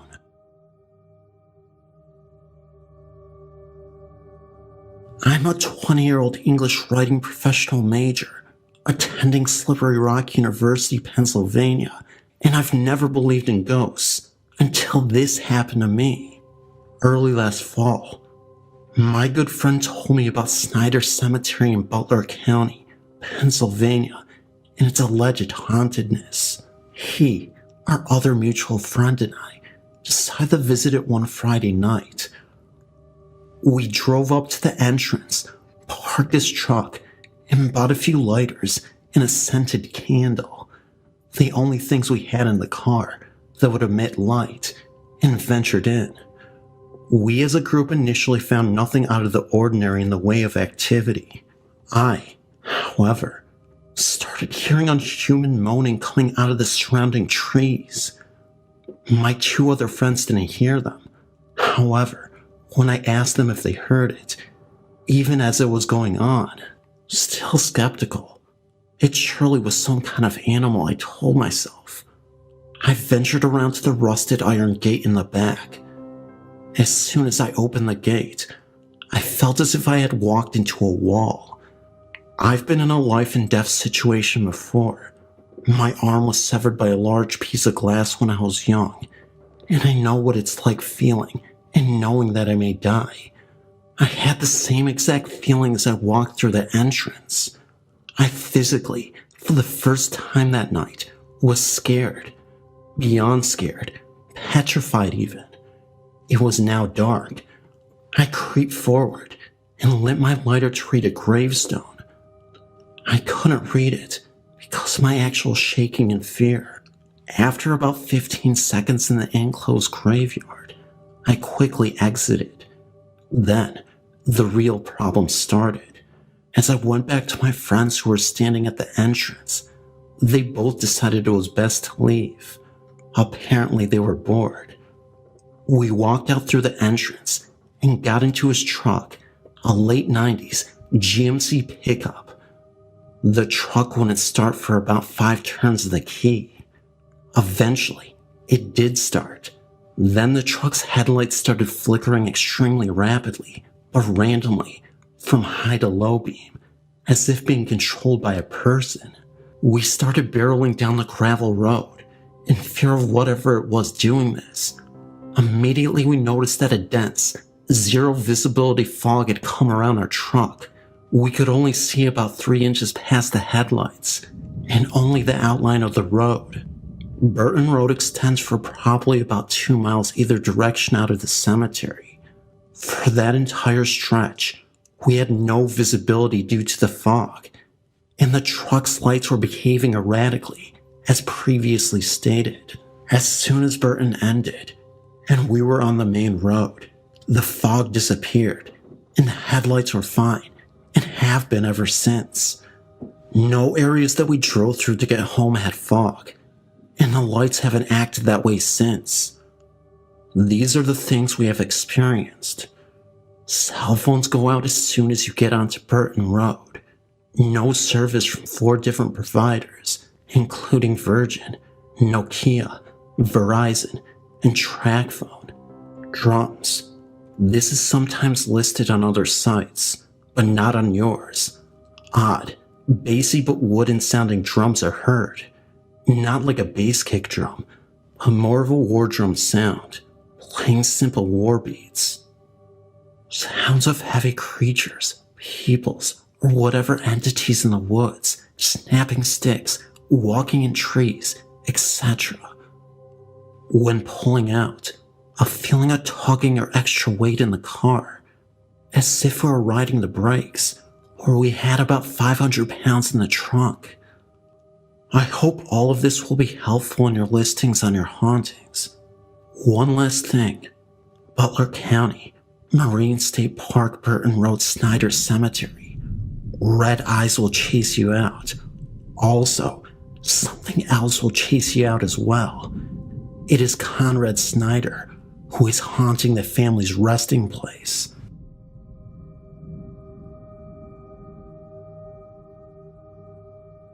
I've been reading the stories on the site for a while, and I would like to share one of the many experiences I've had.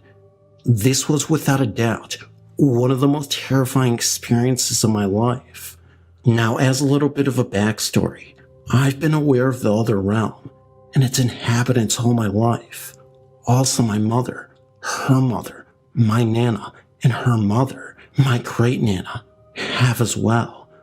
I've been in tune with the entities that are among us my entire life.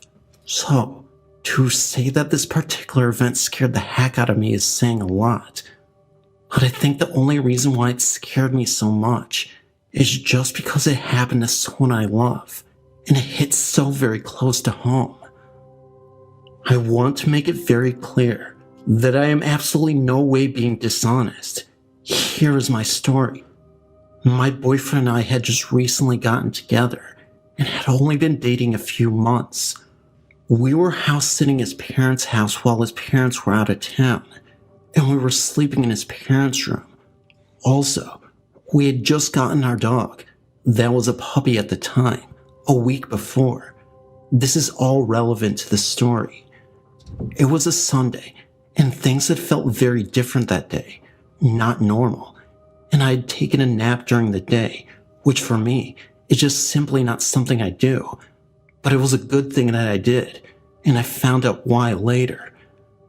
As the day turned to night, around 11 p.m., I tried to get my boyfriend to come to bed with me. He was acting weird and said that he would be coming to bed really soon. Now, like I said, it was around 11, and anyway, I went to bed, and I ended up jolting awake at 10 minutes till 5 in the morning. I remember because I looked at the clock. Anyway, my boyfriend had not come to bed yet, and all the lights were still on in the house, but I disregarded, and I laid back down. Then I heard him coming down the hall and got into bed. When he laid down, he obviously sounded very tired, and he said, in almost a dazed voice, that there was a man outside the front window of the house that he and the dog both saw, and they didn't like the way the guy looked. He also said that he had just taken a sleeping pill. Now, my boyfriend kept telling me to look out the window. At this point, I was getting freaked out, because my boyfriend says there's a weird-looking guy outside, and he just took a sleeping pill. So I told my boyfriend I was going to call one of my friends that is expertly versed in the ways of the supernatural. And when I told him that, he started saying, "No, don't call her." And at that point, I immediately called her. Now, while I was on the phone with her, my boyfriend shot upright in bed and started repeating the phrase, "When all the lights go out." He just kept repeating it, and then, as he was halfway through the saying, his voice changed into the most demonic sounding voice I've ever heard in my life. I have never moved so fast in my life. I turned on all the lights and went to the living room. I was just watching the hall to see if my boyfriend came after me. I was trying to decide if I should go to my car, but I was under the impression that someone was out there, so I felt trapped. But I finally got enough courage to get to my car, and I never saw anyone outside, and to this day, I still firmly believe the man whom my boyfriend saw was the demon. As I sat out there trying to call one of my friends to come to the house so that I wasn't alone, my boyfriend kept calling me from the house. Now, he kept saying on the phone that he couldn't move, yet he was able to call me. Our dog was very small and in a big deep box at the time. He kept telling me that our dog was in the hall and bleeding, that he was scared and he needed me. I knew things still weren't right, and then before I knew it, he was speaking and laughing in that demonic voice again. Finally, around 6 a.m., my friend showed up and he escorted me into the home. When I got back to the bedroom, my boyfriend was passed out, and I went up to him with my blessed cross, and remember, he's passed out. And every time I got the cross 2 inches from his hand, he would close his hand. My friend saw that his eyes did not move and were closed, and he was not awake. If I had not had a witness there, I wouldn't believe it myself. Then, as I turned my back and started to walk away, he started laughing in that voice again and telling me to get out. Then, I told the demon that I was aware of what it was trying to do. Then, my boyfriend passed out again. So my friend and I left the home because I had to go to work. Well, later that day, my boyfriend called me asking why our dog was in its box in the bathtub with the water running. I'd not done that, and he obviously didn't do it either. When I started talking about the events of the night, he didn't remember any of it. But he did talk to his mom, and she said that the same thing had happened to his dad many years before. I knew that there was something in that house, but what had visited that night was not it.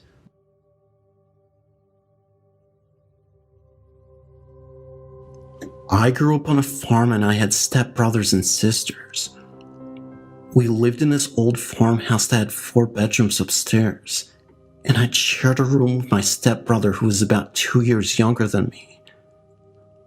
It was 1986, and I was 17 when this happened.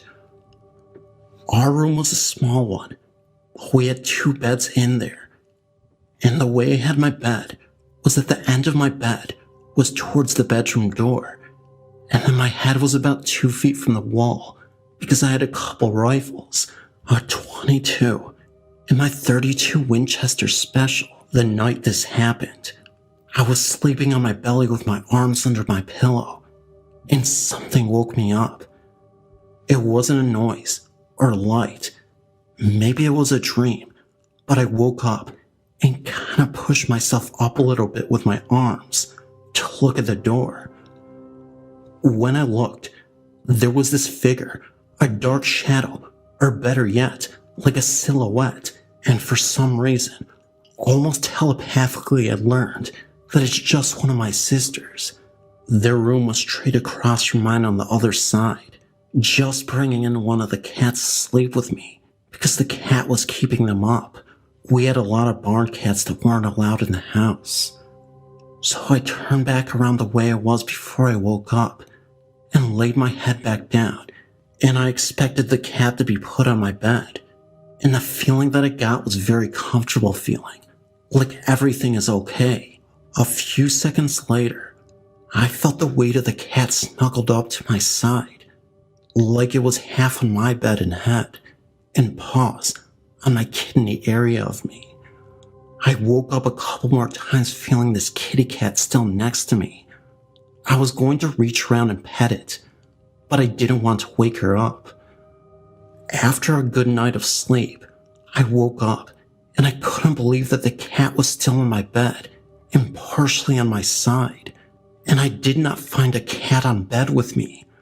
I found my .22 rifle laying across my back. I was totally confused by this.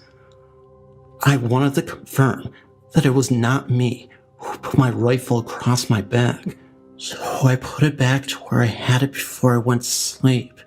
And to be able to get at it, I would have to have gotten on my knees and reached way over to the corner, and with one arm grabbing it, and I couldn't lift it up at that angle.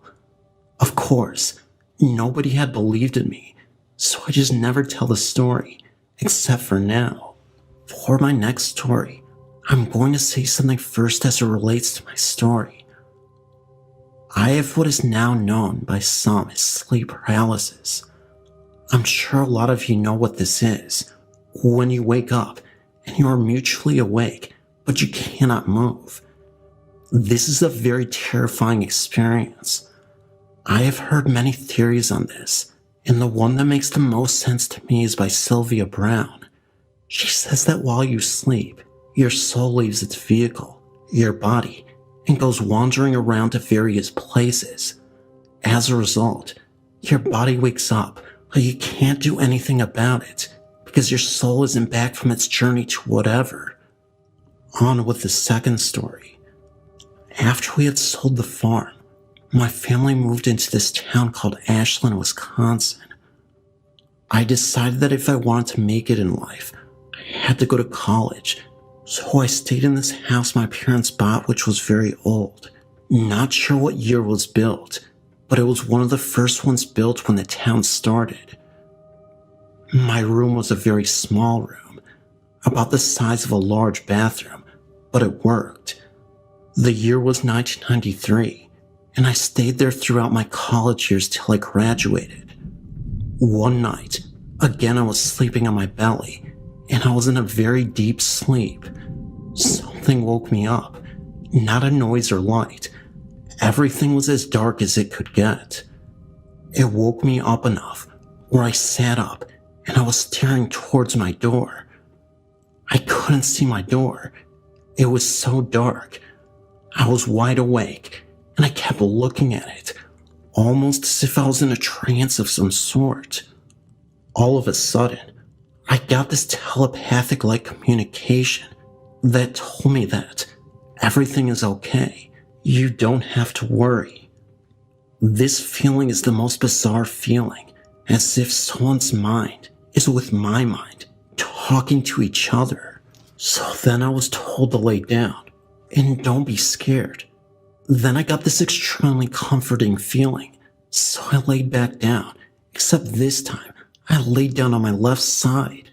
Then I felt someone or something's hand around my neck, and it started to squeeze, and then it cocked my head over to the side of my bed, by my neck. Meanwhile, I tried my hardest to yell or scream to wake someone up, but all that could come out of my mouth was a little gargling sound that no one could hear, except for myself. This was extremely terrifying. Then I had the feeling of high voltage electricity that make this humming sound and buzzing sound, and feeling this throughout my entire body. I then woke up in the morning in that exact same position that it left me in.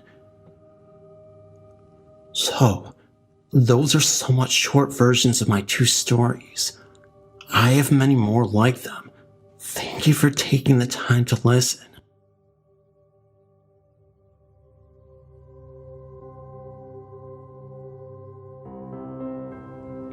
During my college years, my brother and I lived in an old brownstone in South Minneapolis. The apartment itself was large and sub-level with 2 bedrooms. From the moment we moved in, we knew there was something wrong. On numerous occasions, I saw someone in my hallway moving across the rooms out of the corner of my eye. I always felt that it was my eyes playing tricks on me initially, but then stranger things began to occur. We began to have our television turn itself on at night. The stereo would do the same. I would be sleeping at night, and it would just start blaring. My bedroom was the worst. It was uncomfortable. I became afraid to sleep in there. I could not describe the feeling. I began sleeping out in the living room or on the futon. Finally, I told myself to stop with the silliness and resign myself to sleep back in the bedroom again. I did so uncomfortably for a few nights, only to be awakened one night by a man's disembodied head hovering above me and smiling. I still very clearly remember it. I screamed as loud as I could and took off out of that room and never slept in it again. We moved out after 6 months of living there. There is a large home in Martin that I lived in for 20 years. It used to be a carriage stop. The first day I was moving in, there was a woman in a black high-collared dress peering out at me, and my mother. The curtain was being held back, and she was fiddling with the brooch and the collar of her dress. Once inside the house, it appeared to be a bundle of gray dusty rags floating in the air close to the ceiling. It swooped down under a doorway and went out through the window. It has been seen many times in the road in front of the house. A man in a black coat with a high collar holding a lantern and swinging it back and forth as if to lead the way for persons passing through. Sleeping on the couch one afternoon, a little girl in a blue dress was standing in front of me. I couldn't see her face, but she seemed so real. Lying in bed at night, and sometimes in the morning, footsteps can be heard walking up the stairs. You can't move. You feel a weight that holds you still. All you can see is the boots of a large man. He looks into every bedroom and then goes back downstairs. You can then move. In the parlor, you could hear a party going on, and while that is going on, you hear a baby crying. When my mom and I were sitting in the dining room, we both saw objects being thrown across the laundry room. You feel cold and get goosebumps throughout the house.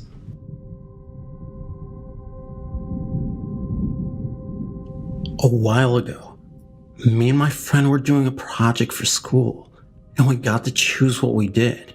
So we did ghosts and hauntings, and we used the site, and it helped us loads.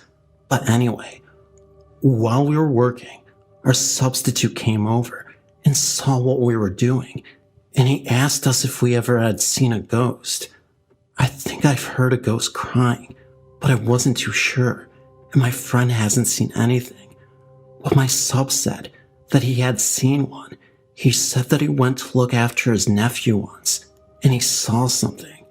He said that he went around to his brother's house, and while his brother and his wife were getting ready, his nephew came downstairs and told his dad that he had seen the man with the big hat and the funny glasses right upstairs. My teacher asked his brother what he was on about, and his brother said that he had seen the ghost again. My teacher didn't believe him, but his brother said he'd seen it upstairs. Then when his brother and his bro's wife had gone, his nephew, who was only 5, wanted to play football in the garden. So as they were going through the kitchen, his nephew said that the man with the big hat and funny glasses was behind my teacher. He freaked out and was scared to death. He said he just wanted to get out of the house, but made himself turn around. He said that he saw a gaslight form that had a pilot's hat on, an old one, not a helmet like nowadays, and that the thing was wearing big goggles. He later found out that his brother's house was built in an old airfield. The story freaked us out. I used to spend a great deal of time working in a vet clinic, and let's just say, well, it had its fair share of paranormal occurrences. Seems pretty obvious, right? Ghostly activity would be abundant in a place where animals are put to sleep, and their souls potentially left to wander the old halls of this facility. However, there's a lot more variety contained in this particular clinic that isn't limited to just animal encounters. Sightings of previous human spirits have been known to linger years after departing Earth. A dark history is also associated with this place, a sinister energy that I can't really put my finger on. When the place is thriving during the working hours and is populated by staff, animals being housed in the kennels, and clients, the atmosphere is very loving.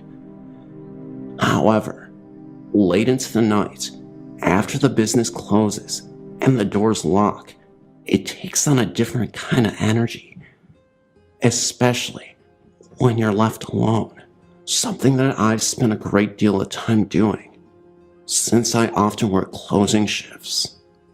The clinic was founded way back in the early 1950s, and had seen its fair share of staff, ranging from kennel workers, veterinary technicians, to veterinarians.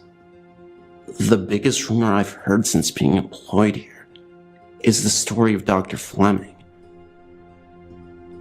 When the business originally opened in the 1950s, he was one of the first vets to be working there, and he was more than a little unsavory.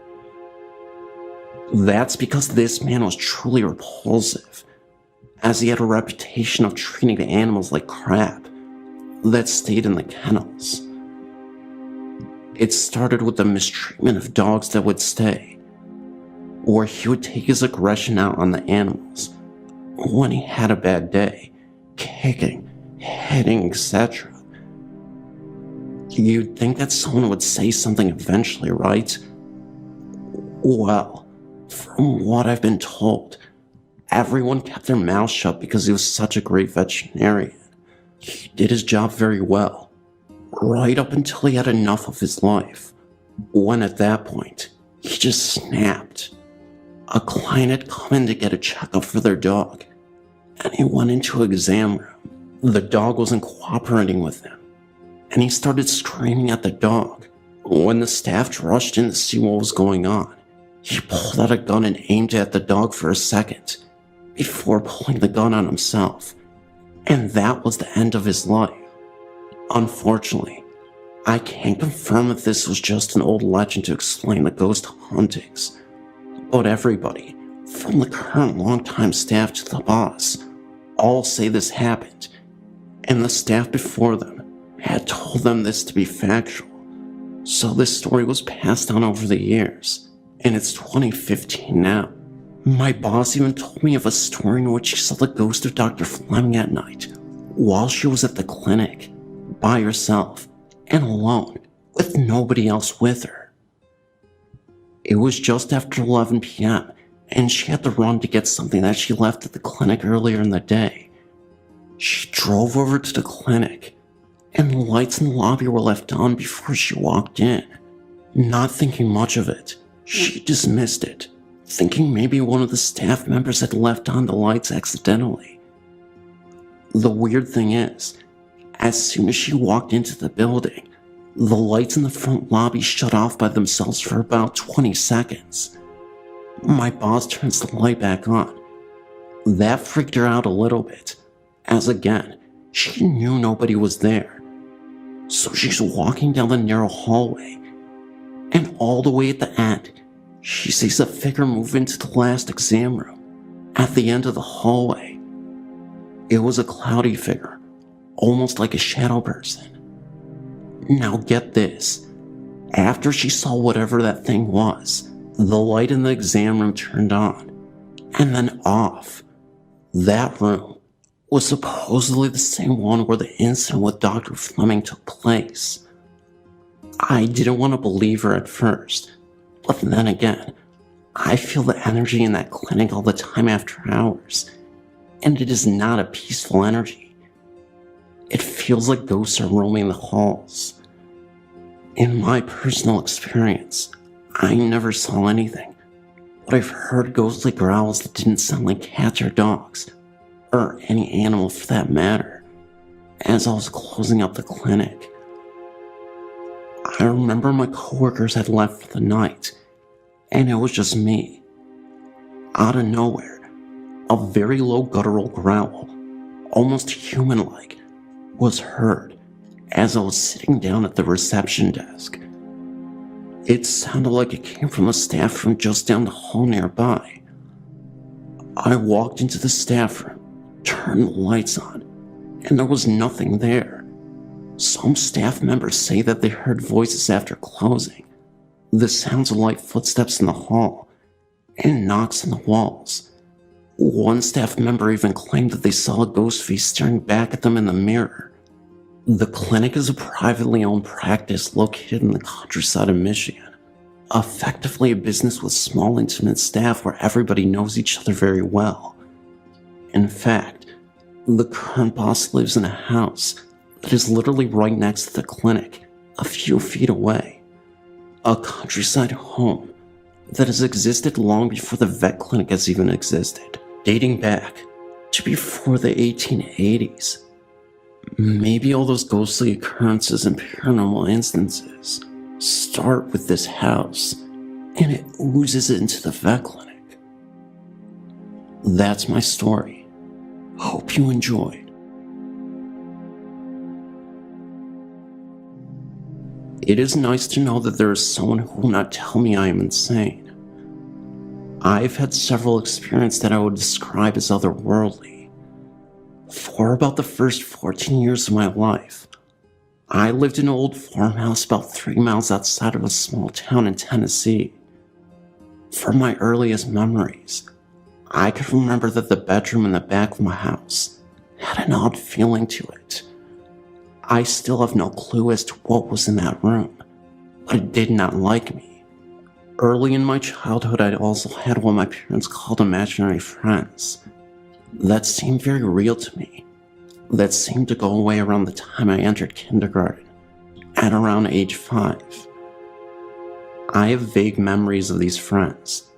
They talked to me, but I never saw a form, just a voice, and they always seemed nice. I don't know if anything had to do with what was in that room, Whatever it was definitely not nice. This room was my parents' bedroom. It was located behind the kitchen and was adjacent to my room, which I shared with my older brother until I graduated from high school. There was a doorway between the two rooms. Every time I went into this room, I would get an uneasy feeling, as if something was watching me. Although this bothered me, I was sure it was just my imagination. Anyway, around the time of my invisible friends, my parents went away, and I started having these weird dreams about the room. At first, they were just me being in the room, and then it seemed with each subsequent dream, it seemed it got more and more disturbing. Finally, this culminated into a dream in which I had dozens of times about some kind of entity dragging me into that room. It always started with me being in my room, and I would hear something from the other room, and although I would never see what it would seem to have me by the feet and attempt to drag me into that room. I would try to scream, and either nothing would come from my mouth, or it would be very low muffled scream that I could barely hear myself.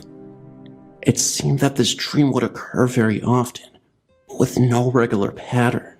Sometimes I would have it multiple times in one night.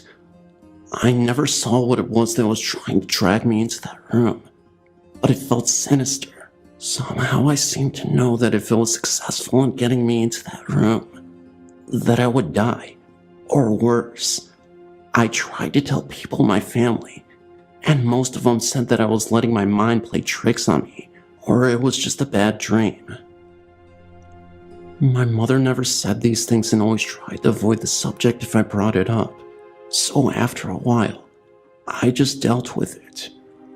I still had these dreams, but I tried to convince myself that it was just nightmares. These dreams kept going on and around the time I was 13, and in the 8th grade, I got my first girlfriend. She also had uneasy feelings in that room. I'm not sure where she got it, but she came over one day with a Ouija board. I was skeptical about this and thought it was a game. Well, until about 10 minutes into playing it. It said some things that there was no way she would have known that would have occurred in my childhood. It also said some things about a bad man who was near. I took it to be referring to what was in that room. After this, I was sure that they were real. I was getting into that cocky, brave, invincible teenager mode that kids always seem to have. I decided I wanted to know more. This house was situated on a lot in front of and next to 2 large grain fields. About 100 yards or so to the left of our house, there was another house that had been partially burned and was then converted into a shed for a tractor. I'd never really explored this shed before becoming a shed. This was a house that some of my relatives lived in. This was about all I knew about it. One day, my girlfriend and I were walking from our house, which was about 2 miles away, and it started to rain. Well, although not far from my house, it started to rain pretty hard, so we decided to wait for it to slack up some before we walked the football field length from there to my house. We went in, and almost immediately I got a similar uneasy feeling that I knew pretty well by now. She asked me what was wrong, and all I could say that something about this place isn't right. She went into her backpack and came out with the Ouija board. I thought, oh well, it's daylight, and oh well, it couldn't really hurt us. We started, and after a few minutes of unintelligible letters, it stopped, and the air seemed to get colder. I didn't know at the time that there was none of the signs of spirits being around. Anyway, she said, "Is anyone there?" And it almost immediately slid to yes, and stopped. Then we asked some random questions, and got the unexpected answers. The rain had slacked up, and we decided to go on to my house. A few days later, we decided that something was definitely odd about that old half-burned house. We ventured back, This time we went into the mid-afternoon, and it was a hot summer day. I think this was in mid-June, and it was really hot outside. We went in and announced ourselves, making mention that we talked a few days before. Nothing seemed odd. We were just trying to see if we could get some confirmation that something was there without using the Ouija board. Nothing happened, so we took out the board and lit some candles because it was a little dark, but there was a little light that peeked in through the holes in the roof. We started to try to ask some questions about who or what was in the area and such.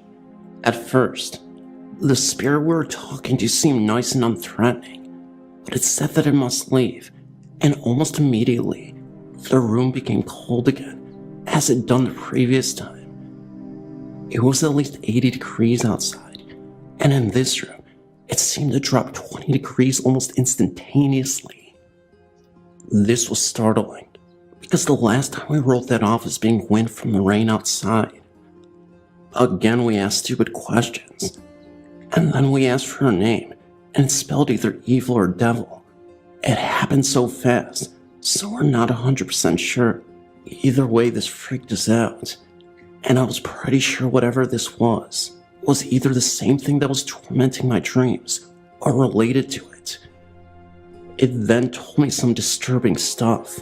I don't want to get into it, but it was not pleasant, and really scared me, so we stopped. When we went to put the board up, the blanket was really hot.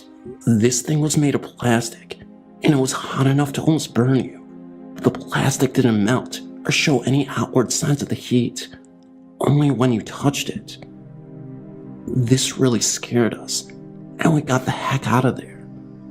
Later that summer, my parents separated, and we moved to a town about 10 miles north of where we were living. After we moved, the dreams started to go away. Several years had passed, and I decided that I wanted to know what went on at that place. I asked my mom if she'd ever experienced anything strange there. She had lived there after my parents were married up until the time they split up, so I was sure that if something was there, I was not the only one to experience it. Well, she told me that she felt the same uneasy feeling about the room that I had felt. She said that she always felt like someone was watching her in there. She said that she had never told anyone, because my dad said she was crazy, that he had never had anything like that happen. So then I asked about the shed. She said that my uncle lived there until he died, and then the house burned.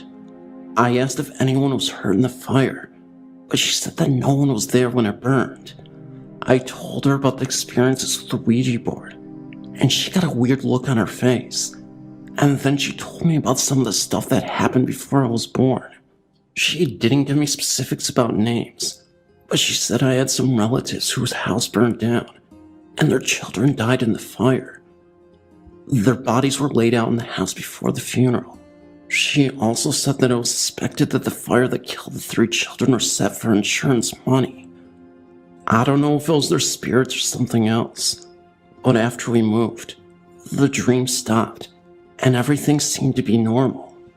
I say normal, but I still have paranormal experiences where I will see people not there, or other odd things. I've now felt a presence like the one in the room since then, and I never want to feel anything like that again. I never quite figured out what that was, or if the events were related. These dreams traumatized me as a child, and although I don't feel that I need answers to it, I just felt I needed to share the account of what happened with others, hoping that it would help. In closing, I wouldn't recommend anyone ghost hunting as I did. Whatever it was, the Ouija board seemed agitated. At first it seemed that we were connected by a somewhat friendly entity. Then it would leave, and the mean would come. I still live close to that home, about 10 miles away, but I haven't ventured back in like 7 years, maybe longer. I'm 25 now, and I've done a lot of research into the paranormal, and I know now what I did was stupid. Anyway, thanks for listening to me ramble on about my childhood. hope this helps someone else.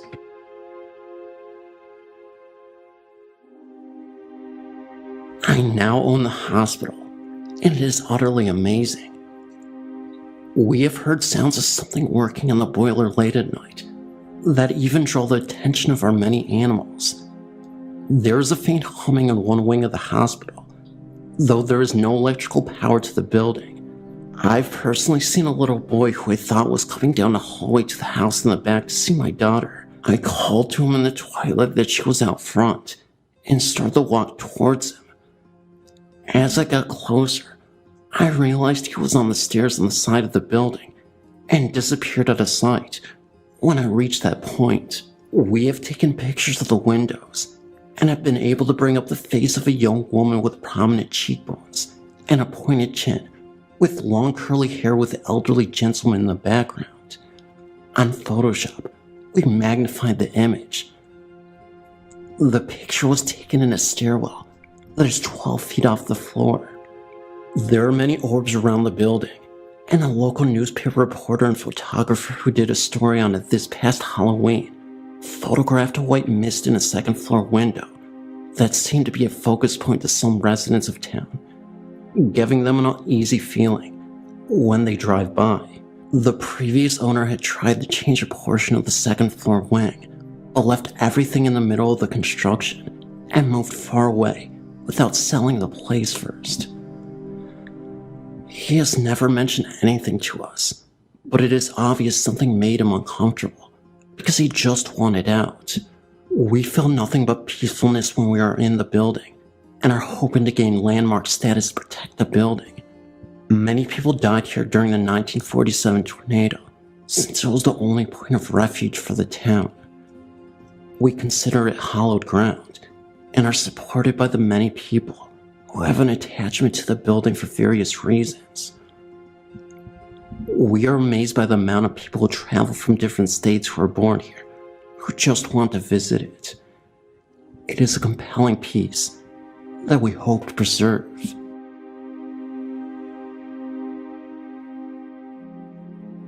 My name is Jessica, and I live about 12 miles outside of a little town called Berlin in Somerset, Pennsylvania.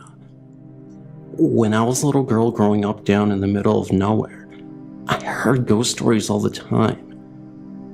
There is one where a man walks what we call the mountain road with a lantern, looking for his lost love who got lost in the woods. I never believed in the stories or ghosts until one night I went for a walk with my dog.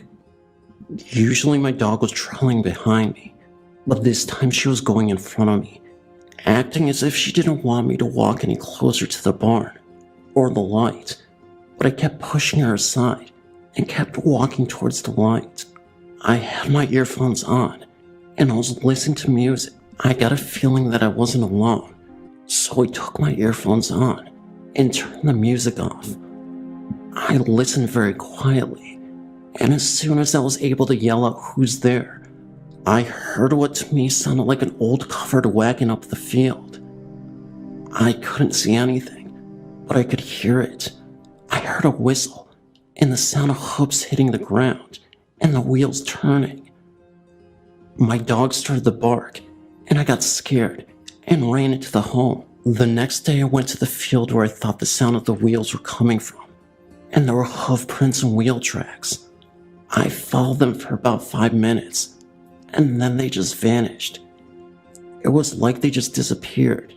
The tracks stopped. Then I started to follow them back to where I was, and the same thing happened. I got to the point where I'd heard them, and started to follow them back for about 5 minutes, and they disappeared. Sadly, I didn't get any photos, but I showed my mom and dad. None of us could explain it. Here's a nightmare I had one night. It's very scary, so brace yourself. One night in the cold, harsh winter of the snow belt in Cleveland, Ohio, I was making my tea, awaiting until it was done steeping. As I finished watching my nightly program, I slowly limped to my cold, damp room. Hence, my heating ducts aren't very good, and my room is on the complete opposite side of my house, away from my furnace and on the outskirts of the other bedrooms. As I arrived in my room, I turned on a portable heater, let my carrier dog in, and limped over to my bed and crawled under the blankets and flannel sheets. It was a freezing night, and my bed was freezing. As I went half asleep, I remember my mother walking in and turning off my heater. After that, I was completely emboweled in the satisfying darkness of slumber.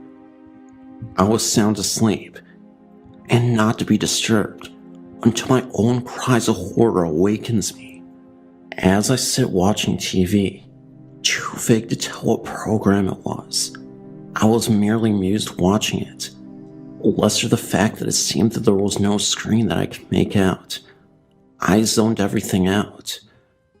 As my mother walks into the kitchen from my long outstretched foyer, the foyer seemed like it was 50 feet long, a great chandelier hanging from the sky, expensive wall murals, and a marble floor, which was mixed in with red.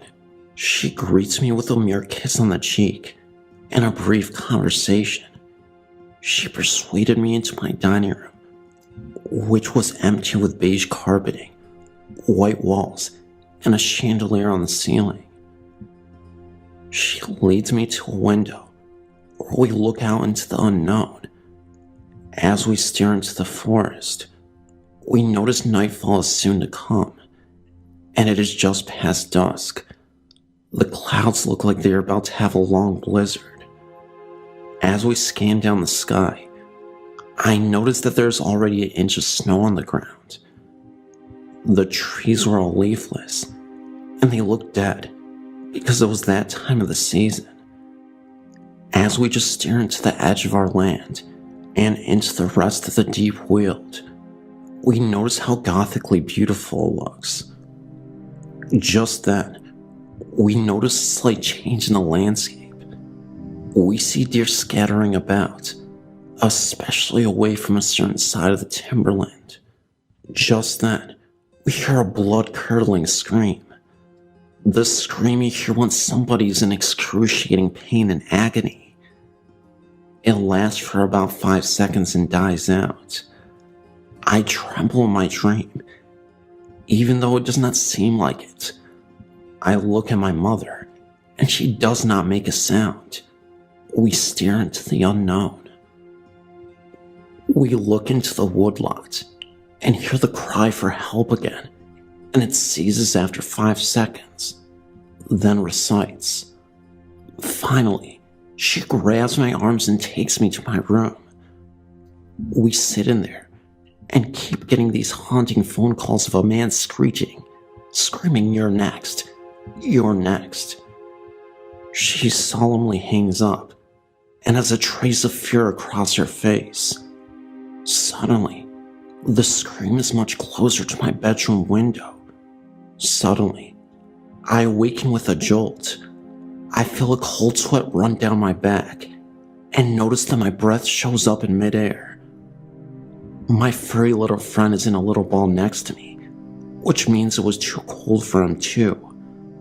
I'm too afraid to fall back into sedation, so I stay awake and stay alert to any little noise in the home. As the clock turns 6 a.m., I wake up and wander into life before dawn. Everything is dark and I can't see, so I turn on the television. I make a cup of morning tea and tremble as I drink it. As I walked out to the bus, I couldn't help hearing the screams in my head and being terrified walking down a 50-foot driveway surrounded by timber.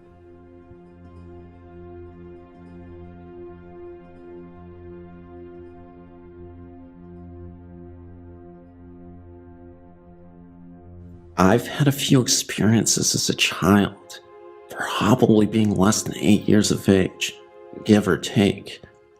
I found some little glass thing that I liked, and I was playing with it. I don't know what I was fascinated about it with, but I was a child.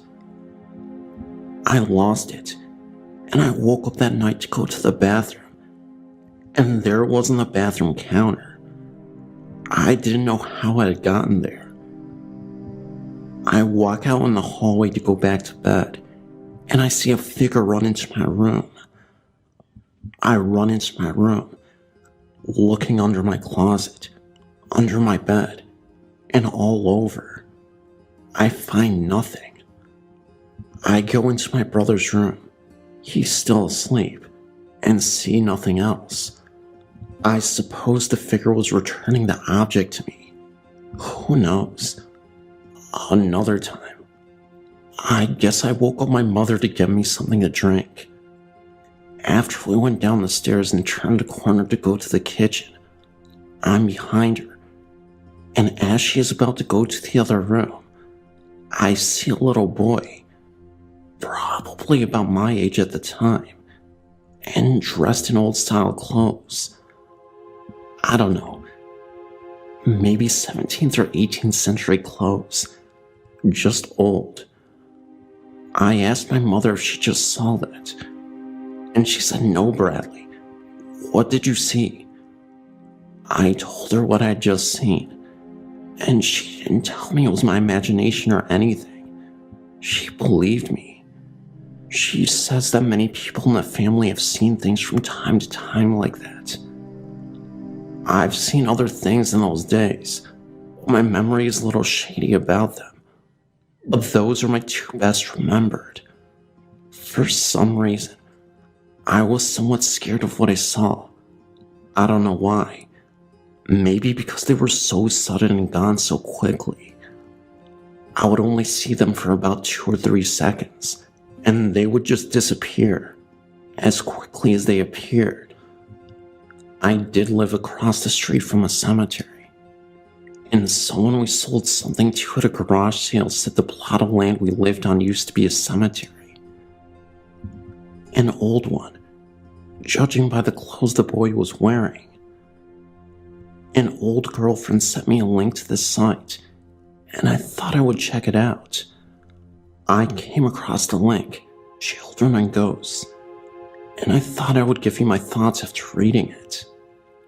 I stopped seeing these things when I guess I just got a little scared, and just said to myself, I don't want to see these things anymore.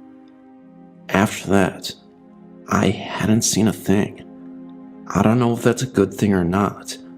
I'm not sure if I wouldn't mind seeing anything these days.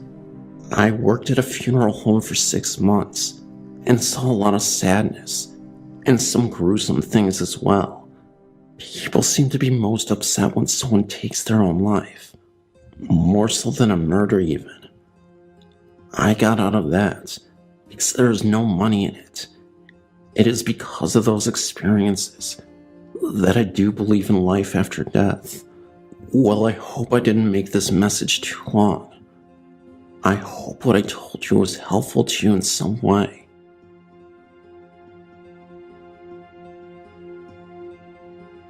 Well, let me first explain. I'm not psychic. I don't think that I'm particularly sensitive. I know that some of my friends and I in high school did mess around with some stuff. Ouija boards, going to cemeteries, etc. That wasn't the brightest of ideas, but it wasn't meant to be harmful. For whatever reason, I seem to attract this kind of energy. My parents had bought a house in a brand new development in West Windsor, New Jersey, in 1992. It was built on a former sod farm. Nothing too strange that we knew about.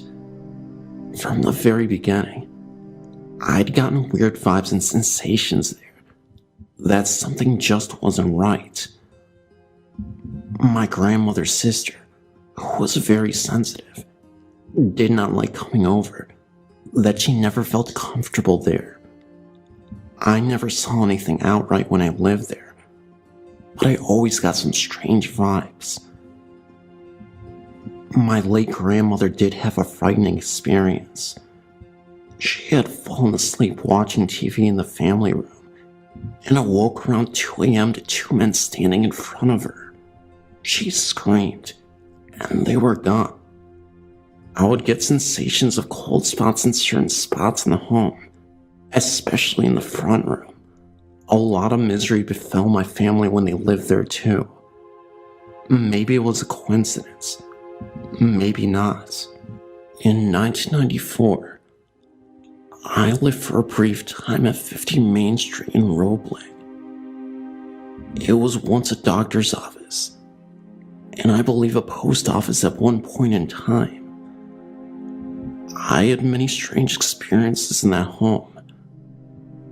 My husband was going to school at night and worked full-time, so I was there by myself a lot. There was a room that was used for storage between our kitchen and the garage. I never wanted to be in there by myself. It was a very oppressive feeling, and I had a hard time breathing when I would be in there. There had been several times when I was doing laundry in the basement that I felt as if someone was standing behind me. Every so often I would catch a glimpse of an older, heavy-set woman outside. Since there was an alley directly behind the house, I assumed it was a neighbor. Apparently, no one alive in the neighborhood fit the description. The one thing that did me in was the 3rd floor. When my husband lived there as a teenager, he and his brother shared it, and his brother had put mirrors along one whole wall. For whatever reason, I was never able to look at those mirrors. I don't know if I was afraid of what I'd see or what, but I never could. I had originally planned on making the other room there into my sewing room. One afternoon, I was up sweeping when I felt as if someone was in the room with me. I knew I was home alone. It was such a palatable presence. I started to pray out loud. I basically did the rosary, but the feeling did not subside. I did not feel evil. It was just very oppressive. Needless to say, I was grateful when my mother-in-law sold the home and we had to move. As an aside, I grew up in Ridgewood, Bergen County, and I think that it is a one haunted town. There is something very evil in the cemetery across from Ben Franklin Jr., and I knew people would mess around with that stuff that they should have not stirred something up there. One night, we were all hanging out across the street by Ben Franklin Jr., and then I went home. I parked in my parents' garage. I was 17 or 18 at the time, and for some strange reason, the car backed itself out of the garage and landed directly over a ditch. It was like it had perfectly aligned itself to go there. The high school is haunted too. There used to be a room off the auditorium in the tower that was always 10 degrees cooler than anywhere else in the school. Of course, this is where we would go to smoke on a rainy day. There would just be a strange feeling in there. I don't know of any stories behind the building. It just might be a natural energy field or something. Finally, I used to work at the Borders in West Windsor. The shopping center that the store is located in was built over swampland where a bunch of kids from Trenton had drowned on Christmas night when they were fleeing police in a stolen car. The accident happened around 10 p.m. at night. Apparently where the back room in the store is was not too far away from the accident where it happened. There were many times we would hear things outside at night on the loading dock. Of course, when we would open the door, there would be nothing. A lot of times, and especially after 10 p.m., it would be very creepy going back there. I know that some other employees said that they had seen things back there. I never saw anything. I just got weird feelings. I've never really shared any of these stories with anyone before, but I feel like you guys won't do anything to exploit them or make fun of me.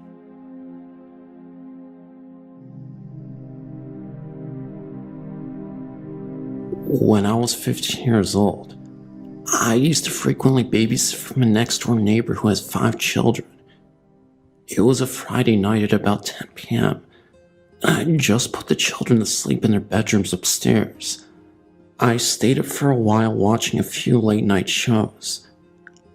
At about midnight, I found myself restless and decided to wash the dishes from that evening's dinner. About 10 minutes into washing, I heard footsteps behind me. Without turning around, I said, "You're supposed to be sleeping."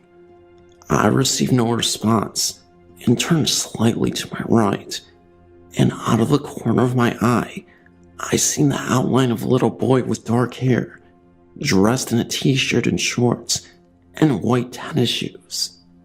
I turned back to the dishes and was about to repeat myself when the hair on the back of my neck started to go up and a shiver went down my back. I quickly realized that the little boy I had just seen was not one of the children. I turned completely about to find nobody there. I quickly walked through the kitchen to the living room and up the stairs, where I found all the children sleeping soundly in their beds. There is no way that any of the children could have ran back up the stairs and back into their beds within 5 seconds, and also without me hearing anything. My proof of what I had seen was real, is that all of the children were wearing pajamas, and not one of them had on shorts. Well, this didn't exactly happen to me, but it happened to my grandmother and her mother in the 40s in Brazil. My grandmother was young, and she had just bought her first house with my grandfather, and she had 2 little daughters. My aunts, obviously. My father wasn't even born yet. My grandmother isn't a person to lie, so this story is no bull. Well, it was around 1945, and my grandmother was preparing food in the kitchen for my aunts. My grandfather was at work, so she was alone with her 2 daughters. She heard footsteps coming down the living room and down the hall. She thought that was strange, because my grandfather wouldn't come home. Only 5 hours later, she went to greet him, but instead was greeted by a terrible cold gust of wind. She shrugged it off and went on with her life. But until the next day, she was cooking for my 2 aunts.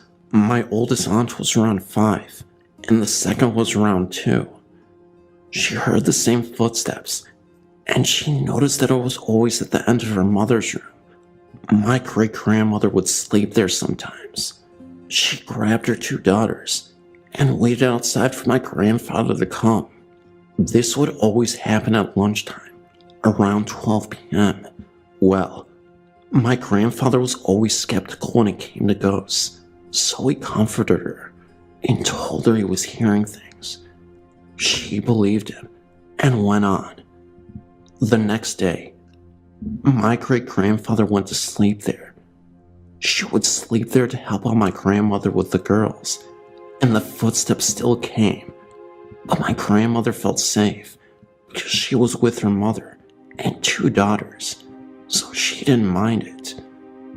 At night, my great-grandmother was sleeping, and she felt the bed go down as if someone was sitting down on it. Then, she felt a hand caressing her face. She got the heck out of there and never returned to that house. They lived there for 2 years. Soon after my father was born, they moved. So that's my story. I do not believe she was lying, because she isn't a person to lie about that. Thank you.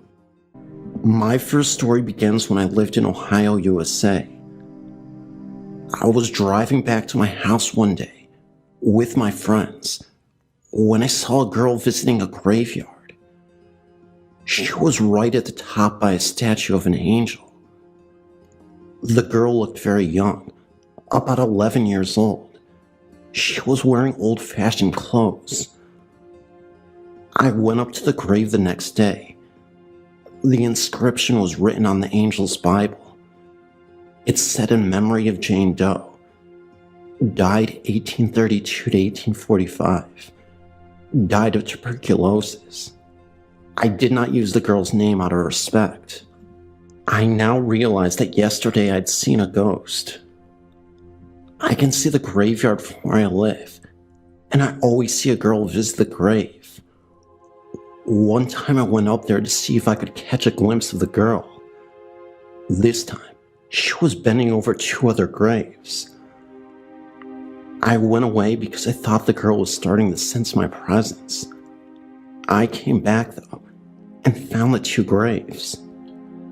These 2 were her mother and father. They had also died of tuberculosis. It looked like no one came and took care of this grave, so I would come up there sometimes and clean the graves. When I had finished cleaning the girl's grave one day, I looked up and saw the girl watching me. She was smiling. She followed me home. I wasn't bothered because I knew she was harmless. It was almost like she was an old friend to me. This second set of experiences happened in Wrightwood, California. The interesting thing about the area in particular is that there are constant reported sightings of Indians everywhere. And the women in my family see an older woman around our houses, near the children's rooms. Townspeople who are aware of her say she is a nurse of sorts, and that she checks on the small children of the town, protecting them. The weirdest one so far is the half-Indian.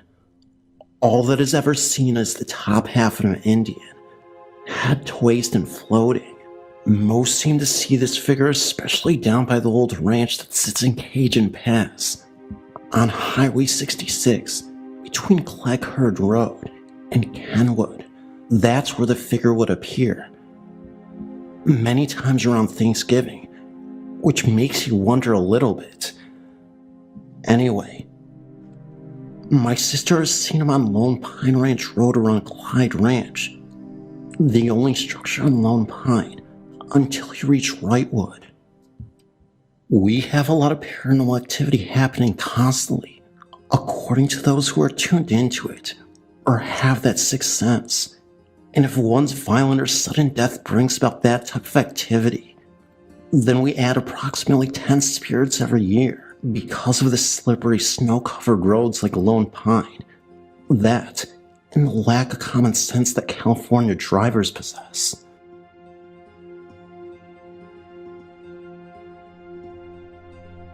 For years, the ranch my grandpa owns has been the center of many disturbing experiences. Though I did not experience them firsthand, I'm going to tell you some real stories about the place. Now I'm going to start with this ranch was built on an Indian burial ground, or this is what my mom tells me. My mother, Grace, lived there with her dad, sister, and 2 of her brothers. They only lived there part-time. They lived in San Luis Obispo with my grandmother. They'd go to the ranch on weekends along with my grandfather. My grandmother would stay behind because she hated the ranch. On the 4th of July, my mom had her friend come over, and this is when they were older, maybe in their 20s, and she let her stay in the bedroom with the guy she got close to. So my mom ended up on the couch. In the middle of the night, she sat straight up, like in the horror movies, where people sit straight up, all of a sudden in the middle of their sleep. She had no clue why, but she was so scared to death. She started to look around, and out of nowhere, she started seeing little dashes and wisps of silver light. They would fly right over her, and there would be deep wafts of cold air. She got up and ran to the bedroom. The guy my mom's friend got close to worked at the ranch as a gardener, and had experiences like this before seeing he'd worked there a long time. He said he thinks it's an Indian burial ground, but couldn't be sure. When my mom was young, not such great things happened at the ranch. I only know of one, but I'll tell you about it. My grandpa would bring weird friends that he met to the ranch. There was one guy in particular who came, and every time he'd play a game, where all the boys, including my uncle's friends, would have to play, it was basically a hide-and-seek game. But when he found them, he would pretend to torture them, and he'd throw them in a pool, which definitely wasn't a pleasant thing. My Uncle Martin was so scared of this guy, and he had good reason. This man was an old Vietnam War veteran. You could pretty much call him crazy. My uncle spent most of his days at the ranch, preparing for when he came. He did not want to be found. He had a place ready on this tree with a little stash of candy bars and packet drinks on the ladder that he could pull up after him. When the man came, he found everyone but Martin and looked for him till it was well past dark. Finally, they found him, but he wouldn't come down, and didn't. I had lived at the ranch for about 6 months, and my mom was scared to death of it, so we moved. My dad had lived with us. There was no power, so matches were common. After we had moved, my mom's younger brother Nick and his wife Shelly moved in. They had my little cousins Larry, the oldest, Amanda, second, and Monica, the youngest. My cousin Larry had gotten hold of matches when he climbed out of the crib he was in with Amanda. He climbed back in and started a fire, not knowing the consequences, being as young as he was. My Aunt Shelley was upstairs taking a nap with Monica, and my Uncle Nick was at work. Shelley came out running out of the building and left Monica outside, running back in to get Larry. It was too late for Amanda, and they still have her ashes. Larry lived, but he has third-degree burns that have scarred him permanently. My uncle divorced Shelley due to other problems in their marriage. He got remarried to another woman named Tracy, and together, they had a child named Caitlin Elizabeth. Just a while ago, they figured out she was deaf. My grandpa lived at the ranch regularly till he broke his back. He was riding his horse on a mountain by a steep ravine. Being an experienced rider, he didn't have much of a risk factor.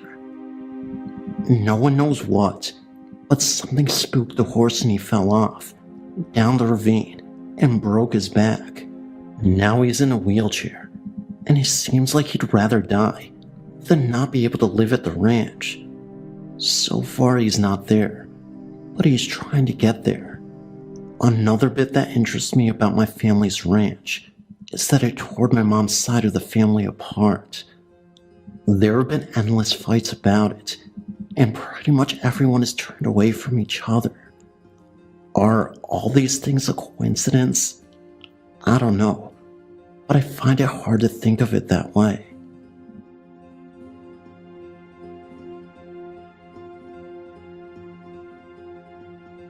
I went to Santa Catalina summer camp, but it was also a boarding school. For some reason, there is one room that is never open for boarders. It's at the end of the hall in the 4th dorm, and the story about it was that a girl was going there for senior year and was trying to get into Harvard. When she got the rejection letter, she OD'd on sleeping pills. This happened a year or 2 after my mom had gone there. When I went there for summer camp, there was a girl who said she had gone in there to turn off a light that was on. This was odd, because no one was allowed to go in there. The 2 girls were curious about the room and snooped around. When they opened the closet, there was red writing all inside the walls of the closet. They screamed and ran out, telling the counselor what they saw. The counselor was clearly scared out of her mind to go into that room.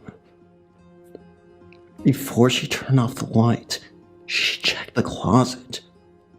The walls were clean. Throughout the nights and days at Catalina, the light would turn on without anyone there. The presence was overwhelming and strong. Sometimes just an eerie feeling. You can't prove it, just feel it. I lived in Springfield, Missouri for 5 years, and have been a frequent visitor to the Wilsons Creek battlefield.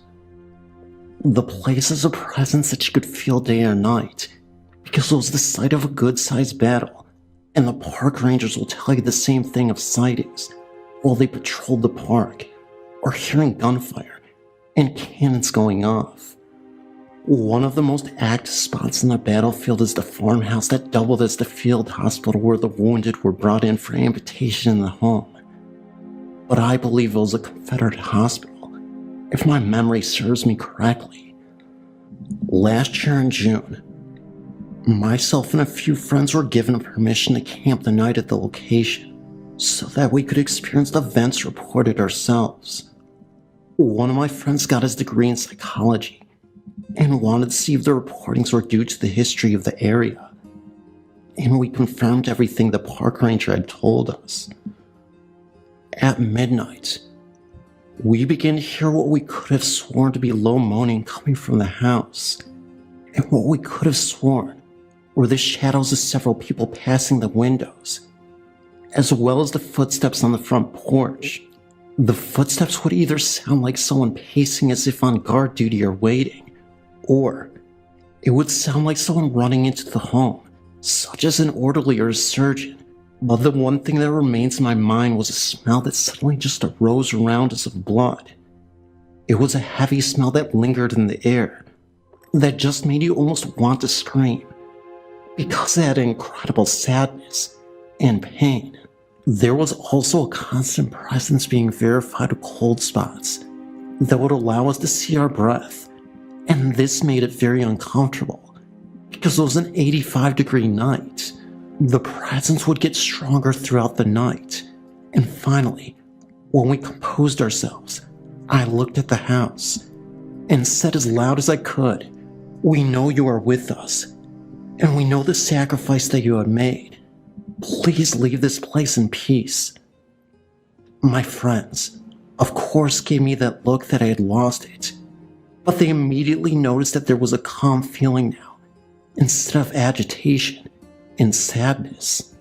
Before we left, we placed a small flag and an American flag that we bought, and placed them on either side of the front porch of the field house, and gave them a salute out of respect for the soldiers. I've since moved to Florida, but still keep in contact with my friends as well as the park ranger, and we still talk about that night as well as the other occurrences they've seen on return visits. I hope this helps to prove the skeptics that there is a presence of lost life on that site, and that they want us to know how, so what happened to him will not be repeated to others.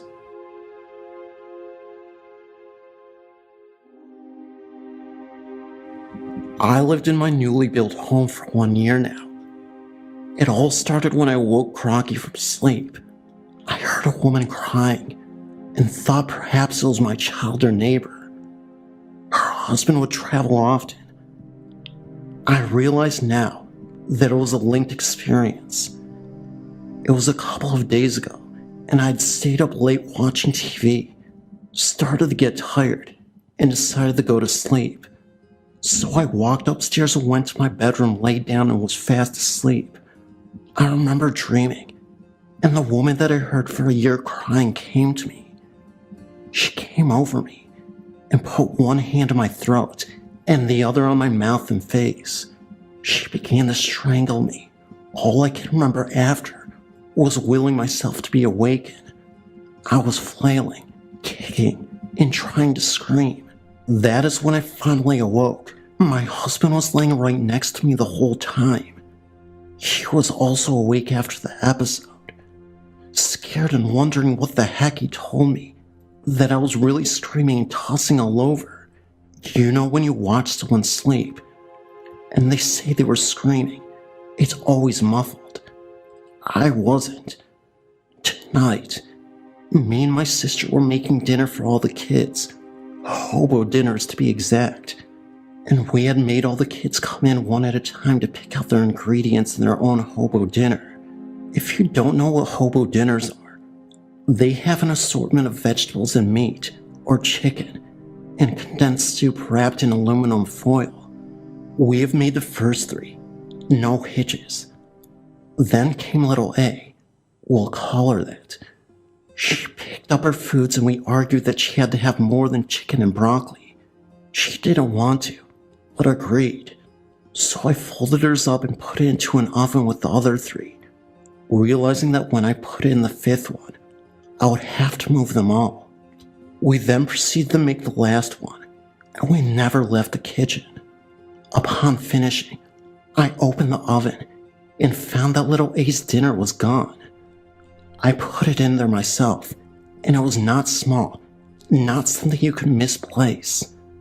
We searched the entire kitchen and surrounding areas. No dinner. We made her another one, but couldn't get over the lost hobo dinner.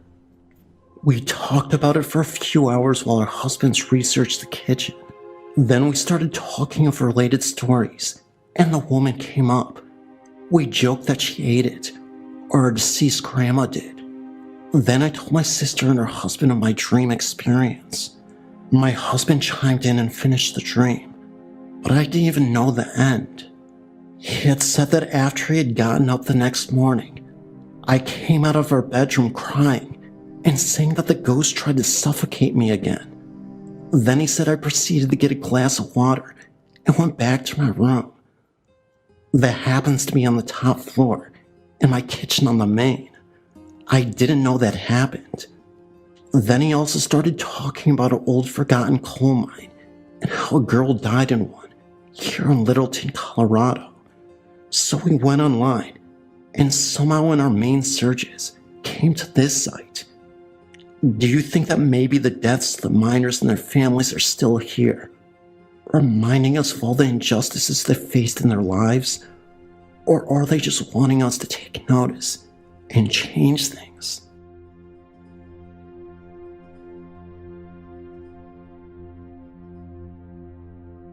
Early last year, me and my youngest daughter was cleaning an empty house to make extra money.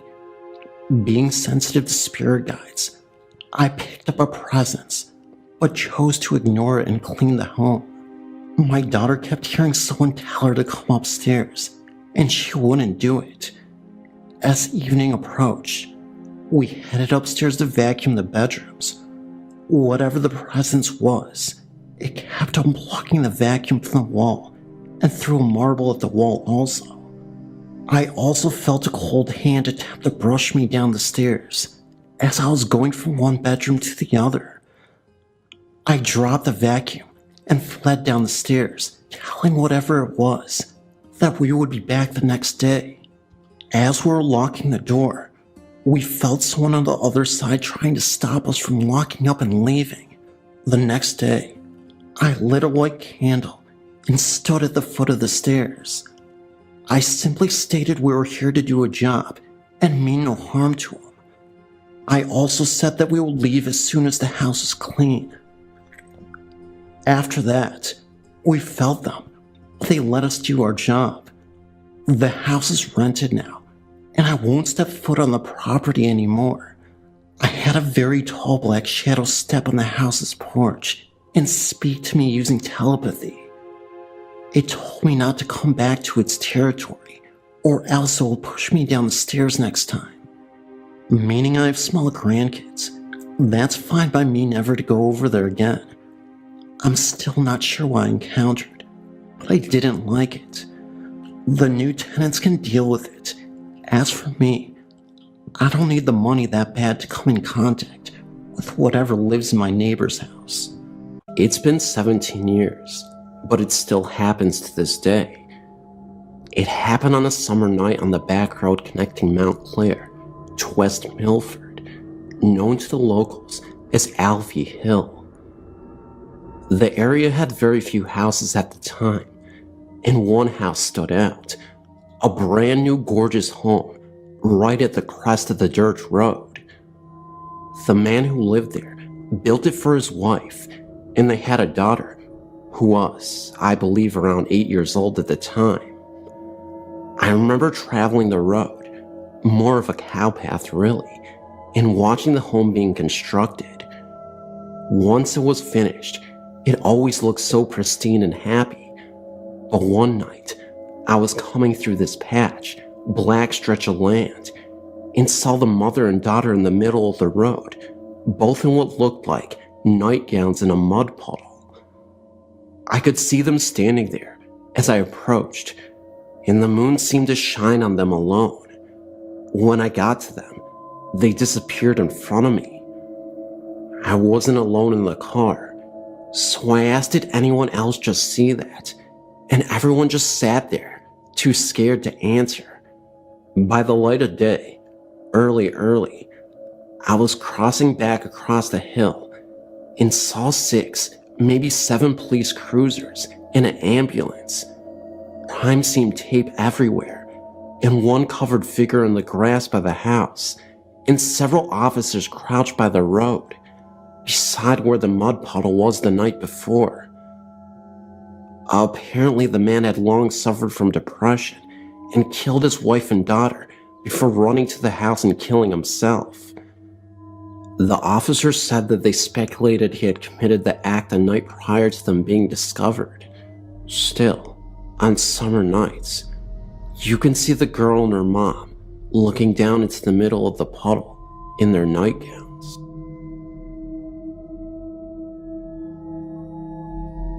My husband Steve, brother, and myself were staying in a condo at Sunrise Village in Killington, Virginia, to go skiing. It was in April of this year, and there was a special on the Fox News channel entitled, "Does the Devil Really Exist?" or something of that nature. It must have really affected me, as I later dreamt that my husband and I were before the devil, and he was going to decide which one of our souls to claim. I was making an argument to spare Steve and take me instead. I remember waking up as someone was grabbing my left calf and tugging on it. I looked around and saw my husband was just coming into the bedroom from the bathroom, and he saw my distress as I was waking up and shouting for him to turn on the light as I was waving my hand around me to see if I could detect any cold spots. I enthusiastically read all I can on the paranormal. I vividly recall the hand, fingers and thumb wrapped around my left calf. It was a warm hand, and know without a doubt it wasn't my husband's. He was in the bathroom, or my sleeping brother on the living room couch. I was sleeping, tucked in with the sheets and blankets tucked under the mattress.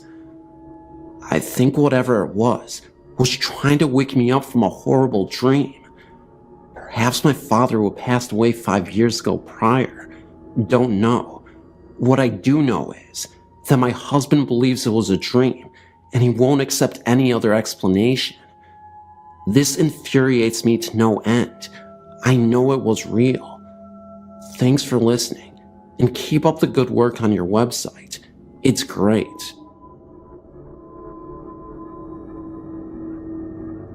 I've got another experience I thought you might find interesting.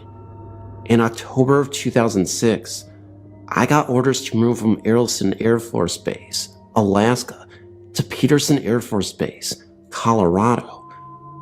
My ex-wife and I decided to drive because we didn't want to get to the next station and not have a car.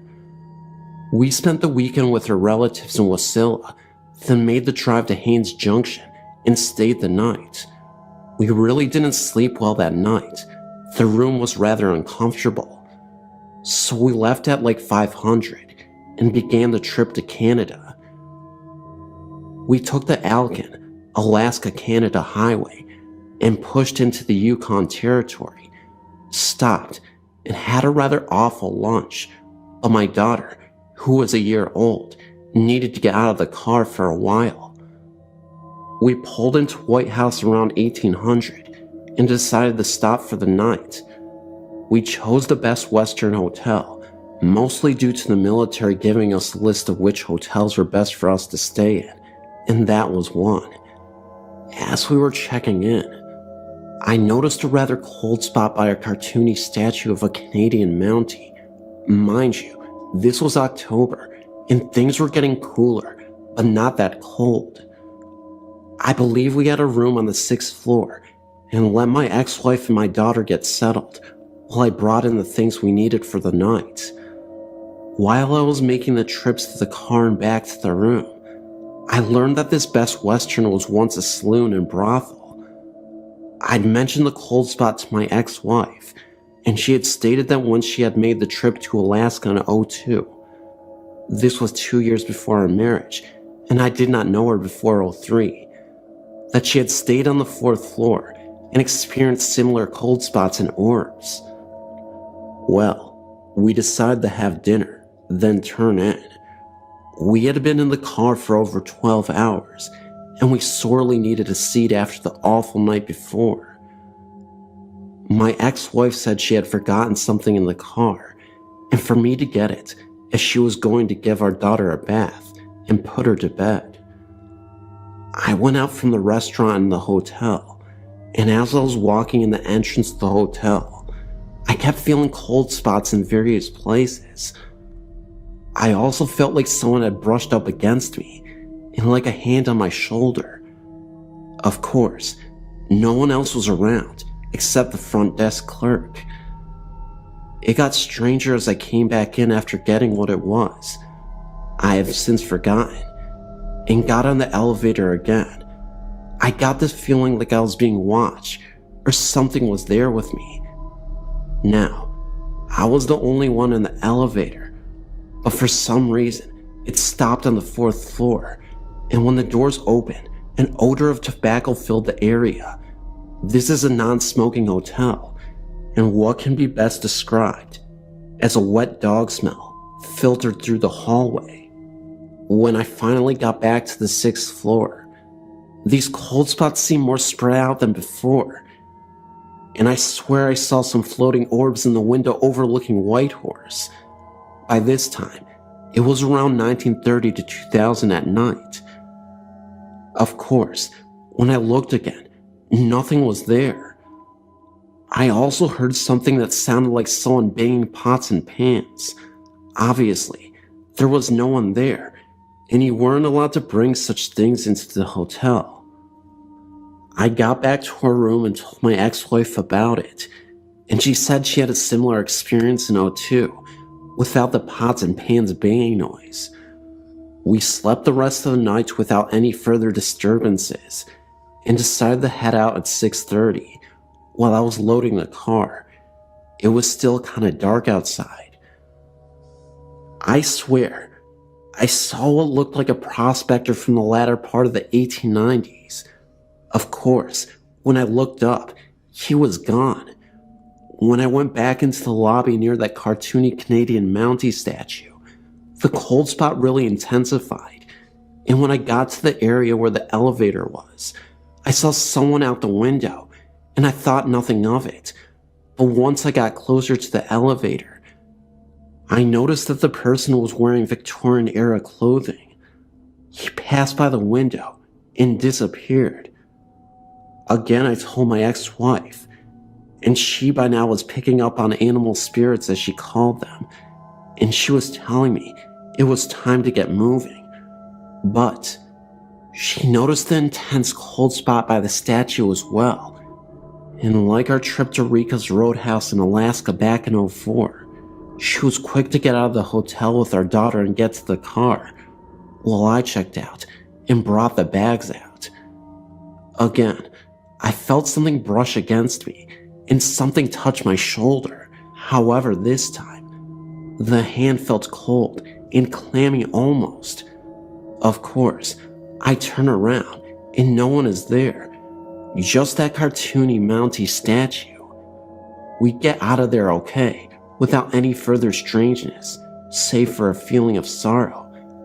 Then, of course, I found out it was a saloon and brothel from the Alaskan Canadian gold rush of 1898, which could explain several things, but it was the first time I actually feared spirits and ghosts, and that was because of my daughter, who was a year old at the time.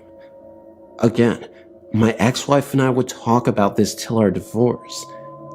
It was probably the first time I've ever felt animal spirits.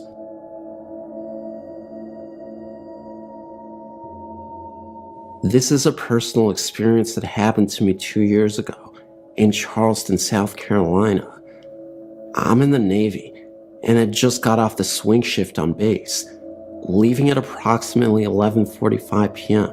from the base. The base I was at is on an old plantation's land, but I never thought anything of it. The part where I worked at was on the water of the nearby river, and the road back passed along the river for about a half mile before turning inland. Fog had a tendency to build up on the river in the fall and winter months, and the fog had rolled across the road on this particular night. As I was driving along the road coming back from work, I saw a man running on the side of the road. This was nothing special on a military base. People run all the time to keep up physical condition. But this was almost at midnight, which I found strange, and he was wearing nothing reflective at all, seemingly wearing all dark clothing. As my car came up on him, he immediately darted out in front of the car at a speed I'd never seen before. I slammed on the brakes, but it was too late. I expected to hear and feel a massive thud as I hit this poor fellow, but as the car passed through him, he vanished without a trace. I got out of the car, brights on, searching with my flashlight for a person anywhere around my car, but I was the only one as far as I could see on this road. It scared the living daylights out of me, to the point at which I started searching inside of the car to ensure I did not have a hitchhiker with me now. After getting into the car, I drove as fast as I could, with interior lights on in the car, to the nearest well-lit area, locked the doors, left the lights on, and called my father to relate the incident. After some 20 minutes of consoling me, I finally got my wits about me to drive home. However, it did not end here. From this night on, something was different about my apartment. There was a presence in that place that I haven't felt the months before the incident. I began to review sitting in the living room alone altogether because of feeling like someone was watching me. Out of the corner of my eye, I would see the bathroom light on, clear as day, but when I looked over, it would be off again. It would feel like someone would sit down next to me on the couch, but I was the only one in the apartment. Finally, one weekend my father came out to visit. Growing up with numerous ghostly and at sometimes demonic experiences, most of which he never talks about, he has become highly sensitive to the paranormal. The first day he arrived, he used the key I left him to get in while I was at work. When I got home, having said nothing of my experiences in the apartment to him, the first thing he asked me was if I ever got the feeling someone was in the kitchen area, peeking over the half wall at the television. I froze in my tracks at this. Over the course of his week-long visit, he said he also thought he saw the bathroom light turning itself on and off, and felt someone else sit down on the couch next to him, as well as seeing a shadow of a man mainly around the kitchen area, who would periodically lean over the half wall like he was looking at what was on the television. But he said he never saw or felt anything or anyone in the bedrooms. I now had a reason for my seemingly unfounded paranoia of being in the living room alone. I continued living with this feeling from the night of the incident, driving home through the following few months until I received orders to leave Charleston, and have not felt the presence of the running man since then.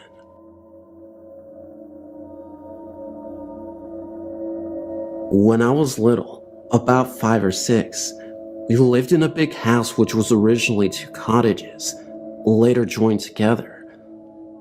Although myself and my sister were young at the time and had no personal experiences, My parents told us stories about what happened there when we moved house some years later, as well as the familiar cold spots, creaks and groans. Some other stuff went on too. One day, my mom was in the downstairs bathroom when she heard a man's cough coming from outside the door. Thinking it was my dad going into the study room, which was opposite the bathroom, she thought nothing of it. When she came out of the bathroom, however, the study was empty and no one was outside. She went back to the kitchen and found my dad where she'd left him, sitting at the table. She asked him if he had come out the bathroom and coughed. He hadn't moved the whole time. Another time, my mom, my dad, and one of their friends were sitting at the kitchen table when they all heard a massive crash come directly from upstairs where my bedroom was. My mom described it as the sound of a wardrobe falling over or a full-grown male adult being thrown to the floor. They rushed upstairs to find me fast asleep and nothing out of place in my room. We even had the fireplace in my room checked in case a stone had fallen down the chimney. Nothing was found and there was no explanation. Everyone in the house was accounted for. One night my parents were in bed when they heard the sound of a woman gently humming and singing. The sound came from the end of the corridor and continued downstairs, then eventually stopped. Again, this could not be explained.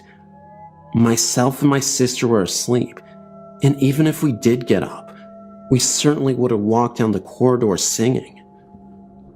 My second story is based in my grandmother's house, a manor house which is around 200 years old. My grandmother has a story which even to this day she swears was true. She was walking upstairs when in front of her she saw a pair of women's shoes on the step above. She looked up to see a skirt, blouse, and before she could see the woman's face, she vanished. My dad's family all grew up in the house, and my uncle mentioned that from his bedroom, he used to hear the sound of gravel crunching outside, like someone walking towards the house. On several occasions, he even recounts seeing two big black dogs sitting by his bed. Although I like the house, I always get that feeling of being watched whenever I go over. If I'm sat in the kitchen, I always want to look into the parlor, which is next in the kitchen, with the door always open so you can see in, and I always feel like someone's sitting in there. Even to this day, I refuse to go upstairs by myself, as well as seeing a key moving in a locked door from the inside when no one was in there. Myself and my sister had a weird experience. We were sat outside. The garden is kind of placed on a hill, very sloped, that you could reach by climbing some steps. From where we were sitting, we could just see into my grandmother's bedroom. She had gone out shopping and had left her two dogs on her bed. We were just watching them, talking, when suddenly, one of the dogs started barking at the corner of the room at something we couldn't see. She, the dog, then jumped onto the bed and started barking directly at us.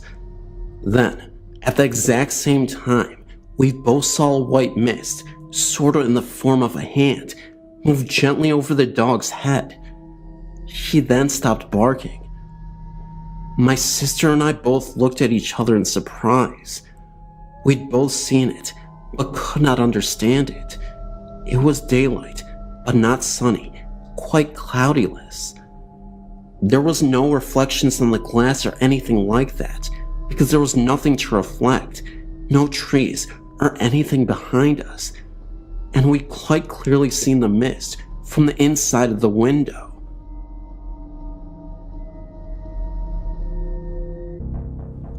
While serving at RAF, Middle and Hall, with USAF, 1993-1994, I lived with a roommate from Santa Rosa named Greg. Santa Rosa is located in New Mexico. We both originally lived in the dorms on base, but got special permission from our first sergeants to move off base together. This was due to the fact that we did not drink alcohol, and drunken parties were a constant among our roommates, and in the dorms, in general, 24 hours daily as airmen worked 3 shifts.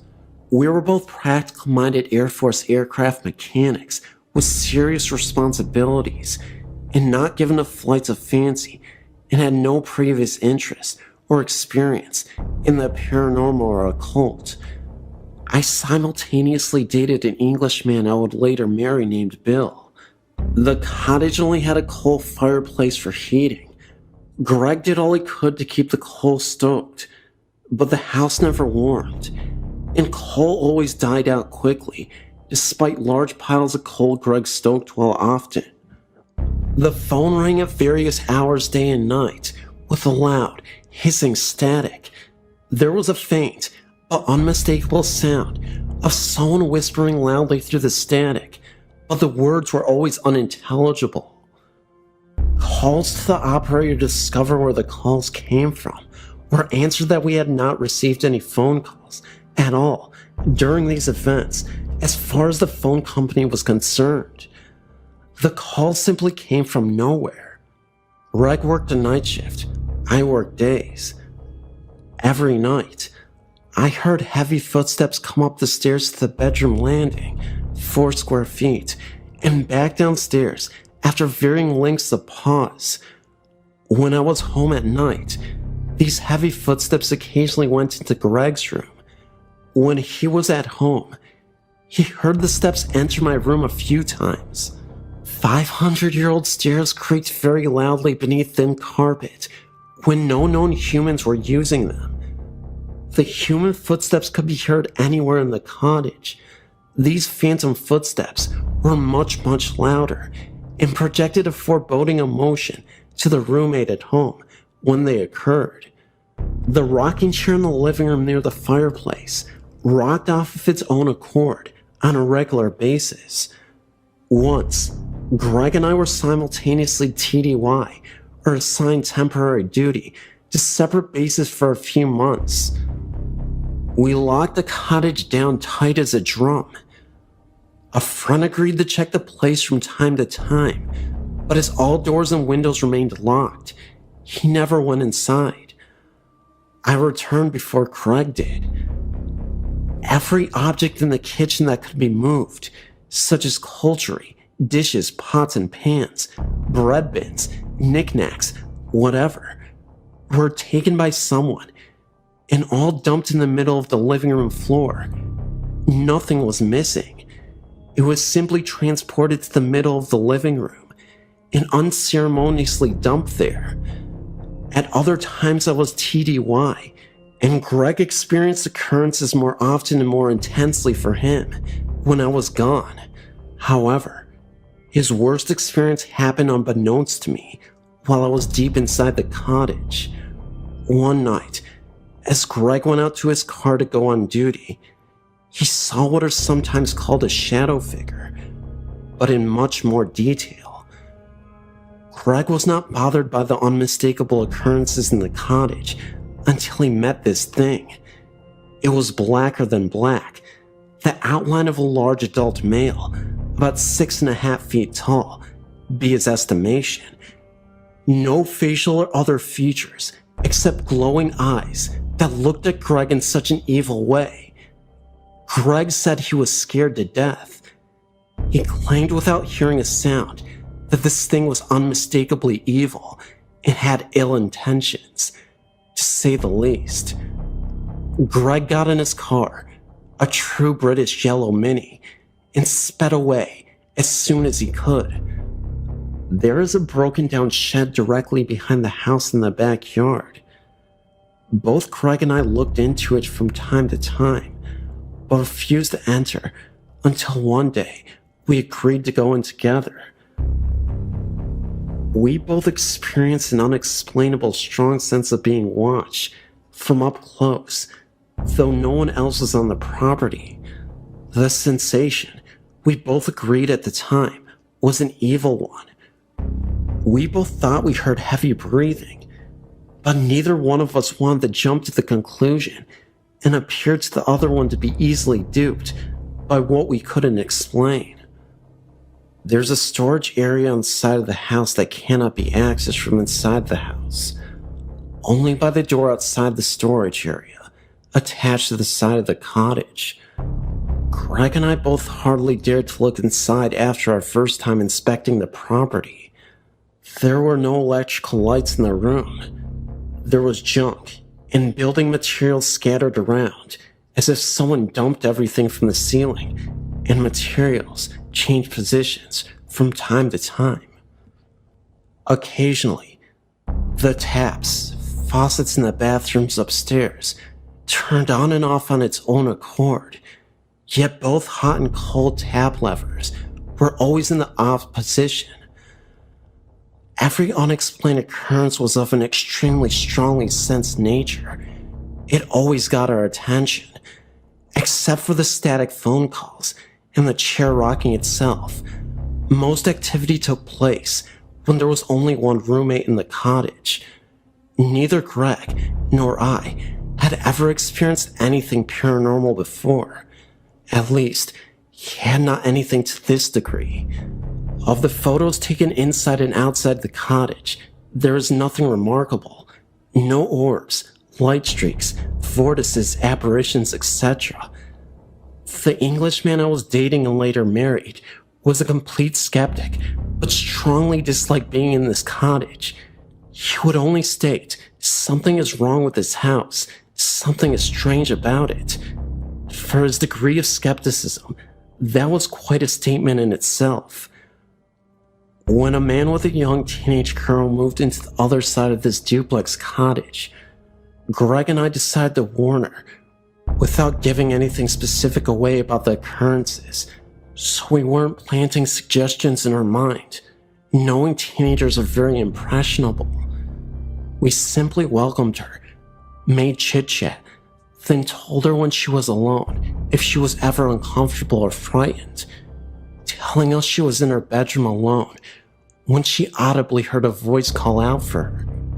She had no history of hallucinations, swore she did not mistake it for a conversation she heard through the walls, which would not have occurred for that night Greg was on duty at the base, and that the voice was male, not matching Greg or myself.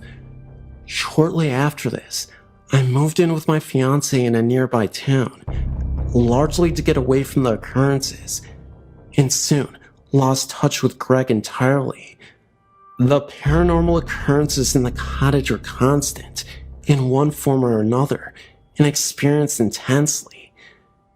It carried a heavy pull of fear or, at times, dread or terror everywhere in that cottage that never ever left. Never anything that could be called benign or benevolent.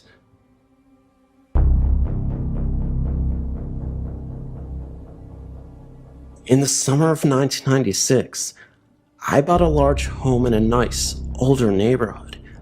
My fiancée lived with her parents at the time she was still in college, and I was living with my parents since I'd just gotten out of the army. We were really looking forward to getting married and having our own private place. The first night in the house felt very strange to me, but I chalked it up to being a newlywed in a new home. As time went by, the strange feelings did not abate as they thought it would. I felt more and more apprehensive, especially when I was in the house alone. The house made very strange noises when I was there by myself that it didn't make while Sandy was home with me. Also, I asked Sandy if she heard any strange noises when she was there alone, and she said she didn't. I tried to ignore the noises in apprehension, but it was getting harder and harder from the upstairs. There were just the two of us in the house, and the bedrooms upstairs were only used for storage. The footsteps seemed to pace back and forth in the upstairs hallway.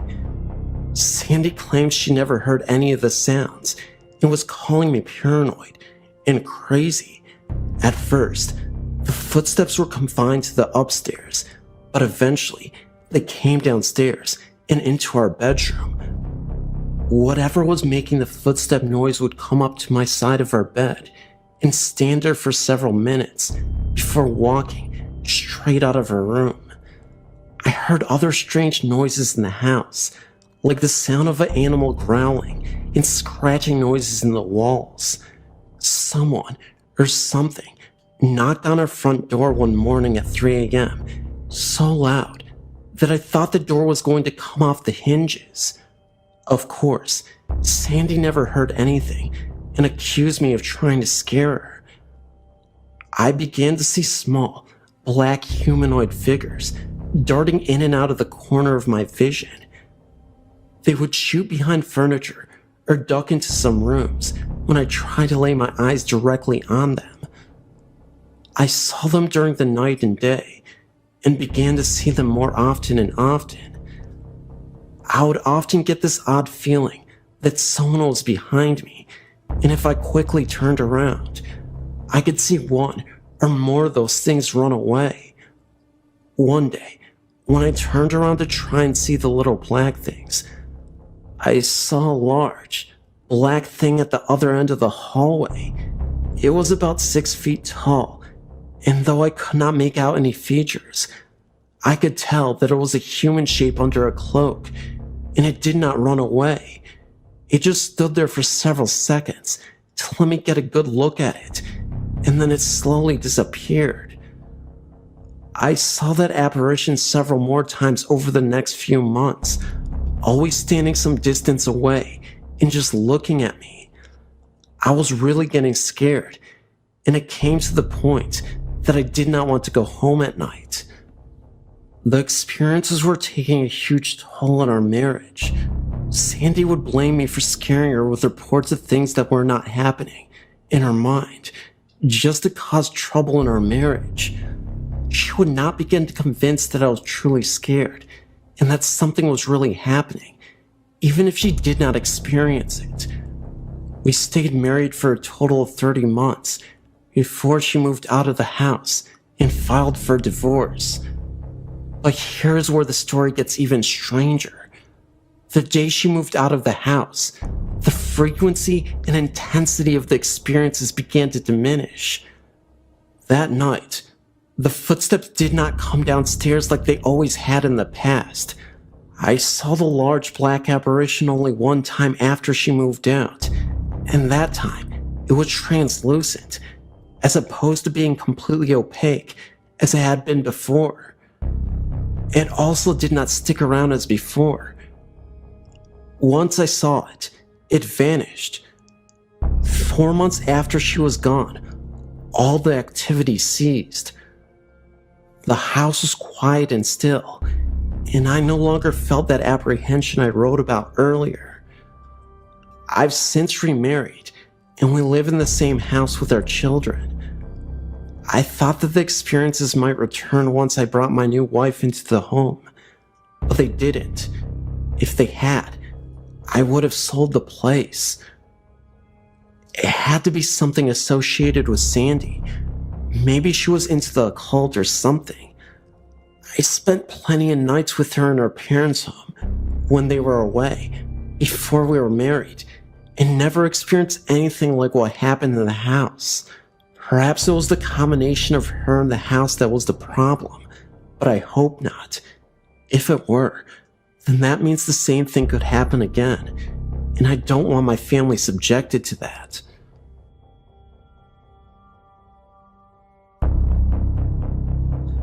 I'm writing to tell you my story. I was reading Dave's story, and it's so close to the experience that I had that it actually gave me chills. My first paranormal experience happened to me when I was 4 years old. All the experts say that things that happen to someone before the age of 5 is very hard to remember. The funny thing is that I can remember my experience like it was yesterday. My mother, sister, who's 3 years younger than me, and myself. I remember being asleep in my bed and waking up very suddenly. I looked at the doorway, and I saw this full-bodied figure. The only thing is that it was completely white. I'm not talking like white, like a white wall. I'm talking white like energy.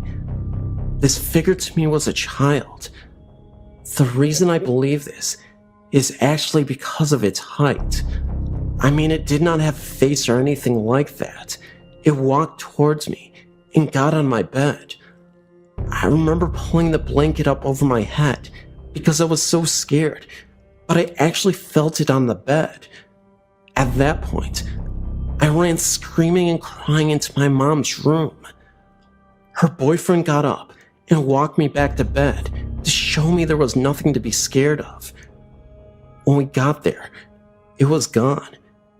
Now let's fast forward to the age of 17. By this time in my life, my mom had gotten married, not the same guy from when I was 4, and they had bought a house. It was a tri-level with a full finished basement and a sub-basement. From day one, something felt very odd in the house, almost like a very heavy, unwelcome feeling. The sub-basement was probably the strangest. When you would walk in there, you could see spray paint all over the walls. I know that's not strange, but when you stood in the center of the room, you could see that the spray paint was actually covering up what looked like writing on the walls, and it was also on the floor, so that was kind of creepy. We had 2 dogs that both refused to go into my room and constantly would either stare at the wall and bark, or would stand at the stairs and bark up to the 2nd floor or down the stairs to the basement.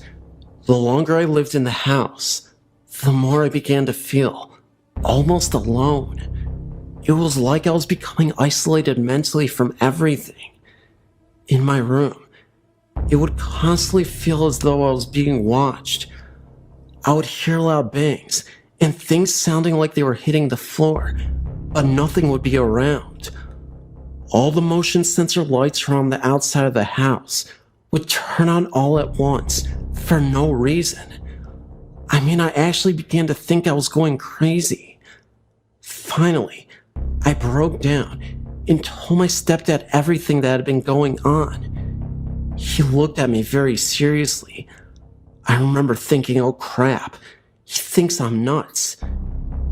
He began to tell me about how one night, after I'd gotten home from work, he worked 2nd shift and didn't get home till around 1 a.m. We were sitting on the computer playing a game. At the time, our computer was in the front room, and you could see right up to the stairs and onto the landing where the bedrooms were. He said he saw a man walk out of my room. The man he saw was a taller man in a pair of jeans and a flannel shirt. At first, he thought it was me because he only saw the man out of the corner of his eye. But then he asked how I was doing and looked up and realized the man wasn't me. The man turned and walked back into my room. My stepdad ran up the stairs and opened my door, and I was the only one in there, and I was asleep in a pair of boxers. After my stepdad told me this, I was convinced something was going on. One weekend, while my parents were out of town, I invited 2 of my friends over so we could try to catch stuff on film. Of course, we got absolutely nothing. That is, until we tried to go to sleep. We had all decided to sleep in the basement because there was more room there. We turned off the lights and started to go to sleep. My one friend, Chris, was already asleep, and myself and Dave were talking. All of a sudden, the light to the sub-basement turned on, and we could see what looked like a shadow under the door. You could actually hear what sounded like the work boots walking up the wooden stairs. We woke up Chris, and we all stood at the door. We really thought someone had broken into the house. We opened up the door, prepared to beat the crap out of someone, and there was no one there. We walked downstairs and looked around. We checked the windows and everything. The windows were shut and looked like no one was there. There are a lot of things that happened, but it would be like writing a novel to tell them all. I just thought it was kind of creepy how similar my story is to Dave's.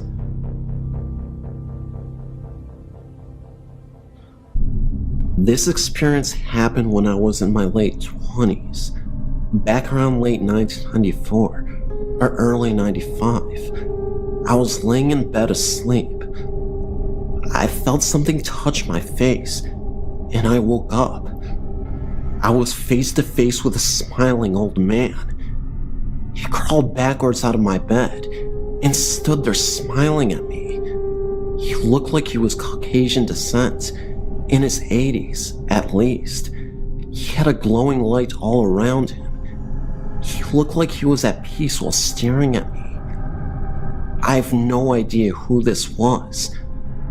Furthermore, I don't know why I wasn't afraid of him. He definitely looked scary to me, and I had roommates at the time. I don't know why I didn't go running down the hallway to get someone. I just stayed in bed and stared at him. Again, I wasn't afraid at all. It was almost peaceful. He faded away, and I looked at the clock in front of me. It was 3 a.m. in the morning. I stayed up a little while, and then went back to sleep. How do you talk about something like this? I didn't tell any of my roommates when it happened. I was fearful because I thought I would be outed as a crazy person. I did call my best friend, and thankfully she seemed to believe me. I gave her my rocking chair, and she wanted to make sure the spirit was not standing next to it. So yes, I think she believed me. I've thought about it a lot over the years, trying to figure out who this could have been. I told my grandmother. She's Catholic and thinks it was an angel. I've never met my father, and I have no pictures of him, so I don't know what he looked like. But perhaps, maybe this could have been my father? My mother is Spanish and French, and supposedly, my father was of Caucasian descent like the spirit of the old man. So again, maybe it was the father or grandfather that I never met. Who knows? Since then, I've now had a husband and children. I mentioned it once to my husband. He looked at me like I was crazy, and I'm not allowed to talk about it again. Anyway, thank you for reading my story. I know it sounds unbelievable, but it's the best I can do to tell you guys.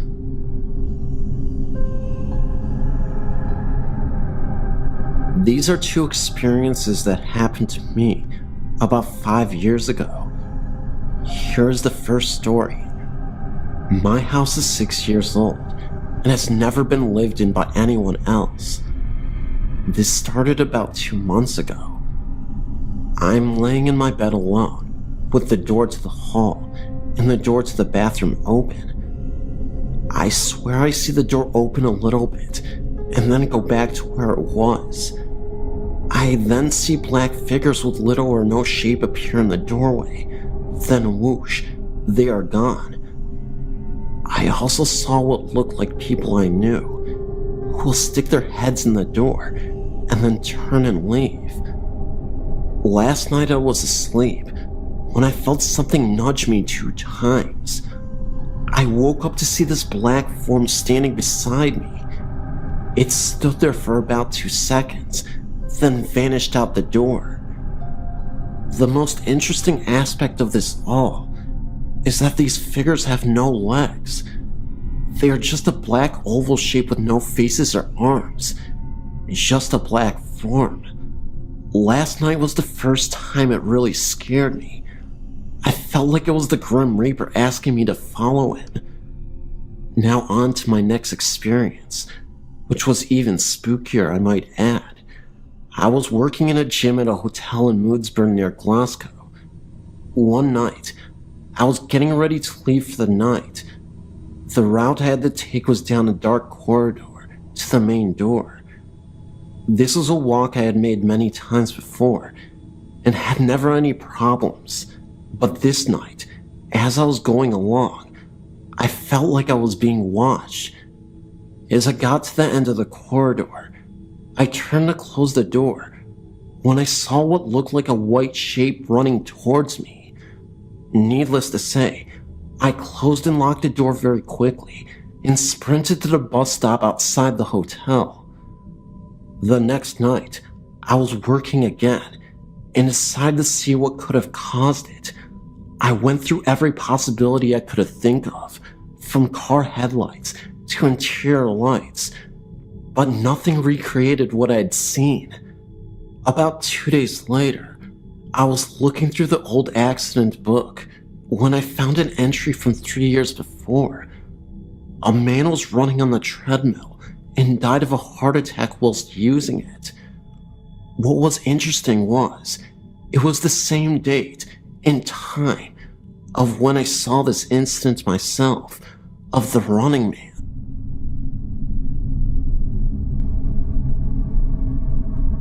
This happened to a friend and I back in the mid-1960s, when we were 12 or 13 years of age each, and we were camping with our church group, and while we had some free time, Alan and me as in Mark, decided to do exploring on our own, so we set off towards the perimeter of the park, where we found a fence that we could easily squeeze through, surrounding the park property. And bordering some large open cow pasture land was a grove of trees right smack in the middle of it. We set off across the pasture land towards the grove of trees, and much to our delight, for it was a hot day, we found a meandering stream in the grove of trees that was about 6 feet deep and about 6 feet wide, and it wandered all throughout the grove. But to our dismay, Alan and I realized that we were wearing blue jean pants and a t-shirt and had not brought along our swimsuits, since we were not planning on going swimming until later, when the springs in the park was less crowded, so we had nothing to wear to go swimming at that time. But Alan convinced me that there was nobody around to see us, and we could go swimming like they used to do in the old days, by going swimming in the nude or skinny dipping, and nobody could tell we had nothing on. Once we were in the water, and not wanting to be labeled a coward or chicken by my friend, I quickly got undressed, and we dove into the cool water. We swam around in the water for about 15 minutes, when we were startled to see a young boy, about our age, dressed in some dusty old-fashioned looking overalls, and barefoot, staring at Alan and me from the bushes. And even though he probably saw we were both skinny dipping by our clothes hanging from the bushes, neither Alan or me felt embarrassed about it.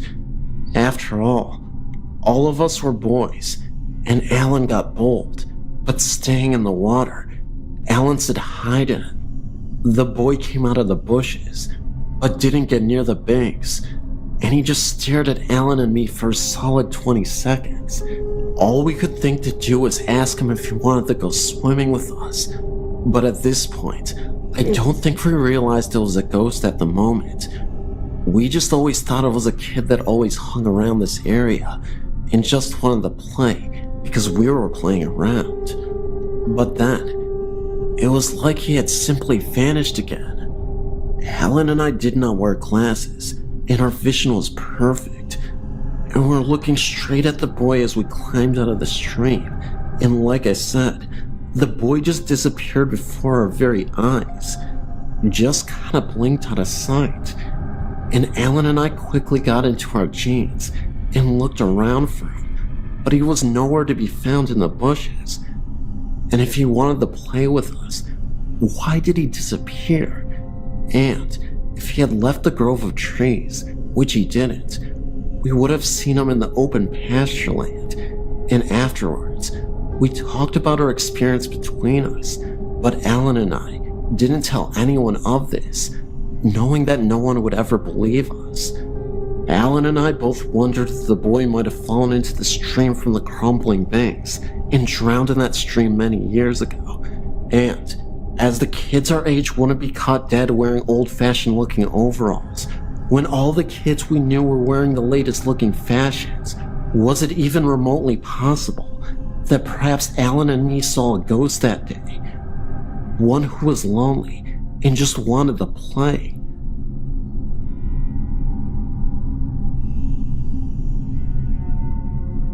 I worked at a place called Dowling as a janitor for a year. My shift was overnight, and for 3 months, I worked that shift alone. I never saw a purple orb, but I did spend a lot of time outside. What I can tell you is that after the creepiness of being in a big building all alone wears off, there are still sounds and such that can't be explained by me. Every week, if not every night, doors would open and close by themselves. Me and the others would go chasing these noises, thinking there was someone in the building, but of course, there was no one there, or I wouldn't be writing to you. And the security company wouldn't call to say an external alarm went off, so there couldn't have been anyone there. Sometimes we'd be in the library, and we'd hear one of the counselor's doors open and close. The library was the same room, but divided by office walls from the counselor area. Sometimes the classroom doors would as well. At times, I'd be in the gym and would chase the sound of footsteps. The place does make a lot of building noises. It's difficult to report on anything I heard in the auditorium, the creepiest place in the school. Because the roof and heating systems would collaborate with the big empty space to make many mysterious noises that could be too easy to explain away. Plus, the auditorium was creepy because it was always dark until I would clean it, and there were so many access areas, such as backstage or the lighting area above the stage and the several doors, that would really just make me paranoid. Having said all that, I did sometimes get transfixed on the idea that an emaciated naked woman was watching me. I only got that feeling in or around that particular room. It makes no sense to me, but I did avoid it. The band room was also a little creepy. I would sometimes take my lunch there so I could listen to the radio, and the doors within would make noises like they were opening and shutting. There was one definitive time that I also couldn't explain. I went into the library and locked the door behind me because I was hearing so many noises around that door that night. Then, I climbed over the wall to the counselor's area and unlocked that door so I could rush through it when I heard the noise. Sure enough, the library door tried to open because I heard the deadbolt hit the door frame. So I ran to the hall and listened for footsteps, but there were none. I ran to look down both north and south halls along the library. There was nobody, and there was nowhere to hide. I didn't think someone could have gotten away like that, not in that manner anyway, without making enough noise for me to hear it. A similar thing happened one night when all 3 of the overnight janitors were in there. We heard the noises in the counselor's area, so I climbed the wall while the other guys went to the doors, but nobody was there. I want to assure you of 2 things, even though these aren't really the most impressive tales. First, I don't really believe in ghosts. I'm open enough to the idea, I guess, but anytime I heard a noise, I would go looking for somebody because I assumed it was an intruder. There were times we had intruders, and times people who had rights to the building were found.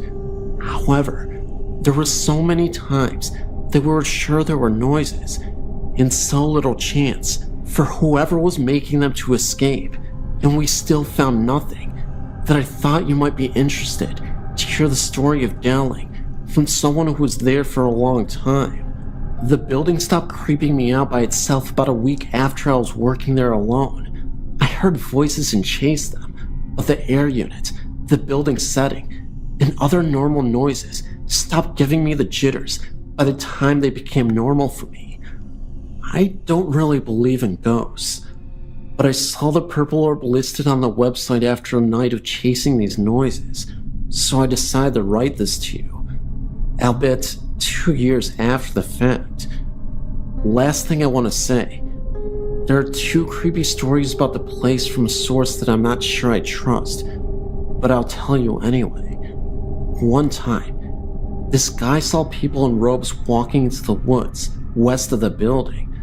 Another time, a girl was taken advantage of in the auditorium. A funny, unbelievable, but true story from the overnight shift. Ninjas attacked the school one night and put one of the soccer goals in the atrium. The kids did this for their overnight prank. They seriously climbed onto the roof of the school with 2 of the school's regulation-sized soccer goals and dumped them into the atrium. I chased off a bunch of kids when they were trying to get on the roof a 3rd time. They were all dressed like ninjas. My name is Carly, and I used to live in a 100-year-old house on the Eastern Shore in Maryland. This house was on a street with about 10 other houses, all closely related in shape and size, except my friend's. She's my best friend, and the man who had built all the houses in our street lived in hers. They have never had any bad experiences in theirs, up until now. My friend's older sister came back for Thanksgiving, and she woke up in the middle of the night and saw a form of a giant man. The man closely resembled Andre the Giant, even though she thought it was her boyfriend. When she looked next to her, he was sleeping. She really didn't think too much more about it until the next day, where the rest of the family shared that they had been hearing and seeing things too. My house was only a few years younger than hers. My parents bought it at an auction because the whole thing had to be gutted and renewed. As my dad was working on it, he was putting in new windows one day and saw a man. He was crouched down with his face right up against the wall, looking at the window he had just put in. The man saw my dad get up and disappeared. I've had my own experiences too. Like, we used to hear someone running up and down the halls at night. My room was right at the end, and my bed looked out the door. When the person got to the end, you could hear them turn around and run back. That wasn't too bad though. I also remember going into my room and saw a crowd of people. They were all dark figures with the outline of a trench coat that were so long you couldn't see their feet. They slowly faded away, and I didn't go back in the room for weeks. I would stay in the other guest's bedroom. I had a great aunt, and she was a psychic. I loved her. We had the strongest bond you could ever have with anyone. She died of cancer, and it was terribly hard on me. I ended up with some things of hers, like her tarot cards, but most importantly, her angel cards. I'd just gotten these, and I was up in my room playing with them when I pulled up one card that had a picture of a lady on it. This lady looked exactly like my aunt, and she was surrounded by animals. My aunt had a basement full of bunnies, birds, fish. She had 5 cats and 5 dogs. The message on the card said, "A message from your loved one. I'm fine, very happy now. Don't worry about me, and don't forget about me, but don't let me overtake your life." Then it said goodbye, and I love you on it too. After I read that, I teared up and ran downstairs. I showed my mom, and she couldn't even believe it. I couldn't believe it either, so I got scared and told my mom to take the cards out of my room, just in case. My mom put it on her dresser. They were there for about a week or 2, and then they disappeared. My mom never moved them, and neither did anybody else. No one had touched them, and they had just vanished. I'm for sure that was her final message to me. Maybe not forever, but just so I wouldn't worry. It was her proper goodbye. The week before Thanksgiving, my son and I were emptying out a house that was to be torn down and this new one brought in. We were standing by my pickup truck, which we were loading, and he happened to look at a bright light in the sky and said, "Hey, look at that. Is it a plane?" I looked up, and there were no flashing lights, just looked like a wide set of headlights, no other colored lights. I thought at first it was a plane, but no sound for as low as it seemed. It came over slow and headed east, and I thought it would disappear, like over the trees, like the planes that come over do. But instead, it went up, and did so very quickly, until it was a speck that disappeared. I still wonder what it was. Was it a paranormal entity, like an orb or some sort? Or maybe something different, like even a UFO? It's hard to say. But back in 1990, my husband and I were talking outside and happened to look at the edge of our 40 acres.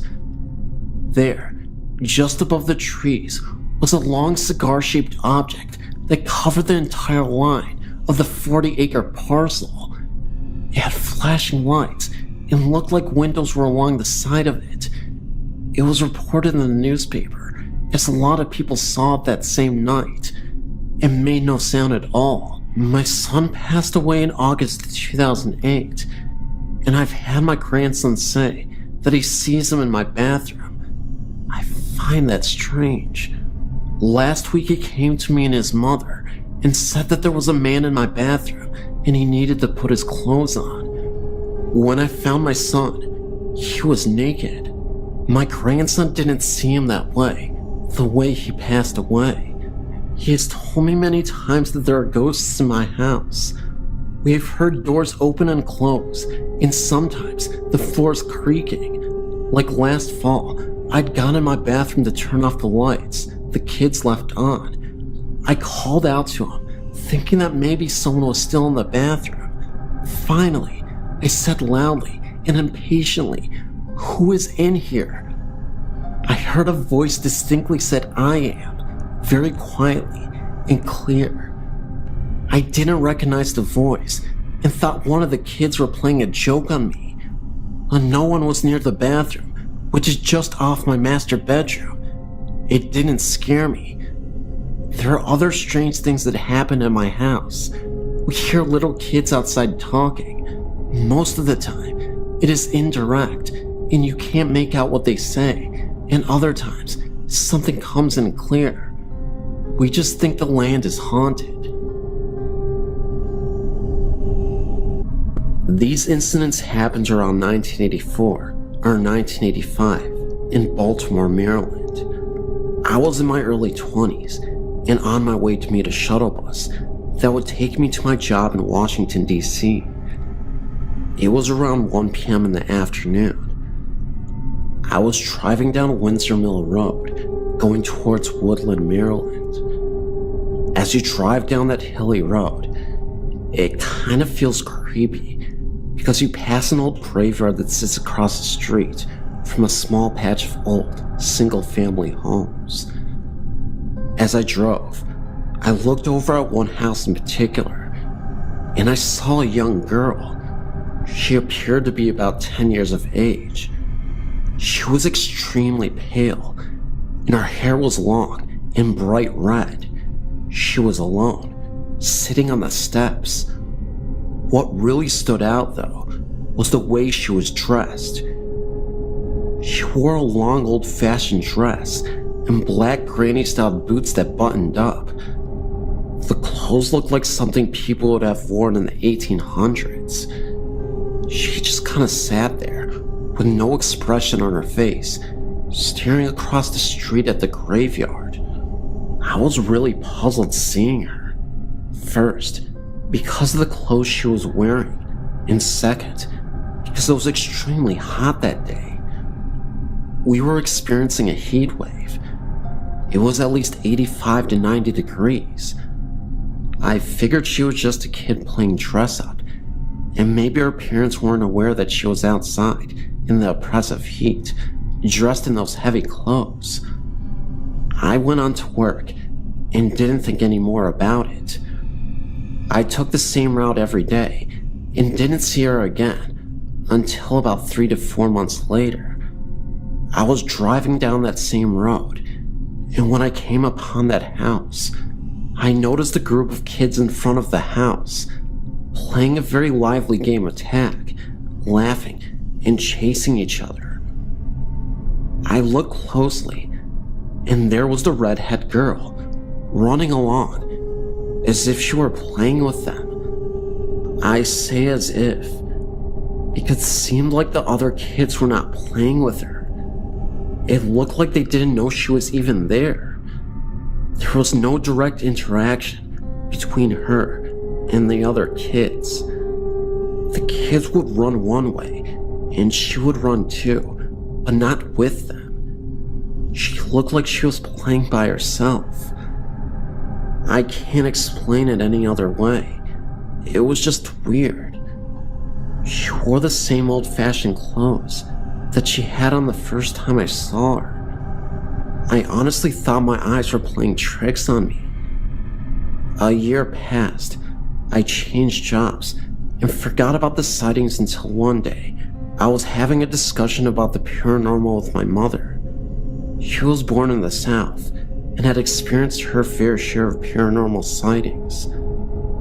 I began to tell her about my sighting, and she quickly interrupted me and described what the girl looked like and what she was wearing. She told me that she had seen the girl before and assured me that my eyes were not playing tricks on me.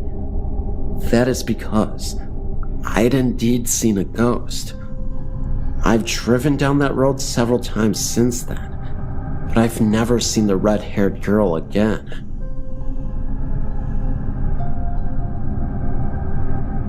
I've spent most of my life growing up in Hartsdale, New York, a block away from the Ferncliff Cemetery, directly behind the old cemetery flower shop. When I was younger, and our family first moved into the house, my mother would yell at my father, blaming him for leaving the door to the basement open, claiming that my sister and I could easily fall down the stairs and hurt ourselves. My father would always deny it was him who was opening the door. It couldn't have been my sister and I, because the bolt to keep the door closed was too high for us to reach at that age. My father wanted to test if it could be someone else.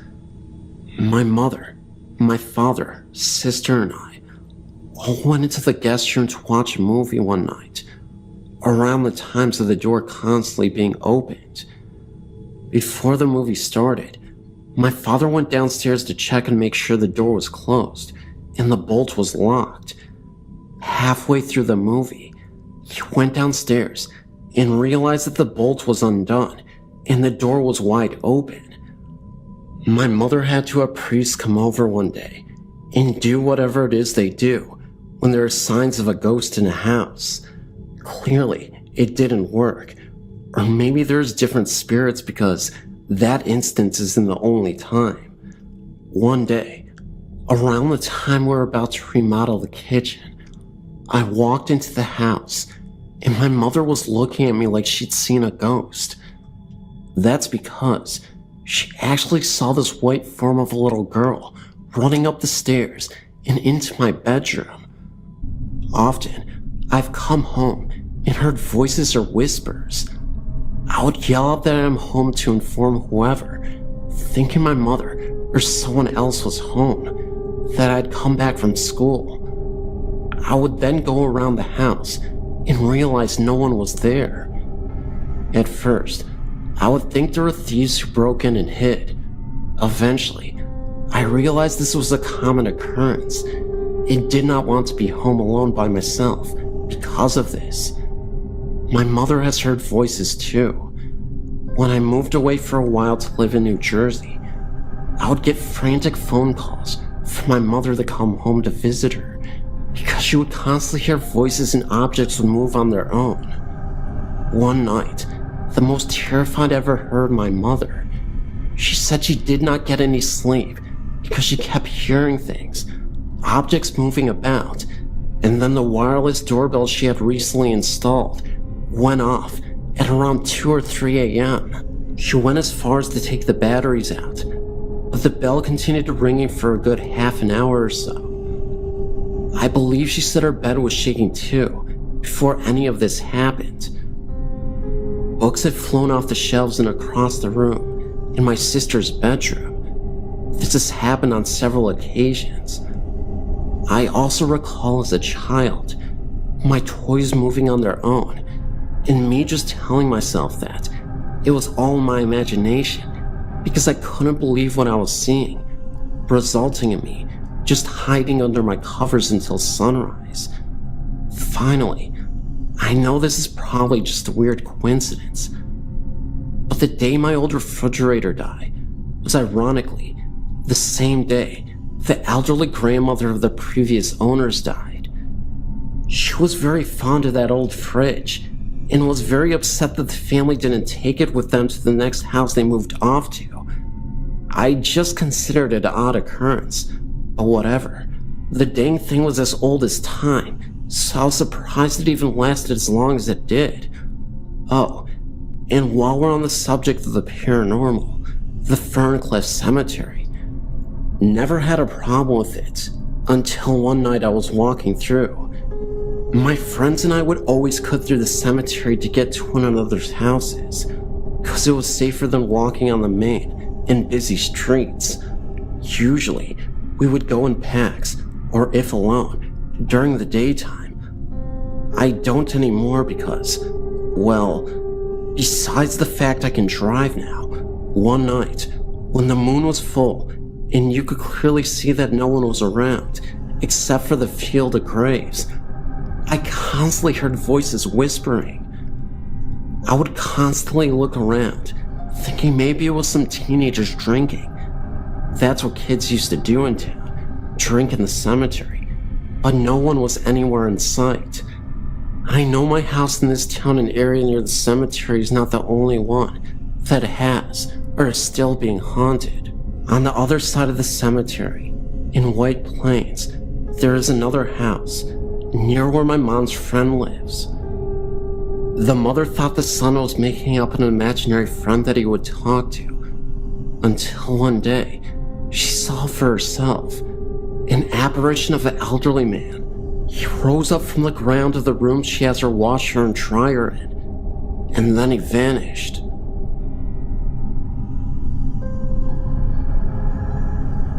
My name's Patrick, and I submitted a story to the site about 5 or 6 years ago of some things that happened to me back when I was in college, but I wanted to submit a more recent story of mine as well. About 3 years ago, I purchased the house I live in now, which is a 1940s Cape Cod in a suburb of Pittsburgh.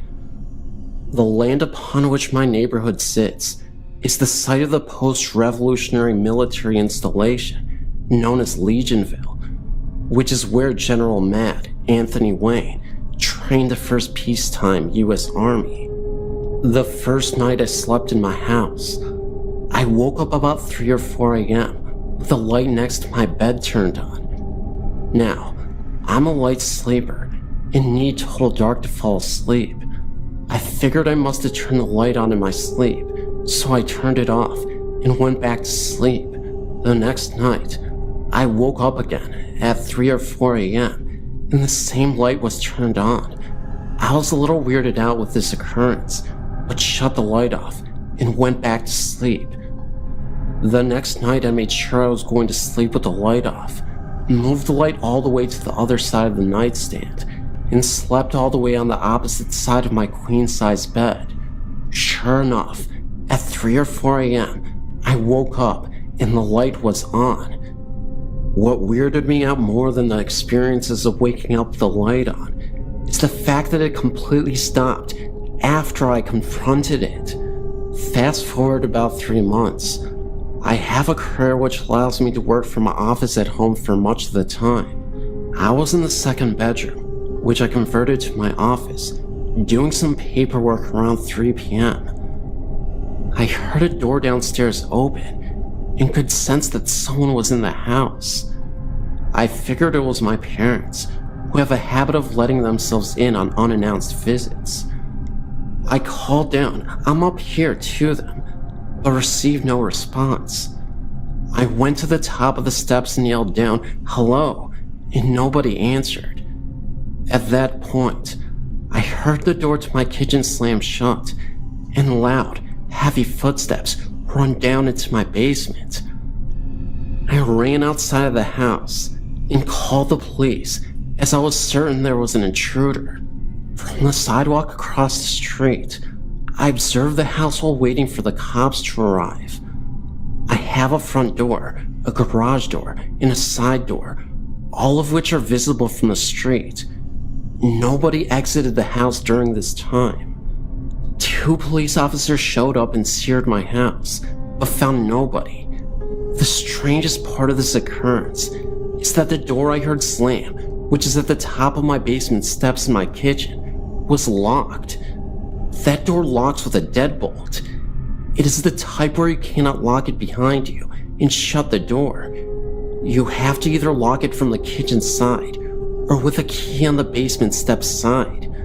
I clearly heard the door slam shut, and then steps ran down to the basement, but the door was locked from the kitchen side.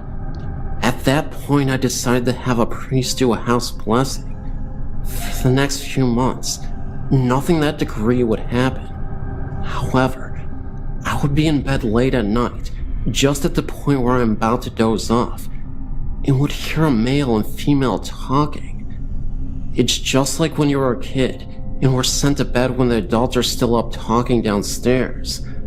I could hear voices back and forth, but could not make out what they were saying. I'd get up out of bed to listen closer, but the voices would stop. I made sure to check to see if I was catching the neighbors talking or left a TV or radio on, but never found an explanation. After those few months, all activity stopped altogether. I never really did figure things out, but as long as it stays quiet, I'm happy.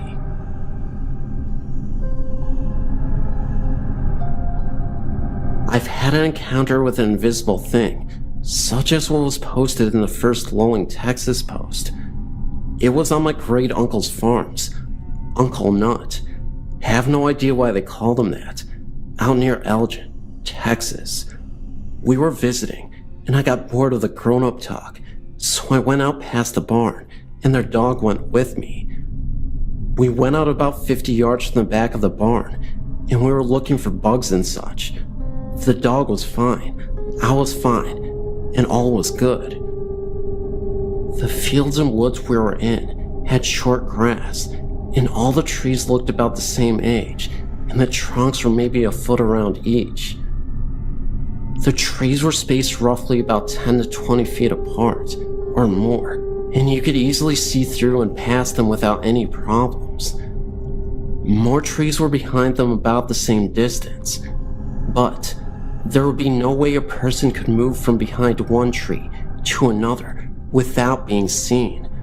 The dog was fine, I was fine, and all was good.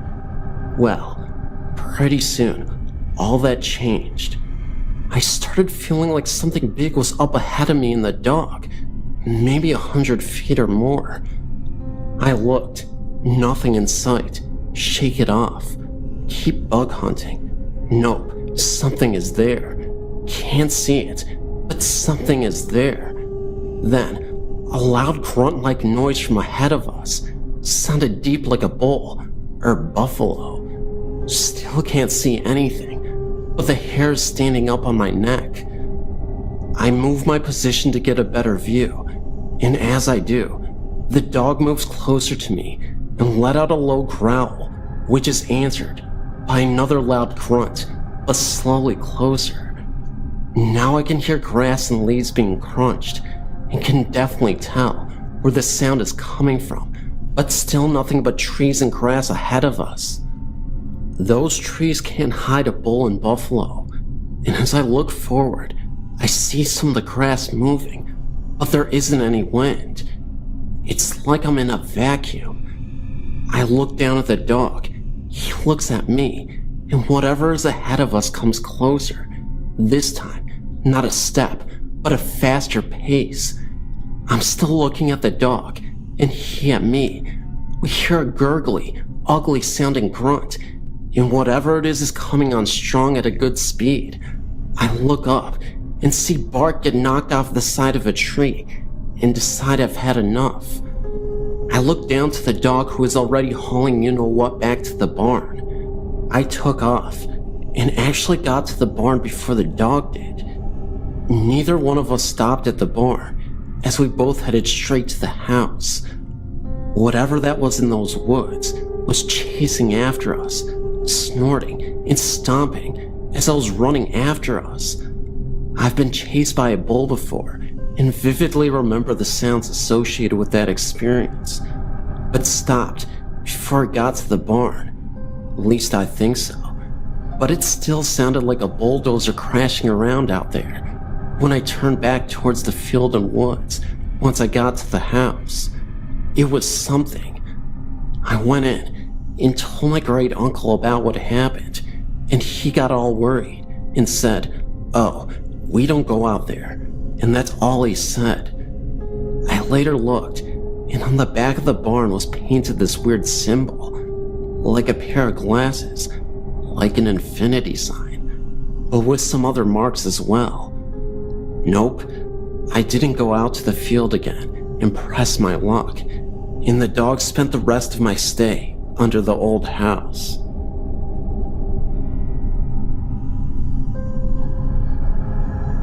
Hi, my name is Lee, and I'd like to share my recent haunting experiences with you all. I'm Australian, recently moved to Ireland, and during my first week here, I was staying at the Dublin International Hostel.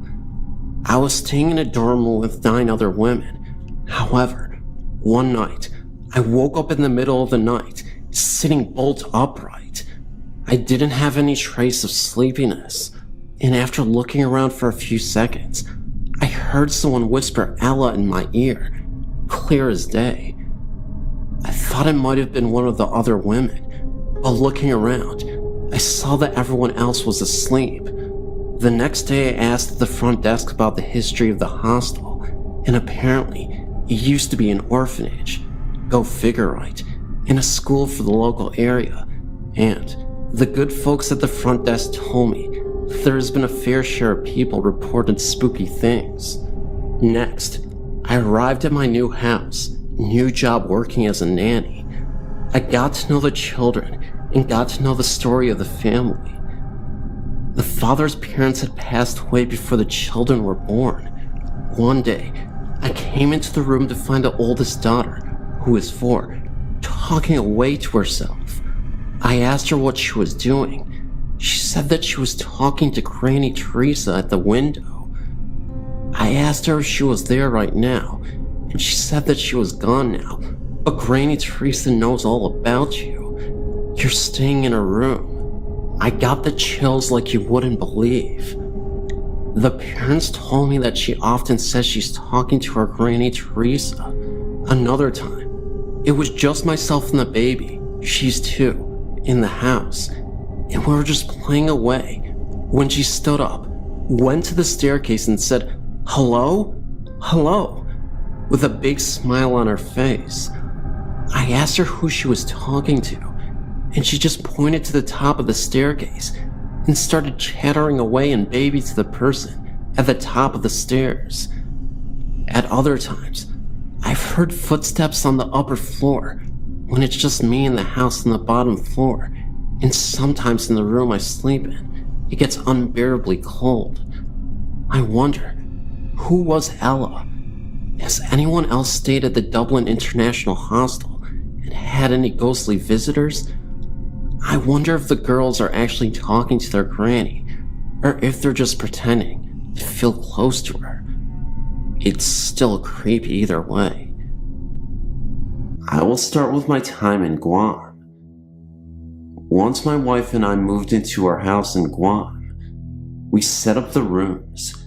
My son got his own, and we picked one right next to his.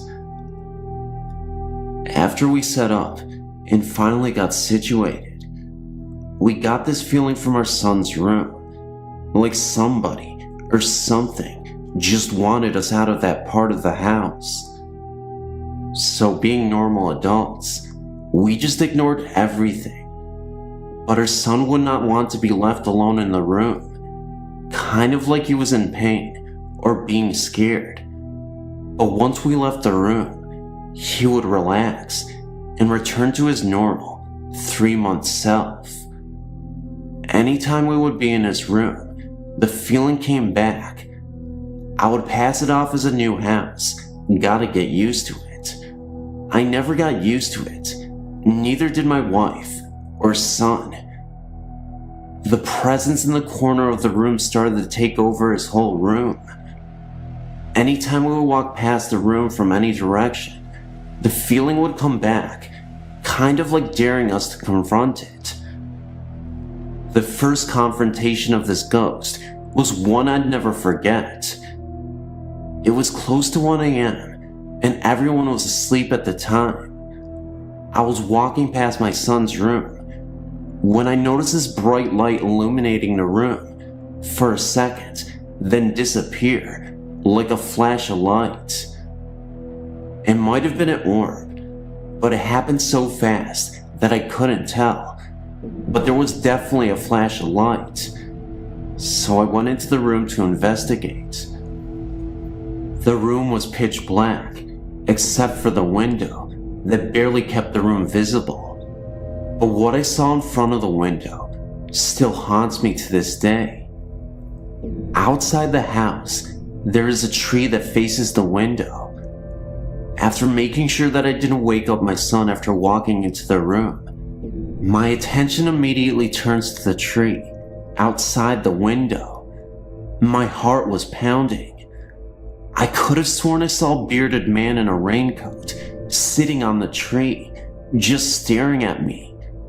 Instinctively, I ran to turn on the lights. My son wakes up crying, and I look out the window at the tree, and nobody is there. My first thought was that it was an intruder, so after calming my son down, I went to my room where my wife was sleeping, gently woke her, and handed her my son. I told her to stay quiet and calm, and I took a baseball bat and headed out the door. There was absolutely nobody on the property, and it was dead quiet. Nothing but the sounds of a calming wind. I even remember hearing owls, but that was it. I went back into our house, confused, but still alert. I remember I was so scared that someone was stalking us that I didn't sleep, and I stayed up the entire night as if I were a soldier.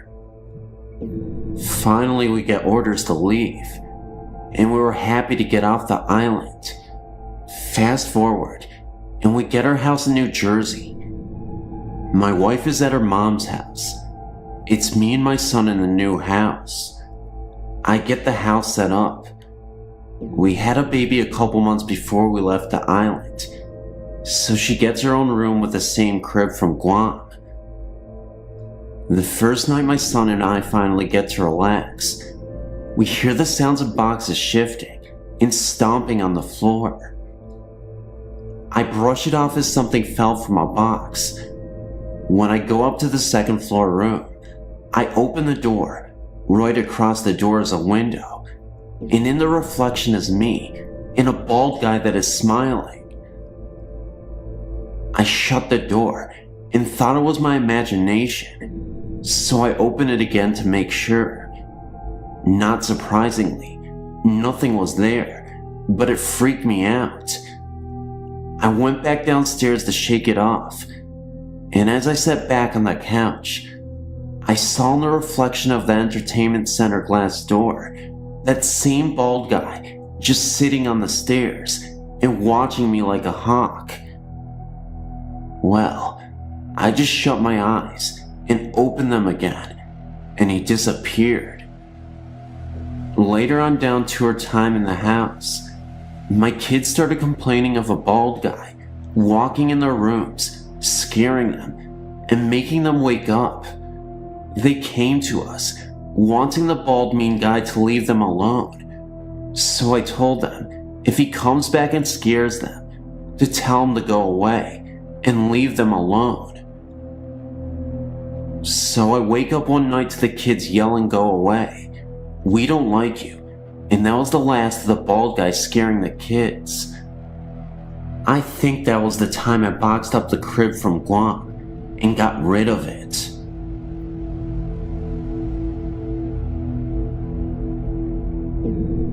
I would say this is a story of a haunted house, but it isn't. Until about 10 years ago, it was just a haunted house in my book. I met my husband over 30 years ago. He told me about a house he used to live in that had some very strange happenings in it. It was local, but he never wanted to go anywhere near it. He said that it was very old and had been built by a young groom who had some of the wood and granite that made the fireplace sent from Ireland.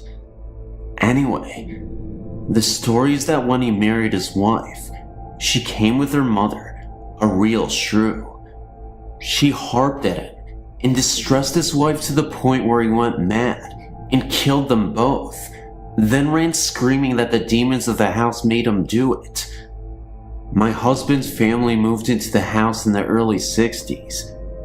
During the years they lived there, they heard doors closing and footsteps on the stairs, as well as the smell of coffee and frying bacon in the middle of the night.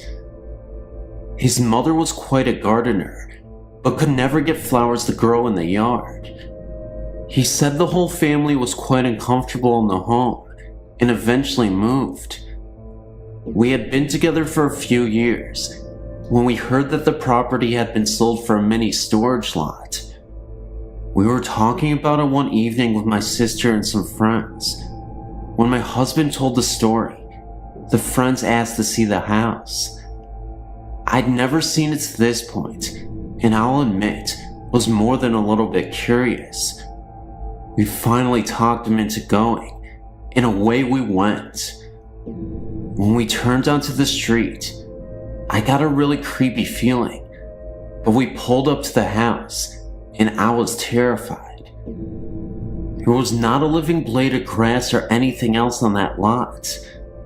We live in Washington State, and this was March. The house was dark and very ominous. I refused to get out of the car. So did my sister.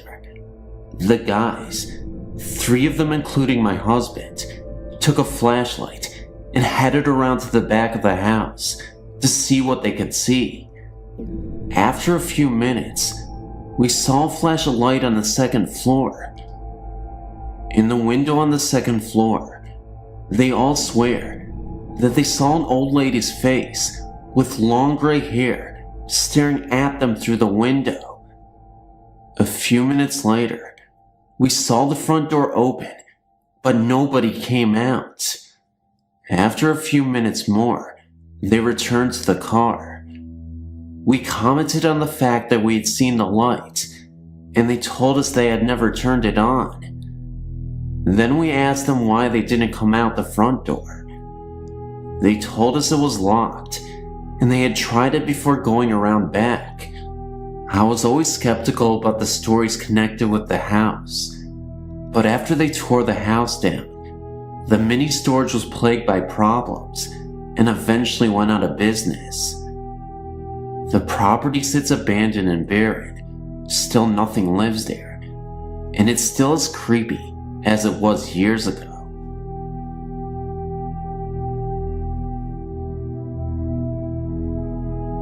Curiosity led to unknown spirits following me home. Up until the past few years, I became a true believer. I've always felt that I had a special gift, or I could sense energy, especially waves, and other sorts of things. I've had countless moments where I've thought of something random that was about to happen, whether it was a thought, feeling, song, whatever. But aside from that, I know that there are several unexplained factors of this earth, such as life after death. Many of us feel as though we know everything, and are so easy to dismiss that ghosts, energies, and spirits exist. There is so much outstanding proof that there has to be paranormal activity on this earth, along with the dead. Anyway, I visited some haunted sites, and one of them is in my hometown, and that's a whole different story. But this one time, I went to a place called Dudley Street in Bedford, Massachusetts. Supposedly, there were nuns that practiced witchcraft there about 100 years ago. These nuns were chased down by some guy who hung some of them and others slit their throats. Legend has it that there was a house deep in the woods where these nuns practiced their witchcraft. Ever since these nuns' murders, the house started sinking into the ground. The second floor of the house is now at the ground level. The street begins very normal and thickly settled, with nice houses and fields. But as you keep going, the road gets darker and narrower. As you keep going, you get this creepy, eerie feeling. Ever since, I felt as though I was followed home with that fear. I've seen a few strange things happen there, but not so much until I got home. About 2 summers ago, I was relaxing in my room until I got this overwhelmingly uneasy feeling. I knew I wasn't alone. I tried to ignore this feeling and go to bed. Right when I was laying down, my bed faces the window. I see this huge orb, the width of my fist, floating around my window, then darting in through my room. Too big to be a firefly. I knew it wasn't a car. I knew it wasn't a reflection. I'm not the type of person to blow things out of proportion. I tried to debunk it, but I just couldn't. I freaked out after staying completely still in my room. A few nights later, it was about 3 a.m., and I felt this coldness come over me. I suddenly woke up, and I looked around my room. Then I looked at the corner of my room, and there was a tiny black shadow hovering remotely. It wasn't a shadow of anything, because there is nothing near that corner. I turned on the lights. Of course, nothing was there. Then I switched the lights back off, and no more shadow. I knew I was wide awake when I saw that shadow. Many times in the night, the room will originally be warm, but I will feel something stroking my hair, and a bitter coldness blow against my skin. I've seen images in my mind and in my room of angry faces that weren't just my imagination just before I'm going to bed. I sometimes hear very, very soft voices conversing. I know it's a woman's voice because I thought it was my mom, who was asleep. It was later when I found out that, also according to legend, once you visit Dudley Street, you feel as though you're followed home. This is according to your website too. I didn't know that, but know it makes sense. These occurrences are still happening today.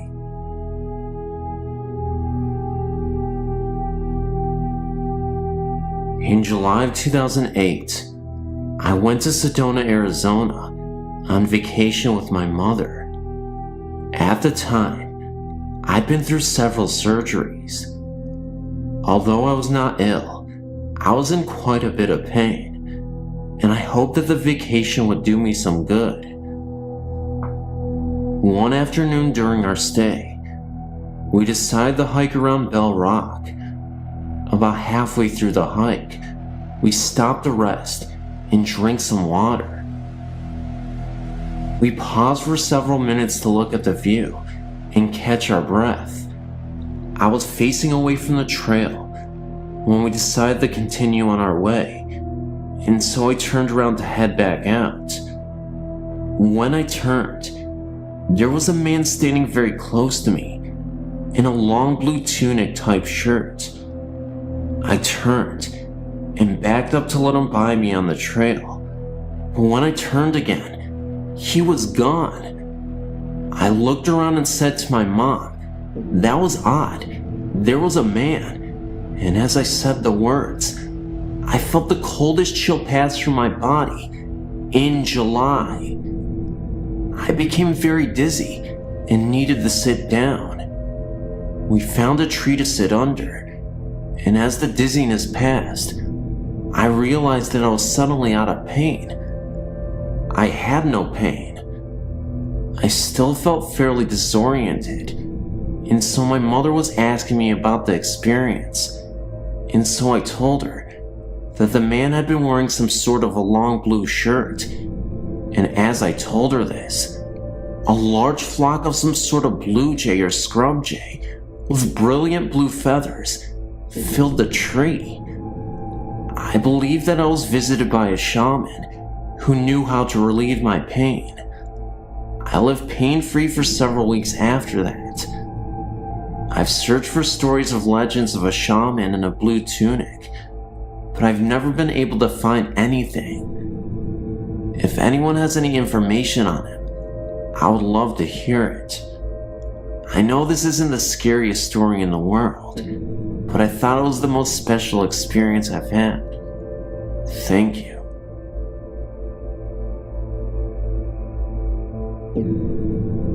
This is my first story here. I live in a small town in Southwest Virginia. The first story takes place at a business, up a hill, about 50 or so feet from where we live. One night, my brother and I walked up to the business on the hill, above our house. Our destination was a soda machine in front of a garage. While my brother was getting a soda, I happened to look across Main Street, and I noticed something in the shadow of a tree beside the insurance building. I swear, people, I'm not lying when I say it. It was huge. It looked like a shadow person, yet it wasn't human. Now please don't laugh when I say that it looked like a stereotypical werewolf. It proceeded to run on two legs to the nearest shadow of a house and disappeared. I alerted my brother, then we quickly ran back home. According to my brother, the shadow wolves seemed to follow him, even chasing him at times. He can see them in more detail though. They are more solid to him. I remember one night, I was home alone while he was out for a walk. All of a sudden, he was beating on the front door, begging for me to unlock it. I let him in, and he was gasping and shaking. He was scared out of his mind. You could see it in his eyes. When he calmed down, he told me that he heard a loud splash in the creek beside him. He turned to see the shadow wolf lumbering after him up the bank. Another occasion of seeing something strange. It was a bright and sunny day outside. My brother's girlfriend and I were exploring the basement of an abandoned house, which was up the street from ours. The basement was pitch black, except for the spilling in from the openings where the windows used to be. The basement was quite large too, in fact. The girlfriend entered first, curiously looking around. I entered a couple seconds later, my attention drawn to the windows, just as something huge and black jumped through the opening without making a sound. Then, there was nothing there but the woods which could be seen through the window.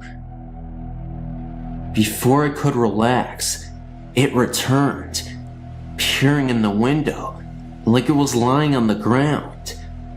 I shudder to this very day when I think about what I saw. It kinda looked like a shadow person, but way more solid than the ones I've seen before. It was human-shaped. I could see no nose or mouth, or even ears.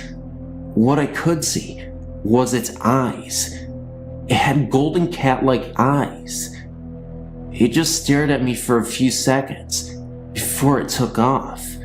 I did feel like it was a bit annoyed at being disturbed.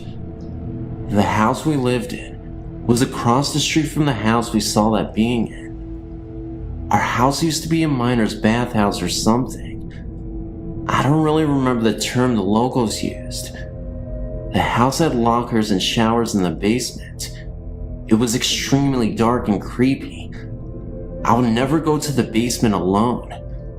I even heard that one of the other rooms used to be a barbershop for them. The house across the street from that, I really don't know much about. I do remember an older, dark-haired lady living there when we were little kids.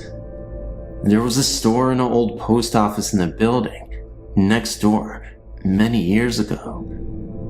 My brother's boyfriend at the time helped run the store back in the 80s.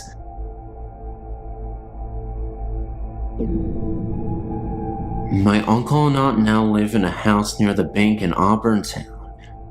When I was a little girl, my best friend Steven and his family lived there. They bought the house and were told that the previous owner, an elderly lady, still haunted the house. They put little faith in the story and never let it bother them. I remember playing in Steven's room and smelling an old lady smell, like medicine and lilac perfume. We never felt threatened by a presence at all. The smell would usually fade away just as quickly as we smelled it. However, one night, after the family had gone to bed, Steven's mother was awakened by the sound of toys making noise in Steven's room.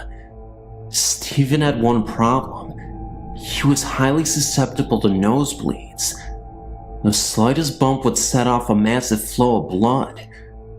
Steven's mother thought it was strange that he was awake and playing with so many noisy toys at once in the middle of the night. Also, the rocking chair in his room where she would often read him bedtime stories was rocking so hard that it was banging against the wall. She ran down the hall to his room, and when she opened the door, the toys went silent. The rocking chair slowed down. She looked at Steven in his bed and saw that his nose was bleeding very badly, and it was going down his throat. He might have drowned in his own blood if the very sweet lady's ghost had not raised such a racket that night.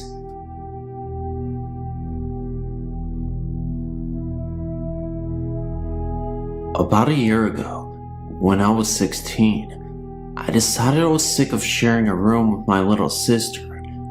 Because we didn't have enough bedrooms in the house, I decided to move into an old caravan, which was only a few steps away from the back door of the house. I've had many experiences since then, which I believe to be paranormal. I had my dog in the caravan the night that I saw the ghost.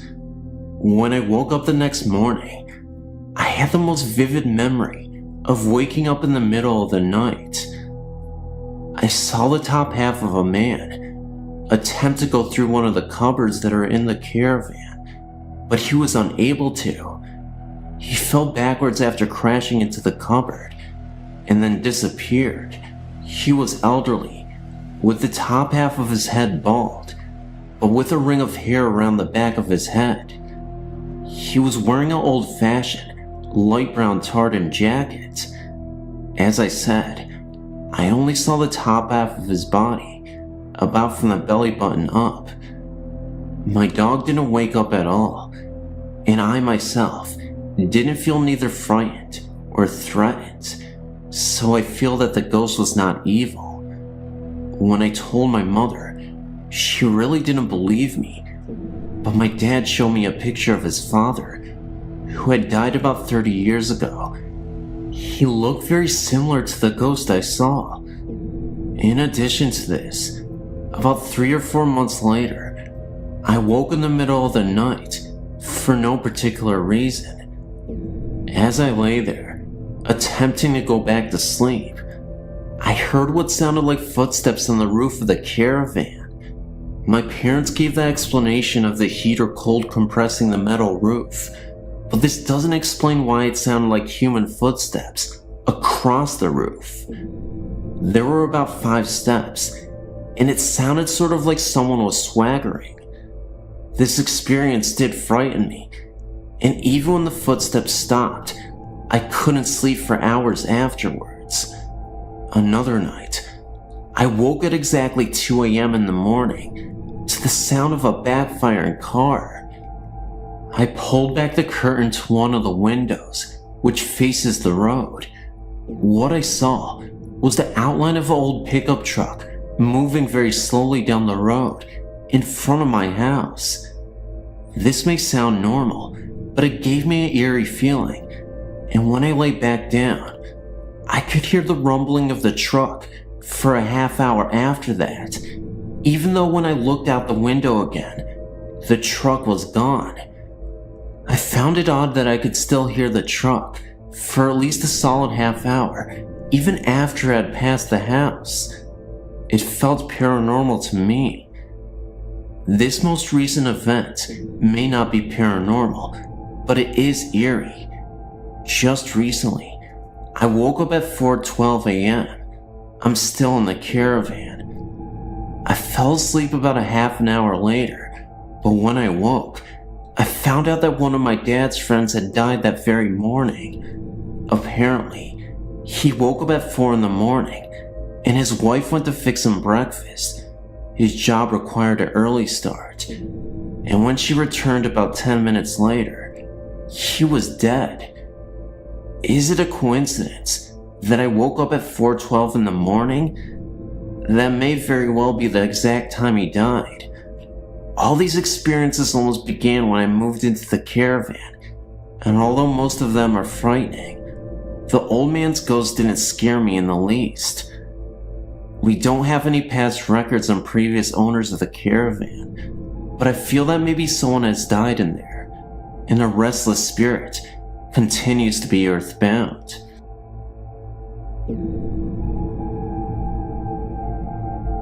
When I was 5, I slept in the old camper we owned, and my great-grandma slept in the camper with me. We had the stove light on. I woke up in the middle of the night and saw a figure of a boy. He was holding something, but I couldn't quite guess at the time what it was. Turns out, there was a pair of binoculars and a $2 bill, but it gets creepier. I woke my grandma up and told her that there was someone in the camper. The stove light was off and the doors were locked. She turned a flashlight on and looked around with it. She didn't see anything, so she told me I was dreaming and to go back to sleep. But she had a feeling, not a scared feeling, an odd feeling. The next morning I told my mom, my dad, and my great-grandpa. They just instantly dismissed me and said there was no box of any sort around the house, that they know where they put things, and they're not going to believe a little 5-year-old kid. Now get this, and I can understand if some of you are skeptical, because it doesn't sound realistic at all, but I tell you, this did happen. My dad gets a phone call from some guy, but the creepiest part was, it was just a whisper. He just said he needed his box, and he hung up. It was a 15-second phone call, long enough to say that, and it was kind of staticky.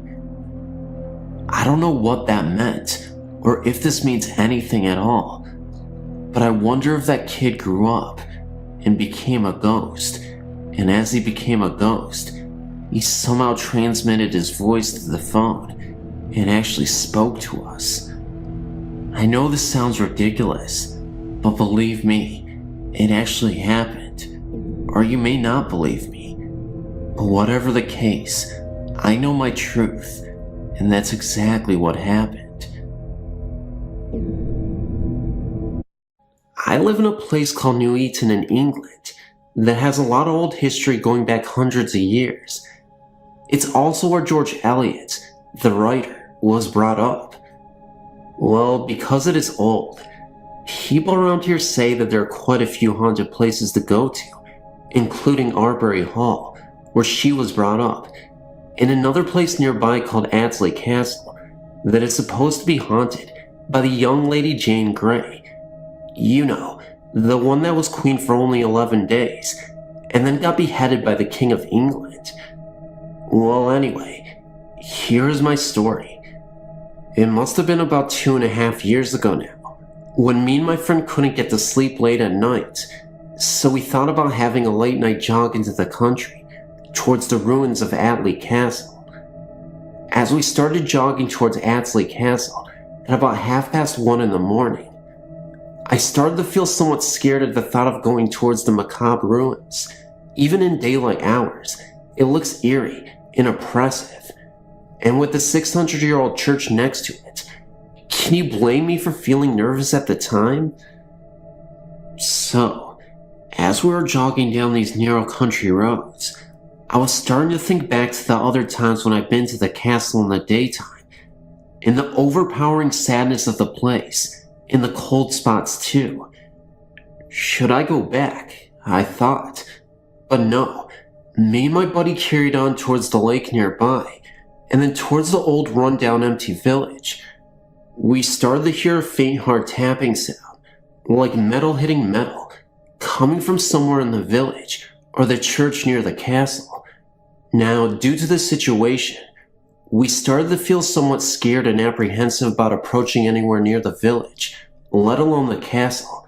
So we walked towards the phone box nearby, and played around on the phone for a while, until we felt more confident. Now, you must remember that this place is in the middle of the country, and there is nobody that lives nearby. It was just me and my friend, in the greenery of the fields, the darkness of the woods, and the closeness of the ruined castle, church, and village. Anyway, there we were, having a bit of fun on the phone, when all of a sudden, we felt as if somebody was watching us. At the same time, it got very cold in the phone booth. Me and my friend Simon looked out of the plain glass booth all around us, but could see nothing at all, but the feeling was still there. But me and my friend just laughed it off, and said it was all in our minds. So we started to play around on the phone again, until all of a sudden, we heard footsteps walking towards us, getting louder, as if somebody was wearing heavy leather boots, but nobody was there. The footsteps got louder and louder, until they went past the phone booth and on, until they stopped. Now, we were absolutely petrified and scared beyond belief. There was still nobody there. Now the footsteps were coming back again, and doing the same thing all over again. Plus, the sound of the footsteps was getting louder, no doubt about it. By the time we had the courage to run out of the booth and sprint all the way back home, it must have gone past us at least 4 times, and it was getting much louder too. However, just before the last time we heard the stomping, I could have sworn from the distance I saw a man in shining armor, but he looked very transparent and blurry. Like, it seemed like this person was slowly fading away, but you could see him just enough to make out it was a person, almost like a failing projector. It didn't last very long, and I asked my friend if he saw it, but he said no. This story is all true, and I can still remember every detail of that night, like it was only yesterday.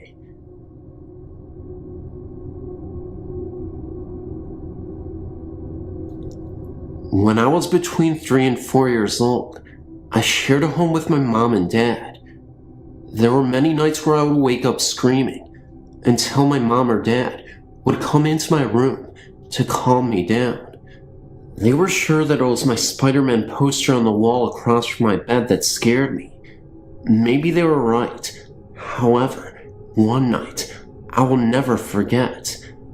I was put to bed on the bottom bunk of my bunk bed. It was a hot night, so I leaned up against the wall for comfort because it was cool to the touch. As I was going to sleep, I slid my right hand and arm down between the wall and bed in order to get even closer to the wall. No sooner was my arm and hand dangling beneath the bed than something grabbed it and pulled very hard.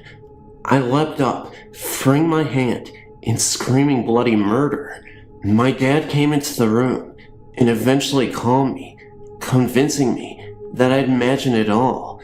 Nothing else occurred that night. And the next day, when I persisted, my dad said it must have been a cat or a bug hitting my hand. I assure you, I knew the difference, even then. Nothing else occurred in this house to me that I can recall. Years later, I was asking my mom about it to see if she recalled the incident. She did, and told me something she never had. She said one night, late, she had gotten up to go to the bathroom. She was pregnant with my sister and having to go several times each night. She walked through the dining room in the darkness towards the bathroom. She said she saw something whitish and misty hovering over the dining room table. She immediately turned and hurried back to bed, scared to death, with the hair on her neck standing straight up. Years later, my friend Kevin was visiting here where I live now, and he brought this new guy along that I'd recently met. We hung out, and later that evening, we went to take him home. To my surprise, he lived in the same house that I used to, where all the strange things had happened. When we pulled into the drive, I asked him if there was anything weird that ever happened there, not telling him that I once lived there and what had happened. He asked me why I wanted to know that, and I told him that I used to live there and thought something strange had happened once. He then bluntly tells me that the house has a ghost and how it opens their back door at night after they shut and locked it. I then shared my tale and was very happy because then I didn't feel so crazy. This was my first encounter with the paranormal, but not the last, and certainly not the most frightening. I'll try to send those later, if you'd like.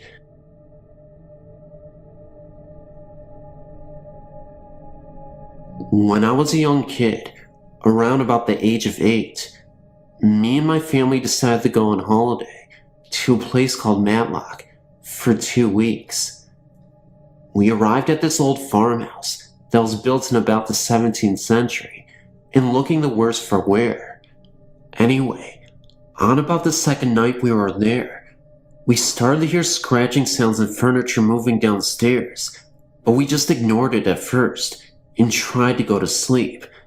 But on the third night, we couldn't ignore it because the floorboards upstairs started to vibrate and the whole farmhouse was literally shaking.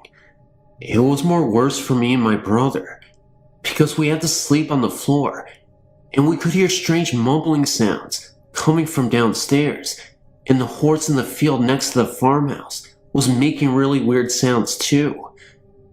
The next morning, my dad put it down to bad plumbing, even though my brother and me were getting nervous. Halfway through the day, I was starting to get bored, so I decided to read a few books from the bookcase in the living room.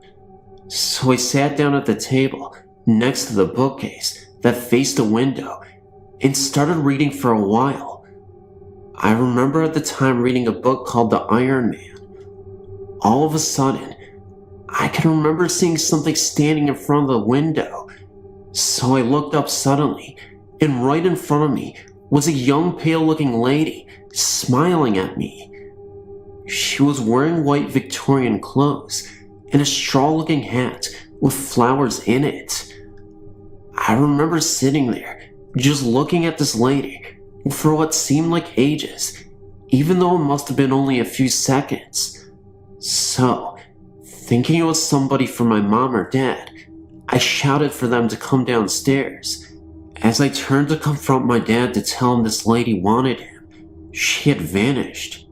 So my dad went outside and looked all around the field and at the end of the field towards the bog area, but there was no sign of her, even though we were in the middle of nowhere. Now, I think my dad was starting to get quite spooked as well, because now he kept asking me over and over again, and that I wasn't lying about the woman I had seen. I remember on the fourth and last night, hearing all sorts of weird and distorted sounds coming from everywhere around the room where we were sleeping, next to my mother and father's bed. I can also remember my dad kept telling me it was a nearby highway that was causing the vibrations to the house, and there was nothing to be scared about. Funny, considering the nearest highway was about 10 miles away. When we woke up the next morning, my dad was starting to pack all our stuff away, ready for going back home. When I asked him why we were going back home so early, he just said that it was because he thought the place was haunted, and he wasn't going to spend another night there. When I talk to my dad these days about that holiday, and about him leaving early because it was haunted, he just laughs and says don't be stupid. But me and my brother know the truth. This is just one of the many weird experiences that have happened to me over the years, and I'll be posting some very more soon to this great website. Thank you.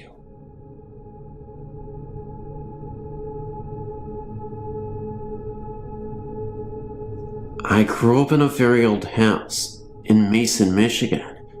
From the time I could remember on, weird things would happen there. I used to hear footsteps all the time. If I was downstairs, I would hear footsteps upstairs.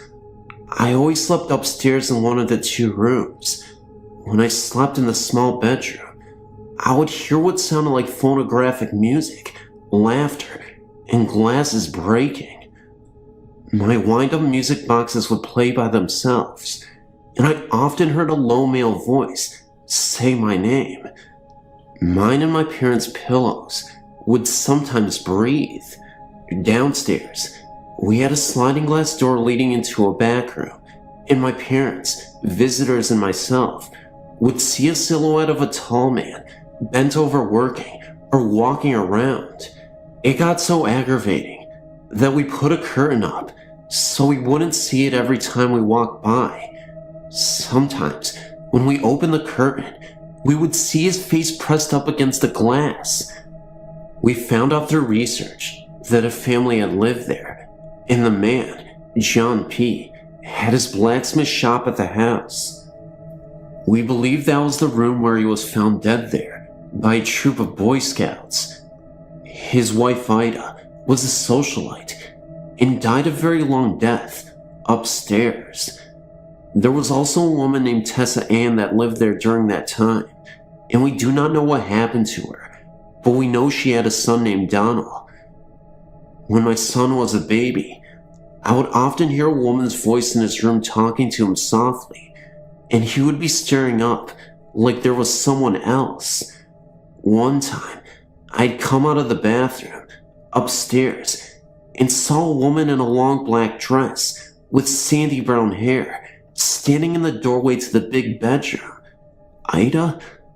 I saw her and tried to go the other way, but instead, I walked towards her and put my hand out, and she disappeared. It was like I was in a trance or something. Our friends and myself were always nervous about going upstairs for anything, and one time, when my son was very small, I was at the top of the stairs and felt a push. I don't remember the fall, but when I opened my eyes, I was on my back, headfirst down the stairs, and had the baby in my arms still. I have to wonder if something didn't push me and something else flipped me around to save my baby. May have been a reflex. I really don't know. I would have an ashtray in my bedroom and would often go in there to find cigarette butts lined up in a neat row on the bed when no one was even there to do it. My friends would leave their keys on the table, and they wouldn't be there when they go to leave. We'd search the house, and later find them where they had been left, even though we already looked there. I had several occurrences of someone knocking on my door, and as I didn't have a knob or anything on it, it would swing open. I'd hear a couple soft knocks. It would open a little, and I'd close it. Then, as soon as I'd lay it back down, I'd hear louder knocks, and it would swing open farther, and this would progress until the door would slam open and hit the wall. We had a lot more than that happen there, but I don't want to get into everything because that would take too long. We did notice that things would get really bad when there was tension between my mother and myself. However, when everything was calmed down, then all was okay. Weird things happen to us everywhere we go, even though we live apart now, and I have to wonder if we don't just attract that sort of thing, give it energy, or something. But I've never had any weirder stuff happen than what happened in the Mason house.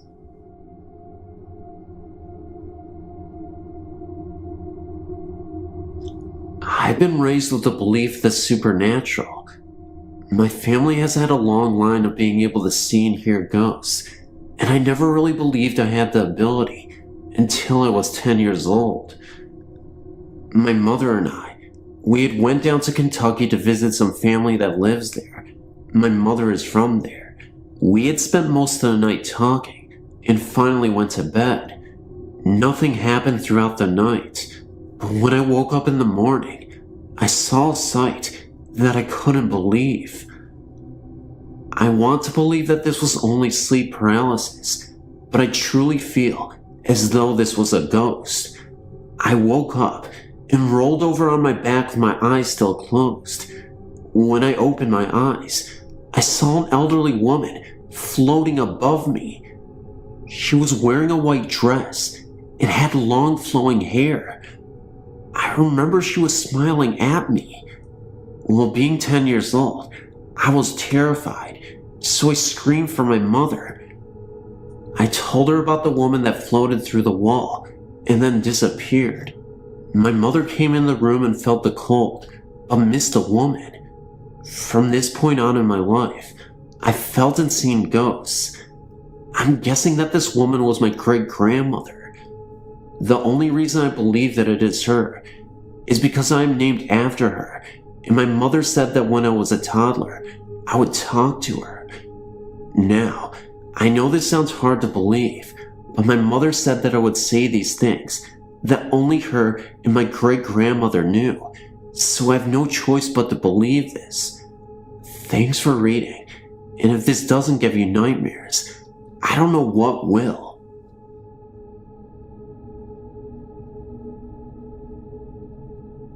I've been living with a spirit for just over 2 years. I'm an assistant superintendent on a part-time basis, an executive assistant for a recycle company, also a mother and wife.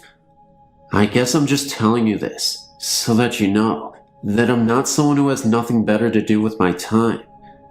It all started when a 7th floor resident, who I'll call Bobby, jumped off his balcony and killed himself just over 2 years ago.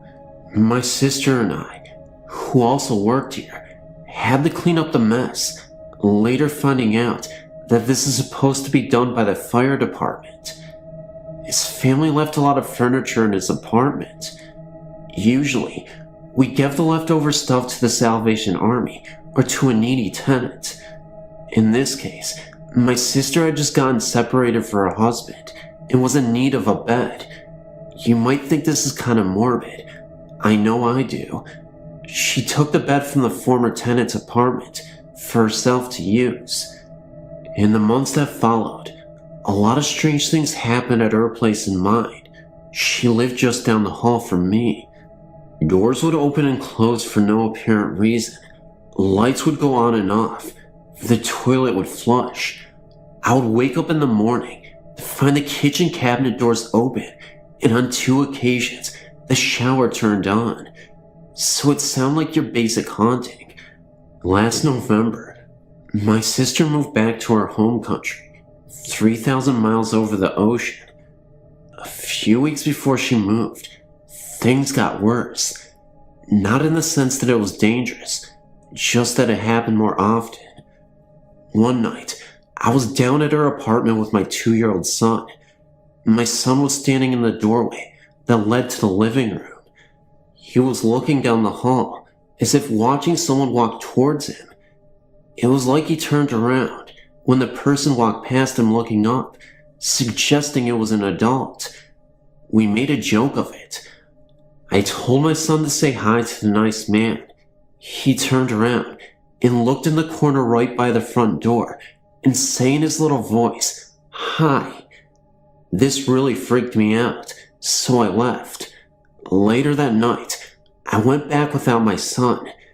My 8-year-old niece was just leaving to go to her friend's apartment down the hall. As she left, I called out to her to close the door. She did not hear me, and the door stayed open a couple of inches. I was sitting on the couch doing a crossword puzzle and decided to finish my puzzle before going to close the door. 10 minutes later, my sister was in her room getting dressed. She was in the shower. She called me to go and talk to her while she did her hair. I walked to the front door to close it, but it was already closed. This is not unusual. Sometimes this happens. But what I cannot explain is the door was also locked. There is no explanation for this. My sister was in the shower. My niece did not hear me to call her, nor does she have a key or the knowledge to lock the door. It really spooked me. I told my sister, and she also got spooked. She told me she had been hearing noises that did not seem to be coming from anywhere. My sister and I chatted for a couple of hours until my niece came home. I asked her if she locked the door, and she looked at me and said, "Yeah, sure," with my finger, being 8 with a smart mouth. I left about an hour later to go home. At this time, it was approximately 10 p.m. My niece was sleeping on the couch, and my sister was going to finish some painting in the dining area, then go to bed. I'd been home for about 20 minutes when my sister calls me crying. She said that there was someone in her bedroom jumping on the bed. I told her to go and look. She took the phone with her and approached her bedroom. The noise stopped just as she got to the bathroom. When she turned to walk away, the noise started again. She put the phone on speaker so I could hear too. It really sounded like someone jumping on the bed. My sister, trying to make a joke of it, yelled, "Go away, Bobby. Go and spook someone else." 2 minutes later, I heard a noise in my hallway. I was sitting in my computer and looked down the hallway towards the kitchen, and there was Bobby standing just inside my front door. He had on a brown leather jacket and blue jeans, the clothes he was wearing when he died. I was really shocked. I told my sister what I saw and tried to pretend that I was not scared. I said to him, "It's okay, Bobby. You can go now." And then he was gone. My sister was laughing hysterically on the other end of the phone. I tried to calm her down by talking to her, but it did not work. I was kind of glad that she was freaking out, because it did not give me time to freak out myself. I went to my sister and sat with her until the sun came up. Neither of us slept that night. Later that day, we took the bed out to the dumpster at the back of the building, and since my sister only had a few days left in Canada, she slept on an air mattress. That seemed to solve the problem for her, but Bobby has never left my apartment. I do not feel threatened by this presence, but uncomfortable, and my cat is constantly having freak attacks, and my son talks of the man.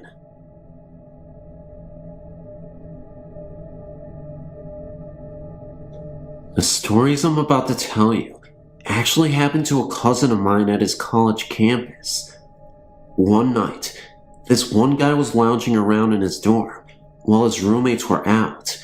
He was relaxing and reading on his bottom bunk bed when he heard scratchy noises in his room. Wondering what it was, he looked around and didn't see anything unusual. He went on reading again. A few minutes later, the sound started coming around again, just a bit louder. He proceeded to look out his window, where he noticed tree branches hitting the windowsill. Thinking this was it, he went back on reading. The noises stopped just for a few seconds. Then, all of a sudden, the noise came back, and this time, it sounded very close by. He checked out the top bunk and saw a ghostly image of a lady in very antique-looking clothes ran out of his dorm and never came back to live there since. One night, some student decided to have a party on campus. A group of students were on their way to a party when they ran into this girl. She looked like a regular student there, but nobody has seen her before. Anyways, the group tried to get her attention to ask her to the party, but she didn't seem to hear them. They called to her again, but she just kept right on walking. So one of the guys decided to walk up to her. The rest of the group had gone into the building. As she approached the girl, he noticed she was smiling at him. He looked down and saw her face was facing him, but the rest of her body faced the other direction. He screamed and ran back to his friends. The group ran back out and tried to look for the girl, but she was nowhere to be found.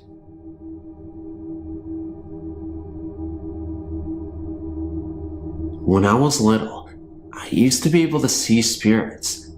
I was never scared of them though. I remember one spirit in particular. Her name was Mimi. Mimi always showed up at nighttime when I was supposed to be asleep. I had a habit of very bad nightmares of people dying, especially my parents. One night, I woke up sweating and in tears when I thought I saw someone standing in my doorway. At first I just saw a mist.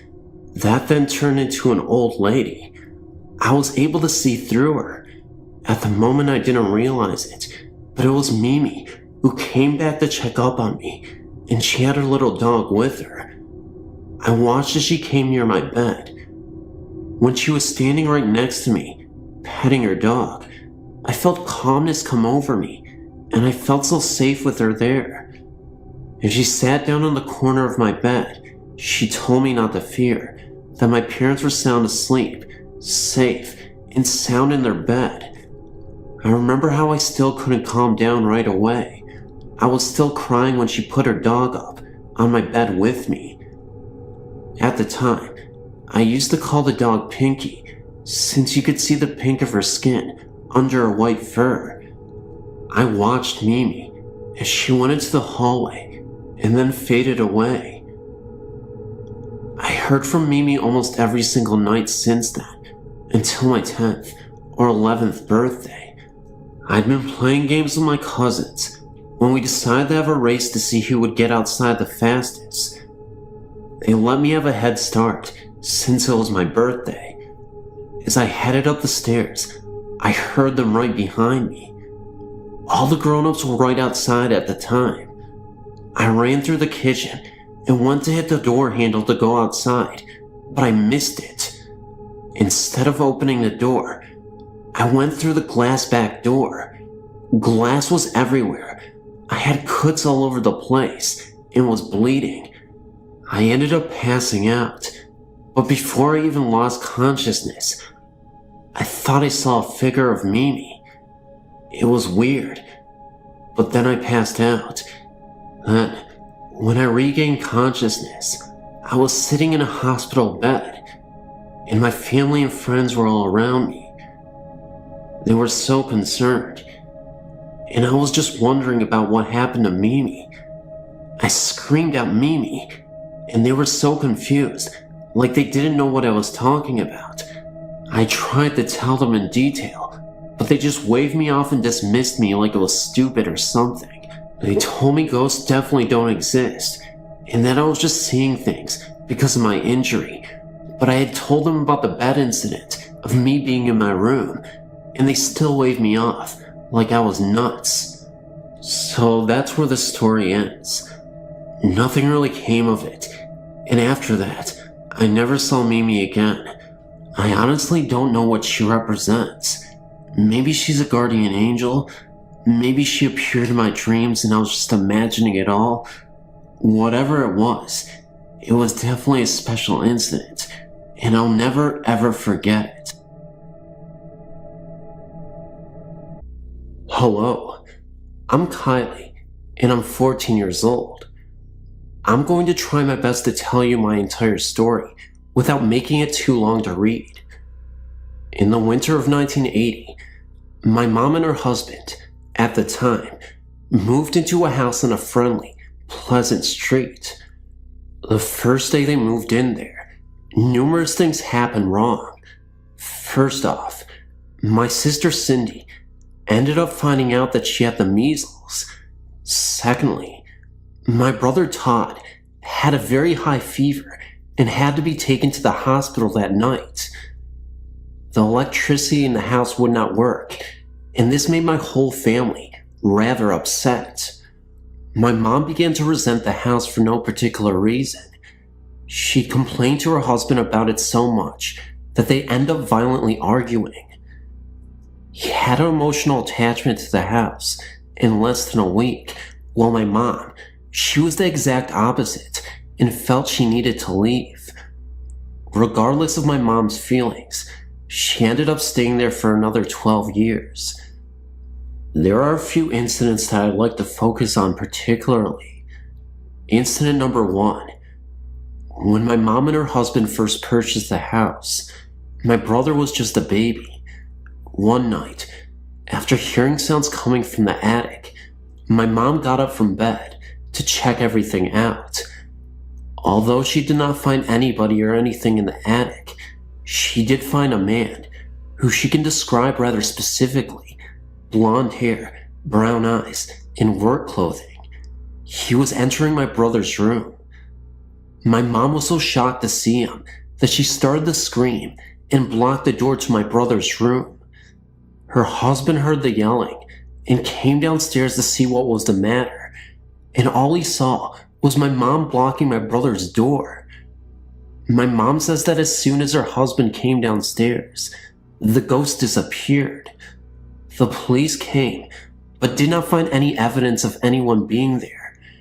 Incident number 2. My brother, at 5 years old, began complaining that there was a man living in his wall. When my mom calmly asked him why he thought this, he replied, "You know, you saw him when I was a baby. The man who lives in my wall. He eats in there, sleeps in there, everything."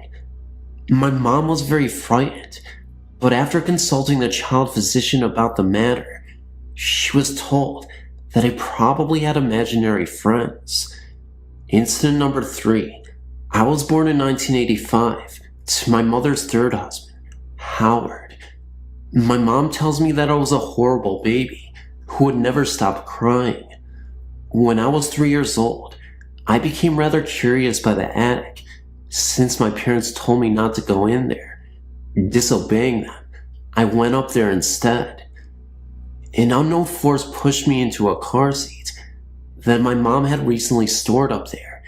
It locked me in there. For an hour straight, I screamed my mother to unlock me, but she had been outside. When she came inside, she hurriedly ran upstairs and unlocked the seat. I'd never been able to use the lock on that car seat, and it would have been impossible for me to lock myself in there. Incident number 4. My cousin Heather and I go outside to look at the clouds. In these clouds, we spot 2 figures that barely resemble clouds, but instead drawn images. One of a baby, the other of a small dog. We saw them so clearly that we ran inside crying, only to see that our parents were watching the news. That same day, a baby and a dog died together. We had seen the images at the exact same time that the deaths were announced. Heather and I could always see the ghost. He was always around. He enjoyed watching us play with our Barbie dolls. He'd stand right by us as we played. We tried to get him to leave, but he never would. Eventually, we got used to him being there, and we were not frightened by it. We never told our parents about him, because we both felt that he wanted us to keep him a secret. One night, my family came running upstairs because they heard me screaming. My sister says that my screams were so violent, it's as if I was being murdered. When they asked me what was wrong, I told them that someone was in trouble. I told them that a ghost on the wall told me that someone was dying. I also told them that I kept seeing images of babies on my ceiling. My family was very frightened. I slept with my parents that night. The next day, I found out that my teacher, at the time, had been in a major car accident. She was pregnant at the time, which explains the images of the babies. The next incident, my older cousin and I dared my cousin Heather to come into the attic with us.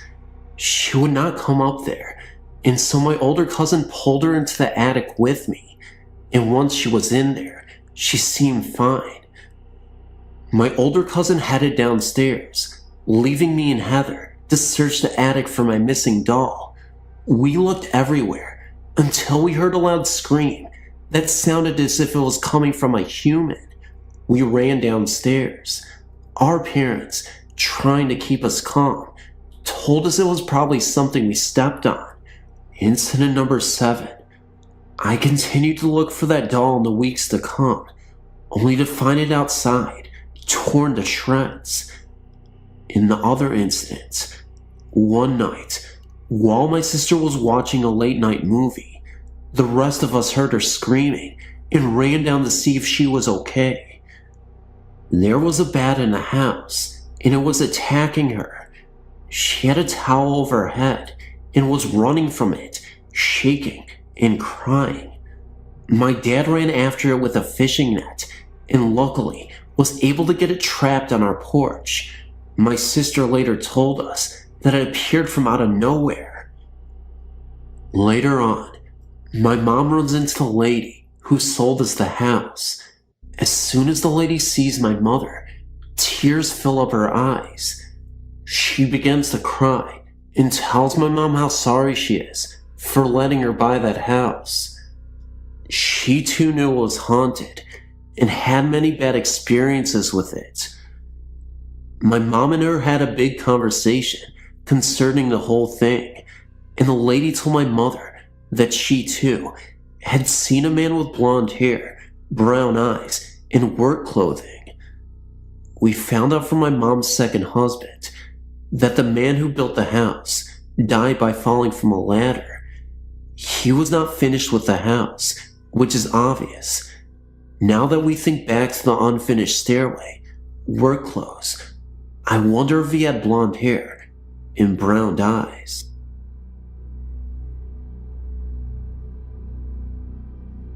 Now, the story I'm about to relate is unnerving to me. However, to you, it may not be. In fact, it may not have been real at all, but it sure seemed real to me. My mom's mother, Nanny, lived with us for as long as I can remember, so naturally, my brother and I were very close to her. She passed away from bone cancer in October of '93. It was very disconcerting, because the woman she was at the end was not the woman she was in life. In December of '96, I was home for the Christmas holiday from college. I was staying in my old room. My parents were being transferred to Texas shortly, so a lot of things were packed up. My room was completely bare, except for my desk and my bunk beds. My bunks were set up in an L shape. Normally, I would sleep on the bottom bunk, but I had the mattress at school, so I was sleeping on the top bunk. It was about 11:30 in the a.m., and I was somewhere between awake and sleep when someone leaned over me. That's when I awoke to the most hideous sight I'd ever seen. It was my nanny, but she had the most messy hair in the world, long, dangly black hair, and it looked like her eyes were bulging out of her sockets. They were red. She was even bloodied on her face. She kept staring at me, and as she stared at me, she slowly opened her mouth, and bugs crawled out of it. A few seconds go by, and I'm finally awake. Or was I? At that moment, I could have sworn I was awake, but apparently I felt like I was sleeping. It might have been a sleep paralysis incident, but I'm not quite sure. It definitely sounds like the details of one. The thing was, I knew that was Nanny. I swear that the woman was in the room with me, and it's a dead certain feeling, not even something that I can't explain. I went downstairs and had breakfast after this happened. While having breakfast, I chatted with my mother about what happened. We both chalked it up to a very vivid dream. Well, this happened the Monday before New Year's. That Wednesday, I took my dad's car and went to hang out with my then girlfriend. We were driving around and had gotten into an argument. I was on an unfamiliar road, and with the combo of not paying attention, I ran a stop sign. As I was running the stop sign, I could have sworn I saw a woman in white standing in front of the car. We were then hit by a car going about 50 miles an hour. The car hit us so hard that it sent our car about 65 to 70 feet and split the radiator in half. The car had hit on my side. The police said that if the car had hit 3 inches closer, I would have been killed instantly. I walked out with a minor cut on my arm and a bruise on my hip. My girlfriend bruised her collarbone, and the other weird thing was that there was other traffic in the opposite lane, and our car did not get hit. How does this all tie together?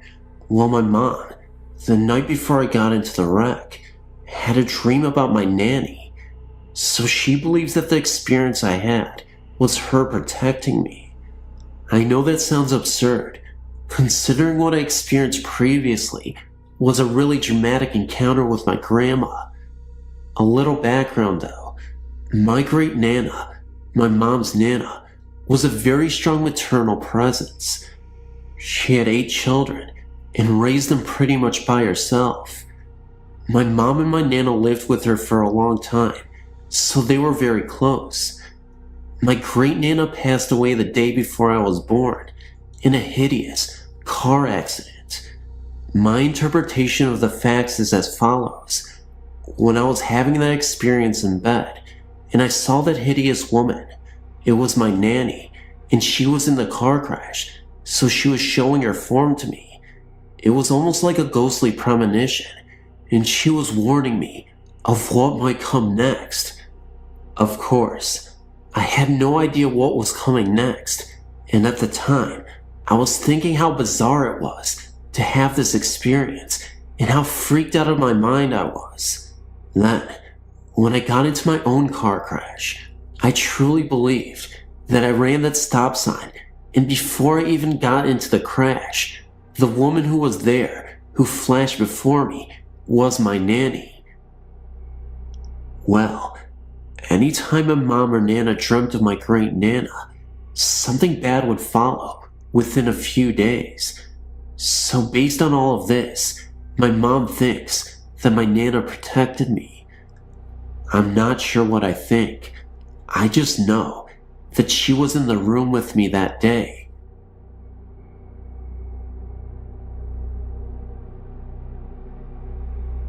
As a young kid, I'd often go on arduous walks to the grocery store with my older brother in the summertime. The walk is often an exhausting process because you have to walk up and down a lot of hills and cut through this golf course before you get to the store, which can take an hour. For someone 9 years old, this wasn't such a good idea, especially in July, when the humidity around here is at an all-time high. My experience is highly unusual, and I'm not entirely sure what this experience could be classified as, but it's really creepy, and I genuinely believe that if I hadn't gone with this man, I wouldn't be alive today. Confused? Don't worry, you will understand soon enough. On this particular day, my brother and I decided to head out to the store for another one of our walks. I don't think I drank much water that day, but I remember wanting to go because I wanted to get some snacks. Anyway, about 20 minutes into our walk, right before we had to pass through the golf course, I started to get extremely fatigued and weak.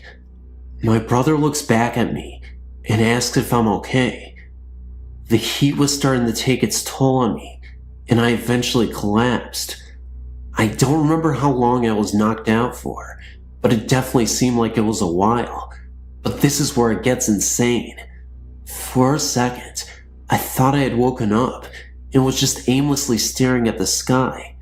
Suddenly, I was staring at this intimidating presence in the sky.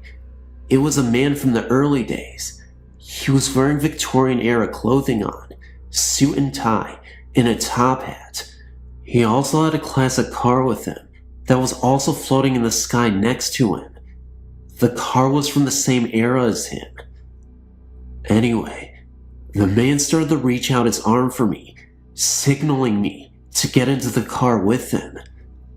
I don't remember speaking. All I remember was mouthing the words no, and he started to get increasingly agitated. You could see it in his eyes. Again, he waved his arms, but more violently. It really seemed as if this man really wanted me to get in the car with him, and I wasn't having any part of it. And that's when I figured out what he wanted me to do. This guy looked absolutely infuriated right now, because it seemed like he knew now that he couldn't convince me to get into the car with him. He looked at me one last time, pointed at me again with the most angry expression on his face, then simply gave up. He literally got back into his car, even noticed that he slammed the door. When he slammed the door, that's when I woke up. My brother was continuously shaking me, and I felt delirious as I slowly started to get back to reality. I was still near the golf course, sweating, and my brother asked me if I was okay. He said he had performed CPR on me because my heart had stopped beating. Even though he was only 14, his health class had given him CPR training. I believe the man in the sky was a fallen angel or some dark presence luring me into the afterlife. When I made this realization, it seems his plans to go get me to go with him were foiled, and so, whoever had sent me to go get me would have been upset, and thus, probably why I was upset as well. I believe this was a creepy near-death experience, and I highly believe it was paranormal, a ghost or entity of some sort. Some might say that this could be just a hallucination, but if my heart stopped beating, why did I have this vision? I'm not an expert on NDEs in the slightest, but what I do know is that many people report a series of calmness and peace. Here, however, I felt absolute dread and apprehension. Anyway, who really knows what this really was? But I truly believe that if I went with this mysterious figure, I would have died, and I wouldn't be writing about this encounter today.